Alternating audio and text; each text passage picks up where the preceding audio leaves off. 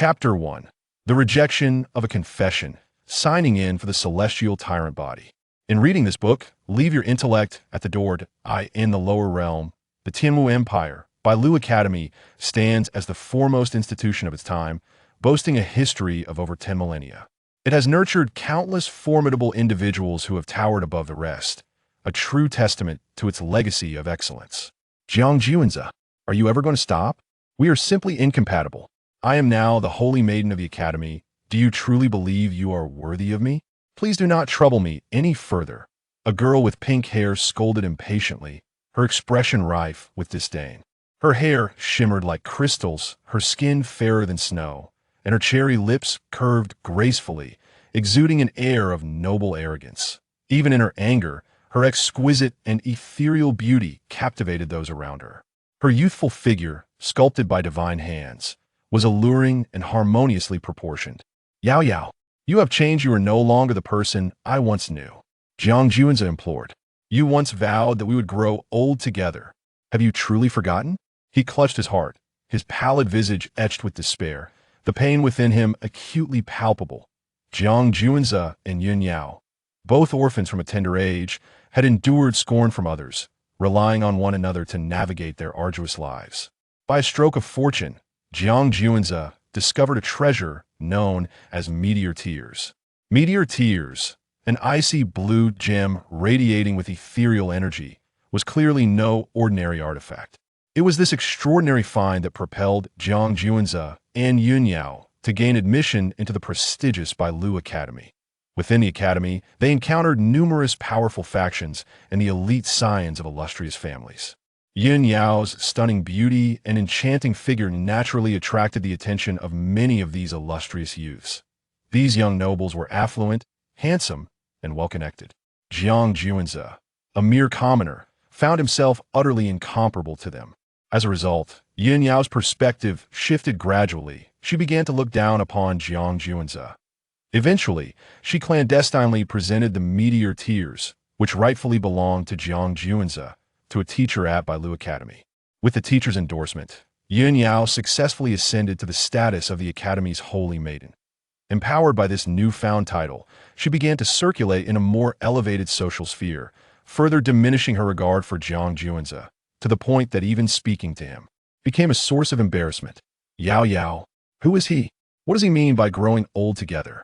At that moment, a figure clad in white appeared, graceful and poised. This was a young man with black hair and deep-set black eyes, his presence imbued with an aura of swordsmanship, as if he were a divine sword unsheathed, aimed at the heavens.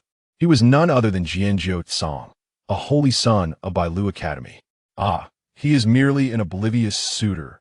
He should know his place. How dare he aspire to court someone like me? Yun Yao responded, adopting a flirtatious demeanor upon seeing the newcomer, leaning gently against Jianzhou Tsang in front of Jiang Juanza. Yao Yao, you. Jiang Juanza's heart sank as he witnessed his childhood companion, Yun Yao, seeking solace in another's embrace before his very eyes. His fingers clenched, cracking under the strain, and his body trembled slightly with indignation. Impudent. Is Yao Yao a name you are entitled to utter? Jianzhou Tsang's brow furrowed, and he reprimanded with a sharp voice. His sword was unsheathed with a speed that left no time for Jiang Juanza to react. Thud! A terrifying sword mark extended from Jiang Juanza's right shoulder to his left abdomen, the depth of the wound revealing glimpses of bone, blood gushing forth.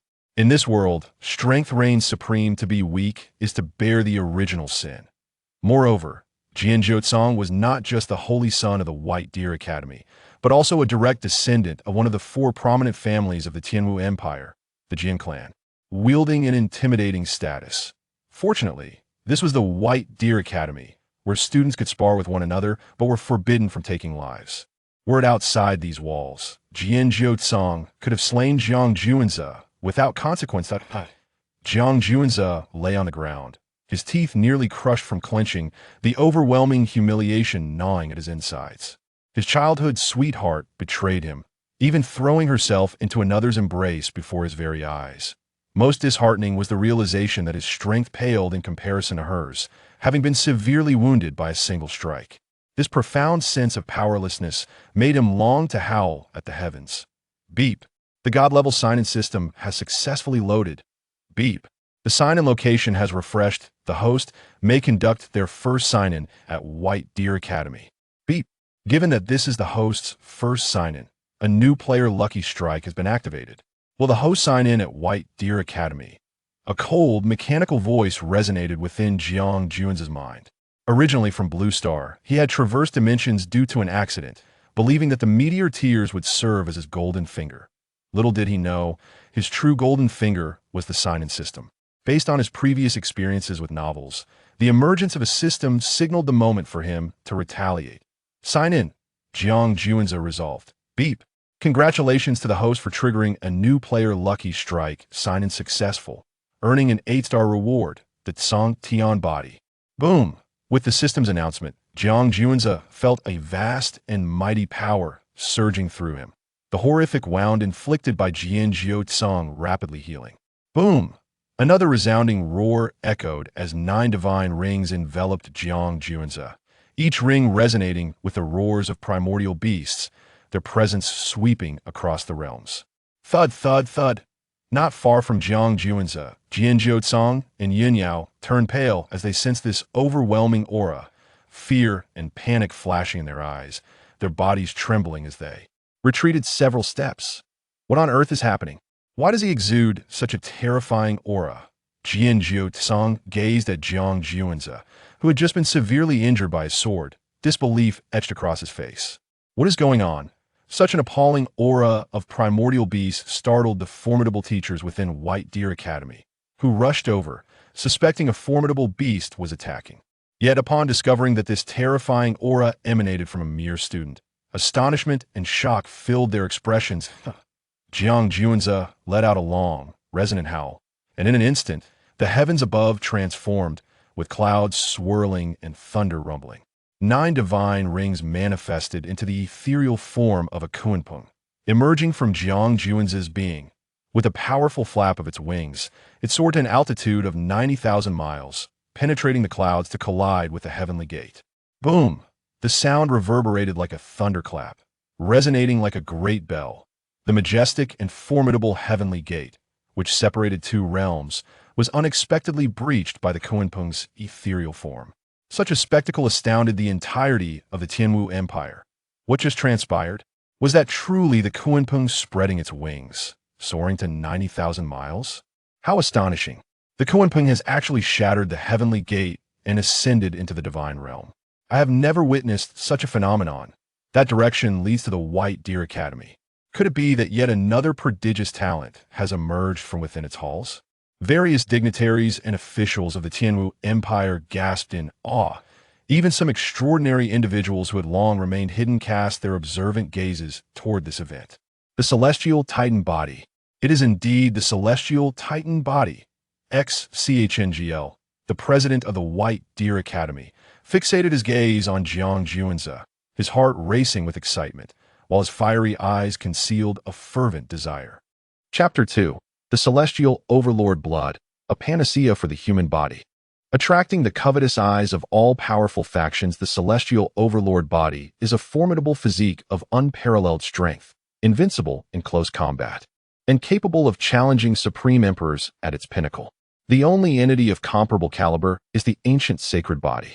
Regrettably, due to the cataclysmic shifts in the cosmos, the ancient sacred body has fallen victim to a celestial curse, bound by 10 shackles, rendering it unable to cultivate and relegating it to the status of a waste body. Thus, the Celestial Overlord Body stands alone in the realm. Flowing within it is the Celestial Overlord Blood, an exceptionally rare elixir for the human body. Particularly in its perfected form, the effects of this blood rival those of the immortality elixir. If one could raise Jiang Juanza, periodically extracting blood from him, an endless supply of Celestial Overlord blood could be procured. Upon contemplating this, Su Chongli, the head of the Bailu Academy, became visibly agitated. No matter the cost, he must secure the Celestial Overlord blood for himself. Jiang Juanza, on the other hand, was taken aback, realizing that his mere act of signing in had stirred such a commotion. All the faculty members, even Dean Su Chongli, had arrived, clearly intent on preventing him from remaining inconspicuous. His brow furrowed as he recognized that the celestial overlord blood flowing within him was a coveted treasure. Lacking strength, he was akin to a fish on a chopping block, destined to attract envy. He could already sense numerous covetous gazes, including that of Dean Su Chongli. Moreover, with Jiang Juan's awakening of the celestial overlord body, ancient and formidable beings also cast envious eyes upon him. A greater peril was stealthily approaching.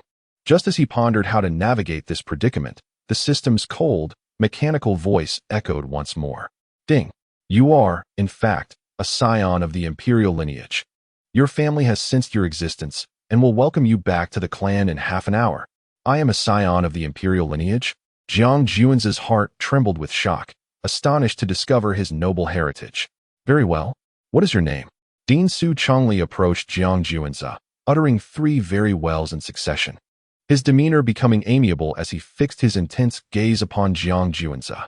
To him, Jiang Juanza was no longer merely an individual, but rather a vessel of life-giving blood.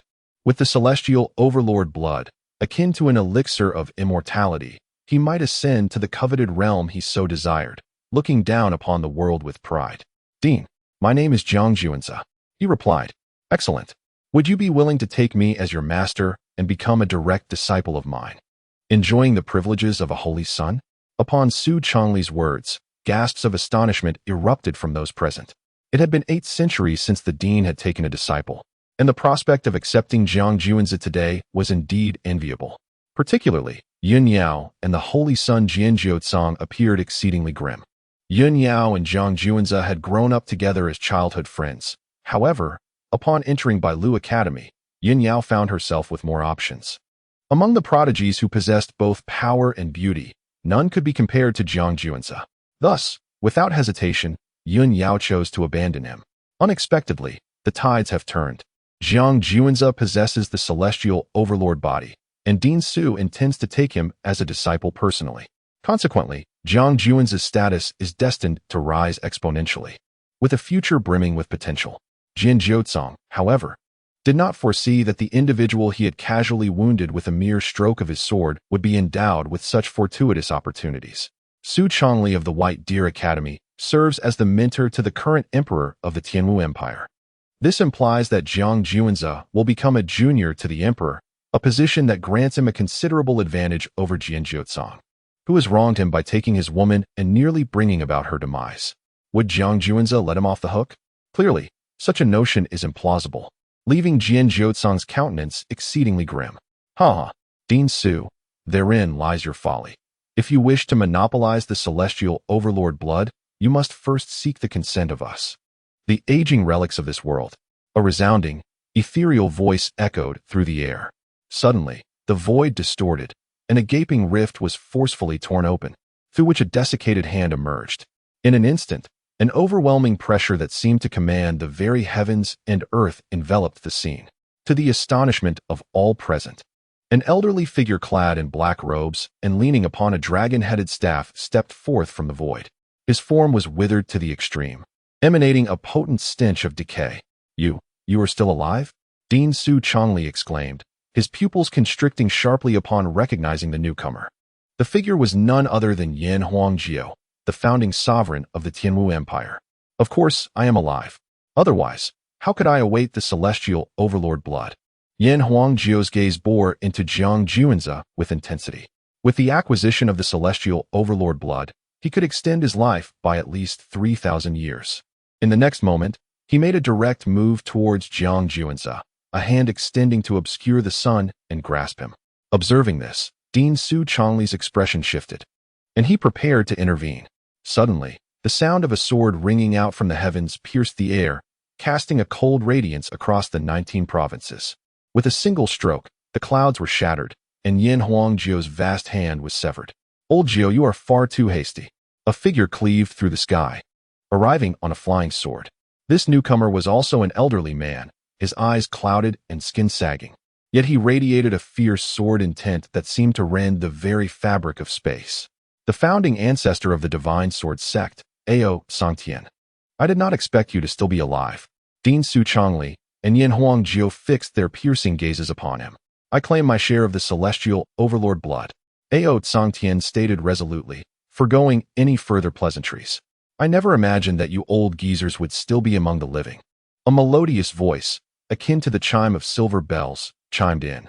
Dean Su Chongli, Yin Huangjiu, and Ao Tsangtian turned their attention toward the source of the sound. A young maiden, adorned in palace attire with bright eyes and a radiant smile, gracefully descended from the void.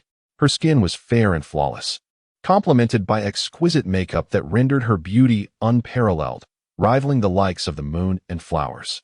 Yet, her physique seemed incongruous with her delicate and stunning visage. Her body, pallid and lifeless, was marred by an array of contusions and even oozing sores. Her head and body seemed as though they had been grotesquely stitched together. The esteemed progenitor of the Desire God sect, Miao Qianqian, have you not already succumbed to death? The director, Su Chongli, furrowed his brow. If this old rascal has not perished, how could I possibly allow myself to pass away? Have you thought of me during these years? Miao Qianqian, with the visage of a youthful maiden, smiled lightly. With such a ghastly appearance, who would ever think of you? Su Chongli retorted, his expression darkening. You truly wound my heart. Miao Qianqian feigned a pitiful demeanor, her voice laced with grievance. Miao Qianqian, cease your repulsiveness. Soon after, another elder arrived, equally aged and decrepit. The emergence of the celestial tyrant blood had summoned forth these old codgers, each intent on prolonging their dwindling lifespans through this power. The presence of so many formidable beings within the White Deer Academy rendered all present utterly speechless. Good heavens, I have truly become fish on the chopping block. Jiang Juanzi gazed in astonishment, thankful that his family would soon welcome him back. Otherwise, he would surely be devoured by these ancient wretches. Chapter 3. The Manifestation of Halloween. Who dares to harm the divine son of my Imperial clan? The scene where numerous decrepit beings, with their remaining lifespans dwindling, scrambled for Jiang Juanzi's celestial overlord blood, stirred a sense of sorrow among the onlookers. What was initially perceived as the rise of a prodigy endowed with the celestial overlord body revealed itself to be a grim reality, as this very prodigy appeared poised to be devoured by the insatiable old wretches. These ancient beings, driven to extremes in their quest for longevity, would not hesitate to slaughter millions if it meant extending their own lives. Jiang Juanzi, blessed with the celestial overlord body, one might ponder whether you are fortunate or unfortunate. As Yun Yao gazed upon Jiang Juanzi, now reduced to mere prey on the chopping block for these old immortals, she felt an overwhelming sense of relief. Had he been embraced as a cherished disciple by the esteemed Principal Su Chongli and stood alongside the royal brothers of the present Tianwu Empire, her heart would have been consumed by jealousy. Now, however, Jiang Juanzi, possessing the celestial overlord blood, had become a mere blood bag in the eyes of these ancient beings, destined to be divided amongst them. Yin Yao regarded him with a gaze akin to that of a pitying creature. Similarly, the holy son Jian Jiutsong felt a sense of relief. With so many ancient beings coveting Jiang Juanzi, his fate was sealed. He no longer had to fear retribution once Jiang Juanzi gained power. May he swiftly meet his end. At that moment, the assemblage of ancient beings began deliberating on how to divvy up Jiang Juanzi's celestial overlord blood. This child is far too weak. The medicinal properties of the celestial overlord blood are insufficient for us. I propose we confine him and forcibly elevate his strength to purify the blood's potency. I concur. Furthermore, we must ensure that we do not extract too much blood at once. We must keep him alive to ensure a continuous supply of the celestial overlord blood. Agreed. Let us proceed. In the midst of this discourse, Jiang Juanzi had seemingly transformed into an object for their use. At this moment, he had no voice, nor the ability to move, for his body was simultaneously restrained by these ancient beings. One must ponder, aside from Jiang Juanzi himself, how many could compel such a collective effort from these old immortals. Soon, the allocation of Jiang Juanzi's celestial overlord blood was resolved. He would be imprisoned within the most formidable stronghold of the lower realms, the Demon Suppression Tower. Within its confines, Jiang Juanzi would be subjected to forced enhancements of his power and the purification of his celestial overlord blood, increasing its efficacy. Once the blood proved beneficial to the ancient beings, they would periodically extract his blood, ensuring that no more than 1 liter was taken at a time. Following each extraction, they would replenish his vitality with rare treasures, preventing his demise. This way, all would reap the benefits. The members of the White Deer Academy trembled at the outcome of the ancient being's deliberations. Henceforth, Jiang Juanzi would be utterly reduced to a blood bag for these old immortals, destined to endure a fate worse than death. His life, as he knew it, was irrevocably over. These old wretches are truly ruthless. Were it not for the imminent return of the Jiang clan by the Imperial family, my life would be utterly forfeit. Jiang Juanzi's expression darkened. In their desperate bid for survival and to prolong their own lifespans, these ancient beings have resorted to the most extreme measures. Even in the presence of so many witnesses, they shamelessly proposed the distribution of the celestial blood within Jiang Juanzi, disregarding the reputations they have cultivated over countless years. This, in truth, reveals the mindset of the powerful who look down upon the world, viewing all beings as mere ants, insignificant in comparison. Only their own existence holds true value. After concluding their discussion, the group of ancient beings turned their greedy gazes towards Jiang Juanzi, bound in place by their machinations. Come with us, young one. The founding sovereign of the Tianwu Empire, Yan Huangjiu, waved his hand, conjuring an order chain forged from the very essence of the heavens and earth, which ensnared Jiang Juanzi. You old wretches, disaster is swiftly approaching. Jiang Juanzi's voice was as cold as ice. In such dire circumstances, his audacity to utter such words astonished all present. How dare he openly refer to these unparalleled powerhouses who dominate the world as old wretches and proclaim that calamity awaits them? Jiang Juanzi was indeed bold. Was this a blatant indication that these formidable beings dared not harm him? However, sometimes living can be far more agonizing than death. Indeed, these formidable beings seek only his celestial blood. As for the fate of others, as long as they survive, it suffices. Jiang Juanzi is doomed. Not only will he be subjected to regular bloodletting, but he may also face additional tortures. The onlookers stared at Jiang Juanzi in disbelief, convinced he had lost his sanity. You claim disaster is upon us. Ha! This young one is quite amusing. Laughter erupted from Yan Huangjiu, the founding sovereign of the Tianwu Empire, along with the foremost figures such as Ao Tsangtian, the head of the Divine Sword sect, and Miao Qianqian, the founder of the Desire sect. Their combined strength could topple the entire world, yet Jiang Juanzi's assertion that disaster looms over them struck them as utterly ludicrous. Who in the world could bring them misfortune? Release me now, and there may still be room for reconciliation. Otherwise, you shall all perish. Jiang Juanzi insisted. We shall perish? Ha ha. The laughter from Yan Huangjiu and his companions grew even louder. The members of Bailu Academy perceived Jiang Juanzi to be deranged. Yet, upon reflection, being eternally imprisoned and subjected to regular bloodletting would drive any individual to madness. Jiang Juanzi merely succumbed to it prematurely. Laugh indeed. Laugh heartily. Jiang Juanzi, witnessing their mirth, wore a sardonic smile. This group of ancient beings may revel in laughter now, but soon enough, their amusement will fade. Little one, are you attempting to provoke us intentionally, hoping for a swift end? Alas, you shall be disappointed. We will not kill you. In this world, the law of the jungle prevails, where the strong dominate and the weak are subjugated. If your strength is lacking, yet you possess the bloodline of the heavens, it is only fitting that we consume you. The words of Emperor Yan, the sovereign of the Tianwu Empire, resonated as he wielded the order chains, forged from the very essence of heaven and earth, pulling Jiang Juanzi into the void. Just as Emperor Yan, along with the formidable Tsangtian and the immortal Miao Qianqian, prepared to take Jiang Juanzi away, a thunderous roar erupted from the heavens above. In an instant, the sky transformed, with clouds swirling and thunder crashing, as exalted figures of supreme authority manifested in the firmament. Who dares to harm the divine son of my imperial lineage? Echoed a voice like thunder from the celestial heights, shattering mountains and trembling the cosmos, causing the very fabric of reality to emit mournful cries. Chapter 4. Opening the celestial gate to welcome the divine son home in the heavens above. Countless figures of saints materialized, gazing down upon the multitude with overwhelming might. Except for Jiang Juanzi, all beings in the realm fell to their knees in submission. Even the formidable figures of Yan Huangjiu, Ao Tsangtian, Miao Qianqian, and Su Chongli were not exempt from this divine pressure, succumbing to the ground in reverence. But this was merely the beginning.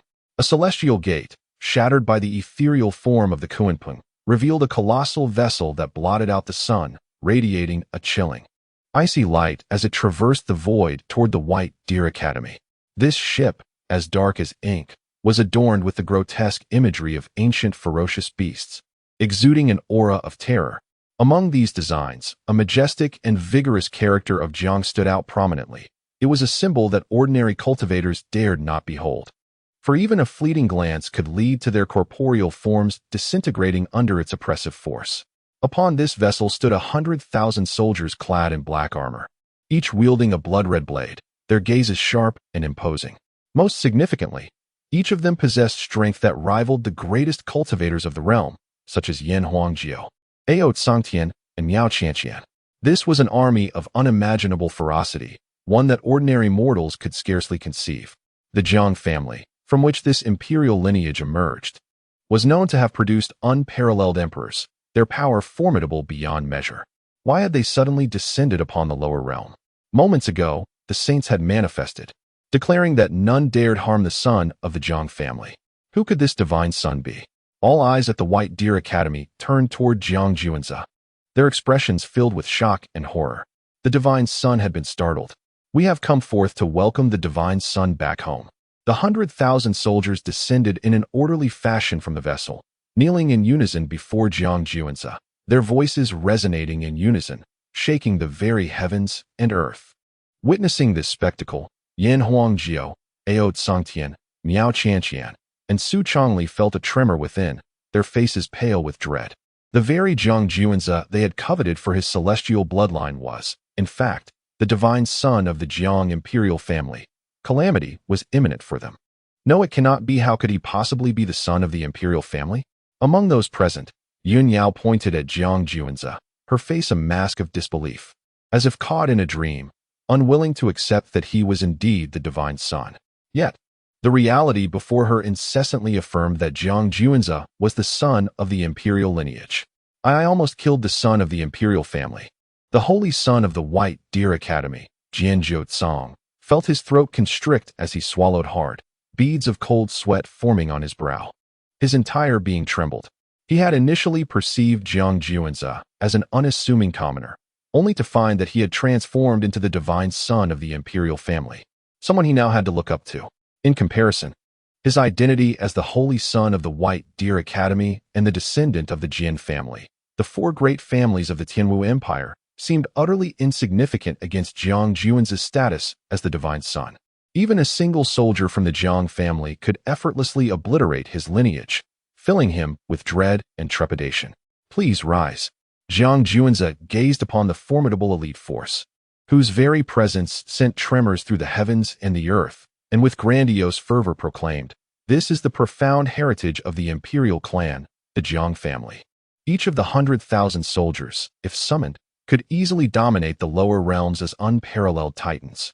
Xieshensi, the 100,000 soldiers rose, their fierce and intimidating gazes sweeping over Yan Huangjiu, Ao Tsangtian, and Miao Qianqian, the ancient immortals.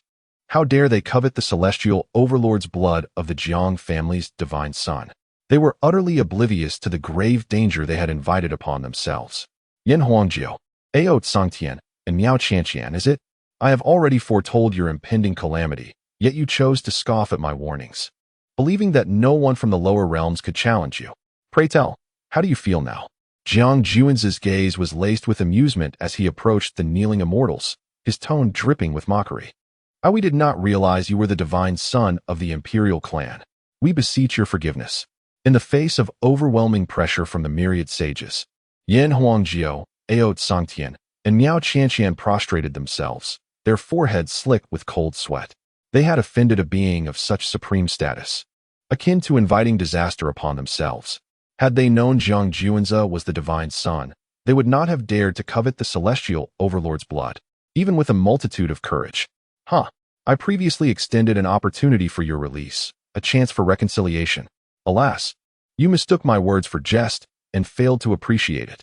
Jiang Juanzi shook his head. As his words fell, the 100,000 soldiers understood and drew their weapons. A terrifying aura of annihilation enveloping Yan Huangjiu, Ao Tsangtian, and Miao Qianqian. Please spare us, divine son. We implore you, grant us our lives. In an instant, these once mighty figures of the lower realms pleaded, kowtowing and begging for mercy. Some of the ancient immortals so frightened by the soldiers' murderous intent that they lost all control. Seeing this, Jiang Juanzi could not conceal his disdain and waved his hand dismissively. In the next moment, the Jiang family's soldiers struck mercilessly, annihilating those who had sought to claim Jiang Juanzi's celestial overlord's blood, along with their entire kin. The dignity of the divine son of the Imperial clan must not be tarnished. A profound regret blossomed within the eyes of Yan Huangjiu, Ao Songtian, Miao Qianqian, and Su Chongli. Their intent had been to extend their dwindling lifespans through the celestial overlord's blood, yet they found themselves hastening their demise instead. Alas, this world offers no remedy for regret. Having dealt with Yan Huangjiu, Ao Songtian, and Miao Qianqian, Jiang Juanzi then turned his gaze towards the previously threatening Jian Jiuzong. "Lift your head and behold me," he commanded, approaching the prostrate figure trembling before him. I dare not." Jian Jiuzong quivered on the ground, his body drenched in cold sweat. It was over. Today marked his utter ruin, and he feared for the safety of his family. "Dare not. Yet you previously wounded me with your sword. Had it not been for the academy, I might have already fallen victim to your wrath." Jiang Juanzi's voice was deep and resonant. "Spare me, Divine One. I am but a fool who failed to recognize greatness. Please, grant me your mercy." Jian Jiuzong fervently prostrated himself, blood streaming from his forehead, staining the ground crimson. Yet, even in his desperation, he dared not cease. Jiang Juanzi remained silent, solemnly retrieving Jian Jiuzong's longsword. "Divine One, no. Please." With a swift thrust, the blade pierced through Jian Jiuzong's skull, rendering him lifeless. Subsequently, Jiang Yu turned his gaze toward his childhood sweetheart, Yun Yao. Juanzi, it was my mistake. Let us reconcile." Yun Yao delicately tucked a stray lock of hair behind her ear, revealing the beauty that once captivated Jiang Juanzi's heart. He inhaled deeply, remaining silent as the adoration in his eyes faded, leaving only a void of indifference and cruelty. From this day forth, he would sever all ties with Yun Yao. "Juanzi, I was wrong. I truly understand my folly. You are still the one I cherish the most." Yun Yao cried out, gazing at Jiang Juanzi's unyielding silhouette, her heart swelling with profound regret. Once, a genuine love lay before her, yet she failed to cherish it. Now, she had squandered the affection of an exalted heir of the Imperial lineage, a mistake that would haunt her for a lifetime. She would even become the subject of ridicule throughout the academy, for all were well aware of Jiang Juanzi's previous kindness toward her. Yet, Yun Yao had treated him with disdain, instead striving to curry favor with other prodigious talents. A classic case of losing the greater good for a trifling gain. Let her suffer the consequences of her actions for eternity. Return to the clan. Jiang Juanzi cast not another glance at Yun Yao, his voice resolute and powerful. He was determined to grow stronger, to ascend to unparalleled heights, where no one could dare to humiliate him. "Open the heavenly gate. Welcome the Divine One back to the clan." A chorus of 100,000 soldiers roared in unison, their voices shattering the heavens. Boom, boom, boom. The thunderous and resonant drumbeats reverberated through the land, heralding the long-awaited return of the Jiang family's lost heir, fulfilling the hopes of countless souls. In this era, the realm of life posed an overwhelming threat, particularly among the younger generation, who were brimming with talent. The younger members of the Jiang family had faced numerous defeats against their counterparts from the realm of life, and were now in dire need of a leader. Jiang Juanzi, possessing the celestial dominance body ranked among the top 10 of the 3,000 bodies, was the ideal candidate. Chapter 5. The Resonance of Imperial Blood. My son possesses the grace of a great emperor in the celestial realm. Within the southern Dipper Star domain lies the ancient star of Kanglan, the stronghold of the Imperial clan, the Jiang family. Upon this ancient star, myriad phenomena unfold. Dragons soar and phoenixes dance, heavenly flowers cascade, and golden lotuses spring forth from the earth. The entire ancient star teems with life and spiritual energy, truly deserving of being the abode of a family that has birthed supreme emperors. The Jiang family is divided into 8 branches, with Jiang Juanzi being the direct descendant of the ancestral lineage. As the Jiang family's flying vessel traversed the celestial portal and arrived at Kanglan Ancient Star, a magnificent palace emerged before their eyes, radiant with divine light and enveloped in mist, akin to stepping into a realm of immortals. Ding! The sign-in location has refreshed. Please sign in at the transformation pool. The system's cold, mechanical voice echoed. Transformation pool. What manner of place is this? Jiang Juanza mused inwardly. Ha! My son yet lives. My son yet lives. My Jiang Yuan has not been left without heirs. Thank the heavens for their mercy. A booming laughter interrupted Jiang Juanza's contemplation. A figure, disheveled and clad in rags, approached the flying vessel with a frantic pace. This deranged figure appeared utterly wretched, having lost an arm and a leg, with half of his face seemingly flayed away, presenting a ghastly visage. Father? At the moment he beheld the approaching figure, Jiang Juanza felt an overwhelming resonance of bloodline and soul. Ha! Come, come. Let me behold you fully. As Jiang Yuan laid eyes upon his son Jiang Juanza, tears welled up, and his eyes turned crimson with emotion. 20 years prior, their family had been treacherously ambushed in a forbidden zone of life. Jiang Juanza's mother perished, while Jiang Yuan was gravely injured. Though he was rescued by timely arriving kin, he suffered the loss of much of his cultivation and the amputation of a leg and an arm, leaving him in a state that was neither fully human nor ghostly. Jiang Juanza, meanwhile, had vanished without a trace. This immense blow plunged Jiang Yuan, once a paragon of the family, into despair, leading him to madness. Now, by the grace of the heavens, as Jiang Juanza awakened his celestial tyrant body, the shadow of the Kunping soared to great heights, breaking through the celestial gate. It was then that Jiang Yuan felt the resonance of bloodline and soul, realizing that his son Jiang Juanza was still alive and in peril. Had the celestial tyrant body been born into a great family, it would certainly have become a prodigious figure. However, without support, it could spell disaster for its bearer. With a grand gesture, Jiang Yuan summoned myriad saints to manifest in the world, and 100,000 elite soldiers welcomed Jiang Juanza back to the clan. Upon witnessing his son Jiang Juanza return, Jiang Yuan trembled with emotion, his remaining arm tightly embracing Jiang Juanza as he wept uncontrollably. The son he had long yearned for had not perished, he had returned, and even Jiang Yuan's madness seemed to wane considerably. Father. Jiang Juanza also embraced his father, feeling the profound love of a parent yearning for the return of a wayward child. It is well that you have come back. It is well that you have returned.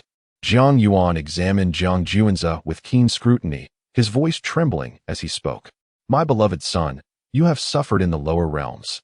With you here, our lineage shall surely flourish. In Jiang Yuan's deep voice, there was an abundance of unrestrained joy. Since he had been treacherously wounded in the life-forbidden zone, the loss of his wife and the mysterious disappearance of his son had plunged their lineage into a state of despair. The younger generation of the Jiang family was already somewhat inferior to that of the life-forbidden zone, making this a profound blow to the entire clan. However, with the return of Jiang Juanza, now possessing the formidable Tsang Tian Ba Ti, ranked among the top 10 of the 3,000 physical embodiments, there was newfound hope for their resurgence. The Jiang family was poised to give birth to a true leader, one who would guide the descendants of the Jiang family to battle in the life-forbidden zone. Lord Jiang Yuan, the Imperial blood resonance is ready. The divine son may proceed at once. A robust soldier clad in silver armor, with piercing eyes, strode confidently to Jiang Yuan and Jiang Juanza, his voice resonating with authority. Excellent. I shall take my son there immediately. Jiang Yuan nodded and began to explain the Imperial blood resonance to Jiang Juanza. The Imperial blood resonance referred to a supreme emperor who once emerged from the Jiang family. He had utilized his own Imperial blood along with a fragment of a true dragon's elixir, combined with numerous precious medicines, to concoct a supreme spiritual liquid known as the Transformation Dragon Pool, symbolizing the metamorphosis from the mundane to the extraordinary. Cultivating within the Transformation Dragon Pool would yield boundless benefits. Many of the Jiang family's exceptional prodigies had trained therein. However, the Imperial blood was exceedingly domineering. A single drop could collapse the heavens. Thus, for a member of the Jiang family to enter the Transformation Dragon Pool, they must resonate with the Imperial blood and gain its acknowledgement or face certain doom. The greater the degree of acknowledgement from the Imperial blood, the longer one could cultivate within the pool and the more advantages they would reap. My son, to resonate with the Imperial blood, strength is not as crucial as your inherent potential. The higher your potential, the greater the likelihood of resonance. You now possess the Tsang Tian Ba Ti, ranked among the top 10 of the 3,000 physical embodiments, showcasing remarkable potential. Should you resonate with the Imperial blood, seize this opportunity. Jiang Yuan admonished with a serious expression. At present, Jiang Yuan's cultivation was severely impaired, and he bore the wounds of the great Tao, rendering him unable to recover. Conversely, Jiang Juanza had just returned from the lower realms, endowed with the Tsang Tian Ba Ti, yet his realm was regrettably too low. Only by entering the transformation dragon pool could Jiang Juanza hope to catch up with his peers in the celestial realm. The hopes of their lineage rested entirely upon his shoulders. Yes, father, Jiang Juanza replied with a resolute nod. Before long, Jiang Yuan escorted Jiang Juanza to the Jiang family's forbidden ground, the transformation dragon pool. Though referred to as a pool, it was unimaginably vast. With waters of a pale red hue, where shadows of blood dragons twisted and leapt, bursting with vitality. The sky above was adorned with myriad radiant lights, presenting a spectacle of extraordinary phenomena. What terrifying pressure! Jiang Juanza gazed at the transformation dragon pool, his heart filled with trepidation. Even before nearing the pool, the overwhelming pressure emanating from it left him feeling as though a colossal stone weighed upon his chest, making it difficult to breathe.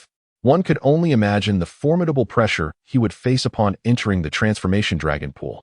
My son, without the recognition of the Imperial blood, one simply cannot enter the dragon transformation pool. Do not proceed any further. I fear you may not withstand it. Jiang Yuan spoke with a grave expression. Even though he was once a formidable presence within the sacred realm, he felt utterly powerless in the face of the oppressive force emanating from the dragon transformation pool, forged from Imperial blood. Indeed, Jiang Juanza nodded, then, adhering to his father Jiang Yuan's guidance, began to resonate with the Imperial blood within the pool. In that instant of resonance, a darkness enveloped Jiang Juanza, and his surroundings transformed. He found himself in an abyssal space where light was utterly absent. Yet, a single droplet of blood, akin to a mountain, hung suspended in the heavens above, radiating a brilliant light and exuding an overwhelming aura of power that sent ripples through the dark void. Jiang Juanza inhaled deeply, attempting to draw closer. Here, he felt no discomfort. Even the oppressive force of the Imperial blood felt like a gentle breeze against his face, having no effect on him. It was as if a benevolent elder was watching over him with a warm smile. Unbeknownst to Jiang Juanza, chaos was unfolding in the outside world. Within the dragon transformation pool, the waters boiled, and the ethereal image of 9 dragons soared into the clouds, coiling majestically above and showering the surroundings with a cascade of golden light. As the golden radiance infused Jiang Juanza's being, his resonance with the Imperial blood deepened. 5%, 10%, 50%, 80%, the level of resonance continued to rise. At that moment, Jiang Yuan's eyes widened, his entire body trembling with excitement. In my time, my resonance with the Imperial blood only reached 78%. Yet now my son Juanza has achieved 80%, and it is still climbing. Could this not signify that my son possesses the potential of an emperor? Chapter 6.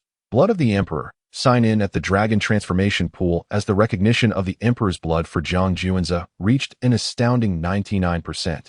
The waters of the dragon transformation pool began to surge, and the ancient star of Kanglan trembled.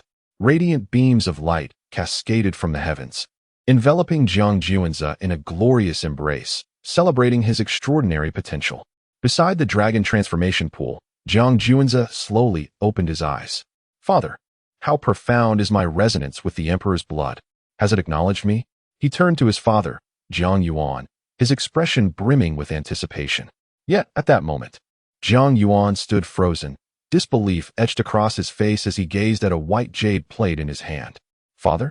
Jiang Juanza called again, stirring Jiang Yuan from his stupor. He looked at his prodigious son, his heart racing, his gaze filled with awe. The resonance between his son and the emperor's blood had reached a staggering 99%, a feat unparalleled in the history of the Jiang family. No one had ever achieved such heights, and this was his son. Deep beneath the ancient star of Kanglan, an ancient being slowly opened his eyes. Though his presence was unassuming, akin to an ordinary person, his eyes reflected the cosmos itself, with countless stars being born and fading within their depths. I never anticipated that my lineage would produce such a genius. With a recognition level of 99% from the Emperor's blood, he is fully capable of assimilating this drop of Imperial essence. The old man's voice was deep and resonant. The extraordinary phenomenon at the dragon transformation pool drew the attention of the entire Jiang family. The elders of the clan hurriedly flew to the site, bewildered by the unfolding events. What has transpired? Why has the dragon transformation pool exhibited such anomalies?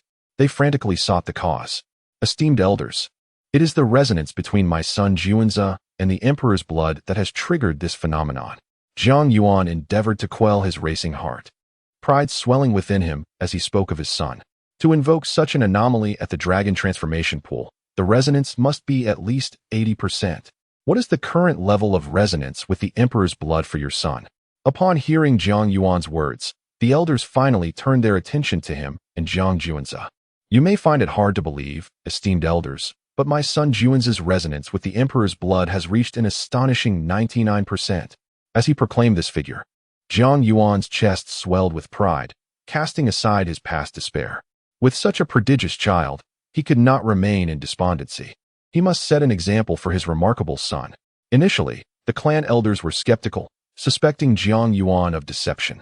However, upon witnessing the earnest pride in his expression, their hearts jolted. Could it truly be as he claimed? They swiftly approached Jiang Yuan, their eyes drawn to the jade plate in his hand. Upon seeing the figure of 99%, they were struck as if by lightning, standing in stunned silence for a long moment before regaining their composure. Words such as freak, genius, and imperial demeanor echoed in their minds. Is he the son you have long lost? The elders of the Jiang family pointed at Jiang Juanza, their eyes ablaze with fervor. After all, Jiang Yuan had stirred up quite a commotion to bring back Jiang Juanza, and the news quickly spread throughout the entire clan. Everyone was aware that Jiang Yuan's son had returned. Yet, no one anticipated that Jiang Yuan's son would be so extraordinary, resonating with the imperial blood to an astonishing 99%. Indeed, Jiang Yuan nodded proudly, relishing the moment when no one could dare claim their lineage had declined, and how those life-threatening zones would tremble in the face of their resurgence. At that instant, the void beside the dragon transformation pool warped, and a figure clad in white robes appeared, his eyes shimmering with the birth and demise of stars. Ancestor, Jiang Yuan and the elders were filled with dread upon recognizing the visitor. The ancestor was one of the pillars of the Jiang family, possessing unparalleled strength. During times of peace, he had been in deep seclusion at the core of the Kanglan ancient star. It was unexpected that Jiang Juanza's resonance with the imperial blood would have drawn the ancestor out. With a 99% resonance to the imperial blood, enter the dragon transformation pool, and I shall assist you in merging with the imperial blood, the ancestor said kindly, gazing at the bewildered Jiang Juanza. He was the most exceptional descendant of the Jiang family and the hope for their future confrontation against life-threatening zones. What? Ancestor, no? If the dragon transformation pool loses the imperial blood, its effects will undoubtedly diminish significantly or even vanish entirely. This would be detrimental to the family. The elders gasped in horror, utterly unprepared for the ancestor's decision. The imperial blood is merely a temporary absence. As long as our Jiang family produces another emperor, we can replenish it. The ancestor waved his hand dismissively, his voice resonating with supreme authority, shaking the heavens. Does the ancestor also acknowledge that my son possesses the potential of an emperor? Jiang Yuan clenched his fists, his heart surging with excitement. The elders were equally astonished by the ancestor's regard for Jiang Juanza. They exchanged glances, never having witnessed such concern for a younger generation before. Proceed, the ancestor commanded. Jiang Juanza felt a gentle force lifting him into the dragon transformation pool. The moment he entered, an endless energy surged through his pores, flooding his body. Crackling sounds erupted as Jiang Juanza's aura surged. His previously mere 9th level of body refinement began to escalate wildly. Subsequently, the ancestor took action, utilizing immense power to gather the scattered imperial blood within the dragon transformation pool. With a flick of his finger, the imperial blood instantly entered Jiang Juanza's brow. Boom! The overwhelming pressure from the imperial blood nearly caused Jiang Juanza's mind to explode. Fortunately, at the critical moment, a gentle force aided him in assimilating the imperial blood. Crackling. The bones throughout Jiang Juanza's body erupted with sound, his vital energy surging like a dragon, rampaging within him as if an army were engaged in a fierce battle. Boom, boom, boom. Jiang Juan's realm continuously transcends. He has achieved the 9th layer of body refinement, the 9th layer of qi, and the 9th layer of soul, ultimately culminating in the unification of spirit and flesh. Attaining the state of oneness, Jiang Yuan and the elder clansmen stood in awe. In such a brief span of time, Jiang Juanza had leapt from the 9th layer of body refinement to the state of oneness. Moreover, this was no mere breakthrough. Under the auspices of the ancestor, who had facilitated the fusion of the emperor's blood within him, the 3 major realms of body refinement, qi, and soul had been solidified to their utmost pinnacle, laying the most formidable foundation for his path, with boundless potential for the future. At this moment, Jiang Juanza was immersed in the ecstasy of his breakthrough. The fusion of the emperor's blood not only significantly enhanced his strength, but also rendered him oblivious to the existence of any bottleneck in his realm. In other words, Jiang Juanza would no longer encounter any barriers. With sufficient accumulation, he could effortlessly ascend to the next realm. Ding! The host finds himself in the dragon transformation pool. Shall I proceed with the sign-in? The system's cold, mechanical voice echoed. Sign in. Jiang Juanza silently murmured to himself. Ding! Congratulations to the host for receiving the 8-star reward, the divine eye-twin pupils. As the system's voice faded, Jiang Juanza felt a sudden heat in his eyes.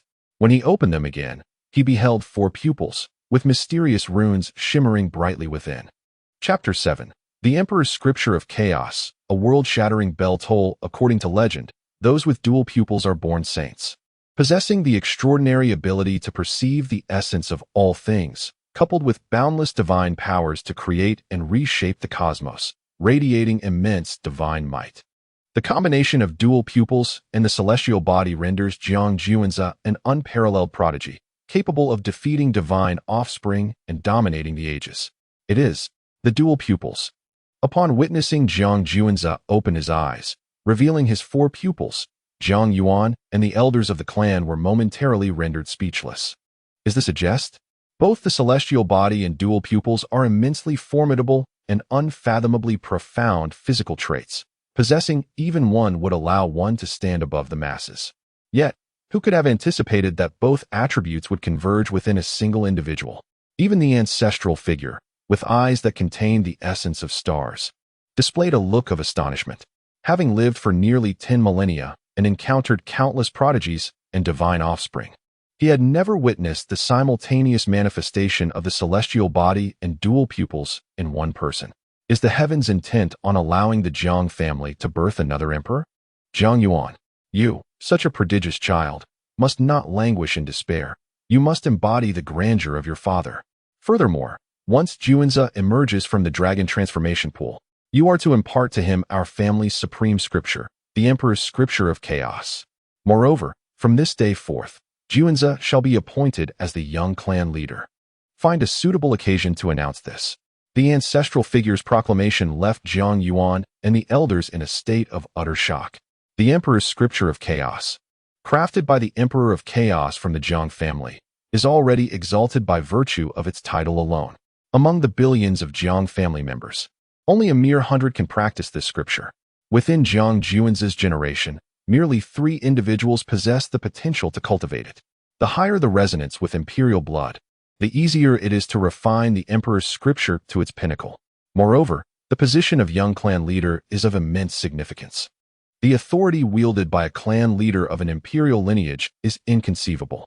Centered around the Kanglan ancient star, the Jiang family governs hundreds of life-bearing planets and thousands of celestial bodies rich in minerals and precious medicines. In the absence of the most formidable elders, the words of the imperial clan leader carry the weight of a divine decree. A single command could influence billions of lives. The young clan leader, as the heir apparent, would also receive a considerable allocation of the family's vast cultivation resources. An elder interjected, ancestral figure. Is this truly prudent? To appoint Juanza as the young clan leader immediately upon his return to the clan will undoubtedly provoke discontent among many. Each of the 8 branches of the Jiang family boasts a prodigious offspring, all eyeing the position of young clan leader.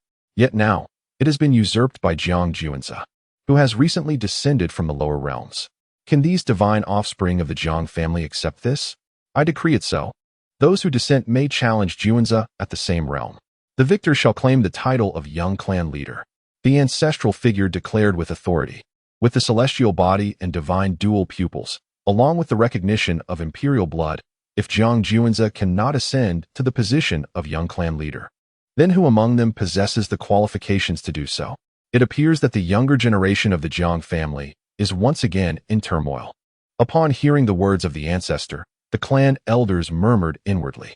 My son Juanza not only secured the qualification to cultivate the primordial Emperor Sutra, but has also been provisionally appointed as the young clan leader. Zhang Yuan was stunned by the continuous stream of joyous news, feeling as if he were in a dream. His son awakened the celestial overlord body, resonating with the imperial bloodline at an astounding 99% upon returning to the clan. The ancestor personally manifested to assist his son in merging with the imperial blood. Now, with Juanza possessing the double eyes of divinity, the ancestor has bestowed upon him the opportunity to cultivate the primordial Emperor Sutra and granted him the position of young clan leader. How greatly esteemed is my son. Once this news spreads, Juanza is destined to become a figure of prominence within the imperial Jiang family. Subsequently, as the ancestor departed, the gazes of the clan elders towards Juanza were filled with envy and astonishment. Having just returned to the family, he is already so highly regarded by the ancestor. Endowed with the celestial overlord body and divine eyes, his future achievements are boundless. However, it is crucial to note that while the younger generation of the Jiang family is indeed remarkable, they still fall short in comparison to the youth of the life forbidden zone. This is certainly not a comforting thought. If the current young generation becomes the backbone of their respective forces, can the Jiang family withstand the onslaught from the life forbidden zone? Fortunately, the emergence of Juanza, who possesses both the celestial overlord body and the divine eyes, is undoubtedly a divine blessing for the Jiang family. With Juanza at the helm, the younger generation of the Jiang family may very well bridge the gap with the youth of the life forbidden zone. The Wuxia Palace, the abode of the direct lineage of the ancestor, is expansive and luxurious, filled with numerous halls. A flurry of servants hurriedly prepared a room for Juanza.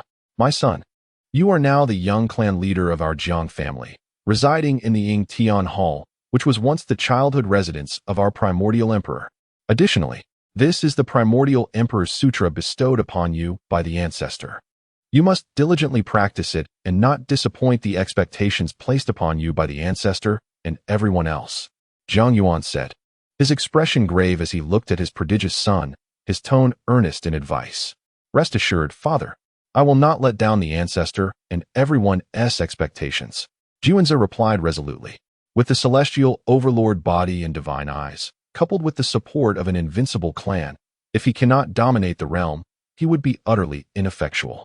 By the way, as our Jiang family's divine son, you cannot handle everything personally. You must cultivate a few trusted aides. Considering the time, the trials of the astonishing Bell should commence soon. I wonder how the geniuses selected from various life planets will perform. Let us head to the martial arena. There, you should be able to select a few confidants. Zhang Yuan stated. Just as the primordial emperor had once commanded 9 legendary generals, each possessing extraordinary talent and formidable strength. Renowned throughout the universe, it was the support of these 9 generals that propelled the primordial emperor to his imperial success. As the young clan leader, it is only fitting to cultivate a few trusted aides. Subsequently, Zhang Yuan inquired about Jiang Juanza's experiences in the lower realm. Upon hearing that Jiang Juanza had been left destitute and struggling to survive, Zhang Yuan's eyes brimmed with tears. It was indeed tragic that his son endured such hardships in the lower realm, all stemming from the calamity of the Tianyuan life forbidden zone, which had shattered their family, claimed his wife's life, and left his son lost and unknown. In that moment, Zhang Yuan's heart ignited with fury and determination, coupled with a deep resentment for having languished in despair for over a decade. He resolved to regain his strength and seek vengeance. After imparting knowledge about the power dynamics and fundamental truths of the heavenly realm to Jiang Juanza, Zhang Yuan departed from the Yingtian Hall. With his long-lost son returned, he felt compelled to host a grand welcoming banquet, proclaiming to the entire Jiang family that his son had not perished but had returned. Endowed with the formidable Tsangtian dominance and the dual pupil, He intended to elevate Jiang Juanza's reputation while demonstrating to the skeptics of the Jiang families standing within the life-forbidden zone that they had not fallen from grace. Ding! The sign-in location has been refreshed. Please sign in before the resounding bell of martial arts. The system's voice echoed in Jiang Juanza's mind. In light of this, he decided to visit the martial arts arena. A flicker of resolve crossed his gaze as he whispered to himself. Soon, guided by a servant, Jiang Juanza arrived at the Jiang family's martial arts arena aboard a precious artifact. A group of Jiang youths were currently training vigorously against the dawn, their movements powerful and spirited, each face reflecting intense focus. On the other side, a gathering of hopeful and envious young individuals from minor families, lesser factions, or desolate planets observed. Their selection by the Jiang family for testing had already signified their exceptional cultivation potential. Yet, upon arriving at the Jiang family, they faced a final assessment, the resounding of the awe-inspiring bell. Only by ringing the bell could they earn a place among the Jiang family, representing a monumental opportunity. To remain within the Jiang family meant a bright future awaited them. As the saying goes, even a seventh-rank official at the Prime Minister's doorstep enjoys a status far superior to their previous existence as mere servants. If they could ring the bell twice, they would qualify to become Jiang family guards, receiving tenfold the cultivation resources of a servant. 3 chimes would grant them the status of followers to ordinary family members. 4 rings would elevate them to the ranks of the Jiang family's prodigies. And if they managed to ring it 5 times, they would earn the privilege to follow the Jiang family's chosen heir. Chapter 8. The Fall of the Emperor, the Emergence of Darkness. The cycle of reincarnation before the awe-inspiring bell, meticulously crafted from bronze with intricate wave patterns etched below and a fierce beast head perched atop, stood a youth clad in immaculate white. This tall figure, with flowing black hair and bright, clear eyes, exuded an ethereal grace, reminiscent of an otherworldly being rather than one bound by earthly ties. Upon his arrival, he captivated the attention of all present. Who is this Lu Wuchen? He is the direct descendant of the ancient Lu family. Rumor has it that he aspires to become a follower of one of the divine sons from the Jiang family. Indeed, though the Lu family may not rival the Jiang family in stature, they have nurtured him well. It is perplexing that Lu Wuchen, with his extraordinary talent and illustrious lineage, would willingly lower himself to pursue the favor of a divine son from the Jiang family. Most astonishingly, it is said that several divine sons from the Jiang family have extended their olive branches to him, only to be met with his refusal. To which divine son does he truly wish to pledge his allegiance? As the onlookers gazed at Lu Wuchen, poised to strike the bell, discussions flourished. Although the Lu family may not match the Jiang family in prominence, they too boast a rich heritage, having produced supreme beings in the past. Lu Wuchen, as the heir of the Lu family, possesses exceptional cultivation talents, ensuring that he is cultivated with utmost care. Legends speak of his birth being graced by celestial blessings, with clouds of good fortune enveloping him and phoenixes and dragons heralding his arrival. In this lifetime, perhaps he could aspire to claim the imperial throne. Yet, unexpectedly, Lu Wuchen made a decision that defied his ancestors. He chose to approach the Jiang family, seeking to become a follower of a divine son. This revelation not only astonished the world, but also incited considerable ire among the elders of the Lu family. Being a follower may sound flattering, yet in truth, it positions one as a subordinate to the Jiang family's divine sons, elevating their status only slightly above that of a servant. To abandon the opportunity to be a divine son and instead serve the Jiang family is a grave decision. Particularly, Lu Wuchen's father was incensed, resorting to the divine whip to chastise him for 3 consecutive days and nights, leaving him battered and bruised. Nevertheless, Lu Wuchen's resolve remained unyielding. He was determined to join the Jiang family. The elders of the Lu family, unwilling to lose such a prodigious talent, began to implore Lu Wuchen's father with gentle words. But ultimately, they were left with no choice but to acquiesce. Lu Wuchen's motivations for this course of action were rooted in a profound secret he harbored deep within. Lu Wuchen possessed the body of reincarnation, and this was his 9th life, his final existence. The current sovereign of the human race, the eternal emperor, has entered his twilight years. No matter how illustrious his past, or how he once vanquished foes to ascend to the imperial throne, he now faces a mere 300 years of life remaining. The day the eternal emperor falls will herald the onset of chaos and darkness. While other imperial clans may manage to safeguard themselves, the Lu family will be swept away in the turmoil, destined to become mere sustenance for those terrifying entities that lurk in the shadows. Lu Wuchen yearned to alter the fate of his family. However, despite having experienced 8 lifetimes, he ultimately found himself thwarted, with his kin annihilated and his parents tragically perishing, rendering any attempts to avert his family's demise futile.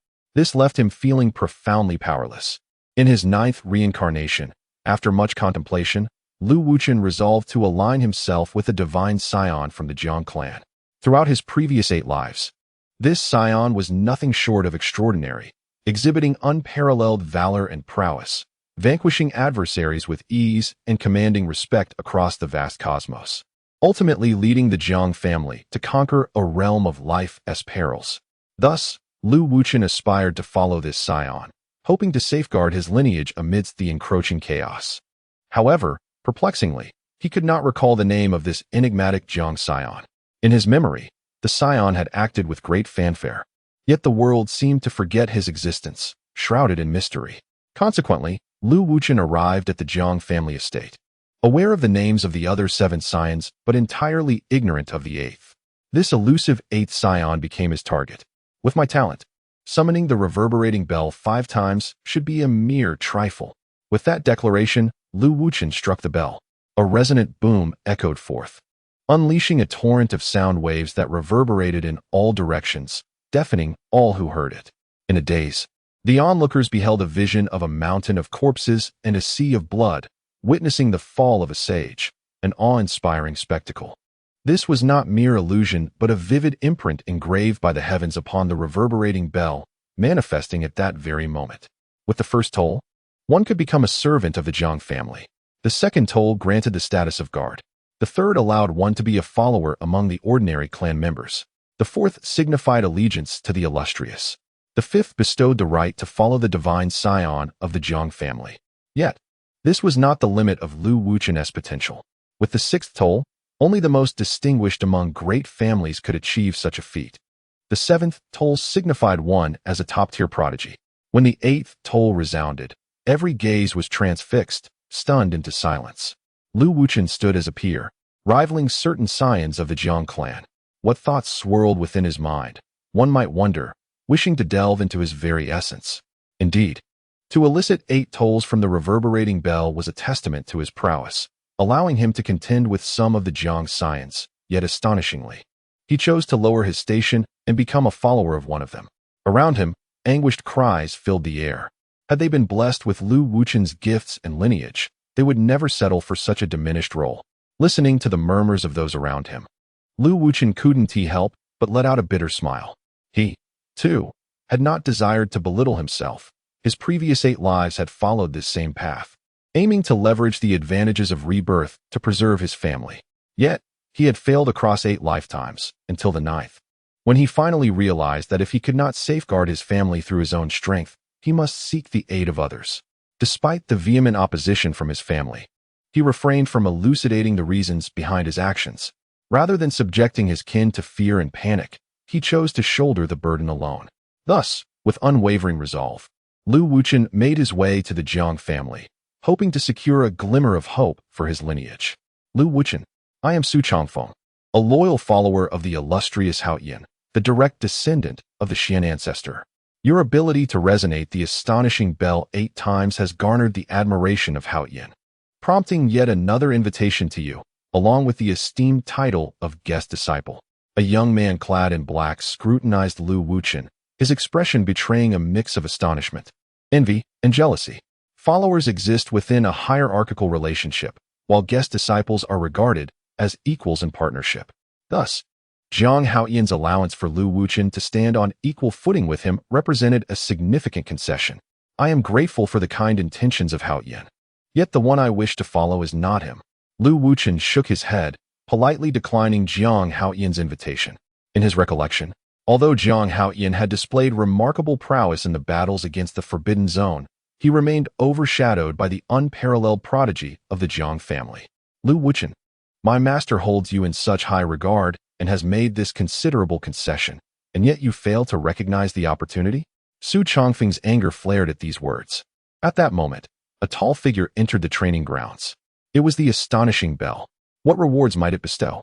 Jiang Juanze gazed at the ancient, imposing Bell, whispering softly to himself. Chapter 9. The Art of Concealment and the Memories of 9 Reincarnations. The arrival of Jiang Juanze immediately captivated the attention of the crowd, for his current aura was simply extraordinary. Adorned in garments fashioned from iridescent cloud fabric, the dragon embroidery on his chest exuded an imposing grandeur, further enhanced by the sparkling gemstones that adorned the dragon's eyes, lending it an almost lifelike vitality. Jiang Juanze himself was no ordinary individual. His jet-black hair shimmered with brilliance. His skin gleamed like exquisite jade, and his visage seemed meticulously sculpted by celestial hands, flawless and strikingly handsome. An intimidating and tyrannical energy radiated from him. Since he had acquired the celestial dominance body and merged with the blood of an emperor, his appearance and demeanor had undergone a transformative metamorphosis, transcending the mundane realm. What lineage did he hail from? The aura he exuded was both fearsome and authoritative. He must surely be worthy of being a follower of the Jiang family's divine heir. Jiang Juanze's mere presence ensnared the attention of all. His extraordinary beauty and ethereal quality were simply too compelling. However, as he had only recently returned to the Jiang clan, many were unfamiliar with him, mistakenly believing he was merely a candidate for assessment. You are indeed remarkable. If you can make the miraculous bell toll 5 times, you may follow my family's divine heir, Hao Yin. Oh, I forgot to mention, our divine heir can make the miraculous bell toll 9 times. Su Chongfeng scrutinized Jiang Juanze from head to toe. The latter's extraordinary presence and striking handsomeness were comparable even to that of Su's own divine heir. Jiang Juanze paid no heed to Su Chongfeng, not even casting him a glance, as he strode directly toward the miraculous bell. How dare you ignore my existence? Su Chongfeng's fists clenched tightly, his face flushed with indignation. As a follower of the divine heir, he also served as the spokesperson for his cause. Yet, here was some insignificant member of a lesser clan, audacious enough to disregard his presence. To ignore him was to disregard the divine heir, a slight that must be met with severe retribution. However, as it was the time of assessment, Su Chongfeng had no choice but to temper his rage. For the elder responsible for the evaluation was an esteemed sage, and he dared not act rashly. He would wait until after the assessment to properly chastise this presumptuous individual. No matter how extraordinary you may be, you are still within the Jiang family, and he is a follower of the divine heir. The elder in charge of the assessment recognized Jiang Juanze and remained silent, merely nodding in acknowledgement. Although others may not recognize Jiang Juanze, he certainly did. He had witnessed Jiang Juanze resonate with the Imperial blood and gain the favor of the ancestral spirits. Though uncertain of Jiang Juanze's intentions, he had no intention of hindering him. As Jiang Juanze approached the miraculous bell, a mechanical and frigid voice echoed once more within his mind. Ding! Does the host wish to sign in before the miraculous bell? Sign in. Jiang Juanze whispered inwardly. Ding! Congratulations to the host for receiving an 8-star reward. The Art of Concealment. As the system's voice faded, a secret technique, the Art of Concealment, materialized in Jiang Juanze's mind. This technique allowed one to obscure their presence, shroud their power, and diminish their sense of existence. With Jiang Juanze's current realm of strength, only formidable beings above the holy realm could discern his extraordinary nature. Should he master the heavenly veil technique to its utmost pinnacle, he might even sever his own karmic ties, vanishing into the annals of ancient history. At this moment, in the eyes of the elder of the Jiang family's holy realm, Jiang Juanze appeared unchanged. However, to others, he had transformed from a figure of resplendent brilliance, the center of attention, into someone utterly unremarkable and ordinary. As he felt the changes within his body, a radiant smile blossomed on Jiang Juanze's face. He was originally the prodigal son of the Jiang family, destined to be in the limelight, basking in glory. Yet, with the heavenly veil technique obscuring the cosmic secrets and his own aura, diminishing his presence, he would become remarkably mundane, potentially looked down upon by his peers and other prodigies. To underestimate Jiang Juanze, who possessed the celestial titan body and divine eye, could lead to dire consequences. It was a masterful technique of concealing one's true strength. Although Jiang Juanze possessed an invincible will, if he could effortlessly deal with those who belittled him, why not embrace that advantage? What a peculiar sensation it was. How could he, once the center of attention, now feel so ordinary? Lu Wuchen gazed at Jiang Juanze standing before the astonishing bell, his expression shifting continuously. This feeling was unmistakably familiar to him. The Jiang family's prodigy, who would later sweep through and obliterate a realm of life, was similarly overlooked despite his breathtaking brilliance, earning the title of the most enigmatic, unmatched prodigy of the Jiang family. Could it be that the one I have awaited all along is he? Lu Wuchen murmured inwardly. Based on his experiences from his previous 8 lives, the only one capable of preserving his family amidst the turmoil of darkness was none other than that mysterious, unparalleled prodigy of the Jiang family. Might I inquire if you are the Jiang family's prodigy? Lu Wuchen took a deep breath and approached Jiang Juanze to ask. Lu Wuchen, do you look down upon my Jiang family? How could such an ordinary fellow be our prodigy? Su Changfeng scoffed coldly. Under the influence of the heavenly veil technique, he had already forgotten Jiang Juanze's stunning entrance. The lower one's strength, the quicker they forget. The elder responsible for the assessment glanced at Su Changfeng in surprise. In the eyes of the Jiang family elders, Jiang Juanze still radiated an ethereal, otherworldly presence. If this was considered ordinary, what then could be called extraordinary? Indeed, I am the Jiang family's prodigy, Jiang Juanze. Jiang Juanze nodded affirmatively. Lu Wuchen thought to himself. As his conviction deepened, Jiang Juanze was undoubtedly the most mysterious and unparalleled prodigy of the Jiang family. As for whether Jiang Juanze was an impostor, one must remember that this was the Imperial Jiang family. Daring to impersonate their prodigy was akin to courting death. I am Lu Wuchen, and I can make the astonishing bell chime 8 times. May I follow the prodigy? Confirming Jiang Juanze's identity, Lu Wuchen expressed his desire to accompany him without hesitation. Follow me. What is your reasoning? Jiang Juanze inquired, surprised as he looked at Lu Wuchen. The resounding chime of the bell, echoing 8 times, rivals even the esteemed progeny of the Jiang family. As I have just returned to the Jiang clan, my reputation and influence remain obscure. Yet, with the formidable technique of obscuring the heavens and sealing oneself, Jiang Juanze is intrigued by the reasons prompting another to seek my company. There seems to be no apparent rationale. I can sense that this progeny of the divine is destined to dominate and contend for the imperial throne in this era. Lu Wuchen harbors no intention of revealing the secret of his 9 reincarnations. Jiang Juanze, casting a profound glance at Lu Wuchen, perceives mysterious runes manifesting in his once ordinary eyes. With his divine gaze, he scrutinizes the very essence of Lu Wuchen. In that fleeting moment, a cold sweat beads upon Lu Wuchen's forehead, for under Jiang Juanze's divine scrutiny, it feels as though all his secrets lay bare, inducing a sense of trepidation within him. What a remarkable reincarnation body. He has indeed undergone 9 lives. Jiang Juanze, equally astonished, discerns Lu Wuchen's reincarnation body at a glance, uncovering not only the fact of his 9 lives, but also glimpsing into the memories of those past incarnations. Chapter 10. The Prodigy of Destiny. Xiao Ran. Particularly poignant was the sight of the fallen emperor in his twilight years, as the masses bowed their heads in sorrow, weeping bitterly.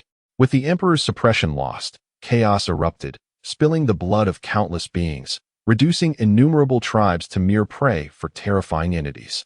Even the exalted imperial clan, the Jiang family, could only strive for survival amidst the dark upheaval. Jiang Juanze felt an increasing weight in his heart. Although the Jiang family held the title of an imperial clan, they were not invincible. The existence of those life-restricting zones had endured far longer than the Jiang family, each being a formidable force not to be underestimated. Moreover, within the southern Dipper Star region, the imperial lineage was not solely represented by the Jiang family.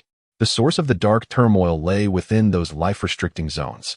There might far surpass the imagination of mundane beings. Even an emperor who exerted pressure across the universe would not dare to claim he could quell a life-restricting zone. From now on, stay by my side, Jiang Juanze remarked to Lu Wuchen in a calm tone. In truth, Lu Wuchen was also a pitiable soul, having witnessed his family annihilated by dark upheaval on 8 occasions. With his beloved kin meeting tragic ends while he remained powerless to intervene, a pain that no one could fathom. In this life, Lu Wuchen sought refuge with Jiang Juanze. Should he truly possess the unparalleled strength to vanquish a life-restricting zone as his memories suggested, he would not hesitate to lend Lu Wuchen a hand. Thank you, son of the divine. Lu Wuchen's face lit with joy, as becoming a follower of the most enigmatic and unparalleled Jiang family scion offered hope for preserving his family. Furthermore, as Jiang Juanzi perused Lu Wuchen's memories spanning 9 lifetimes, he discerned various opportunities prior to the opening of the Imperial path, allowing him to seize every advantage, a considerable boon for Jiang Juanzi. Lu Wuchen, you are ungrateful. My lord, the son of Haoyan, offers you the treatment of a guest. Yet you decline, now willingly becoming his follower. Do you hold my lord in contempt? Su Changfeng initially rebuked Lu Wuchen, then turned to Jiang Juanzi with inquiries. Among the scions of the Jiang family, each individual shone brightly as paragons of their generation. How could such an unremarkable figure exist? Yet, this person claimed to be a scion, and the elders had not refuted him. Could he be a newly minted scion? But why had the family not disseminated any information? Su Changfeng was filled with doubt. To become a scion of the Jiang family, one must be a figure of prominence among the younger generation. Yet, he had never encountered this self-proclaimed scion, prompting his instinctive questioning. How dare you? Is this the attitude with which you speak to my family's scion? Lu Wuchen's eyes flashed with intensity, and with a low admonition, he struck Su Changfeng, sending him sprawling. With a thud, Su Changfeng hit the ground, a vivid crimson mark from 5 fingers appearing upon his face, several bloodied teeth scattered on the earth. Scoundrel! I am a follower of the son of Haoyan. You dare to lay hands on me. Su Changfeng's aura surged violently, immediately preparing for a fierce confrontation with Lu Wuchen. As a follower of the Jiang family scion, no one would be deemed weak. In the next moment, Su Changfeng found himself pinned to the ground by Jiang Juanzi's foot, as if a mountain had descended upon him, and the tumultuous aura around him abruptly dissipated. What harm can you inflict upon me? Jiang Juanzi, resembling a sovereign gazing down upon the world and regarding life as mere insects, coldly regarded Su Changfeng, who lay beneath his heel, his eyes devoid of warmth. Crushed under the weight of an overwhelming presence, Su Changfeng looked upon Jiang Juanzi, whose hair danced wildly and whose aura radiated an intimidating magnificence, akin to a deity or a demon, and he instantly shrank in fear.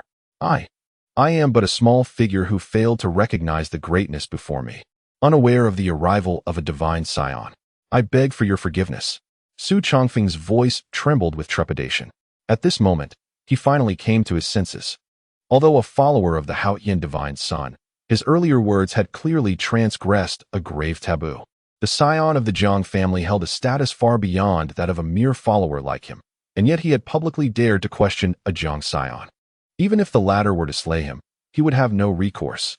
Do you wish to renounce your allegiance to the Haoyan divine son? Jiang Juanzi inquired with a hint of amusement. I would not dare. I implore the scion to spare my life. Su Changfeng slapped himself in disbelief. The might exhibited by Jiang Juanzi was no less formidable than that of the Haoyan divine son himself. Begone! Jiang Juanzi retracted his imposing presence, returning to a state of ordinary demeanor. The wrath of a divine son could lay waste to 1,000 miles, yet the current Jiang Juanzi exuded an unusual tranquility, his power concealed, appearing more unremarkable than an ordinary person. The seamless transition between these two extremes of power created a surreal impression. Yes. I shall depart at once. Su Changfeng nodded fervently, genuinely retreating from the arena. However, this incident would not be forgotten. The competition among the Jiang family scions was already fierce, each vying for the position of the young patriarch. Now, with the emergence of a new divine son, the rivalry would undoubtedly intensify. Moreover, Su Changfeng's humiliation served as a catalyst, providing the Haoyan divine son with a reason to take action and assess the strength of this newly ascended divine son. Subsequently, apart from Lu Wuchen, Jiang Juanzi did not discover any suitable confidants. Instead, he was met once more with the system's cold, mechanical voice. Ding! The sign-in location has been refreshed. Please sign in at the welcome banquet. Jiang Yuan was already busy preparing the details for Jiang Juanzi's welcome banquet. Firstly, Jiang Yuan wished to announce to all that his prodigious son had returned, adding another divine son to the Jiang family. Secondly, it served to bolster Jiang Juanzi's stature. delivering a resounding rebuttal to those who doubted the Jiang family's standing within the realm of life and death. Let us depart. Jiang Juanze waved his hand, commanding, to acquire a prodigious talent capable of resonating with the world and possessing the reincarnation body, along with gaining access to his 9 lifetimes of memories, would undoubtedly afford Jiang Juanze a significant advantage in future endeavors. Opportunities unattainable by Lu Wuchen would be within Jiang Juanze's grasp, and tasks beyond Lu Wuchen's capabilities would become achievable for him. With Jiang Juanze's current cultivation talent, Imperial lineage, and the profound memories of 9 lifetimes inherited from Lu Wuchen, it would be utterly disappointing if he could not effortlessly dominate all adversaries. However, within Lu Wuchen's recollections, aside from the enigmatic and unparalleled scion of the Jiang family, Jiang Juanze, there exists a vivid memory of an extraordinary individual named Xiao Ran. Despite emerging from a humble family and being derided as a by-all, for reasons unknown, the seemingly backgroundless Xiao Ran abruptly ascended at an unprecedented pace, eclipsing many of the era's prodigies and becoming a remarkable phenomenon, admired by countless souls. Could it be that Xiao Ran is the fated child of destiny? Jiang Juanze mused. Yet, endowed with an indomitable heart of invincibility, he dismissed such thoughts. What of the fated child? At most, they are merely sheltered by destiny, presenting a slightly greater challenge than other prodigies. Indeed, my Lord Scion, Lu Wuchen swiftly established his own position. Previously, he might have stood on equal footing with the scion of the Jiang family. But now that he has chosen to follow Jiang Juanze, he must be acutely aware of his status and demeanor. It seems an entertaining spectacle awaits. The follower of the Haotian scion is being mistreated. If no action is taken, it would be utterly unreasonable. Indeed, while our Jiang family is unified, internal competition remains fierce. This esteemed Scion Juanze is a newly ascended scion, whereas the Haotian scion is a seasoned veteran. To maintain their own prestige, a confrontation between the two is inevitable. How thrilling! I wonder how many moves this esteemed Scion Juanze can withstand against the Haotian scion. Indeed, the Haotian scion is a seasoned veteran, unmatched in combat prowess and astonishingly powerful. A group of young elites from the Jiang family watched the retreating figures of Jiang Juanze and Lu Wuchen, whispering and exchanging their thoughts. Chapter 11. The Celestial Lineage of the Xian Ancestors. The Kirin child Jiang Haotian. After ensuring that Lu Wuchen was settled, Jiang Juanze began his cultivation to solidify his current realm, patiently awaiting the commencement of his welcoming banquet. However, news swiftly reached Jiang Juanze's ears that Jiang Haotian, the divine child of the Xian lineage, had come to pay a visit. Jiang Haotian, the Kirin child of the Xian lineage, possessed a bronzed complexion, sinewy muscles that gleamed, and a robust physique with well-defined musculature. His eyes, dark and profound, sparkled with golden lightning as they opened and closed, emanating a fierce and intimidating aura. Especially during his movements, he exuded an overwhelming battle intent, reminiscent of a primordial beast surveying its territory, instilling a sense of awe in those around him. He bore the great wilderness battle body, one of the most formidable among the 3,000 physical forms, ranking within the top 100. Growing stronger in the face of adversity, he was unmatched in valor, and with merely his iron fists, he commanded respect from his peers. Divine child, that esteemed Jiang Juanze resides within the Hall of Ascendants. Su Changfeng remarked cautiously, gazing at the seemingly otherworldly Jiang Haotian. The Hall of Ascendants. That is where our family's Hunyuan emperor spent his youth. Do the elders of the family truly hold him in such high regard? Jiang Haotian narrowed his eyes and murmured. Lu Wuchen's refusal to become his disciple and preference to follow Jiang Juanze instead was a slight against Jiang Haotian. Furthermore, Jiang Juanze had publicly humiliated Su Changfeng in front of a multitude, a blatant affront to Jiang Haotian. If Jiang Haotian failed to take action, it would lead many to believe he feared Jiang Juanze. Most critically, he had overheard the elders mention that Jiang Juanze had been designated as the young patriarch of the Jiang family. This was particularly irksome, as he, along with the other 6 divine children of the family, had long coveted the position of young patriarch, only to find it snatched away by Jiang Juanze. This revelation not only irked Jiang Haotian, but also fueled his determination. He yearned to witness what distinguished this newly appointed divine child, Jiang Juanze, from the rest. In a family of imperial lineage such as the Jiangs, internal competition was fierce, and peer sparring was a customary practice. Nonetheless, even amidst intense rivalry, as fellow divine children, they maintained a certain decorum, allowing strength to dictate respect. If one possessed greater power, they earned allegiance. If weaker, they were expected to offer an apology. A spectacle unfolds. Divine Child Jiang Haoyan approaches the palace of Divine Child Jiang Juanzi, accompanied by his follower, Su Changfeng. I predicted a confrontation between the two. The seasoned Divine Child against the newly appointed one. I am eager to discern who prevails. Indeed, the divine children of our Jiang family have established their hierarchies long ago. It has been quite some time since a battle has transpired. This promises to be an exhilarating event. However, in terms of strength, I place my bets on Divine Child Haoyan. He is, after all, a seasoned divine child. That is true. The techniques mastered by the seasoned divine children belong to the pinnacle of the family's teachings. While the newly appointed divine child has likely yet to fully engage with these esteemed practices. Moreover, the resources available for cultivation differ significantly post-ascension to divine child status. The seasoned divine child, armed with abundant resources, experiences a meteoric rise in both realm and strength. Conversely, I heard the newly appointed divine child has only just returned from the lower realms. The disparity in strength is evident at a glance. Is the newly appointed divine child brought back from the lower realms? Given the meager cultivation resources in that realm, how formidable could one truly become? The members of the Jiang family observed Jiang Haoyan leading his followers toward the Hall of Ascendance, and they all followed suit, engaging in lively discussions. Especially upon hearing that this newly elevated divine child was taken from the lower realms, the Jiang clansmen shook their heads in disbelief. The pace of cultivation in the lower realms is incomparable to that of the celestial realm. A year of cultivation in the lower realms may not equate to a mere day in the celestial realm. Such a vast disparity means that no matter how talented the new divine child is, he cannot contend with the seasoned divine children. Within the Hall of Ascendance. Divine Child, is it true that Haoyan has arrived? Upon hearing of Haoyan's presence, Lu Wuchen's expression grew grave, and he hurried to the hall. Haoyan's visit was largely instigated by him. Moreover, in Lu Wuchen's mind, he believed that Divine Child Juanzi would eventually triumph over all adversaries with unparalleled strength. Yet he might not be able to defeat Haoyan at this moment. There remains a significant gap between the seasoned and the newly appointed divine children, especially since Lu Wuchen was already aware that Jiang Juanzi had just returned from the lower realms. Thus, Juanzi's chances against Jiang Haoyan were exceedingly slim. Never mind. Have you eaten? Let's share a meal.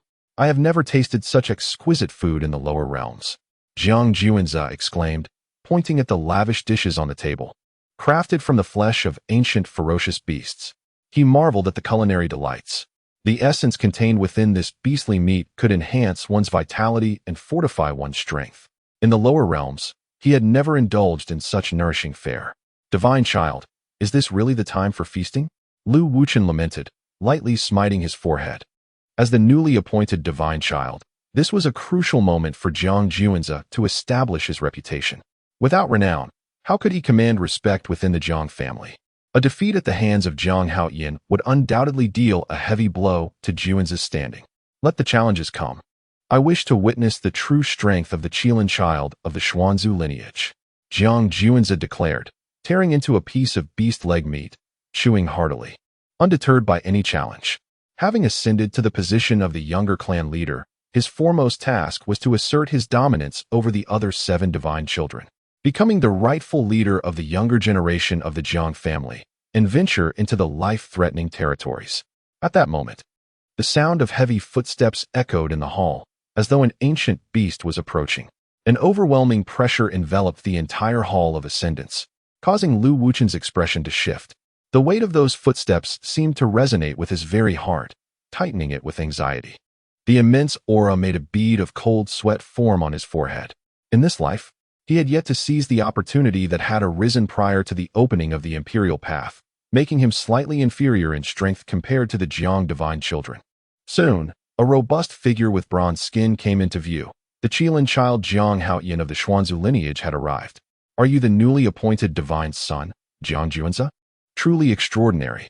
Jiang Haoyan surveyed Lu Wuchan from head to toe, a glimmer of admiration evident in his gaze.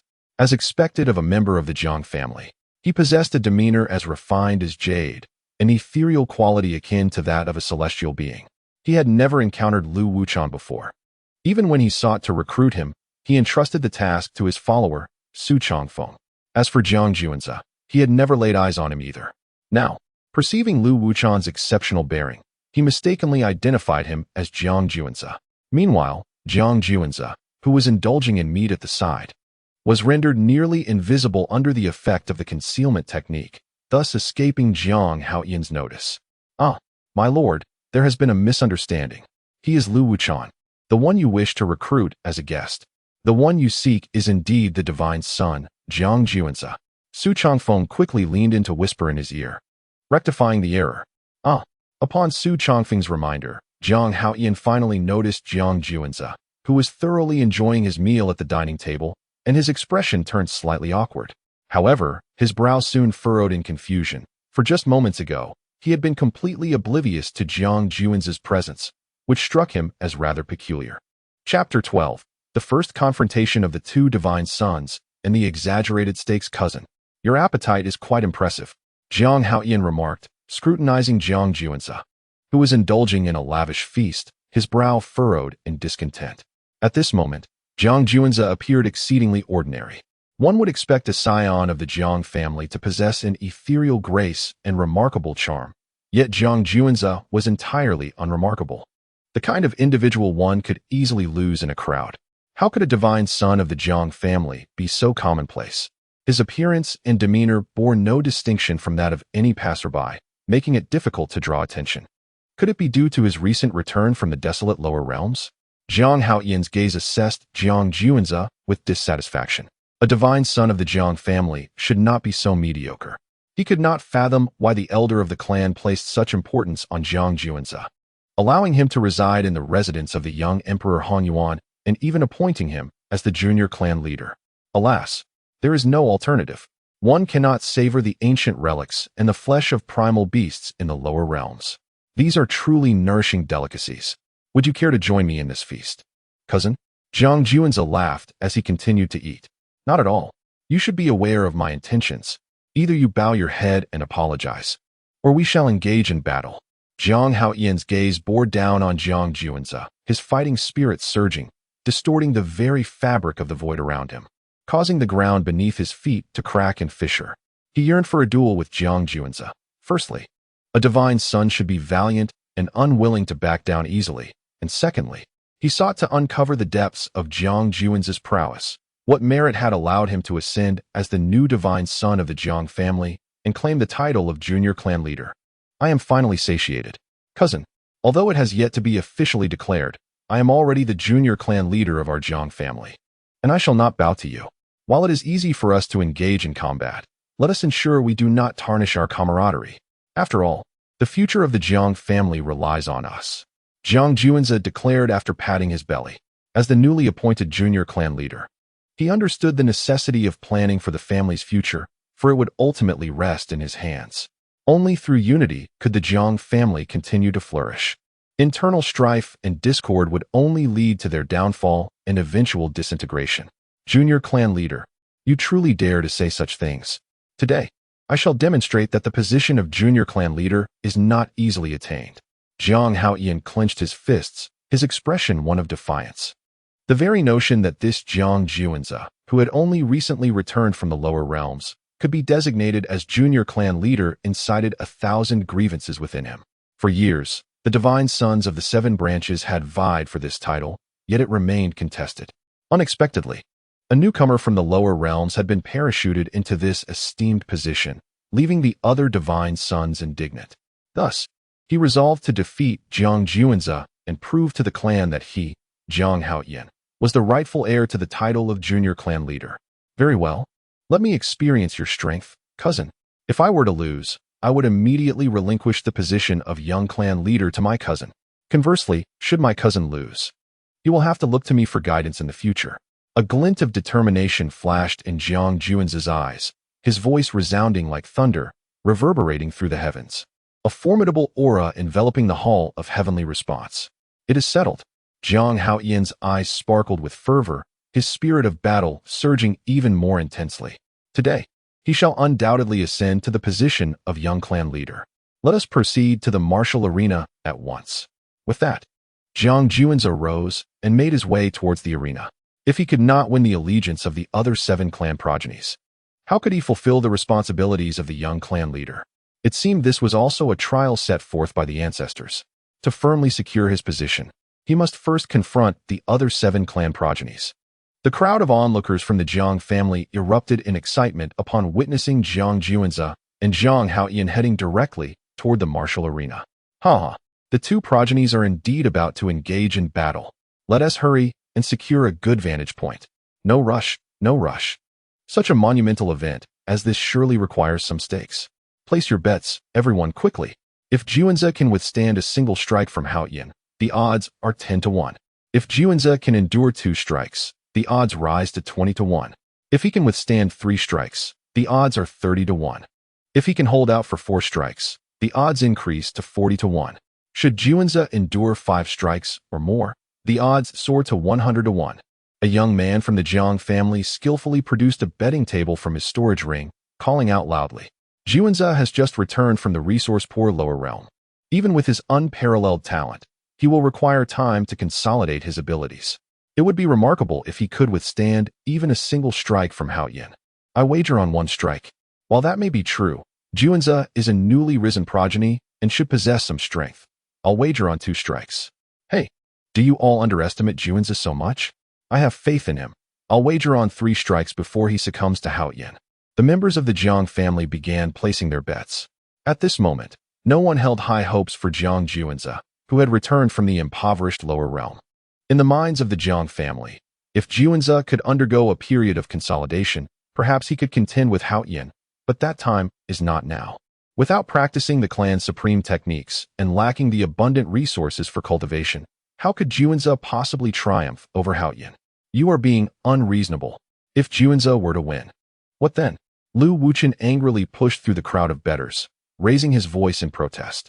That is utterly impossible. If Juanza could defeat Haoyan, the odds would be 1,000 to 1. The Jiang youth who set the stakes waved his hand dismissively. As the surrounding Jiang family members heard Lu Wuchen's indignant remarks, they erupted into laughter, none believing that Jiang Juanza could surpass Jiang Haoyan. You all doubt my family's Juanza Shensi can triumph. Thus, I shall wager on Juanza Shensi's victory. Lu Wuchen's face was a portrait of indignation. Very well. How much do you wager? Inquired the young man from the Jiang family, who had set the stakes. I shall bet 1,000. No, 100. I wager 10 pieces of superior source stones. After much contemplation, Lu Wuchen ultimately settled on wagering 10 pieces of superior source stones. Although he was aware that the future Jiang Juanza would undoubtedly become a formidable figure, a supreme being of exceptional prowess, at present, Jiang Juanza had just returned from the resource-deprived lower realm and could hardly be a match for Jiang Haoyan. Nevertheless, he felt compelled to offer his support for Juanza Shensi. I expected a more substantial wager. Merely 10 pieces of superior source stones. The members of the Jiang family, anticipating a more generous bet from Lu Wuchen in support of their esteemed Shensi, were taken aback to discover it was merely 10 pieces. Ahem. As long as the sentiment is there, that suffices. Lu Wuchen felt a twinge of guilt. In truth, he harbored doubts about Jiang Juanza's chances of victory. Thus, wagering more would only amplify his potential losses, and he thought a token gesture would suffice. Chapter 13. The Battle of the Prodigy, Celestial Titan vs. Great Wasteland Battle Body. The betting frenzy is in full swing, as Jiang Juanza and Jiang Haoyan find themselves under the watchful eyes of the Jiang family, entering the arena. Juanza the Prodigy.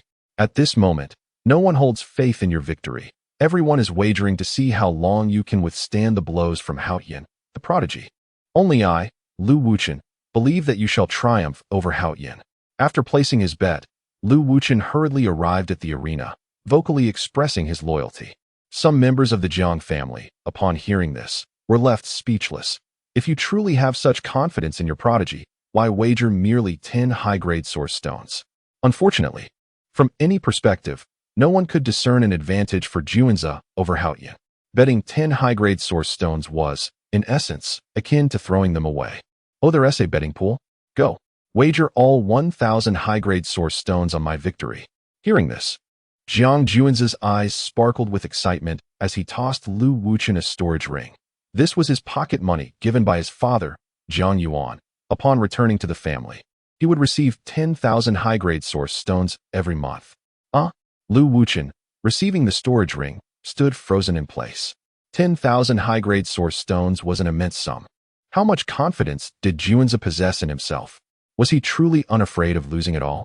Not only Lu Wuchen, but the onlookers also displayed expressions of astonishment. This Juanza, who had just returned from the lower realms, was boldly wagering 10,000 high-grade source stones before Haoyan, proclaiming his assured victory. It seemed quite audacious. Hurry! What are you waiting for? Urged Jiang Juanza.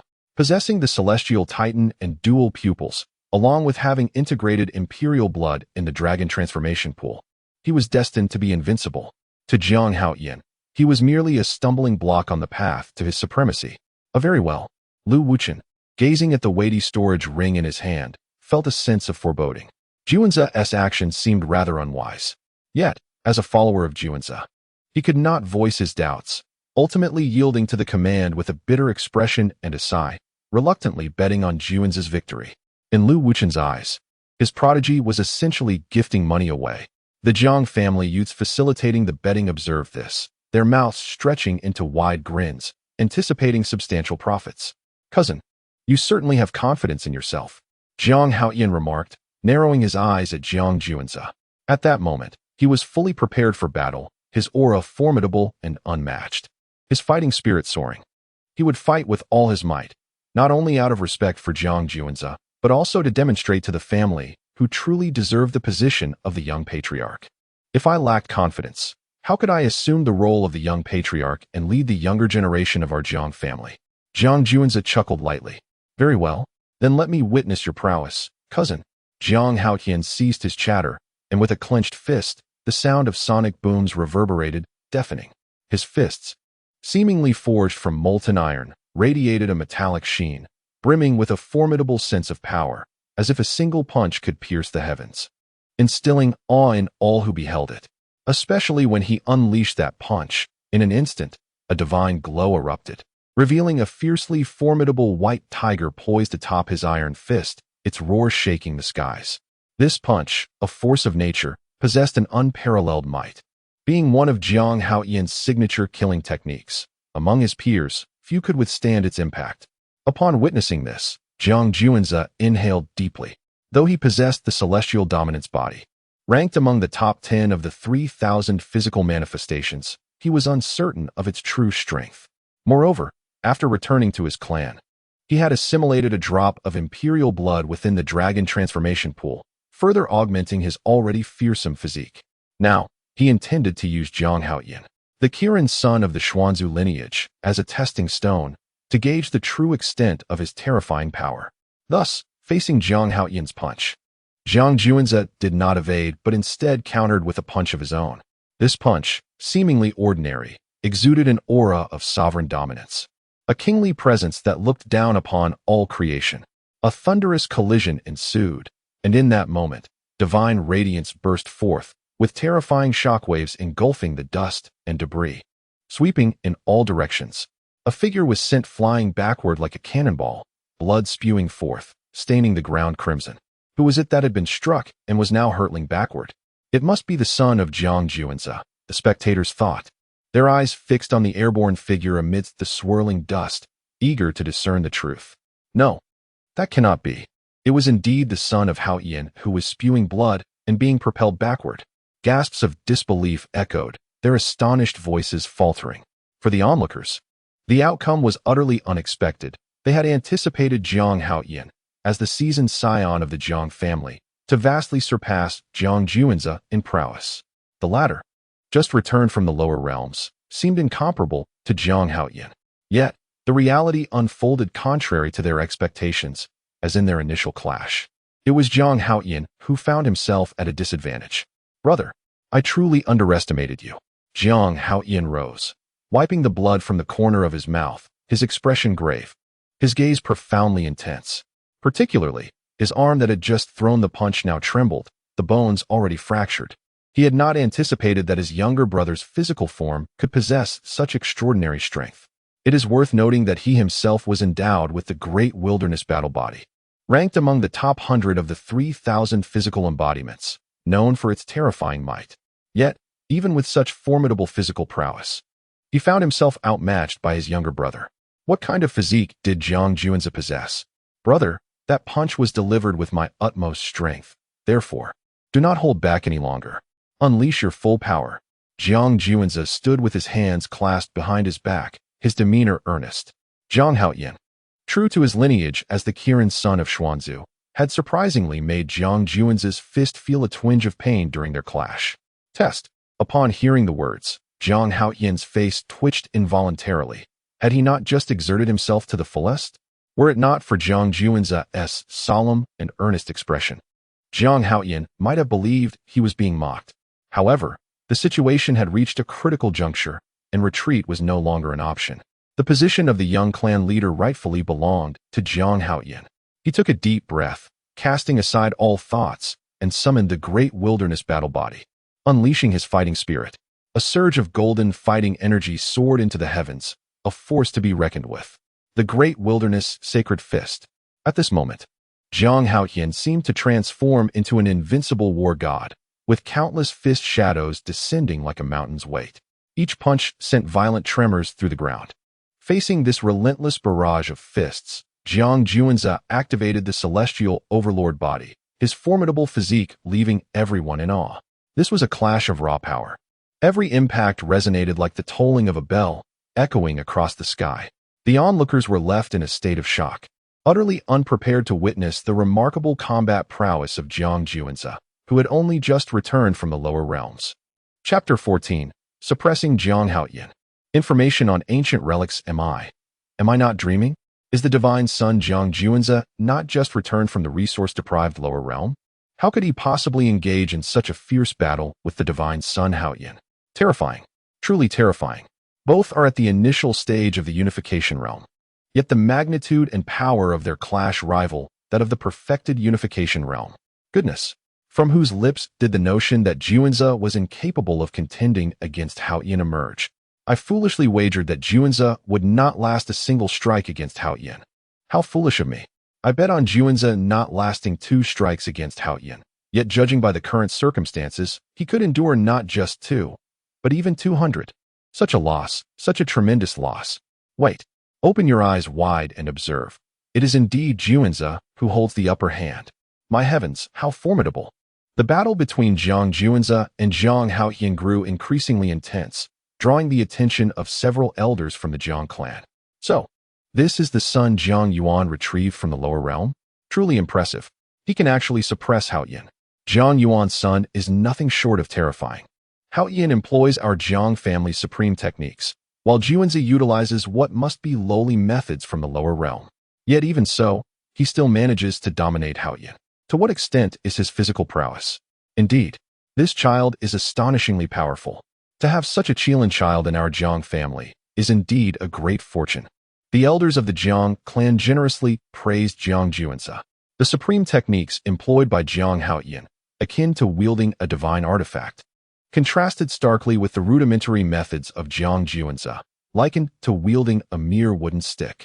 Yet despite this, Jiang Juanzi was still able to suppress Jiang Haoyan, showcasing his exceptional strength. Impossible. How can this be?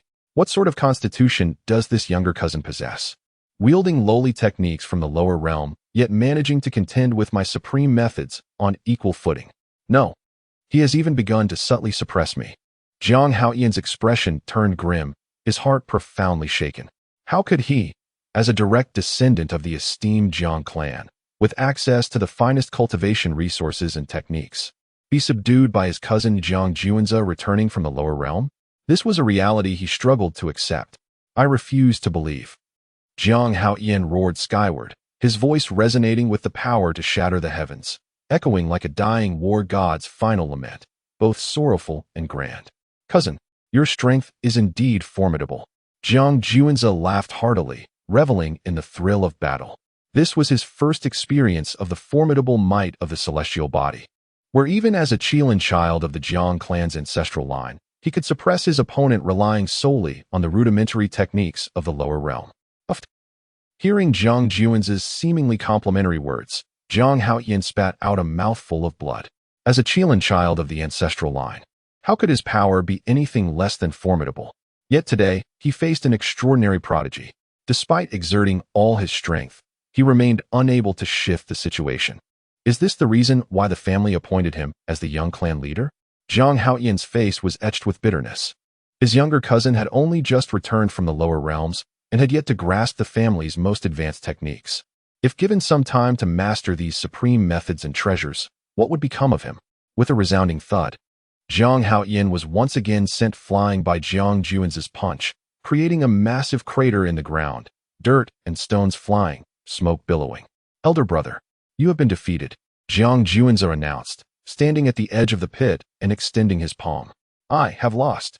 Zhang Haoyin lay within the crater, his body racked with pain, a look of despair and bitterness on his face as he stared vacantly at the sky. At this moment, he was not even a match for his younger cousin, and it seemed increasingly unlikely that he would ever be able to rival him in the future. Elder brother, do not forget your promise before we began this battle, Zhang Juanza reminded him. From now on, I, Zhang Haoyin, will follow you, the young clan leader, unwaveringly. Zhang Haoyin regained his composure, his gaze gradually firming as he extended his palm to clasp Zhang Juan's hand. Even if he could not become the most prominent figure in the family, he would serve as his younger cousin's greatest support in the perilous realm of life and death. Good. A powerful voice suddenly resonated from the clouds above. The elders of the Jiang family, witnessing the fierce battle between their two scions, were delighted to see that instead of creating a rift, the conflict deepened their bond, and they couldn't help but applaud. The reason the Imperial Jiang family stands unwavering is the spirit of unity. Without this solidarity, they would have long been devoured by the various perilous realms. Greetings, esteemed elders. Zhang Juanza, Zhang Haoyin, and the rest of the Jiang family bowed in respect. Juanza, Haoyin, once we old ones are gone, the future of the Jiang family will rest upon your shoulders. The elders remarked with heartfelt satisfaction. The elders will surely live for 1,000 years. Zhang Juanza and Zhang Haoyin echoed in unison. Ha! We shall take your auspicious words to heart. The elders of the Jiang family responded with laughter. However, their expressions soon turned grave. By the way, in the near future, you too should prepare well. An ancient star is about to manifest in the world.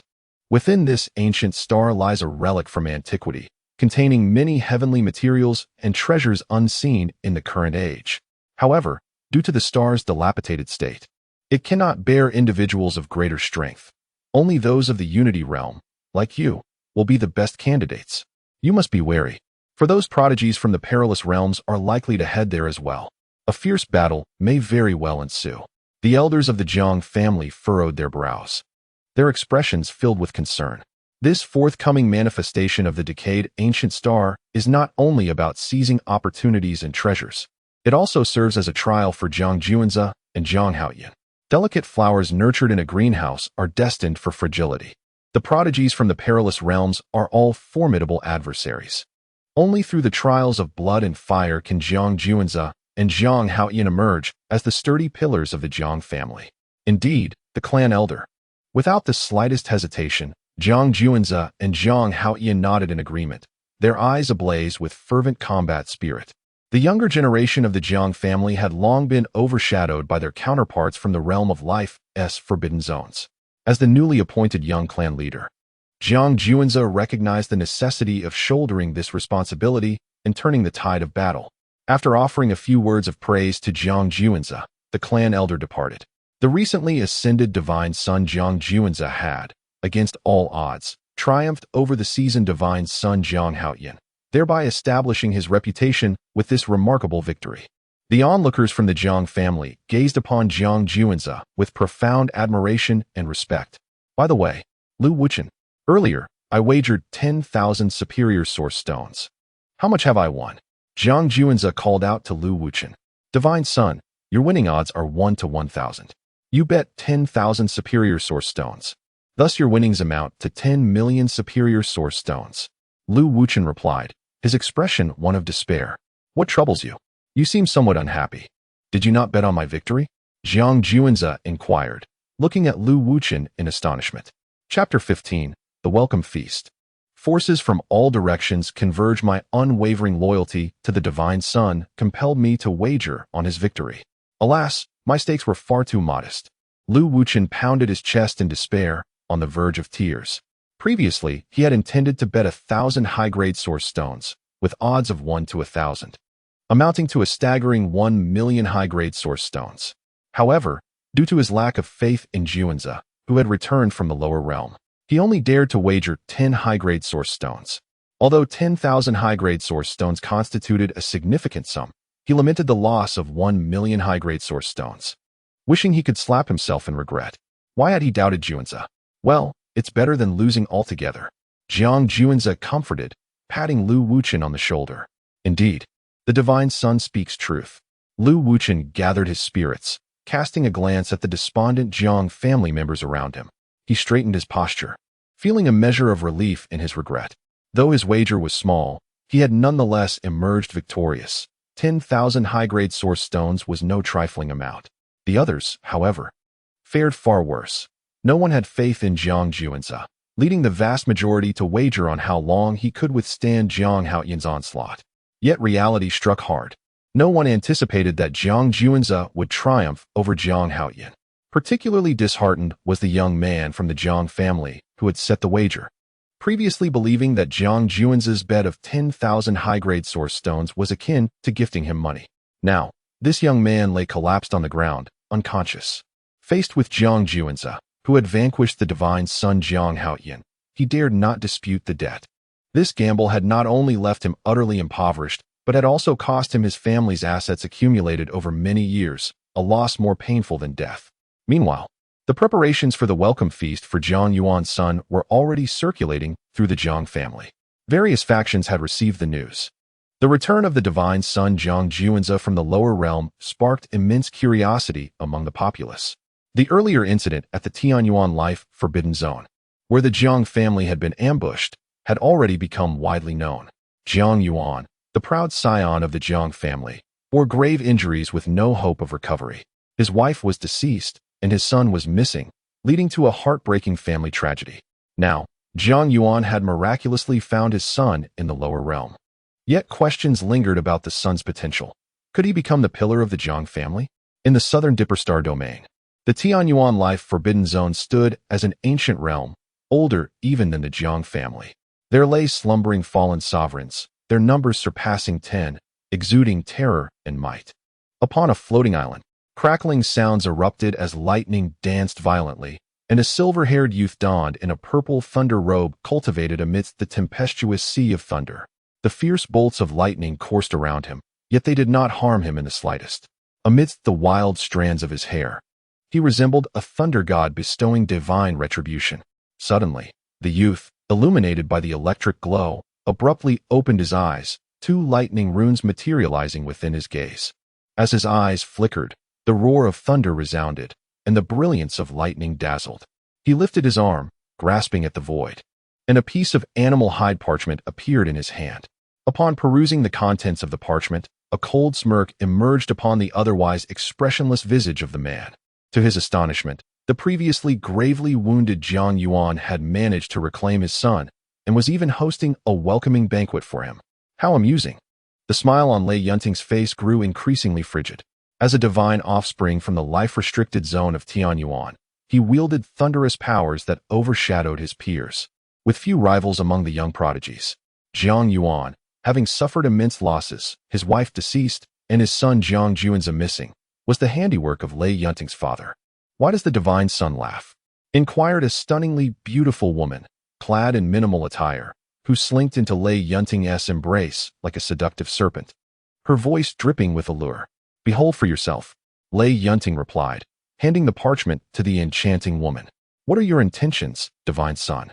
She questioned, arching an elegant brow after reading the document.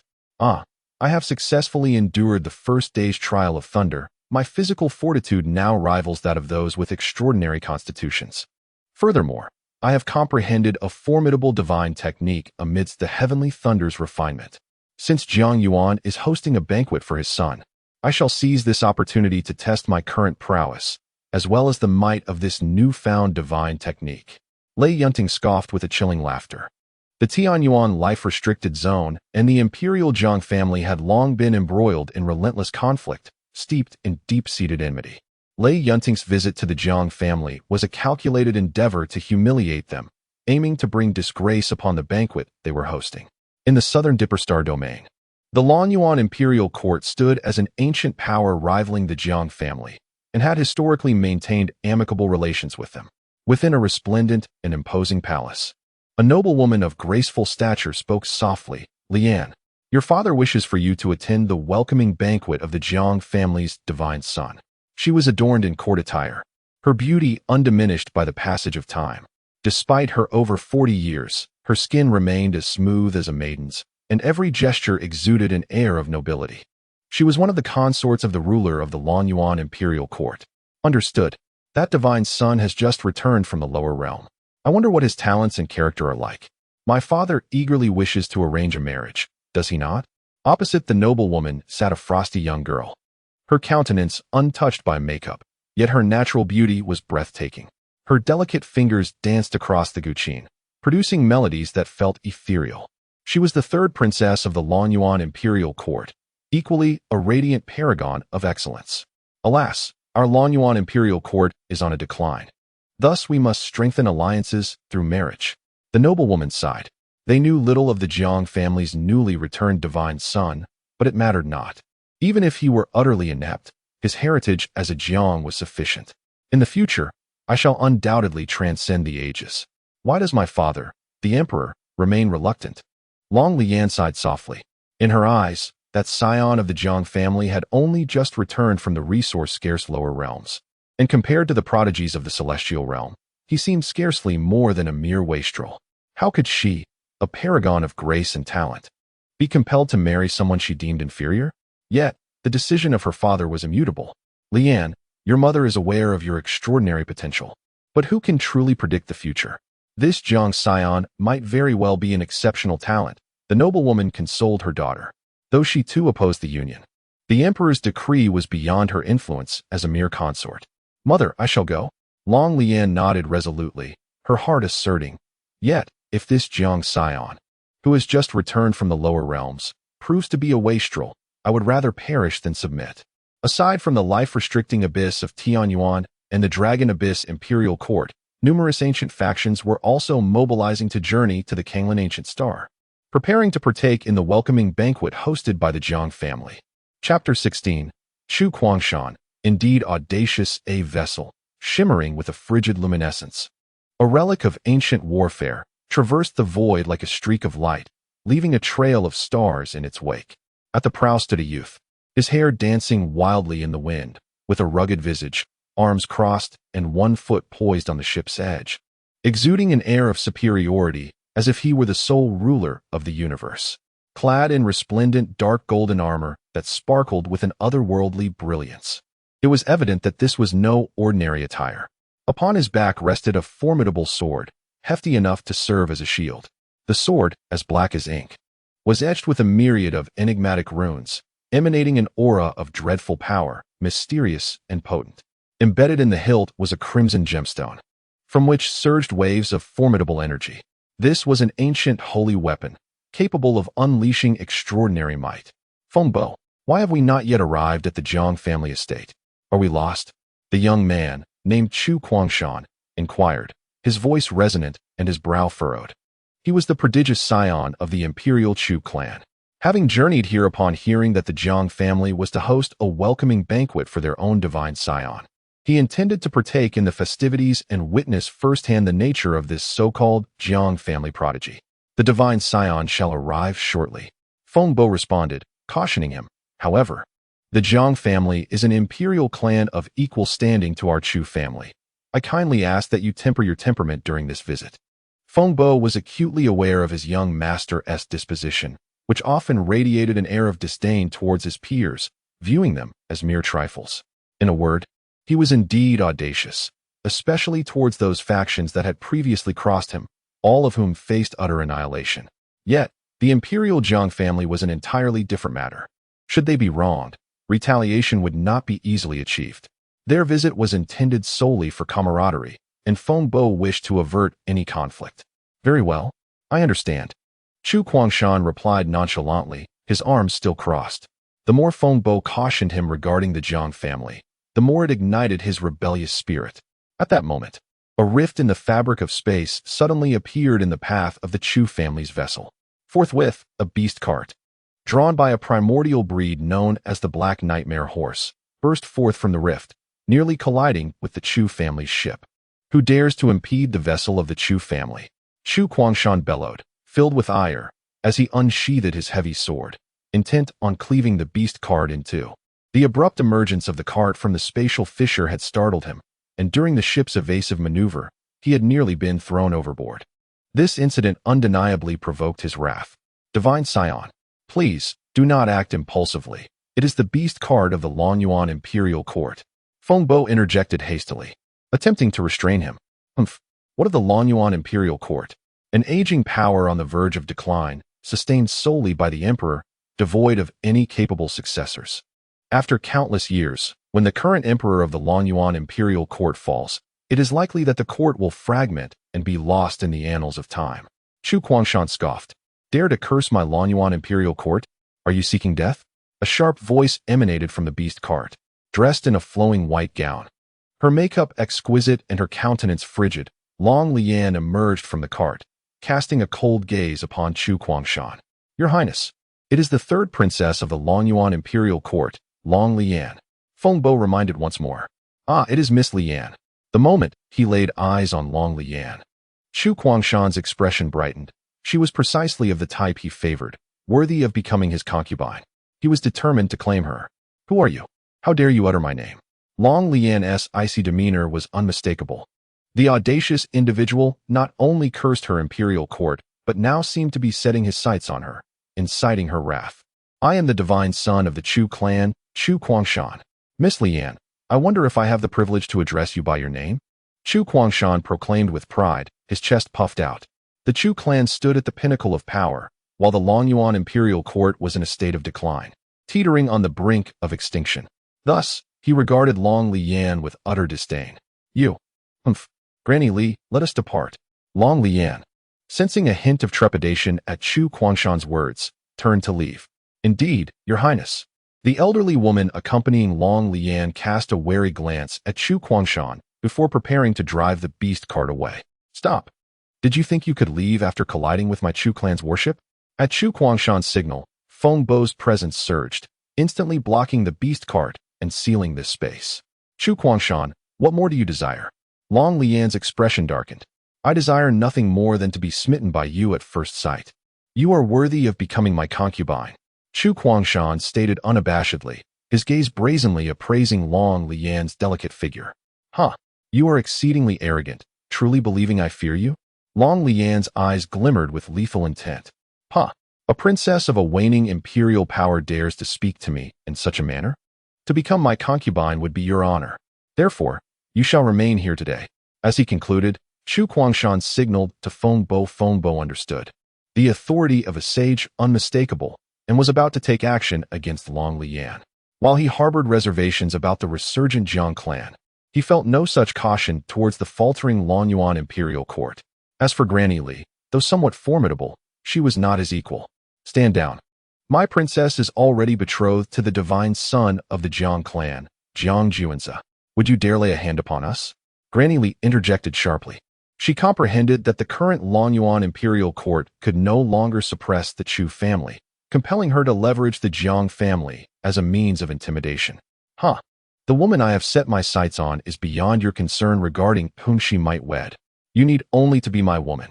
Moreover, I recall that Jiang Juanza has only recently returned from the lower realms. His strength should be significantly inferior to his peers.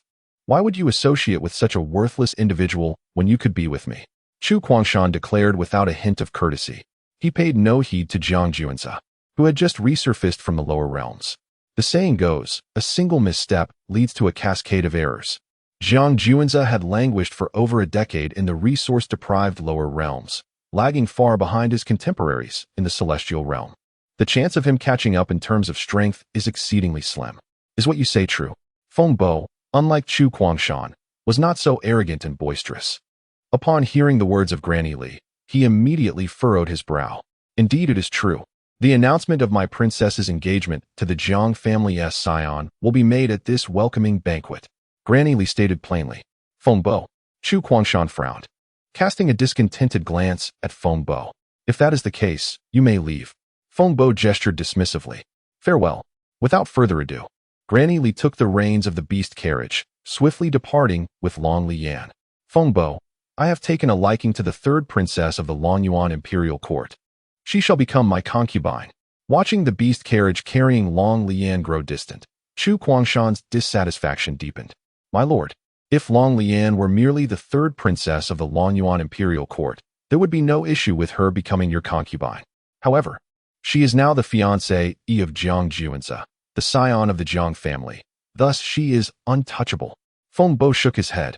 The Imperial Jiang family is at the zenith of power, ranking among the foremost of all imperial clans. They are not to be trifled with unless absolutely necessary. Humph. Chu Guangshan scoffed coldly.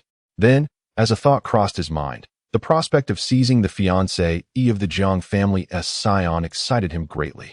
Chapter 17. The prodigy of the Jiang family is nothing extraordinary on this day. The ancient star of Kanglin was a scene of vibrant commotion, adorned with myriad extraordinary phenomena. In the dark expanse of the cosmos, streams of luminous colors surged toward Kanglin, comprised of various flying vessels and beast-drawn carriages, the latter pulled by ancient creatures. Given the Jiang family's esteemed position within the southern Dipper Star domain, virtually all prominent imperial clans and even the lesser factions gathered to partake in this grand event. Naturally, as it was a welcoming banquet for Jiang Juanza, numerous factions prepared lavish gifts. Lu Changfeng, a devoted follower of Jiang Juanza, was entrusted with the task of cataloging the offerings from the various factions. Astonishingly, the gifts received by the Jiang family were either sacred medicines or extraordinary treasures. Lu Changfeng marveled internally, especially upon witnessing the lavish gifts from the Longyuan Imperial Court, which left him utterly astounded. They had presented 10 sacred herbs, 1,000,000 premium source stones, along with rare and precious materials. The Longyuan Imperial Court certainly was generous. Were they seeking to curry favor with the prodigy or with the Jiang family itself? Lu Wuchen, filled with envy, could not help but express his admiration. Although he had traversed 9 lifetimes and encountered countless treasures, most were acquired through his own endeavors. Yet now, Jiang Juanza merely sat at home while gifts poured in from all corners. Meanwhile, within a resplendent palace, an assembly of influential figures convened, exchanging toasts and engaging in spirited discourse. Only the top-tier and imperial powers were granted entry into this magnificent abode. Even those of first-rate factions were relegated to the palace's exterior, yet no one voiced discontent. In a world where strength reigned supreme, the Jiang family's ability to invite these elite factions to the banquet was a considerable honor. The experiences of the day would serve as tales of grandeur for a lifetime. Esteemed guests, Jiang Yuan's voice resonated throughout the hall, commanding silence and drawing the attention of all present. Their gazes fixed upon him, a figure marked by physical imperfection and a fearsome visage. I wish to extend my heartfelt gratitude for your attendance at my son's welcoming banquet, and I am eternally thankful to the heavens for allowing me to bring my son back from the lower realms so that we may reunite. Though Jiang Yuan's voice was soft, it reached the ears of everyone within the palace. At this point, Jiang Yuan, there is no need for secrecy. Quickly summon your son for us to behold, they urged. Indeed, it is said that a tiger begets no dog. Surely your son is exceptional. Juanza, come forth. Jiang Yuan called out toward the entrance of the palace, his eyes brimming with pride for his son, Jiang Juanza. Prepared for this moment, Jiang Juanza stepped gracefully into the palace upon hearing his father's words. Instantly, all eyes within the hall turned to the figure cloaked in white robes, Jiang Juanza. The welcoming banquet held this time is of paramount significance to Jiang Juanza, prompting him to undergo meticulous grooming and adornment by his family. With sword-like brows and starry eyes, his visage appears as though meticulously sculpted by divine hands, exuding an innate elegance. His tall stature and robust physique emanate an aura of regal authority with each movement, as if he were an emperor surveying his dominion. Is this indeed the scion of the Jiang family, retrieved from the lower realms?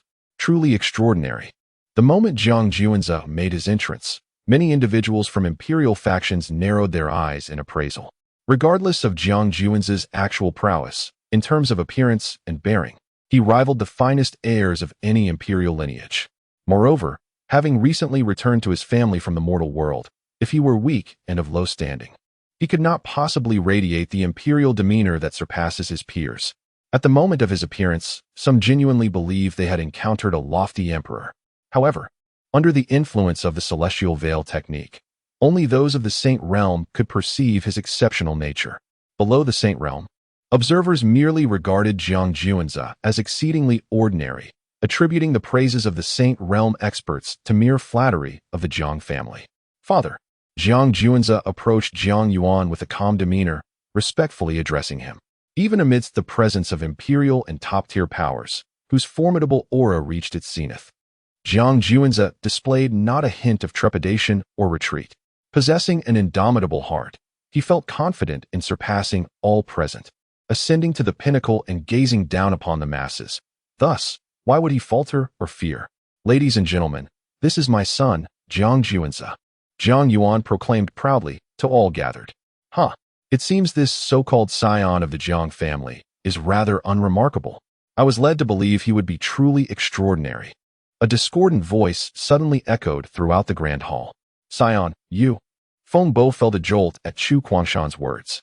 To publicly undermine the Jiang family in front of so many Imperial and top-tier powers was an act of folly indeed. Yet, there was little that could be done. For Chu Guangshan had always possessed such a temperament. Have I spoken incorrectly? Is the illustrious scion of the Jiang family merely an ordinary individual? Does he truly merit the title of Jiang family scion? Chu Guangshan rose from his seat, scrutinizing Jiang Juanze with a derisive smirk. En route to the Jiang family, he had anticipated a remarkable figure, only to find this individual so exceedingly mundane, as if he were a bumpkin, utterly out of place. Is this what you call ordinary? The assembly of Saint Realm experts within the palace looked at Chu Guangshan in astonishment, then quickly realized that he was likely provoking trouble with his remarks. After all, in the eyes of the Saint Realm powerhouses, Jiang Juanze's appearance and demeanor far surpassed those of Chu Guangshan. My husband ought not to be such a common individual. I had harbored a glimmer of hope upon arrival, yet the reality is indeed harsh. In the corner, Long Lian shook her head slightly, feeling a profound disappointment towards Jiang Juanze. Who are you? In the face of Chu Guangshan's provocation, Jiang Juanze displayed no trace of anger, calmly inquiring. Listen well. I am the scion of the Imperial Chu clan, Chu Guangshan. Chu Guangshan held his head high, his demeanor exuding arrogance, as if he believed no one in the celestial realm could stand on equal footing with him. Chu Guangshan, I am not acquainted. However, I have indeed heard of Chu Guangge. In Lu Wuchen's 9 lifetimes of memories, following the opening of the Imperial path, the prodigies vied for supremacy. Yet he had never come across the name of Chu Guangshan. In contrast, Chu Guangge of the Imperial Chu clan had risen to prominence. Wielding a formidable heavy sword that had vanquished countless prodigies, his strength terrifyingly potent, earning him the title of one of the most qualified Imperial heirs. Nonsense. Do you dare to underestimate me? Upon hearing this, Chu Guangshan was instantly consumed by fury, as Jiang Juanze's words touched upon his deepest insecurities. Chu Guangge was the young patriarch of the Imperial Chu clan, a towering figure he had to look up to. In every aspect, he was more exceptional and powerful. Chu Guangshan could only aspire to his heights. Thus, he had been striving to escape the shadow of Chu Guangge, and any comparison between him and Chu Guangge would utterly infuriate Chu Guangshan. No, I did not intend to belittle you.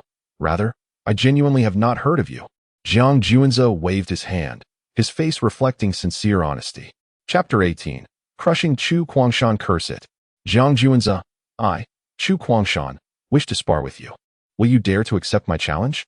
Chu Guangshan bellowed, his hair billowing wildly, exuding an aura of overwhelming power as he fixed his steely gaze upon Jiang Juanze. Jiang Juanze had trespassed upon his taboo, and he vowed to trample him underfoot to vent his pent-up wrath.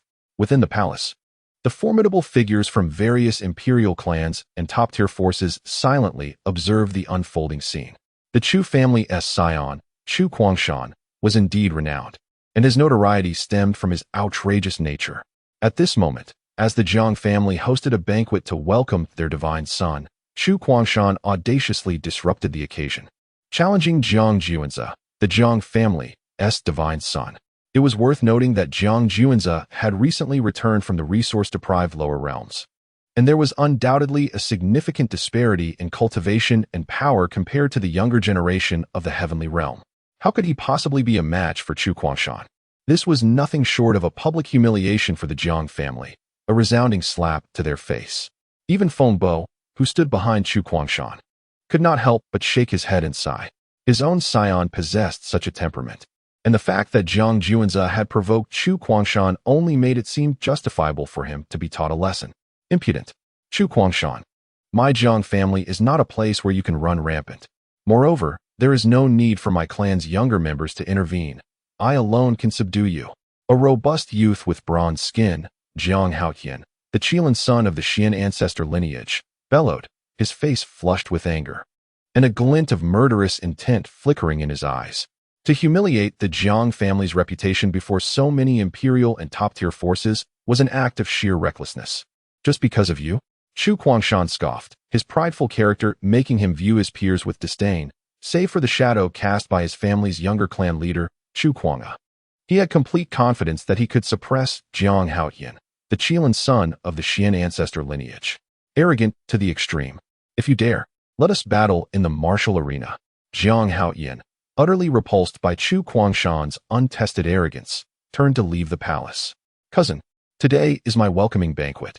Since there are those who seek to disrupt, allow me to handle it. Jiang Juanzi spoke softly. Firstly, he would not allow such a wild character to flounce about before him. Secondly, it was essential to establish his authority in front of numerous imperial and top-tier forces. His father, Jiang Yuan, had organized this banquet not only to announce the reunion with his long-lost son, but also to bolster his standing. Naturally, he could not disappoint his father. Indeed, upon hearing Jiang Juanzi's voice, Jiang Haotian's previously fervent battle spirit instantly subsided, and he stepped aside.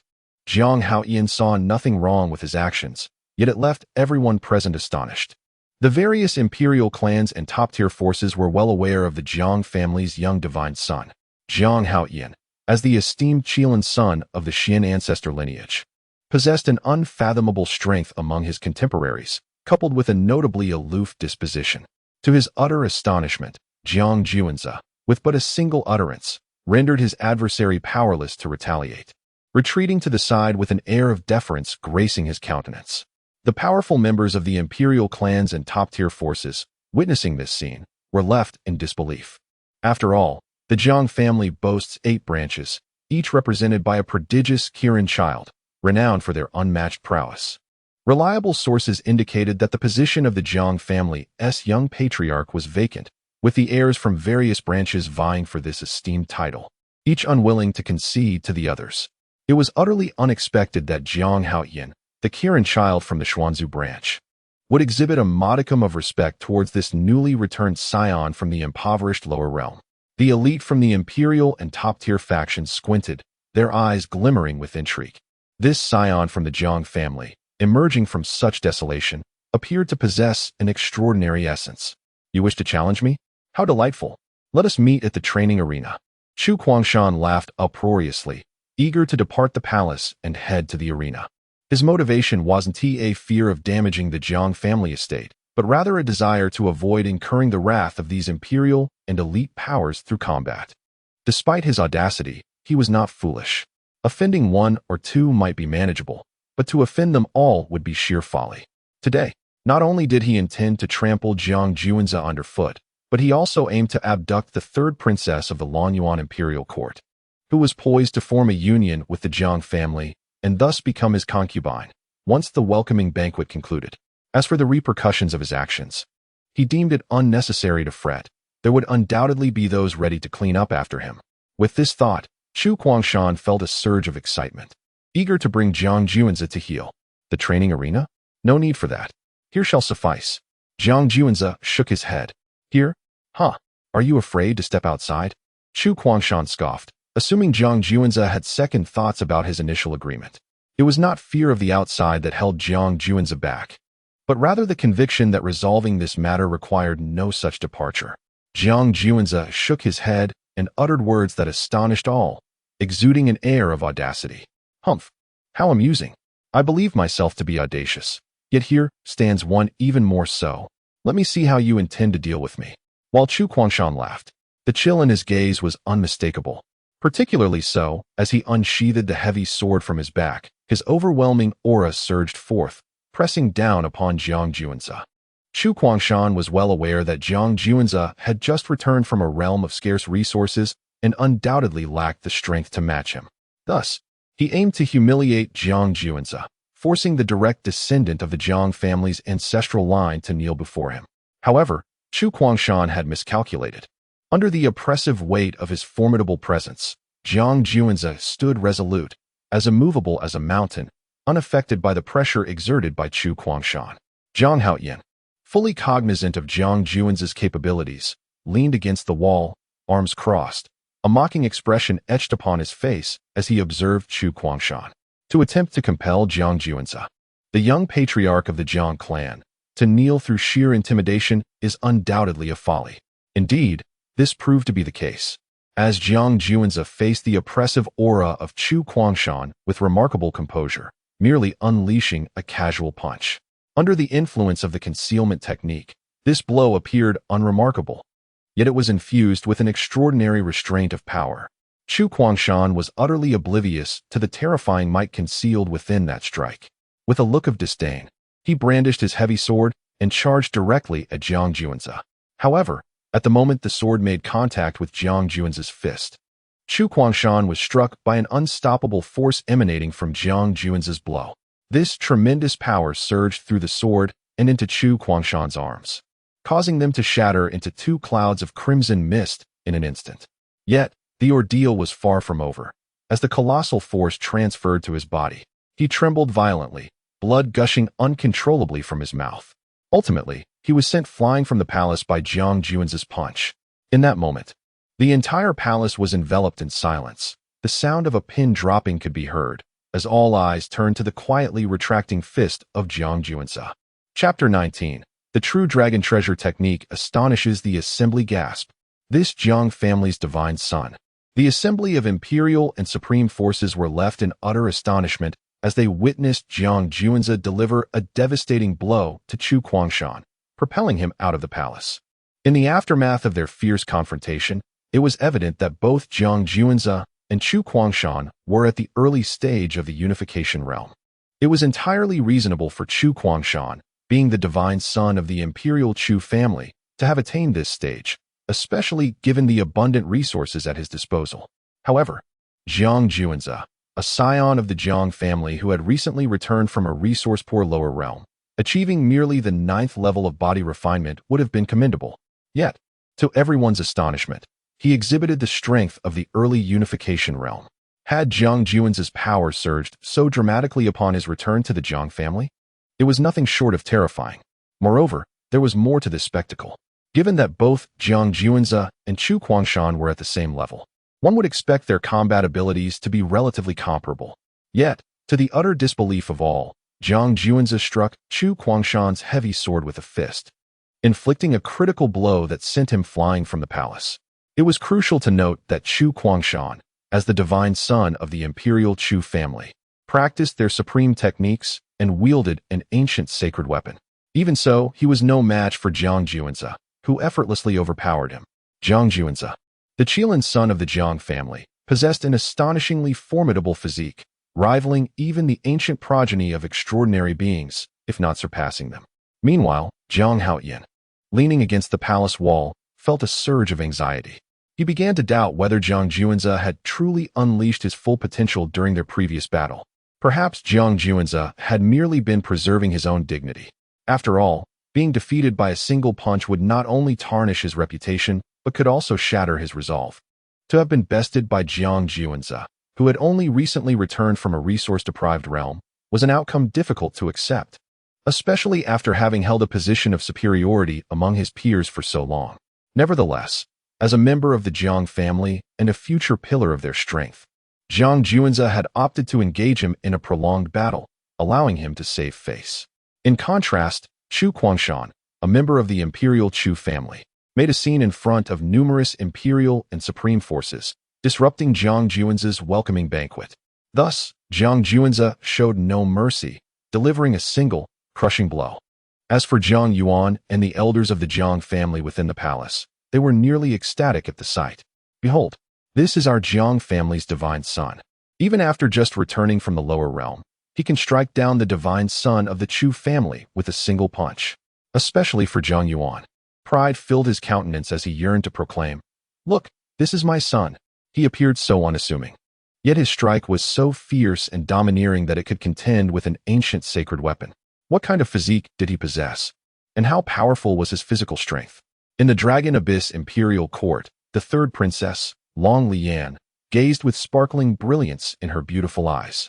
Initially, she had presumed that her future husband would be a waste with a cultivation level significantly inferior to that of his peers in the celestial realm.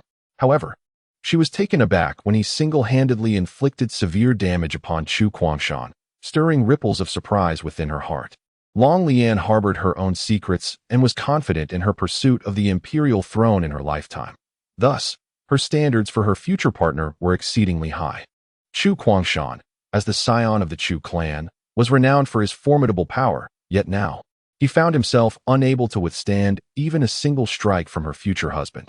Following this battle, Long Lian was resolute in her belief that her future consort was a cunning individual who excelled at feigning weakness, thus proving himself worthy of her hand. The astonishment on the faces of those in the palace had yet to dissipate when a disheveled Chu Kuangshan stormed back into the hall. His countenance twisted in rage as he glared fiercely at Jiang Juanza. "I was merely careless. I have not been defeated." He spat, his expression a mask of fury. After consuming a miraculous elixir, his severed limbs regenerated swiftly. Chu Kuangshan's injuries were distinct from Jiang Yuan's. While Jiang Yuan bore wounds from the Dao and Imperial weaponry that were exceedingly difficult to mend, Chu Kuangshan's injuries could be remedied with but a magical pill. Of course, the elixir he had consumed was no ordinary concoction, and even the most powerful factions might struggle to procure such a treasure. At that moment, Jiang Juanza finally heard the voice he had long anticipated. "Ding! Does the host wish to check in at their welcoming banquet?" The system's voice resonated. "Check in," Jiang Juanza whispered to himself. "Check-in successful. Congratulations, host, on receiving an 8-star reward, True Dragon Treasure Technique." As the system's announcement concluded, Jiang Juanza felt a profound technique manifest in his mind. The True Dragon Treasure Technique, one of the long-lost Ten Fiend techniques, was immensely powerful, regarded as one of the pinnacle arts in existence, one that even many imperial families might not possess. In an instant, Jiang Juanza grasped the essence of this formidable technique. "Today, Chu Kuangshan, you shall witness my true strength," Jiang Juanza declared. As he remained lost in contemplation, Chu Kuangshan, incensed by his apparent disregard, vowed to make him remember his place. In the next moment, the ancient holy weapon in Chu Kuangshan's grasp erupted with a blinding golden light, its brilliance dazzling, and mysterious runes flickered upon the blade, while a crimson gem at the hilt exuded a terrifying aura capable of collapsing the heavens. Jiang Yuan and the elder members of the Jiang clan furrowed their brows at this sight. An unsealed ancient holy weapon possessed a might far beyond ordinary comprehension. Although it was likely that, with Chu Kuangshan's Unity Realm strength, he could only unleash a fraction of the weapon's potential. Even that fraction was not something his peers could withstand. Just as Jiang Yuan and the clan elders prepared to intervene, they witnessed Jiang Juanza step forward, standing directly before Chu Kuangshan. In that instant, Jiang Yuan and the clan elders comprehended Jiang Juanza's intentions. Jiang Ziyu, the ancient sacred weapon that has been unsealed, possesses extraordinary power. You must exercise caution, Jiang Yuan cautioned. Indeed, Jiang Juanza nodded, gazing at the unsealed ancient sacred weapon, radiating terrifying waves of power. This ancient sacred weapon is remarkable. However, your own strength is insufficient.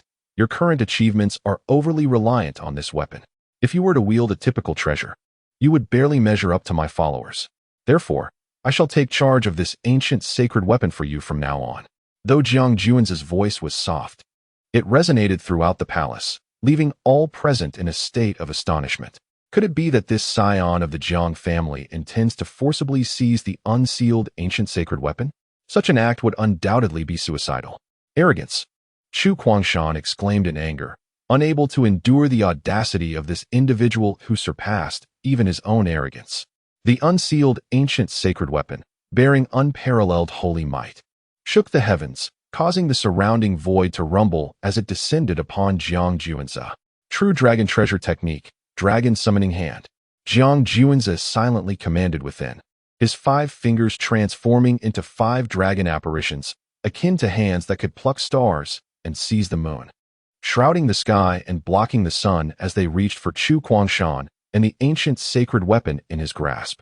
Upon witnessing this, Chu Guangshan's pupils constricted. With all his might, he wielded the unsealed ancient sacred weapon, swiftly striking at the dragon apparitions, each blow carrying the power to shatter mountains and sever rivers.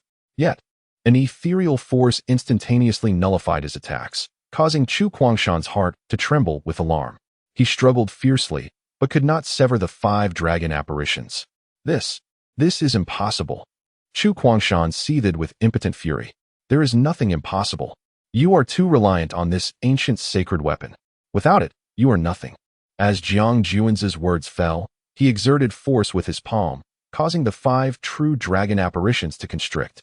Chu Guangshan's countenance turned a deep shade of crimson, the bones within him cracking ominously. In the next moment, it seemed he would be crushed into a pulp by Jiang Juanzi. The true dragon treasure technique. This is the true dragon treasure technique. The scion of the Jiang family has actually mastered the true dragon treasure technique. The elite powers and formidable beings of the Imperial realm gasped in astonishment, their eyes filled with shock. They had never anticipated that the true dragon treasure technique would resurface in the world. Chapter 20. The death penalty can be evaded, but the living crime is inescapable. The identity of the young patriarch is revealed in the alliance with the Longyuan imperial court. Even the esteemed elders of the Jiang family and Jiang Yuan, his father, gazed at Jiang Juanzi with fervent admiration. The value of the true dragon art is unparalleled, rivaling even the imperial scriptures, as it is an ancient treasure of the 10 fearsome true dragons. Lord Sun, please cease your actions. My son is on the verge of collapse, cried Feng Bo, the protector of Chukong Mountain, his face awash with desperation. The prodigious Jiang Juanzi, who had only recently returned from the resource-poor lower realms, astonished Feng Bo beyond measure. Previously, he believed that his own son, Chukong Shan, could easily overwhelm Jiang Juanzi. However, the reality proved otherwise. Jiang Juanzi was an extraordinary talent. Despite spending over a decade in the barren lower realms, his level of mastery was on par with his peers in the heavenly realm. Especially in terms of combat prowess, he utterly eclipsed Chukong Shan. This time, the notoriously arrogant and dismissive Chukong Shan had met his match. Even wielding the unsealed ancient sacred weapon, he could not escape the fate of being crushed by his opponent. He had severely underestimated Jiang Juanzi. I refuse to accept this. I refuse. Chukong Shan, nearing his breaking point at Jiang Juanzi's hands, stubbornly protested. A defiant expression etched on his face. This was in accordance with his nature. Apart from his greatest fear, Chu Guangga, he feared no one, even with the ancient sacred weapon in hand. Of course, this was also due to his limited encounters with truly formidable adversaries, leaving him unprepared for such a challenge. Without the ancient sacred weapon, his own strength would not have even measured up to the current Lu Wuchen. Now, even with the ancient weapon, facing a prodigy like Jiang Juanzi left him questioning his very existence. My lord, please refrain from further provocations. Feng Bo urged anxiously, sweat beading on his forehead. Should Chukong Shan perish, his own fate as a protector would be equally grim. Although he possessed strength at the sacred realm, rescuing Chukong Shan from Jiang Juanzi would be a simple task. But what would follow? Would the powerful figures of the Jiang family simply stand by idly? Lord Juanzi, my Chu family and the Jiang family are both imperial clans, having fought together against the life-forbidden zone. Our relationship is relatively amicable. I implore you to show mercy. Feng Bo pleaded once more, subtly reminding that they were allies in the ongoing battle against the life-forbidden zone, hoping for clemency for Chukong Shan. I can let him go, but Jiang Juanzi nodded, causing Feng Bo to breathe a sigh of relief. Yet, as he shifted his tone, Feng Bo's heart sank once more. Feel free to express any demands. Feng Bo urged fervently. Chu Kongshan disrupted the welcoming banquet organized by my family in front of numerous imperial and top-tier powers.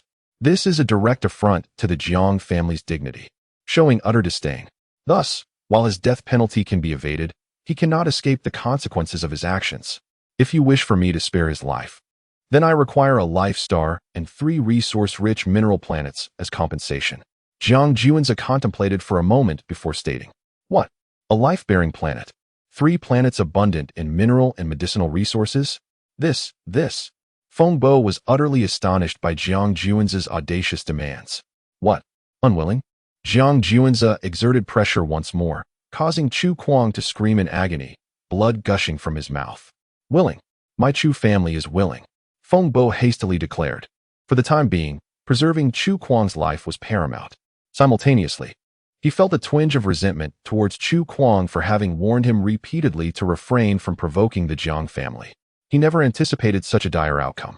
Very well.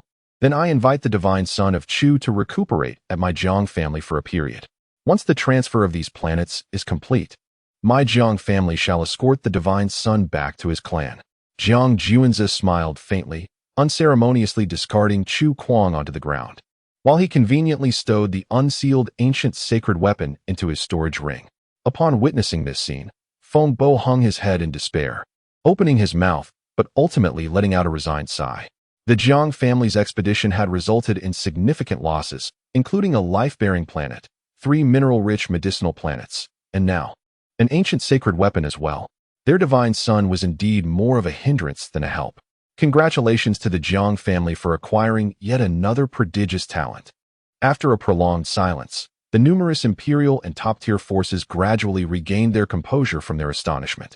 The Jiang family's divine son, who had just returned from a resource-deprived realm, was simply breathtaking. Initially, they presumed his cultivation level would not surpass that of his peers from the celestial realm. Yet no one anticipated that he had already reached the initial stage of the Unity realm. This placed him among the elite of his contemporaries. Most crucially, his strength was formidable. A seemingly ordinary punch effortlessly crushed the Chu family's divine son, Chu Kuang.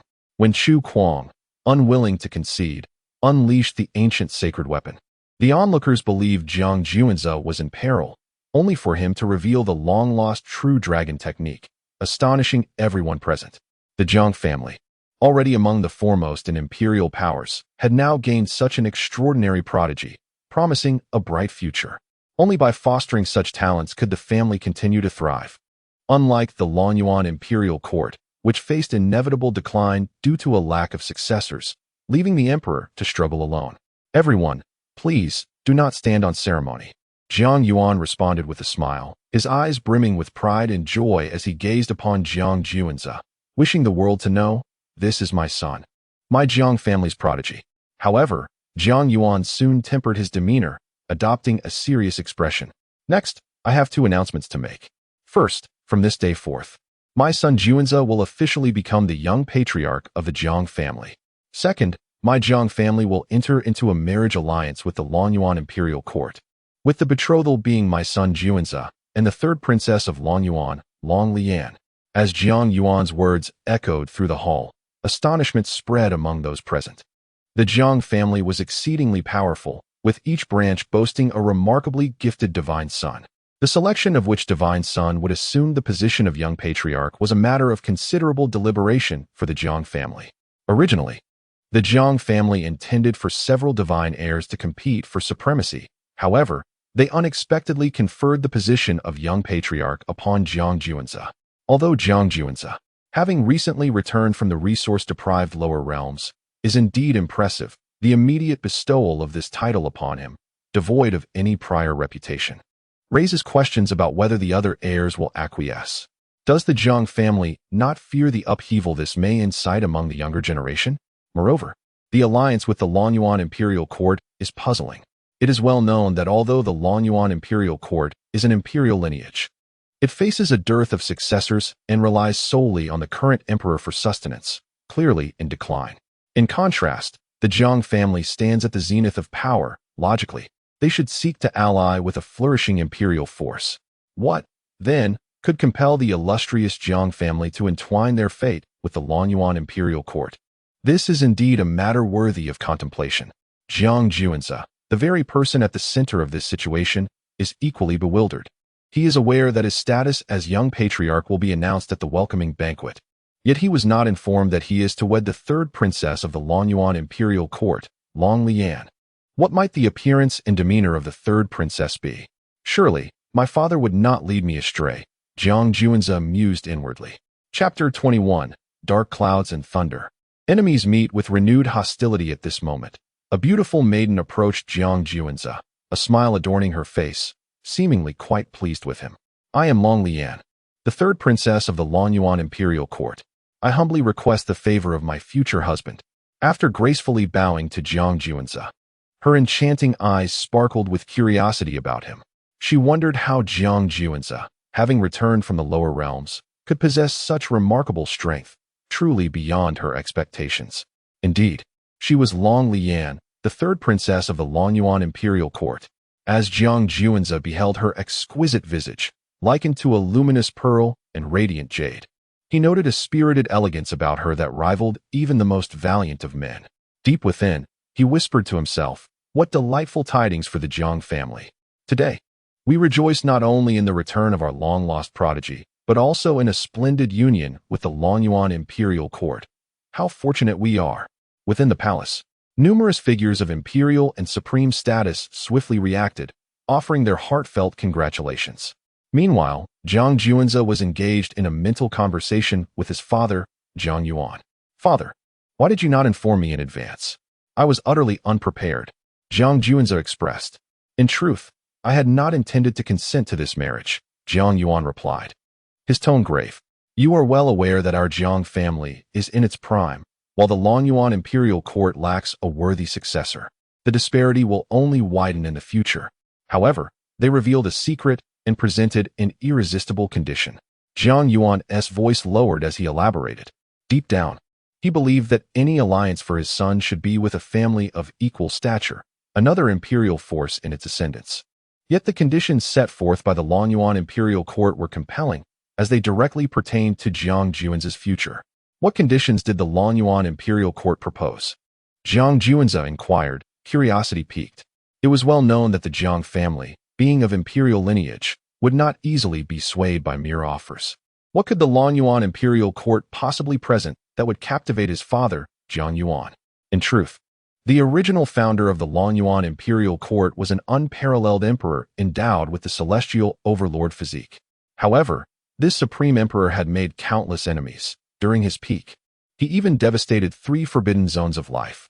Thus, following his demise, his descendants, in a bid to escape annihilation, were compelled to change their names and identities. You too possess the celestial overlord physique, Jiang Yuan continued gravely. The Longyuan Imperial Court has pledged to assist you in awakening the 9 divine forms of the overlord body. Furthermore, they hold the coordinates of the ancestral star of the overlord body. Should you marry the third princess Long Lian when the time is ripe, they can escort you to the ancestral star, where numerous legacies of the overlord body await to transform your strength. The reason the Jiang family agreed to this alliance with the Longyuan Imperial Court lay solely in the potential it held for Jiang Juanze. If Jiang Juanze were to be sent to the dominant physique ancestral star by the Longyuan Imperial Court, the already astonishing Jiang Juanze would undergo yet another metamorphosis. At that time, it is quite possible that the Jiang family could witness the emergence of another unparalleled emperor. Thus it is revealed. Jiang Juanze finally comprehends why his father insisted on an alliance with the Longyuan Imperial Court. It turns out that the founding ancestor of the Longyuan Imperial Court possessed the dominant physique. Moreover, he could assist Jiang Juanze in awakening the 9 divine forms and even held the coordinates of the dominant physique ancestral star, enabling him to transport Jiang Juanze there for his transformation when the time is ripe. The banquet continues, with Jiang Yuan and the elders of the Jiang family relishing the praises of numerous emperor-level figures and formidable powers, particularly for Jiang Yuan, who, having lost his wife and with his son missing, while himself gravely injured, found himself in the darkest of times. However, with the return of his son Jiang Juanze, hope and light have once again illuminated his life. The remarkable performance of his son has gradually pulled him out of the mire of despair. Now, Jiang Yuan harbors a singular obsession: to cultivate his son into greatness and annihilate the life-enshrouding abyss that had ambushed their family. As for Jiang Juanzi, he has been arranged by his father to sit beside Long Lian to foster their connection. Just then, an unsettling voice reverberated through the palace, echoing across the entire Kanglan ancient star. Jiang family of the Imperial clan, I have heard that you are hosting a welcoming banquet for the divine son you retrieved from the lower realms. Coincidentally, I, the divine son, have nothing to do and have come to see whether your Jiang family's divine son is a true dragon soaring through the 9 heavens or merely a worm wallowing in filth. Outside the ancient star, a young man with silver hair, clad in a purple thunder feather robe, rode upon a fearsome ancient demonic bird, the swallowing sky eagle. As he proclaimed his challenge, he is none other than Lei Yunting, the divine son of the life-enshrouding abyss, and the very one responsible for the ambush against Jiang Juanzi's family, which left Jiang Yuan grievously injured, Jiang Juanzi cast down to the lower realms, and his mother slain by the life-enshrouding abyss. Impudence! A fallen being from the life-enshrouding abyss dares to provoke my Jiang family. Seeking death. A thunderous roar erupted from the portal of the Kanglan ancient star, its resonance shaking the very fabric of the void.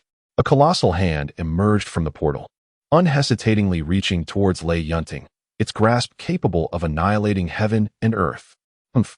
A cold snort echoed from behind Lei Yunting, its tone deep and reminiscent of the groans of hellish specters. In an instant, a dazzling beam of light, blinding and unapproachable, tore through the void, hurtling towards the colossal hand. The clash of energy between the hand and the light would have been sufficient to obliterate all life on a planet had it not been for the ancient formation protecting the Kanglan ancient star. This was the manifestation of a supreme being, Lei Yunting of the life-enshrouding abyss. What is the meaning of this? Do you wish to declare war against my Jiang family? The supreme being of the Jiang family refrained from further action, his voice low and imbued with an inexorable killing intent. He. The time has come. The life-enshrouding abyss shall inevitably wage war against your Jiang family. Today, I have come upon hearing that your esteemed Jiang family has reclaimed a divine progeny. My descendant, Lei Yunting, is filled with excitement and has thus made a special journey to witness this event. If you do not extend a warm welcome, that is one matter, but resorting to lethal force is entirely unwarranted. The supreme being of the abyssal life forbidden zone scoffed coldly. Humph! You, the greatest darkness in this world, deserve annihilation. The supreme being of the Jiang family replied with an icy tone. To eradicate us, your Jiang family alone is far from sufficient. Let us dispense with idle chatter. Summon your divine progeny forth, for I wish to discern whether this child of yours is a dragon or a mere insect. The supreme being of the abyssal life forbidden zone remarked impatiently. Beside him, Lei Yunting was eager for a confrontation, as they had come today to disrupt the proceedings. The Jiang family had always been the bitter adversary of the abyssal life forbidden zone. Within the palace where the welcoming banquet for Jiang Juanzi was held, upon overhearing the dialogue between the supreme being of his family and that of the abyssal life forbidden zone, Jiang Yuan's expression darkened considerably. His fists clenched tightly as an unparalleled killing intent surged forth from his being. Over a decade ago, he had been ambushed by the abyssal life forbidden zone, resulting in the shattering of his family. He had wandered aimlessly for years, lost in madness. Now, the audacity of the abyssal life forbidden zone to seek him out was unbearable, and he was on the brink of unleashing his pent-up rage. Just as Jiang Yuan was about to succumb to his vengeful fury, a hand grasped his shoulder. Father, these are indeed our enemies. He wishes to see me. It is time I reclaim a measure of retribution myself. Jiang Juanzi's gaze was frigid, brimming with murderous intent. As a divine progeny of the Imperial lineage, had it not been for the abyssal life forbidden zone, he would not have suffered in this mortal realm. Most critically, it was the abyssal life forbidden zone that had caused the death of Jiang Juanzi's mother. This vendetta must be avenged. Chapter 22. Thunderclouds Roar. Is the scion of the Jiang family merely an ordinary mortal? Beyond the ancient star of Kanglan, the supreme of the Jiang family and the supreme of the abyssal life forbidden zone stood in a tense standoff. Meanwhile, Lei Yunting, the scion of the abyssal life forbidden zone, continued to boast, eager to engage Jiang Juanzi in combat and crush him beneath his heel, thereby humiliating the Imperial Jiang family and bolstering the reputation of the abyssal life forbidden zone. The echoes of Lei Yunting's taunts stirred not only the members of the Imperial Jiang family, but also incited outrage among many practitioners of the human race. The audacity of the abyssal life forbidden zone was insufferable, daring to provoke the Jiang family at their very doorstep, a testament to their utter ignorance of the consequences. What's this? The scion of the Jiang family dares not present himself before me? Impossible. After all this time spent berating you, you still choose to cower away? Is this the measure of the Jiang family's scion? Perhaps we should forego a welcoming banquet in favor of a turtle feast instead. With his words dripping in derision, Lei Yunting sought to compel the newly returned scion of the Jiang family to reveal himself. The adage of knowing oneself and one's enemy to achieve victory in 100 battles guided his intentions. His presence was not solely to amplify the prestige of the abyssal life forbidden zone or to belittle the Jiang family, but to gather intelligence on this new scion. As the formidable adversary of the abyssal life forbidden zone, the Jiang family had always been a subject of scrutiny. If this newly emerged scion was indeed a weakling, it would be of little consequence. However, should he prove to be a paragon of strength, timely countermeasures would need to be devised. Lei Yunting, is it not your father who ambushed my own, slaying my mother and casting me down to the lower realms? Jiang Juan's gaze shimmered with icy resolve as he approached, hands clasped behind him, stepping forth on his flying vessel. The air around him crackled with the intent to kill as he regarded the incessantly taunting Lei Yunting. Alas, it is a pity that my father, in his oversight, only dealt with your wretched mother and failed to eliminate you and your father. What a grievous error that was. With a shake of his head and a sigh, Lei Yunting pondered, is the scion of the Jiang family truly as ordinary as he appears? Or has he cloaked his own aura with some secretive technique, hoping to mislead me into underestimating him? As he scrutinized the seemingly mundane Jiang Juanza, a frown creased his brow. In his mind's eye, the scion of the Jiang family ought to possess some semblance of strength. Yet, the reality presented before him was that of an unremarkable mortal. Employing a secretive technique to probe deeper, a fleeting spark of electricity flickered in Lei Yunting's eyes. The realization struck him. The esteemed scion of the Jiang family was indeed merely an ordinary individual. After conducting his probing, astonishment flickered across Lei Yunting's visage. Enlightenment soon followed. The lower realms, with their meager resources, made cultivation an arduous endeavor. Without fortuitous opportunities, ascending to the ranks of a practitioner was nearly impossible, let alone becoming a powerful one, even with the bloodline of an imperial family coursing through him. If Jiang Juanza had been unable to cultivate during his time in the lower realms, his lineage would yield little advantage. At best, it might grant him a slight edge over the average mortal in terms of physique and spirit. What he had anticipated to be a resplendent figure instead revealed itself to be an ordinary individual, a reminder of the unpredictable nature of the world. As Lei Yunting cast a glance at Jiang Juanza, a flicker of both pity and derision crossed his face. In this world, where strength reigns supreme, Jiang Juanza was destined to become a laughingstock of the Jiang family. There is a saying that debts owed by the father must be repaid by the son. Today, I shall offer your blood as a tribute to my mother, reclaiming a portion of what is owed. One day, I shall obliterate your Tianyuan life forbidden zone. Draped in his flowing robes, Jiang Juanza pointed an accusing finger at Lei Yunting, his voice resonating with conviction. Humph. Ha. You claim you will annihilate my Tianyuan life forbidden zone? That is the most absurd joke I have ever heard. Not only you, but even the entire Jiang family could never accomplish such a feat. Lei Yunting's expression was one of disdain. The Tianyuan life forbidden zone had existed for eons, far older than the esteemed Jiang clan. Not even a single Jiang family, nor multiple imperial clans combined, could hope to extinguish the Tianyuan life forbidden zone. Its terror far surpassed the imaginations of the beings from the outside world. Enough of your idle chatter. Today, I shall first blood sacrifice you to avenge my mother. Without further ado, Jiang Juanza launched a powerful punch at Lei Yunting. Huh, how amusing. You wish to blood sacrifice me? You are courting death. Lei Yunting's disdain deepened, and he could scarcely be bothered to act, merely flicking a tiny bolt of lightning from his fingertips. Though diminutive, the power contained within was sufficient to annihilate a soul realm cultivator. Truly, the heavenly shield technique is remarkably effective. Observing Lei Yunting's underestimation of him, Jiang Juanza's eyes glimmered with a cold light. The seemingly ordinary punch he threw was, in fact, the dragon fist from the true dragon secret art. As he unleashed his fist, a true dragon soared into the sky, shaking the heavens and the earth with immeasurable might. However, under the influence of the heavenly shield technique, Lei Yunting perceived it as a mere ordinary strike, feeble, weak, even inferior to a woman's punch. Crack! As the minuscule bolt of lightning made contact with Jiang Juan's dragon fist, it was instantly obliterated by the force of the punch. Upon witnessing this, Lei Yunting raised an eyebrow, a flicker of surprise flashing in his cold gaze, as he had not anticipated that Jiang Juanza could effortlessly dissipate the lightning powerful enough to destroy a soul realm cultivator.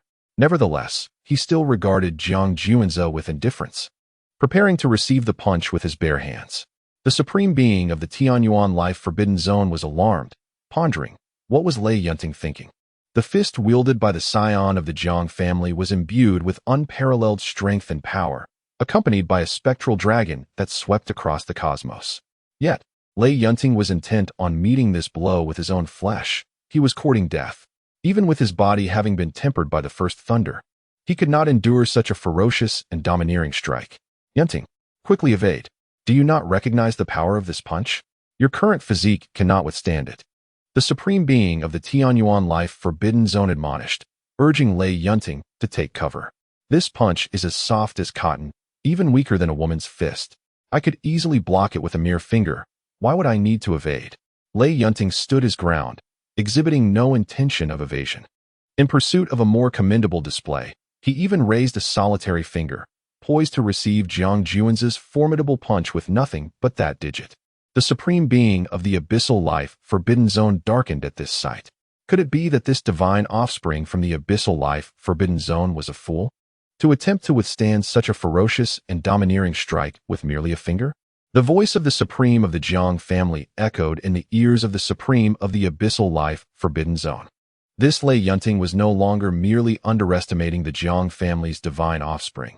He had truly become a fool, daring to confront such a powerful blow with a single finger. Yunting, get out of the way. Are you mad? The supreme of the abyssal life forbidden zone could not restrain himself from exclaiming. Why did the ancestor insist on caution against this seemingly feeble punch? Lei Yunting, perplexed, was on the verge of heeding his ancestor's advice when it was already too late. As Jiang Juan's fist made contact with the finger that Lei Yunting had raised, an excruciating pain surged through his digit. How could this be? This punch. Something felt amiss. Upon feeling the impact of this seemingly soft blow, Lei Yunting's expression shifted dramatically. Chapter 23. The Cataclysmic Thunder Technique versus the True Dragon Treasure Art. At this moment, Lei Yunting's eyes widened in disbelief, his gaze filled with desperation as he exerted every ounce of strength to evade. He finally comprehended why his ancestor had repeatedly advised him to dodge and had called him a fool. The moment his finger made contact with Jiang Juan's seemingly feeble punch, the truth dawned on him. The so-called son of the Jiang family, newly returned from the lower realms, was nothing but a cunning predator in disguise, possessing immense power while feigning weakness, which had led him to let his guard down. In an instant, under the might of Jiang Juan's fist, Lei Yunting felt his fingers fracture. Jiang Juan's punch continued unabated, crashing down upon Lei Yunting's formidable physique that had been tempered by the first heavenly thunder. The impact resonated with a thunderous boom, akin to a meteor colliding with the earth, sending chills down one's spine. Blood gushed from Lei Yunting's mouth as he was sent hurtling through the air like a marionette with severed strings. Jiang Juan's dragon punch nearly rendered him unconscious, leaving his own aura significantly diminished. Marvelous! The divine son is magnificent and formidable. Destroy the fallen beings of the life forbidden zone. Which divine son? This is our young clan leader. Indeed, the young clan leader is awe-inspiring. Annihilate the fallen beings of the life forbidden zone. Witnessing this spectacle, the younger generation of the Jiang family erupted in cheers. The Jiang family and the life forbidden zone had always been bitter enemies, with countless relatives perishing at the hands of the fallen beings. Most importantly, the younger generation of the Jiang family had been oppressed by their counterparts from the life forbidden zone, suffering more defeats than victories, and desperately needed a leader to reverse their current plight. Now, with Jiang Juanza delivering a crushing blow to the divine son of the life forbidden zone, He had undoubtedly uplifted the spirits of the Jiang family's youth, earning their allegiance as their young clan leader. Meanwhile, Jiang Yuan and the clan elders beheld this scene with expressions of satisfaction. Jiang Juan's actions had significantly boosted the morale and cohesion of the younger generation of the Jiang family. Under his leadership, it was conceivable that they might finally alter the oppressive circumstances imposed by the divine sons of the Life Forbidden Zone. It appears that your divine son from the Life Forbidden Zone is not as formidable as he seems. A supreme member of the Jiang family mocked, causing the face of the Life Forbidden Zone's supreme to darken ominously.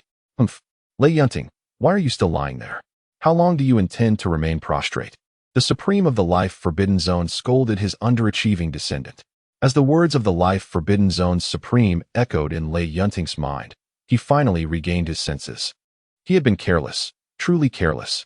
This Jiang family divine son had employed some unknown treasure technique that rendered his probing secret art ineffective. He had mistakenly believed him to be an ordinary person, only to suffer a great loss.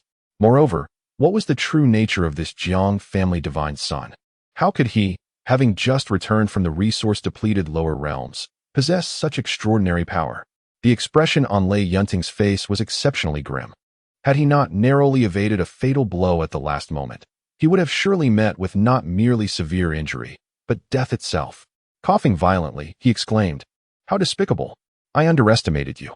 Under the admonition of his ancestral figure, Lei Yunting finally rose to his feet, wiping the blood from the corner of his mouth. His countenance as frigid as frost as he fixed his gaze upon Jiang Juan's. This encounter had indelibly etched Jiang Juan's presence into Lei Yunting's memory. With a low growl, Lei Yunting became enveloped in crackling electricity, the resplendent radiance of thunder illuminating the pitch-black sky. In the next instant, a colossal figure, towering and formidable, materialized. This giant, entirely composed of lightning, donned the armor of the Thunder Emperor and wielded the Thunder Hammer. With every movement, the giant radiated brilliance, shaking the very foundations of the universe. This was the Thunder Emperor's divine ability from the Great Destruction Thunder Scripture, a technique of immense power that Lei Yunting had mastered. Gasps of astonishment erupted from the onlookers. The Great Destruction Thunder Scripture, crafted by the Thunder Emperor, the sovereign of the Abyssal Life Forbidden Zone, contained numerous esoteric techniques. Mastering even a single one conferred supremacy over peers and the ability to vanquish foes. The Thunder Emperor's divine ability, a sacred art within this scripture, summoned a fragment of the Thunder Emperor's essence, transforming the practitioner into a titan of thunder. Although utilizing this power imposed a tremendous burden on the body, it nevertheless augmented one's strength tenfold. Now, as the Thunder Emperor descended, an overwhelming pressure swept across the cosmos. Jiang family scion, prepare to meet your demise. Lei Yunting's exhilarated voice resonated from within the thunderous giant. This divine ability had only become accessible to him after his physical form underwent the first thunderous refinement. Otherwise, he would have been incapable of withstanding even a sliver of the Thunder Emperor's essence to summon such might. This was his inaugural display of the Thunder Emperor's divine ability, and he was experiencing its formidable strength for the first time.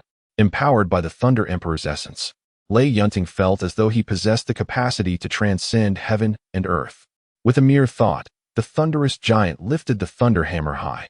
In an instant, a violent tempest erupted and lightning cracked forth. The winds, sharp as blades, surged toward Jiang Juan's. However, an unexpected turn of events unfolded. The tempest, akin to a razor, produced a clashing sound upon striking Jiang Juan's flesh, sparking like iron meeting iron. The gathered crowd gasped in astonishment. These wind blades possessed enough power to rend a practitioner of the Unity realm into mere blood and pulp. Yet they failed to inflict even the slightest harm upon Jiang Juan's. Noticing this, Lei Yunting furrowed his brow slightly, taken aback by Jiang Juan's extraordinary physical resilience. Yet, behind the gale, thunder was yet to be unleashed. With a crackling roar, lightning descended like ancient divine spears, striking fiercely against Jiang Juan's form. At that moment, scales resembling those of a dragon emerged upon Jiang Juan's surface, rendering the wind blades ineffective and the lightning impotent. How can this be? Lei Yunting's countenance darkened profoundly, yet his assault was far from over. The wind and thunder served merely as auxiliary attacks, The true offensive lies within the formidable wind and thunder hammer held in hand. This colossal hammer, akin to a mountain, descends upon Jiang Juanzi with tremendous force. The sheer pressure of the wind sends tremors through the very fabric of the void, while the overwhelming fluctuations of magical energy extend for miles. Observing this, Jiang Juanzi takes a deep breath, his heart unperturbed. In the next moment, an aura of majestic authority emanates from him, reminiscent of an emperor surveying his dominion, as his celestial might ignites to its fullest. Subsequently, an ethereal dragon shadow entwines around Jiang Juanzi, merging with the almost tangible aura of dominance, resulting in an unimaginable transformation. "Dragon breaks the firmament," Jiang Juanzi exclaims, his voice resounding like thunder, as the reverberations of his command obliterate the wind blades and thunderbolts that assail him. Yet, this is not the end. Embodying the true dragon, he charges forth with unparalleled dragon might towards the colossal, thunderous giant, as if the heavens themselves were rent asunder by this dragon's presence. The clash of the great annihilation thunder technique and the true dragon art creates a cataclysmic resonance that shakes the cosmos and subdues the four corners of existence. The elites of various factions gaze upon this spectacle, their hearts trembling in awe. This is the collision between the life-restricting abyss and the scion of the Imperial Jiang family. A display of terrifying power that leaves them utterly astounded and humbled. Chapter 24. Suppressing the Thunderclouds. The Jiang family's divine son is terrifying indeed, a resounding boom echoed through the air. Once more, the colossal thunder giant's thunderous hammer descended, crashing down upon the true dragon, enveloped in supreme majesty and draconic might, as though it were striking an ancient celestial metal. The true dragon's form sustained no damage, while the thunder giant staggered backward, nearly losing its balance due to the immense recoil. In the next instant, the formidable true dragon shattered the Thunder Emperor's armor and pierced through the thunder giant's body in a flash. Its boundless power resembled that of a deity descending from the heavens, causing the thunder giant to collapse in a cacophony of fragmentation. Thundercloud's face contorted in agony as he coughed up blood, plummeting into the void before crashing heavily onto the platform at the entrance of the Kanglan Ancient Star. "I have not been defeated. I can still fight." Thundercloud struggled to rise, his visage twisted and his gaze fiercely fixed upon Jiang Juanzi. However, unbeknownst to him, his body was already a tapestry of wounds, blood splattering from countless lacerations. Not only did it stain the platform beneath him, but he had also become a mere figure of blood, his vitality waning to its nadir, collapsing onto the ground. The notion of continuing the battle was nothing short of a farcical jest. Yet, Jiang Juanzi had no intention of sparing Thundercloud. The enmity for his mother was an irreconcilable grudge, stemming from the ambush orchestrated by Thundercloud's father, which left his own father, Jiang Yuan, gravely injured, his mother dead, and himself cast into the lower realms, enduring 18 years of suffering, living a life akin to that of a dog. Today, he would make Thundercloud repay a portion of that debt. However, Jiang Juanzi's desire to eliminate Thundercloud would not be condoned by the Supreme of the Tianyuan Life Forbidden Zone. Yet what of it? One need only consider where this confrontation was taking place. The Imperial Jiang clan would not allow fallen beings to disturb their peace. In the next moment, the grand formation enveloping the Kanglan Ancient Star unleashed its might. Under the command of the Jiang clan Supreme, a colossal sword, seemingly capable of cleaving through the very fabric of the cosmos, materialized with overwhelming power. Jiang family, do you truly wish to wage war against the Tianyuan Life Forbidden Zone? The Supreme of the Tianyuan Life Forbidden Zone bellowed, his wrath sweeping across the cosmic expanse. A Supreme's fury could shatter stars and obliterate celestial bodies. If war is what you desire, then so be it. Do you truly believe the Jiang family fears you, Tianyuan? The Jiang clan Supreme showed no mercy toward the Supreme of the Tianyuan Life Forbidden Zone. Such audacity from the Jiang family. Just then, a resounding and majestic voice reverberated from the depths of the universe. As the voice faded, one after another, the Supremes of the Life Forbidden Zones made their appearances, gathering in unison. Among them were the Supremes from the Tianyuan Life Forbidden Zone, the Ling Mountain Life Forbidden Zone, and the Penglai Life Forbidden Zone. Whether wielding thunder or transforming into blazing fiery stars, they distorted the void and shook the heavens as they approached the Kanglan Ancient Star. The amassed might of these Supremes caused the cosmic expanse to tremble, leaving the powerful figures of the human factions attending the welcoming banquet in a state of alarm. Could it be that so many Supremes from the Forbidden Zones had united to confront the Jiang family? It appears that the challenge posed by the Divine Son of the Abyssal Life Forbidden Zone to our esteemed Jiang family's Divine Son is merely a test of our strength. The Supreme of the Jiang family let out a cold laugh. At this moment, the colossal sword, forged from an ancient grand formation, erupted with immeasurable divine might. The arrival of numerous Supremes from the Life Forbidden Zone roused the attention of the Jiang family's Supremes.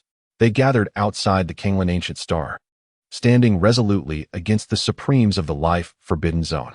The clash of their auras created a shockwave that destabilized the surrounding space, akin to two celestial bodies colliding. One must admit, your Divine Son, freshly returned from the lower realms, possesses limitless potential. If my eyes do not deceive me, he not only wields the celestial overlord body, which ranks within the top 10 of the 3,000 body forms, but has also mastered the long-lost true dragon treasure technique. Moreover, the drop of Emperor's blood from your family's dragon transformation pool has been integrated within him, has it not? Otherwise, it would be impossible for one returning from the resource-depleted lower realms to equal his peers in the heavenly realm. One Supreme, fixated on Jiang Juanzi, spoke with a low, serious tone, his eyes shimmering with golden light. His expression bore gravity. For the emergence of such a prodigious talent within the Jiang family bodes ill for the Life Forbidden Zone in the future. The others, upon hearing this, gazed at Jiang Juanzi in astonishment. No wonder he, having just returned from the lower realms, could match his peers in the heavenly realm. It turns out he has fused with the Emperor's blood from the Jiang family's dragon transformation pool. Furthermore, Jiang Juanzi possesses the celestial overlord body and has acquired the long-lost true dragon treasure technique. Wait, he even possesses the divine eye-heavy pupil? What extraordinary talent is this? A Supreme, his gaze fixed upon Jiang Juanzi, exclaimed in disbelief, his eyes radiating golden brilliance. This Divine Son of the Jiang family, freshly returned from the lower realms, is indeed an unparalleled prodigy. Possessing the celestial overlord body is remarkable enough, yet he also wields the divine eye-heavy pupil. What? The other Supremes from the Life Forbidden Zone, along with the unaware onlookers, stared at Jiang Juanzi in shock, as if gazing upon a monstrous entity. Their expressions filled with awe. To possess the celestial overlord body, ranked within the top 10 of the 3,000 bodies, is already exceedingly rare. Now, the divine eye-heavy pupil has manifested in Jiang Juanzi as well. The convergence of the celestial overlord body and the divine eye-heavy pupil suggests that the heavens may be endeavoring to forge another supreme emperor. With the celestial overlord body, the divine eye-heavy pupil, the true dragon treasure technique, and the fusion of Emperor's blood, Lei Yuntian, the Divine Son of the Abyssal Life Forbidden Zone, stared at Jiang Juanzi, who held him firmly in place, his gaze vacant. He had believed himself to be sufficiently monstrous, having not only endured the trial of the first-day thunder, but also mastered the Thunder Emperor's divine ability from the Great Annihilation Thunder Classic. He arrived with unwavering confidence to challenge, only to discover that he was up against a being far beyond his imagination. Most importantly, during their battle, his opponent had not even utilized the divine eye-heavy pupil. What does this signify? It indicates that the opponent has not exerted his full strength. What manner of prodigy is this? Undoubtedly, others shared the same thoughts as Lei Yuntian within their hearts. No wonder he returned from the resource-scarce Nether Realm and was immediately elevated to the position of junior clan leader. Such prodigious talent is indeed extraordinary. This has instilled a profound sense of menace among the supreme beings of the Life Forbidden Zone, further fueling their desire to eliminate Jiang Juanzi, this remarkable prodigy. Possessing such exceptional abilities, and backed by the Imperial Jiang clan, he is destined to contend for the Imperial throne, perhaps even achieving the status of an emperor. In due time, he will undoubtedly pose the greatest threat to the Life Forbidden Zone. However, eliminating him will not be an easy task, for the Jiang clan is no mere family. It is an imperial lineage that commands respect, having once produced a supreme emperor with an astonishing legacy. Release Lei Yunting, the son of the Life Forbidden Zone from Tianyuan, and let us part ways peacefully, proclaimed the supreme being of the Tianyuan Life Forbidden Zone, taking a deep breath as he solemnly spoke. Firstly, the probe into the Jiang clan had concluded, revealing that they possessed a prodigious son. Secondly, it was clear that this was not the opportune moment to initiate conflict. Should war break out with the Imperial Jiang clan, other Imperial forces would undoubtedly intervene, including the long-revered Chongqing Emperor, who would not remain indifferent. Come to my Jiang clan and stir up trouble, and you expect to simply demand their release? Who do you think you are? Before the Jiang clan's supreme being could respond, Zhang Juanzi seized Lei Yunting by the neck, dragging him forth as one would a lifeless dog, confronting the supreme being of the Tianyuan life forbidden zone with unwavering resolve. Behind him stood an elder clad in white robes, his eyes reflecting the cosmic dance of stars' annihilation and rebirth. Chapter 25. Fury against the Supreme, Ancestor versus Thunder Emperor. How dare you insult the Supreme? Have you lost your mind? The Supreme of the Abyssal Life Forbidden Zone glared at Zhang Juanzi, their eyes locked in a fierce confrontation. The onlookers were equally astonished. The Supreme represented the pinnacle of power among the various life forbidden zones and Imperial clans, standing tall at the apex of the celestial realm. Who could have imagined that the scion of the Jiang family would audaciously insult a Supreme in front of such a multitude? Did he not fear repercussions? As for the elder trailing behind Zhang Juanzi, many assumed he was merely his protector. Only the Supreme of the Jiang family displayed a hint of surprise upon seeing the elder, though he quickly masked it. The Jiang family Supreme understood that the ancestor had come to bolster Zhang Juanzi's standing. Contemplating this, the other Supremes of the Jiang family regarded Zhang Juanzi with complex expressions. The ancestor, the foundation of the Imperial Jiang clan, possessed a power that transcended that of the Supreme, having secluded himself in the star core for profound cultivation. Had it not been for the severe calamity threatening their clan's existence, the ancestor would not have emerged, and the same could be said for the other 7 ancestral elders. However, according to the higher-ups of the Jiang family, since Zhang Juanzi's return, the ancestor had made multiple appearances. Now he stood personally in support of Zhang Juanzi, a privilege unprecedented among the younger generation of the Jiang family. Only Zhang Juanzi had garnered such favor from the ancestor. You have deliberately come to my Jiang family to cause havoc. Not only do you deserve to be scolded, but you ought to be executed. Alas, my strength is currently insufficient. Otherwise, I would truly wish to eliminate you. Zhang Juanzi shook his head, his words astonishing all present. Not only did he insult the Supreme, but he also expressed a desire to personally slay him. Truly befitting of the Jiang family scion, his proclamations exuded unparalleled dominance. The Supreme of the Abyssal Life Forbidden Zone, upon hearing this, wore a grim expression, an aura of murderous intent permeating his gaze, nearly palpable. Before so many life forbidden zones and human forces, being insulted by a younger member of the Jiang family and threatened with death shattered his supreme dignity. He longed to rush forward and crush Zhang Juanzi with a single strike, yet he refrained. The ancient formations of the Jiang family and the presence of other supremes were not to be trifled with. A moment's carelessness could cost him his life. Thus, despite his fury, he had to suppress it. Thundercloud, it's your turn now, Zhang Juanzi remarked, noticing the Supreme's irritation towards him, yet unable to act against him.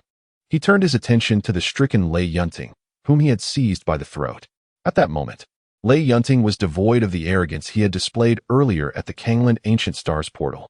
Ancestor, save me, Lei Yunting implored, casting a desperate glance towards the Supreme of the Abyssal Life Forbidden Zone, extending his hand in a plea.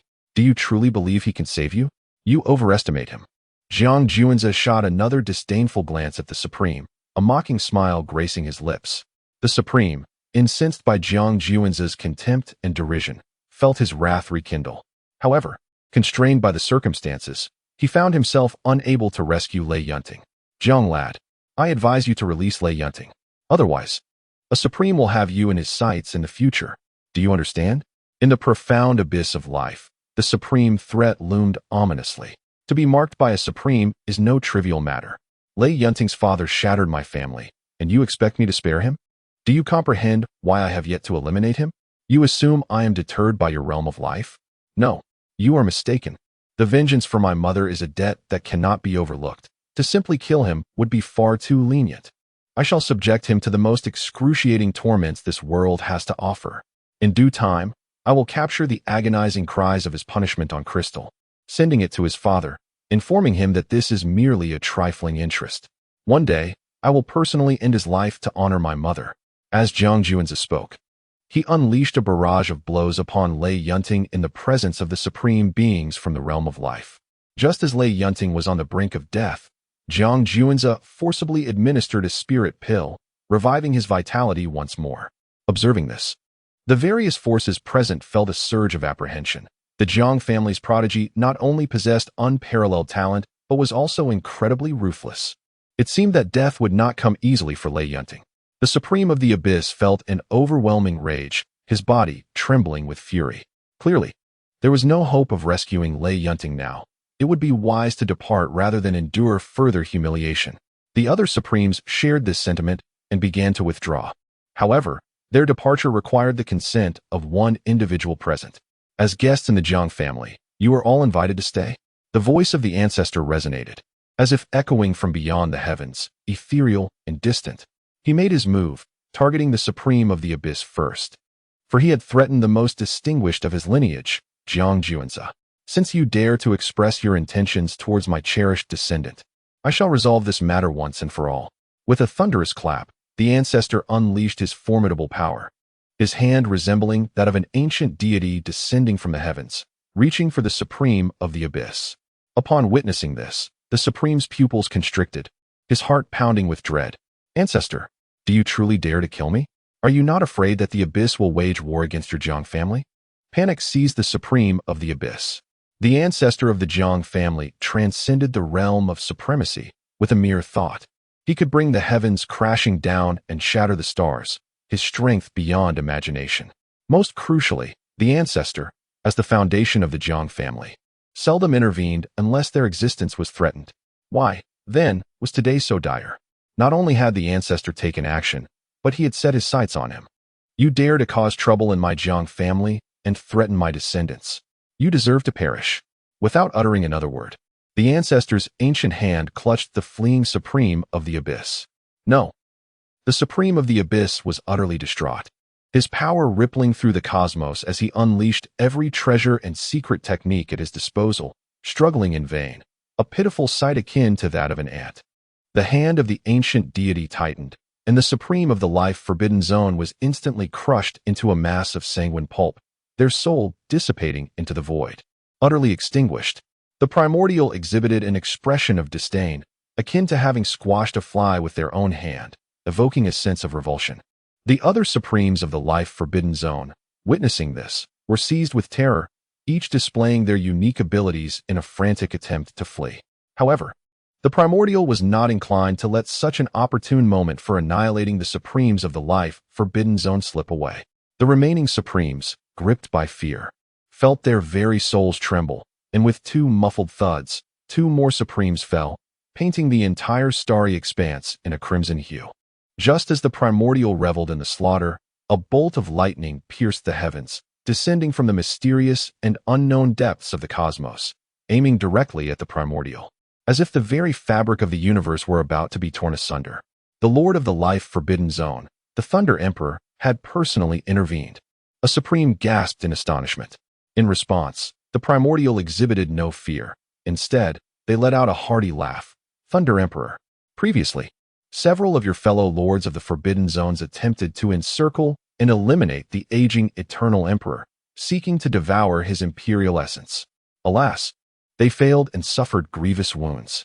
Even in his twilight years, the Emperor remains unmatched across the world, reigning supreme over the cosmos. Let me see how much strength you have left. With a booming laugh, the primordial surged forth into the depths of the universe.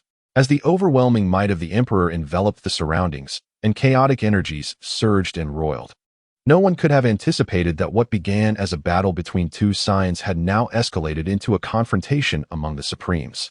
Chapter 26, The Daughter of Destiny. Yen Ryu. The welcoming banquet for Jiang Juanzi concluded amidst this atmosphere, and at that moment, no one paid any further attention to him.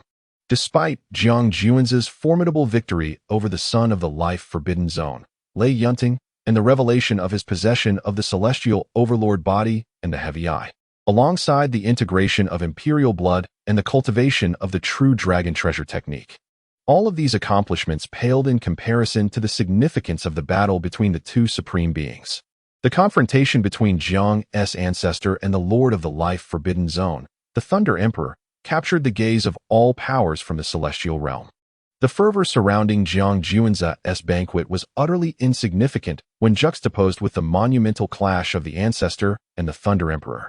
Nonetheless, through this banquet, Jiang Juanza secured his position as the young patriarch. Once he subdued the other 6 sons, excluding Jiang Haoyan, his status would be firmly established. Furthermore, this gathering served as a preliminary herald of his burgeoning reputation, albeit limited to the realm of sacred beings, as his fame remained obscure to those below this tier, particularly among the sons of various life-forbidden zones. Within the Hall of Destiny, the sun has truly risen. Lu Wuchen presented a list of gifts to Jiang Juanza, his face alight with excitement. The value of the gifts Jiang Juanza received today rivaled the assets of first-rate factions. Among these treasures were sacred pills, sacred herbs, and sacred weapons, each a paragon of rarity, causing Lu Wuchen to salivate at their allure. To harvest such a wealth of treasures from a single welcoming banquet was an envy-inducing feat. Jiang Juanza perused the gift list, carefully storing those of significant personal value within his storage ring. Additionally, he had a life planet and 3 highly valuable medicinal mineral planets currently in exchange with the Imperial Chu family, all of which would fall under his control. In due course, this life planet would serve as a training ground for nurturing his own power, while the 3 mineral planets would continuously supply him with a wealth of source stones. At that moment, Jiang Juanza's father, Jiang Yuan, entered the Hall of Destiny with a beaming smile. Jiang Juanza had decisively subdued the son of the Life-Forbidden Zone, Lei Yunting, subjecting him to the Jiang family's harsh punishments. Ultimately, he transmitted images of Lei Yunting's torment and pitiable state to his father, much to Jiang Yuan's delight, as it represented a small reclamation of their family's honor. Accompanying Jiang Yuan was a tall and exquisite young maiden. The girl appeared to be around 18 or 19 years of age, with flowing hair cascading down to her waist, each strand shimmering with brilliance. Her enchanting eyes sparkled with vitality, and her skin was as smooth and delicate as a freshly shelled egg. Her face, seemingly sculpted by divine hands, was nothing short of perfection, particularly accentuated by her strikingly ample bosom that left a lasting impression. Most notably, Jiang Juanza discerned the words "Daughter of Destiny" hovering above her head. The 4 characters hovered above the young maiden's head, resembling an innate and enigmatic rune, exuding a gentle radiance. This was a manifestation of destiny, bestowing upon her continuous fortuity and transforming misfortune into fortune. Moreover, it appeared that only Jiang Juanza could perceive these characters. "Father, what is this?" Jiang Juanza inquired, pointing at the maiden with a look of confusion. Her name was Yin Ruyu, a scion of a modest family. Her father had sent her over in an attempt to ingratiate himself with our esteemed Jiang clan. Initially, I contemplated refusing, as not every faction could aspire to associate with our lineage. However, upon further investigation, I discovered that she was not only strikingly beautiful, but also possessed an exceptional physique suited for cultivation. Engaging in dual cultivation with her would expedite your own training. Thus, let her serve as your concubine from now on, Jiang Yuan stated candidly. Isn't this a bit inappropriate? Jiang Juanza gazed at the fated maiden, Yin Ruyu, blinking in disbelief. Just moments after being betrothed, he was to acquire a concubine, and this concubine was the so-called destined woman. Did this not imply that he had usurped the affections of the destined son? Surely, the destined son would come to reclaim what was his, and Jiang Juanza would henceforth be cast as the villain. In this world where strength reigns supreme, a man having multiple wives is hardly objectionable. Jiang Yuan reassured him with a pat on the shoulder before turning to Yin Ruyu. "This is my son, Jiang Juanza, the young patriarch of the Jiang family. To serve my son is a tremendous honor for you in this lifetime. Be diligent in your duties. Do you understand?" "Yes." Yin Ruyu nodded and performed a graceful bow to Jiang Juanza, yet her exquisite countenance betrayed a hint of sorrow and unwillingness. Although she masked her emotions well, the desolation and resistance in her eyes were instantly captured by Jiang Juanza's keen perception. If she were an ordinary woman of humble origins, the mere fact that he was the young patriarch of the Imperial Jiang clan would undoubtedly elate her, making her willingly pursue him. Sorrow and reluctance? Such feelings would be non-existent. Alas, Yin Ruyu was no ordinary woman. She was the fated maiden, destined for the destined son. Even his esteemed lineage as the young patriarch of the Jiang clan paled in comparison to her unwavering loyalty to the destined son. Jiang Juanzi scrutinized Yin Ruyu. Undoubtedly, as a fated maiden, her beauty and grace surpassed that of ordinary women. Despite her modest family background, she rivaled the daughters of illustrious clans. Particularly, her astonishing allure was utterly captivating. Lu Wuchen, step outside. Jiang Juanzi commanded, glancing at the bystander, Lu Wuchen. Hee. Yes, divine son. Lu Wuchen responded with an understanding smile, eager not to interfere with Jiang Juanzi's affairs, and swiftly exited the Hall of Destiny. What would happen if he forcefully pursued the fated maiden? Should he dare to try? Jiang Juanzi contemplated the 4 characters above Yin Ruyu's head. Though these 4 characters emanate a gentle light, they are, for him, exceedingly glaring. Conventionally, the chosen daughter is safeguarded by divine fortune, and only the chosen son possesses the ability to displace her. To forcibly pursue the chosen daughter would likely invite dire consequences. Nevertheless, Jiang Juanzi yearned to take the risk. After he instructed Lu Wuchen to withdraw from the Hall of Destiny, Yin Ruyu's entire being tensed up. She gazed at the unfamiliar man before her, yet her heart was ensnared by an indelible, haunting silhouette, evoking a sense of melancholy and resignation. Was it truly her fate to surrender her first time to this stranger? Although he was the esteemed young patriarch of the Imperial Jiang clan, she held no admiration for his status. Her heart was irrevocably filled by that lingering figure. What are you still hesitating for? The bed is over there. Be mindful, Jiang Juanzi declared, pointing unceremoniously to his soft, inviting bed. He would not dally like other antagonists, waiting for unforeseen circumstances to cause him to lose his opportunity. Chapter 27, Plundering Fate and the Unveiling of the System Mall. Yes, my lord. A solitary tear cascaded down Yin Ruyu's delicate cheek, for she found herself in a precarious position, compelled to bow beneath the eaves. The Yin family, a mere second-tier clan, lacked even the privilege to serve the Imperial Jiang family. Yet, from this modest lineage emerged the enchanting Yin Ryu, whose breathtaking beauty, captivating figure, and exceptional grace rivaled that of the foremost daughters of noble families. Most significantly, she possessed a unique physique, one that promised abundant benefits to those who engaged in mutual cultivation with her. Thus, the head of the Yin family regarded his daughter as a precious gem that could elevate their clan. The Yin family awaited a fortuitous opportunity. As a second-tier clan, encountering an individual of imperial stature seemed a distant dream, akin to an ordinary citizen's unlikely audience with the emperor. However, the prospect of presenting Yin Ryu to the elite powers stirred within them a sense of reluctance, believing they could not fully harness her potential.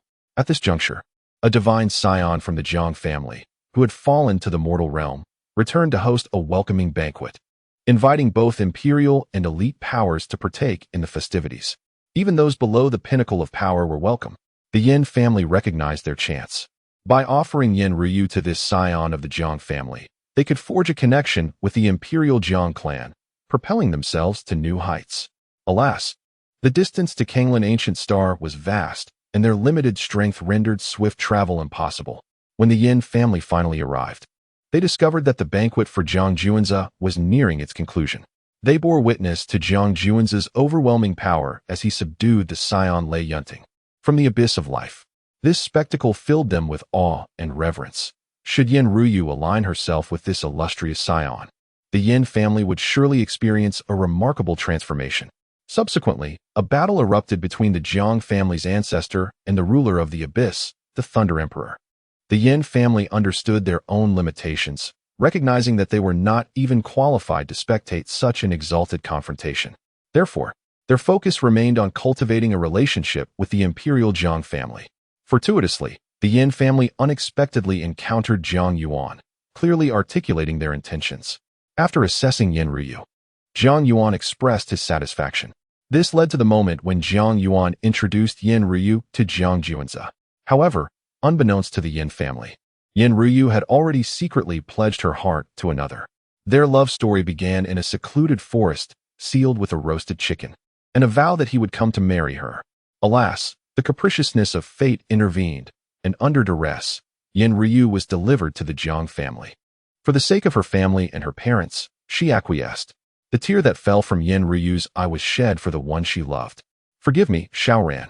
With a heart heavy with despair, she slowly shed her garments and approached the soft, white bed. Her pitiable demeanor evoked a profound sense of compassion.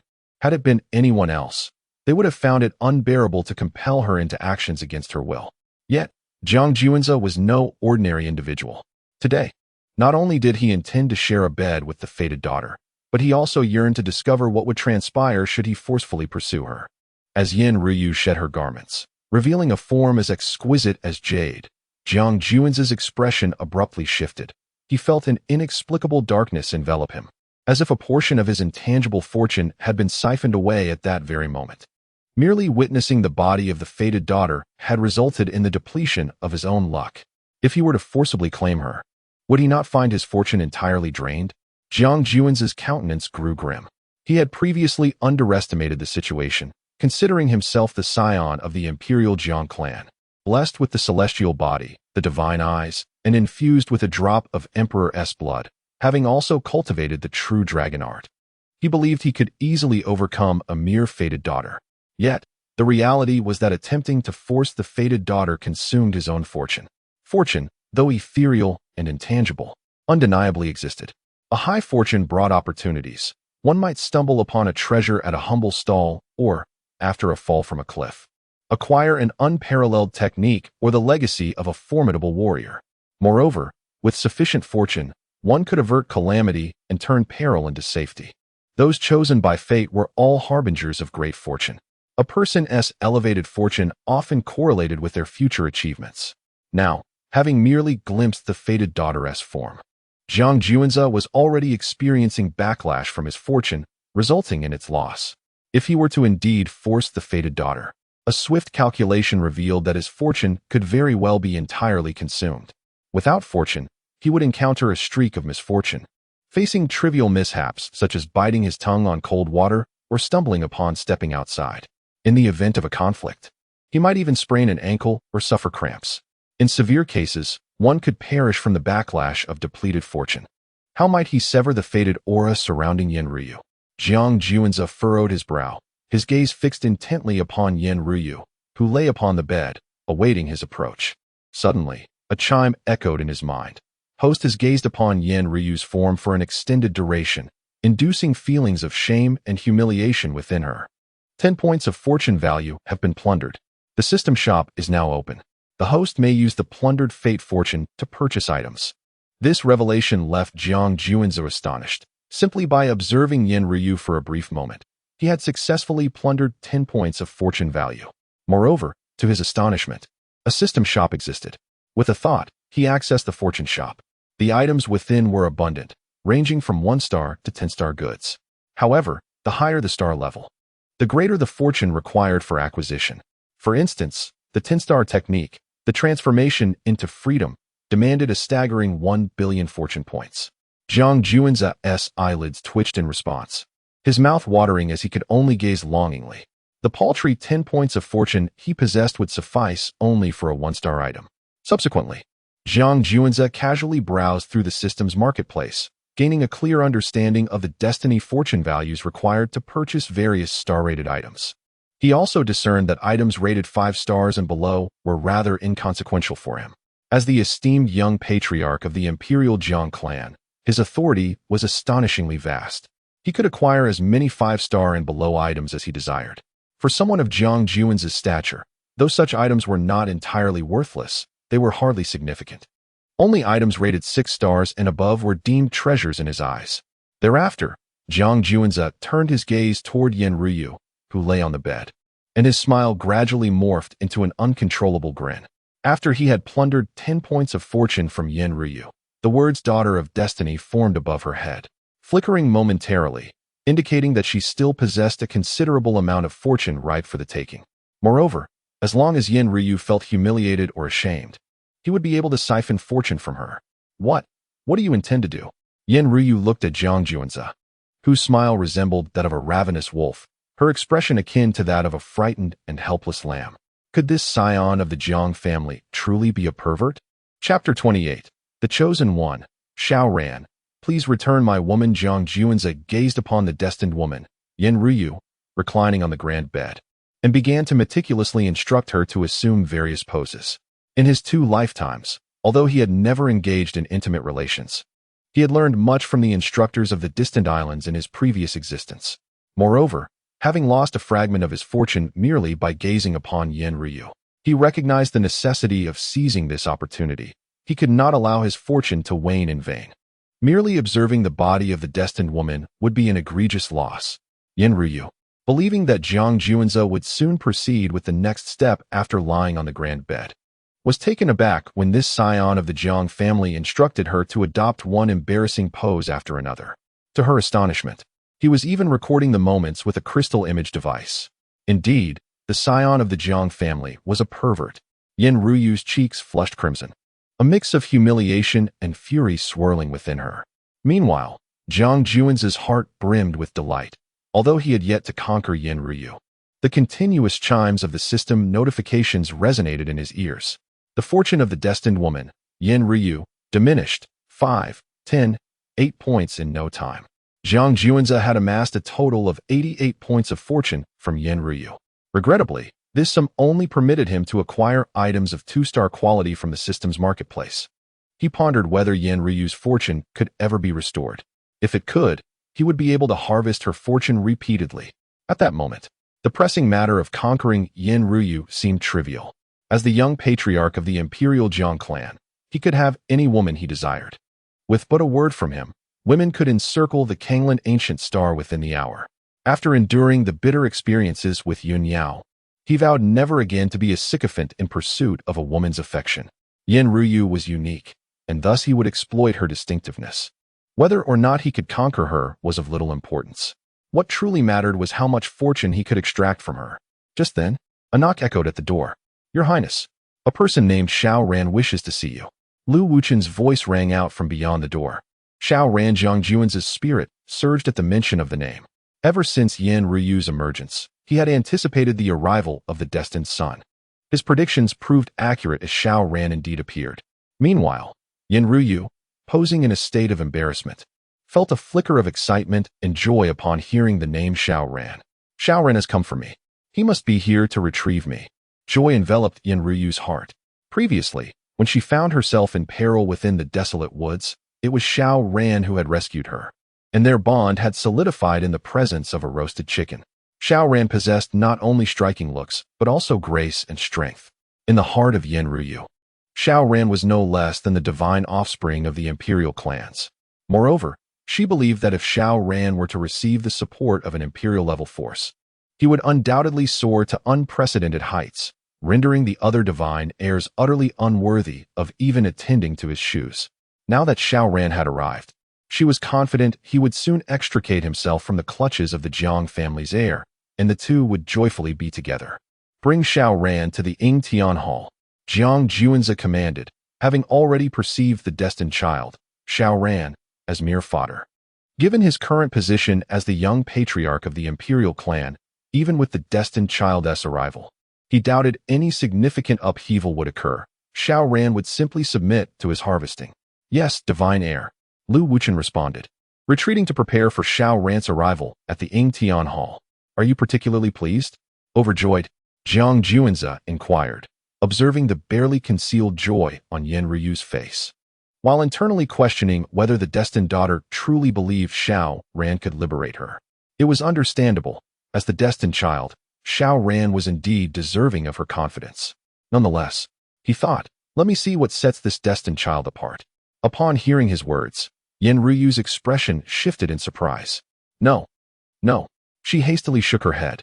While she outwardly claimed otherwise, her heart felt differently. In her eyes, as long as Xiao Ran was determined, there was nothing he could not achieve. She understood well that it would be fraught with challenges for him to take her from the Imperial Jiang family. However, she firmly believed that he would succeed. Before long, Lu Wuchen returned with a young man clad in black armor to the Yingtian Hall. The youth bore fiery red hair, standing upright like steel needles, reminiscent of flames in full blaze. He strode with the grace of a dragon and the might of a tiger, his physique straight and powerful, with a pair of sharp, piercing eyes that occasionally flashed with brilliance. The aura he exuded caused Jiang Juanzi to raise an eyebrow. Truly, as the destined child, Xiao Ran's appearance and demeanor were on par with Lei Yuntian, the divine heir of the life-forbidden zone. As for his strength, it was undoubtedly formidable. You are the Jiang family heir, Jiang Juanze, who has just returned from the lower realms. Xiao Ran assessed Jiang Juanze with a critical eye, his brow furrowing slightly. His tone was devoid of respect, brimming with inquiry. Internally, he mused, how ordinary. Is this truly the Jiang family heir? However, upon further reflection, he recognized that the resources of the lower realms were scarce. Even if he were the Jiang family heir, he would still be a gem obscured by dust. Not everyone could thrive against adversity as he had, rising from obscurity. Without the Jiang family, this Jiang family heir was utterly inconsequential. Thus, the look in Xiao Ran's eyes held a trace of disdain. Impudent. How dare you be so disrespectful in the presence of divine heir Juanze? Lu Wuchen admonished. His brow furrowed at the audacity of this Xiao Ran. Unfazed, Jiang Juanze remarked, intrigued, as he observed the destined child Xiao Ran, gesturing for Lu Wuchen to stand down. Lu Wuchen cast a fierce glare at Xiao Ran before stepping aside. So it is you, Xiao Ran. You have fought valiantly in adversity and risen from insignificance. I hold you in high esteem. May I inquire about the purpose of your visit today? Jiang Juanze inquired in a calm tone. You flatter me, esteemed son of God. I have come today to engage in a friendly contest with you. Should I be defeated, feel free to impose any consequence upon me. However, if I emerge victorious, I beseech you to return my beloved. Xiao Ran responded, his chest swelling with pride at Jiang Juanze's words. From the current demeanor of Jiang, Xiao Ran was convinced that the scion of the Jiang family admired his fearless spirit, one that dared to claim his cherished woman. Consequently, he regarded Jiang Juanze with disdain, deeming him merely a waste, reliant on his familial legacy. Your woman? Jiang Juanze feigned ignorance, though he was well aware. Indeed, previously, the Yin family bestowed upon you. Esteemed son of God, their daughter Yen Ruyu. She and I share a mutual affection, having pledged our hearts to one another long ago. I hope you will honor our bond. Xiao Ran declared haughtily, his demeanor seemingly reminding Jiang Juanze to recognize his place. Xiao Ran's attitude irked Lu Wuchen, who stood nearby. Was this a plea for help? It resembled more of a command. One might mistakenly believe that Xiao Ran was the true son of the Jiang family. Was this the overwhelming confidence of a destined child, believing the world ought to revolve around him? Jiang Juanze shook his head. It must be said, without the backing of substantial fate, these so-called destined children would have perished long ago. Since the Yin family has given Yen Ruyu to me, she is undoubtedly my woman. What if I have no desire to fulfill your wish? Jiang Juanze's tone turned icy. Chapter 29 Jiang Juanze. Do you already possess a path to death and yet refuse to fulfill our desires? Huh. The illustrious scion of the Jiang family, confronted with a challenge, falters and retreats, too timid to engage. Should word of this spread, it would undoubtedly tarnish the reputation of both the scion and the Jiang family. The fated one, Xiao Ran, chuckled lightly, his tone laced with mockery and disdain. Since he dared to approach the Imperial clan, he must have been thoroughly prepared. Initially, he harbored a shred of trepidation toward Jiang Juanze, assuming that as a member of the Imperial lineage, his prowess would be formidable. However, upon meeting him in person, Xiao Ran discovered that this scion was rather mundane. In comparison to an average person, he was slightly inferior. This was the true measure of the Jiang family's scion. Xiao Ran, you possess audacity beyond measure, daring to threaten a scion? Are you courting death? Lu Wuchen could no longer endure Xiao Ran's brazen demeanor, oblivious to the gravity of their surroundings. Threaten? Let us not speak of such things. I merely state the truth. Am I not correct, Scion Juanze? Xiao Ran did not even cast a glance at Lu Wuchen. His arms crossed over his chest as he spoke coolly. For the woman he cherished, he stood undaunted, willing to confront authority, commendable indeed. Jiang Juanze regarded Xiao Ran with a deep gaze. Truly, he was the fated child, unafraid of heaven or earth. As long as he possessed the favor of destiny, he could transform misfortune into fortune.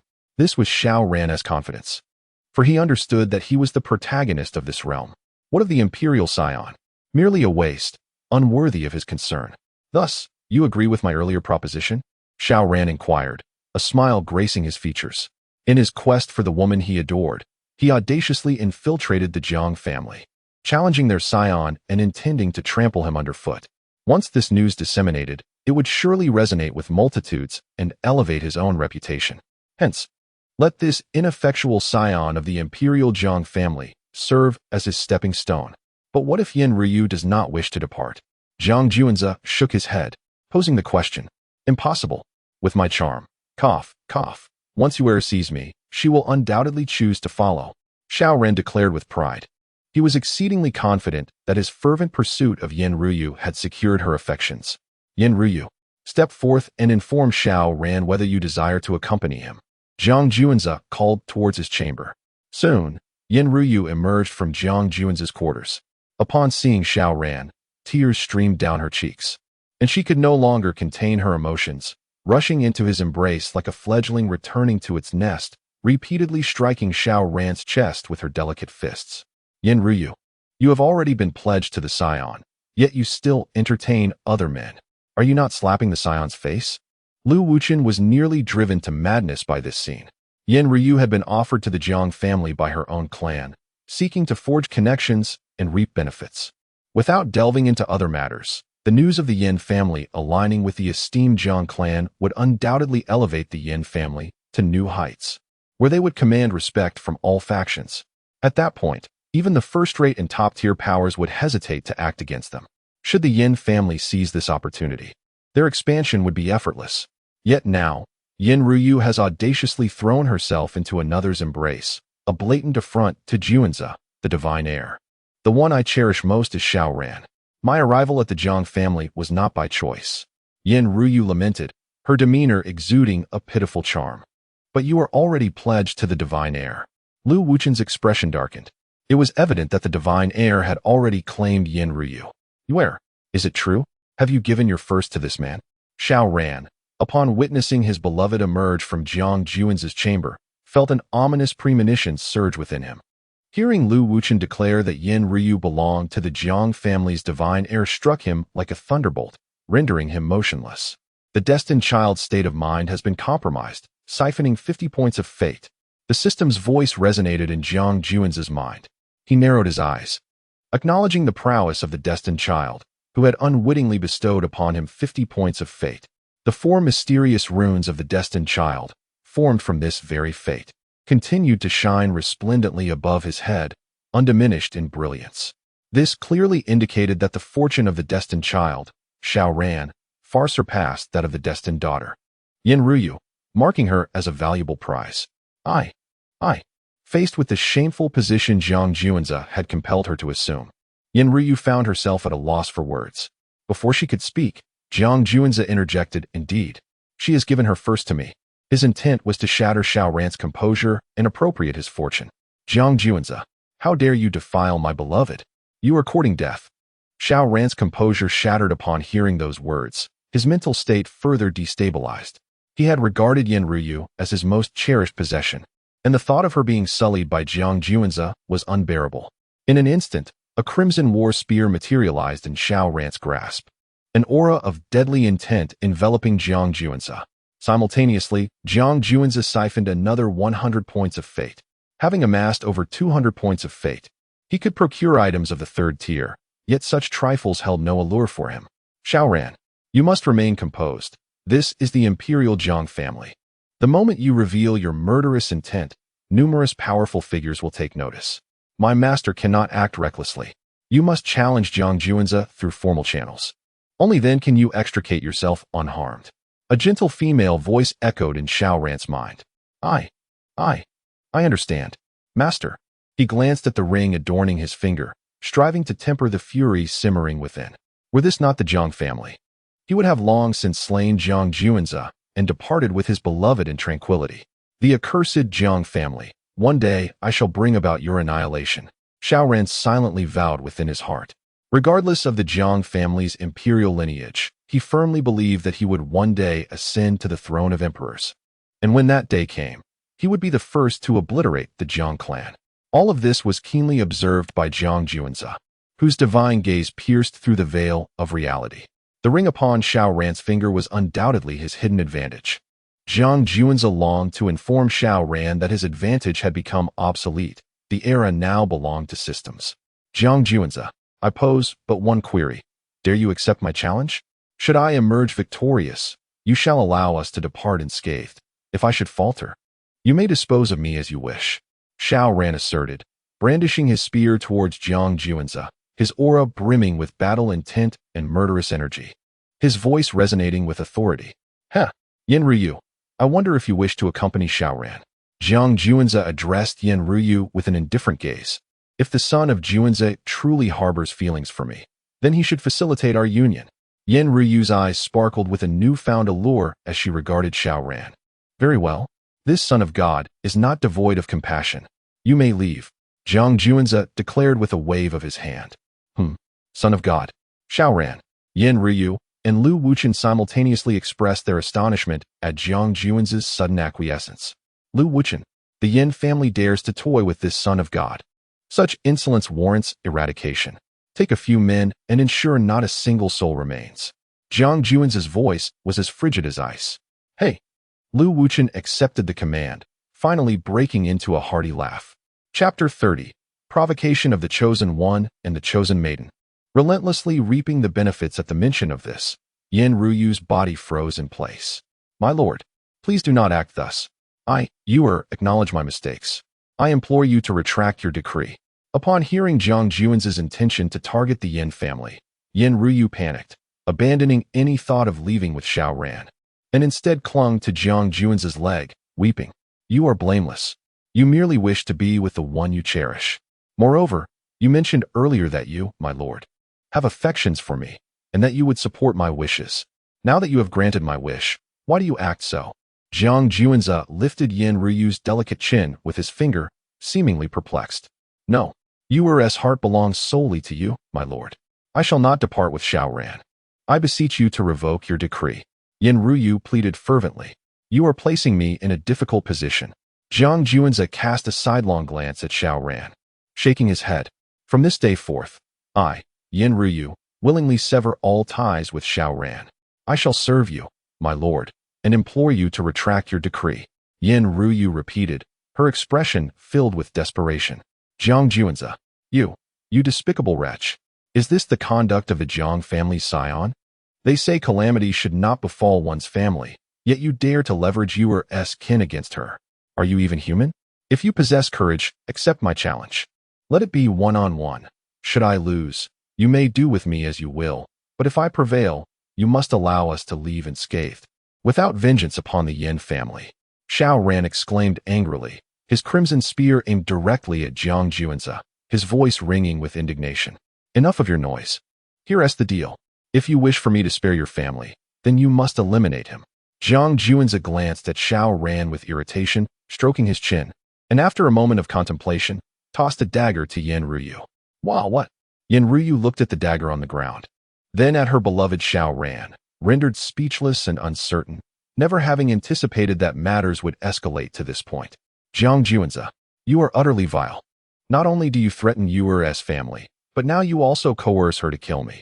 Is this the manner of the Jiang family scion? Xiao Ran erupted in rage at Jiang Juanzi. This is precisely my manner. Since you are so enamored with Yin Ryu, surely you would not wish for her family to suffer annihilation, forcing her to endure a lifetime of anguish. Sacrificing one for the salvation of thousands of the Yin family should be agreeable to you. Jiang Juanzi reasoned, appealing to both emotion and logic. Xiao Ran's face flushed crimson, veins bulging on his forehead. How could the Jiang family scion be so unconventional and shameless? I challenge you. Why not simply accept? I shall not cower before might. Bursting into the Imperial Jiang family, trampling you underfoot, and carrying away my beloved, crafting a tale of romance. What is wrong with that? Silence. Then I shall take your silence as consent. Yin Ryu, Xiao Ran is prepared to sacrifice everything for you and your family. Such devotion is truly moving. Why do you not act swiftly? Jiang Juanzi's gaze bore into Yin Ryu, his voice as cold as ice. Xiao Ran's complexion darkened like the bottom of a pot. His teeth clenched in silent fury as he cursed inwardly. I wholeheartedly reject your proposition. The lives of the Yin family are worth less than a fraction of my own. I am destined to achieve the path of an emperor. The Yin clan holds no significance. Just then, he noticed Yin Ryu picking up the dagger from the ground. What should I do? Yin Ryu wept profusely, her tears flowing like rain on a pear blossom, appearing utterly pitiful, as memories of her parents flashed through her mind, causing her body to tremble. Damn, could this wretched woman truly intend to murder me to protect her family? Though these thoughts coursed through Xiao Ran's mind, he feigned a posture of righteousness, ready to sacrifice himself for her. He rapidly contemplated his next move. At that moment, the voice of Jiang Juanzi, like that of a demon, echoed once more. Yin Ryu, think of your parents, who have toiled for over a decade to raise you. Do you truly wish to see them meet a tragic end? Hearing this, Yin Ryu, who had collapsed to the ground in tears, was jolted to attention. Although she harbored some resentment for her parents sending her to the Jiang family, she understood their reasoning. After all, the Jiang family had produced supreme emperors, standing at the pinnacle of the celestial realm. Even as a mere servant, they were not someone the Yin family could provoke. If she indeed became a concubine to the Jiang family's son, the Yin family would soar to greatness. Moreover, her parents had not wronged her in any significant way. Could she truly forsake the very beings who nurtured her for this man? Suddenly, a sickening sound pierced the air as the dagger plunged into flesh. Xiao Ran's eyes widened in disbelief. This woman was genuinely attempting to kill him. Am I truly inferior to your parents? He gazed at the dagger embedded in his chest, feeling the warmth of his blood seeping away, staring incredulously at Yin Ryu. I'm sorry, she cried, her head bowed in despair.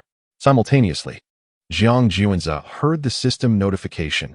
Yin Ryu, having wounded her beloved, suffers a loss of 200 points of destiny. Xiao Ran, injured by his beloved, also suffers a loss of 200 points of destiny. Wretched woman, you truly mean to kill me? Get away. Jiang Juanzi, I will deal with you first. The rage within Xiao Ran could no longer be contained. He forcefully pushed Yin Ryu aside and brandished his fiery spear towards Jiang Juanzi. Observing this, Lu Wuchen revealed his azure sword, striking down upon Xiao Ran's spear. The clang of metal reverberated, sparks flying as a violent shockwave rippled through the air, causing the furnishings within the heavenly hall to scatter. With that clash, both Xiao Ran and Lu Wuchen were forced to retreat. Narrowing his eyes, Xiao Ran regarded Lu Wuchen for the first time, recognizing him as a formidable opponent. Such a talented prodigy serving the inept Jiang Juanzi was indeed a waste. Jiang Juanzi, once more, I shall inquire. Do you truly dare to accept my challenge? Xiao Ran once again directed his focus towards Jiang Juanzi, for his objective had always been Jiang Juanzi. He chuckled derisively. Xiao Ran, have you not recognized your own standing, or are you still oblivious to the circumstances at hand? I am compelled to ask, what qualifications do you possess to negotiate terms with me? Jiang Juanzi retorted with a cold smirk. Is my identity as the son of Xiandao's sacred land not sufficient? Although Xiandao's sacred land may not be an imperial-level force, it is certainly among the foremost powers. I hereby challenge you in my capacity as the son of Xiandao's sacred land. Is this not enough qualification? At last, Xiao Ran revealed his trump card. He was indeed the son of Xiandao's sacred land. Lu Wuchen, go inform the lord of Xiandao's sacred land.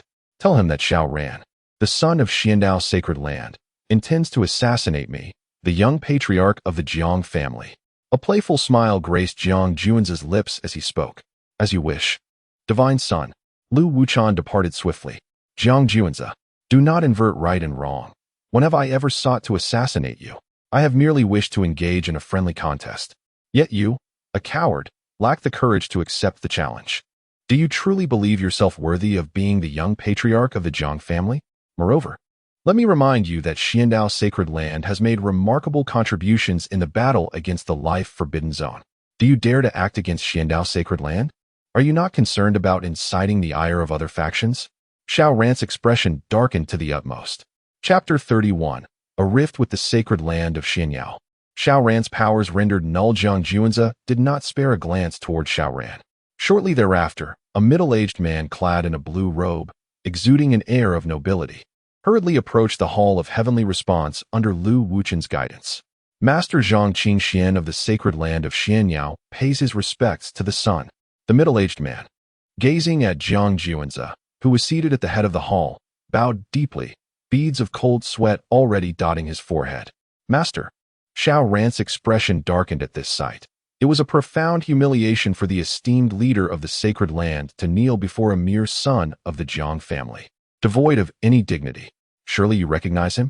Jiang Juanze inquired in a calm tone, gesturing towards Xiao Ran. I do. He is none other than our former son of the sacred land, Xiao Ran. He is conceited and arrogant, causing trouble at every turn, and has brought harm to numerous female disciples within the sacred land. He has long been expelled from Xianyao. Zhang Qingxian replied, his voice laced with disdain. However, this scandal remains a secret within our sacred land. With a furrowed brow, he glared at Xiao Ran. Xiao Ran, you possess an audacity that knows no bounds. How dare you attempt to assassinate the Sun Juanze? You should take your own life as an apology. Master, our sacred land has achieved remarkable feats in the battle against the forbidden zone of life. Even though the Jiang family is of imperial lineage, do you truly believe they would dare to provoke us? They would be met with scorn. Xiao Ran could hardly believe his ears as he looked at his master in disbelief. He never anticipated that the master who had once held him in high regard would demand his self-termination. Moreover, his master seemed overly timid. Had he been the leader of the sacred land, he would not have regarded the worthless Jiang Juanze with any seriousness. Zhang Qingxian was unworthy of his position as the master of the sacred land. Silence. I am no longer your master, nor are you the son of our sacred land. I implore you to awaken to reality and do not drag our sacred land down with you. Zhang Qingshuan's voice was icy. He had always known of Xiao Ran's arrogance, yet his talent was truly astonishing. Emerging from a second-tier family without any connections, he had gradually risen to become a top-tier prodigy. Especially after being selected as a disciple of the sacred land, Xiao Ran began to shine and soared to greatness, even surpassing the former son of the sacred land to claim that esteemed title. For this, Zhang Qingxian had rejoiced, believing the sacred land had a promising successor, and he had devoted countless resources towards Xiao Ran's cultivation. However, upon receiving the dreadful news today that Xiao Ran had ventured to the Jiang family to assassinate Sun Juanze, Zhang Qingshuan's countenance changed dramatically, and his heart sank into despair. The Jiang family, an apex force of the celestial realm, was currently at the height of its power, with each of the 8 branches boasting an exceptional son, promising a bright future. Especially concerning Juanze Shensi, who had just hosted a welcoming banquet. He had personally witnessed the extraordinary charisma of this Juanze Shensi, possessing the formidable Tsangtian Bati and the divine Mu Chong Tong. Along with a drop of imperial blood and the cultivation of the true dragon treasure technique, he had been designated as the future clan leader by the Jiang family. If all proceeded as expected, Jiang Juanze would indeed become the head of the Jiang family.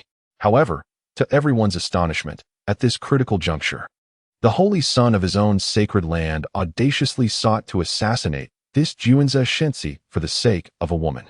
Not only was he courting death for himself, but he also seemed intent on dragging Xianyun's sacred land into his demise, pure selfishness at its peak. Moreover, the illustrious achievements Xianyun's sacred land had secured in their struggle against the life forbidden zone were entirely a result of their following in the wake of the Jiang family's efforts, reaping the rewards. Even though Xianyun's sacred land boasted impressive accomplishments, the Jiang family would not overtly retaliate against them. However, covertly undermining Xianyun's sacred land could very well lead to its utter annihilation. One must not underestimate the vast chasm in strength between imperial and top-tier forces. Despite the mere difference of a single rank, 100 top-tier forces united would scarcely stand a chance against the imperial Jiang family. Now, their holy son, Xiao Ran, was recklessly attempting to assassinate the Jiang family's future clan leader for the sake of a woman, endangering the very existence of Xianyun's sacred land. How could Zhang Qingxian, as the leader of Xianyun's sacred land, possibly acquiesce to such folly? Thus, upon sighting Jiang Juanze, he hastily distanced himself from Xiao Ran, hoping to shield Xianyun's sacred land from the impending calamity. It became evident that he was no longer the holy son of Xianyun's sacred land. Jiang Juanze cast a scornful glance at Xiao Ran before turning his attention to Zhang Qingxian. Holy Master Qingxian, this individual is no longer your holy son, yet he brazenly parades under the banner of Xianyun's sacred land's holy son, engaging in deceit. What course of action should be taken? Naturally, he should be stripped of all his cultivation and imprisoned to endure the agonies of soul burning in the depths of purgatory. Zhang Qingxian stated with unflinching resolve. After speaking, he lifted his gaze to Jiang Juanze, and, perceiving the understanding in his eyes, a fierce glint flashed within his own. He then pointed decisively at Xiao Ran's qi.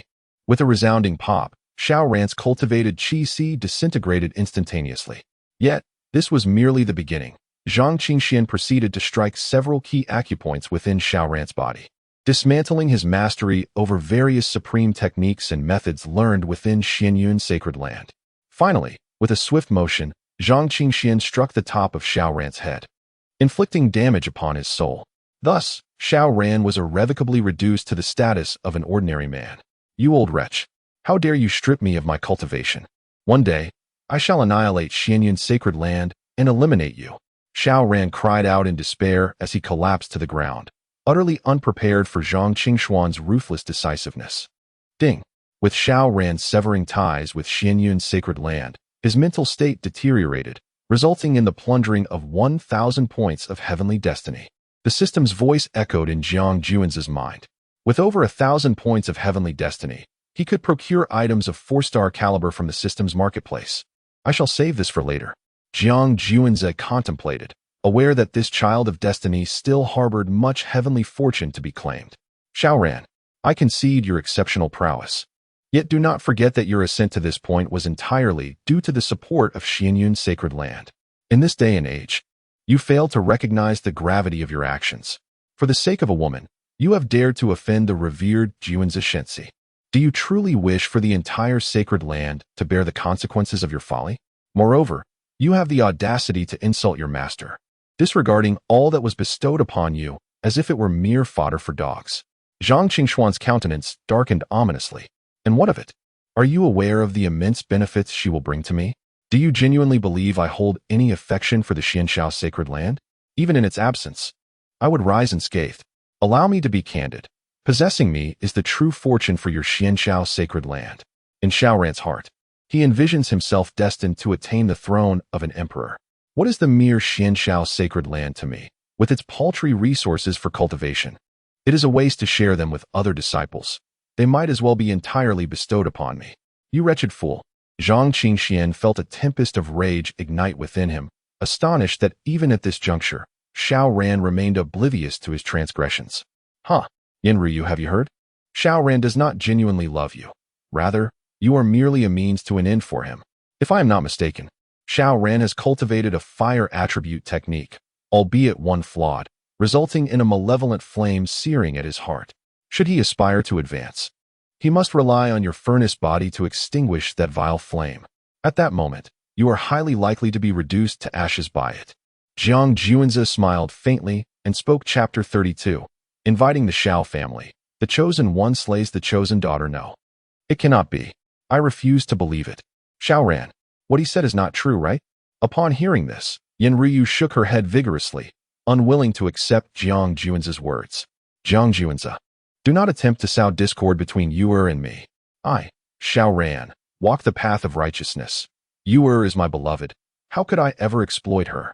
Wiping the blood from the corner of his mouth, Xiao Ran struggled to rise, glaring at Jiang Juanze like a fierce wolf. He would never confess to manipulating Yanryu. Xiao Ran, before this holy master, you ought to speak the truth. Zhang Qingxian, the lord of the Xianshao Holy Land, observed the situation, his eyes glinting as he swiftly produced a crystal of imagery from his robes, presenting it before Jiang Juanze. Holy Son, this crystal contains recordings of Xiao Ran's intimate interactions with 28 female disciples of our Holy Land.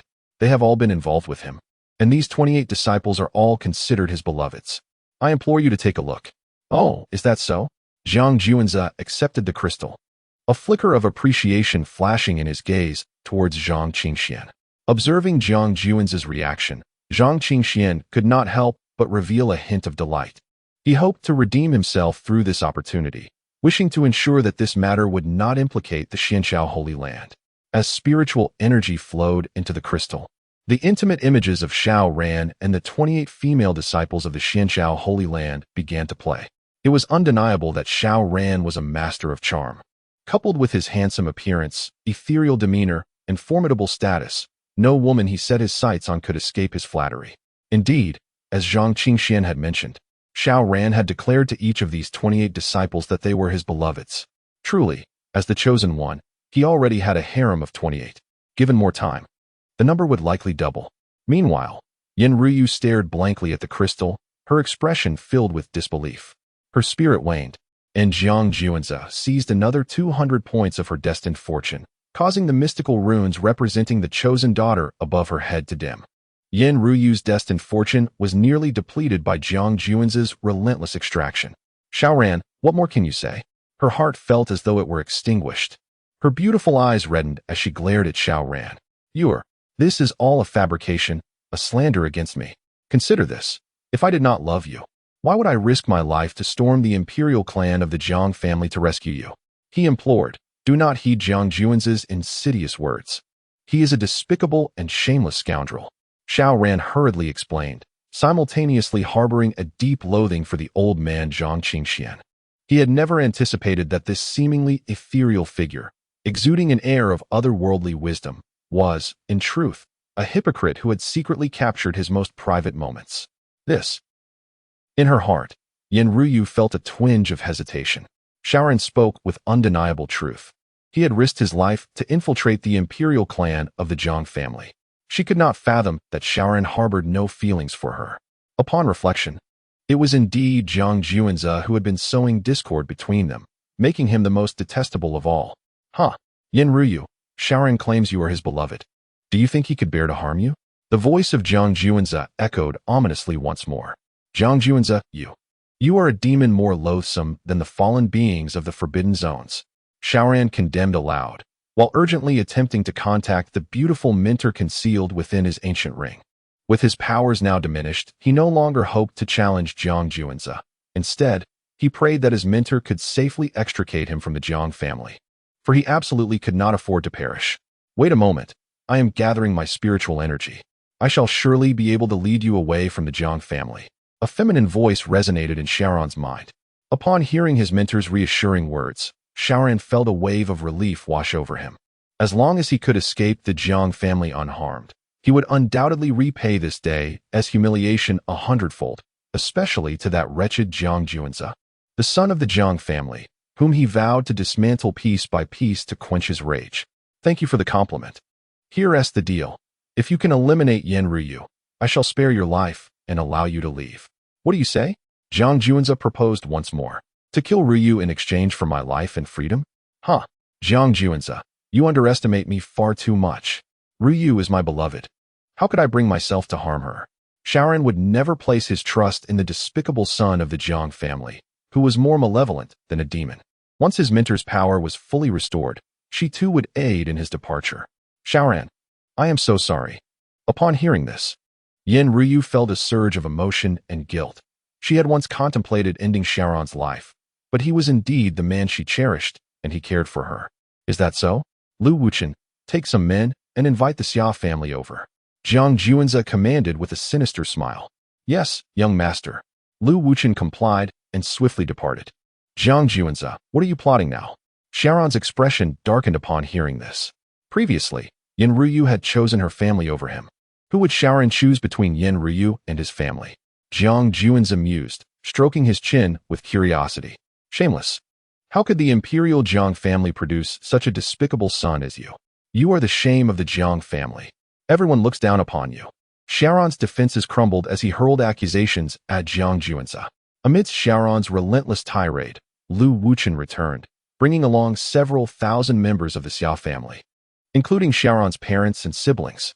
Initially, the Xia family members, forcibly brought by Lu Wuchen, felt apprehensive, but upon seeing Xiaoran, their anxious hearts finally found solace. For Xiaoran was the esteemed son of the Xianxiao sacred land, holding a position of great prestige. Soon, some members of the Xia family began to voice their discontent. Do you know who we are? How dare you bind us here, seeking death? Indeed, my nephew Xiaoran is the holy son of the Xianxiao sacred land. Do you presume to capture us? Have you lost your senses? Ever since Xiaoran ascended to the position of holy son, the Xiao family's power has surged dramatically. Yet, their hearts are insufficient to contain the sudden influx of immense fortune, leading them to become rather arrogant, believing that with Xiaoran as their backing, no one could harm them. Only Xiaoran's parents remain somewhat grounded in reality. Xiaoran, what on earth is happening?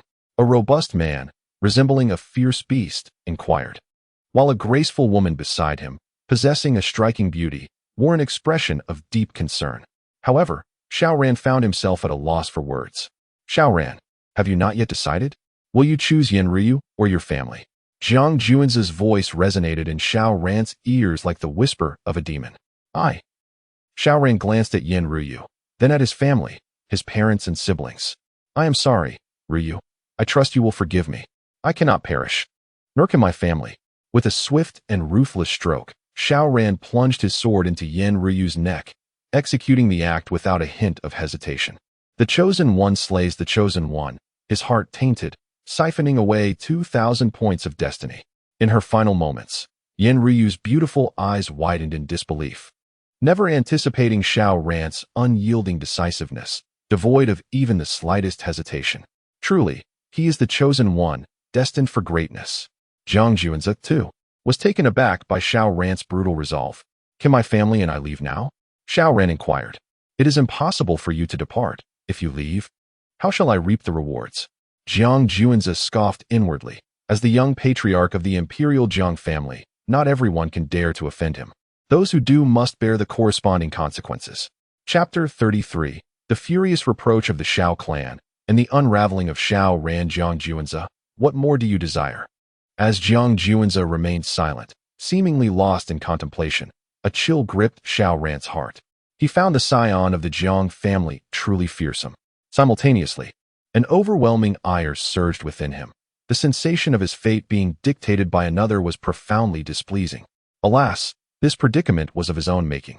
In a moment of folly, he had dared to invade the imperial lineage of the Jiang family, displaying an attitude of disdain towards Jiang Juanzi. He believed that by vanquishing Jiang Juanzi, he could claim Yan Ryu and thus achieve renown, with his exploits becoming the talk of the realm. Yet, did Xiaoran truly presume that the world would revolve around him? That everything would unfold according to his whims? Today, he would learn the formidable might of the divine scion was not to be trifled with. Do you hear that? The members of the Xiao family are indeed audacious. How dare they utter such arrogance before my Jiang family? They are a mirror image of you, deserving a lesson. Jiang Juanzi regarded Xiaoran with a cold gaze, his ears attuned to the arrogant proclamations of the Xiao clan. I shall gladly act on behalf of the divine scion. With these words, Zhang Qingxian, the sovereign of the Xianxiao sacred land, struck with a single hand, resulting in over 100 members of the Xiao family being reduced to mere pulp, blood splattering, the scent of carnage permeating the air. This sudden turn of events rendered the entirety of the Yingtian Hall silent, terror etched upon the faces of the Xiao clan. You possess great audacity. Who are you? My nephew Xiaoran is the divine scion of the Xianxiao sacred land. You dare to slaughter my kin? I shall ensure you find no rest in death. As some members of the Xiao family regained their wits, they began to curse Zhang Qingxian vehemently, believing that as long as Xiaoran was present, he would provide them protection. I am Zhang Qingxian, the sovereign of the Xianxiao sacred land. The very scion you rely upon, Xiaoran, has been stripped of his cultivation and expelled from the Xianxiao sacred land. Zhang Qingxuan's cold laughter echoed. This was the essence of the Xiao clan, whose arrogance peaked under the false security of their connection to Xiaoran. Their hubris was particularly pronounced, even in chains, let alone elsewhere. What? The members of the Xiao family were taken aback, suddenly sensing calamity looming. Their greatest support was Xiaoran, who was now at the mercy of the sovereign of the Xianxiao sacred land. To challenge him in such a manner was akin to courting death. They turned in unison to gaze at Xiaoran, hoping he would assure them that this was but a fabrication. Even Xiaoran's parents felt their hearts race, anxiously watching him. You old fiend, one day, I shall slay you. Witnessing his kin being slaughtered, Xiaoran's eyes brimmed with rage. Yet he found himself powerless due to his diminished strength. The remaining members of the Xiao family, seeing Xiaoran's silence, felt a chilling despair envelop them. Xiaoran, what is the meaning of this? His parents implored urgently. Indeed, Xiaoran, are you not the divine scion of the Xianxiao sacred land? How could you be so utterly stripped of your powers by the sovereign? Why, pray tell, were you exiled from the Xianxiao sacred land? What grave error have you committed? This is outrageous. Since the sovereign is present, should you not hasten to apologize and plead for his forgiveness? Just a moment ago, you audaciously cursed and threatened the esteemed Lord Saint. Have you forgotten how our Xiao family rose to prominence? How could you be so ungrateful? Indeed. Quickly kneel and apologize to the Lord Saint. The Xianshao Holy Land is the pillar upon which the Shao family stands. With the support of the Xianshao Holy Land, those who once looked down upon the Shao family now bow to them with respect. Thus, the Shao family began to grow arrogant, completely inflated with pride. Now, upon hearing that the Xianshao Holy Land has abandoned them, the Shao family is thrown into utter panic.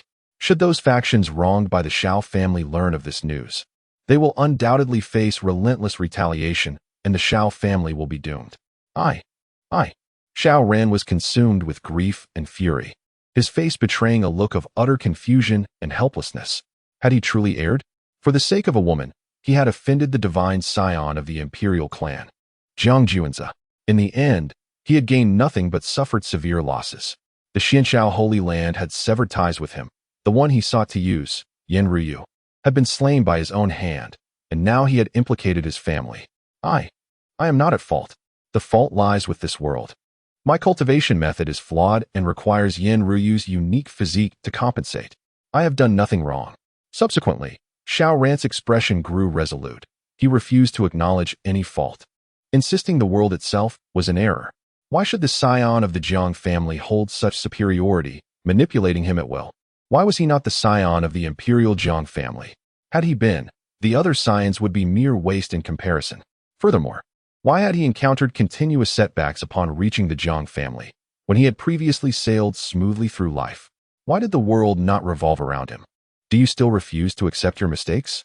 Lu Wuchen enlightened the Shao family about the true nature of Shao Ran's actions. Jiang Juanzi cast a pitying glance at Shao Ran. This destined child had been spoiled by the very heavens. His journey had been too effortless. Even when faced with adversity, he could easily navigate through it. This had fostered in Shao Ran an arrogant disregard for others, believing that everything should bend to his will. As Lu Wuchen recounted the events, the members of the Shao family grasped the situation, realizing the magnitude of Shao Ran's transgression. The individual he had offended was none other than the scion of the Imperial Jiang family, Jiang Juanzi, whom even the Xianshao Holy Land revered. Shao Ran, have you lost your senses? For the sake of a woman, you dared to offend the scion of the Imperial family? Have you grown weary of life, wishing to drag our Shao family into your demise? Shao Ran, is your mind muddled? How dare you compete for a woman with the scion of the Jiang family? Do you possess the qualifications for such audacity? It is over. The foundation of the Shao family shall be utterly destroyed by your hands. The members of the Shao family unleashed a torrent of vitriol upon Shao Ran. I am not at fault. I am not at fault.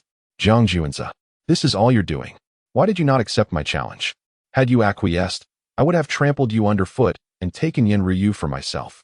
Then, I would have stormed into the Imperial Jiang family, crushed the scion beneath my heel, and returned with my beloved woman, crafting a legendary tale. Why are you so cowardly? Afraid to accept my challenge? Shao Ran, overwhelmed by the scorn of his family, experienced a profound emotional turmoil. In this weakened state, Jiang Juanzi seized an additional 500 points of destiny. Shao Ran attributed all his misfortunes to Jiang Juanzi, believing that had Jiang Juanzi faced his challenge with composure, none of this turmoil would have arisen. Shao Ran, you certainly overestimate yourself. Are you aware that the Divine Sun possesses the Tsang Tian dominance body, ranked among the top 10 of the 3,000 Tao bodies? Do you know that the Divine Sun wields the Divine Eye dual pupils? Are you cognizant that he has merged with the blood of an emperor? Are you informed that he has mastered the true dragon treasure technique and the Jiang family's supreme scripture, the primordial emperor canon? Pray tell, what do you possess that could place you on par with the Divine Sun? Zhang Qingxian, the master of the Xianshao Holy Land, articulated each word with precision, each statement striking Shao Ran's heart like a hammer. At this moment, Zhang Qingxian was eager to dissociate himself from Shao Ran, hoping fervently that this incident would not implicate the Xianshao Holy Land. No, it cannot be. This cannot be real. If he possesses such strength, why does he not dare to accept my challenge? Shao Ran gazed at Jiang Juanzi in astonishment. Chapter 34. The acquisition of Shao Ran's external power. The 3-year pact in my eyes. You are nothing more than a mere jester, utterly unworthy of being my opponent. Jiang Juanzi's words struck Shao Ran's heart like a celestial blade. You.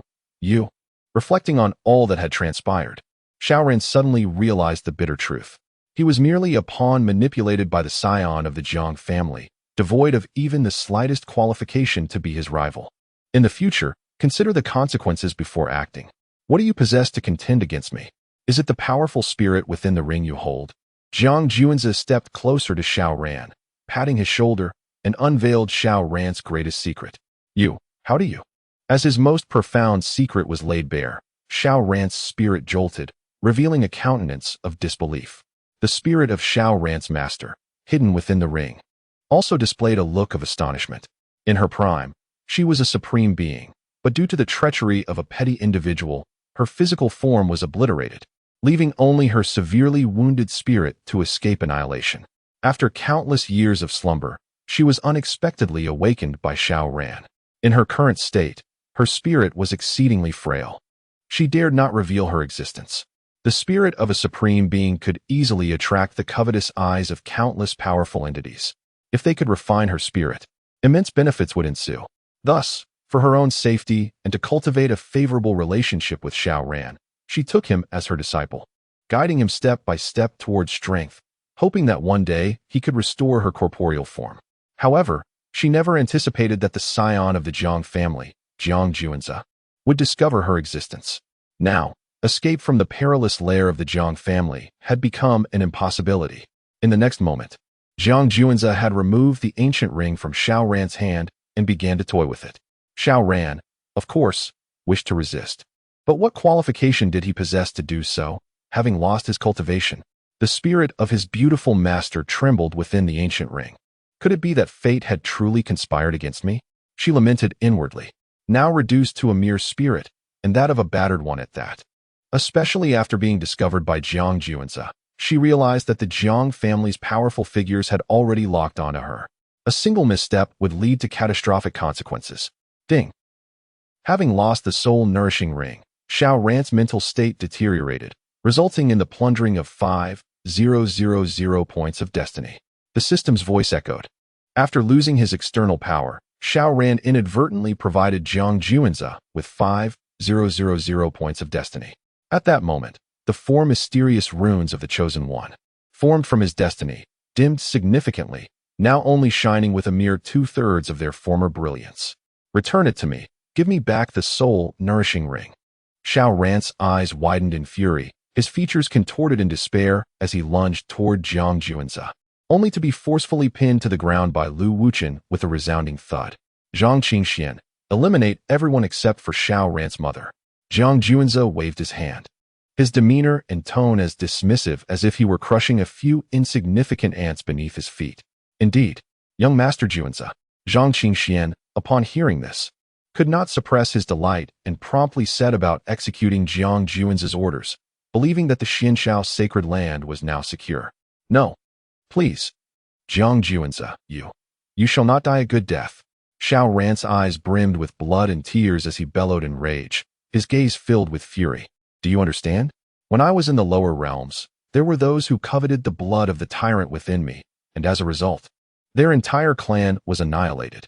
And you, a mere scion of a small family, what does it matter if you have become the holy son of the Xianshao sacred land? I could extinguish your life as easily as crushing an ant. Your path has been too smooth, so much so that you have grown arrogant and disdainful of others. Today, I shall teach you a lesson to remind you that not everyone is to be trifled with. Jiang Juanzi observed the scene of the Shao family members bleeding and wailing with an expression as calm as a still pond. The wrath of the Holy Sun is not to be trifled with. The old fools from the lower realms who coveted his tyrant blood serve as prime examples, having been utterly obliterated along with their clans. As one family member after another fell, particularly witnessing his father vomit blood and fly back in agony, Xiao Ran's heart shattered completely. Holy Sun, I was wrong. Please forgive me. I now see my mistakes. He pleaded repeatedly, regretting having provoked Jiang Juanzi. It was too late for realization now. As Jiang Juanzi's words fell, every member of the Shao family lay lifeless in a pool of blood, devoid of vitality.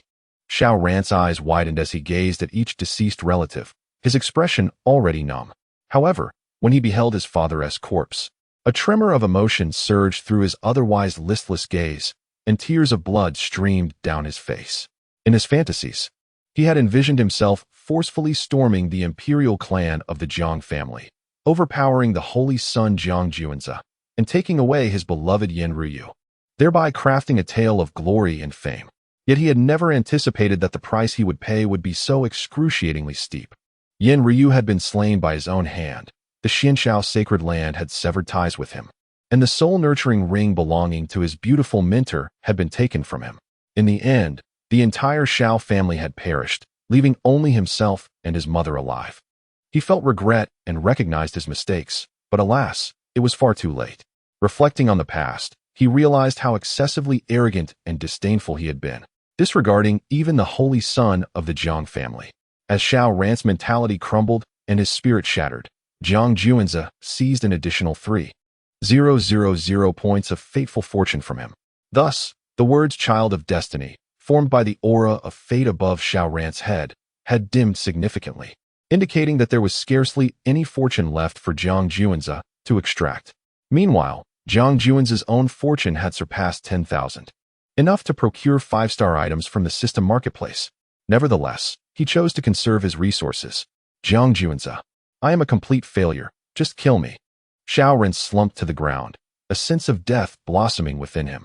Would death truly resolve his issues?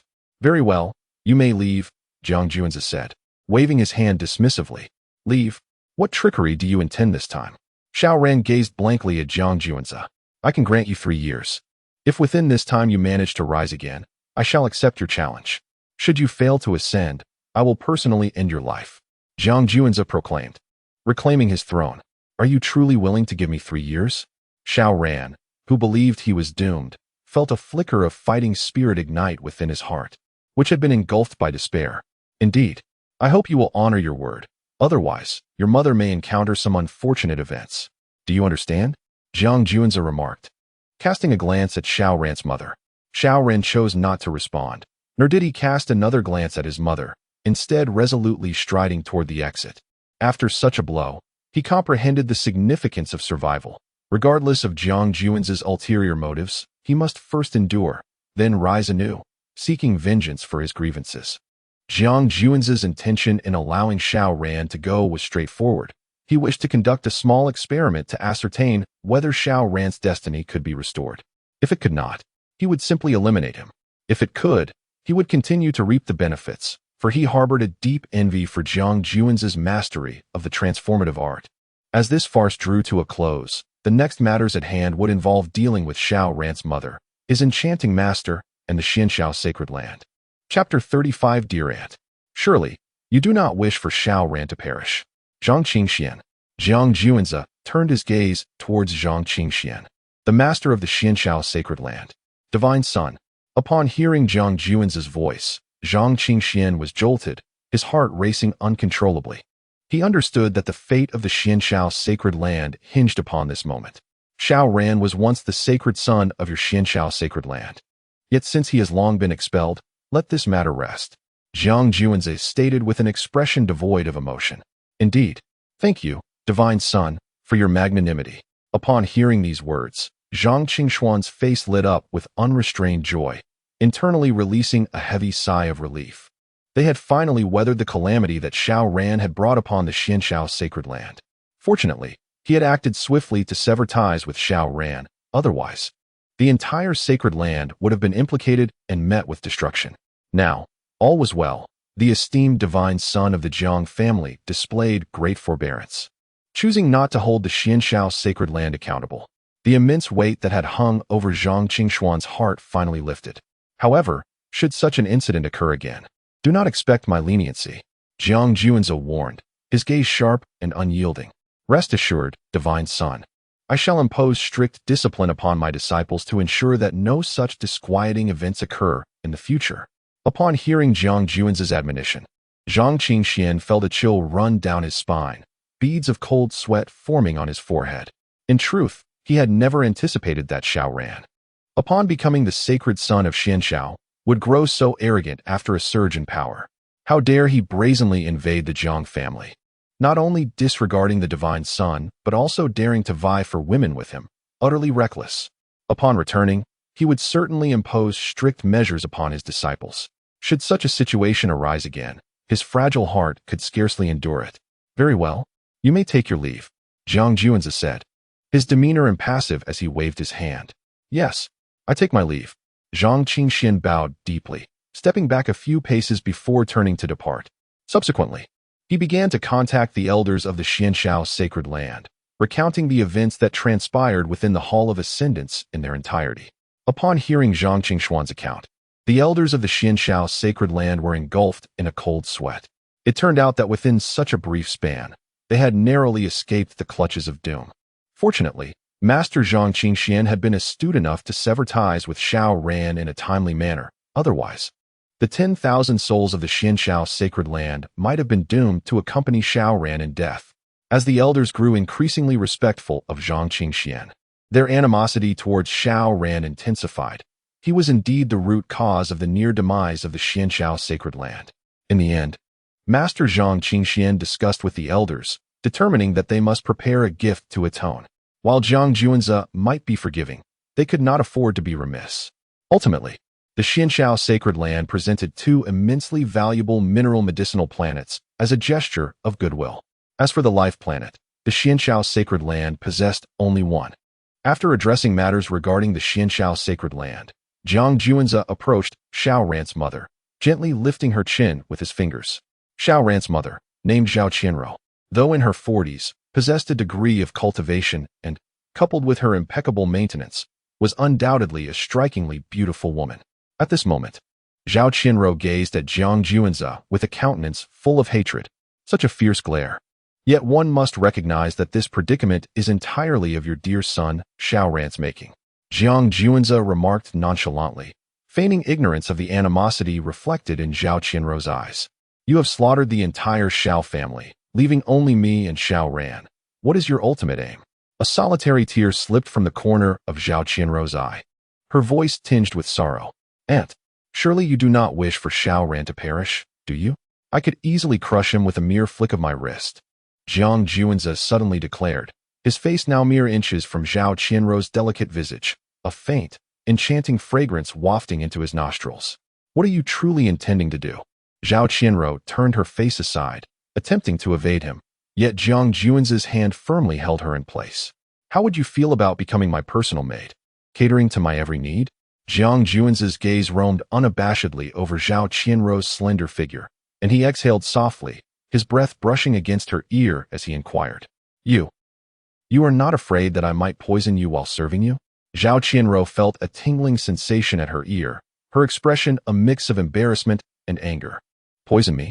You are utterly incapable of such a feat. Moreover, have you considered the implications for your own life, Xiao Ran's life, and that of your family?" Jiang Juanzi responded with indifference. You are a devil. No, you are even more loathsome than a devil." Zhao Qianrou pointed at Jiang Juanzi, her prior fury now transformed into sorrow.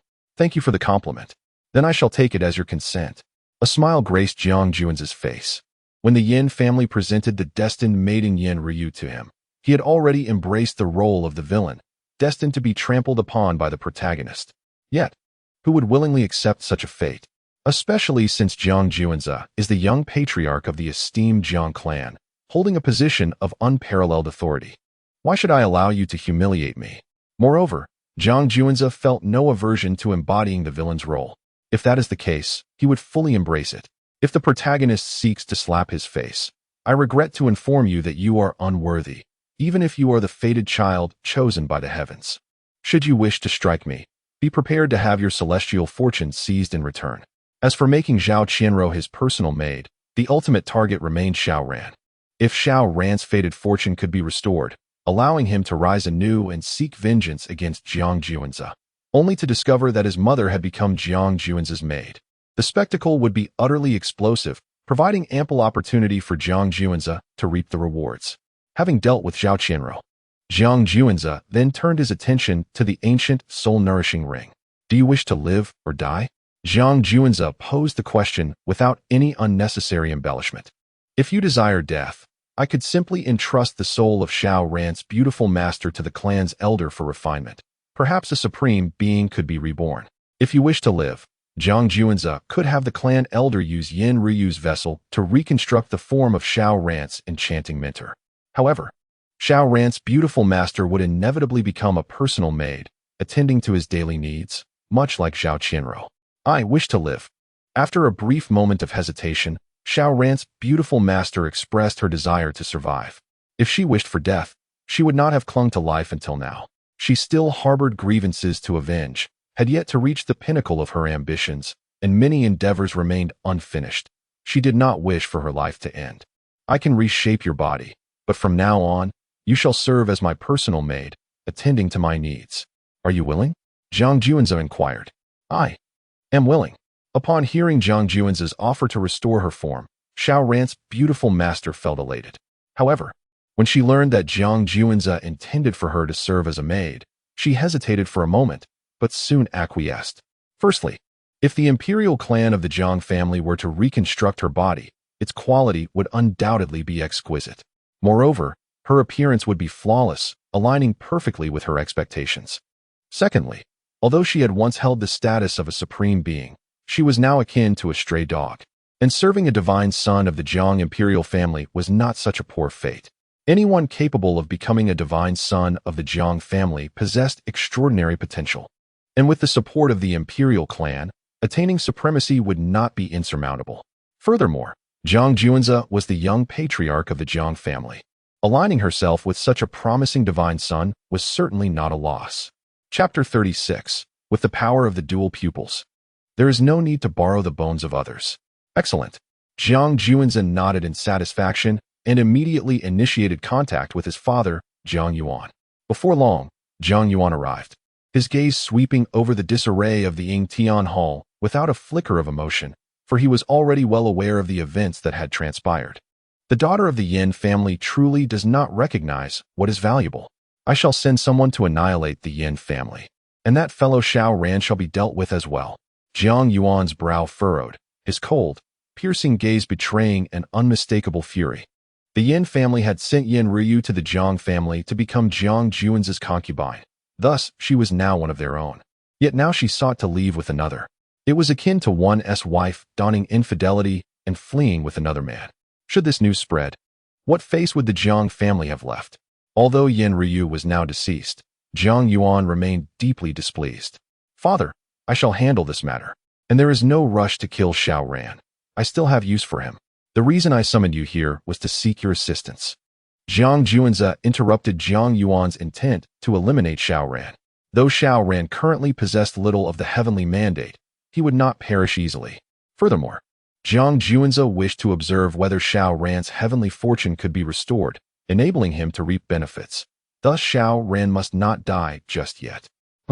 You are my son. It is only natural for a father to assist his child. Do not speak such distant words in the future. Now, tell me, what troubles you? Zhang Yuan grunted, his countenance darkening with displeasure. Understood, father. It is this. I have acquired a fragment of a supreme's lingering soul from Xiao Ran.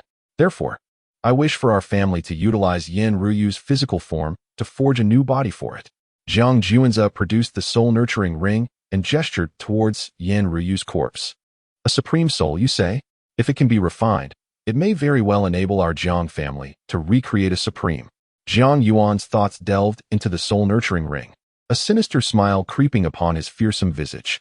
The beautiful mentor of Xiao Ran within the ring trembled at these words. However, crafting her a new body to attend to your daily needs would not be amiss. Zhang Yuan added. Upon hearing this, the mentor's spirit let out a heavy sigh of relief. Thank you, father. Zhang Juanzi replied with a smile. Very well. I shall take care of this matter. By the way, I have brought you a treasure today. Zhang Yuan patted his chest in assurance and subsequently produced a jade box, a mysterious smile gracing his features. A treasure? Zhang Juanzi's eyes sparkled with curiosity. Anything deemed a treasure by his father, Zhang Yuan, must surely be extraordinary. Indeed, a treasure that will make you even stronger. Zhang Yuan nodded, slowly unveiling the jade box. Within it lay a shard of bone imbued with crystalline blood, revealing itself before Zhang Juanzi and the others. This bone was inscribed with dense, enigmatic runes, pulsating with the secrets of the heavens, complex and difficult to comprehend, sending tremors through the hearts of those who gazed upon it. Within the flickering radiance, it seems that a deity lies in slumber. its divine halo illuminating the entire Ingtian Hall with a dazzling brilliance, pure and sacred. Could this be the Supreme Bone? Jiang Juan's eyes widened in astonishment, a sudden realization dawning upon him. This narrative felt hauntingly familiar. Among our human elite, some chosen individuals are inherently endowed with sacred bones, revealing their primal marks and possessing unique treasures of their own. A rare few, like the Son of Heaven, can even be born with the Supreme Bone. They are natural sovereigns, capable of standing alongside the ancient relics and the fierce progeny of your immensely powerful. This fragment, imbued with resplendent blood, is indeed the Supreme Bone. Jiang Yuan nodded. Father, from where did you acquire this Supreme Bone? Jiang Juanza inhaled deeply, calming his astonished heart before inquiring. I stumbled upon this Supreme Bone in a child of a minor clan. After providing that family with some resources, I extracted this bone from the child. Rest assured, our Imperial Jiang family conducts itself with utmost integrity. Retrieving this bone poses no threat to the child's life. Wait, your focus seems misplaced. Jiang Yuan gazed at Jiang Juanza in astonishment. Father, what is the child's surname? Jiang Juanza pressed on. If the surname is Sure, acquiring this bone would not be simple. That family seems to be named Sure. What is the matter? Jiang Yuan looked at his son in confusion. A fragment of the coveted Supreme Bone lay before them, yet his son fixated not on its power, but rather on its origin. What was going through his mind? Thud, thud, thud. Jiang Juanza retreated 3 steps, his expression turning gravely serious. If the destined child is indeed that one, this Supreme Bone carries immense consequences. It would be ill-advised to seize it. Should I make a move against it, will that child not traverse the river of time to eradicate me? Juanza, what on earth is wrong? Jiang Yuan inquired, perplexed by Jiang Juanza's demeanor.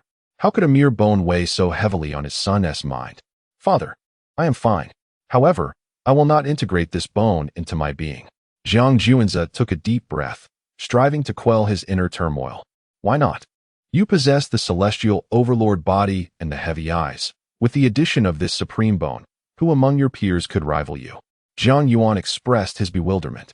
Father, the pinnacle of martial arts relies not on external objects. This bone is not a treasure born of my own essence. It will never align perfectly with me. It can only offer me a flawed technique. Moreover, my heavy eyes are already unmatched. Why would I need to borrow another's bone? With the celestial overlord body and heavy eyes, I am destined to become invincible. This bone would merely serve as an impediment on my path to supremacy. As Jiang Juanza's words resonated, a thunderous silence followed. Heaven and earth resonated in harmony, as countless radiant lights descended, and 10 divine rings adorned his being. Bathed in divine radiance, Jiang Juanza underwent a remarkable transformation at that moment, emanating an aura of unparalleled dominance, while his realm experienced a breakthrough amidst the resplendent divine light. What a splendid proclamation! My dual pupils render me invincible. Why would I need to rely on the bones of others? Jiang Yuan gazed at his son, Jiang Juanza, whose mere words summoned celestial phenomena, and he couldn't help but applaud. This bone was utterly unworthy of his son. This is the divine son of the Jiang family, truly deserving of the title, capable of conquering even a realm of forbidden life. Lu Wuchen gazed at the divinely illuminated Jiang Juanza, filled with admiration. Could Xiaoran truly stand against him? Zhao Qianruo was consumed with concern for her son, Xiaoran. One utterance evoked a resonance with the cosmos, exuding an aura of invincibility. If he truly assimilated this bone, it might lead to the opposite effect, robbing him of his unmatched prowess. Xiaoran's beautiful mentor whispered softly. Not only Jiang Yuan and the others, but even the elder members of the Jiang clan, who had been observing closely, could not restrain their applause. Such was the grandeur of this invincibility. The imperial throne of this era might truly fall to the Jiang family. However, Jiang Juanza accepted the Supreme Bone. Although he regarded it as somewhat superfluous, to others, it was an unparalleled treasure. At this moment, Lu Wuchen gazed at the Supreme Bone before him, already drooling in anticipation. Chapter 37. Bestowing the bone. Lu Wuchen, accompanied by the soul-nurturing ring, departed with the intention of utilizing the exquisite form of Yan Ruyu to forge a perfect vessel for the enchanting master of Xiaoran, ensuring a flawless union of spirit and flesh. Divine One, Do you truly intend to forego integrating this bone into your being? Lu Wuchen inquired, gesturing towards the resplendent, immaculate supreme bone that shimmered with divine radiance. To me, this bone holds little value. Naturally, I shall not incorporate it into my body. What of it? Do you desire it? Jiang Yanzhao replied, shaking his head, effortlessly discerning Lu Wuchen's intentions. Haha, Divine One, in this lifetime, I have yet to seize various opportunities to elevate my prowess. My combat capabilities rank merely in the lower tiers among numerous extraordinary talents. Moreover, the ancient relics shall soon be unveiled. Thus I yearn to enhance my strength through the supreme bone. Lu Wuchen exclaimed, rubbing his hands together with a grin. Upon their initial encounter, Jiang Yanzhao had already realized that the secret of Lu Wuchen's reincarnation was laid bare beneath the scrutiny of divine eyes.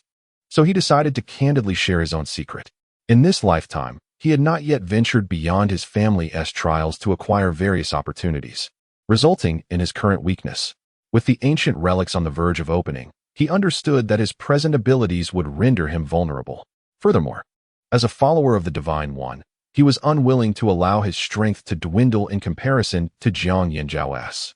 While this bone could significantly amplify your combat prowess, it bears substantial karmic consequences.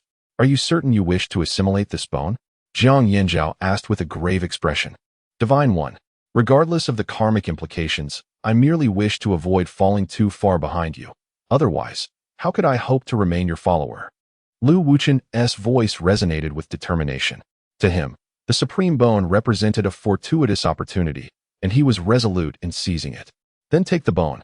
Should the future truly bring great karmic entanglements, I shall do my utmost to protect you. Jiang Yanzhao nodded, directly presenting the jade box containing the supreme bone to Lu Wuchen. Thank you for bestowing this bone, Divine One. Lu Wuchen exclaimed, his face illuminating with a radiant smile as he received the supreme bone, akin to gazing upon his most beloved and perfect paramour. In truth, his earlier inquiry had merely been a tentative probe, given the supreme bone's immense value. He had not anticipated that the Divine One would genuinely bestow it upon him. This alone was a testament to his wise choice of allegiance. Seeing this, Jiang Yanzhao shook his head. The supreme bone was inconsequential to him, yet it was of utmost significance to Lu Wuchen at present. With the supreme bone, Lu Wuchen's strength would see a remarkable enhancement. Meanwhile, in a corner of the blue jade star, there lay a grand city forged from the fiery prison gold, known as Iron Black City, home to 4 prominent families. Among them, the Shao family stood as one of the illustrious 4.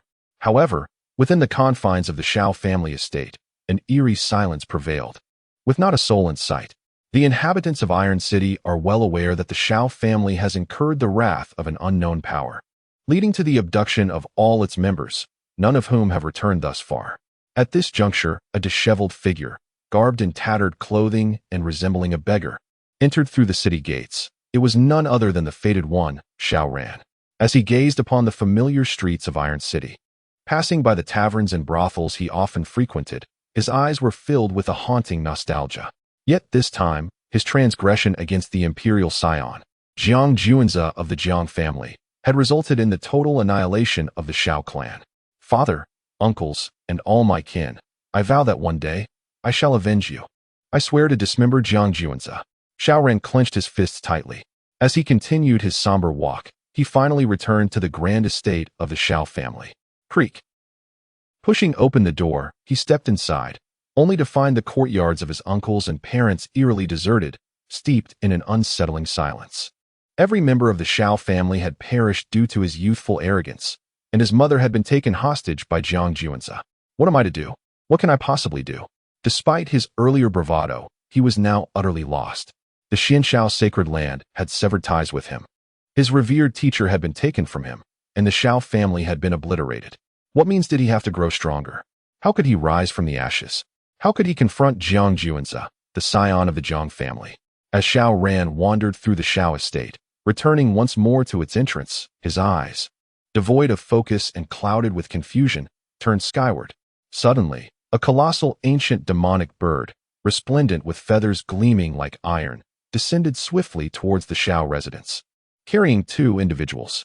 This sight sparked panic among the citizens of Iron City, who feared an invasion by the ancient beast. Whoosh! The ancient bird flapped its wings, unleashing a tempest that swept up dust and debris, shrouding the area in chaos. Thud! The creature landed, and from its back leapt an elderly woman and a young girl. The old woman, draped in a black robe, her hair white as snow, bore a stooped figure and a visage marked by age, her eyes murky, as if one foot were already in the grave. Yet, with each movement, the surrounding space warped, as if struggling to accommodate her presence. This woman was, astonishingly, a formidable being of the sacred realm. The young girl, elegant and strikingly beautiful, appeared to be around 16 or 17, her bright eyes sparkling, a dimple gracing her cheek, and her tall figure already striking a notable silhouette. Brother Xiao ran. Upon seeing him, her voice was soft and melodious, resonating with warmth. Inga, you have returned? Xiao Ran instinctively opened his arms as the girl rushed towards him. Brother Xiao Ran, Inger missed you dearly. Xiao Inger plunged into his embrace, expressing her longing. However, it wasn't long before she sensed something was amiss. Brother Xiao Ran, what has happened? Where is your cultivation? And why is the once vibrant estate so eerily quiet today? Her expression shifted, urgency lacing her voice. I. Tears welled in Xiao Ran's eyes as he lowered his head, beginning to sob. Xiao Ran, go, please speak. Xiao Yin implored, her heart racing with anxiety, knowing that the Xiao family must have undergone tremendous upheaval. Subsequently, Xiao Ran recounted the events that had transpired within the Xiao family. Naturally, he embellished the tale, omitting the fact that he had foolishly challenged the scion of the Jiang family for the sake of a woman.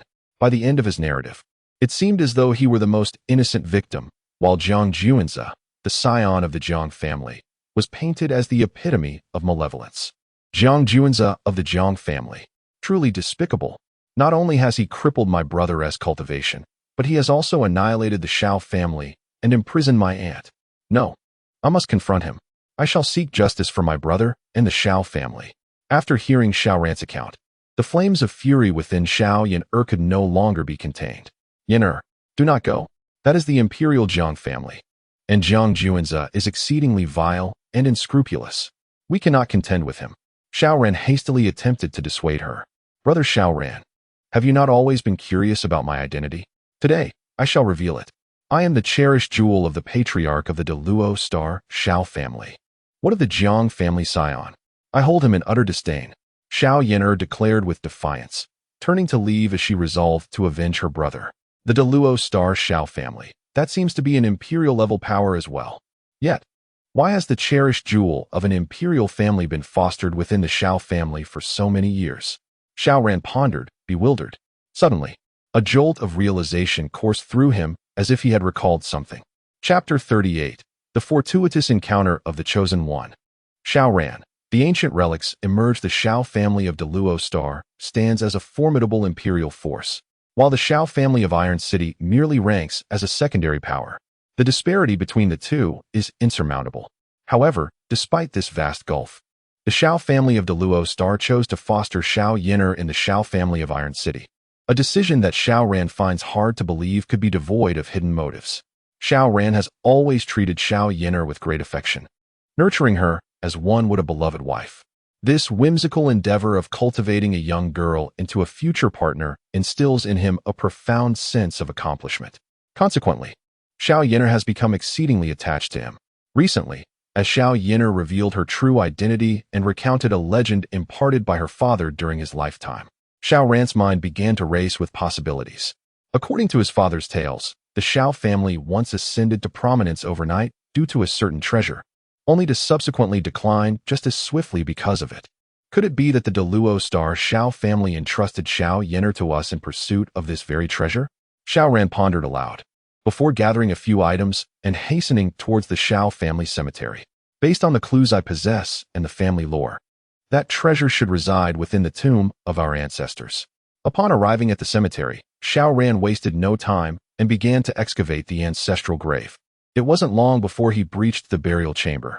The moment he entered, an eerie green flame illuminated the walls of the tomb, its flickering light revealing the anguished wails of numerous vengeful spirits. Xiao Ran instantly recognized the flames as human lamps, fueled by the essence of the living and capable of burning for millennia. At the center of the chamber lay a crimson coffin, ominously bathed in the ghostly glow. Taking a deep breath to muster his courage, Xiao Ran pushed open the coffin lid, only to be met with a surge of black, putrid energy that forced him to recoil in alarm. Having lost his cultivation, inhaling such miasma could spell disaster for him.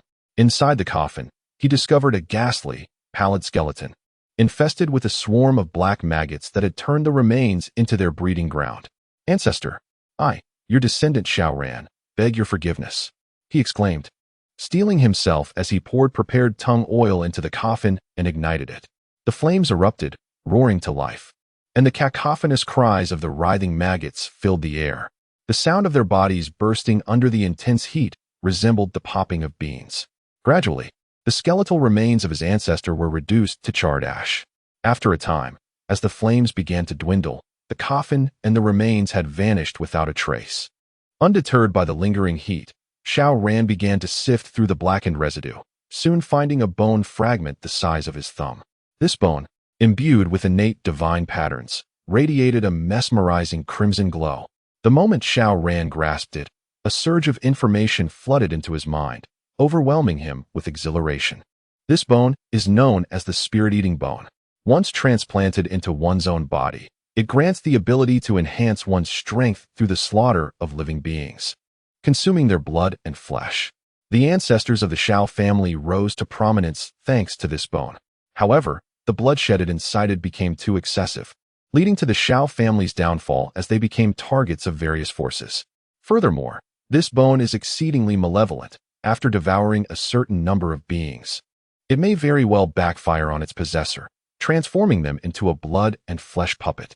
Consequently, after the decline of the Xiao family, the knowledge of this bone was lost to all but the lineage of the clan leader, who could glean fragments of information through some lingering tales. As the fated child, Xiao Ran easily uncovered the whereabouts of the spirit-eating bone through these stories passed down within the clan. With this spirit-eating bone, I shall rise anew. Xiao Ran laughed maniacally, disregarding the potential backlash of the bone. For one, to exact revenge, he must possess formidable power. At present, only the spirit-eating bone offers him a glimmer of hope for resurgence. Secondly, the possibility of the bone turning against its wielder is merely a possibility, not a certainty. As long as he maintains control over the spirit-eating bone, it shall not dare to retaliate. The moment Xiao Ran acquired the spirit-eating bone, the once dim and lifeless words "fated son" above his head suddenly regained their luster, signifying a restoration of his destined fortune. If Jiang Juanze were to learn of this good fortune, he might burst into laughter, relishing the prospect of reaping benefits once more. After obtaining the spirit-eating bone, I must not act recklessly as I did before. I must cultivate patience. Jiang Juanze, await your doom. Xiao Ran clenched his fists, a burning ambition igniting within him. He craved vengeance, envisioning dismembering Jiang Juanze, even nurturing thoughts of annihilating the Imperial Jiang clan. Meanwhile, within the Imperial Jiang clan's Hall of Heaven, having just completed his training, Jiang Juanze sneezed. "Who is speaking of me?" he murmured softly. "Young master, please enjoy some tea." Zhao Qianrou presented a cup of tea, speaking respectfully. Despite harboring resentment towards Jiang Juanze, she found herself obliged to comply, as one must bow beneath the eaves. Jiang Juanze nodded, savoring a sip of tea before gazing at Zhao Qianrou's exquisite features. He pulled her into his embrace, methodically stripping away her garments, indulging in his desires.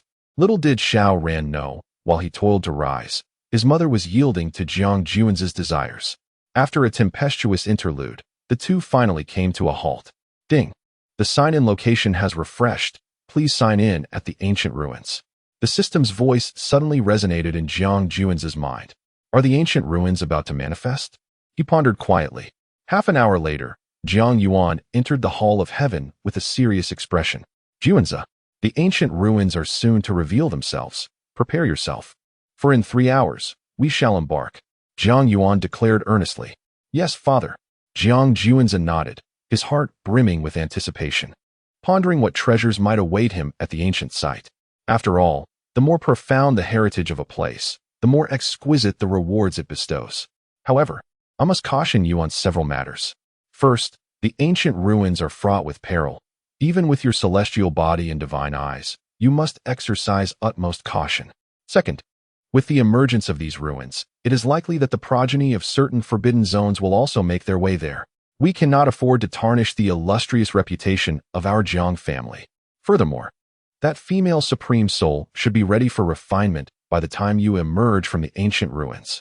Your companion, Lu Wuchen, has successfully undergone the transplantation of the supreme bone and is now acclimating to it. He should be able to accompany you into the ancient ruins. Jiang Yuan continued. Indeed, Father, I shall not let the reputation of our Jiang family falter during this expedition. Jiang Juan's words resonated with determination. For others, this journey to the ancient ruins may be fraught with danger, but for Jiang Juanza, it posed little concern, as Lu Wuchen had traversed the ancient ruins in his previous 8 lives. Thus, Jiang Juanza was well versed in the intricacies of the ancient site. The only factor worth noting was indeed those progeny from the Forbidden Zones. Chapter 39: The Encounter of Two Divine Sons. Jiang Haoyan and Jiang Futian. 3 hours slipped by in a fleeting moment, during which Jiang Juanza and Zhao Qianruo indulged in their passionate escapades. It must be said that the mother of the destined child is remarkably smooth and alluring. Afterward, as Jiang Juanza donned his garments and prepared to depart from the Hall of Destiny, a slender youth clad in pristine white approached him. This white-clad youth was none other than Lu Wuchen, who had successfully transplanted the supreme bone. At this moment, Lu Wuchen's bright, clear eyes sparkled with excitement and joy. Particularly, upon his chest rested a radiant treasure bone, adorned with mysterious runes that flickered in and out of visibility, seemingly concealing a world-destroying power. Thank you, Divine Son, for bestowing the bone, Lu Wuchen exclaimed, kneeling with a thud, for even after 8 reincarnations, he had never acquired a piece of supreme bone. Now, with the transplantation of the supreme bone, it felt as though he had discovered a new world. This supreme bone not only bestowed upon Lu Wuchen a formidable treasure technique, but also, through its primordial runes, refined his essence and strengthened his physical body. Moreover, his realm had surged from the 9th layer of divine soul to the initial stage of unification. A single piece of supreme bone had amplified Lu Wuchen's strength exponentially. How could he not be exhilarated? You are my follower. It is merely a bone. There is no need for incessant gratitude. Prove your loyalty through your actions henceforth. Jiang Juanzo waved his hand, speaking in a calm tone. Yes, Divine Son, Lu Wuchen replied, refraining from further words. Jiang Juanzo was absolutely correct. No matter how eloquent the expression, it was merely a matter of words. From now on, he would demonstrate his loyalty through tangible deeds. Let us proceed to the southern portal of the ancient star, Jiang Juanzo declared. The young generation of the Jiang family preparing to venture to the ancient ruins was not a small number. For them, this journey would be a trial of blood and fire. The Jiang family would not permit their youth to remain as sheltered flowers, even if they possessed great power. Their mental fortitude would be severely lacking. Only through countless battles of life and death could they truly become the pillars of the Imperial Jiang family. Yes, Divine Son, Lu Wuchen nodded in affirmation, following closely behind Jiang Juanza as they made their way to the southern portal of Kanglin Ancient Star. At this moment, upon the vast platform of the southern portal of Kanglin Ancient Star, a pitch-black ancient warship, shimmering with a metallic sheen, lay quietly anchored. Many members of the Jiang family were preparing for the journey to the ancient ruins, numbering in the tens of thousands, all of whom were the cream of the young generation. This expedition to the ancient ruins would serve as a trial for them. Accompanying them were numerous formidable elders of the Jiang family, safeguarding this group of young talents, with even a supreme presence overseeing to prevent assaults from the powerful beings of the life forbidden zone. It is crucial to note that these tens of thousands of young members of the Jiang family are the elite of their generation, the future backbone of the Jiang family, and cannot be taken lightly. At that moment, a figure approaching the ancient warship captured the attention of the crowd. The individual before us boasts a bronze-hued complexion, a robust physique, and an imposing presence.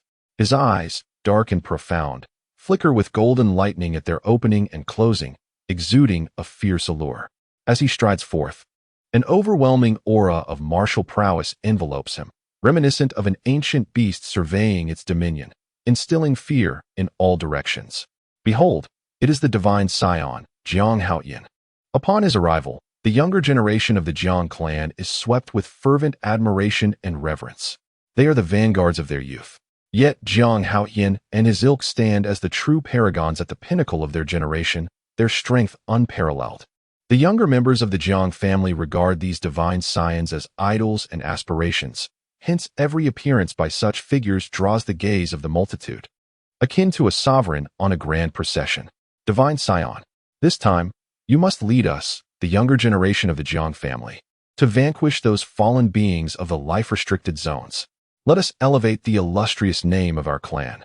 Su Changfeng, following closely behind Jiang Haoyin, surveyed the ecstatic crowd of Jiang youth, his chest swelling with pride and satisfaction, reveling in this moment of collective attention.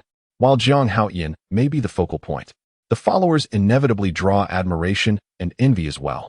After all, to be a follower of the Jiang Divine Scion signifies formidable strength and exceptional talent, promising a future of great power. Indeed, Jiang Haoyin nodded, having long since acclimatized to the sensation of being in the limelight.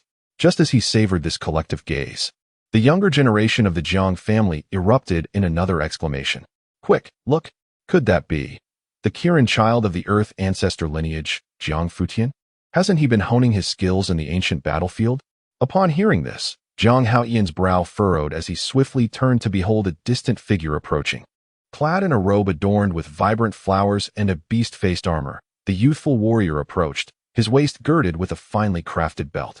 He was tall and robust, his features sharp and resolute, with short hair standing erect like steel needles, and his deep-set eyes sparkled with a celestial brilliance. Most astonishing of all, he wielded a halberd, still dripping with blood, while his battle armor bore visible damage and was stained with crimson. An unimaginable aura of terrifying bloodlust radiated from him, as if he were both demon and deity incarnate. Jiang Haoyin, it has been a long time, Jiang Futian declared, striding directly before Jiang Haoyin, appraising him with a keen gaze. Jiang Futian, have you just returned from the ancient battlefield? Jiang Haoyin inquired, a flicker of apprehension crossing his eyes at the sight of Jiang Futian. The followers trailing Jiang Haoyin felt a chill run through them, their expressions betraying a blend of fear and trepidation as they regarded Jiang Futian. Upon his birth, Jiang Futian had caused the heavens to tremble, a torrent of blood energy cascading from the skies, accompanied by the ominous shadow of a demonic god bowing to him in the void, a sight both awe-inspiring and terrifying. Subsequently, he had risen to dominance in the path of slaughter, becoming a divine scion of the Jiang clan, and after rigorous trials in the ancient battlefield, he returned, now even more formidable than before. Indeed, I have just returned from the ancient battlefield. Upon my arrival, I was greeted with an intriguing piece of news. It seems that our esteemed Jiang family has welcomed a new prodigy who has ascended directly to the position of the young clan leader. You too pledge your allegiance to him, do you not? Jiang Futian squinted, his sharp gaze glinting with a dangerous light. The prodigy, Juanza, possesses formidable strength and remarkable talent. He is undoubtedly worthy of receiving my fealty and of occupying the role of young clan leader. Jiang Haoyin nodded in agreement. How absurd. The position of young clan leader has been fiercely contested among us for countless years, yet it remains unfilled. That so-called Jiang Juanza, having just returned to the family, is suddenly thrust into this esteemed position. Does he truly deserve it? Jiang Futian sneered disdainfully, his voice and demeanor dripping with contempt. Juanza lacks the merit. Do you consider yourself worthy? After all these years, I have yet to see you rise to the status of young clan leader. Jiang Haoyin scoffed. Your words do not sit well with me. Having returned from the ancient battlefield, I shall first take you on, to prove whether I possess the qualification to become the young clan leader. Without further ado, Jiang Futian brandished his bloodied Fantian Huaji, bringing it down upon Jiang Haoyin with the force of a mountain. The younger generation of the Jiang family was instantly electrified, astonished to witness such a dramatic spectacle before embarking on their journey to the ancient ruins. Chapter 40. The Unmatched Celestial Halberd versus the Sacred Fist of the Great Wilderness. Humph. Am I to fear you? Jiang Haoyin scoffed coldly. At the moment the battle commenced, the fighting spirit surrounding him surged to its zenith. Confronting Jiang Futian, who had been diligently honing his skills on the ancient battlefield, he dared not be complacent. The Great Wilderness battle body unleashed its full potential, with golden battle energy surging mightily, clashing against Jiang Futian's celestial halberd. In the instant of impact between fist and halberd, boom, an overwhelming force erupted, fierce winds swirling violently, akin to a mountain descending, causing the very platform to tremble. You have actually broken through to the mid-stage of the unification realm. While Zhang Haoyin braced himself against the might of the celestial halberd, his expression turned grim. Indeed, having achieved a breakthrough to the mid-stage of the unification realm, I once thought I could contend for the position of the young clan leader. Yet unexpectedly, that title has been snatched away by another. Do you realize the depth of my rage? Since you are intent on following that so-called young clan leader, allow me to first deal with you before suppressing that pretender. Huh. Jiang Futian roared like an enraged deity, his arms wielding the halberd exerting tremendous force once more. Zhang Haoyin's countenance shifted as he, under such terrifying strength, knelt on one knee, emitting a dull thud as the ground cracked beneath him. Divine Son.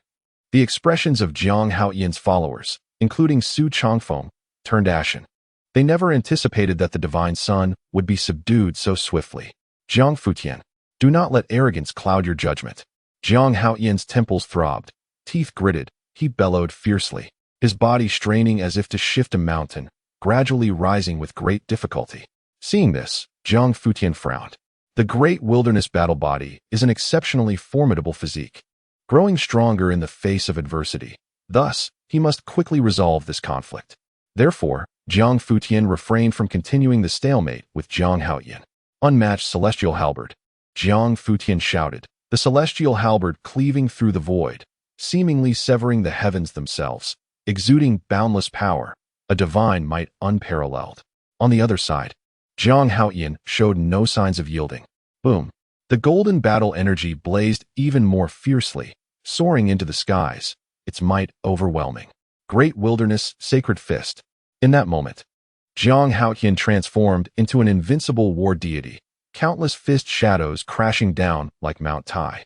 Each punch resonated with violent tremors through the void. The strength of a halberd capable of cleaving the heavens against the fist of an indomitable war god. Soon, the disparity in power would be revealed. The younger generation of the Zhang family, along with the clan elders, keenly observed this clash. Rumble. As the unmatched celestial halberd met the great wilderness sacred fist, a tempestuous wave of magical energy surged forth, explosive energy radiating in all directions. Thud, thud, thud. Zhang Futian, wielding the celestial halberd, retreated 3 steps, each step leaving deep impressions in the platform. Debris scattering as he dissipated the violent energy from the collision with the great wilderness sacred fist. Meanwhile, Zhang Haoyin was sent flying, blood spewing from his mouth, his complexion paling to the utmost degree. Had he and Zhang Futian both been at the initial stage of the unification realm, an exceedingly fierce battle might have ensued between them. However, Zhang Futian has now ascended to the mid-stage of the unification realm, his realm and magical prowess far surpassing that of Zhang Haoyin, leading to the latter's defeat. The disciples, including Su Changfeng, rushed forward, intent on mitigating the injuries Zhang Haoyin sustained from his impending fall. Their intervention could have effectively reduced the damage from the impact. Unfortunately, they remained oblivious to the smirk of derision that played upon Zhang Futian's lips. In the next moment, as Su Changfeng and the others reached Zhang Haoyin, it felt as though they were attempting to catch a meteor plummeting at breakneck speed. The overwhelming force was nearly unbearable. The sound of thuds echoed as they were sent sprawling, each of them spitting blood, their vitality diminished to a mere whisper. The younger generation of the Zhang family gasped in shock. This was the awe-inspiring might of the son, Zhang Futian. It was one thing for Zhang Haoyin to be outmatched, but the followers' attempt to cushion his fall resulted in their own grievous injuries. How many among the youth could withstand such power? Under such terrifying force, one could only imagine the extent of the harm Zhang Haoyin would endure upon landing. Just as Zhang Haoyin was about to hit the ground, a figure materialized like a specter, extending a radiant arm to support him. A tremendous force erupted once more, and the ethereal figure expressed mild surprise at the strength of the impact. Yet, this astonishment was fleeting, as he swiftly channeled that formidable energy into the ground. The area surrounding the enigmatic figure was utterly obliterated by the sheer force. Are you all right? Zhang Juanza inquired as he gently set Zhang Haoyin down. Thank you, young clan leader. It is but a minor injury. I am fine. Jiang Haoyan responded with a shake of his head. Had Jiang Juanza not intervened, he would have suffered severe damage upon striking the ground, possibly resulting in serious injury. However, thanks to Jiang Juanza's timely rescue, he emerged from his confrontation with Jiang Futian with merely light wounds. Are you the Jiang Juanza who has just returned from the lower realms? Jiang Futian regarded Jiang Juanza, who nonchalantly saved Jiang Haoyan, a weight of seriousness flashing in his sharp gaze. He was well aware of the overwhelming power of the Wushuang Duantian halberd. Jiang Haoyan had been sent flying by a single strike, the force akin to that of a great star falling. It was beyond the capability of ordinary individuals to withstand. Su Changfeng and the others were prime examples of this. Yet, this seemingly unremarkable figure, Jiang Juanza, effortlessly caught Jiang Haoyan. If he were not capable, Jiang Futian would not believe it. Having trained in the ancient battlefield for so long, he maintained a heightened vigilance towards everyone. If one were to let their guard down, it would be utterly impossible for him to survive for so long in the perilous ancient battlefield. How audacious! You ought to address our divine scion as the young patriarch. Lu Wuchen stepped forward, issuing a stern rebuke, as mysterious runes coalesced before his chest, harboring a formidable power in repose. The young patriarch? Huh. I have already heard that by defeating him, one can seize the title of young patriarch. Is that not so? Gazing at Jiang Juanza before him, Jiang Futian's eyes burned with fervent determination. Upon hearing that someone had ascended to the position of young patriarch on the ancient battlefield, he was filled with indignation, unable to comprehend why the family would suddenly bestow such an honor upon another. However, upon learning that the title could be claimed through conquest, Jiang Futian hastened back without delay. The title of young patriarch was his by right. Indeed, the ancestor did proclaim that should you overcome me, I shall willingly bestow the title of young patriarch upon you. But what if you were to lose? Jiang Juanza inquired softly, his gaze fixed on Jiang Futian. Should I lose, I shall, like Jiang Haoyan, acknowledge your status as young patriarch and follow you without question. Jiang Futian retorted with a cold scoff, his battle fervor surging ever more fiercely, as if the title of young patriarch were already within his grasp. Very well, if that is the case. Just as Jiang Juanza was about to accept the challenge, a voice, imbued with age and authority, suddenly interjected. Young science, the ancient relics are about to manifest. We have no time to waste, and must make haste to that location. After the expedition to the ancient relics concludes, the two of you may settle your contest then. Chapter 41. The Divine Son of the Abyss. Burning Flame Break. Mature Chu Kuangshan upon the words of the venerable elder from the Jiang family. A collective sigh resonated among the young elites. It seemed that this battle was unlikely to unfold. Indeed, with the elder's intervention, both Jiang Juanza and Jiang Haoyan ceased their hostilities. The ancient relic was on the verge of emergence, and those who entered first would feast, while those who entered later would merely sip broth. Delay would lead to nothing but the bitter winds of the Northwest. As divine sons, they must prioritize the greater good, and could not allow their personal conflict to impact the thousands of aspiring talents from the Jiang family. If they wished to fight, they could do so upon their return from the ancient relics. Jiang Juanza, consider yourself fortunate to remain in the position of junior patriarch for a while longer. Thus, cherish this time. Once this expedition concludes, I shall undoubtedly subdue you. Jiang Futian cast a lingering gaze at Jiang Juanza, retracting his formidable presence as he stepped onto the Jiang family's ancient warship. How arrogant! As if he could effortlessly suppress the divine son. Lu Wuchen observed Jiang Futian's retreating figure, his heart brimming with discontent. Were it not for the circumstances, he would have relished the opportunity to strike Jiang Futian with his supreme bone treasure technique. Cough. Junior Patriarch, Jiang Futian possesses formidable strength, having recently advanced to the mid-stage of the unification realm. Therefore, when confronting him, one must exercise utmost caution. Jiang Haoyan coughed up blood as he cautioned Jiang Juanza. Understood. Jiang Juanza nodded. No matter how strong Jiang Futian may be, with his indomitable heart of invincibility, he remained confident in his ability to subdue him. Subsequently, Jiang Juanza and Jiang Haoyan, along with others, boarded the ancient warship, setting sail for the ancient relics. Meanwhile, within the life-forbidden zone of the abyss, amidst a mountain ablaze with fierce flames, Thundercloud was slain. and the Thunder Emperor was locked in combat with the undying elder of the Jiang family beyond the Starry Realm, with no clear victor in sight. The loss of a divine son like Thundercloud was indeed lamentable. A venerable being, self-sealed within the divine source, sighed, expressing sorrow over Thundercloud's demise at the hands of Jiang Juanzi. Elder, the ancient relic is soon to manifest. A divine son from the Jiang family will undoubtedly participate.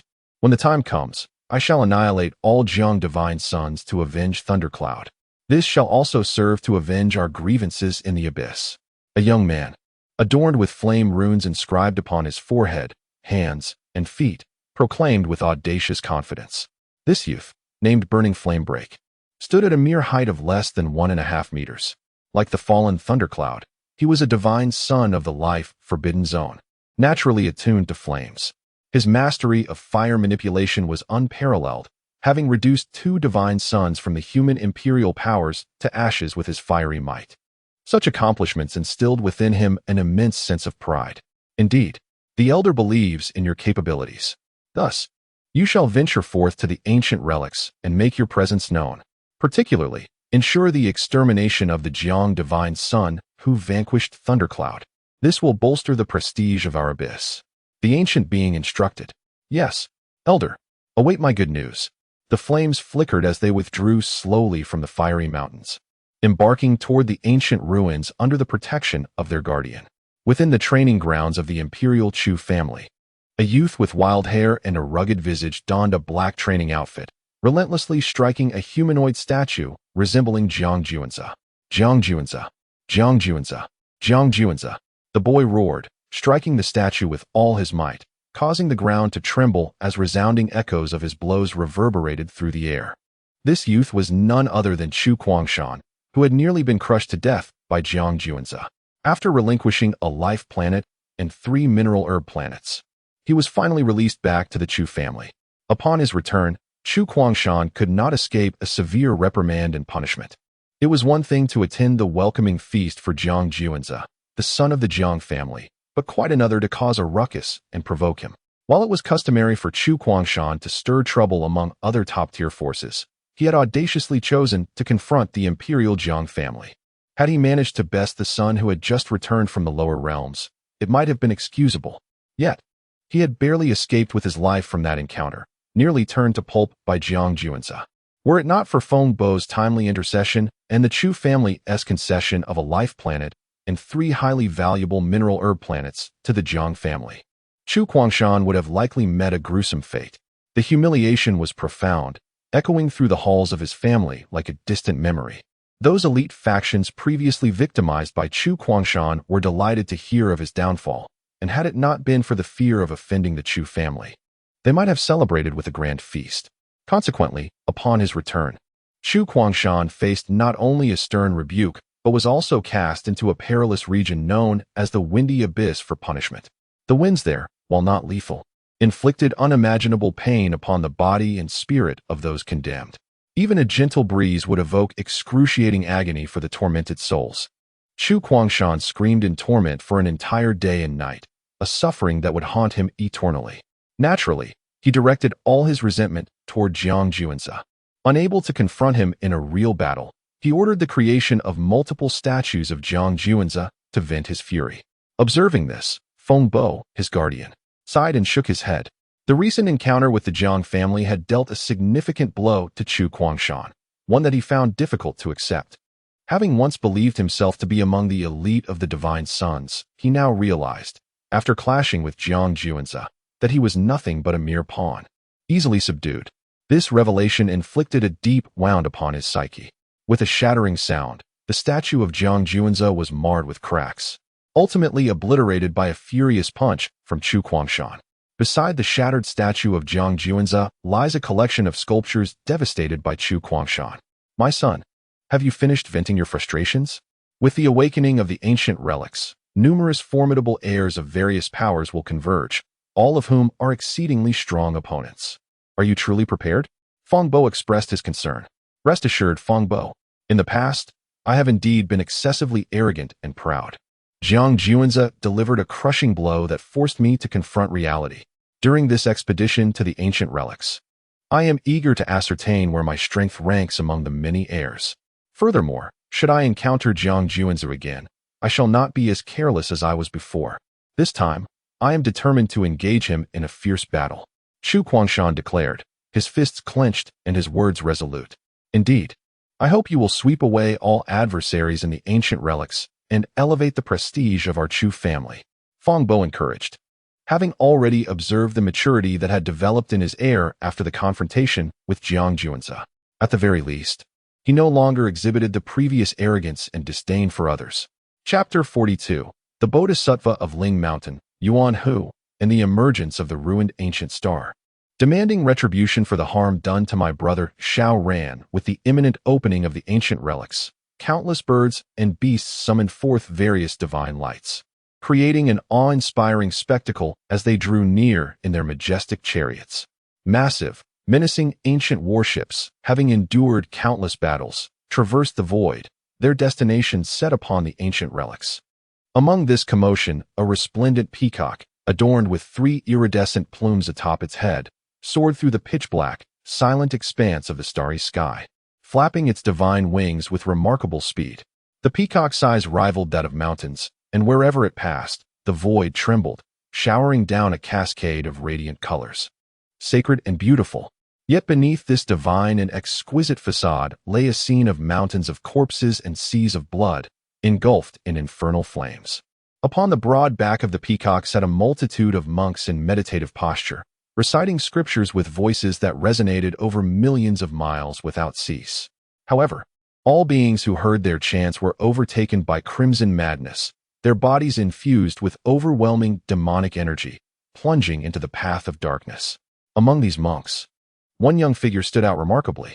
Seated upon a lotus pedestal, clad in golden robes and draped in a brocade and gem-encrusted kasaya, he exuded an aura of solemnity, his radiance blinding. Behind him accompanied a fearsome tiger, a strange omen. Amitba, Yuan Hu, are you prepared?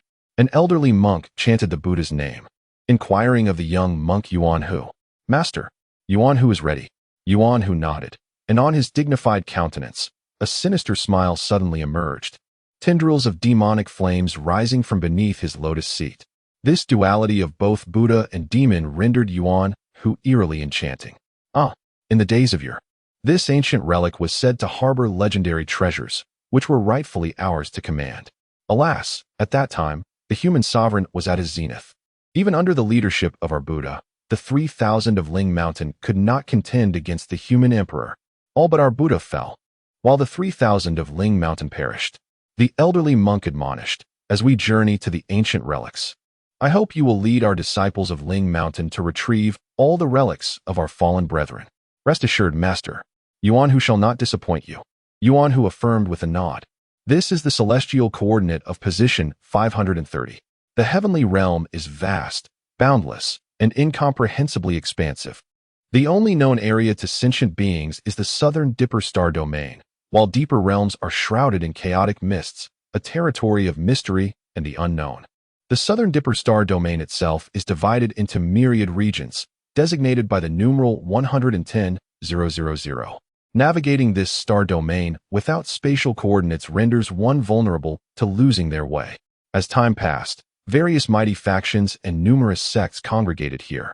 There were the divine chariots of the Shao family from the Daluo star, the beast carts of the Imperial Chu family, and the ancient warships of the Imperial Zhang family, alongside numerous other factions, all gathering at celestial coordinate 530 in a relatively harmonious scene. However, the atmosphere shifted to one of tension as the fallen beings led by the Abyssal Life Forbidden Zone and the Ling Mountain Life Forbidden Zone made their appearance. Although there exists a degree of friction among the various factions of humanity, when confronted with the forces of corruption, they unite as one, sharing a common enmity. Those who are not of our kin harbor divergent hearts. Some of these fallen beings were once human, yet they forsook their humanity, betraying their kind to become wretched entities, an act unforgivable. However, this tense atmosphere did not persist for long. As the heavens trembled, an overwhelming pressure permeated the void. Suddenly, a terrifying spectacle emerged. A chasm resembling an endless abyss tore through the firmament. From this abyssal fissure, a black and red orb materialized. akin to a fearsome demon awakening its dreadful gaze. Ordinary cultivators, upon witnessing such a sight, were instantly petrified, and even those of the sacred realm could not suppress their gasps, their expressions laden with gravity and solemnity. This ancient star once bore witness to the clash of an unparalleled emperor and the myriad beings of the spirit mountain. In battles of such magnitude, ordinary celestial bodies are as fragile as eggs, yet this ancient star withstood the onslaught. Though now battered and worn, it has endured conflicts of immense scale, rendering it infinitely more resilient than other celestial bodies. As the ancient star emerged, the abyssal rift gradually closed, leaving the battered orb to silently rotate amidst the starry expanse. The various factions and the younger generations of numerous traditions had already made their presence known, poised to enter the ancient star. It appeared on the verge of collapse, yet I could distinctly sense its formidable and terrifying essence. Jiang Juanza gazed at the ancient star before him, inhaling deeply as he murmured to himself. The moment this ancient star had appeared, even he was engulfed by profound dread, a testament to the star's terrifying nature during its prime. Within the ranks of the Shao family of the Deluo star, Granny Li, might I inquire as to the identity of the divine scion Jiang Juanza returned from the lower realms? Shao Yin'er asked an elderly woman, her gaze fixed on the direction of the Jiang family. It is that one. The old woman pointed towards Jiang Juanza, then sighed, remarking, Miss, from any perspective, that Shao Ran is unworthy of you. Is it truly worth incurring the enmity of the Jiang family scion for him? Granny Li, that wretched Jiang Juanza indiscriminately slaughters the innocent. He has not only annihilated the Shao family, but has also imprisoned the mother of brother Shao Ran. Therefore, my motivations extend beyond brother Shao Ran. It is also for the sake of justice in my heart. This murderous demon must be punished. Shao Yin'er exclaimed vehemently. Yet her focus was not on Jiang Juanza, but rather on Lu Wuchen beside him. Under the influence of the concealment technique, Jiang Juanza appeared as an ordinary member of the Jiang family to those below the sacred realm. In contrast, Lu Wuchen, garbed in snow-white attire, possessed a tall stature, striking features, and an ethereal grace that set him apart from the ordinary. Moreover, with his successful transplantation of the supreme bone, his aura has ascended to an even higher echelon.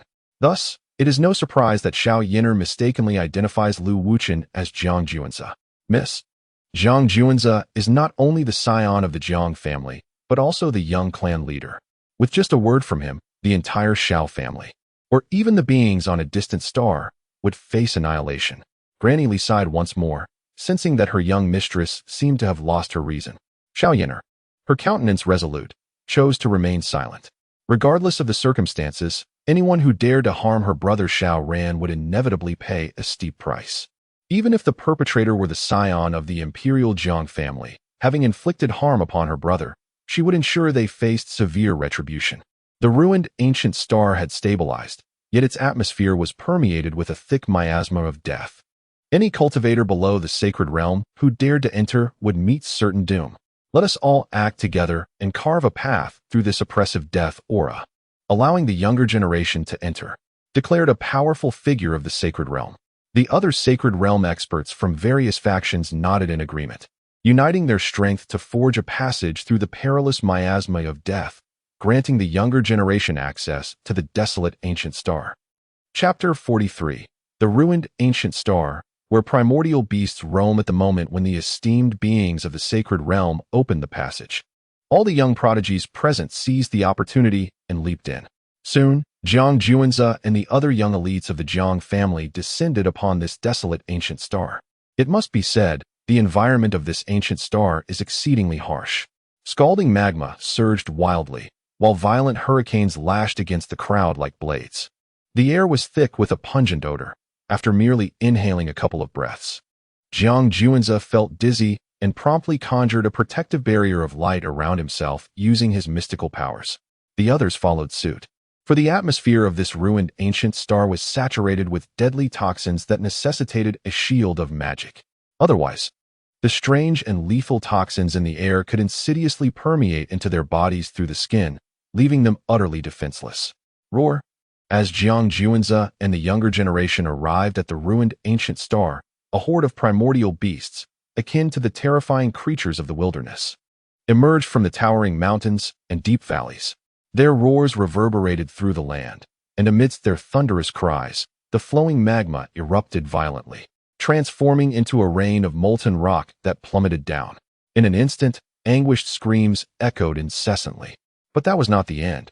Above, in the sky thick with a miasma of death, a fierce avian cry resonated throughout the heavens, capable of piercing gold and shattering stone, inducing terror and panic among the multitude. This was a primordial demonic bird, its colossal form unfathomable, with crimson eyes resembling twin blood moons suspended in the firmament, exuding an aura of malevolence. With iron wings sweeping across the landscape, it effortlessly reaped the lives of countless young prodigies. Following this, another terrifying creature appeared, resembling a lion yet devoid of fur, its entire body adorned with golden scales. Towering like a mountain, its roar announced the arrival of a sovereign, silencing all in its presence, as various fierce birds and beasts bowed in reverence, as if acknowledging the king of this realm. With a single gulp, it consumed numerous young elites, rendering them mere sustenance. Then there was a monstrous being resembling a mantis, its body seemingly forged from steel, wielding scythe-like appendages as swift as lightning, mercilessly harvesting the lives of the young prodigies. The sudden appearance of these three ancient beings was nothing short of terrifying. In addition to these three formidable primordial creatures, numerous other savage beasts emerged, engaging in brutal combat with the young talents of various factions. The cacophony of roars, screams, and clashes resounded throughout the land. Within a brief span, the young elites who had ventured into this ruined ancient star suffered devastating losses. Just then, as a dragon's roar echoed through the heavens, the once feared primordial demonic bird let out a mournful cry, spilling its blood across the sky. And its massive body crashed to the ground, shattering mountains and valleys, causing the earth to tremble violently. In that moment, silence enveloped the realm. Who could have slain the primordial demonic bird? It was unclear, as the distance was too great to discern the identity of the assailant. Too powerful, utterly overwhelming. In the instant the dragon's roar resonated through the cosmos, I thought another ancient being had emerged. The young prodigies murmured among themselves, their faces reflecting awe and astonishment. The prowess of these three ancient beasts is formidable, having been personally experienced by many. Particularly striking is the fearsome bird soaring through the heavens. Despite its colossal frame, its swiftness is astonishing. Moreover, its defensive capabilities are terrifyingly robust, rendering even early-stage practitioners of the Unity realm incapable of inflicting significant harm. Its expansive, iron wings serve as lethal instruments, having claimed the lives of over 10,000 exceptional talents in a mere span of time. Yet, unexpectedly, there now exists an individual capable of slaying this fearsome creature with a single blow, a revelation that is nothing short of astonishing. In the aftermath of the bird's demise, the other two ancient beasts, a lion and a mantis, exhibit a flicker of trepidation in their fierce gazes, hesitant to approach the site of the fallen avian, as if fearing to meet a similar fate. This only serves to highlight the extraordinary power of the one who vanquished the beast. The fierce battle continues, and although the ancient bird has perished, the identity of its slayer remains shrouded in mystery. In the face of relentless assaults from numerous ferocious beasts, survival takes precedence. At the sight of the avian's corpse, the presence of the son of the Jiang family is imposing and magnificent, unmatched in valor and strength. A chorus of excited roars and cheers erupts from the Jiang clan's elite, their eyes brimming with admiration and fervor. For the individual who has slain the ancient bird is none other than their own Jiang Juanzi. The son is invincible. Lu Wuchen expresses his admiration, bowing in respect, his tone and demeanor filled with awe and reverence. Your family has rightfully placed you in the position of young clan leader. I am truly convinced. The Kirin descendant from the Xian ancestor lineage, Jiang Haoyan, gazes at the colossal corpse of the ancient bird with profound respect for Jiang Juanzi. Merely one strike was sufficient to slay the ancient beast. Jiang Futian, of the Di ancestor lineage, observes Jiang Juanzi's silhouette before glancing back at the ancient bird's remains, his expression shifting in contemplation.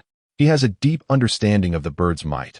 Upon its emergence, he charged forth, only to be unexpectedly repelled by a single strike from its iron wing. Undeterred, Jiang Futian launched another assault, yet this time the danger escalated, nearly costing him his life. It was at this critical moment that Jiang Juanze intervened, unleashing his celestial body, a true dragon's shadow entwined around him, merging with an almost palpable aura of dominance that underwent an unimaginable transformation.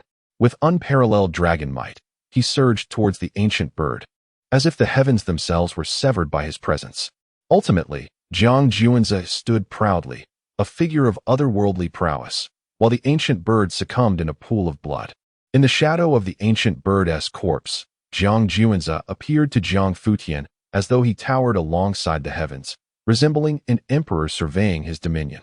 Am I truly his equal? The instant this thought crossed Jiang Futian's mind, a jolt of realization struck him. The spectacle of Jiang Juanze vanquishing the ancient bird was profoundly shocking, nearly shattering Jiang Futian's sense of invincibility. Jiang Juanze's ability to vanquish this ancient demonic bird must stem from his discovery of its vulnerabilities, allowing him to deliver a fatal blow. Otherwise, it would have been inconceivable for him to slay the creature in a single strike. Jiang Futian took a deep breath, striving to calm the tumultuous emotions within.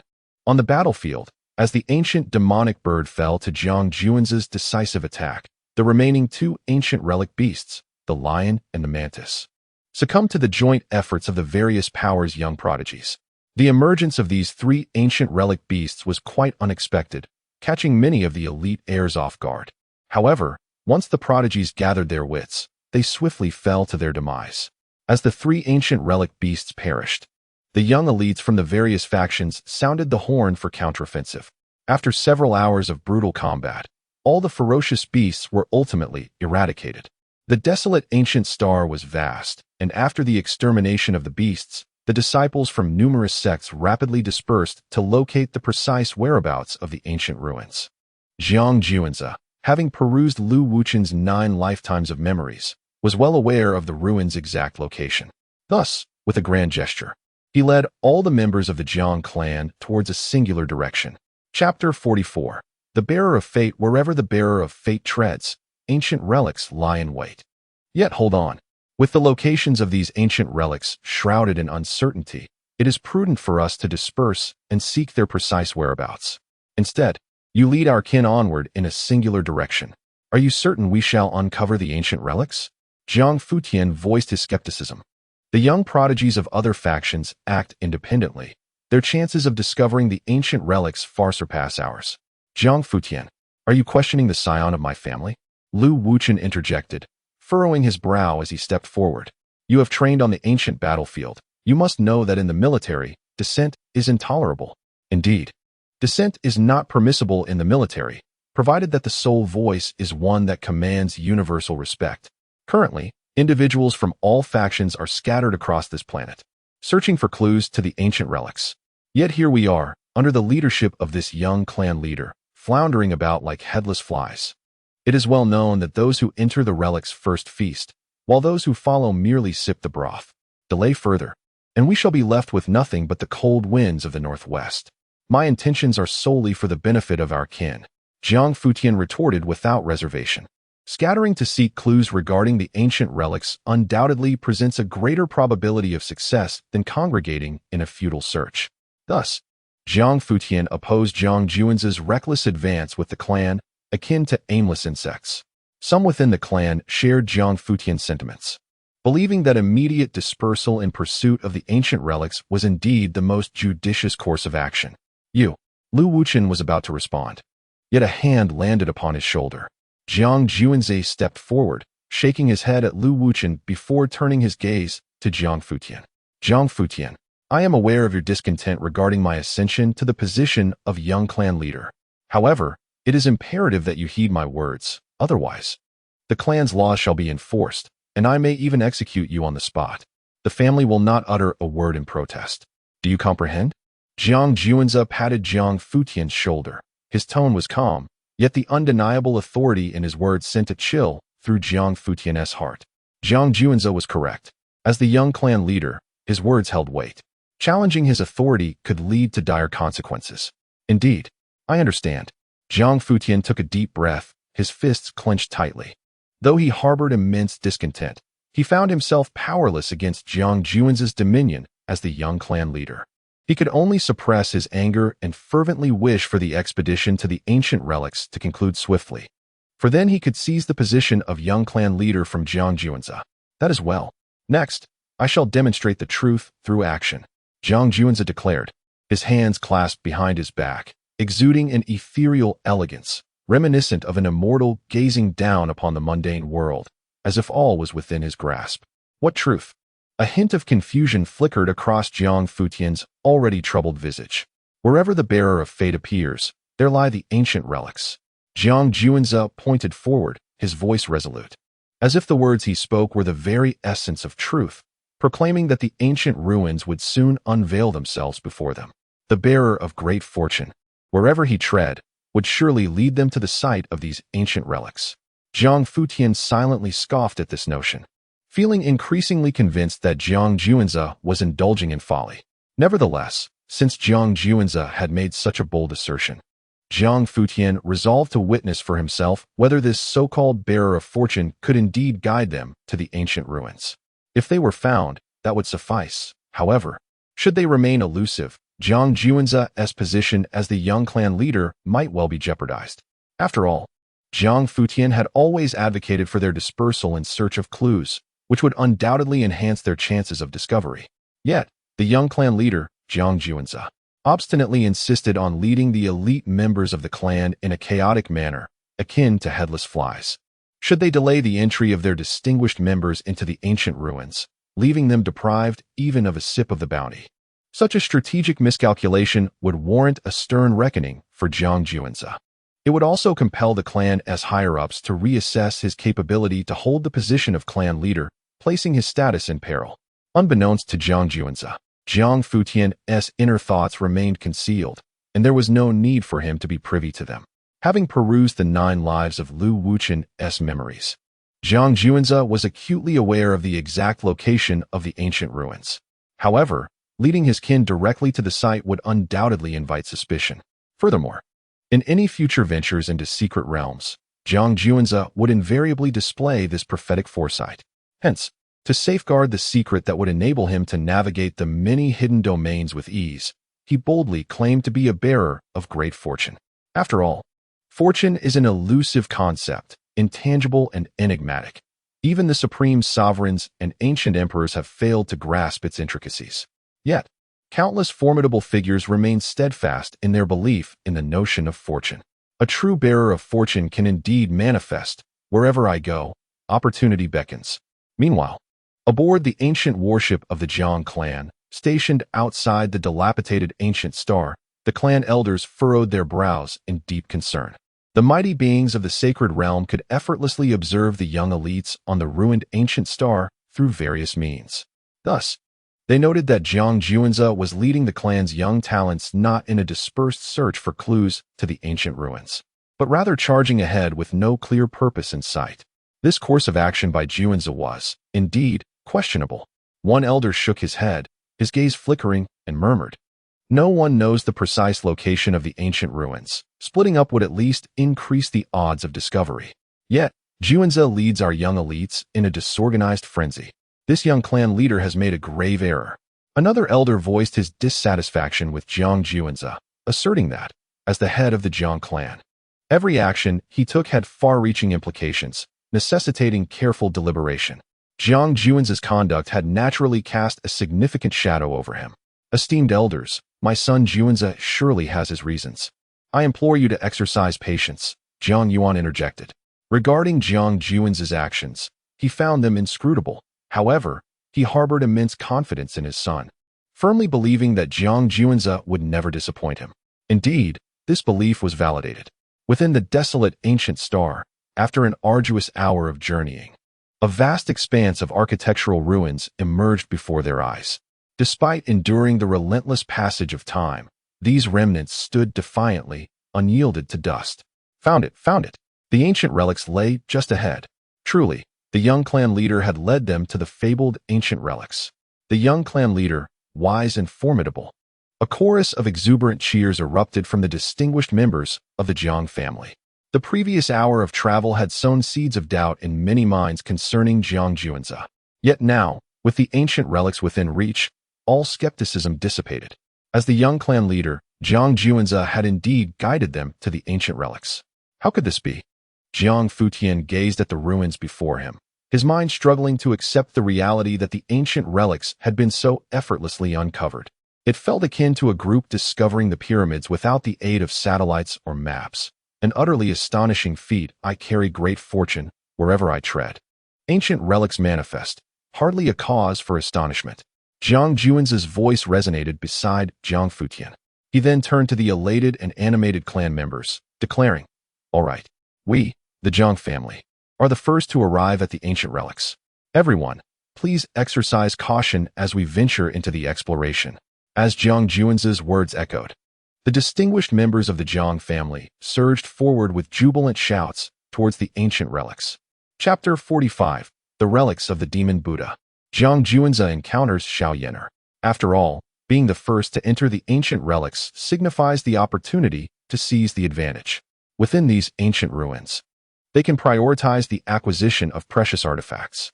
Although they hail from the Jiang family and receive ample resources each month, these are merely fixed allocations. To procure additional resources, they must explore various secret realms. This not only provides them with trials, but also allows them to amass a wealth of cultivation resources.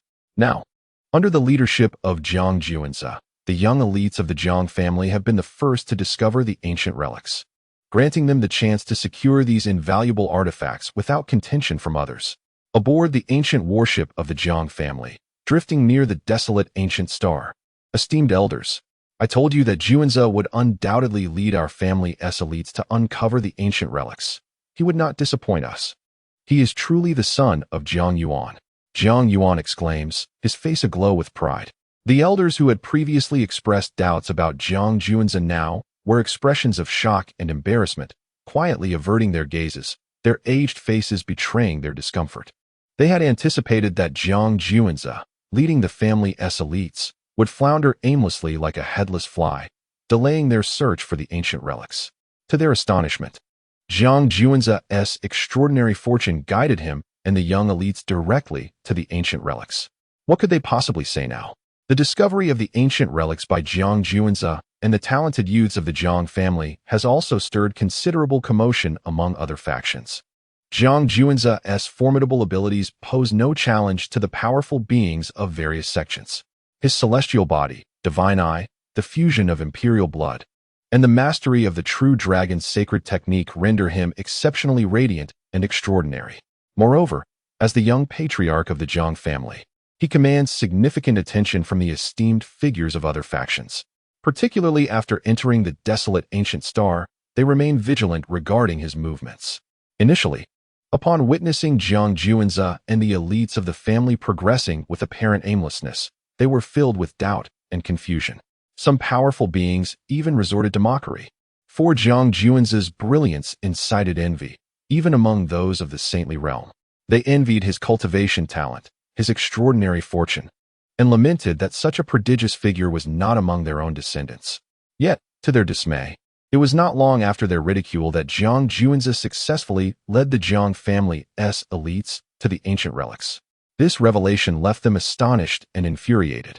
This is disastrous. Now that the Jiang family's talents have discovered the ancient relics and seized the initiative, if they delay even slightly longer, our descendants may be left merely to follow in Jiang family's wake, perhaps even left with nothing.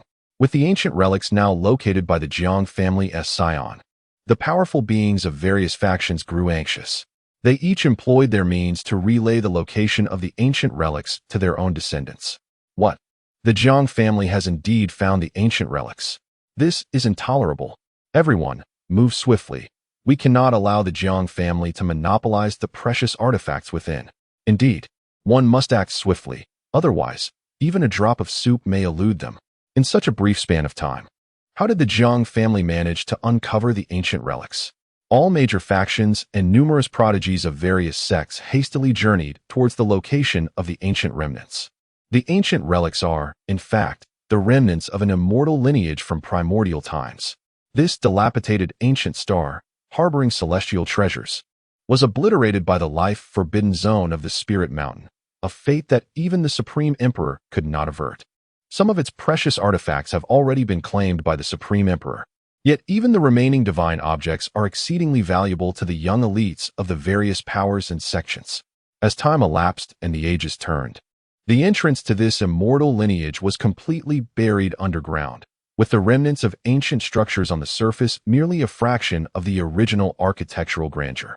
Thus, upon Jiang Juan's command, the young talents of the Jiang family did not hesitate for a moment. Each employed their unique methods to enter the long-sealed edifice of this immortal lineage. Shortly after their entry, excited cheers erupted, indicating fruitful discoveries. Jiang Haoyan, Jiang Futian, and Lu Wuchen, before the other prodigies arrive, why not venture ahead to search for treasures within the ancient relics? Jiang Juanzi suggested. Upon entering the relics, let us disperse to maximize our gains. Understood, Divine Son. Without the slightest hesitation, Jiang Haoyan, Jiang Futian, and Lu Wuchen swiftly entered the ancient site in pursuit of treasures. Let me see what marvelous treasures lie within this ancient relic, Jiang Juanzi murmured before following suit. Upon entry, he was immediately met with an overwhelming stench of decay. Although the underground was enveloped in darkness, it posed no challenge to Jiang Juanzi, who possessed divine vision. The space he entered resembled a grand hall, now severely dilapidated, with much of the supporting columns having collapsed. Having been buried for countless ages, a plethora of moss and creeping vines, resembling coiling dragons, thrived upon the walls and fallen beams. At first glance, these plants appeared innocuous, but upon sensing the presence of life, the vast expanse of green moss began to writhe and swiftly approached Jiang Juanzi. The thick, dragon-like vines lashed out towards him like iron whips. Seeing this, Jiang Juanzi scoffed disdainfully and raised a hand, delivering a decisive strike. With a resounding boom, both the moss and the dragon-like vines were reduced to ash in an instant. At that moment, a thumb-sized stone, entwined with golden and black energies, was dislodged from the ground by Jiang Juanzi's forceful palm. Such a rich concentration of energy. Could this possibly be a relic from the 3,000 disciples of the Spirit Mountain? Jiang Juanzi gazed at the small stone entwined with the radiance of Buddha and the aura of malevolence. Pondering the legends of the 3,000 disciples of Ling Mountain battling the Supreme Emperor, his heart murmuring softly. It must be said that this relic contained an immensely formidable energy. If one could refine the relic, purging the malevolent essence to leave only the pure energy, it might well allow me to successfully ascend to the late stage of the unification realm. Jiang Juanzi scrutinized the relic, where the malevolent aura and Buddha's light intermingled, a glimmer of determination flashing in his eyes. Alas, the malevolent essence contained within the relic was far too overwhelming, with his current level of power.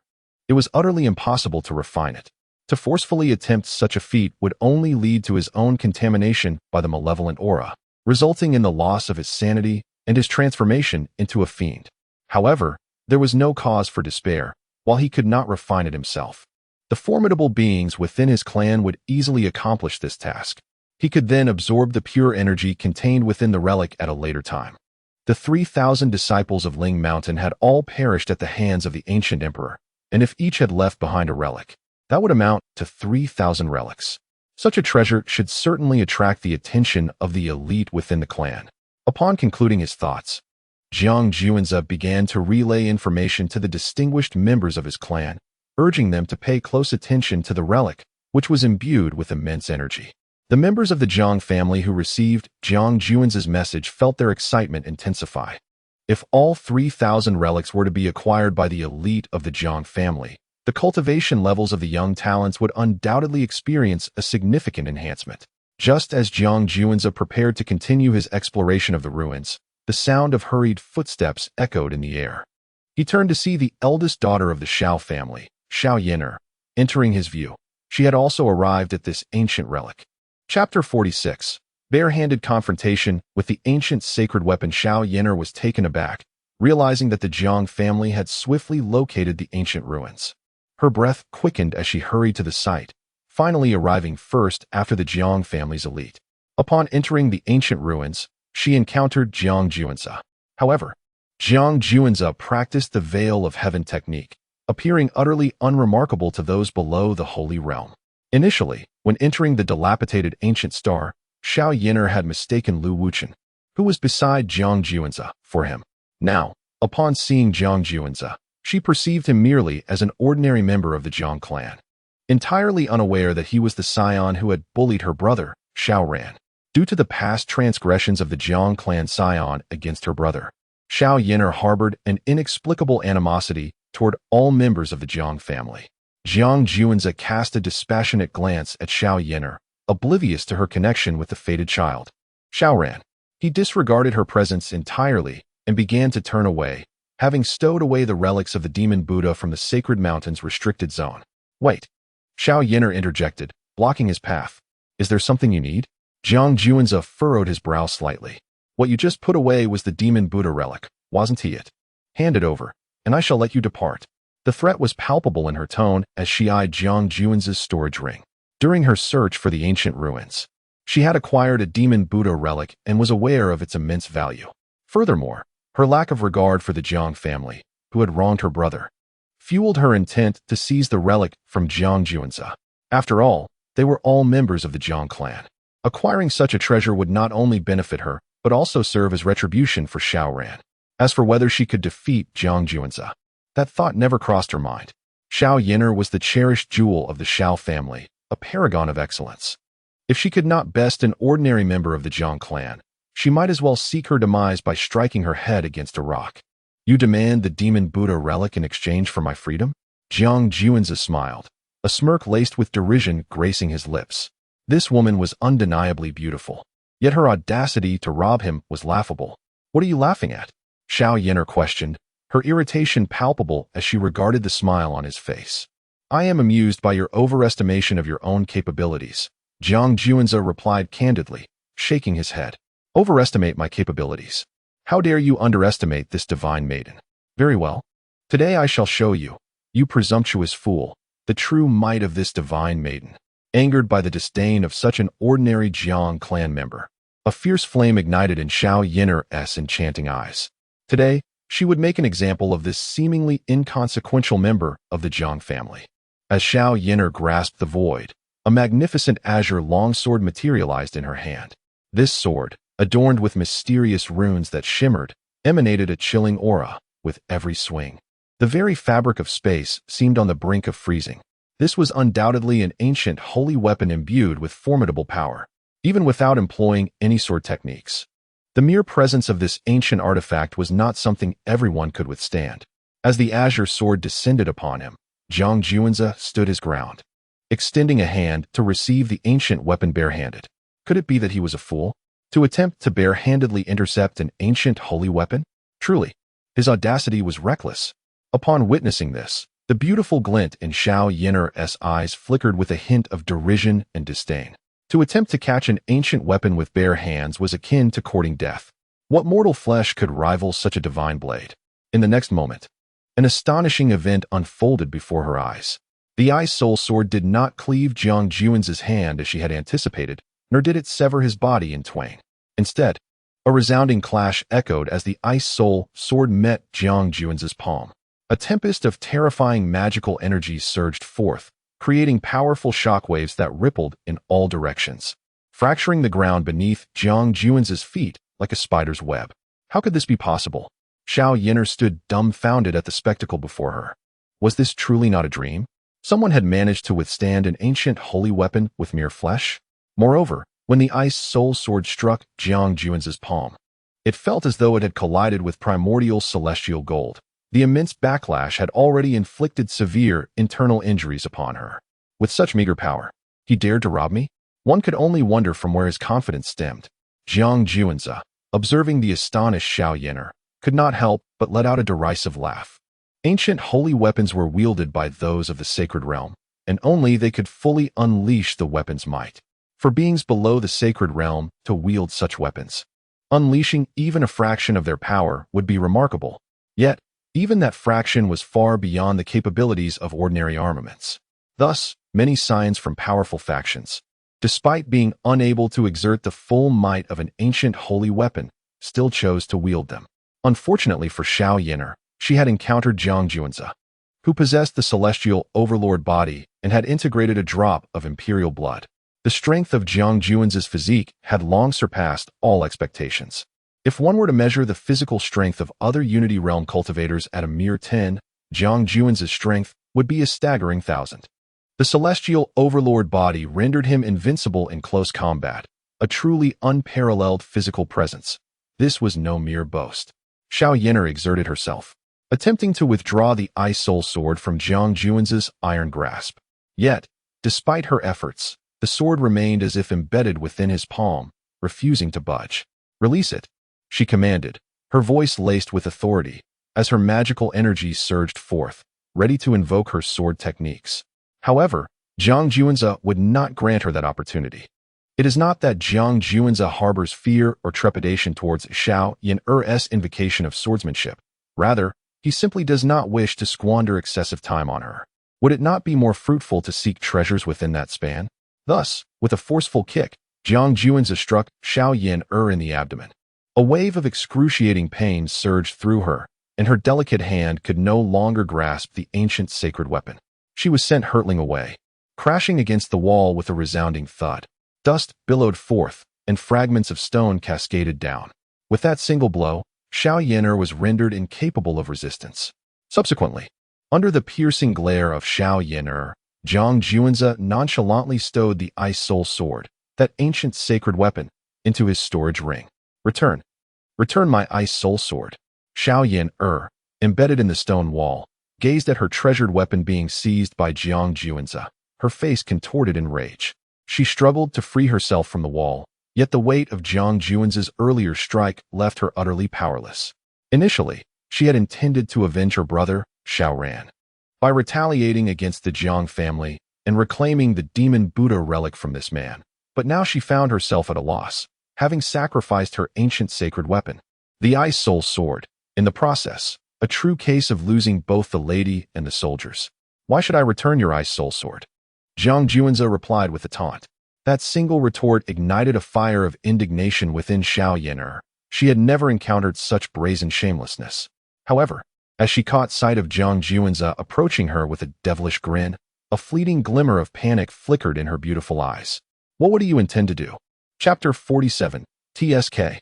The pride of the great family truly knows how to play, of course. "I shall pursue my desires." Jiang Juan's gradually approached Xiao Yin'er. "No. Please, no." Xiao Yin'er struggled against the stone wall, but Jiang Juan's earlier kick had rendered her powerless, nausea overwhelming her, leaving her momentarily immobilized. All she could do was watch as Jiang Juan's, with malicious intent, drew ever closer. "What do you mean by no? Surely, you do not believe I would violate you?"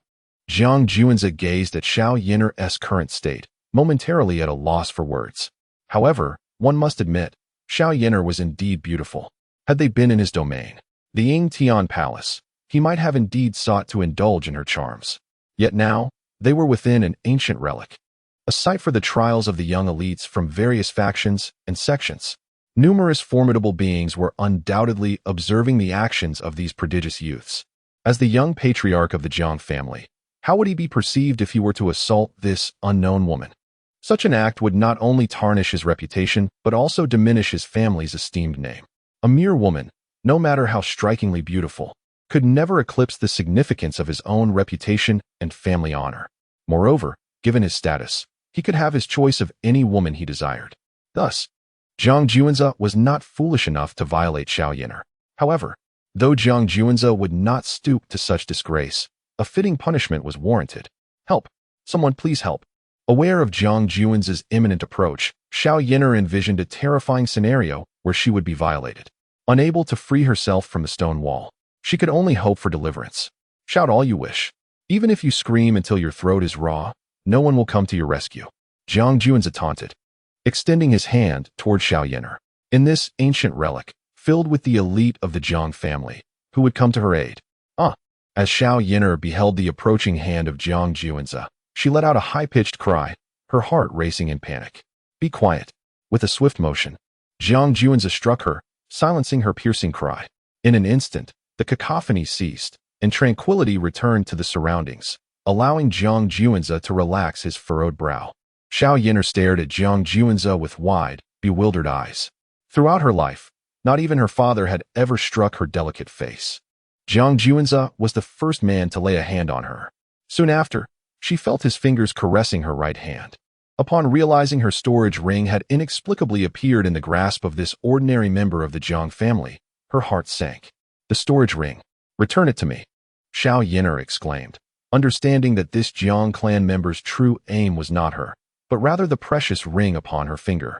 Within it lay not only an abundance of cultivation resources and rare treasures, but also her private belongings. She could not allow this ordinary Jiang family member to seize it. Your storage ring? Do you think it will respond to your call? This is clearly my storage ring. Why should I return it to you? Jiang Juanze replied without reservation. You are nothing but a thief. Xiao Yin'er retorted in anger. I am no thief at all. Very well, I shall return your storage ring to you at once. With these words, Jiang Juanze swiftly erased the spiritual imprint on Xiao Yin'er's storage ring. Then, before her eyes, he began to transfer the contents of her ring into his own. Finally, he tossed the now empty storage ring back to Xiao Yin'er. However, at that moment, Xiao Yin'er was embedded in the stone wall, unable to move, and failed to catch the ring. With a resounding clink, her vacant storage ring fell to the ground. How can you be so shameless? Xiao Yin'er exclaimed, her face flushed with rage, her teeth gritting together audibly.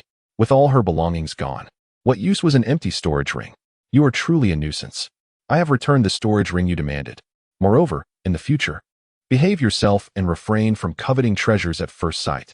After delivering his remarks, Jiang Juanze ignored Xiao Yin'er and turned to leave, inspecting the items he had taken from her storage ring as he walked. Goodness! Who would have thought that this seemingly innocent young lady possesses such an array of intimate items?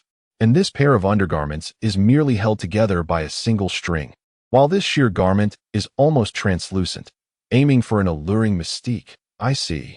Jiang Juanze commented as he strolled away. Xiao Yin'er, trapped within the stone wall, felt her cheeks burn like ripened peaches upon hearing his words, the blush extending to her ears, her body ablaze with embarrassment.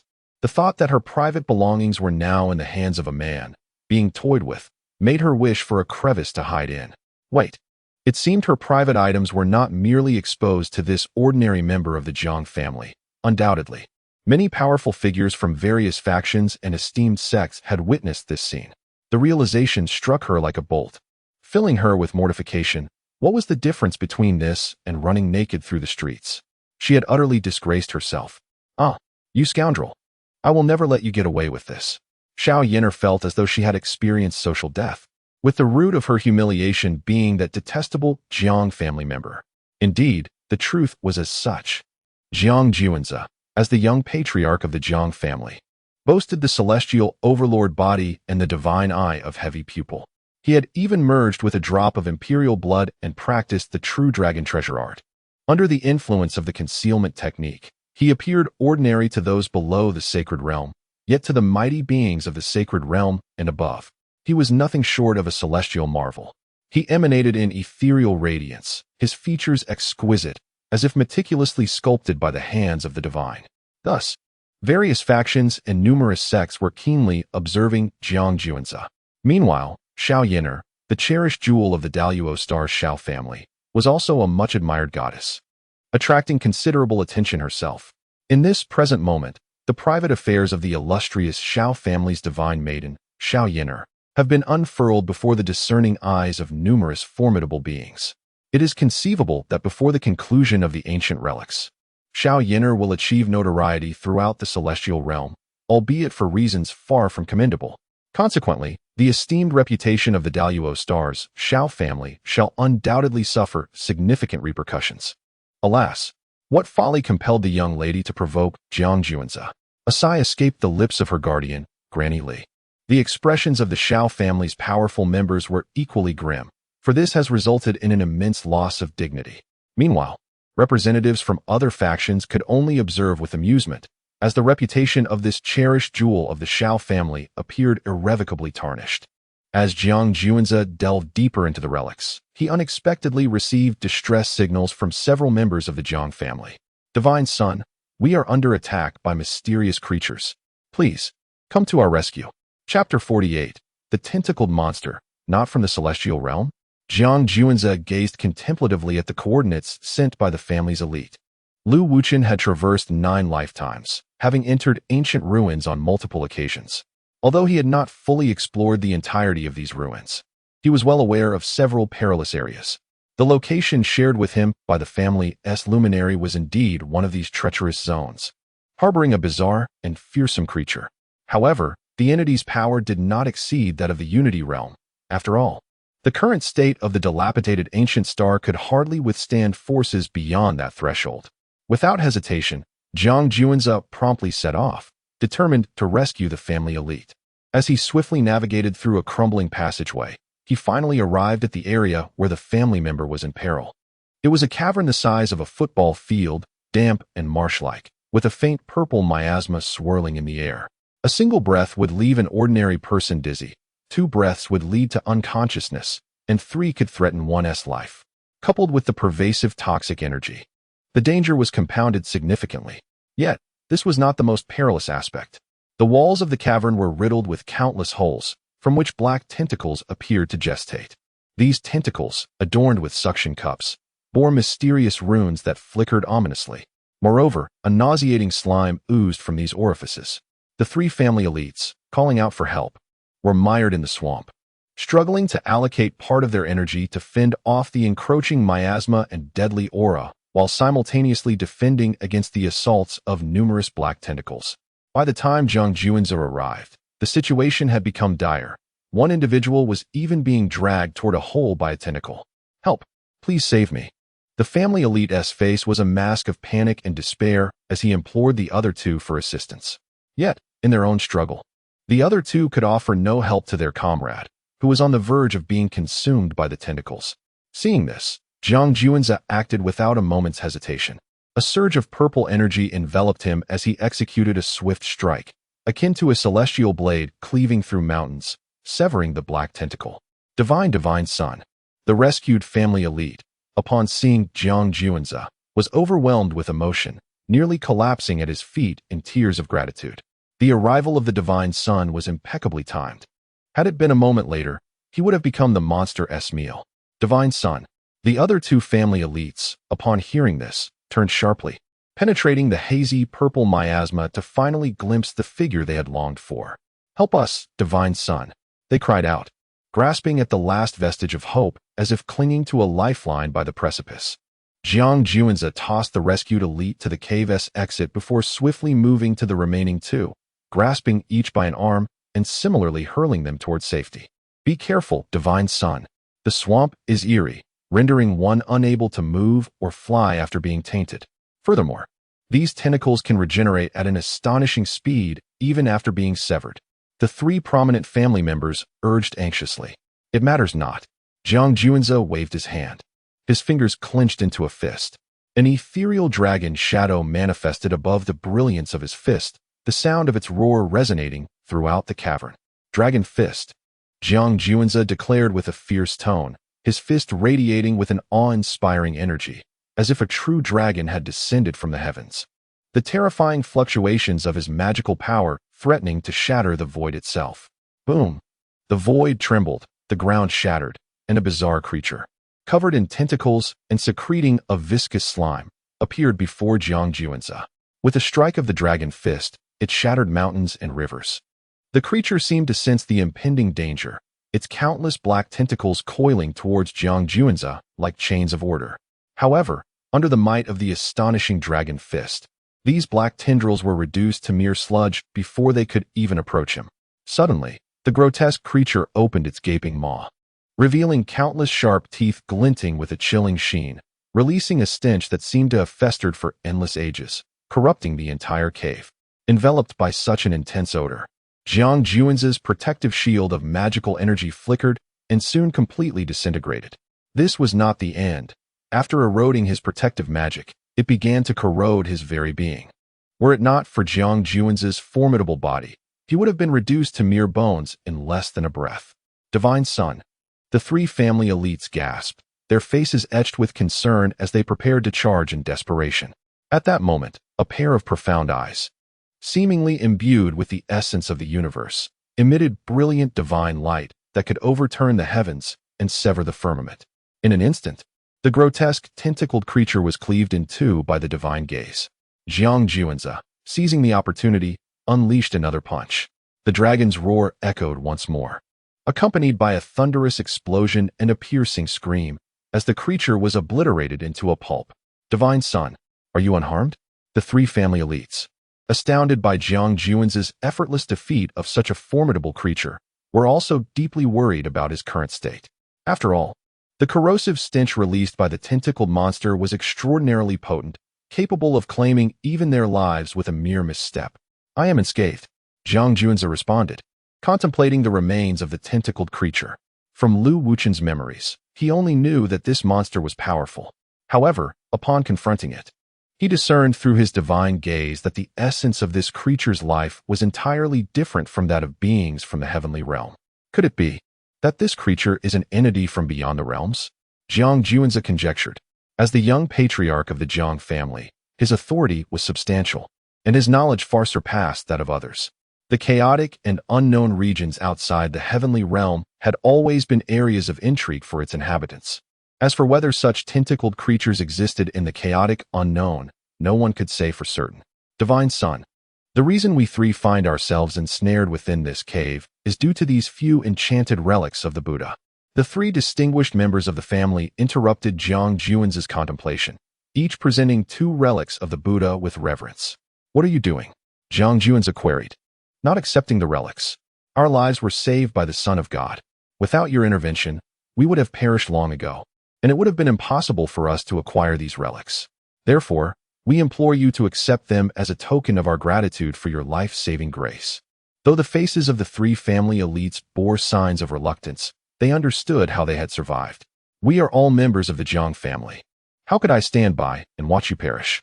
Jiang Juanzi declined the enchanted relics, encouraging the three esteemed individuals, please keep these relics for yourselves.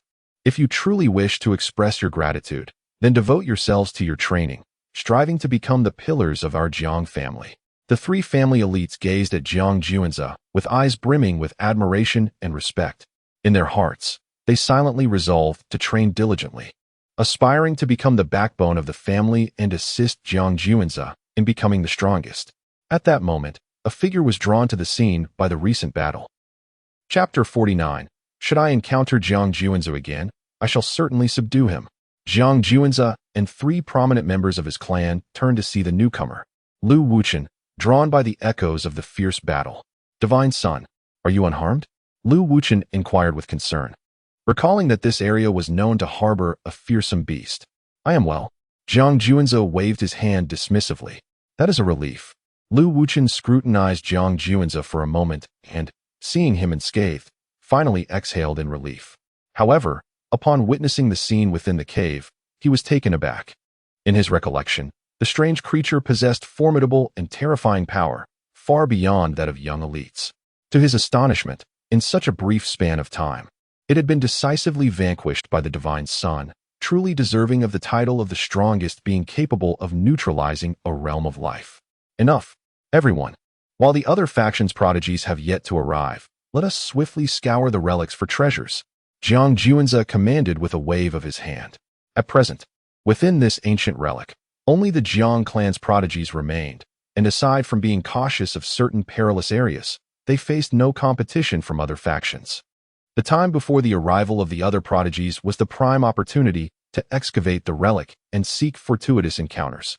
Should the other faction's elites arrive, such opportunities would no longer be available. Yes, Divine Son. The three Jiang clan elites departed in unison, resuming their search for opportunities within the relic. Divine Son, shall we venture directly to the depths? Lu Wuchen did not leave, but instead turned to Jiang Juanzi with a question. Despite having experienced 9 reincarnations, his limited strength had prevented him from exploring the deepest parts of the relic. Thus, he had always felt a twinge of regret for not having accessed the innermost sanctum of this ancient site. Now, with the formidable Jiang Juanzi by his side, perhaps he could finally delve into its depths. Very well, let us proceed to the innermost depths of the relic. Jiang Juanzi nodded in agreement. His curiosity was not about what lay within the depths, but rather a perplexity regarding his arrival at the ancient relic without receiving any system registration notification. Perhaps only by entering the deepest recesses could he achieve that. At that moment, the prodigies of other factions finally arrived at the ancient relic, commencing their frantic scramble for the numerous opportunities within. However, since the Jiang clan elites had entered early, many of the opportunities had already been secured within their storage rings. The latecomers could only trail behind the Jiang clan elites, left with mere scraps. This naturally incited discontent among many. Ordinary prodigies found themselves powerless against the Jiang clan elites. Yet certain holy sons from other factions had caught up with them, intent on seizing the treasures they had gathered. Chu Guangshan was among those who had caught up with the Jiang clan elites. Hand over your storage rings, and perhaps I might spare your lives, Chu Guangshan declared. Shouldering a massive sword, his gaze haughty and his expression laced with mockery as he regarded the 3 Jiang clan elites before him. As if the opportunities collected by the 3 distinguished members of the Jiang family were already within his grasp, exuding an air of grandeur. Chu Guangshan, do you remember the time when you wielded the ancient sacred weapon, only to be effortlessly subdued by our clan's divine son? You certainly did not possess the same imposing aura as you do now. The 3 distinguished members of the Jiang family let out a cold laugh, inwardly lamenting their misfortune. They were the same 3 who had been rescued by Jiang Juanzi. Little did they expect that after narrowly escaping from that bizarre creature, they would encounter Chu Guangshan, the divine son of the Chu family. Fortunately, they were not far from Jiang Juanzi. Without hesitation, they contacted him, with Jiang Juanzi backing them. They felt no fear towards Chu Guangshan and instead stood upright, boldly confronting him. Repeat that. Upon hearing their words, Chu Guangshan was instantly enraged, shedding the earlier air of superiority and grandeur. As the saying goes, one should not strike a person's face or bring up their shortcomings when receiving guests. Being subdued by Jiang Juanzi had become a deep-seated pain within him. Now, these 3 distinguished members of the Jiang family were directly poking at his sore spot. How could he not be furious? What? Is that what riles you up? Defeated under Jiang Juanzi, and yet you dare to flaunt? The 3 members of the Jiang family retorted without reservation, their hearts echoing. With Jiang Juanzi backing us, can we possibly fear you? You fools.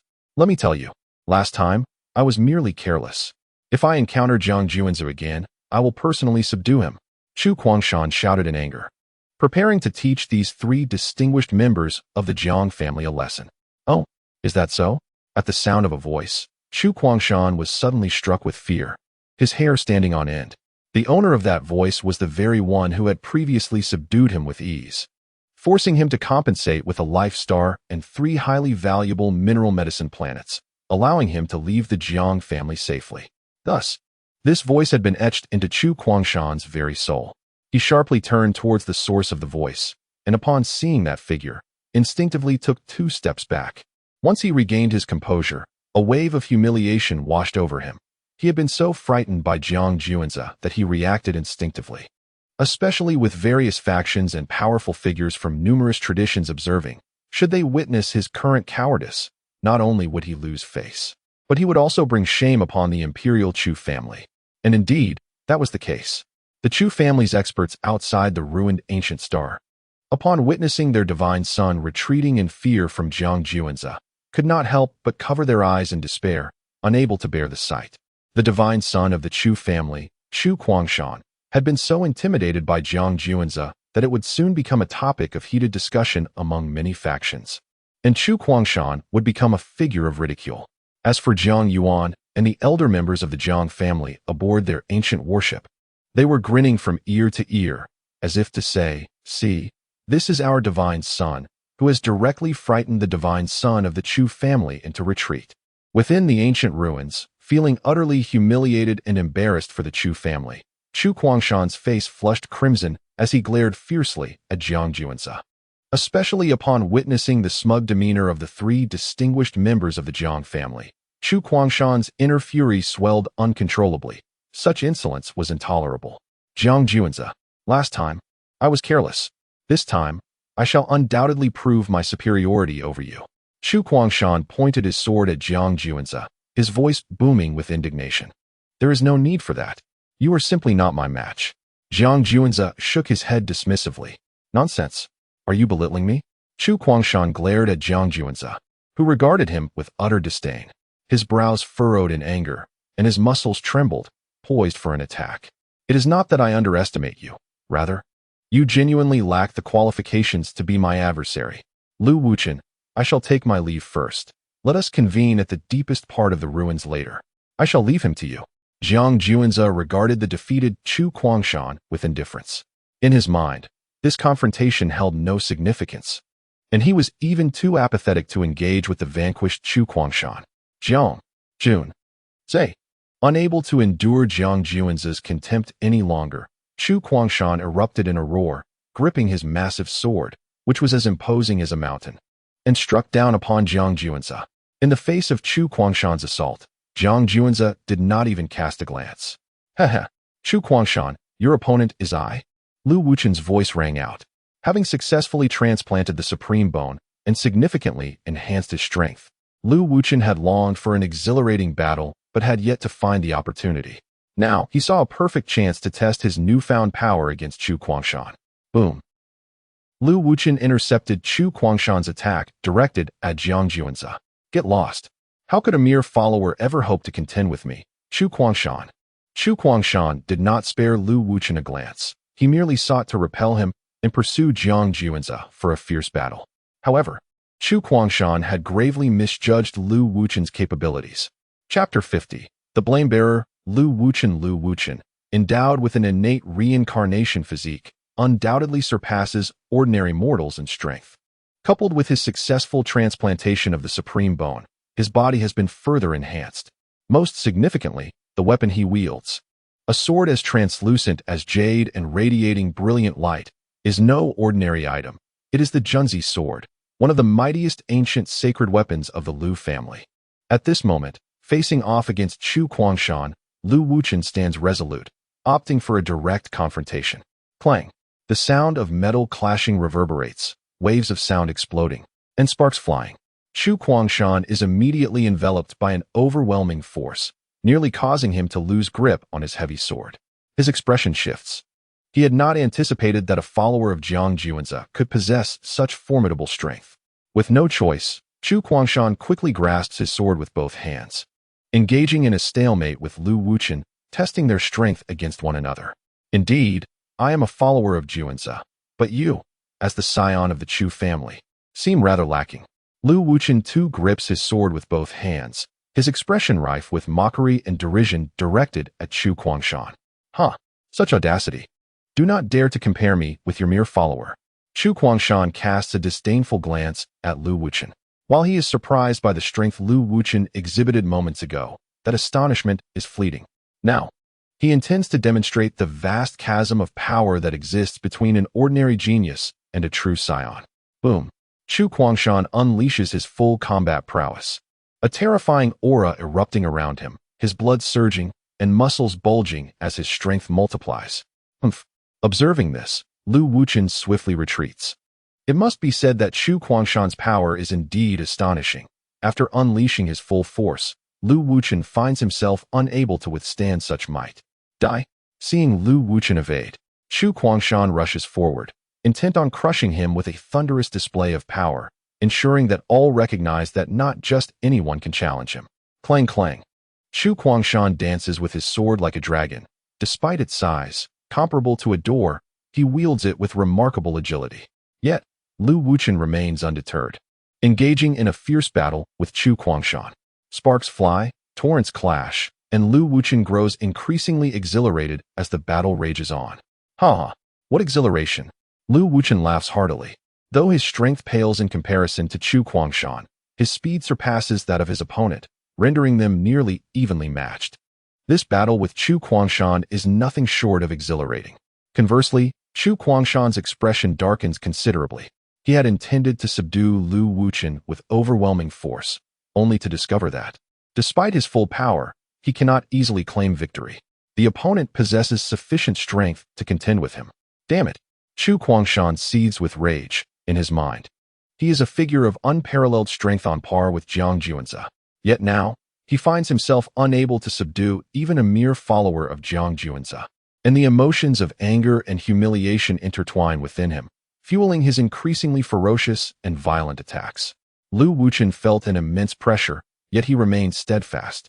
The fierce battle between the two naturally attracted a group of elite members from the Jiang family. Upon recognizing Lu Wuchen as a follower of Jiang Juanzi, they immediately rushed forward to assist. This startled Chu Guangshan. The prolonged struggle to overcome Lu Wuchen had already filled him with humiliation. If Lu Wuchen were to join forces with some of the Jiang family elites to defeat him, he would truly become a laughingstock. Not only was he no match for Jiang Juanzi, the divine scion of the Jiang family, but now he would also be bested by one of his followers, making him the target of mockery. As he pondered how to break the deadlock, Lu Wuchen's voice resonated. "Thank you for your kindness, everyone. I can manage this Chu family scion, Chu Guangshan, on my own. You need not trouble yourselves. Instead, seize the opportunity to seek your fortunes." The moment these words escaped Lu Wuchen's lips, they ignited an overwhelming fury within Chu Guangshan. He was the scion of the Chu family, while Lu Wuchen was merely a follower of Jiang Juanzi. Now, for Lu Wuchen to claim he could handle him was tantamount to suggesting that he was inferior even to a mere follower of the Jiang family. As the Jiang family elites departed, the fury within Chu Guangshan erupted like a volcano, compelling him to resolve the matter with Lu Wuchen swiftly. Unfortunately, in his haste, he exposed a flaw that Lu Wuchen deftly exploited, sending him hurtling away. Lu Wuchen's gentlemanly sword carved a deep wound into Chu Guangshan's chest, revealing bone beneath, and blood flowed freely. It seemed the Chu family scion was not as formidable as he had believed. Feeling the surging power within him, Lu Wuchen was immensely satisfied. He had reached a point where he could contend with ordinary divine science, even gaining the upper hand. Just as he had sent Chu Guangshan flying and allowed himself a moment of relaxation, a figure rushed towards him with alarming speed, aiming a palm strike at his back. Lu Wuchen's expression hardened. He could distinctly sense the formidable force behind the attack, unmistakably the power of a sacred-level technique. Who could it be that sought to ambush him? Not daring to confront the attack head-on, he evaded to the side at the critical moment. Despite his efforts, he was a fraction too slow and felt the impact of the strike upon his shoulder. With a resounding crack, Lu Wuchen's left arm was instantly shattered by the assailant's blow. Seizing the opportunity, he finally caught sight of his attacker, a strikingly beautiful woman. The same Xiao Yin'er who had previously been bullied by Jiang Juanzi. Had he wronged this woman? Why had she chosen to ambush him? With a thud, Lu Wuchen crashed to the ground, pain flashing across his face. Seeing her surprise attack succeed, Xiao Yin'er pressed her advantage, advancing upon him relentlessly. Fortunately, her storage ring had been entirely plundered by Jiang Juanzi. Otherwise, Lu Wuchen might have faced not just a palm strike, but the severing of his arm by her sword. Recognizing the peril of the situation, Lu Wuchen swiftly swung his left arm, using the momentum to forcibly realign the broken bone, and hurriedly prepared to counter Xiao Yin'er's assault. "You madwoman, have I ever wronged you?" Lu Wuchen exclaimed, utterly bewildered. After departing from his family, he found himself at the Jiang residence, where he had not made any enemies. What, then, was the sudden appearance of this madwoman? Humph! Xiao Yin'er clenched her pearly teeth, her heart ablaze with indignation. Her brother, Xiao Ran, had been bullied by Jiang Juanzi, and she herself had just suffered at the hands of the Jiang family. Today, she intended to unleash all her fury upon this scion of the Jiang clan. Meanwhile, Chu Guangshan, observing the scene, felt a surge of determination, a fierce glint flashing in his eyes. He resolved to cleave this Lu Wuchen in two to quell his own rage, and subsequently seek vengeance against Jiang Juanzi. Under the combined assault of Chu Guangshan and Xiao Yin'er, Lu Wuchen was clearly outmatched, his injuries mounting with each passing moment.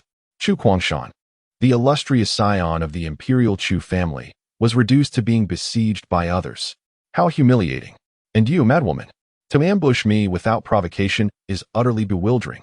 Today, allow me to demonstrate my prowess to both of you.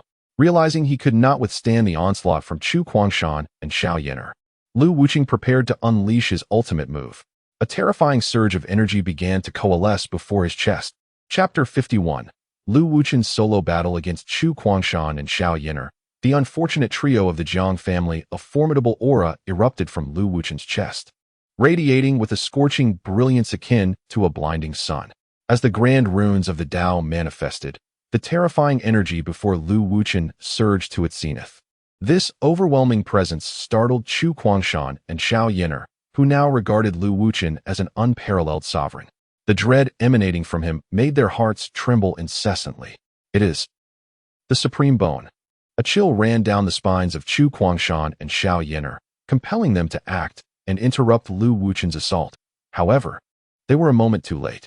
Chu Guangshan, and you, madwoman, prepare to experience the might of the heavenly tribulation light.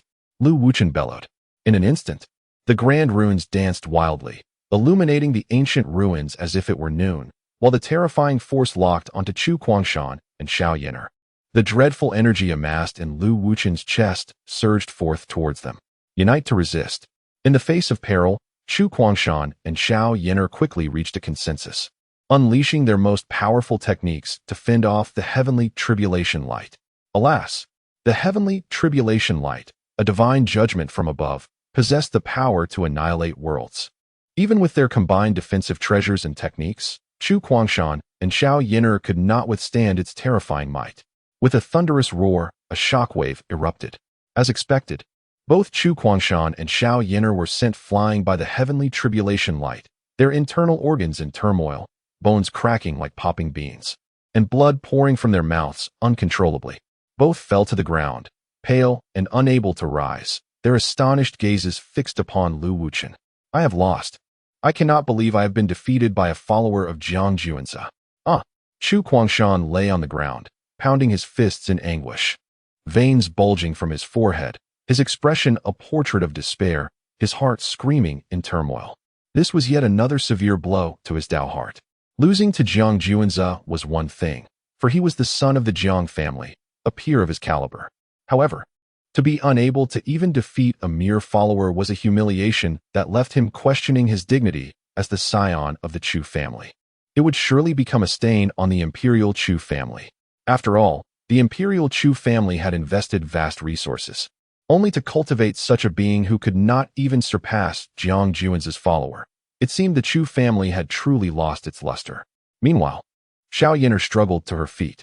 Truly, Jiang Juanzi is formidable, possessing the supreme bone. However, after unleashing the heavenly tribulation light, how much strength do you have left? Xiao Yin'er wiped the blood from her lips and inquired sharply. Jiang Juanzi? Me? As soon as the words left her mouth, Lu Wuchen instantly comprehended the reason behind this madwoman's sudden attack.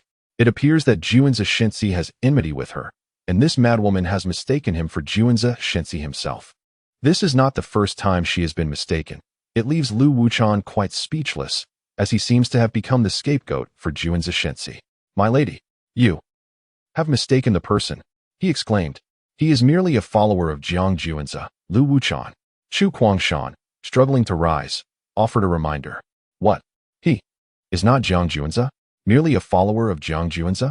Upon hearing this, Xiao Yin'er displayed a look of astonishment, realizing her grave error. Subsequently, a tempest of emotions surged within her, astonished at the prowess of Jiang Juanzi's follower, who possessed the supreme bone. Why would such a top-tier prodigy choose to remain in the shadows? Who are you? What grievances do you bear against my lord, Juanzi Shensi? Lu Wuchen demanded. He had been by Juanzi Shensi's side and did not recall his master ever provoking such a woman, thus it was prudent to inquire further. You are not worthy to know, Xiao Yin'er retorted before turning on her heel and departing without hesitation. Firstly, the man before her, Lu Wuchen, was merely a follower of Jiang Juanzi, rendering any further conflict unnecessary. Secondly, her current physical condition was dire. She could no longer fight and desperately needed a place to recuperate.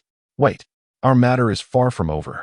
Chu Guangshan observed Xiao Yin'er leaving and, without a moment's hesitation, turned to follow suit. His physical state was nearing its limit. He could not continue battling. However, he firmly etched Lu Wuchen's figure into his memory, for today would undoubtedly be a significant blemish on his life. It was even more embarrassing than being subdued by Jiang Juanzi, as he, the scion of the Imperial Chu family, had been defeated by a mere follower of Jiang Juanzi, implying he was unworthy even to carry Jiang Juanzi's shoes. Yet, this was not the time for vengeance. Stabilizing his injuries and restoring his strength and magical energy was the wisest course of action. As for Lu Wuchen, he made no effort to hinder Chu Guangshan and Xiao Yin'er's departure, not from lack of desire, but rather due to his current incapacity. After having battled Chu Guangshan for an extended period and then being ambushed by Xiao Yin'er, followed by being jointly suppressed by both. Lu Wuchan was utterly exhausted. Furthermore, after activating the Supreme Bone to unleash the celestial calamity light, his strength and magical energy had reached their zenith, leaving him powerless to do anything but watch as they departed. Should he inform Juan Zhishensi about this madwoman? Watching Xiao Yinner's silhouette fade into the distance, Lu Wuchan murmured to himself. Meanwhile, deep within the ruins of a grand hall, 500 meters underground, the three prominent scions rescued twice by Jiang Juanzi huddled in a corner, trembling in fear. Is this a joke? First, we were ensnared in a monstrous lair. Then we encountered the scion of the Imperial Chu family, Chu Guangshan. Now we are faced with the scion of the life-forbidden zone of Tianyuan, Finyanpa? Is the heavens toying with us? We three stepped out without consulting the calendar. It is utterly bewildering. Should we still contact Juan Zhishensi? It is indeed a bit embarrassing to continually rely on Juan Zhishensi for assistance. The three prominent figures of the Jiang family felt utterly helpless and tongue-tied regarding this expedition to the ancient ruins, as if misfortune had reached its zenith. The members of the Jiang family truly deserve their fate. Standing at a mere 1.50 meters, Finyan let out a sinister laugh, poised to strike down these three Jiang elites. The fallen beings of the life-forbidden zone of Tianyuan deserved even worse. A deep and resonant voice echoed through the hall. Both Finyan Pua and the three Jiang elites turned in unison towards the entrance of the grand hall. There, they beheld a youth clad in a red cotton robe adorned with floral patterns, donning a beastly helmet and interlocking armor, with a finely crafted lion belt at his waist, and wielding a square-headed halberd, who regarded Finyan Pua with a cold smile. Ah, salvation has arrived. It is none other than Fujin Shensi. How splendid! Upon seeing Jiang Futian, the three Jiang elites could not contain their excitement and erupted in cheers. Jiang Futian, the divine son of the Jiang family. Heh! It seems today will witness the downfall of a Jiang divine son. Finyan Pua scrutinized Jiang Futian with a playful gaze, a murderous intent swirling in his eyes. How audacious! With a swift motion, Jiang Futian swung his halberd, striking directly at Finyan Pua. Chapter 52, Jiang Futian vs. Finyan Pua. The Jiang family, a prominent clan, harbors an eternal enmity with the various life-restricted zones, particularly with the Tianyuan life-restricted zone, which stands as their most formidable adversary. Thus, upon encountering Finyan Pua, Jiang Futian offered no words of preamble. He swung his Fang Tianhua halberd directly at him. Meanwhile, the three distinguished members of the Jiang family were exhilarated by the divine weapon descending upon their champion. However, Finyan Pua, equally a progeny of the Tianyuan life-restricted zone, possessed formidable strength, rivaling that of Jiang Futian. Hence, the three Jiang elites did not seize the opportunity to flee but instead concealed themselves, preparing to assist Jiang Futian in battle. Should the occasion arise, they would not hesitate to lend their strength to ensure Finyan Pua's defeat. Jiang Futian, I have heard that you have been honing your skills in the ancient battlefield. Today, let this divine son witness the fruits of your labor. In response to the fierce strike from Jiang Futian, Finyan Pua remained unfazed. He raised his hand, summoning roaring flames from the void, which rapidly coalesced into a blazing spear. Boom! Jiang Futian's assault, heavy as a mountain, struck down with terrifying force. Finyan Pua lifted the fiery spear above him like a celestial pillar, steadfast enough to withstand the heavens themselves. Upon impact, Finyan Pua was driven into the ground like a nail, creating a massive crater and unleashing a violent shockwave that radiated outward. However, despite the overwhelming force of Jiang Futian's strike, it failed to inflict any significant harm upon Finyan Pua. The weighty blow was effortlessly deflected, leaving Finyan Pua slightly disheveled but otherwise unscathed. Not bad. Do you possess even stronger techniques? Finyan Pua emerged from the crater, brushing off the dust without raising his gaze, a tone of disdain evident in his demeanor. It appears I have been underestimated. Jiang Futian scoffed coldly, stamping his feet into the ground, creating a deep pit as he surged towards Finyan Pua. The Fang Tianhua halberd cleaved through the air, as if severing the very fabric of the heavens, exuding immense power and divine might. This was Jiang Futian's renowned signature move, the unparalleled heaven-sundering halberd. Ha ha ha. This strike is intriguing. Finyan Pua raised his palm, a torrent of flames coalescing within it, expanding rapidly like an inflating balloon until it transformed into a colossal fireball, measuring 100 meters in diameter, reminiscent of a newly birthed sun. Yet, this was merely the beginning. The scorching fireball, radiating intense heat and illuminating the grand hall, was swiftly compressed by Finyan Po to the size of a glass orb, hovering at his fingertips. The ferocious flames threatened to consume the very void around them.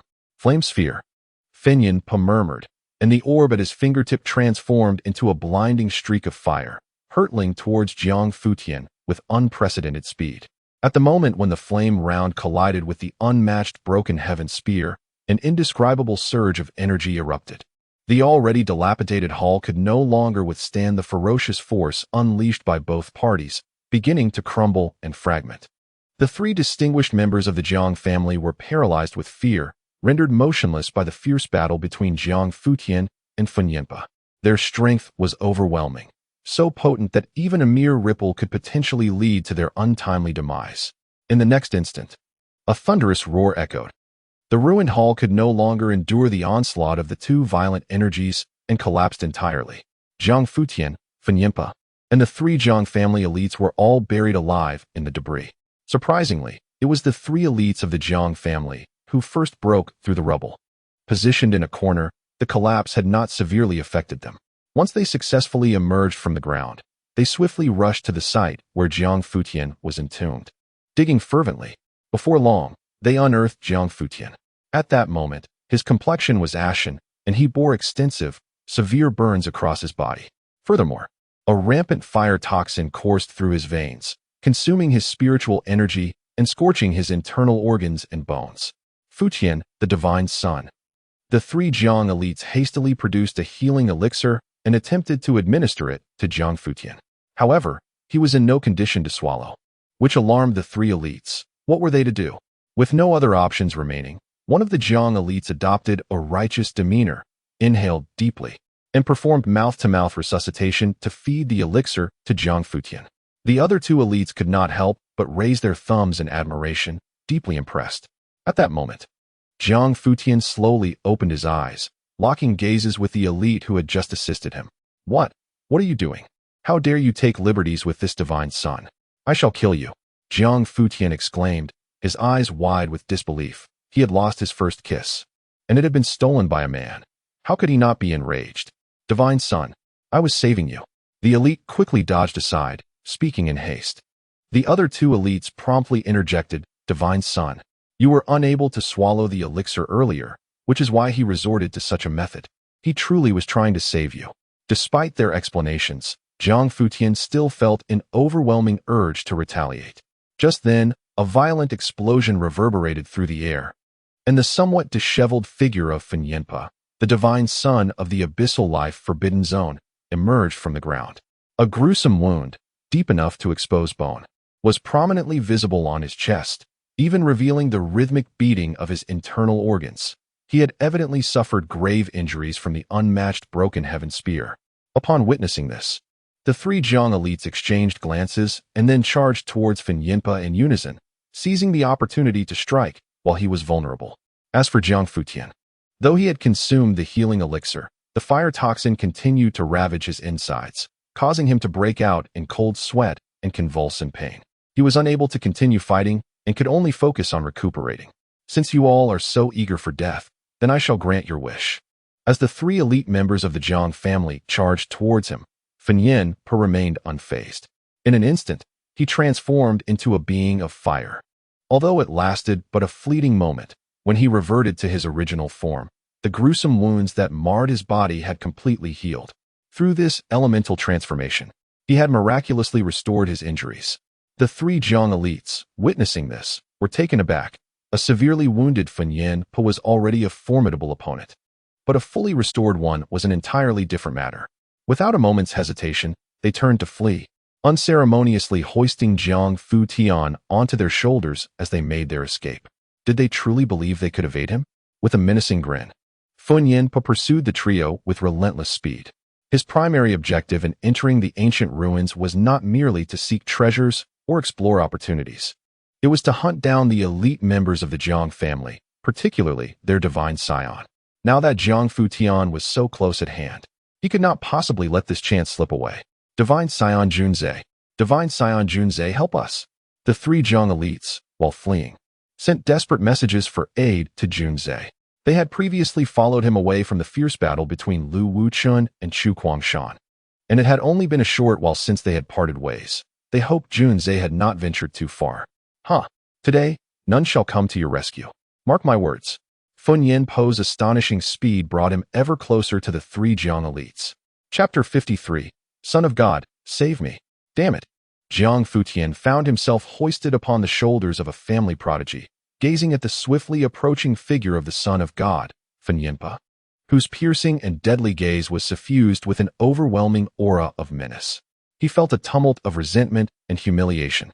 Upon returning from the ancient battlefield, he had aspired to make a remarkable impression and vie for the position of the family's young patriarch. Yet, to his dismay, he had been defeated by Fun Yinpo, the Son of God from the family's sworn enemy, the Tianyuan life forbidden zone. This single defeat had irrevocably severed his ties to the young patriarch's position. The young patriarch was expected to possess strength that eclipsed that of the Son of God, formidable enough to dominate his peers effortlessly. But now, having been vanquished, Jiang Futian could hardly muster the courage to contend for the title. Should word of his defeat to Fun Yinpo, the Son of God, circulate, it would bring tremendous disgrace to his family. This was a source of immense bitterness for Jiang Futian. Furthermore, he was currently being carried away in retreat by a family prodigy. Observers from his family would undoubtedly feel great disappointment upon witnessing this spectacle. Put me down. I wish to challenge him again. As the family's Son of God, I must fight to the death, not flee. Jiang Futian bellowed, enduring the excruciating pain inflicted by the fire poison within him. Futian, preserving our lives is paramount. The Son of God, Junzai, is not far. Once we locate him, we shall be saved. The family prodigy urged urgently. Junzai, if I cannot even defeat Fun Yinpo, how can you place such unwavering faith in Junzai? Jiang Futian felt a tumult of emotions upon hearing Junzai's name, sensing the reverence the three prodigies held for him.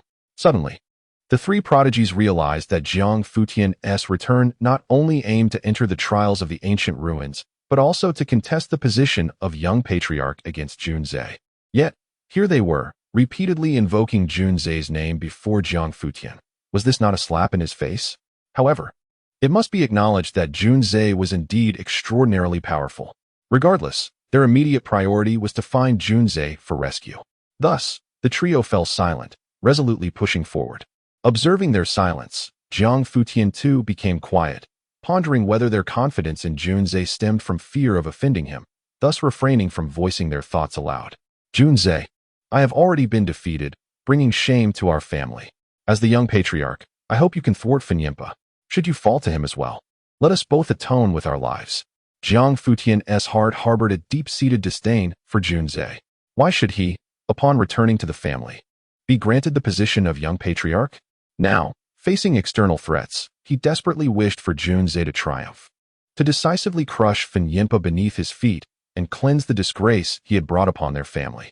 But was such a hope even feasible? Prepare to meet your end. In relentless pursuit, the formidable blaze of flames coalesced into a blazing fireball, hurling itself towards Jiang Futian and the three prominent members of the Jiang clan. The explosion resonated with a thunderous roar, unleashing a tempestuous shockwave that scattered debris and enveloped the air in dust. Jiang Futian and the three clan elites were instantly propelled backward. It was over. The trio of Jiang clan elites felt a surge of frustration. They were on the verge of locating the divine son Jiunzi, and yet they could not succumb here. At that moment, a voice resonated in their ears. What predicament are you three in? Being hunted again? Has misfortune befallen you? Upon hearing this voice, the three elites were momentarily stunned, their eyes widening in disbelief as they turned to behold the figure standing before them. Jiunzi, the divine son. Their eyes brimmed with tears, and their hearts swelled with emotion as the long-awaited divine son, Jiunzi, finally appeared before them.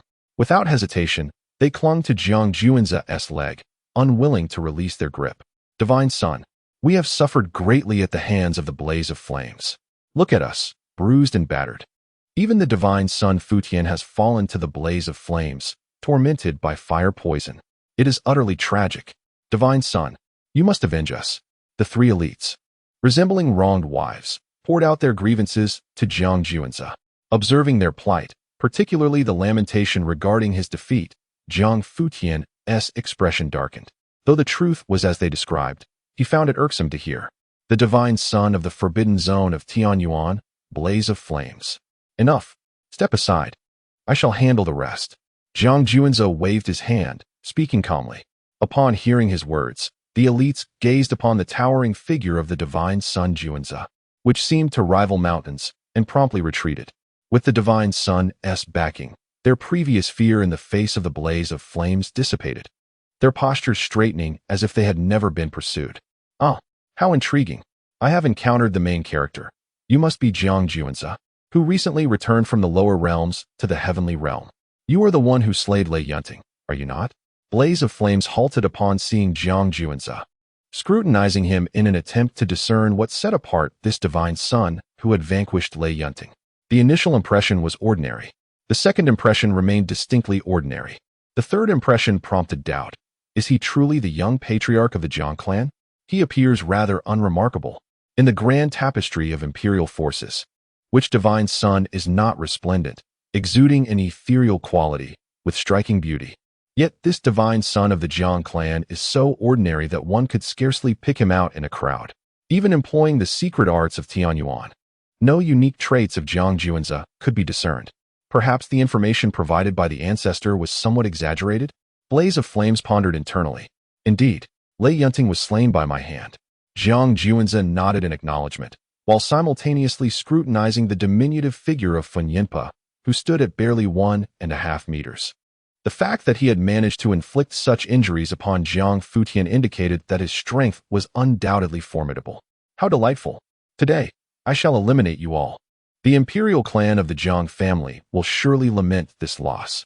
Despite his petite stature, Fen Yinpa exuded an aura of authority akin to that of a colossal giant. Towering over all, Jiang Juanzhou, do not underestimate him. He is exceptionally strong. Jiang Futian cautioned, his expression grave. Understood. Jiang Juanzhou replied with a nod, turning his gaze towards Fen Yinpa. Are you truly capable of killing us? Huh. Why not test it and find out? Fen Yinpa retorted, his eyes filled with disdain and his tone laced with amusement. Having bested Jiang Futian, he was confident in his ability to do the same to Jiang Juanzhou. The impending clash between Jiang Juanzhou and Fen Yinpa naturally drew the attention of numerous powerful factions. It is well known that the imperial clan of the Jiang family and the forbidden zone of Tianyuan are bitter enemies. The earlier defeat of Jiang Futian at the hands of Fen Yinpa had left the members of the Jiang family visibly distressed. Now, the very same Fen Yinpa, who had triumphed over Jiang Futian, was poised to confront the young clan leader, Jiang Juanzhou. This battle would determine whether the Jiang family could redeem their honor or sink deeper into disgrace, resting entirely upon the shoulders of the young clan leader, Jiang Juanzhou. Chapter 54. The spotlight shines on Jiang Juanzhou versus Fen Yinpa. Most importantly, this battle signifies a confrontation between humanity and the fallen beings.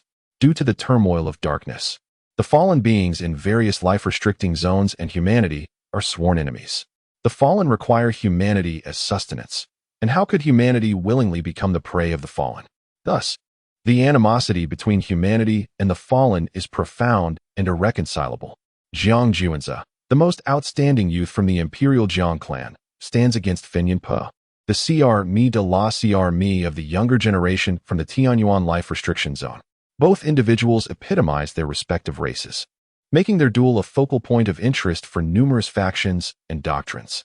The son of the Tianyuan life restriction zone, Fen Yinpa, has already bested Jiang Futian, the scion of the Jiang clan, showcasing an unfathomable prowess. This formidable opponent, however, is met with the equally impressive Jiang Juanzhou, who possesses the celestial dominance physique, the heavy eye, and has integrated a drop of imperial blood while practicing the true dragon secret art, truly a figure of imperial stature. Yet, one might wonder if Fen Yinpa is to be underestimated. Though currently at the Unity realm, he has already merged 3 fire element crystals. His mastery over fire manipulation techniques has reached the pinnacle of this realm, a feat that even the fire sovereign of the Tianyuan life restriction zone only achieved at this stage. Let us refrain from disputing further and allow the two to let their strengths speak for themselves. Indeed, we hope that the esteemed Juanzhou will triumph over Fen Yinpa. Dream on. Even with 800 more years of cultivation, Zhang Juanze could scarcely hope to surpass Finyan Pa. Before the battle between Zhang Juanze and Finyan Pa has even commenced, the powerful beings of humanity have already begun to quarrel with those of the fallen. Were it not for a deliberate restraint, they might have already engaged in a full-blown conflict. Aboard the ancient warship of the Zhang clan, stationed beside the desolate ancient star. Previously, Futian had been defeated by Finyan Pa, and Juanze must not succumb to the same fate. Indeed, as the young patriarch of our Zhang clan, Juanze embodies our clan's dignity and must possess unparalleled strength. Should he fall to Finyan Pa, what face would remain for our Zhang clan? We hope Juanze can reclaim a measure of honor for our family. The elders of the Zhang clan wore serious expressions, their hearts heavy with concern.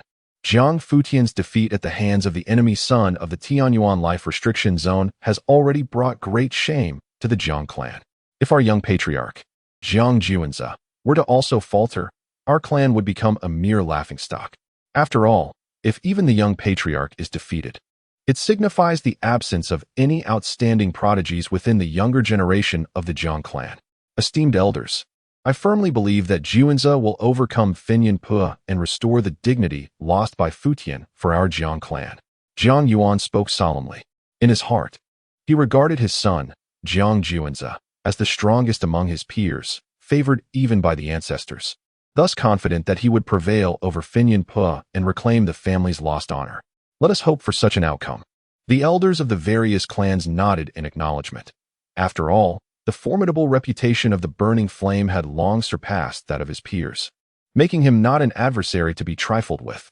In the meantime, within the ancient ruins, Zhang Juanze and the burning flame had already engaged in battle, and the circumstances were astonishing. The burning flame had initially intended to toy with Zhang Juanze, merely testing his strength without exerting his full power, only unleashing a simple fire fist. A surging wave of scorching flames surged forth, yet with a gentle wave of his hand, Zhang Juanze deftly diverted its trajectory. Subsequently, he raised a leg and delivered a powerful kick to the abdomen of the burning flame. With a resounding thud, the burning flame was sent flying, blood gushing from his mouth as he crashed against the stone wall, debris cascading around him. Well done, Zhang family scion. I must admit, I underestimated you. That kick was impressive, both in speed and power. The burning flame wiped the blood from the corner of his mouth, extricating himself from the wall. His gaze towards Zhang Juanze sharp and penetrating, for the latter's combat prowess exceeded his expectations. However, he believed that this single blow was not indicative of Zhang Juanze's true capabilities. He still looked down upon him. With such meager strength, you dare to be so arrogant. Zhang Juanze shook his head and scoffed. Do you look down on me? Then allow me to demonstrate my true strength. Hearing the disdain in Zhang Juanze's tone, the burning flame's temper flared. In the past, it was he who had looked down upon others. Now, the scion of the Zhang family had temporarily gained the upper hand without exerting his full strength, sending him flying. Surely, he could not believe that this was enough to secure victory over him. If that were the case, he would unleash a thunderous assault to obliterate him, sending a warning to the world that the majesty of the burning flame was not to be trifled with. Those who dared to offend would find themselves without a grave. Today, he intended to incinerate Zhang Juanze's corpse entirely, leaving the Zhang family unable to reclaim his remains. With his palm raised, a fierce conflagration coalesced from his hand, rapidly expanding like a balloon until it transformed into a gigantic fireball, its diameter spanning 100 meters, resembling a newly born sun. Yet this was not the end. The immense fireball, radiating intense heat and illuminating the grand hall, was swiftly compressed by the burning flame to the size of a glass orb, hovering at his fingertip. The terrifying and violent energy of the flames seemed poised to collapse the very void around them. Flame sphere, the burning flame murmured, and the orb at his fingertip transformed into a blinding streak of fire, hurtling towards Zhang Juanze. He unleashed this formidable attack once more, one that had previously grievously wounded Zhang Futian. Zhang Juanze. This move not only possesses immense power, but also harbors fierce fire poison. Be cautious. Zhang Futian, witnessing the burning flame employ such a powerful offensive maneuver again, hastily warned Zhang Juanze. Understood. Zhang Juanze nodded. Yet he remained steadfast and unmoving in the face of the incoming flame sphere. Has he been daunted by the overwhelming might of the flame sphere? It appears this Jiang family scion is not all that formidable after all.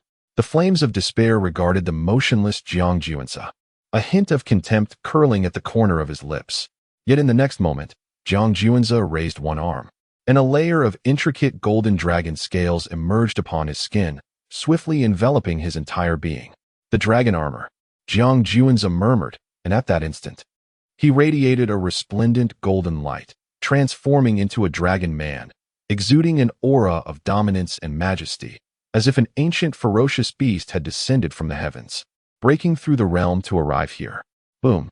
The moment the fireball made contact with Jiang Juanzi's palm, it erupted violently, unleashing unparalleled might. The flames blazed fiercely, shaking the heavens and the earth. This strike possessed the power to rend the very fabric of the cosmos, a force so formidable it was truly terrifying. Especially for Jiang Futian, who had once been grievously wounded by this very attack. He now felt a tremor of dread coursing through him as the horrifying might of the fireball washed over him once more. The other three elite members of the Jiang family shared the same sentiment, their eyes fixed intently on the scene, fists clenched tightly, silently praying that the son of Juanzi would emerge unscathed. Meanwhile, the various factions and powerful beings of the ancient star outside the ruins watched this spectacle with bated breath. What would be the outcome? Chapter 55, The Overwhelming Flame Break. Is this all? As the formidable energy of the flame orb dissipated, a figure adorned in golden dragon scales stood proudly at the scene, seemingly unscathed by the flame break's assault. What? This is impossible. As the initiator of the attack, Flame Break was taken aback upon witnessing Jiang Juanzi standing unharmed, his pupils constricting in disbelief. The flame orb is one of the most potent techniques of the Fire Emperor from the perilous realm of Tianyuan. It involves releasing an immense fiery force followed by a perilous compression process. To master this technique, Flame Break had endured numerous life and death trials. It became his ace, virtually undefeated among his peers. Yet now, not only had this ultimate move failed to slay Jiang Juanzi, it appeared to have inflicted minimal damage, utterly shattering Flame Break's understanding. Even Jiang Futian and the three distinguished members of the clan stood in stunned silence. They had all experienced the might of the flame orb firsthand. Its strength was indeed unparalleled, with few rivals among their generation. Otherwise, Jiang Futian would not have ended up in such a wretched state, severely burned and tormented by fire poison. Stop testing the waters. Unleash your full strength. It is impossible to kill me with such a feeble attack. Jiang Juanzi spoke calmly, his voice steady. Testing? Full strength? Flame Break's face flushed with anger at Jiang Juanzi's words. Was this a deliberate insult? Yet, gazing at Jiang Juanzi's earnest expression, it seemed not to be so. Did he truly believe that Flame Break had not exerted his full power and was merely testing him? In that moment, Flame Break cursed Jiang Juanzi's ancestors for 8 generations. He had indeed given his all, yet was perceived as merely testing the waters. Did Jiang Juanzi understand the profound impact this had on his psyche? What is that expression? Don't tell me that was your strongest attack. Jiang Juanzi inquired, astonished by Flame Break's demeanor. Oh, of course not. Flame Break clenched his fists, feeling immensely frustrated. In the next instant, flames erupted around him, the intense heat distorting the very air. Beyond the flame orb, he possessed another technique, harnessing the crystallized fire elements he had fused with, using himself as a weapon to annihilate his formidable foe. However, this technique, while immensely powerful, would significantly drain his life force. Yet, given the current circumstances, he had no time to consider the consequences. Today, he vowed to eradicate all the scions of the Jiang family, fulfilling his promise to his ancestors. Devouring sky flame. Flame Break bellowed within, as his body became entirely elemental, reinforced by 3 fire element crystals. The raging inferno reached its zenith, collapsing the heavens and incinerating all in its path, unmatched in its ferocity. That is more like it. Otherwise, I would have thought that the divine progeny of the life-restricted zone in Tianyuan were of such caliber. Given this, I shall now unleash my full power. As Jiang Juanzi's words resounded, a fervent light ignited in his gaze, and a purple aura of magic surged around him. The moment the golden energy of the true dragon's might intertwined with the purple magic, enigmatic runes emerged, illuminating his form. The Dragon Fist, an unparalleled and domineering strike, unleashed with such force that it resembled a celestial body crashing down, causing the very void to tremble and the heavens and earth to invert. This was Jiang Juan's ultimate fist, the pinnacle of his might. As the Dragon Fist erupted, flames engulfed him, transforming him into the most potent offensive force.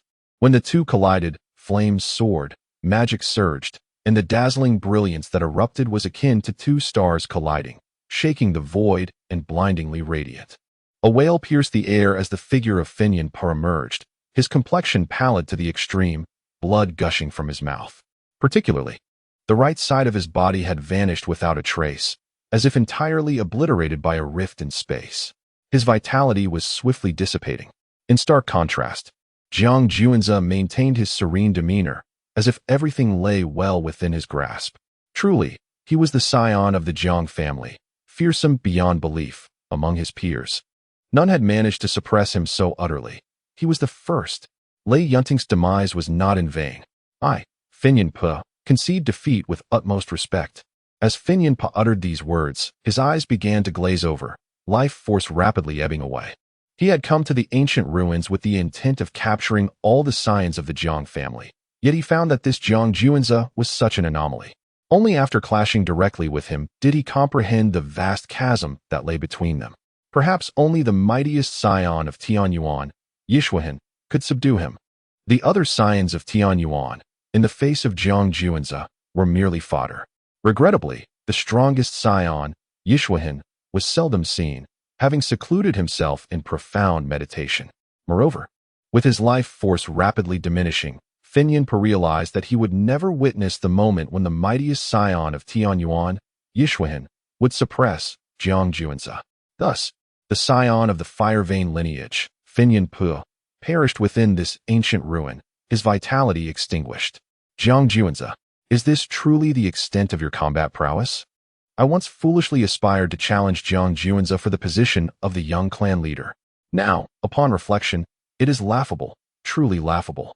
Jiang Futian gazed upon Jiang Juanza's figure, which appeared so towering at that moment, as if he were a celestial being descending from the heavens, inspiring only reverence. As for the three esteemed members of their clan, their gazes towards Jiang Juanza were filled with admiration and fervor. Do you see? This is our young clan leader, whose strength reaches the zenith. In their minds, the scion of the life-restricted zone, Fenyan could inflict severe damage upon the Futian scion. The terror of his prowess had already left them trembling. Yet, their young clan leader was even stronger. What of Fenyan? Was he not, after all, forcefully subdued by their young clan leader? Beyond the desolate ancient star, the battle between Jiang Juanza and the formidable Feng Yinpa has stirred a tempest among various factions and numerous traditions. The renowned son of the life-forbidden zone of Tianyuan, Feng Yinpa, has long established his formidable reputation, possessing an unparalleled strength among his peers. However, as the powerful figures from various forces and traditions have now observed, the prowess of Jiang Juanza, the scion of the Jiang family, is even more terrifying. His confrontation with Feng Yinpa can only be described as a complete domination. This implies that although both are at the same realm of unity, a significant disparity in strength exists. Truly he is my son, resounded the triumphant laughter of Jiang Yuan within the ancient battlefield of the Jiang family. The other elders of the Jiang clan shared expressions of satisfaction, their spirits soaring to the pinnacle, for they had previously harbored concerns that their son Jiang Juanza might be vanquished by Feng Yinpa. Yet now, it is evident that Feng Yinpa is unworthy even to tie Jiang Juanza's shoelaces. In stark contrast, the formidable beings of the life-forbidden zone of Tianyuan have reached an extreme level of fury. Upon hearing the jubilant laughter emanating from the ancient warship of the Jiang family, their repressed rage can no longer be contained. Other factions and traditions observe the situation, pondering whether the life-forbidden zone of Tianyuan is poised to engage in battle with the Imperial Jiang family right here. Chapter 56. The Abyssal Forbidden Zone unveils Jiang Yuan scars, ancient relics signed at the Jiang family. Is this truly amusing? The powerful beings of the Abyssal Life Forbidden Zone, hearing the uproarious laughter emanating from the Jiang family's ancient warship, seethed with barely contained fury, while the Jiang family rejoiced at Jiang Juanza's victory over the Flamebreaker. The abyssal life Forbidden Zone found itself in a state of profound discontent. Currently, 2 of their divine sons had perished at Jiang Juan's hands, marking a considerable loss for the abyssal life Forbidden Zone. Without a pillar of unparalleled strength among the younger generation, the future of the abyssal life Forbidden Zone appeared perilous. Thus, this assembly of formidable beings harbored an intense resentment towards Jiang Juanza, a sentiment that naturally extended to the Imperial Jiang family. Especially now, as they listened to the raucous laughter of the Jiang clan, the individuals from the abyssal life Forbidden Zone could hardly contain their agitation. Do you truly believe you possess the authority to dictate our laughter? Jiang Yuan's voice resonated. Humph, I wondered who it was. Turns out to be the once promising talent of the Jiang family, Jiang Yuan. How is your wife faring? A cold chuckle escaped the lips of a powerful being from the abyssal life Forbidden Zone, deliberately striking at Jiang Yuan's wound, knowing full well that his wife had perished. You, say that once more. The abyssal life Forbidden Zone strongman had undoubtedly provoked Jiang Yuan's ire. The previously joyous laughter evaporated, leaving only a countenance imbued with seething rage and murderous intent. What of it if I repeat myself? Last time, I merely took your wife's life, allowing your wretched son to escape by mere chance, and you too managed to survive, failing to eradicate your entire family. What a failure that was. Alas, such a pity. The powerful figure from the abyssal life Forbidden Zone shook his head, feigning regret. I will slay you. Jiang Yuan, once characterized by his unyielding composure amidst calamity, had undergone a profound transformation after his family was ambushed by the abyssal life Forbidden Zone, resulting in his wife's demise and his son Jiang Juan's disappearance. Although he had since reclaimed his son, the traumatic ambush on their family remained an indelible scar in his life. At this moment, as the abyssal life Forbidden Zone strongman broached this painful subject once more, how could he not be incensed? Jiang Yuan, calm yourself. The fallen beings of the abyssal life Forbidden Zone seek only to provoke you. Do not forget, you have an exceptional son with boundless potential. A clan elder of the Jiang family grasped Jiang Yuan's shoulder, speaking solemnly. Should he fail to reign in Jiang Yuan, there was a grave risk that he might succumb once more to despair. Indeed, the elder's words ring true. I still have Juanza. He possesses the celestial overlord body and the heavy pupil, and has merged with Imperial blood. Moreover, he is cultivating the true dragon treasure technique and has garnered the favor of the ancestor. If he continues to flourish, he may indeed ascend to become an unparalleled emperor, dominating the cosmos. Upon hearing his son Juan's name, Jiang Yuan's fury and sorrow gradually dissipated. Death is an irreversible fate. His wife has departed from this world. Yet he still has a son, Jiang Juanza. Moreover, he is a son heralded by countless individuals, possessing the potential of a great emperor. Once his son matures, perhaps he will indeed be able to vanquish the life Forbidden Zone of Tianyuan and avenge their family.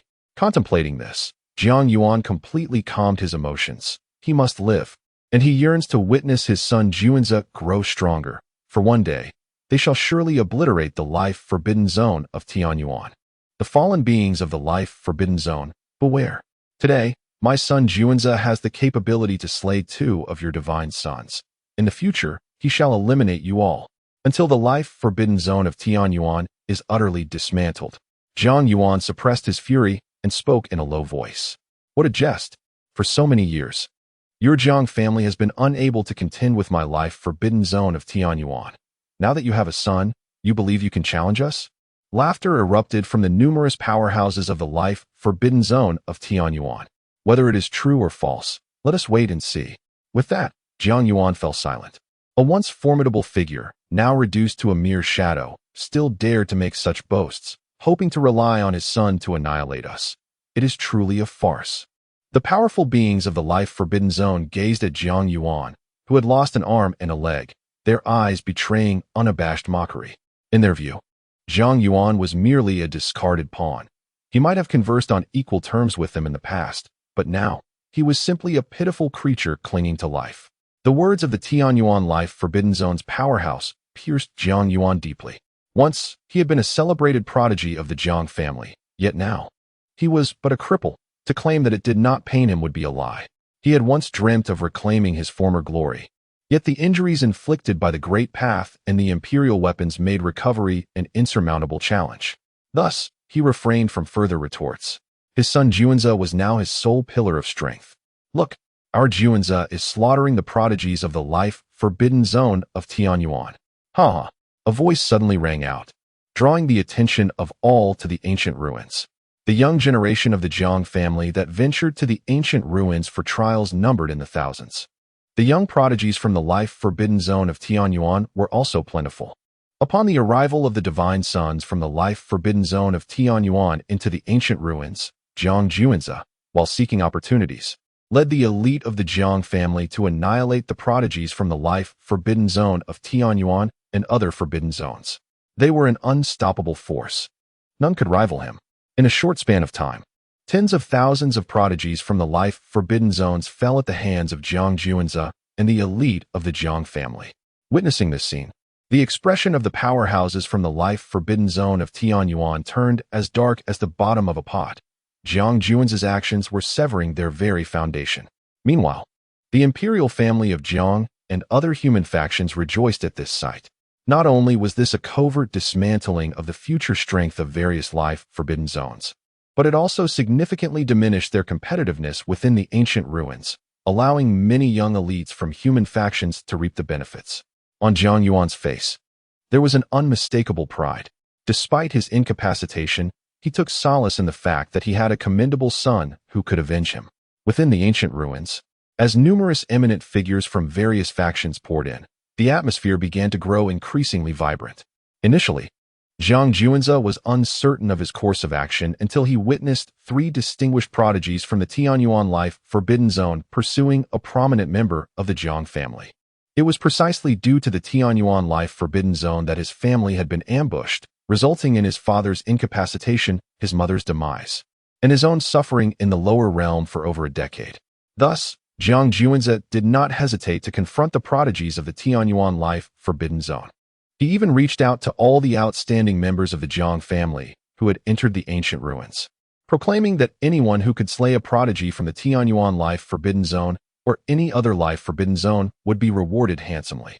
With such generous incentives, valiant souls were sure to emerge, igniting the fighting spirit among the Jiang family's elite and enhancing Jiang Juanza's prestige among the younger generation.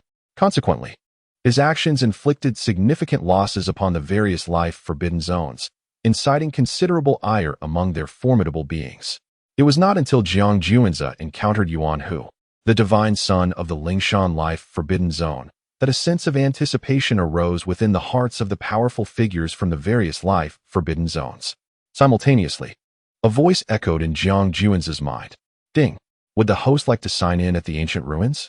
Chapter 57. The record keeper and the late stage of the unification realm sign in.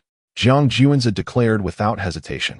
After such a long wait, he finally had the opportunity to sign in at the ancient relics. Ding!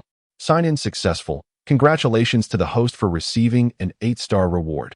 The secret of the healer. As the system's voice faded, Jiang Juanza felt a surge of energy within him. The secret of the healer is a miraculous technique for healing when mastered to its zenith. Even a single drop of blood can lead to rebirth.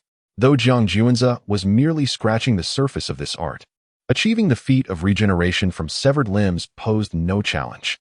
Amitabha, benefactor Jiang Juanza, I sense the aura of my Buddha's relics upon you and your companions. Please return the relics to this humble monk. Clad in golden Buddhist robes adorned with a brocade gem cassock, the dignified figure of Yuan Hu, the progeny of the life-forbidden zone of Lingshan, chanted sutras. The radiance of his Buddhist light was blinding, accompanied by the ominous presence of a fierce tiger looming behind him, reminiscent of a venerable monk. However, in his grasp lay a figure, their limbs severed and blood streaming from 7 orifices, dragged along the ground like a lifeless dog, leaving a long trail of crimson.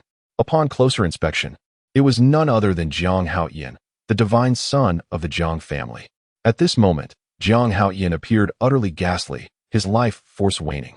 Had Jiang Juanza delayed even a moment longer, he might have met his demise at Yuan Hu's hands. Quick, flee! He has already entered the late stage of the unification realm. Hurry! Jiang Haoyan, weakened to the brink of collapse, summoned his last vestiges of strength to warn Jiang Juanza, pleading for him to escape. The late stage of the unification realm. Jiang Juanza, upon hearing this, revealed a flicker of astonishment on his otherwise calm visage. Taken aback by Yuan Hu's rapid cultivation progress, Zhang Juanzi himself had recently entered the mid-stage of the unification realm. Encountering a typical late-stage practitioner would pose no threat to him. However, Yuan Hu was no ordinary late-stage practitioner. As the progeny of the life-forbidden zone, he cultivated the most advanced techniques of that realm, his prowess far surpassing that of an average practitioner at the same stage. In fact, even 10 standard late-stage practitioners might not stand a chance against him. Moreover, Zhang Haoyan, despite being in the early stage of the unification realm, possessed formidable strength as the divine son of the Zhang family. Yet he was effortlessly subdued by Yuan Hu, who bore no visible injuries, save for a slightly soiled monk's robe, indicating that their confrontation was overwhelmingly one-sided. It was inevitable. Both were scions of Imperial-level powers, and had they been of equal standing, a fierce battle would have ensued. Yet, Yuan Hu held an advantage of 2 entire realms over Zhang Haoyan, making the difference in their strengths abundantly clear. Thus, Zhang Haoyan faced a crushing defeat, a humiliating one at that. Divine Son, please save Zhang Haoyan. He is on the brink of death. The 3 outstanding members of the Zhang family, still by Zhang Juanzi's side, were filled with rage. Had their strength been sufficient, they would have charged at Yuan Hu without hesitation. Don't. You all, flee. Zhang Haoyan weakly implored once more.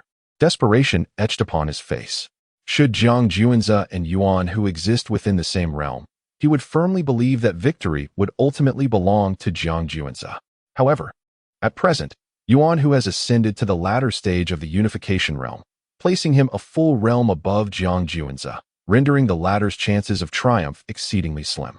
Should Zhang Juanzi, the young patriarch, be defeated, the younger generation of the Zhang family would find it exceedingly difficult to hold their heads high before the paragons of the various life-threatening zones. It would not be too late for Zhang Juanzi to reclaim his honor once he himself reaches the latter stage of the unification realm.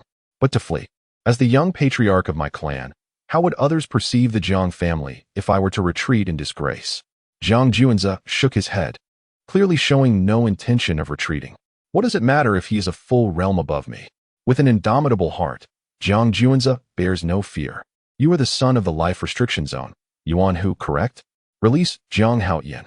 I may spare your life. Zhang Juanzi turned to face Yuan Hu, his voice frigid. Zhang Juanzi, such audacity. I wonder if your strength can indeed match your bravado. Yuan Hu's gaze upon Zhang Juanzi flickered with a dangerous glint. Under the influence of the veil of heaven technique, Yuan Hu perceived no extraordinary traits in Zhang Juanzi, and could not fathom why the Zhang family would allow such an exceedingly ordinary individual to assume the role of young patriarch. In the next instant, Zhang Juanzi's figure flickered, and in the blink of an eye, he stood before Yuan Hu. With a swift motion, he unleashed a hand strike, purple mana surging violently, striking forcefully against Yuan Hu's arm that clutched Zhang Haoyan. A sharp clang resonated as flesh met flesh, producing a sound akin to metal clashing, and even igniting brilliant sparks. Zhang Juanzi, possessing the celestial body and having fused with a drop of Imperial blood, boasted immense physical strength. Conversely, Yuan Hu practiced the formidable technique of the life restriction zone, the Arhut body, which rendered him virtually indestructible, and he stood a realm higher than Zhang Juanzi. Thus, Zhang Juanzi's attempt to sever Yuan Hu's arm ultimately failed. Nevertheless, Zhang Juanzi achieved his goal. Yuan Hu's arm, suddenly struck by Zhang Juanzi's hand attack, instinctively loosened its grip on Zhang Haoyan's neck. Seizing the opportunity, Zhang Juanzi swiftly rescued Zhang Haoyan. At that moment, Yuan Hu had already regained his composure. His mana surging violently, and a fierce tiger manifestation roared behind him, radiating golden light, transforming him into a wrathful golden deity. Furious Buddha's golden palm. Yuan Hu thrust his palm forward, and in an instant, the grand hall around them was suffused with a golden glow, sacred and imposing, as if an ancient Buddha were chanting scriptures to vanquish demons. To save Zhang Haoyan, Zhang Juanzi had no time to evade and could only summon the true dragon armor at the critical moment to withstand Yuan Hu's palm. Bang! Yuan Hu's strike could shatter mountains and split the earth. Even with the true dragon armor, after enduring this blow, Zhang Juanzi could not help but spurt blood, crashing heavily into the ground. Fortunately, He had successfully saved Jiang Haoyan, son of the deity. The expressions of the three Jiang family elites changed, their faces filled with concern. Young patriarch, you should not have saved me. At this moment, Jiang Haoyan's fists were clenched tightly, his expression a portrait of distress. Originally, Jiang Juanza held a disadvantage in terms of cultivation level, and now, having withstood a strike from Yuan Hu, the disparity was undeniably more pronounced. Let us not forget, you are destined to be the backbone of our Jiang family. Without you, should I become a mere figurehead? Jiang Juanza wiped the blood from the corner of his mouth and managed a faint smile. Yuan Hu's strike was indeed formidable, yet it had not reached the threshold of crippling him. Furthermore, he had already signed a secret pact with a healing master. This minor injury could be swiftly mended with a mere offering of his essence blood. However, there was no immediate need for recovery. Young master, Jiang Haoyan's eyes brimmed with emotion, yet he found himself utterly helpless, feeling he was nothing but a burden to Jiang Juanza, which filled him with profound guilt and a loathing for his own impotence. He yearned for strength, an overwhelming desire to become immensely powerful. Since the day of his birth, his aspiration for strength had never burned as fervently as it did now. You managed to rise after taking my strike. I must commend your resilience. Yet, you have also succeeded in inciting the wrath of this bodhisattva. Yuan Hu's benevolent and solemn visage gradually contorted into a fierce grimace, tendrils of malevolent energy swirling forth from his being. Very well. Allow me to experience the formidable prowess of the bodhisattva of the life-forbidden zone of Ling Mountain.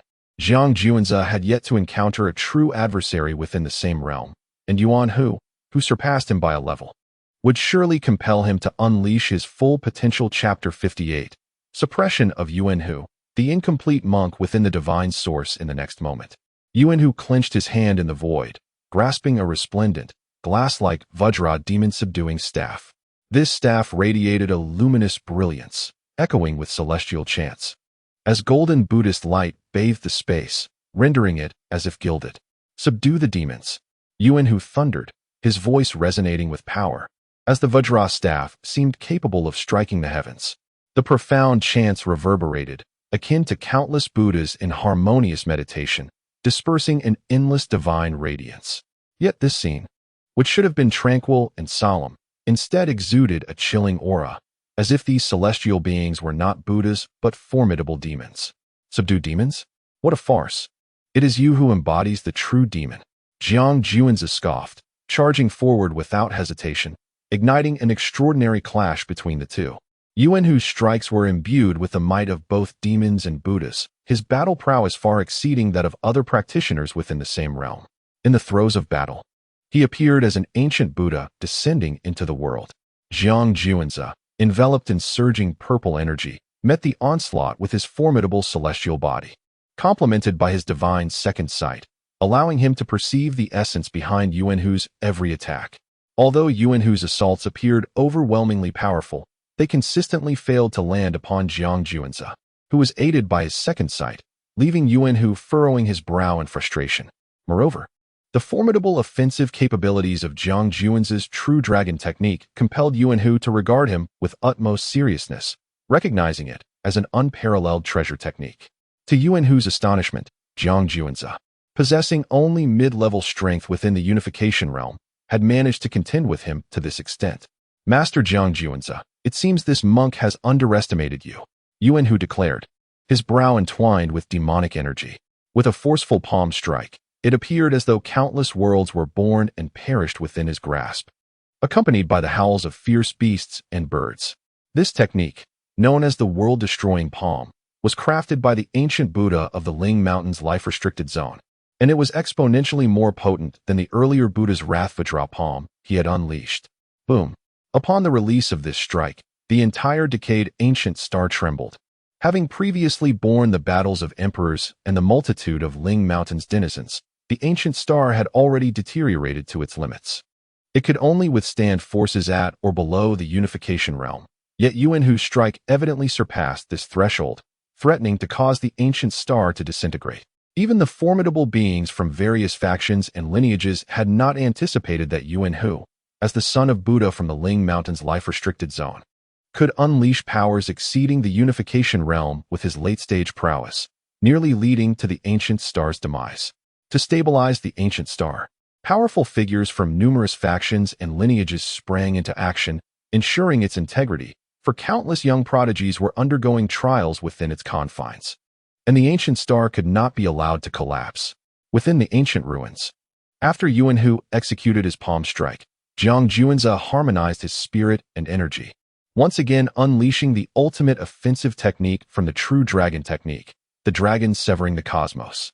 Transforming into a true dragon, he caused the void to tremble, as the universe itself seemed to quake, tearing the very fabric of this celestial expanse.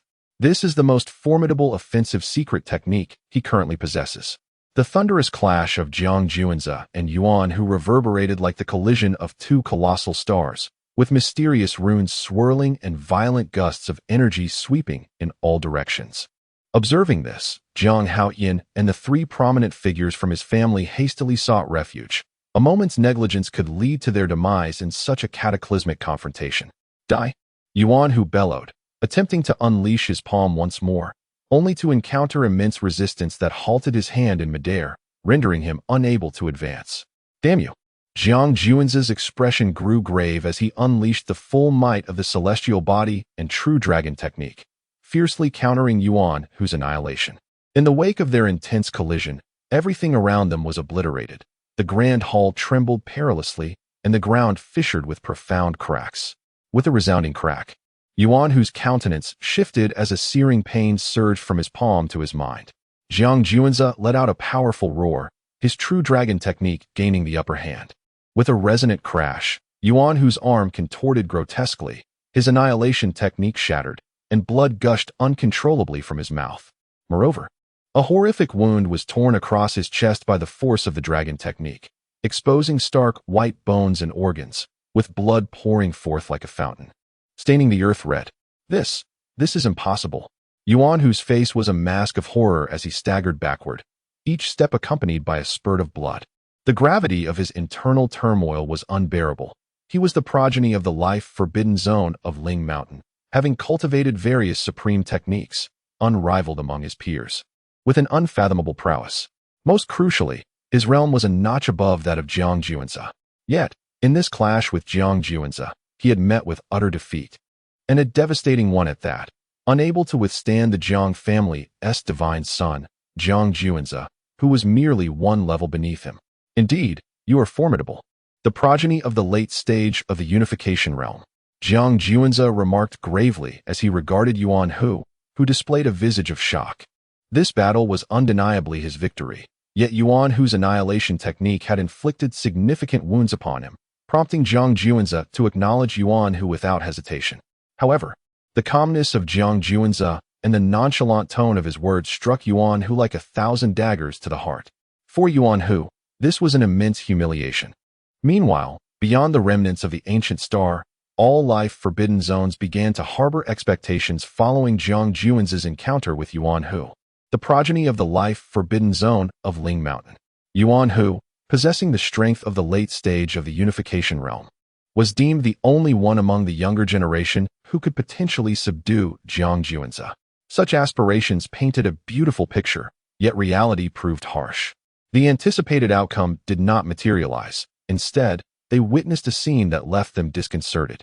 Yuan Hu, the one with the greatest potential to subdue Jiang Juanzi, had suffered a crushing defeat. In the wake of this, who could possibly counterbalance Jiang Juanzi, the divine son of the Jiang family, within the ancient ruins? The human race collectively exhaled a sigh of relief, their hearts brimming with joy, particularly aboard the ancient warship of the esteemed Jiang clan. Jiang Yuan once again displayed a proud demeanor, as if to proclaim, "This is my son." The elders of the Jiang family chuckled, stroking their beards in delight. In the past, the younger generation of the Jiang family had often faced defeat against their counterparts from the dangerous realms, which had caused great concern among the family elders. They feared that once this generation of prodigies matured, the Imperial Jiang family would be perpetually subjugated by the threats of the forbidden zones. However, fortune smiled upon them now, as their divine scion, Jiang Juanzi, had emerged, vanquishing the likes of Lei Yunting and Feng Yanba, and ultimately proving superior even to the late-stage Yuan Hu of the Unity realm. The narrative of the Jiang family's youth, characterized by their frequent losses to the younger generation of the Forbidden Zones, was on the verge of transformation. Just as Jiang Juanze was poised to decisively defeat Yuan Hu, an unforeseen event unfolded within the ancient ruins. A self-proclaimed deity, a monk with a mutilated body, emerged from the fissured ground caused by the clash between Jiang Juanze and Yuan Hu. Upon witnessing this monk, who was one of the revered ancestors of the Ling Mountain's 3,000 disciples, Yuan Hu's eyes widened in astonishment, swiftly replaced by overwhelming joy. Could it be that he was still alive? Chapter 59. The emergence of Xianzhen, one of the 3,000 disciples of Ling Mountain, and the concerns of the human race within the divine source. A monk lay, having lost an arm and both legs, and the fingers of his remaining arm were also incomplete, with radiant blood adorning the divine source. This monk was a figure of extraordinary combat prowess, yet he was also a pitiable being. He exuded an air of strength, surrounded by runes, with the light of Buddha surging around him, as if capable of collapsing the heavens. What should have been compassionate eyes flickered with brutality and a thirst for blood. He was known as Xianzhen, who once fought alongside 3,000 brothers against the human emperor. However, the supreme emperor, with dominion over the cosmos, was so powerful that he was invincible. The 3,000 disciples of Ling Mountain suffered a devastating defeat. Only he managed to escape, while all his fellow disciples perished at the hands of the emperor. Due to his grievous injuries, he was on the brink of death. To preserve his life, he barely stabilized his wounds, sealing himself within the divine source to survive until now. Later, during the fierce battle between Jiang Juanze and Yuan Hu, he was jolted from the ground, awakening him. Yet, now he was severely wounded, his realm diminished, and his strength reduced to the barest remnants. Otherwise, the decaying ancient star would have long since shattered under his power exceeding the initial realm of unity. Master, I am Yuan Hu, a direct disciple of the ancient Buddha of Void Heaven. I never expected you to still be alive, Yuan Hu exclaimed, his face alight with joy as he respectfully bowed to the monk sealed within the divine source. Disciples of Void Heaven, you say? Who are they? Xianzhen inquired, gesturing towards Jiang Juanze and the others. Master, they are the outstanding prodigies of the Imperial Jiang family, particularly Jiang Juanze and Jiang Haoyan. Who are the scions of the Jiang family? Yuan Hu replied, pointing towards Jiang Juanze and Jiang Haoyan, a fierce glint flashing in his eyes. Oh, how intriguing. So they are of the Imperial Jiang lineage. In that case, they cannot be allowed to live. A fierce glimmer flickered in Xianzhen's eyes, and a murderous intent enveloped him. Indeed, Master, I share the same sentiment. Please, act swiftly and eliminate them. Excitement crossed Yuan Hu's solemn visage. He had previously thought he would meet his end at the hands of Jiang Juanze, but unexpectedly, his battle with Jiang Juanze had awakened a slumbering master. While the master was now at his weakest, exterminating a scion of the Jiang family should still be a trivial matter. Since you have been accepted by Void Heaven, you ought to be one of our Ling Mountain's disciples. Moreover, with your late-stage Unity realm strength, how could you possibly be outmatched by an early-stage and a mid-stage Unity realm? Even if they are scions of the Jiang family, there should be no reason for defeat. Xianzhen's voice was low and filled with dissatisfaction towards Yuan Hu. Given the current situation, it seemed that Yuan Hu was not a match for the two Jiang scions. Yuan Hu's face suddenly turned awkward upon hearing this. He found it easy to contend with Jiang Haoyan, but when it came to Jiang Juanze, based on the earlier skirmish, he clearly was no match for him. Should Yuan Hu fall to the combined might of Jiang Juanze and Jiang Haoyan, it would indeed be understandable. However, now, Yuan Hu has been defeated by Jiang Juanze, who is one realm lower than him, in a one-on-one confrontation, which is rather hard to fathom. As a disciple of Ling Mountain, possessing an absolute advantage in cultivation realm, how could he possibly lose to someone of a lower realm? What use are you? Xianzhen gazed at Yuan Hu's current demeanor, his heart filled with disdain, and he emitted a cold snort. Forgive me, master. Yuan Hu hastily knelt down, pleading for mercy. To simply crush you would be a loss for Ling Mountain. So go aside and do not obstruct my sight. Xianzhen reprimanded him without any reservations, deeply angered by Yuan Hu's defeat to a lower realm opponent. Now that he has emerged, he intends to swiftly annihilate the Jiang clan's prodigies and then return to Ling Mountain to recuperate, striving to regain his former peak strength. Yes, master, Yuan Hu responded, feeling a heavy sense of relief within and promptly retreated to the side, anticipating the spectacle of his master eliminating Jiang Juanzi and the others. Crackling. As the divine source fissures spread and shattered completely, Xianzhen, one of the 3,000 of Ling Mountain, finally emerged. He had been trapped in the ancient star for countless ages, and now he could finally return to Ling Mountain. Subsequently, his eyes, imbued with a demonic aura, turned towards Jiang Juanzi and the others. If he could devour these prodigies of the Jiang family, it would be an immense boon for his current state. Yuan Hu's master, one of the 3,000 from Ling Mountain, had once contended with the human emperor. Jiang Juanzi and the others gazed at the menacingly powerful Xianzhen, their breaths catching in their throats, their expressions grave. He was undoubtedly an unparalleled adversary. No one anticipated that the conflict between Jiang Juanzi and Yuan Hu would summon such a formidable being, even though his body had been injured by a supreme imperial weapon, rendering him unable to recover and reducing him to the realm of unity. His battle experience and mastery of various secret techniques were far beyond what this youthful generation could compare to. Meanwhile, the various factions outside the crumbling ancient star, comprised of numerous powerful human beings from different sects, bore expressions of extreme concern. They could never have imagined that Xianzhen, one of the 3,000 from Ling Mountain, possessed such tenacity of life, managing to survive the battle against the Supreme Emperor. Should he wreak havoc within the ancient ruins, the prodigies of the human race would undoubtedly suffer grievous casualties. Conversely, those from the Life Forbidden Zone were elated, with Su Tian present, who among the human prodigies could stir up any waves, not even Jiang Juanzi. What to do?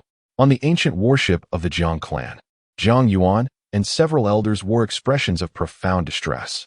With their saintly realm strength entering the crumbling ancient star, they could neither rescue Jiang Juanzi and the other clan prodigies nor prevent the rapid collapse of the ancient star.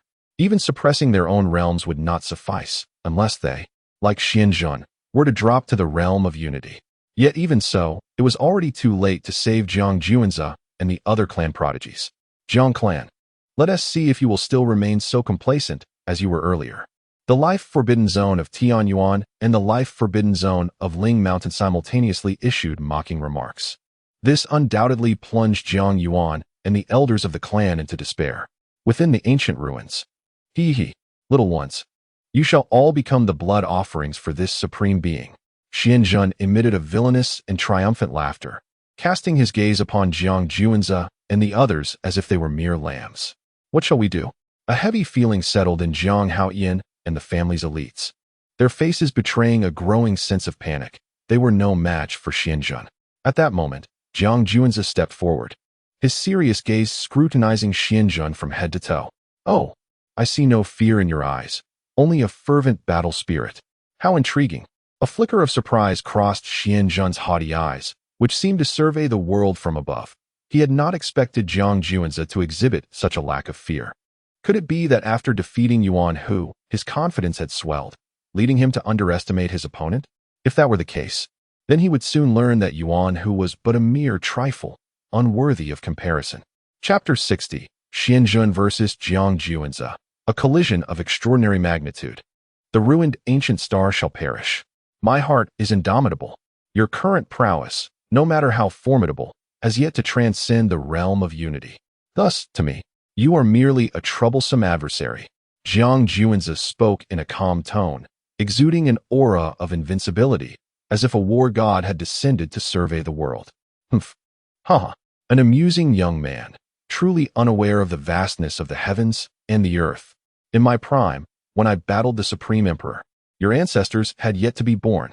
Infuriated by the disdain of this younger generation, Xianzhen laughed in rage. Who is he?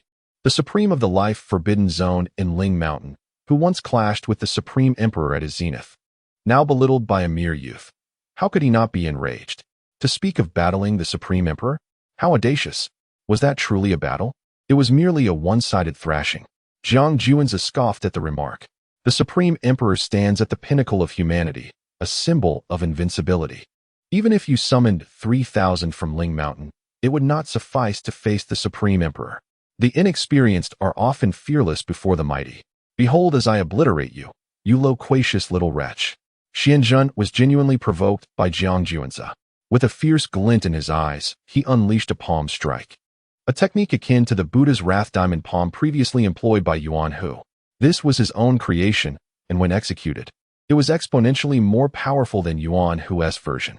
As Xianzhen's palm surged forth, the grand hall was instantly enveloped in a golden radiance, resounding with sacred mantras as if an ancient Buddha were reciting scriptures to vanquish evil. Jiang Juan's expression turned grave, as dragon energy intertwined with dominion surrounded him. Clad in true dragon armor, the shadow of a dragon enveloped him. He unleashed a dragon fist, its roar deafening, soaring through the skies.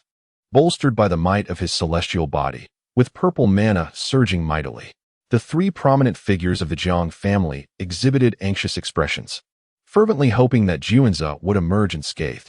Could he truly contend with Xianzhen, one of the 3,000 of Ling Mountain? That being was a supreme powerhouse in his prime. Jiang Haoyan, severely wounded by Yuan Hu, bore a grave expression filled with concern. How dare he confront my master head-on?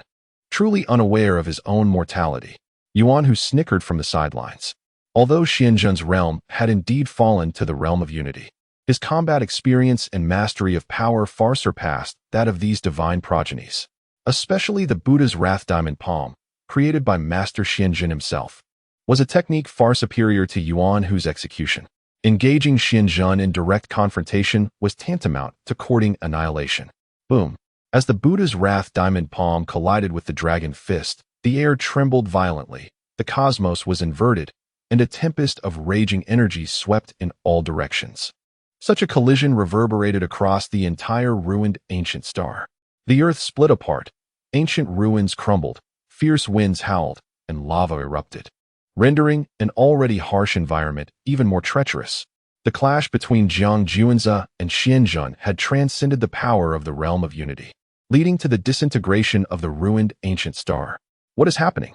The ancient ruins are crumbling, and the dilapidated ancient star is disintegrating. What on earth is happening? It remains unclear.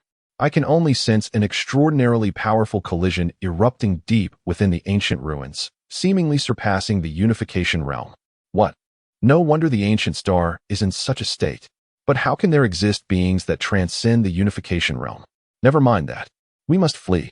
If these two forces beyond the unification realm continue to clash, the ancient star will shatter, and we shall not survive. Indeed, let us escape. Various factions and the young elites of numerous sects fled in panic, none having anticipated the emergence of two beings surpassing the unification realm on the ancient star. In their quest for survival, they had no choice but to retreat. However, upon their escape from the ancient ruins, they discovered a colossal pit in the ground, resembling the impact of a meteorite. Yet, within this immense pit, no meteorite could be seen. Only two figures standing, one a youth and the other a monk. At this moment, several figures erupted from the earth, among them Jiang Haoyan and the elites of the Jiang family. They all stood dumbfounded, their expressions a mix of horror and disbelief at the scene before them. The clash between Jiang Juanzi and Xianzhen was indeed terrifying, having created such a vast pit, enough to astonish the world. Simultaneously, they felt immense relief that they had only been slightly affected and were not in mortal danger. At the bottom of the pit, Jiang Juanzi wore a grave expression. His blood surged violently within him, and blood continuously trickled from the corners of his mouth. Notably, his right arm had vanished, completely shattered by the Buddha's Wrath diamond palm, blood gushing forth. Opposite him, Xianzhen, having suffered from Jiang Juanzi's attack, found his previously irreparable wounds from the extreme path Imperial weapon reopening, though he quickly forced himself to stabilize. No wonder Yuan Hu was defeated by you. The Imperial clan Jiang has produced a prodigious son like you. Your future should be extraordinarily brilliant. Alas, you have encountered me. Prepare to die. At this moment, Xianzhen had cast aside his previous underestimation of Jiang Juanzi, now resolved that this youth must not be allowed to live. Should he continue to grow, he would become a profound threat to all realms of existence. The prodigy, Jiang Haoyan, and the family elites beheld the evidently disadvantaged Jiang Juanzi, their faces reflecting utmost despair. He actually withstood a strike from Xianzhen. How infuriating! Yuan Hu glared at Jiang Juanzi, who had not been obliterated by Xianzhen's palm, a storm of anger raging within him. However, upon further reflection, He realized that even if Jiang Juanze had withstood Xian Zhen's attack, he would ultimately meet his demise. Meanwhile, aboard the ancient warship of the Jiang family outside the ancient star, Jiang Yuan and the elders of the Jiang clan were all deeply concerned, their expressions grave. At this point, Jiang Juanze's ability to withstand Xian Zhen's strike was already astonishing, but continuing to battle would undoubtedly place him at a disadvantage against Xian Zhen. They could only hope for his swift escape. As long as Jiang Juanze could ascend to a certain height, the elders would have a way to assist him. Yet, given the current situation, it seemed Jiang Juanze had no intention of fleeing. In the realm of the life prohibition zone, the formidable beings reveled in their delight. For them, the young patriarch of the Jiang family was an astonishing figure, destined to become a significant threat in the future. They yearned to quash this impending menace in its infancy. Within the abyss of the desolate ancient star, Hao Tian immediately relay the order for all human beings to swiftly evacuate the desolate ancient star. Jiang Juanze commanded. He sensed an ominous foreboding. His battle with Xian Zhen would likely lead to the disintegration of the desolate ancient star, and at that moment, all the exceptional talents of the human race would likely perish here. Yes, Divine Son, Jiang Hao Tian responded without a moment's hesitation, recognizing that this was not the time for hesitation. Hey, no one shall escape. Xian Zhen scoffed. At this moment, the number of young prodigies among the human race on the desolate ancient star far exceeded that of the life prohibition zone, especially with the extraordinary presence of Jiang Juanze among them. Even if the prodigies of the life prohibition zone were to accompany Jiang Juanze and his companions to their demise, it would still be a worthwhile endeavor for them. In the next instant, Xian Zhen launched his attack once more. Although he had fallen to the realm of unity, he still wielded formidable techniques and experience, enabling him to exert power beyond that of his current level. His intent was not only to eliminate Jiang Juanze, but also to hasten the collapse of the desolate ancient star, ensuring that all the brilliant young luminaries of the human race would be buried here. Despicable and shameless, the various factions of the human race, along with numerous powerful figures from different traditions, erupted in curses. As for the strong beings of the life prohibition zone, they were willing to risk everything, as long as they could eliminate the imminent threat that was Jiang Juanze and the young talents of the human race. They were not opposed to some of their own youthful elites perishing alongside them. The performance of Jiang Juanze had truly instilled a sense of dread within them. Chapter 61. The Secret of the Character That Turns the World Upside Down.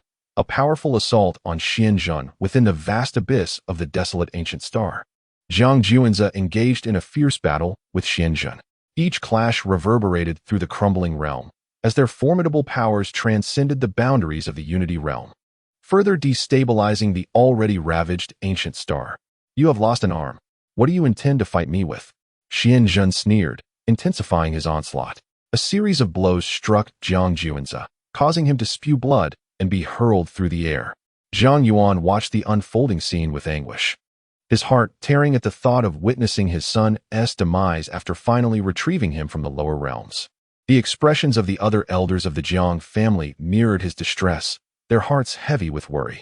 Under normal circumstances, Jiang Juanze should have triumphed over the geniuses of the life-restricting zones, returning in glory alongside the clan's elite after plundering the ancient relics. However, no one anticipated that Xian Zhen, among the 3,000 from Ling Mountain, would survive the battle against the Supreme Emperor, resulting in this dire predicament for Jiang Juanze. As time passed, the intensity of the conflict escalated, and the ancient star crumbled at an alarming rate. The talented individuals who escaped from the ancient relics gazed in astonishment at this extraordinary battle, never expecting to witness someone as remarkable as Jiang Juanze among the younger generation. Although he was merely at the mid-stage of the Unity realm, his strength had already subtly surpassed its limits, marking him as an entity to be revered. Conversely, the monk opposing him was capable of subtly suppressing Jiang Juanze, his strength terrifyingly supreme. A thunderous crash echoed as Jiang Juanze was once again sent flying. At that moment, he was battered and bruised, having lost an arm and a leg in the earlier skirmish. His body was a tapestry of wounds, blood continuously spilling from his mouth, his vitality waning to its lowest ebb.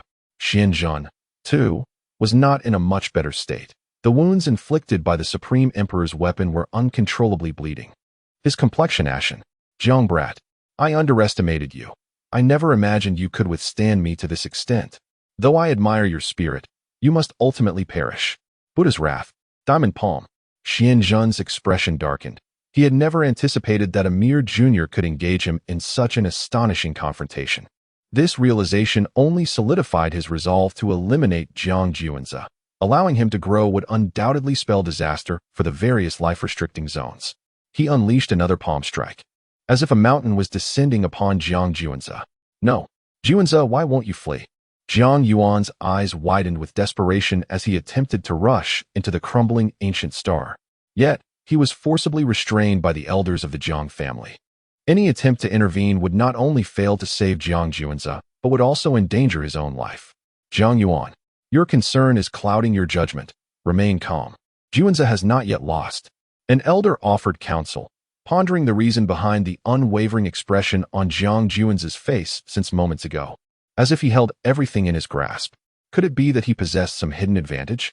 Jiang Yuan was perplexed, casting another glance at the fierce battle between his son and Xianzhen. Indeed, in the next instant, a miracle unfolded. Jiang Juanze, in a heartbeat, restored himself to his peak condition. The character secret. The healing power proved formidable, allowing my body to attain perfect recovery in an instant. Jiang Juanze, for the first time employing the character secret, was astounded by its remarkable healing effects, which consumed only a fraction of his vital essence, yet enabled him to revert to his prime state. At this moment, facing Xianzhen's Buddha Wrath Diamond Palm, Jiang Juanze felt almost no pressure. This was largely due to Xianzhen's significantly diminished state. This iteration of the Buddha Wrath Diamond Palm possessed merely a tenth of the power it had during its initial execution. Dragon's Severance of the Cosmos. Jiang Juanze mentally roared, transforming into a true dragon, tearing through the heavens, and colliding fiercely with Xianzhen's palm technique. The outcome of this clash starkly contrasted with their first encounter. Jiang Juanze stood proudly, unscathed, while Xianzhen was left spitting blood. How is this possible? Xianzhen's face was etched with shock. He could not comprehend how Jiang Juanze had managed to restore himself to peak condition in an instant. However, before he could ponder further, Jiang Juanze pressed the attack once more. The true dragon treasure technique unleashed its full might, and the celestial dominance body's power surged, swiftly reversing his prior disadvantage. This spectacle was astonishing, leaving onlookers dumbfounded. No one could have anticipated that the seemingly doomed Jiang Juanze could so swiftly alter the tides of battle. I refused to believe it. What on earth is happening? At this moment, Xianzhen was nearly driven to madness, unable to fathom how Jiang Juanze could have achieved such instantaneous restoration to peak form. What kind of secret technique could accomplish this? Wait, he already wielded the true dragon treasure technique. Could he possibly also possess the true phoenix treasure technique? Or perhaps one of the 9 secrets, the character secret? Xianzhen was filled with disbelief. Both the 10 Fiends treasure techniques and the 9 secrets were exceedingly rare and esteemed arts. Even Imperial powers had not acquired the complete 10 Fiends techniques or 9 secrets. Only by mastering the true Phoenix treasure technique or one of the 9 secrets, such as the character secret, could one achieve the miraculous recovery and reversal of fortunes that Jiang Juanze displayed. He could never have anticipated that Jiang family's scion, Jiang Juanze, was so extraordinarily gifted, mastering 2 of the world's most elite techniques, leaving all in awe. Not just Xianzhen, but every faction, various doctrines, and the formidable beings from the great life-restricting zones stood dumbstruck, utterly astonished. They had presumed Jiang Juanze was doomed to die, yet under the current circumstances, it seemed that the one facing certain death would be Xianzhen, one of the 3,000 of Ling Mountain. Indeed, this proved true, as Jiang Juanze unleashed a dragon punch, piercing through Xianzhen's chest in an instant, creating a gaping wound. At that moment, the wounds inflicted by the Imperial weapons of the Yakuza were entirely torn open, no longer able to be restrained. Blood of the profound truth stained the earth as he glared with rage, yearning to take Jiang Juanze down with him into the abyss. However, the mere thought of Jiang Juanze wielding the true Phoenix treasure technique or one of the 9 secrets, the character secret, filled Xianzhen with despair. Regardless of which supreme art Jiang Juanze had mastered, dragging him down to the grave had become an impossibility, solely due to the astonishing healing effects of the true Phoenix immortality technique and the character secret. having survived a battle with the pinnacle of the human race's emperor, to perish today at the hands of a mere junior. I cannot accept this. Xianzhen roared in fury, struggling with all his might, yet it proved futile. Ultimately, he was struck down by Jiang Juan's fist, spilling blood upon the ancient star. He is dead. Master Xianzhen has fallen. What a monster! How could he possess such strength with only a mid-phase unity realm? Just moments ago, Yuan, who had eagerly anticipated witnessing Jiang Juan's being obliterated by Master Xianzhen, now, witnessing Jiang Juan's counterattack against Master Xianzhen, his heart was tumultuous, disbelief washing over him as he stood in utter shock. Next, it is your turn. After vanquishing one of the 3,000 from Ling Mountain, Xianzhen, Jiang Juan's shot forth once more towards Yuan Hu. Chapter 62. The Demise of the Round Tiger. The ruined ancient star crumbles. The ultimate treasure emerges. Flee, flee, flee. I am the son of the Buddha from the life-forbidden zone of Ling Mountain, with a splendid life yet to be savored. I cannot perish here. As Jiang Juan's charged towards him, the Round Tiger roared and began to escape frantically. Having witnessed the Grandmaster Xianzhen being annihilated by Jiang Juan's, the Round Tiger's heart was filled with an overwhelming dread, obliterating any previous bravado in which he had vowed to eradicate the Jiang family's progeny. Gone was the nonchalant and haughty demeanor with which he had once grasped Jiang Haoyan. At this moment, all he yearned for was to escape swiftly. He had no desire to meet his end here. Alas, the Round Tiger had already been gravely injured by Jiang Juan's, rendering his speed significantly inferior to his prime. Bang! Uft! The Round Tiger froze in place, looking down at the bloodied fist that had pierced through his chest, his face awash with endless terror and reluctance. He attempted to struggle and resist, but in the next instant, Jiang Juan's severed his head, blood gushing forth from his neck.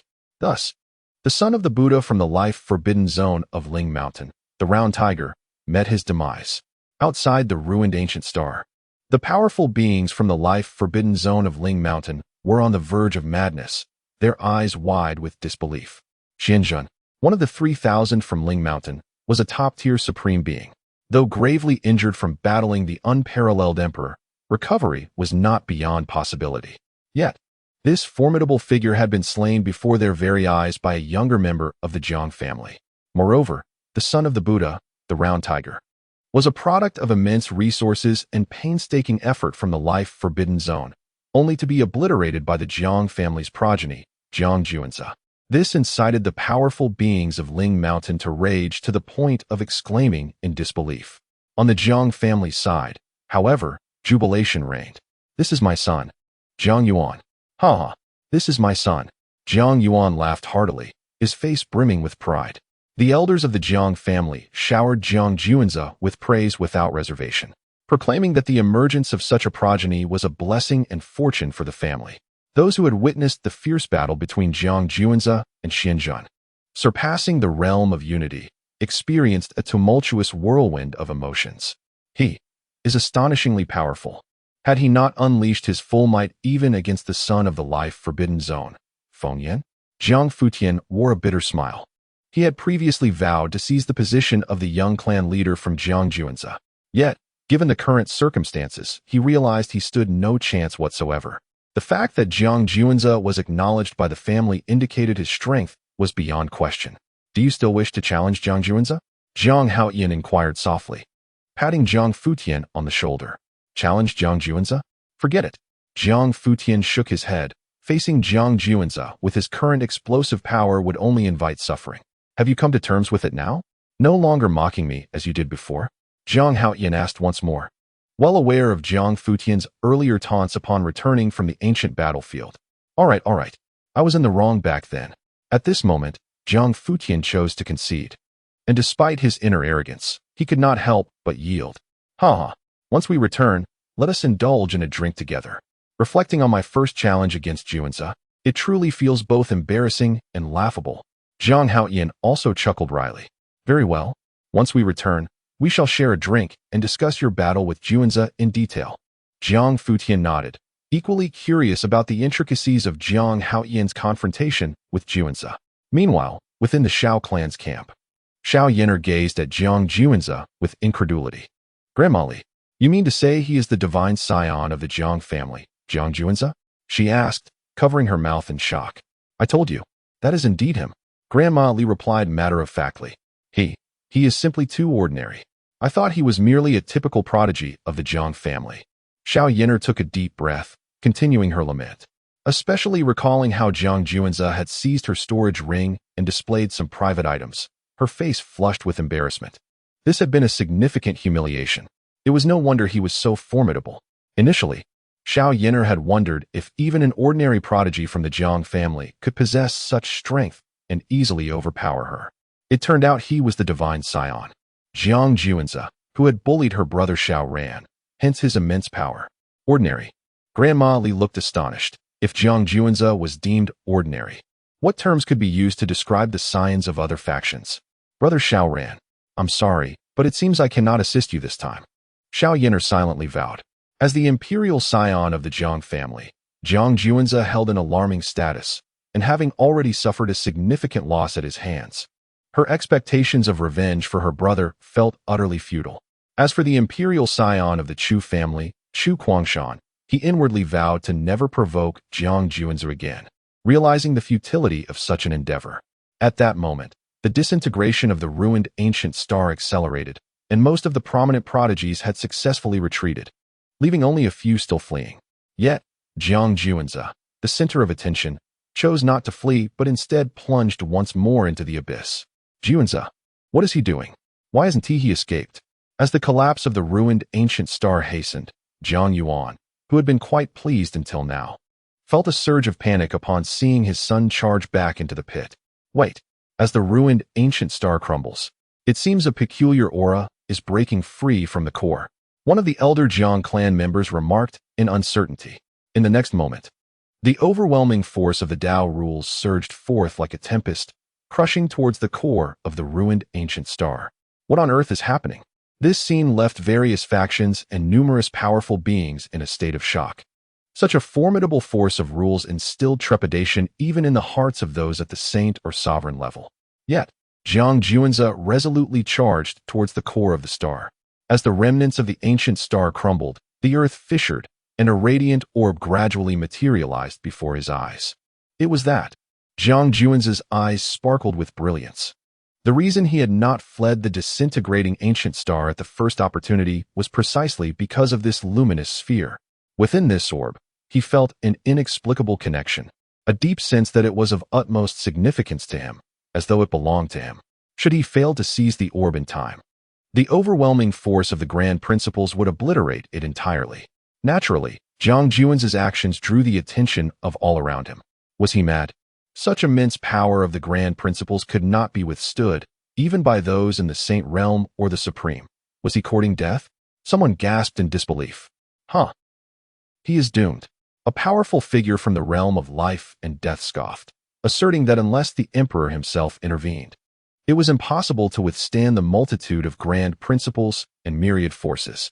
However, who dictated that one must confront the multitude of grand principles and myriad forces head-on? Shadowing technique. Jiang Juanza exerted all his strength to activate the shadowing technique, diminishing his presence and obscuring the celestial mechanisms. It was as if this art was destined to be employed at this very moment. Chapter 63. The two great forbidden zones seek to annihilate Jiang Juanza. Betrayed by the Xiao family in the next moment, Jiang Juanza charged directly towards the luminous sphere, under the influence of the celestial covering technique. Myriad paths and countless laws brushed past him unscathed. With a single hand, Jiang Juanza seized the sphere, sparing no time for further contemplation as he swiftly stored it within his storage ring. Soon, the area was engulfed by the myriad paths and laws, undoubtedly accelerating the collapse of the decaying ancient star. Jiang Juanza exerted every ounce of his strength to escape the impending destruction of the ancient star. Hurry, we must move swiftly. Jiang Yuan and the elders of the Jiang family appeared anxious. Meanwhile, the powerful figures from other factions, representatives of various doctrines, displayed expressions of astonishment. The collapse of the ancient star had unveiled the luminous sphere, inciting tumultuous waves among the myriad paths and laws, all attempting to obliterate the sphere. What could possibly reside within that sphere to provoke such a reaction? And how was Jiang Juanza able to seize it amidst the chaos of countless paths and laws? Though the onlookers were unaware of the reasons behind these events, it did not deter the fallen beings from plotting against Jiang Juanze at this critical moment. Regardless of what lay within the sphere, the mere fact that it could incite turmoil among the myriad paths and laws indicated that its contents were surely objects of great apprehension for the very fabric of the universe. Furthermore, Jiang Juanze's extraordinary performance within the ancient ruins had caught the attention of the fallen beings from the life-restricting zones, who were determined to prevent him from leaving the decaying ancient star with the enigmatic sphere. Otherwise, if Jiang Juanze were to grow in strength, he would undoubtedly become a significant threat to the Great Forbidden Zones. Within a beast card of the Tianyuan Forbidden Zone, an elder suddenly took action. With a mere wave of his hand, a colossal hand formed from raging flames emerged, obscuring the heavens and descending upon the decaying ancient star. Should this hand strike true, the ancient star would undoubtedly shatter, sealing Jiang Juanze's fate. How dare you? The elders of the Jiang family seemed to have anticipated this eventuality. At the instant the elder from the Tianyuan Forbidden Zone launched his attack, they too sprang into action. With a dazzling flash, a blade of light erupted, illuminating the dark and profound void of the cosmos with its chilling radiance, exuding an overwhelming might that seemed to sever the flow of time itself, causing it to come to a halt. In an instant, the elder's fiery strike aimed at the ancient star was cleaved apart by the blade of light. Following the elder's attack, a fallen ancient Buddha from the Ling Mountain Forbidden Zone also let out a cold grunt before launching his own offensive. He pointed a finger towards the decaying ancient star, and a powerful surge of magical energy erupted violently. That singular gesture appeared capable of splitting the heavens, and all present had no doubt that it could obliterate an entire celestial body. The Jiang elders were naturally prepared to counter this fallen Buddha. A matching finger was pointed from the ancient worship of the Jiang family, akin to a divine pillar supporting the universe. As it passed, the space fractured, and countless laws collapsed, colliding fiercely with the Buddha's attack. In that fleeting moment, the void was obliterated, revealing a glimpse of chaotic mist. The aftermath of the collision between two fingers was sufficient to obliterate numerous great stars. Elders of the Jiang clan were engaged in battle, while others endeavored to stabilize the crumbling ancient star, striving to buy time for Jiang Juanze. Swiftly, just as Jiang Juanze approached the desolate, death-laden heavens of the ancient star, one of the clan elders extended a colossal hand to shield him. The death energy surged and roiled, attempting to engulf the elder's enormous hand. The elder scoffed coldly, unleashing a torrent of power from his palm to repel the tumultuous death energy, seizing Jiang Juanze within his grasp. This action, however, hastened the destruction of the ancient star. Yet, as long as Jiang Juanze was secured, the imminent collapse of the star was of little concern. Safety. Just as the elder breathed a sigh of relief, a sudden attack surged from the human faction, shattering the hand that grasped Jiang Juanze, causing him to plummet into the churning death energy. Miss, this strike may bring our Shao family to ruin. Grandmotherly retracted her hand with a sigh. Our Shao family is an imperial lineage. We shall not fall into oblivion. This was the opportune moment to eliminate Jiang Juanze, who had previously humiliated her in the ancient ruins, tarnishing their family's reputation. Shao Yinner glared at Jiang Juanze with venomous intent, thinking, Brother Shao Ran, for you, I would sacrifice everything. You must be profoundly moved. Jiang Juanze is on the brink of death. I shall avenge you. Shao family, what is the meaning of this? The powerful members of the Jiang clan were engaged in combat against the formidable forces from two life-restricting zones. Just as they were about to rescue Jiang Juanze, they were unexpectedly betrayed by the Shao family of the Deluo star, igniting their fury. This also caused other human factions to furrow their brows. As the Jiang clan contended with the two life-restricting zones, this battle was won between humanity and fallen beings. Yet the Shao family chose to stab them in the back, which was utterly unwarranted. It is of no consequence. Jiang Juanze has caused me embarrassment before so many factions. He deserves to die. Shao Yinner stepped forward, speaking without reservation. Scoundrel, the true disgrace lies with you. The enmity of today will not be forgotten by the Jiang clan. Jiang Yuan's face flushed with rage, his heart burning with fury.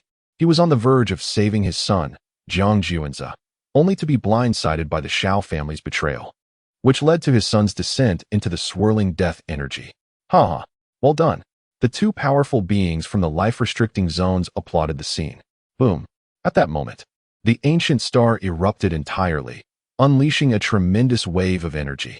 Various factions and lineages employed their methods to withstand the terrifying energy released by the explosion of the ancient star. It must be said, the energy contained within a star that could bear the battle of a supreme emperor and the 3,000 beings of Ling Mountain was indeed formidable. Juanza, Zhang Yuan was engulfed in grief, simultaneously harboring deep-seated hatred for the Shao family of the Luo star. The Shao family's actions had irrevocably enraged the Jiang clan. Just as the elders of the Jiang family were preparing to strike against the Shao family, a feeble voice pierced through the tension. "Father, esteemed elders, I am still alive. Please, lend me a hand." Upon hearing the weak utterance of Jiang Juanza, Zhang Yuan and the other family elders were jolted into alertness. Swiftly turning towards the source of the sound, there, they beheld a figure, marred and battered, adorned with golden dragon scales. Curled up and enduring the relentless onslaught of deathly energy and the remnants of a cataclysmic explosion of an ancient star. Juanza was alive. Juanza was alive. A wave of elation washed over Zhang Yuan and the elders as they seized the moment, finally pulling Zhang Juanza aboard the ancient warship. In that instant, Zhang Juanza appeared grievously injured. His body was ravaged, with significant portions of flesh obliterated, leaving behind only a grim tableau of exposed bones. Zhang Yuan and the elders were filled with profound sorrow at the sight. "Father, esteemed elders, it is of no consequence." Zhang Juanza's voice, albeit weak, resonated with resilience. Drawing upon his dwindling vitality and invoking a sacred inscription, he restored his body to its former state. Witnessing this miraculous recovery, Zhang Yuan and the elders simultaneously exhaled in relief. Yet, the matter was far from resolved. They were resolute in ensuring that the Shao family, who had betrayed them, would pay the price. Chapter 64. The closure of the ancient relics expedition, the grave of 10,000 laws. Imparting the secret characters to Zhang Yuan, how is it possible that he survived? The formidable beings from the life-forbidden zone gazed in astonishment as Zhang Juanza plummeted into the surging death energy, enduring the explosive force of the ancient star, emerging unscathed. Their faces reflected sheer disbelief. Such resilience is beyond comprehension. Any other cultivator at the unification realm would have perished without a trace. Whether engulfed by the relentless death energy or swept away by the cataclysmic explosion. Yet, against all odds, Zhang Juanza had defied expectations and survived. How could he possess such an extraordinary vitality? Xiao Yin'er widened her beautiful eyes, her lips slightly parted in shock. She had anticipated seizing the opportunity to eliminate Zhang Juanza, not only to vindicate the humiliation he had inflicted upon her, but also to avenge her brother, Xiao Ran. However, to her utter astonishment, he had withstood such dire circumstances.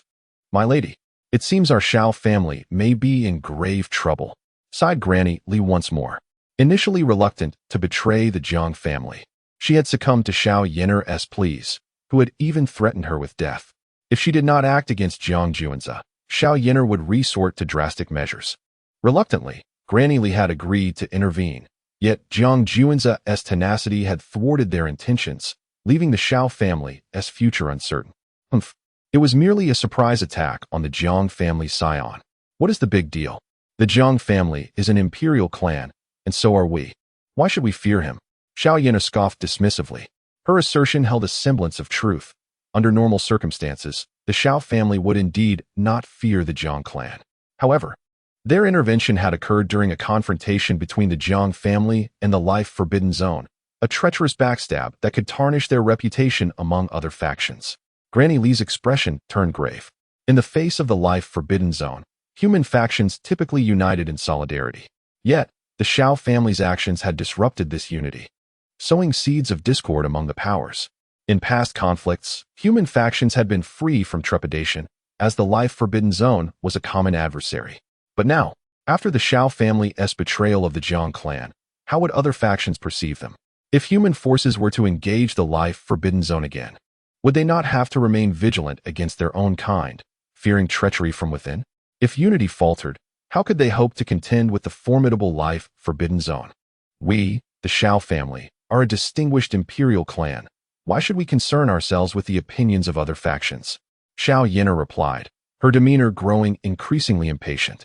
In her heart, she believed that Jiang Juanze had laid bare her secrets before the eyes of all factions, and as her brother's enemy. Her actions against him were entirely justified. No one could reproach her for that. She only lamented Jiang Juanze's fortuitous survival. Yet it served as a lesson for him to understand that she, Xiao Yin'er, was not to be trifled with. Granny Li could only shake her head in resignation. Meanwhile, aboard the ancient warship of the Jiang family, Jiang Juanze felt an immense sense of relief.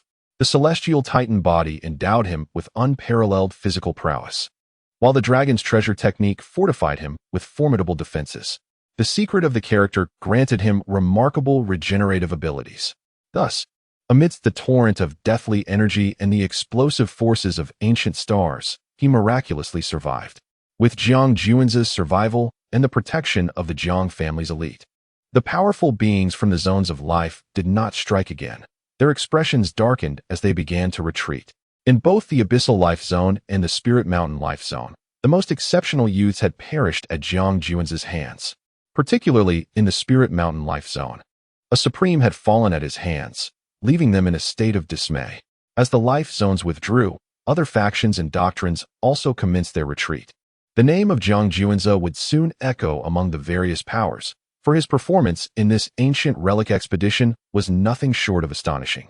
As he led the Jiang clan's elites to be the first to discover the ancient relics, he had slain the burning flame breaker, annihilated the round tiger, and even dispatched a Supreme from the Spirit Mountain Life Zone, leaving all in awe.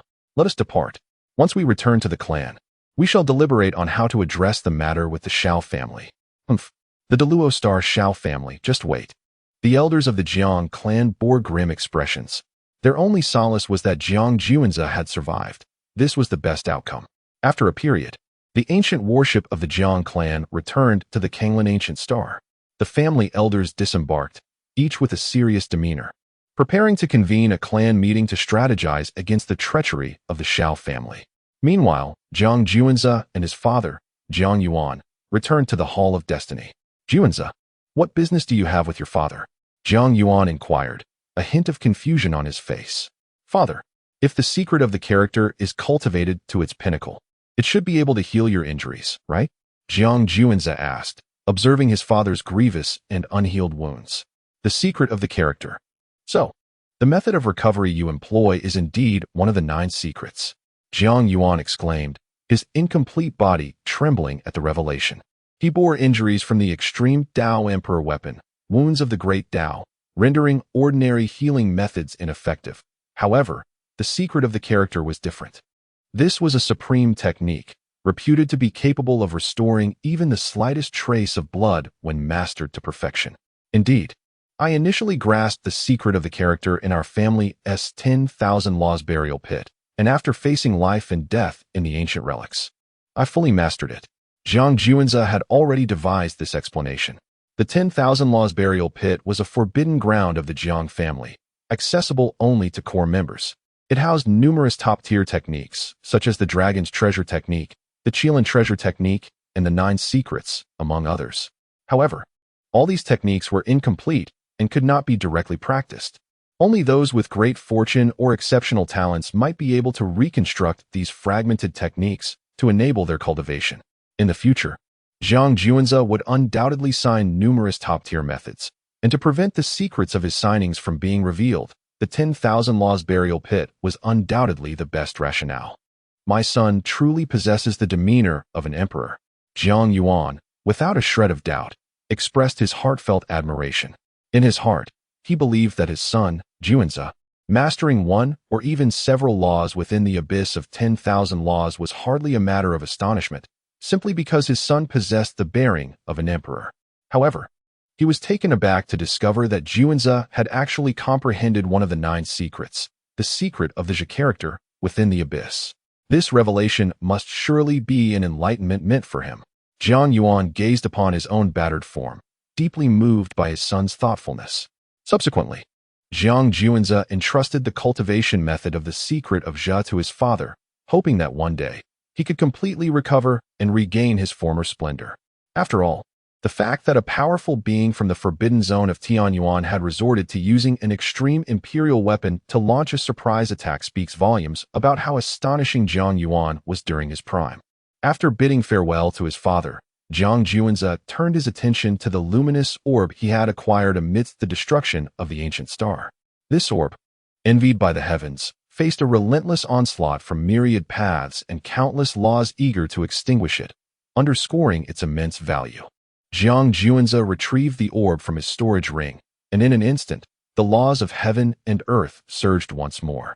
Fortunately, Zhang Juanze promptly employed the technique of concealing the heavens, shrouding the celestial mechanisms to prevent the world from detecting the orb's existence. The significance of this technique extends far beyond mere deception. It will undoubtedly serve a greater purpose in the future. Chapter 65. The Fallen Celestial Wings. The parchment scroll, and the supreme beauty. As Zhang Juanze focused his thoughts, the restrictions on the luminous orb were instantaneously shattered, revealing a pair of wings and a parchment scroll before him. These wings, no larger than a palm, were black on the left and white on the right, with the forces of light and darkness intertwining and flowing, intricately inscribed with mysterious runes. Their brilliance was dazzling, as if meticulously crafted by the heavens themselves. The fallen celestial wings, a relic of the ancient sacred weapon tier, were currently incomplete, yet capable of both offense and defense, granting the user remarkable flight speed. A piece of information surged into Zhang Juanze's mind. If these incomplete fallen celestial wings already reached the ancient sacred weapon level, what tier would the complete wings ascend to? Zhang Juanze was astonished. Before long, the fallen celestial wings successfully acknowledged their master, transforming into a stream of light and darkness that merged into Zhang Juanze's body, manifesting as a tattoo upon his back. With a mere thought, the wings unfurled behind him. They spread approximately 5 meters, with the left wing harboring immense dark energy, fiercely corrosive, while the right wing contained a vast light force, seemingly capable of dispelling any darkness and revealing the radiance. The intertwining energies of light and dark appeared exceedingly peculiar, yet their fusion achieved a remarkable balance. These wings were extraordinarily sharp, rivaling the offensive prowess of ancient sacred weapons. Simultaneously, they could expand to envelop him, equally matching the defensive capabilities of such weapons. Most importantly, the primary ability of the fallen celestial wings was flight. Zhang Juanze's eyes sparkled with satisfaction at the sight of the fallen celestial wings. Although they were merely at the ancient sacred weapon level, their presence equated to 3 distinct types of ancient sacred weapons, even among the numerous ancient sacred weapons collected by the Imperial clan. The incomplete fallen celestial wings would rank among the top 5, capable of offense, defense, and flight. Zhang Juanze then turned his attention to the other parchment scroll. As he slowly unfurled it, a map came into view. Zhang Juanze furrowed his brow slightly, as the map seemed oddly familiar, as if he had seen it before. Wait. This is the map of the heavenly martial empire in the lower realm, isn't it? Zhang Juanze's eyes widened. The terrain depicted on this parchment scroll was strikingly identical to that of the heavenly martial empire. Furthermore, a significant location was specifically marked on the scroll, a profound Dao fruit that had stirred numerous paths and myriad laws, yearning for its complete obliteration. It seemed necessary to descend to the lower realm and return to the heavenly martial empire. Zhang Juanze murmured softly. Having been cast down to the lower realm of the heavenly martial empire since childhood, he had endured a difficult existence, struggling for survival, which left him with many unpleasant memories. Particularly the betrayal of his childhood sweetheart had instilled in him a profound aversion to that realm. However, the record of such a monumental Dao fruit on this parchment scroll compelled him to make the journey back, especially his rise in the lower realm. Gaining admission to the Bailu Academy was attributed to the serendipitously discovered treasure, the meteoric tear. However, the meteoric tear had been offered to a teacher by Yun Yao and had yet to be reclaimed. Just as Zhang Juanze was preparing to rest and subsequently propose his request to descend to the lower realm to his father, a tall and exquisite young woman entered the Ying Tian Hall, gracefully swaying her slender waist as she approached him. The maiden, appearing to be around 18 or 19 years of age, had cascading silken tresses reaching down to her waist, each strand shimmering with a radiant luster. Her enchanting eyes sparkled with brilliance. Her skin was as smooth and tender as a freshly shelled egg, and her visage seemed to have been meticulously sculpted by the heavens. A paragon of beauty. Particularly unforgettable was the striking pair of ample curves upon her chest. It was Yin Ryu. Upon seeing the approaching figure, Jiang Juanzi raised his brow. The young woman advancing toward him was none other than the supposedly deceased Yin Ryu. Yet, this incarnation of Yin Ryu was not the same as the previous one. She was now the vessel occupied by Master Xiao Ran. After Yin Ryu had been slain, her form had become an exquisite material, allowing for the resurrection of Xiao Ran's beautiful master. Now, with her body reformed, Xiao Ran's enchanting master had regained her corporeal form. Indeed, a flawless vessel. From now on, you shall be called Yin Ryu. Jiang Juanzi spoke softly. Yes, divine son. Yin Ryu nodded, offering a respectful bow before stepping directly beside Jiang Juanzi to knead his shoulders and massage his legs with remarkable skill, bringing him immense comfort. To his astonishment, how could a being of such high status possess such adept massage techniques? Jiang Juanzi mused, aware that Xiao Ran's beautiful master, at her zenith, was a true sovereign powerhouse. Traditionally, it was others who attended to her. How could she have ever served someone else? Divine son, let bygones be bygones. I am merely a humble maid in your service now. The techniques I employ are newly learned, solely to cater to your needs. Yin Ryu whispered sweetly in Jiang Juanzi's ear, her breath fragrant like orchids, stirring a yearning within him. Although her spirit was immensely powerful, she had just recently reshaped her body and possessed no cultivation at present, thus making Jiang Juanzi her greatest support. Only by relying on him could she ascend swiftly. Under the influence of Yin Ryu's massage and allure, Jiang Juanzi soon found himself enveloped in a state of bliss. The massage of a sovereign was a luxury not afforded to everyone. As the night passed, Jiang Juanzi felt rejuvenated. Stretching luxuriously before donning his garments with Yin Ryu's assistance, and proceeded to the meditation chamber designated for cultivation.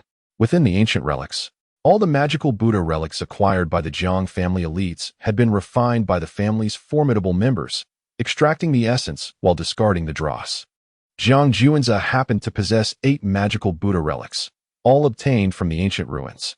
With the aid of the pure energy from these 8 relics, Jiang Juanzi was confident he could break through to the late stage of the Unity Realm, or even reach its pinnacle. With resolute determination, Jiang Juanzi arranged the 8 demon Buddha relics beside him. As he commenced the operation of the primordial emperor scripture, the relics erupted in a dazzling brilliance, emanating pure energy that transformed into divine chains encircling him, gradually absorbed into his being. As time progressed, the aura radiating from Jiang Juanzi intensified remarkably. Having integrated a drop of Imperial blood, he found himself unbound by any barriers of realm. With sufficient energy, ascending to the next stage would be effortless. The energy contained within the 8 relics propelled him from the mid-stage of the unification realm to the late stage, ultimately culminating at the pinnacle of the unification realm. This was the zenith of the unification realm. Jiang Juanzi clenched his fist with vigor, causing the air to tremble and a deafening roar to resonate around him. At this moment, his physical form, spirit, and energy had all undergone a qualitative leap.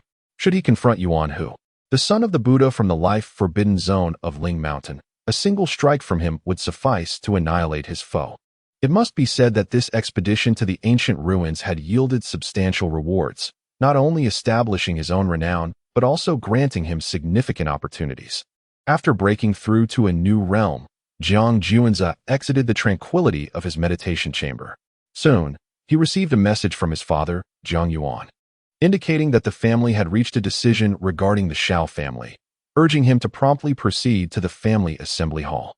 Chapter 66. The Xiao family surrenders. 2 options to choose from in the grand and solemn conference hall of the Jiang family on the Daluo Star. Upon Jiang Juanzi's arrival, a group of stern-faced elders stood on either side. Seated at the forefront was an imposing figure, exuding an aura that seemed capable of commanding the cosmos itself. It was the ancestor who had once battled the Thunder Emperor in the perilous realm of the Tianyuan. Jiang Juanzi bowed respectfully, addressing the ancestor and the esteemed elders. To his surprise, the presence of the ancestor, a pillar of the family's heritage, signified the magnitude of the Xiao family's betrayal against the Jiang family. Juanzi, the ancestor intoned, I have engaged in discussions with the Shao family on Daluo Star. The head of the Shao family is willing to personally extend an apology and offer you 10 life planets along with 10 million Supreme Source Stones as compensation. Are you satisfied with this proposal? The ancestor's eyes, imbued with the essence of the birth and demise of stars, regarded Zhang Juanzi with a serious inquiry. 10 life planets and 10 million Supreme Source Stones, coupled with a personal apology from the head of the Shao family, indeed demonstrates considerable sincerity. Zhang Juanzi replied with a nod. He understood that, despite the vastness of the heavenly realm, life-bearing planets were exceedingly rare. Even the Imperial Zhang family governed merely over 100 such planets. Population, being critically significant for any power, increases the likelihood of nurturing more prodigies. The Imperial Shao family possessed only around 90 life planets. Thus, offering 10 as compensation was already a substantial gesture. The sum of 10 million Supreme Source Stones was not negligible either. Furthermore, having an Imperial family leader personally apologize was a privilege few could attain. The authority and status of an Imperial family leader were formidable. Compelling such an individual to apologize was nearly impossible, especially when it involved offending other powers. However, the Shao family had wronged the Zhang family, and with the ancestor's intervention, public sentiment was decidedly unfavorable towards the Shao family. While the Zhang family was embroiled in battle with the two major life-restricting zones, the Shao family's sudden betrayal was deemed trivial by Shao Yin'er, who felt it was an expected outcome. Yet, the higher-ups of the Shao family held a different perspective. To put it mildly, the Shao family's betrayal stemmed from the offense caused by Zhang family's divine son, Zhang Juanzi, to their young lady, Shao Yin'er. More seriously, had the Shao family not betrayed the human race, such a transgression could lead to their isolation and condemnation by the entire human faction. Indeed, while various human factions often competed and clashed, there existed a fundamental premise. These were internal matters. In the face of life-restricting zones, unity among humans was paramount for resistance. The Shao family's treachery during the Zhang family's conflict with the two life-restricting zones was tantamount to betrayal from within. Should such a narrative gain traction, even an imperial family like the Shao would find themselves in dire straits. Thus, despite the higher cost, the Shao family was willing to concede and quell the rising tide of public sentiment. Ancestor, is there a second option? Zhang Juanzi pondered for a moment before inquiring. Indeed, the second proposal is for you to personally visit the Shao family. The Shao family possesses a treasured artifact known as the Star Tower. If you can conquer the highest difficulty level of the Unity Realm Challenge, not only will you earn the rewards from the heavenly path, but you will also receive 10 life orbs, countless exquisite source stones, and a personal apology from the head of the Shao family. Furthermore, the Shao family will grant you an additional request, provided it is not overly extravagant.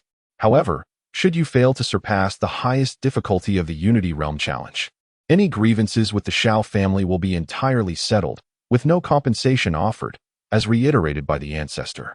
The first option is the most secure. Although the second option offers greater rewards, it carries a certain degree of risk. According to the ancestor, since the Star Tower was placed on the Daluo Star by the Emperor of the Shao family, no one from the Shao family has been able to breach the Star Tower at the highest difficulty. This implies that, should I succeed in my challenge, in addition to the 10 life orbs, countless exquisite source stones, and the personal apology from the head of the Shao family, I would also receive the heavenly path rewards, allowing me to make a reasonable request. Zhang Juanzi murmured softly. Indeed, what will your choice be?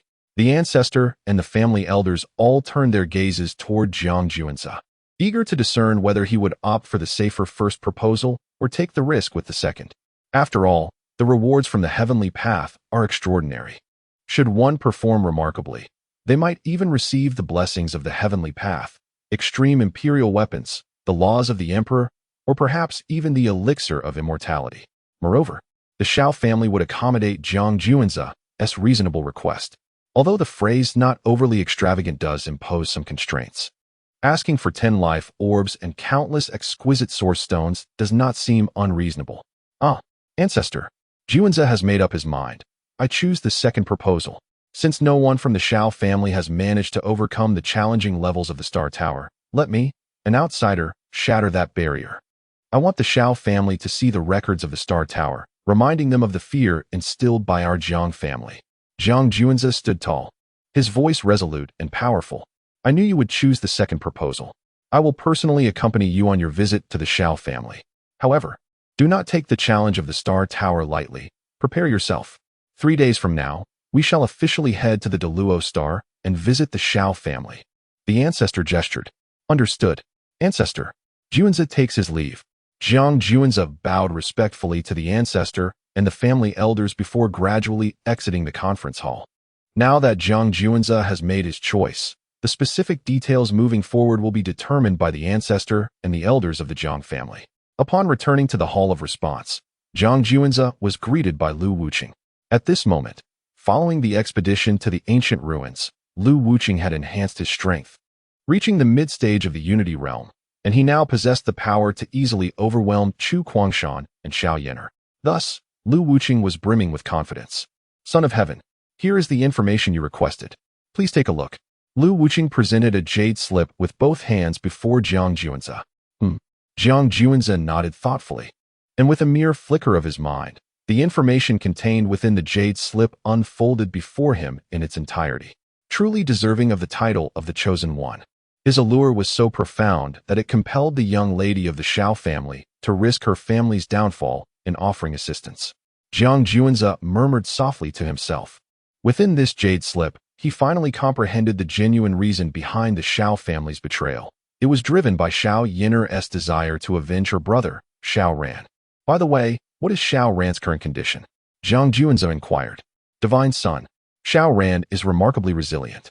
He has somehow acquired new opportunities and is swiftly advancing in strength." Lu Wuqing responded with a glimmer in his eyes. "Ah, I see. Let us first send someone to keep watch. We must exercise caution and refrain from acting impulsively." Jiang Juanza nodded. At this moment, he was not inclined to confront Xiao Ran, preferring instead to allow him to grow stronger before deciding on a course of action. As for the challenge posed by Jiang Futian prior to their departure to the ancient ruins, it had seemingly faded into obscurity. It was rumored that in recent days, Jiang Futian had been frequently indulging in feasts with Jiang Haoyan, sharing drinks and exchanging insights on their cultivation. It appeared as though he had completely dismissed the notion of challenging Jiang Juanza. There was little recourse. After witnessing Jiang Juanza's true prowess, Jiang Futian had effectively conceded, relinquishing any aspirations of vying for the position of young clan leader. Thus, 3 days passed slowly, and it was finally time to set forth to the Shao family in the Deluo Star. Chapter 67. The arrival at the Shao family of Deluo Star. After several days of brewing anticipation, the news of Jiang family's divine son, Jiang Juanza, preparing to visit the Shao family of Deluo Star has spread throughout various factions, both great and small. The rapid dissemination of this information is not solely attributed to the Jiang family. Rather, it is largely due to the Shao family's deliberate efforts to propagate the news.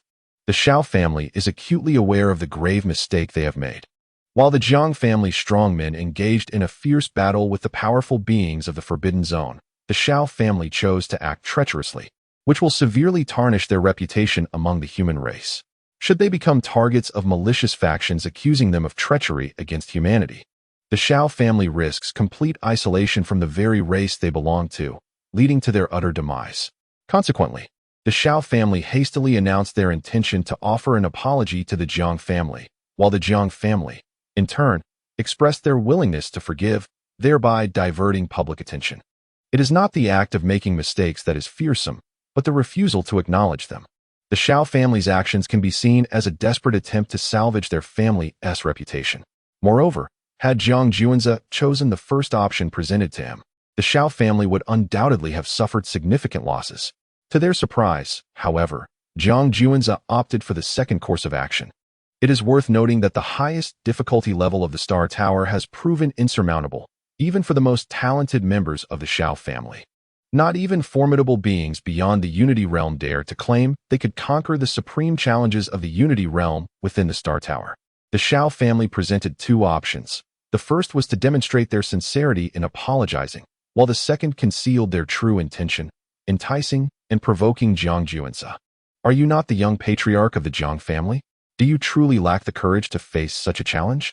Should you prevail, not only will you receive the original rewards, but you may also earn the celestial rewards and a request from the Imperial Shao family, a most enticing temptation indeed. However, should you fail to succeed, the matter of the Shao family's betrayal will be resolved. In such a scenario, the head of the Shao family could simply extend a nonchalant apology, and the incident would be laid to rest, saving them a considerable sum while also enhancing their reputation. Despite Jiang Juan's spectacular performance at the ancient ruins, the members of the Shao family are far more self-assured regarding their own star tower. They firmly believe that no one, not even Jiang Juanza, can conquer the highest difficulty level of their star tower. After all, the Shao family is an imperial lineage, boasting numerous talents within their ranks. Yet none have succeeded in overcoming the most formidable challenges of the star tower. Why should he be any different? As the ancient warship of the Jiang family sailed towards the Shao family of Daluo Star, representatives from various factions had already arrived, eager to witness whether Jiang Juanza could indeed overcome the trials. Meanwhile, the members of the Shao family awaited the arrival of the Jiang family's ancient warship, guided by a middle-aged leader. Soon, amidst the profound darkness of the starry sky, an imposing ancient warship traversed the void, advancing towards Daluo Star with undeniable authority. Adorning its hull was a flamboyant character for Jiang, emanating an aura of supreme pressure that commanded respect and deterred direct gazes. It was the ancient warship of the Jiang family, the Imperial Jiang family. A voice of astonishment echoed through the crowd as the protagonist finally made his entrance. Upon hearing of the expedition to the ancient ruins, Jiang family prodigy Jiang Juanza exhibited an extraordinary performance. Not only did he possess unparalleled strength, surpassing even the progeny of the life-forbidden zone and the Buddha, but he also decisively vanquished a fallen sovereign. Indeed, moreover, after being betrayed by the Shao family, he survived the onslaught of withering death energy and the explosive forces of a decaying ancient star, showcasing an almost terrifying vitality.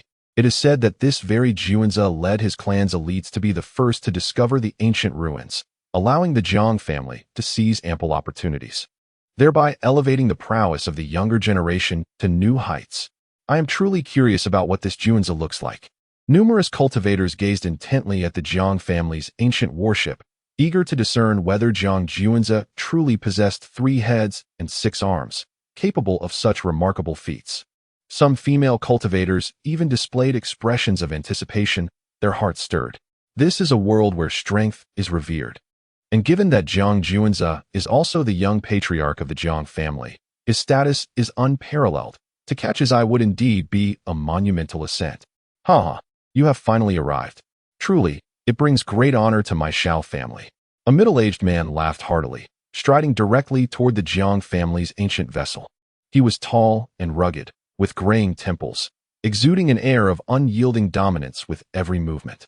He was none other than the current head of the Shao family, Shao Yuanshan. You are too kind, head of Shao.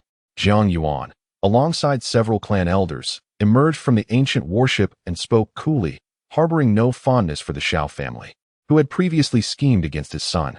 By the way, I wonder about that esteemed Juanza. Shao Yuanshan glanced behind Jiang Yuan and the clan elders, harboring a hint of curiosity about Jiang Juanza. After all, the ability of Jiang Juanza to eliminate Lei Yunting, Fenyinja, and Yuan Hu, the 3 progenies of the life-forbidden zone, was nothing short of remarkable. Senior Shao, Jiang Juanza stepped forward from behind the clan elders, bowing respectfully as a junior. Oh, indeed, the Juanza prodigy is exceptional. Upon seeing Jiang Juanza, Shao Yuanshan's eyes sparkled with admiration. With a tall and graceful stature, a countenance like polished jade, and enveloped in an ethereal glow, he appeared as if a celestial being had descended from the heavens. Particularly striking was Jiang Juanza's physique, taut and robust, seemingly concealing immense power, rivaling that of some ancient ferocious beasts, or even surpassing them.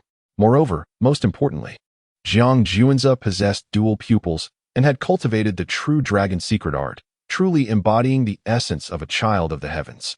No wonder he is hailed as the Jiang family's prodigy. He is indeed extraordinary, with formidable strength, striking beauty, and an unparalleled demeanor. There is no one among those I have encountered who can compare. Indeed, the ability to successively slay the 3 progenies of the life-forbidden zone is sufficient testament to his remarkable nature. A chorus of awe resonated among the strong from various factions regarding Jiang Juanza. However, Some younger disciples who had come merely to broaden their horizons displayed expressions of dissatisfaction and defiance at this moment. In the eyes of others, Jiang Juanzi possesses an exceedingly ordinary appearance, the kind that would render him unnoticeable in a crowd.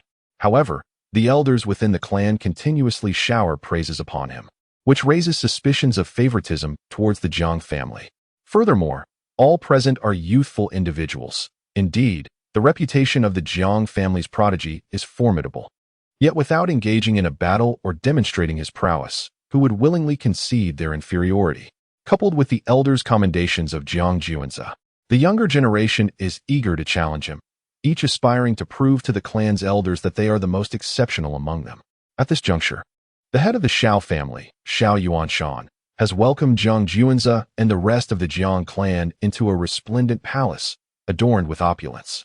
Meanwhile, atop a mountain on the Daluo Star, a youth with a stern countenance sits within a pavilion, his icy gaze fixated on all those entering the palace. Particularly upon seeing Jiang Juanzi, he narrows his eyes, emanating a chilling aura that instills fear. Jiang Juanzi, it is because of you that my sister Heir was cast into the cliff of reflection, subjected to the torturous punishment of being cut by the wind. He seethes. I shall soon witness your strength and ascertain whether you are truly as formidable as they say. With a sharp crack, the youth shatters his teacup, allowing tea to splatter. He is none other than Shao Yenner's elder brother, Shao Cheng. Chapter 68. If you can make my feet move, then you have won. Following the betrayal by the Shao family's Imperial clan, the higher-ups of the Shao family were engulfed in fury. In order to stabilize the clan members, the family head, Shao Yuanshan, despite his deep reluctance, cast Shao Yenner down the cliff of reflection to endure the torturous punishment of wind and slicing. The transgression committed by Shao Yenner was simply too grievous, and her lack of repentance forced Shao Yuanshan's hand. However, this action incited great dissatisfaction in Shao Cheng. Setting aside the facts, was Jiang Juanzi truly blameless? It was entirely reasonable for his sister, Shao Yenner, to confront Jiang Juanzi, especially after Shao Cheng personally visited the cliff of reflection and witnessed his sister's pitiful state. He felt utterly powerless, which only intensified his hatred for Jiang Juanzi. Thus, he vowed to his sister that he would avenge her. With his robes billowing, Shao Cheng soared towards the opulent palace. Inside, adorned with resplendent decorations, the members of the Jiang family took their seats, while Shao Yuanshan offered a few words of apology and assured that such an incident would not recur. At that moment, a figure clad in white, resembling pure snow, entered the palace.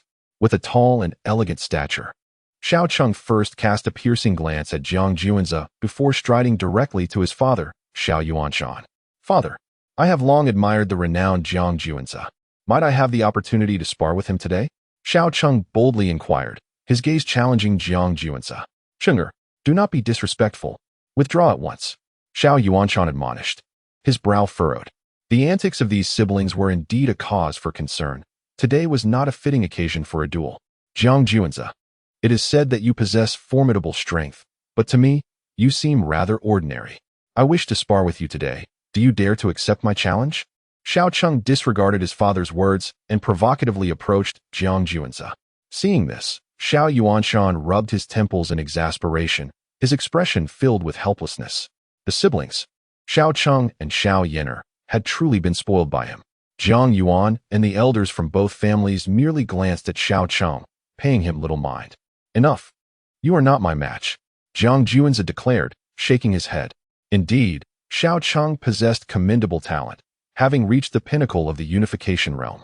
Yet he was merely an average divine son in Jiang Juanzi's eyes. If Jiang Juanzi had been at Shao Cheng's age, he would have undoubtedly attained the harmonization realm.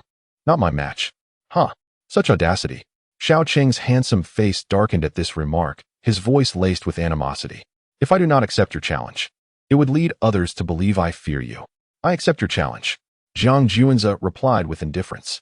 Since this Shao Cheng has come to deliver a slap to his own face, he cannot blame me for being impolite. Very well. I shall await you at the training grounds outside. With that, Shao Cheng turned to leave. Wait. Jiang Juanzi suddenly called out to Shao Cheng. What's the matter? Are you afraid? A mocking expression crossed Shao Cheng's face. It seemed that this Jiang family prodigy, Jiang Juanzi, was not all that impressive. The elders of his family must be losing their discernment, having lauded him to the heavens. It appeared that the future of the Shao family would rest upon my shoulders. Afraid? You misunderstand. I have come to your Shao family solely to challenge the Star Tower. There is no need for such complications. Regardless of the method you employ, as long as you can make my feet move even slightly, you shall be deemed the victor. Jiang Juanzi shook his head and stated, "What did you say? If you can merely make my feet move, that counts as my victory?" Upon hearing this, Shao Cheng's face flushed crimson, and his composure shattered. This Jiang Juanzi was truly overstepping. Who did he think he was? Such blatant disregard for my abilities was intolerable. As Jiang Juanzi's words echoed, Jiang Yuan and the elder members of the Jiang family observed the unfolding drama with great interest. Meanwhile, the Shao family erupted in outrage. How dare this Jiang family prodigy, Jiang Juanzi, belittle our Shao family prodigy, Shao Cheng? Indeed, no matter how astonishing Jiang Juanzi's performance in the ancient relics may have been, does he truly believe that our Shao Cheng lacks the qualification to make him budge? Humph. Such arrogance is insufferable. The expressions of the Shao family members darkened. Even the patriarch Shao Yuanshan wore a grim countenance. He was acutely aware of his son's formidable strength. At the tender age of 25, Shao Cheng had already reached the pinnacle of the unification realm, mere steps away from advancing to the harmonious realm. To call him the foremost prodigy of the Shao family would be an understatement. Yet, he found himself so openly scorned by Jiang Juanzi, which displeased Shao Yuanshan greatly. Did you not seek to challenge me? Then do hurry and make your move. I have no time to waste on you. I still need to conquer the Star Tower, Jiang Juanzi impatiently urged. He regarded Shao Cheng's challenge with utter disdain, perceiving it as a mere waste of his time. These words incited further ire among the Shao family, causing them to grit their teeth in anger. Brother Shao, defeat him. Show him the might of the Shao family. Exactly. This Jiang family prodigy is far too arrogant. Let him feel our power. Jiang Juanzi's arrogance had provoked a wave of indignation among the younger members of the Shao family, who had initially come merely to observe. Very well. Since you are so brazenly arrogant, do not blame me for being ungracious. At this moment, Shao Cheng was the embodiment of the Shao family's aspirations. With his declaration, he struck out a hand towards Jiang Juanzi. The celestial extermination palm, one of the exquisite martial arts of the illustrious Shao clan, possesses immeasurable power, capable of effortlessly shattering mountains. However, when this formidable strike landed upon Jiang Juanzi, Shao Cheng felt as though he had struck a block of phoenix blood celestial gold. A resounding thud echoed. Shao Cheng's expression shifted dramatically as he hastily withdrew his hand, concealing it within the ample folds of his robe, his countenance reflecting astonishment as he gazed at Jiang Juanzi. How incredibly resilient. Is this truly a human physique? It rivals the formidable bodies of ancient beasts such as the Swanee and the golden-winged Great Pong. The hand that had struck Jiang Juanzi throbbed in agony, trembling, with bones already fractured. He could hardly fathom that, despite launching an attack against Jiang Juanzi, it was he who sustained the injury. Is this your strike? It feels as feeble as that of a woman. Jiang Juanzi regarded Shao Cheng with surprise. Is this truly the attack of the Shao clan's scion? How utterly infuriating. Continue to strike him, Shao Cheng. Indeed, hasten your assault. Let him grasp the extent of your prowess. Before Shao Cheng could utter another word, the younger generation of the Shao clan erupted in further taunts. Only the clan patriarch, Shao Yuanshan, along with several elders, furrowed their brows in contemplation. While the youthful members were oblivious, the elders discerned the truth. Shao Cheng had inadvertently injured himself in his attempt to strike Jiang Juanzi. Chapter 69. The Carefree 7 Absolute Swords. Indeed, I am not a madman. How are you, my son? Shao Yuanshan furrowed his brow, his heart sinking into despair. It was evident that Jiang Juanzi, the scion of the Jiang family, was extraordinary. Merely standing still, he had already injured his son Shao Cheng's palm. A flicker of worry crossed Shao Yuanshan's face. After years of meticulous cultivation, could his son truly lack the capability to challenge the Jiang family's prodigy? He quickly dismissed this thought, for he firmly believed that Shao Cheng would not bring shame upon the Shao family. Father, I am perfectly fine. Under the watchful eyes of the crowd, how could Shao Cheng possibly admit to any weakness? Such a confession would surely invite ridicule. It was humiliating enough that he had aimed to strike Jiang Juanzi, but had instead sustained injury himself. How would others perceive him henceforth? Jiang Juanzi, You indeed possess considerable skill. That last strike was merely a test of your abilities. Prepare yourself for my family's ultimate sword technique, the carefree 7 absolute swords. Xiao Cheng declared, his expression a mixture of gravity and indignation, ignited by the fact that Jiang Juanzi had yet to regard him with anything but disdain. This blatant contempt fueled Xiao Cheng's fury. Come on then, Jiang Juanzi urged, his tone dismissive. The carefree 7 absolute swords. Xiao Cheng grasped the air, and a 3-foot azure blade materialized in his hand. With a fierce shout, a torrent of sword intent erupted from his being, akin to a deity of swords dancing gracefully yet with lethal precision. However, in the midst of his attack, this sword was merciless, severing the very essence of life with its unparalleled sharpness. First absolute. Whoosh.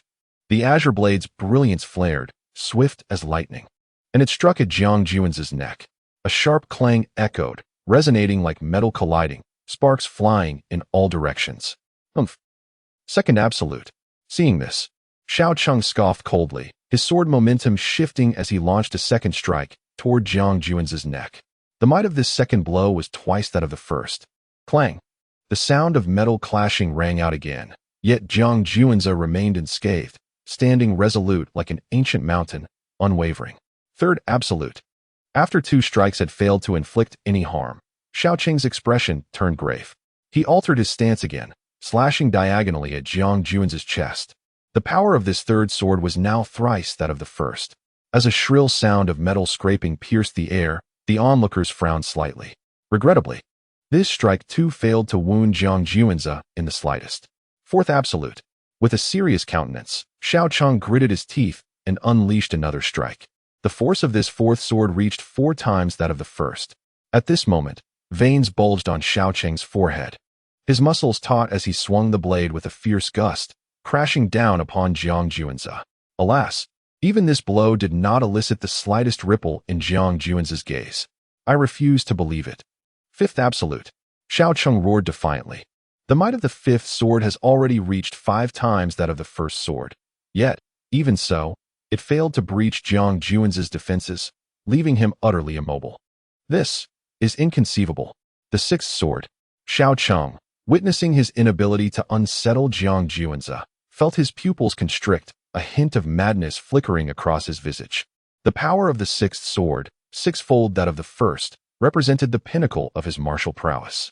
As the sixth sword was unleashed, the void itself seemed to tear as the sword aura surged forth, aiming directly at Jiang Juanzi. In the next moment, an astonishing scene unfolded. Jiang Juanzi slowly raised his hand, extending 2 fingers to effortlessly clamp down on Xiao Ran's sixth sword.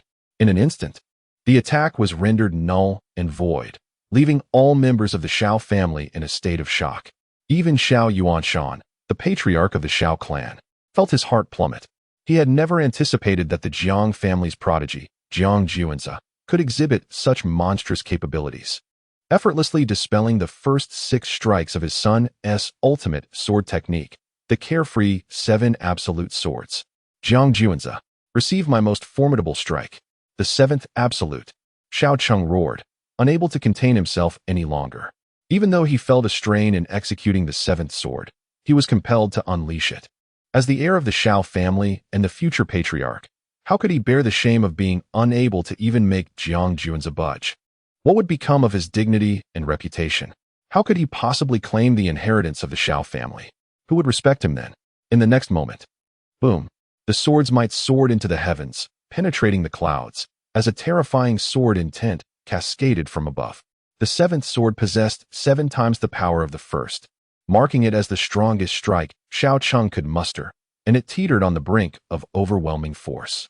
Even Jiang Yuan and the esteemed elders of the Jiang family, who had unwavering confidence in Jiang Juanzi, furrowed their brows, a flicker of concern crossing their eyes. This strike had reached the level of a full-force blow from a practitioner of the harmonious path.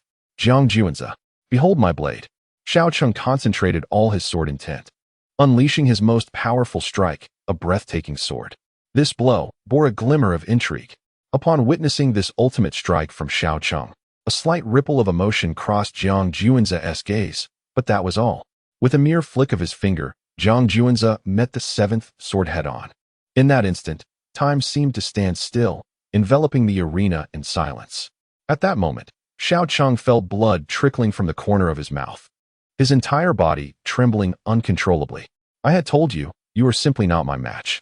This was a genuinely sincere statement, yet you deemed me arrogant. In truth, I am not arrogant.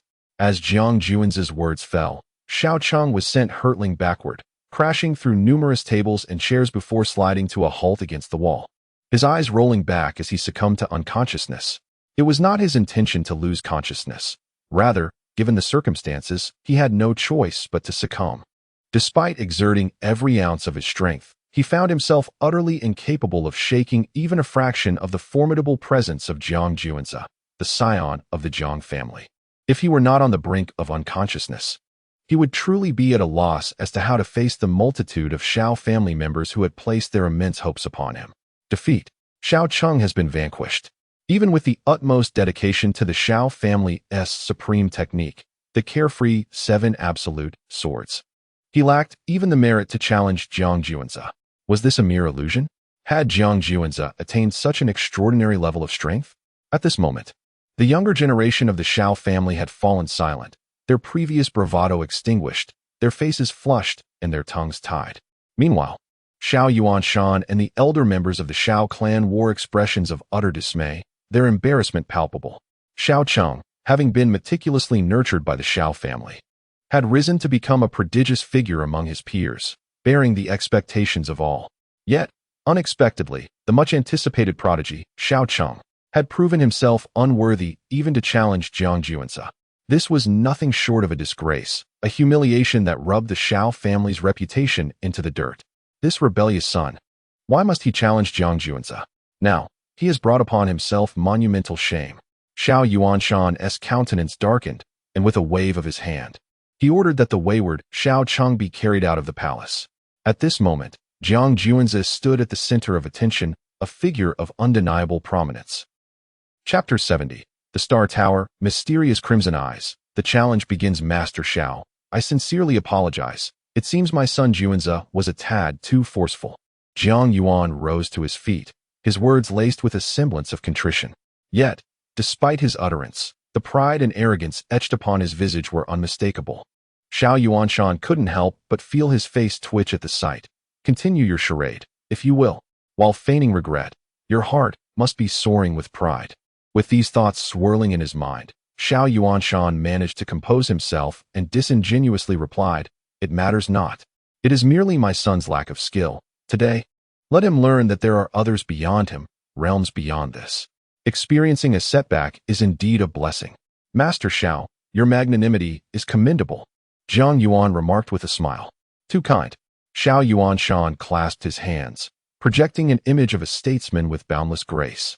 Even as his heart simmered with frustration at his wayward son, everything was proceeding smoothly. After all, it was the Xiao family that had acted inappropriately. Once Jiang's prodigy Juanzi ascended the tower, this matter would be resolved. Yet, it was precisely at this juncture that Xiao Cheng had unexpectedly emerged to challenge Jiang Juanzi, resulting in the current predicament. Truly, it was a case of mischief overshadowing merit. Master Xiao, having exchanged pleasantries, shall we proceed to the Star Tower? Jiang Yuan inquired candidly. Certainly. Please, follow me. Xiao Yuanshan seized the opportunity to shift the focus entirely onto Jiang Juanzi's impending challenge at the tower. Soon, he led the throng of Jiang family members forth. After a fragrant incense had burned down, a towering edifice, piercing the clouds, revealed itself before their eyes. The Star Tower, a treasured relic retrieved by the Xiao family's emperor from a realm steeped in mystery, stood grand and magnificent, eclipsing mountains and enveloped by clouds, stirring profound awe within the heart. It exuded an ancient and weathered aura, as if it had endured the trials of countless millennia. Adorning the tower's surface were various ancient engravings, some depicting objects, others landscapes, each shrouded in an air of divine enigma. Even Jiang Yuan and the venerable elders of the Jiang family, upon beholding the Star Tower, could not suppress a feeling of reverence, as if they were in the presence of a supreme human emperor. Esteemed guests, behold the Star Tower. As he observed the astonished expressions of the Jiang family, Xiao Yuanshan felt a semblance of his lost dignity returning.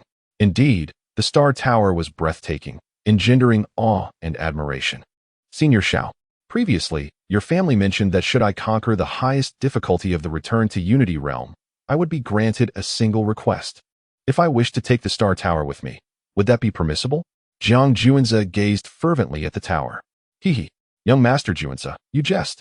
The Star Tower is a priceless treasure of the Shao family. I fear that such a request cannot be fulfilled. Upon hearing Jiang Juanzi's words, Shao Yuanshan's countenance twitched, concealing a trace of disdain in his eyes. The Star Tower is the treasured possession of the Shao family, simultaneously embodying the fate of their lineage. To think one could abscond with the Star Tower? Not even you, Jiang Juanzi, can accomplish such a feat, let alone the most formidable ancestor of the Jiang clan. Oh, what a pity. Jiang Juanzi shook his head in disappointment, sighing. The other members of the Shao family were seething, eager to confront Jiang Juanzi. How excessively confident he was. He hadn't even faced the first challenge, yet boldly inquired about the possibility of taking the Star Tower, completely disregarding the formidable nature of the highest difficulty in the realm of Unity. Moreover, the Star Tower is a sacred relic of the Shao family. How could it be something he covets? Once he enters the Star Tower and confronts the peak challenge of Unity, he will surely regret his arrogance. The Shao family members cast menacing glances at Jiang Juanzi, their faces alight with anticipation. They could hardly wait for him to enter the Star Tower and face defeat, eager for him to learn the true measure of the heavens and the earth. Juanzi, please proceed. Shao Yuanshan spoke no further, inwardly wishing to see Jiang Juanzi humbled. Did he really believe that anyone could conquer the highest difficulty of the Star Tower? Even if one were extraordinarily gifted, surpassing the likes of the divine sons Lei Yunting, Fenyan Pa, and Yuan Hu, what of it? The challenge of the Star Tower's highest difficulty is beyond mere imagination. The confidence he exhibits now will only lead to his utter disarray later. It is imperative to diminish Jiang Juanzi's pride. Juanzi, be cautious. Jiang Yuan and the elders of the clan stared intently at Jiang Juanzi, their eyes filled with encouragement and support. Success would be splendid, but failure would not be a cause for concern. It would merely serve as a trial. Yes, father. Esteemed elders, have no worries. Witness how I shall conquer the highest difficulty of the Star Tower. With determination, Jiang Juanzi stepped into the Star Tower without hesitation. As he crossed the threshold, the environment shifted dramatically, as if he were soaring through a cosmic expanse, the vast sea of stars unfolding before him. Simultaneously, he beheld the endless chaotic mists beyond the celestial realm, an area steeped in profound mystery, where even the Supreme might not return unscathed. Suddenly, within the shrouded chaos, he spotted an eerie crimson eye. This bizarre eye was larger than any star, and as its red light swept across the mists, they surged violently. At the moment Jiang Juanzi noticed this strange eye, it too became aware of him. With a flash, a beam of crimson light, seemingly traversing countless star rivers and epochs, hurtled towards Jiang Juanzi, the terrifying power shaking the very fabric of the universe, threatening to shatter it. Jiang Juanzi's pupils constricted, should he be caught in that red beam. His demise was assured. Then, a sudden illumination graced his vision, and he found himself standing on a fertile expanse of grassland. As if the previous experience of traversing the cosmic realm and the attack from the eerie crimson eye had merely been an illusion. Was this a deliberate show of intimidation by the Shao family, or was it indeed real? Jiang Juanzi endeavored to calm his turbulent emotions, his expression grave. The experience I just underwent was exceedingly vivid, particularly that eerie crimson-eyed figure, which, upon laying eyes on me, seemed intent on my annihilation. However, it is more plausible that this was merely a show of force from the Shao family. At that moment, a melodious and clear female voice suddenly rang out. Belonging to the spirit of the Starry Tower, Challenger Jiang Juanzi, you are about to face the highest difficulty level of the Unity realm. Are you prepared? Such a treasure as the Starry Tower has long since attained sentience. I am ready, but I have a question for you. Jiang Juanzi replied. The tower spirit refuses to answer any inquiries. After a stick of incense, the challenge will officially commence. The haughty words of the tower's spirit echoed, disregarding Jiang Juanzi entirely. How very prideful. Is my cultivation too lacking for you to consider me? Jiang Juanzi chuckled and shook his head, choosing not to elaborate further. He utilized this final moment to elevate his spirit and energy to their apex. After a stick of incense, The challenge officially begins. If you find yourself unable to continue, please concede in a timely manner, or you may face life-threatening danger. The tower spirit's voice concluded, and the challenge commenced in earnest. Soon, a figure clad entirely in black iron armor appeared before Jiang Juanzi, exuding an unmistakable aura of the early stages of the Unity Realm. A black-armored individual at the early Unity Realm? Is this truly the highest difficulty level? Jiang Juanzi furrowed his brow as this thought first emerged. Suddenly, a multitude of black-armored figures materialized, densely packed, numbering at least 10,000. Chapter 71. The Anxious Weight of the Jiang and Shao Families. What is the outcome? 10,000 initial stage warriors clad in black armor. Truly, the pinnacle of difficulty at the Star Tower. Upon witnessing this, Jiang Juanzi raised an eyebrow, a hint of astonishment crossing his features. Were it any other practitioner at the initial stage of the harmonization realm, the sight would likely plunge them into despair. To confront 10,000 adversaries of equal rank single-handedly is no mere jest. Yet for Jiang Juanzi, these initial stage black-armored warriors posed no threat whatsoever. Endowed with the celestial dominance body, one of the top 10 formidable physiques among the 3,000 bodies, ordinary initial stage beings lacked the capability to breach his defenses. Should they fail to penetrate Jiang Juanzi's defenses, they were destined to be crushed under his overwhelming might. In the next moment, Jiang Juanzi surged forth like an ancient relic, clashing fiercely with the 10,000 black-armored warriors amidst the roaring winds and thunder. The sounds of impact echoed like thunderclaps. Jiang Juanzi transformed into a young dragon, plunging into a herd of sheep. In mere moments, hundreds of black-armored warriors were sent flying. Despite their most formidable efforts, they could inflict no harm upon him.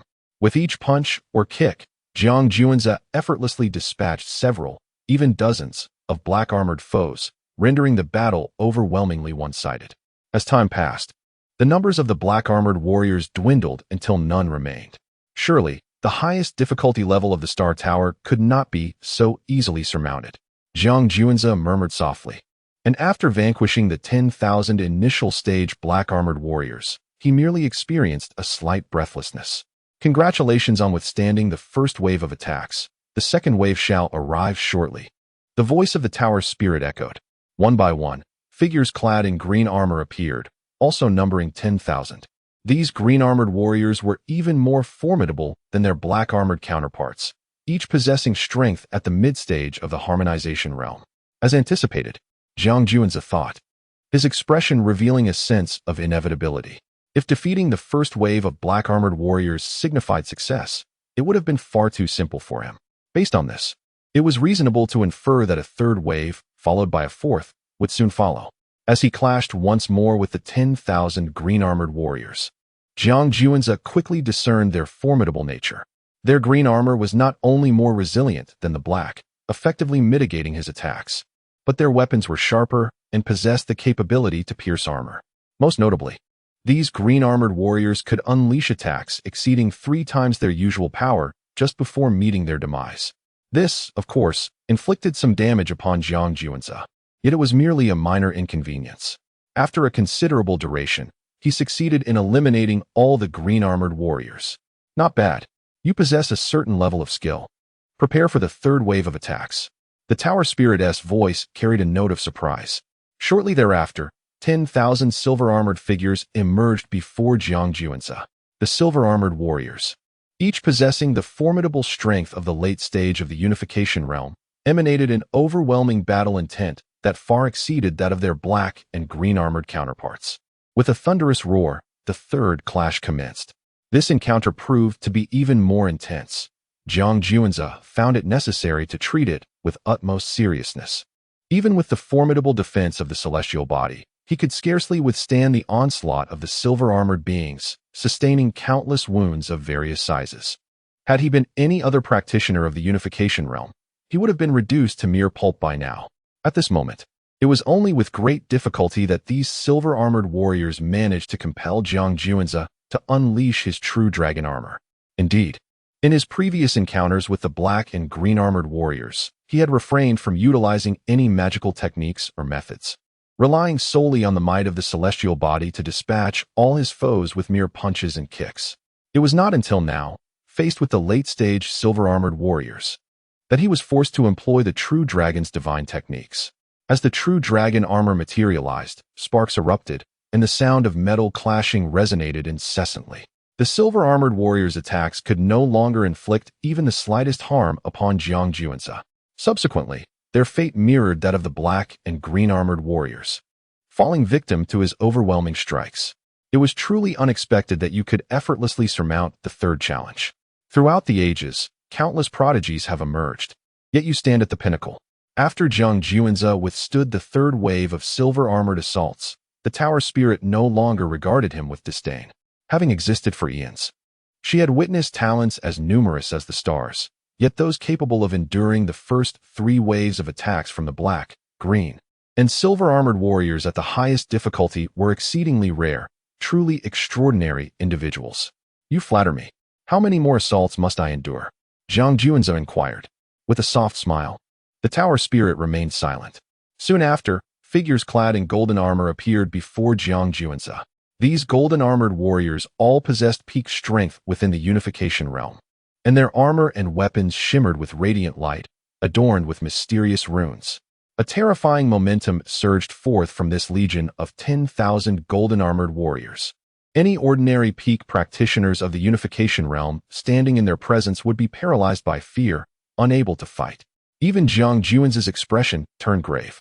10,000 beings of the same realm and caliber, each adorned with precious armor and wielding exquisite blades.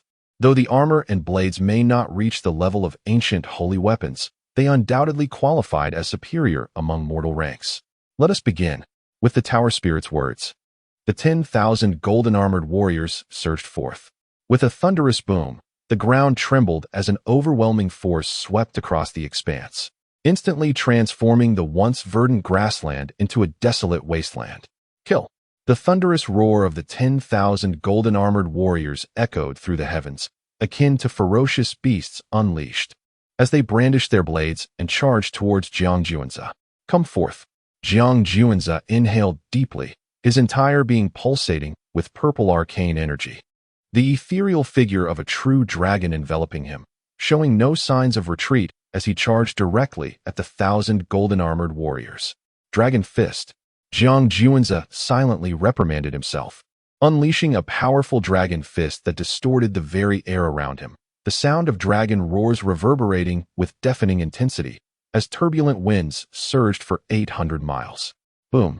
This singular dragon fist sent 85 golden-armored warriors hurtling through the air, their bodies contorting grotesquely, blood gushing forth. However, these 85 warriors did not succumb to death. Rising from the ground, they once again lunged at Jiang Juanzi, resembling emotionless beasts, fearlessly undeterred by their own injuries.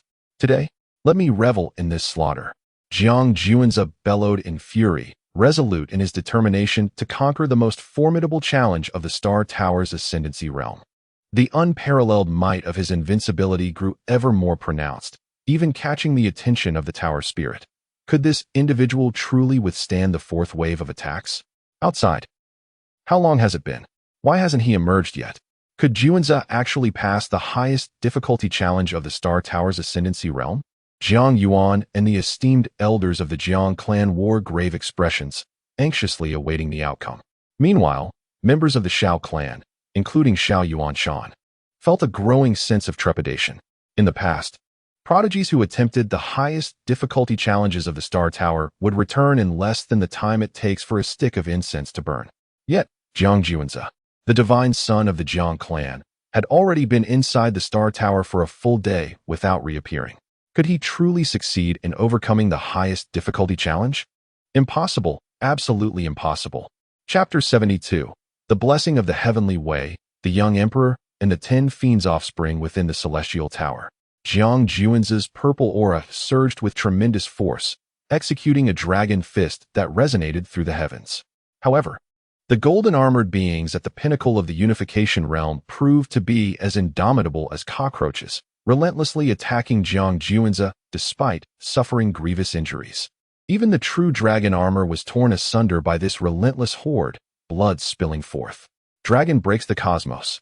Jiang Juanzi bellowed, and in an instant, a phantom of a true dragon enveloped him, its majestic energy soaring to the skies, as if it aimed to sever the heavens above. With a sweeping motion of the dragon's form, the ground was drenched in the blood of the golden-armored beings. Die! Jiang Juanzi roared, unleashing another powerful kick, emanating an overwhelming aura akin to a deity or a fierce dragon awakening, determined to conquer all directions.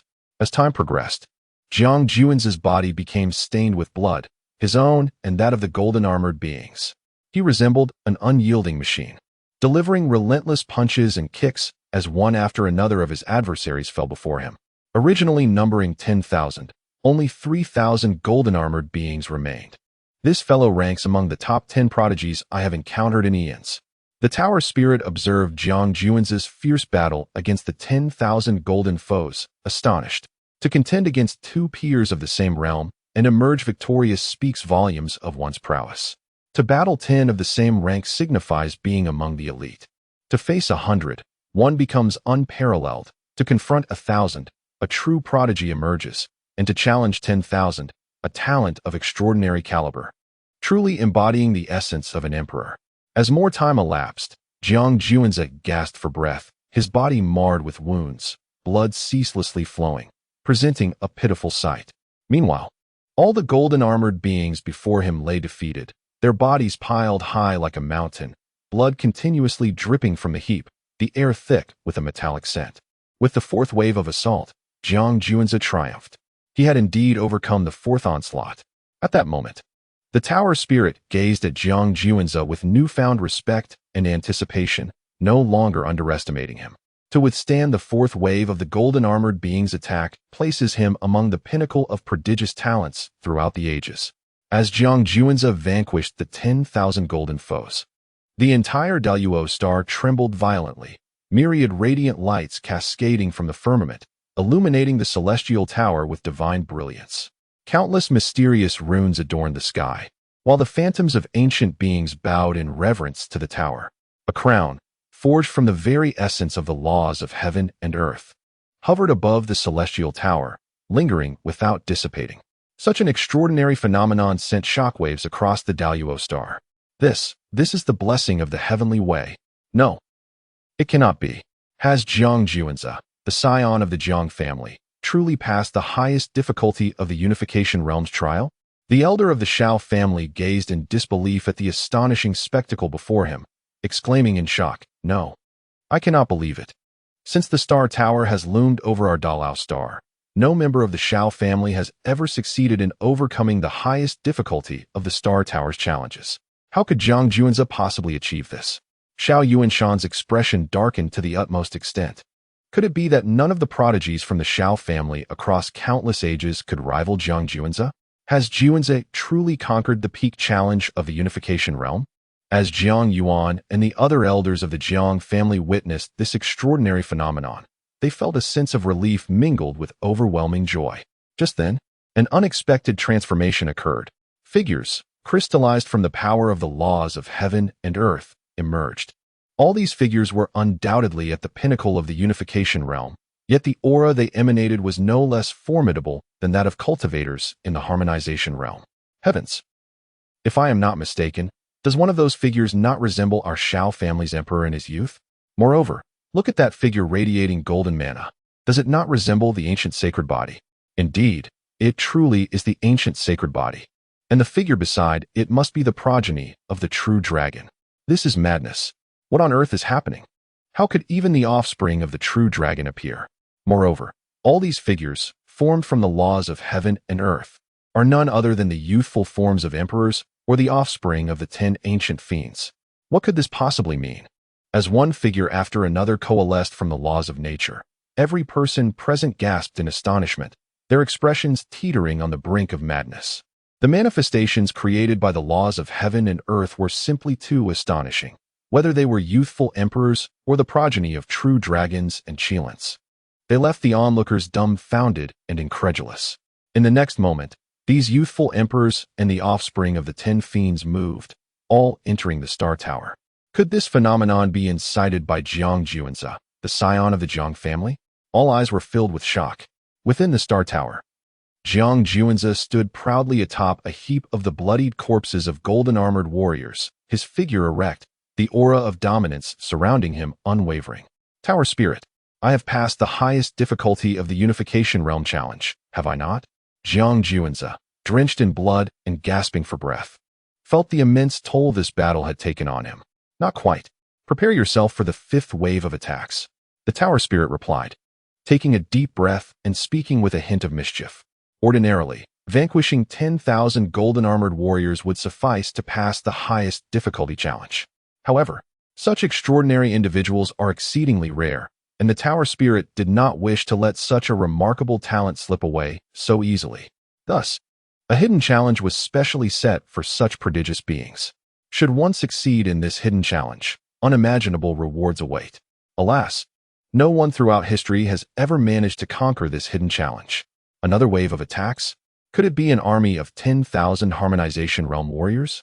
As Jiang Juanzi contemplated this, his expression darkened to an even greater extent.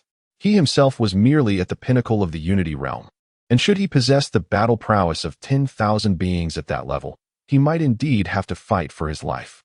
At that moment, a figure, forged from the very essence of the laws of heaven and earth, materialized before Jiang Juanzi's eyes.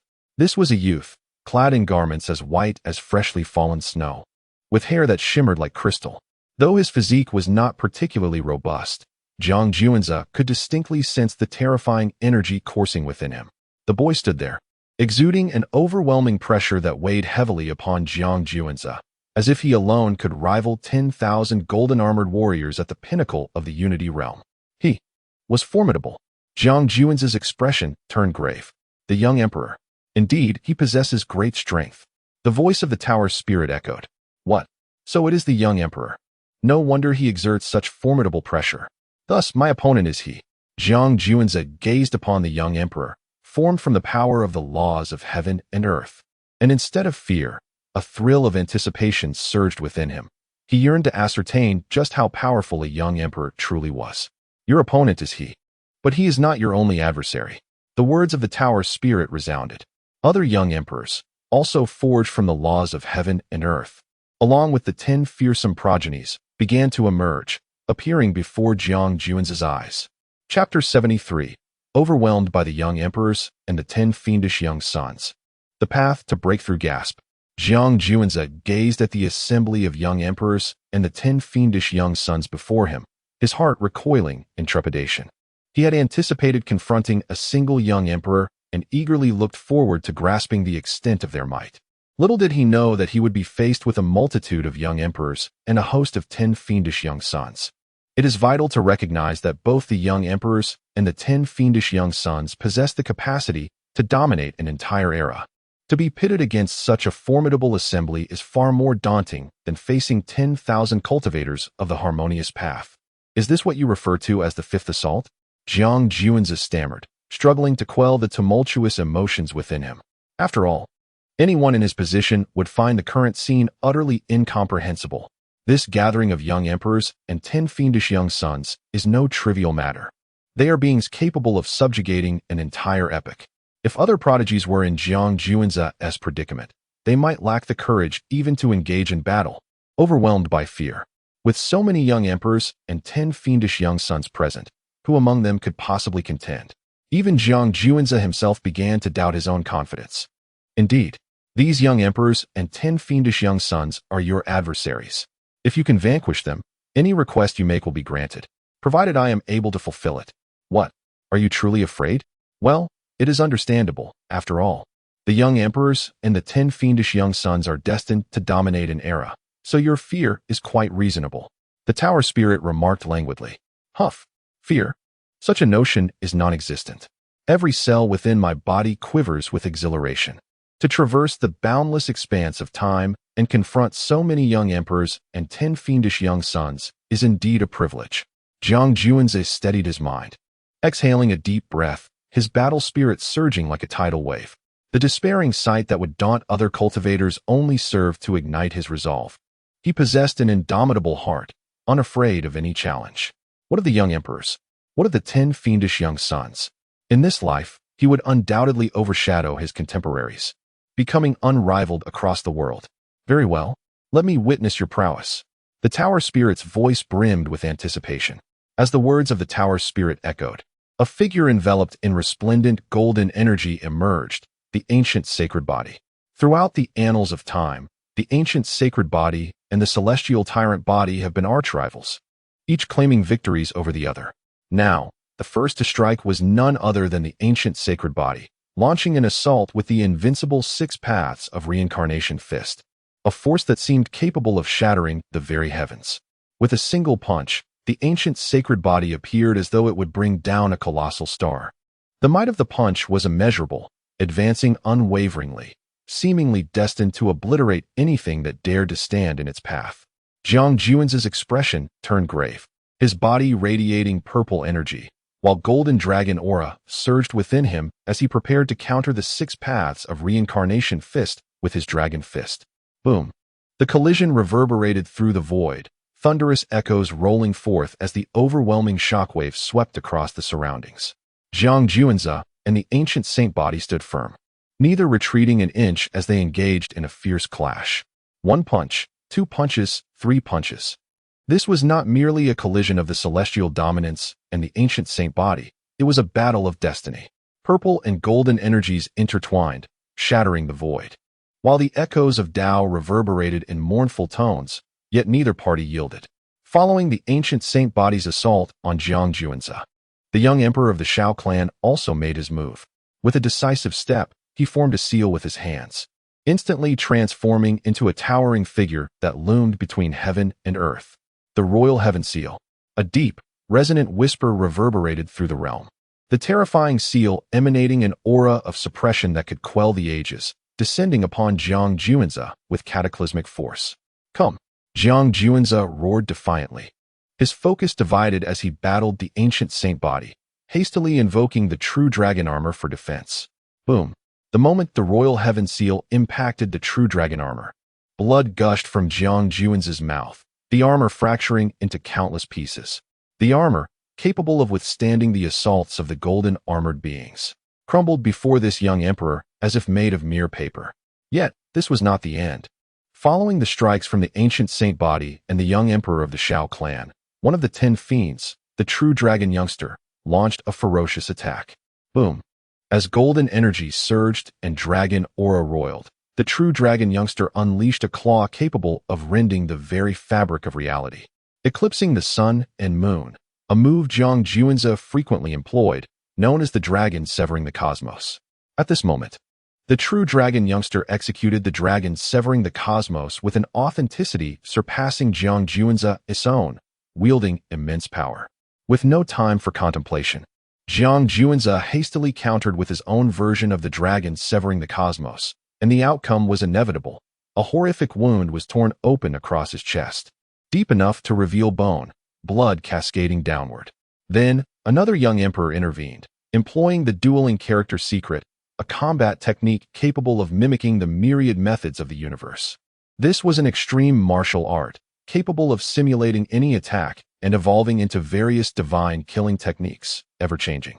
With the highest mastery able to conjure imperial weapons of the utmost caliber. Such prodigies, Jiang Juanza inwardly cursed, having been severely battered in this initial confrontation. However, he harbored no thoughts of surrender. Instead, his resolve surged even higher, for he had discerned a path to break the impasse. These young emperors and the 10 fiends, forged from the very rules of heaven and earth, were indeed formidable to the pinnacle. Yet, they were not the true embodiments of their power. Rather, their techniques and spells were inscribed and recorded by the heavens as they executed their moves. In other words, the techniques and methods they employed were all fixed, presenting Jiang Juanza with an opportunity to find a way out. Otherwise, facing so many young emperors and 10 fiends, no one would stand a chance. Now, Jiang Juanza's task was to adapt to the techniques and methods of these young emperors and 10 fiends. Although the process was fraught with peril, as these techniques bore the immense strength of the young emperors and 10 fiends, he was determined to meet the challenge head-on. For Jiang Juanza, this was indeed an opportunity that allowed him to deepen his understanding of the myriad laws, thereby enhancing his combat experience. As the echoes of battle reverberated, though Jiang Juanza had discovered a method to counteract his opponents, adapting to the techniques and strategies of the young emperors and the 10 fearsome progenies was no simple feat. Were it not for Jiang Juan's possession of the character secret, he would have been utterly vanquished by the relentless onslaught of the young emperors and the 10 fearsome progenies. As time gradually passed, the beleaguered Jiang Juanza finally acclimated to the combat styles and arcane arts of his youthful adversaries, enabling him to mount a counterattack. The tower spirit had not misjudged him. Observing Jiang Juan's transformation from a defenseless target of their collective assault to a contender capable of stalemating the young emperors and the 10 fearsome progenies, the spirit's gaze grew increasingly luminous. After all, throughout the ages, it had never witnessed anyone withstand the might of the young emperors and the 10 fearsome progenies to such an extent. With each successive invocation of the character secret, Jiang Juanza ultimately mastered the patterns of attack employed by these young emperors and progenies. At last, the moment for retaliation had arrived. Chapter 74, Successful Breakthrough. Contemplating the Star Tower, although these young emperors and the 10 fiendish offspring possess formidable strength, they are ultimately not their true selves. Whether employing precious techniques or other maneuvers, their methods remain fixed. Thus, once one grasps their patterns, one can dismantle their strategies. However, discerning the intricacies of the techniques wielded by the young emperors and the 10 fiendish offspring is no trivial task. Were it not for Jiang Juan's mastery of the character secret healing technique, he might have perished countless times over, missing the opportunity to understand the attack patterns of these formidable foes. Within the Star Tower, the fierce battles raged on. After discerning the attack patterns of the young emperors and the 10 fiendish offspring, Jiang Juanza fought with increasing ease. His spirit was wholly absorbed in this state of combat. Throughout history, how many have had the privilege to engage in battle with so many young emperors and the 10 fiendish offspring? Although Jiang Juanza did not wield their precious techniques, he had gained profound insight into them. Should he encounter these techniques again, he would face them with calm confidence. Ancient sacred body, vanish. Jiang Juanza commanded, delivering a dragon fist that pierced through the chest of the ancient sacred body. Through this battle, Jiang Juanza came to understand the formidable nature of the ancient sacred body, rivaling the celestial dominance body in strength. Should he meet the true embodiment of the ancient sacred body, it might lead to a cataclysmic clash. True dragon offspring, you shall also disappear, Jiang Juanza exclaimed. For the first time, he had clashed with the true dragon offspring using the dragon severing the universe technique and faced defeat. Yet this time, he transformed into a true dragon, his claws capable of rending the heavens. With the dragon severing the universe technique, he tore the true dragon offspring asunder, reducing it to glimmers of light that dissipated into the cosmos. And to all the young emperors, I, Jiang Juanza, shall send you on your way. His hair danced wildly, his physique robust as he fought with fervor. One young emperor after another fell before Jiang Juanza, transforming into radiant specks of light that vanished into the ether. Ultimately, Jiang Juanza stood proudly upon the shattered ground, his fierce and domineering gaze fixed upon the towering spirit of the tower. Have I passed the highest difficulty level? He inquired, his voice deep and thunderous, coupled with the terrifying might he had displayed in banishing the young emperors and 10 fiendish offspring. He seemed to tower as high as the heavens, a figure both demonic and divine. Congratulations. You are the first to conquer the highest difficulty level in the annals of time. The voice of the tower's spirit brimmed with affirmation and admiration for Jiang Juanza. I recall you stating that should I conquer the highest difficulty level, you would fulfill any request of mine, correct? Jiang Juanza asked.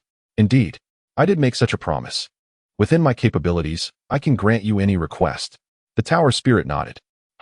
What if I were to ask you to accompany me? Would you consent? A radiant smile illuminated Jiang Juanza's face. This star tower was undoubtedly an unfathomable treasure, its rank perhaps surpassing that of the supreme Imperial weapons. Well, I can agree to that. The tower spirit pondered for a long while before slowly responding, for she had been awaiting this very statement from Jiang Juanza.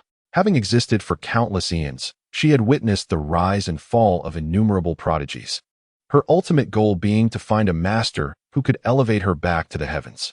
Regrettably, after wading through endless epochs, she had yet to find a suitable candidate until Jiang Juanza triumphed over 10,000 golden-armored warriors, finally capturing the tower spirit's attention. Ultimately, Jiang Juanza navigated the hidden challenges set by the tower spirit, becoming the first in countless ages to eliminate several nascent emperors and 10 ferocious progenies. Only an extraordinary talent such as his would be worthy of becoming her master. However, Zhang Juanze was still too weak at present, his realm far too low. While she could accompany him, the matter of recognizing him as her master would have to wait until he truly ascended, lest he face peril. Good. Upon hearing that the Star Tower could accompany him, Zhang Juanze's eyes sparkled momentarily, only to furrow his brow again. But what if the Shao family does not permit your departure? The Shao family? Huh. I share a modicum of rapport with their emperor. And at that time, during the dark turmoil, I agreed to safeguard the Shao family for a millennium, allowing his descendants to enter the tower for training. Yet, more than a millennium has long passed, and I have nowhere to go. Thus I temporarily took refuge on Deluo Star. If I wish to leave, what right does the Shao family have to stop me? The tower spirit scoffed. Even though the Shao family belonged to the Imperial lineage, it mattered not. If she wished to depart, none could hinder her. I see. Zhang Juanze nodded. Although the Star Tower stood upon Deluo Star, it did not belong to the Shao family. It was merely that the emperor of the Shao family had maintained a relationship with the Star Tower and had made an agreement during his lifetime. Now, that agreement had long been surpassed by countless epochs, and the Star Tower indeed had no obligation to remain. Moreover, according to the rules, having successfully conquered the highest difficulty level, he was entitled to either an unparalleled Imperial weapon or a potion of immortality. Speak up. Do you desire the unparalleled Imperial weapon or the potion of immortality? The tower spirit inquired again. In the realm of the celestial world, she could easily stand in for the heavenly Tao and bestow divine rewards. An unparalleled Imperial weapon or a potion of immortality. Zhang Juanze wished to exclaim that he desired both, yet one could not have both fish and bear's paw. He could only choose one, which put him in a quandary. In truth, whether it was the unparalleled Imperial weapon or the potion of immortality, Zhang Juanze currently had no practical use for either. If he chose the unparalleled Imperial weapon, his peak strength was merely at the Unity realm, rendering him incapable of unleashing even a fraction of its formidable power. Furthermore, the unparalleled Imperial weapon was a treasure wielded by emperors, exceedingly rare among all factions. If the life forbidden zones or similar powers were to learn that Zhang Juanze, the scion of the Jiang family, possessed such a weapon, it would be akin to tossing a mountain of gold into a crowd. They would surely go mad in their desire to seize it. As for the elixir of immortality, its potency is so formidable that it can grant a peerless warrior the chance to live again. However, Zhang Juanze is still not yet 20 years old, with a long lifespan ahead of him, rendering it unnecessary for the time being. Thus, whether he chooses the supreme Imperial weapon or the elixir of immortality, both options would enhance the foundation of his family. The stronger the family, the higher his standing in the celestial realm. May I inquire with the clan elder before making a decision? Zhang Juanze pondered for a moment before asking. Certainly. With the spirit of the tower's words, Zhang Juanze was immediately transported out of the Star Tower. Meanwhile, all those outside had been eagerly awaiting, eager to discover whether Zhang Juanze had indeed succeeded in overcoming the most formidable challenge. He has emerged. Juanze has come out. Zhang Yuan and the clan elders looked at Zhang Juanze as he exited the Star Tower, their excitement palpable. They were desperate to know whether Zhang Juanze had conceded defeat and left the Star Tower, or if he had truly triumphed over the highest level of difficulty before departing. He must not have succeeded. He must not have succeeded. The members of the Shao family, led by Shao Yuanshan, clenched their fists, fervently praying that Zhang Juanze had failed. Chapter 75. A Jest, Refusing the Blessing of Fate. Father. Esteemed elders, as Zhang Juanze emerged from the Celestial Tower, he was met with the expectant gazes of his father, Zhang Yuan, and the clan elders. Zhang Juanze's eyes darted, and he instantly donned a facade of disappointment. Juanze, did you fail to conquer the most arduous challenge? Zhang Yuan and the assembly of elders felt a heaviness in their hearts as they beheld Zhang Juanze's crestfallen expression. Zhang Juanze remained silent, letting out a sigh instead. Juanze, do not be disheartened. Failing is a mere trifle. Zhang Yuan stepped forward and patted his shoulder, offering words of encouragement. Indeed, the Celestial Tower has stood for generations within the Shao clan. Yet not a single soul from our lineage has triumphed over its most formidable challenge. Precisely. Failing is insignificant. Do not let it dismay you. Life is seldom a smooth sail. One must inevitably encounter minor tribulations. The clan elders did not cast blame upon Jiang Juanzi. After all, had he opted for the first, less perilous choice, he would have secured 10 life planets and countless precious source stones without a hitch. Yet, Jiang Juanzi chose to take a risk with the second option, only to fail and lose both the 10 life planets and the precious source stones, a cost that, even for an Imperial clan, was substantial. Nevertheless, the elders consoled him, for in their hearts, the worth of 10 life planets and countless precious source stones paled in comparison to Jiang Juanzi himself. Ha ha ha, I told you he could not prevail. Look, he has indeed failed. Indeed, for countless ages, no one from the Shao clan has ever conquered the highest difficulty of the Celestial Tower. What does it matter how formidable Jiang Juanzi may be? He, too, shall falter. Exactly. Did he genuinely believe he could breeze through the highest difficulty of the Celestial Tower? Surviving is already a stroke of luck. In stark contrast to the Jiang clan's reaction, the Shao clan erupted in cheer and derision upon witnessing Jiang Juanzi's dejected departure from the Celestial Tower. After all, had he succeeded in overcoming the tower's highest challenge, it would have been a resounding slap in the face to the Shao clan. The Celestial Tower had stood for countless epochs. Yet not a single member of the Shao clan had ever bested its ultimate trial. If Jiang Juanzi were to succeed, it would imply that the prodigies of the Shao clan throughout the ages were eclipsed by him. Fortunately, Jiang Juanzi had not triumphed over the Celestial Tower's highest difficulty. Otherwise, the Shao clan would not only have suffered a loss of dignity, but also faced the exorbitant price of 10 life planets and countless precious source stones. Young Juanzi, do you now comprehend the true difficulty of the Celestial Tower's highest challenge? After all, throughout endless years, no one from the Shao clan has ever succeeded, which speaks volumes of its formidable nature. Let today serve as a lesson. Shao Yuanshan approached Jiang Juanzi, feigning a heavy heart and appearing to empathize with Jiang Juanzi's failure to conquer the highest difficulty level of the Star Tower. However, beneath this facade, he was elated. Jiang Juanzi's inability to surpass the daunting challenge not only preserved the honor of the Shao family, but also spared them from the dire consequences of compensating 10 life planets and millions of precious source stones. Thus, the long-standing feud between the Shao and Jiang families was dissolved. Soon enough, he would casually offer an insincere apology, allowing the betrayal to fade into oblivion. This thought alone filled him with joy. I did not pass the highest difficulty level of the Star Tower. I assume Elder Shao is quite pleased. Jiang Juanzi mused, observing the barely concealed delight on Shao Yuanshan's face, finding the situation rather amusing. His original intent was merely to jest with his father and the clan elders, yet the Shao family seemed genuinely pleased. What would Shao Yuanshan and his kin think when the spirit of the Star Tower announced that he had indeed conquered the highest difficulty level? As the Shao family reveled in their self-satisfaction, hurling taunts at Jiang Juanzi, the Star Tower trembled, a majestic aura radiating an air of supremacy that silenced the entire Daluo star in an instant. What was happening? All eyes turned towards the Star Tower.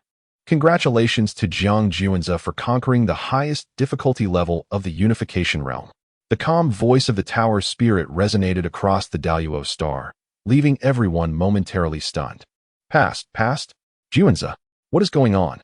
Weren't you unable to conquer the highest difficulty level of the Star Tower? Jiang Yuan and the clan elders gazed at Jiang Juanzi, their expressions filled with bewilderment and disbelief. Father, esteemed elders, when did I claim I could not pass the highest difficulty level of the Star Tower? Did I ever utter such words? Jiang Juanzi shrugged, maintaining his composure. But you came out of the Star Tower and Jiang Yuan and the clan elders glared at Jiang Juanzi. Ha! I was merely jesting with you. The charade is over. I have indeed conquered the highest difficulty level of the Star Tower. The despondency on Jiang Juanzi's face vanished. His chest puffed out as a radiant smile illuminated his features. What? You audacious rascal dared to deceive us. Have you become too bold? Jiang Yuan and the clan elders were incensed, preparing to give Jiang Juanzi a thorough reprimand for making a jest at their expense. Everyone surged forward. But instead of reprimanding Jiang Juanzi, they hoisted him high into the air, their faces beaming with exuberance, their hearts filled with uncontainable delight. In stark contrast, the Shao family was shrouded in ominous clouds. Past, it cannot be. How could he possibly conquer the highest difficulty level of the Star Tower? By what right does he claim such a feat? Just moments ago, Xiao Yuanshan had been filled with self-satisfaction, but upon hearing the dreadful news of Jiang Juan's success, he stumbled back, disbelief etched across his face. The expressions of the other members of the Xiao family turned exceedingly grim. Jiang Juanza had successfully navigated the highest difficulty level of the Star Tower, an accomplishment that not only humiliated the Xiao family, an Imperial clan, but also demanded a staggering price of 10 life orbs and millions of exquisite source stones. Despite their status as an Imperial family, the Xiao clan felt a profound sense of loss. All members of the Xiao family were unwilling to acknowledge Jiang Juan's achievement in surpassing the most challenging level of the Star Tower. However, the Tower Spirit had made an official announcement, and the celestial phenomenon bestowing blessings from the heavenly path showed no signs of abating. On the contrary, it grew ever more magnificent. The crown, formed from the very essence of the heavens and earth, slowly descended towards Jiang Juan's head. This was indisputable evidence that Jiang Juanza had indeed conquered the highest difficulty level. Was this crown, forged from the power of the laws of the universe, a manifestation of the heavenly blessings? Jiang Juanza murmured softly, his gaze indifferent as he regarded the crown approaching his head. Then, he executed an action that left everyone astounded and rendered speechless.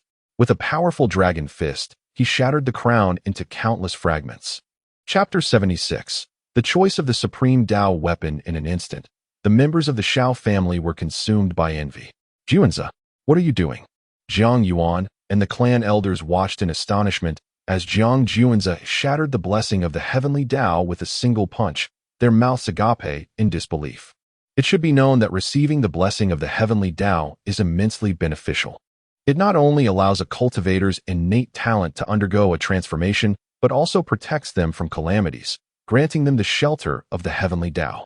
For a cultivator, being bestowed with such a blessing is a tremendous honor, a fortune accumulated over several lifetimes. However, to everyone's shock, Jiang Juanza unexpectedly obliterated the blessing with a mere punch. Jiang Yuan and the clan elders felt their hearts bleed, for not everyone is fortunate enough to receive the blessing of the heavenly Dao. And now Jiang Juanza had shattered it. What an outrageous act! How intriguing, truly fascinating. To be blessed by the heavenly Dao is a monumental honor in one's life, enabling the transformation of innate talent and offering protection from misfortune. Who would have thought that the scion of the Jiang family, Jiang Juanza, would act so recklessly, discarding such a precious opportunity?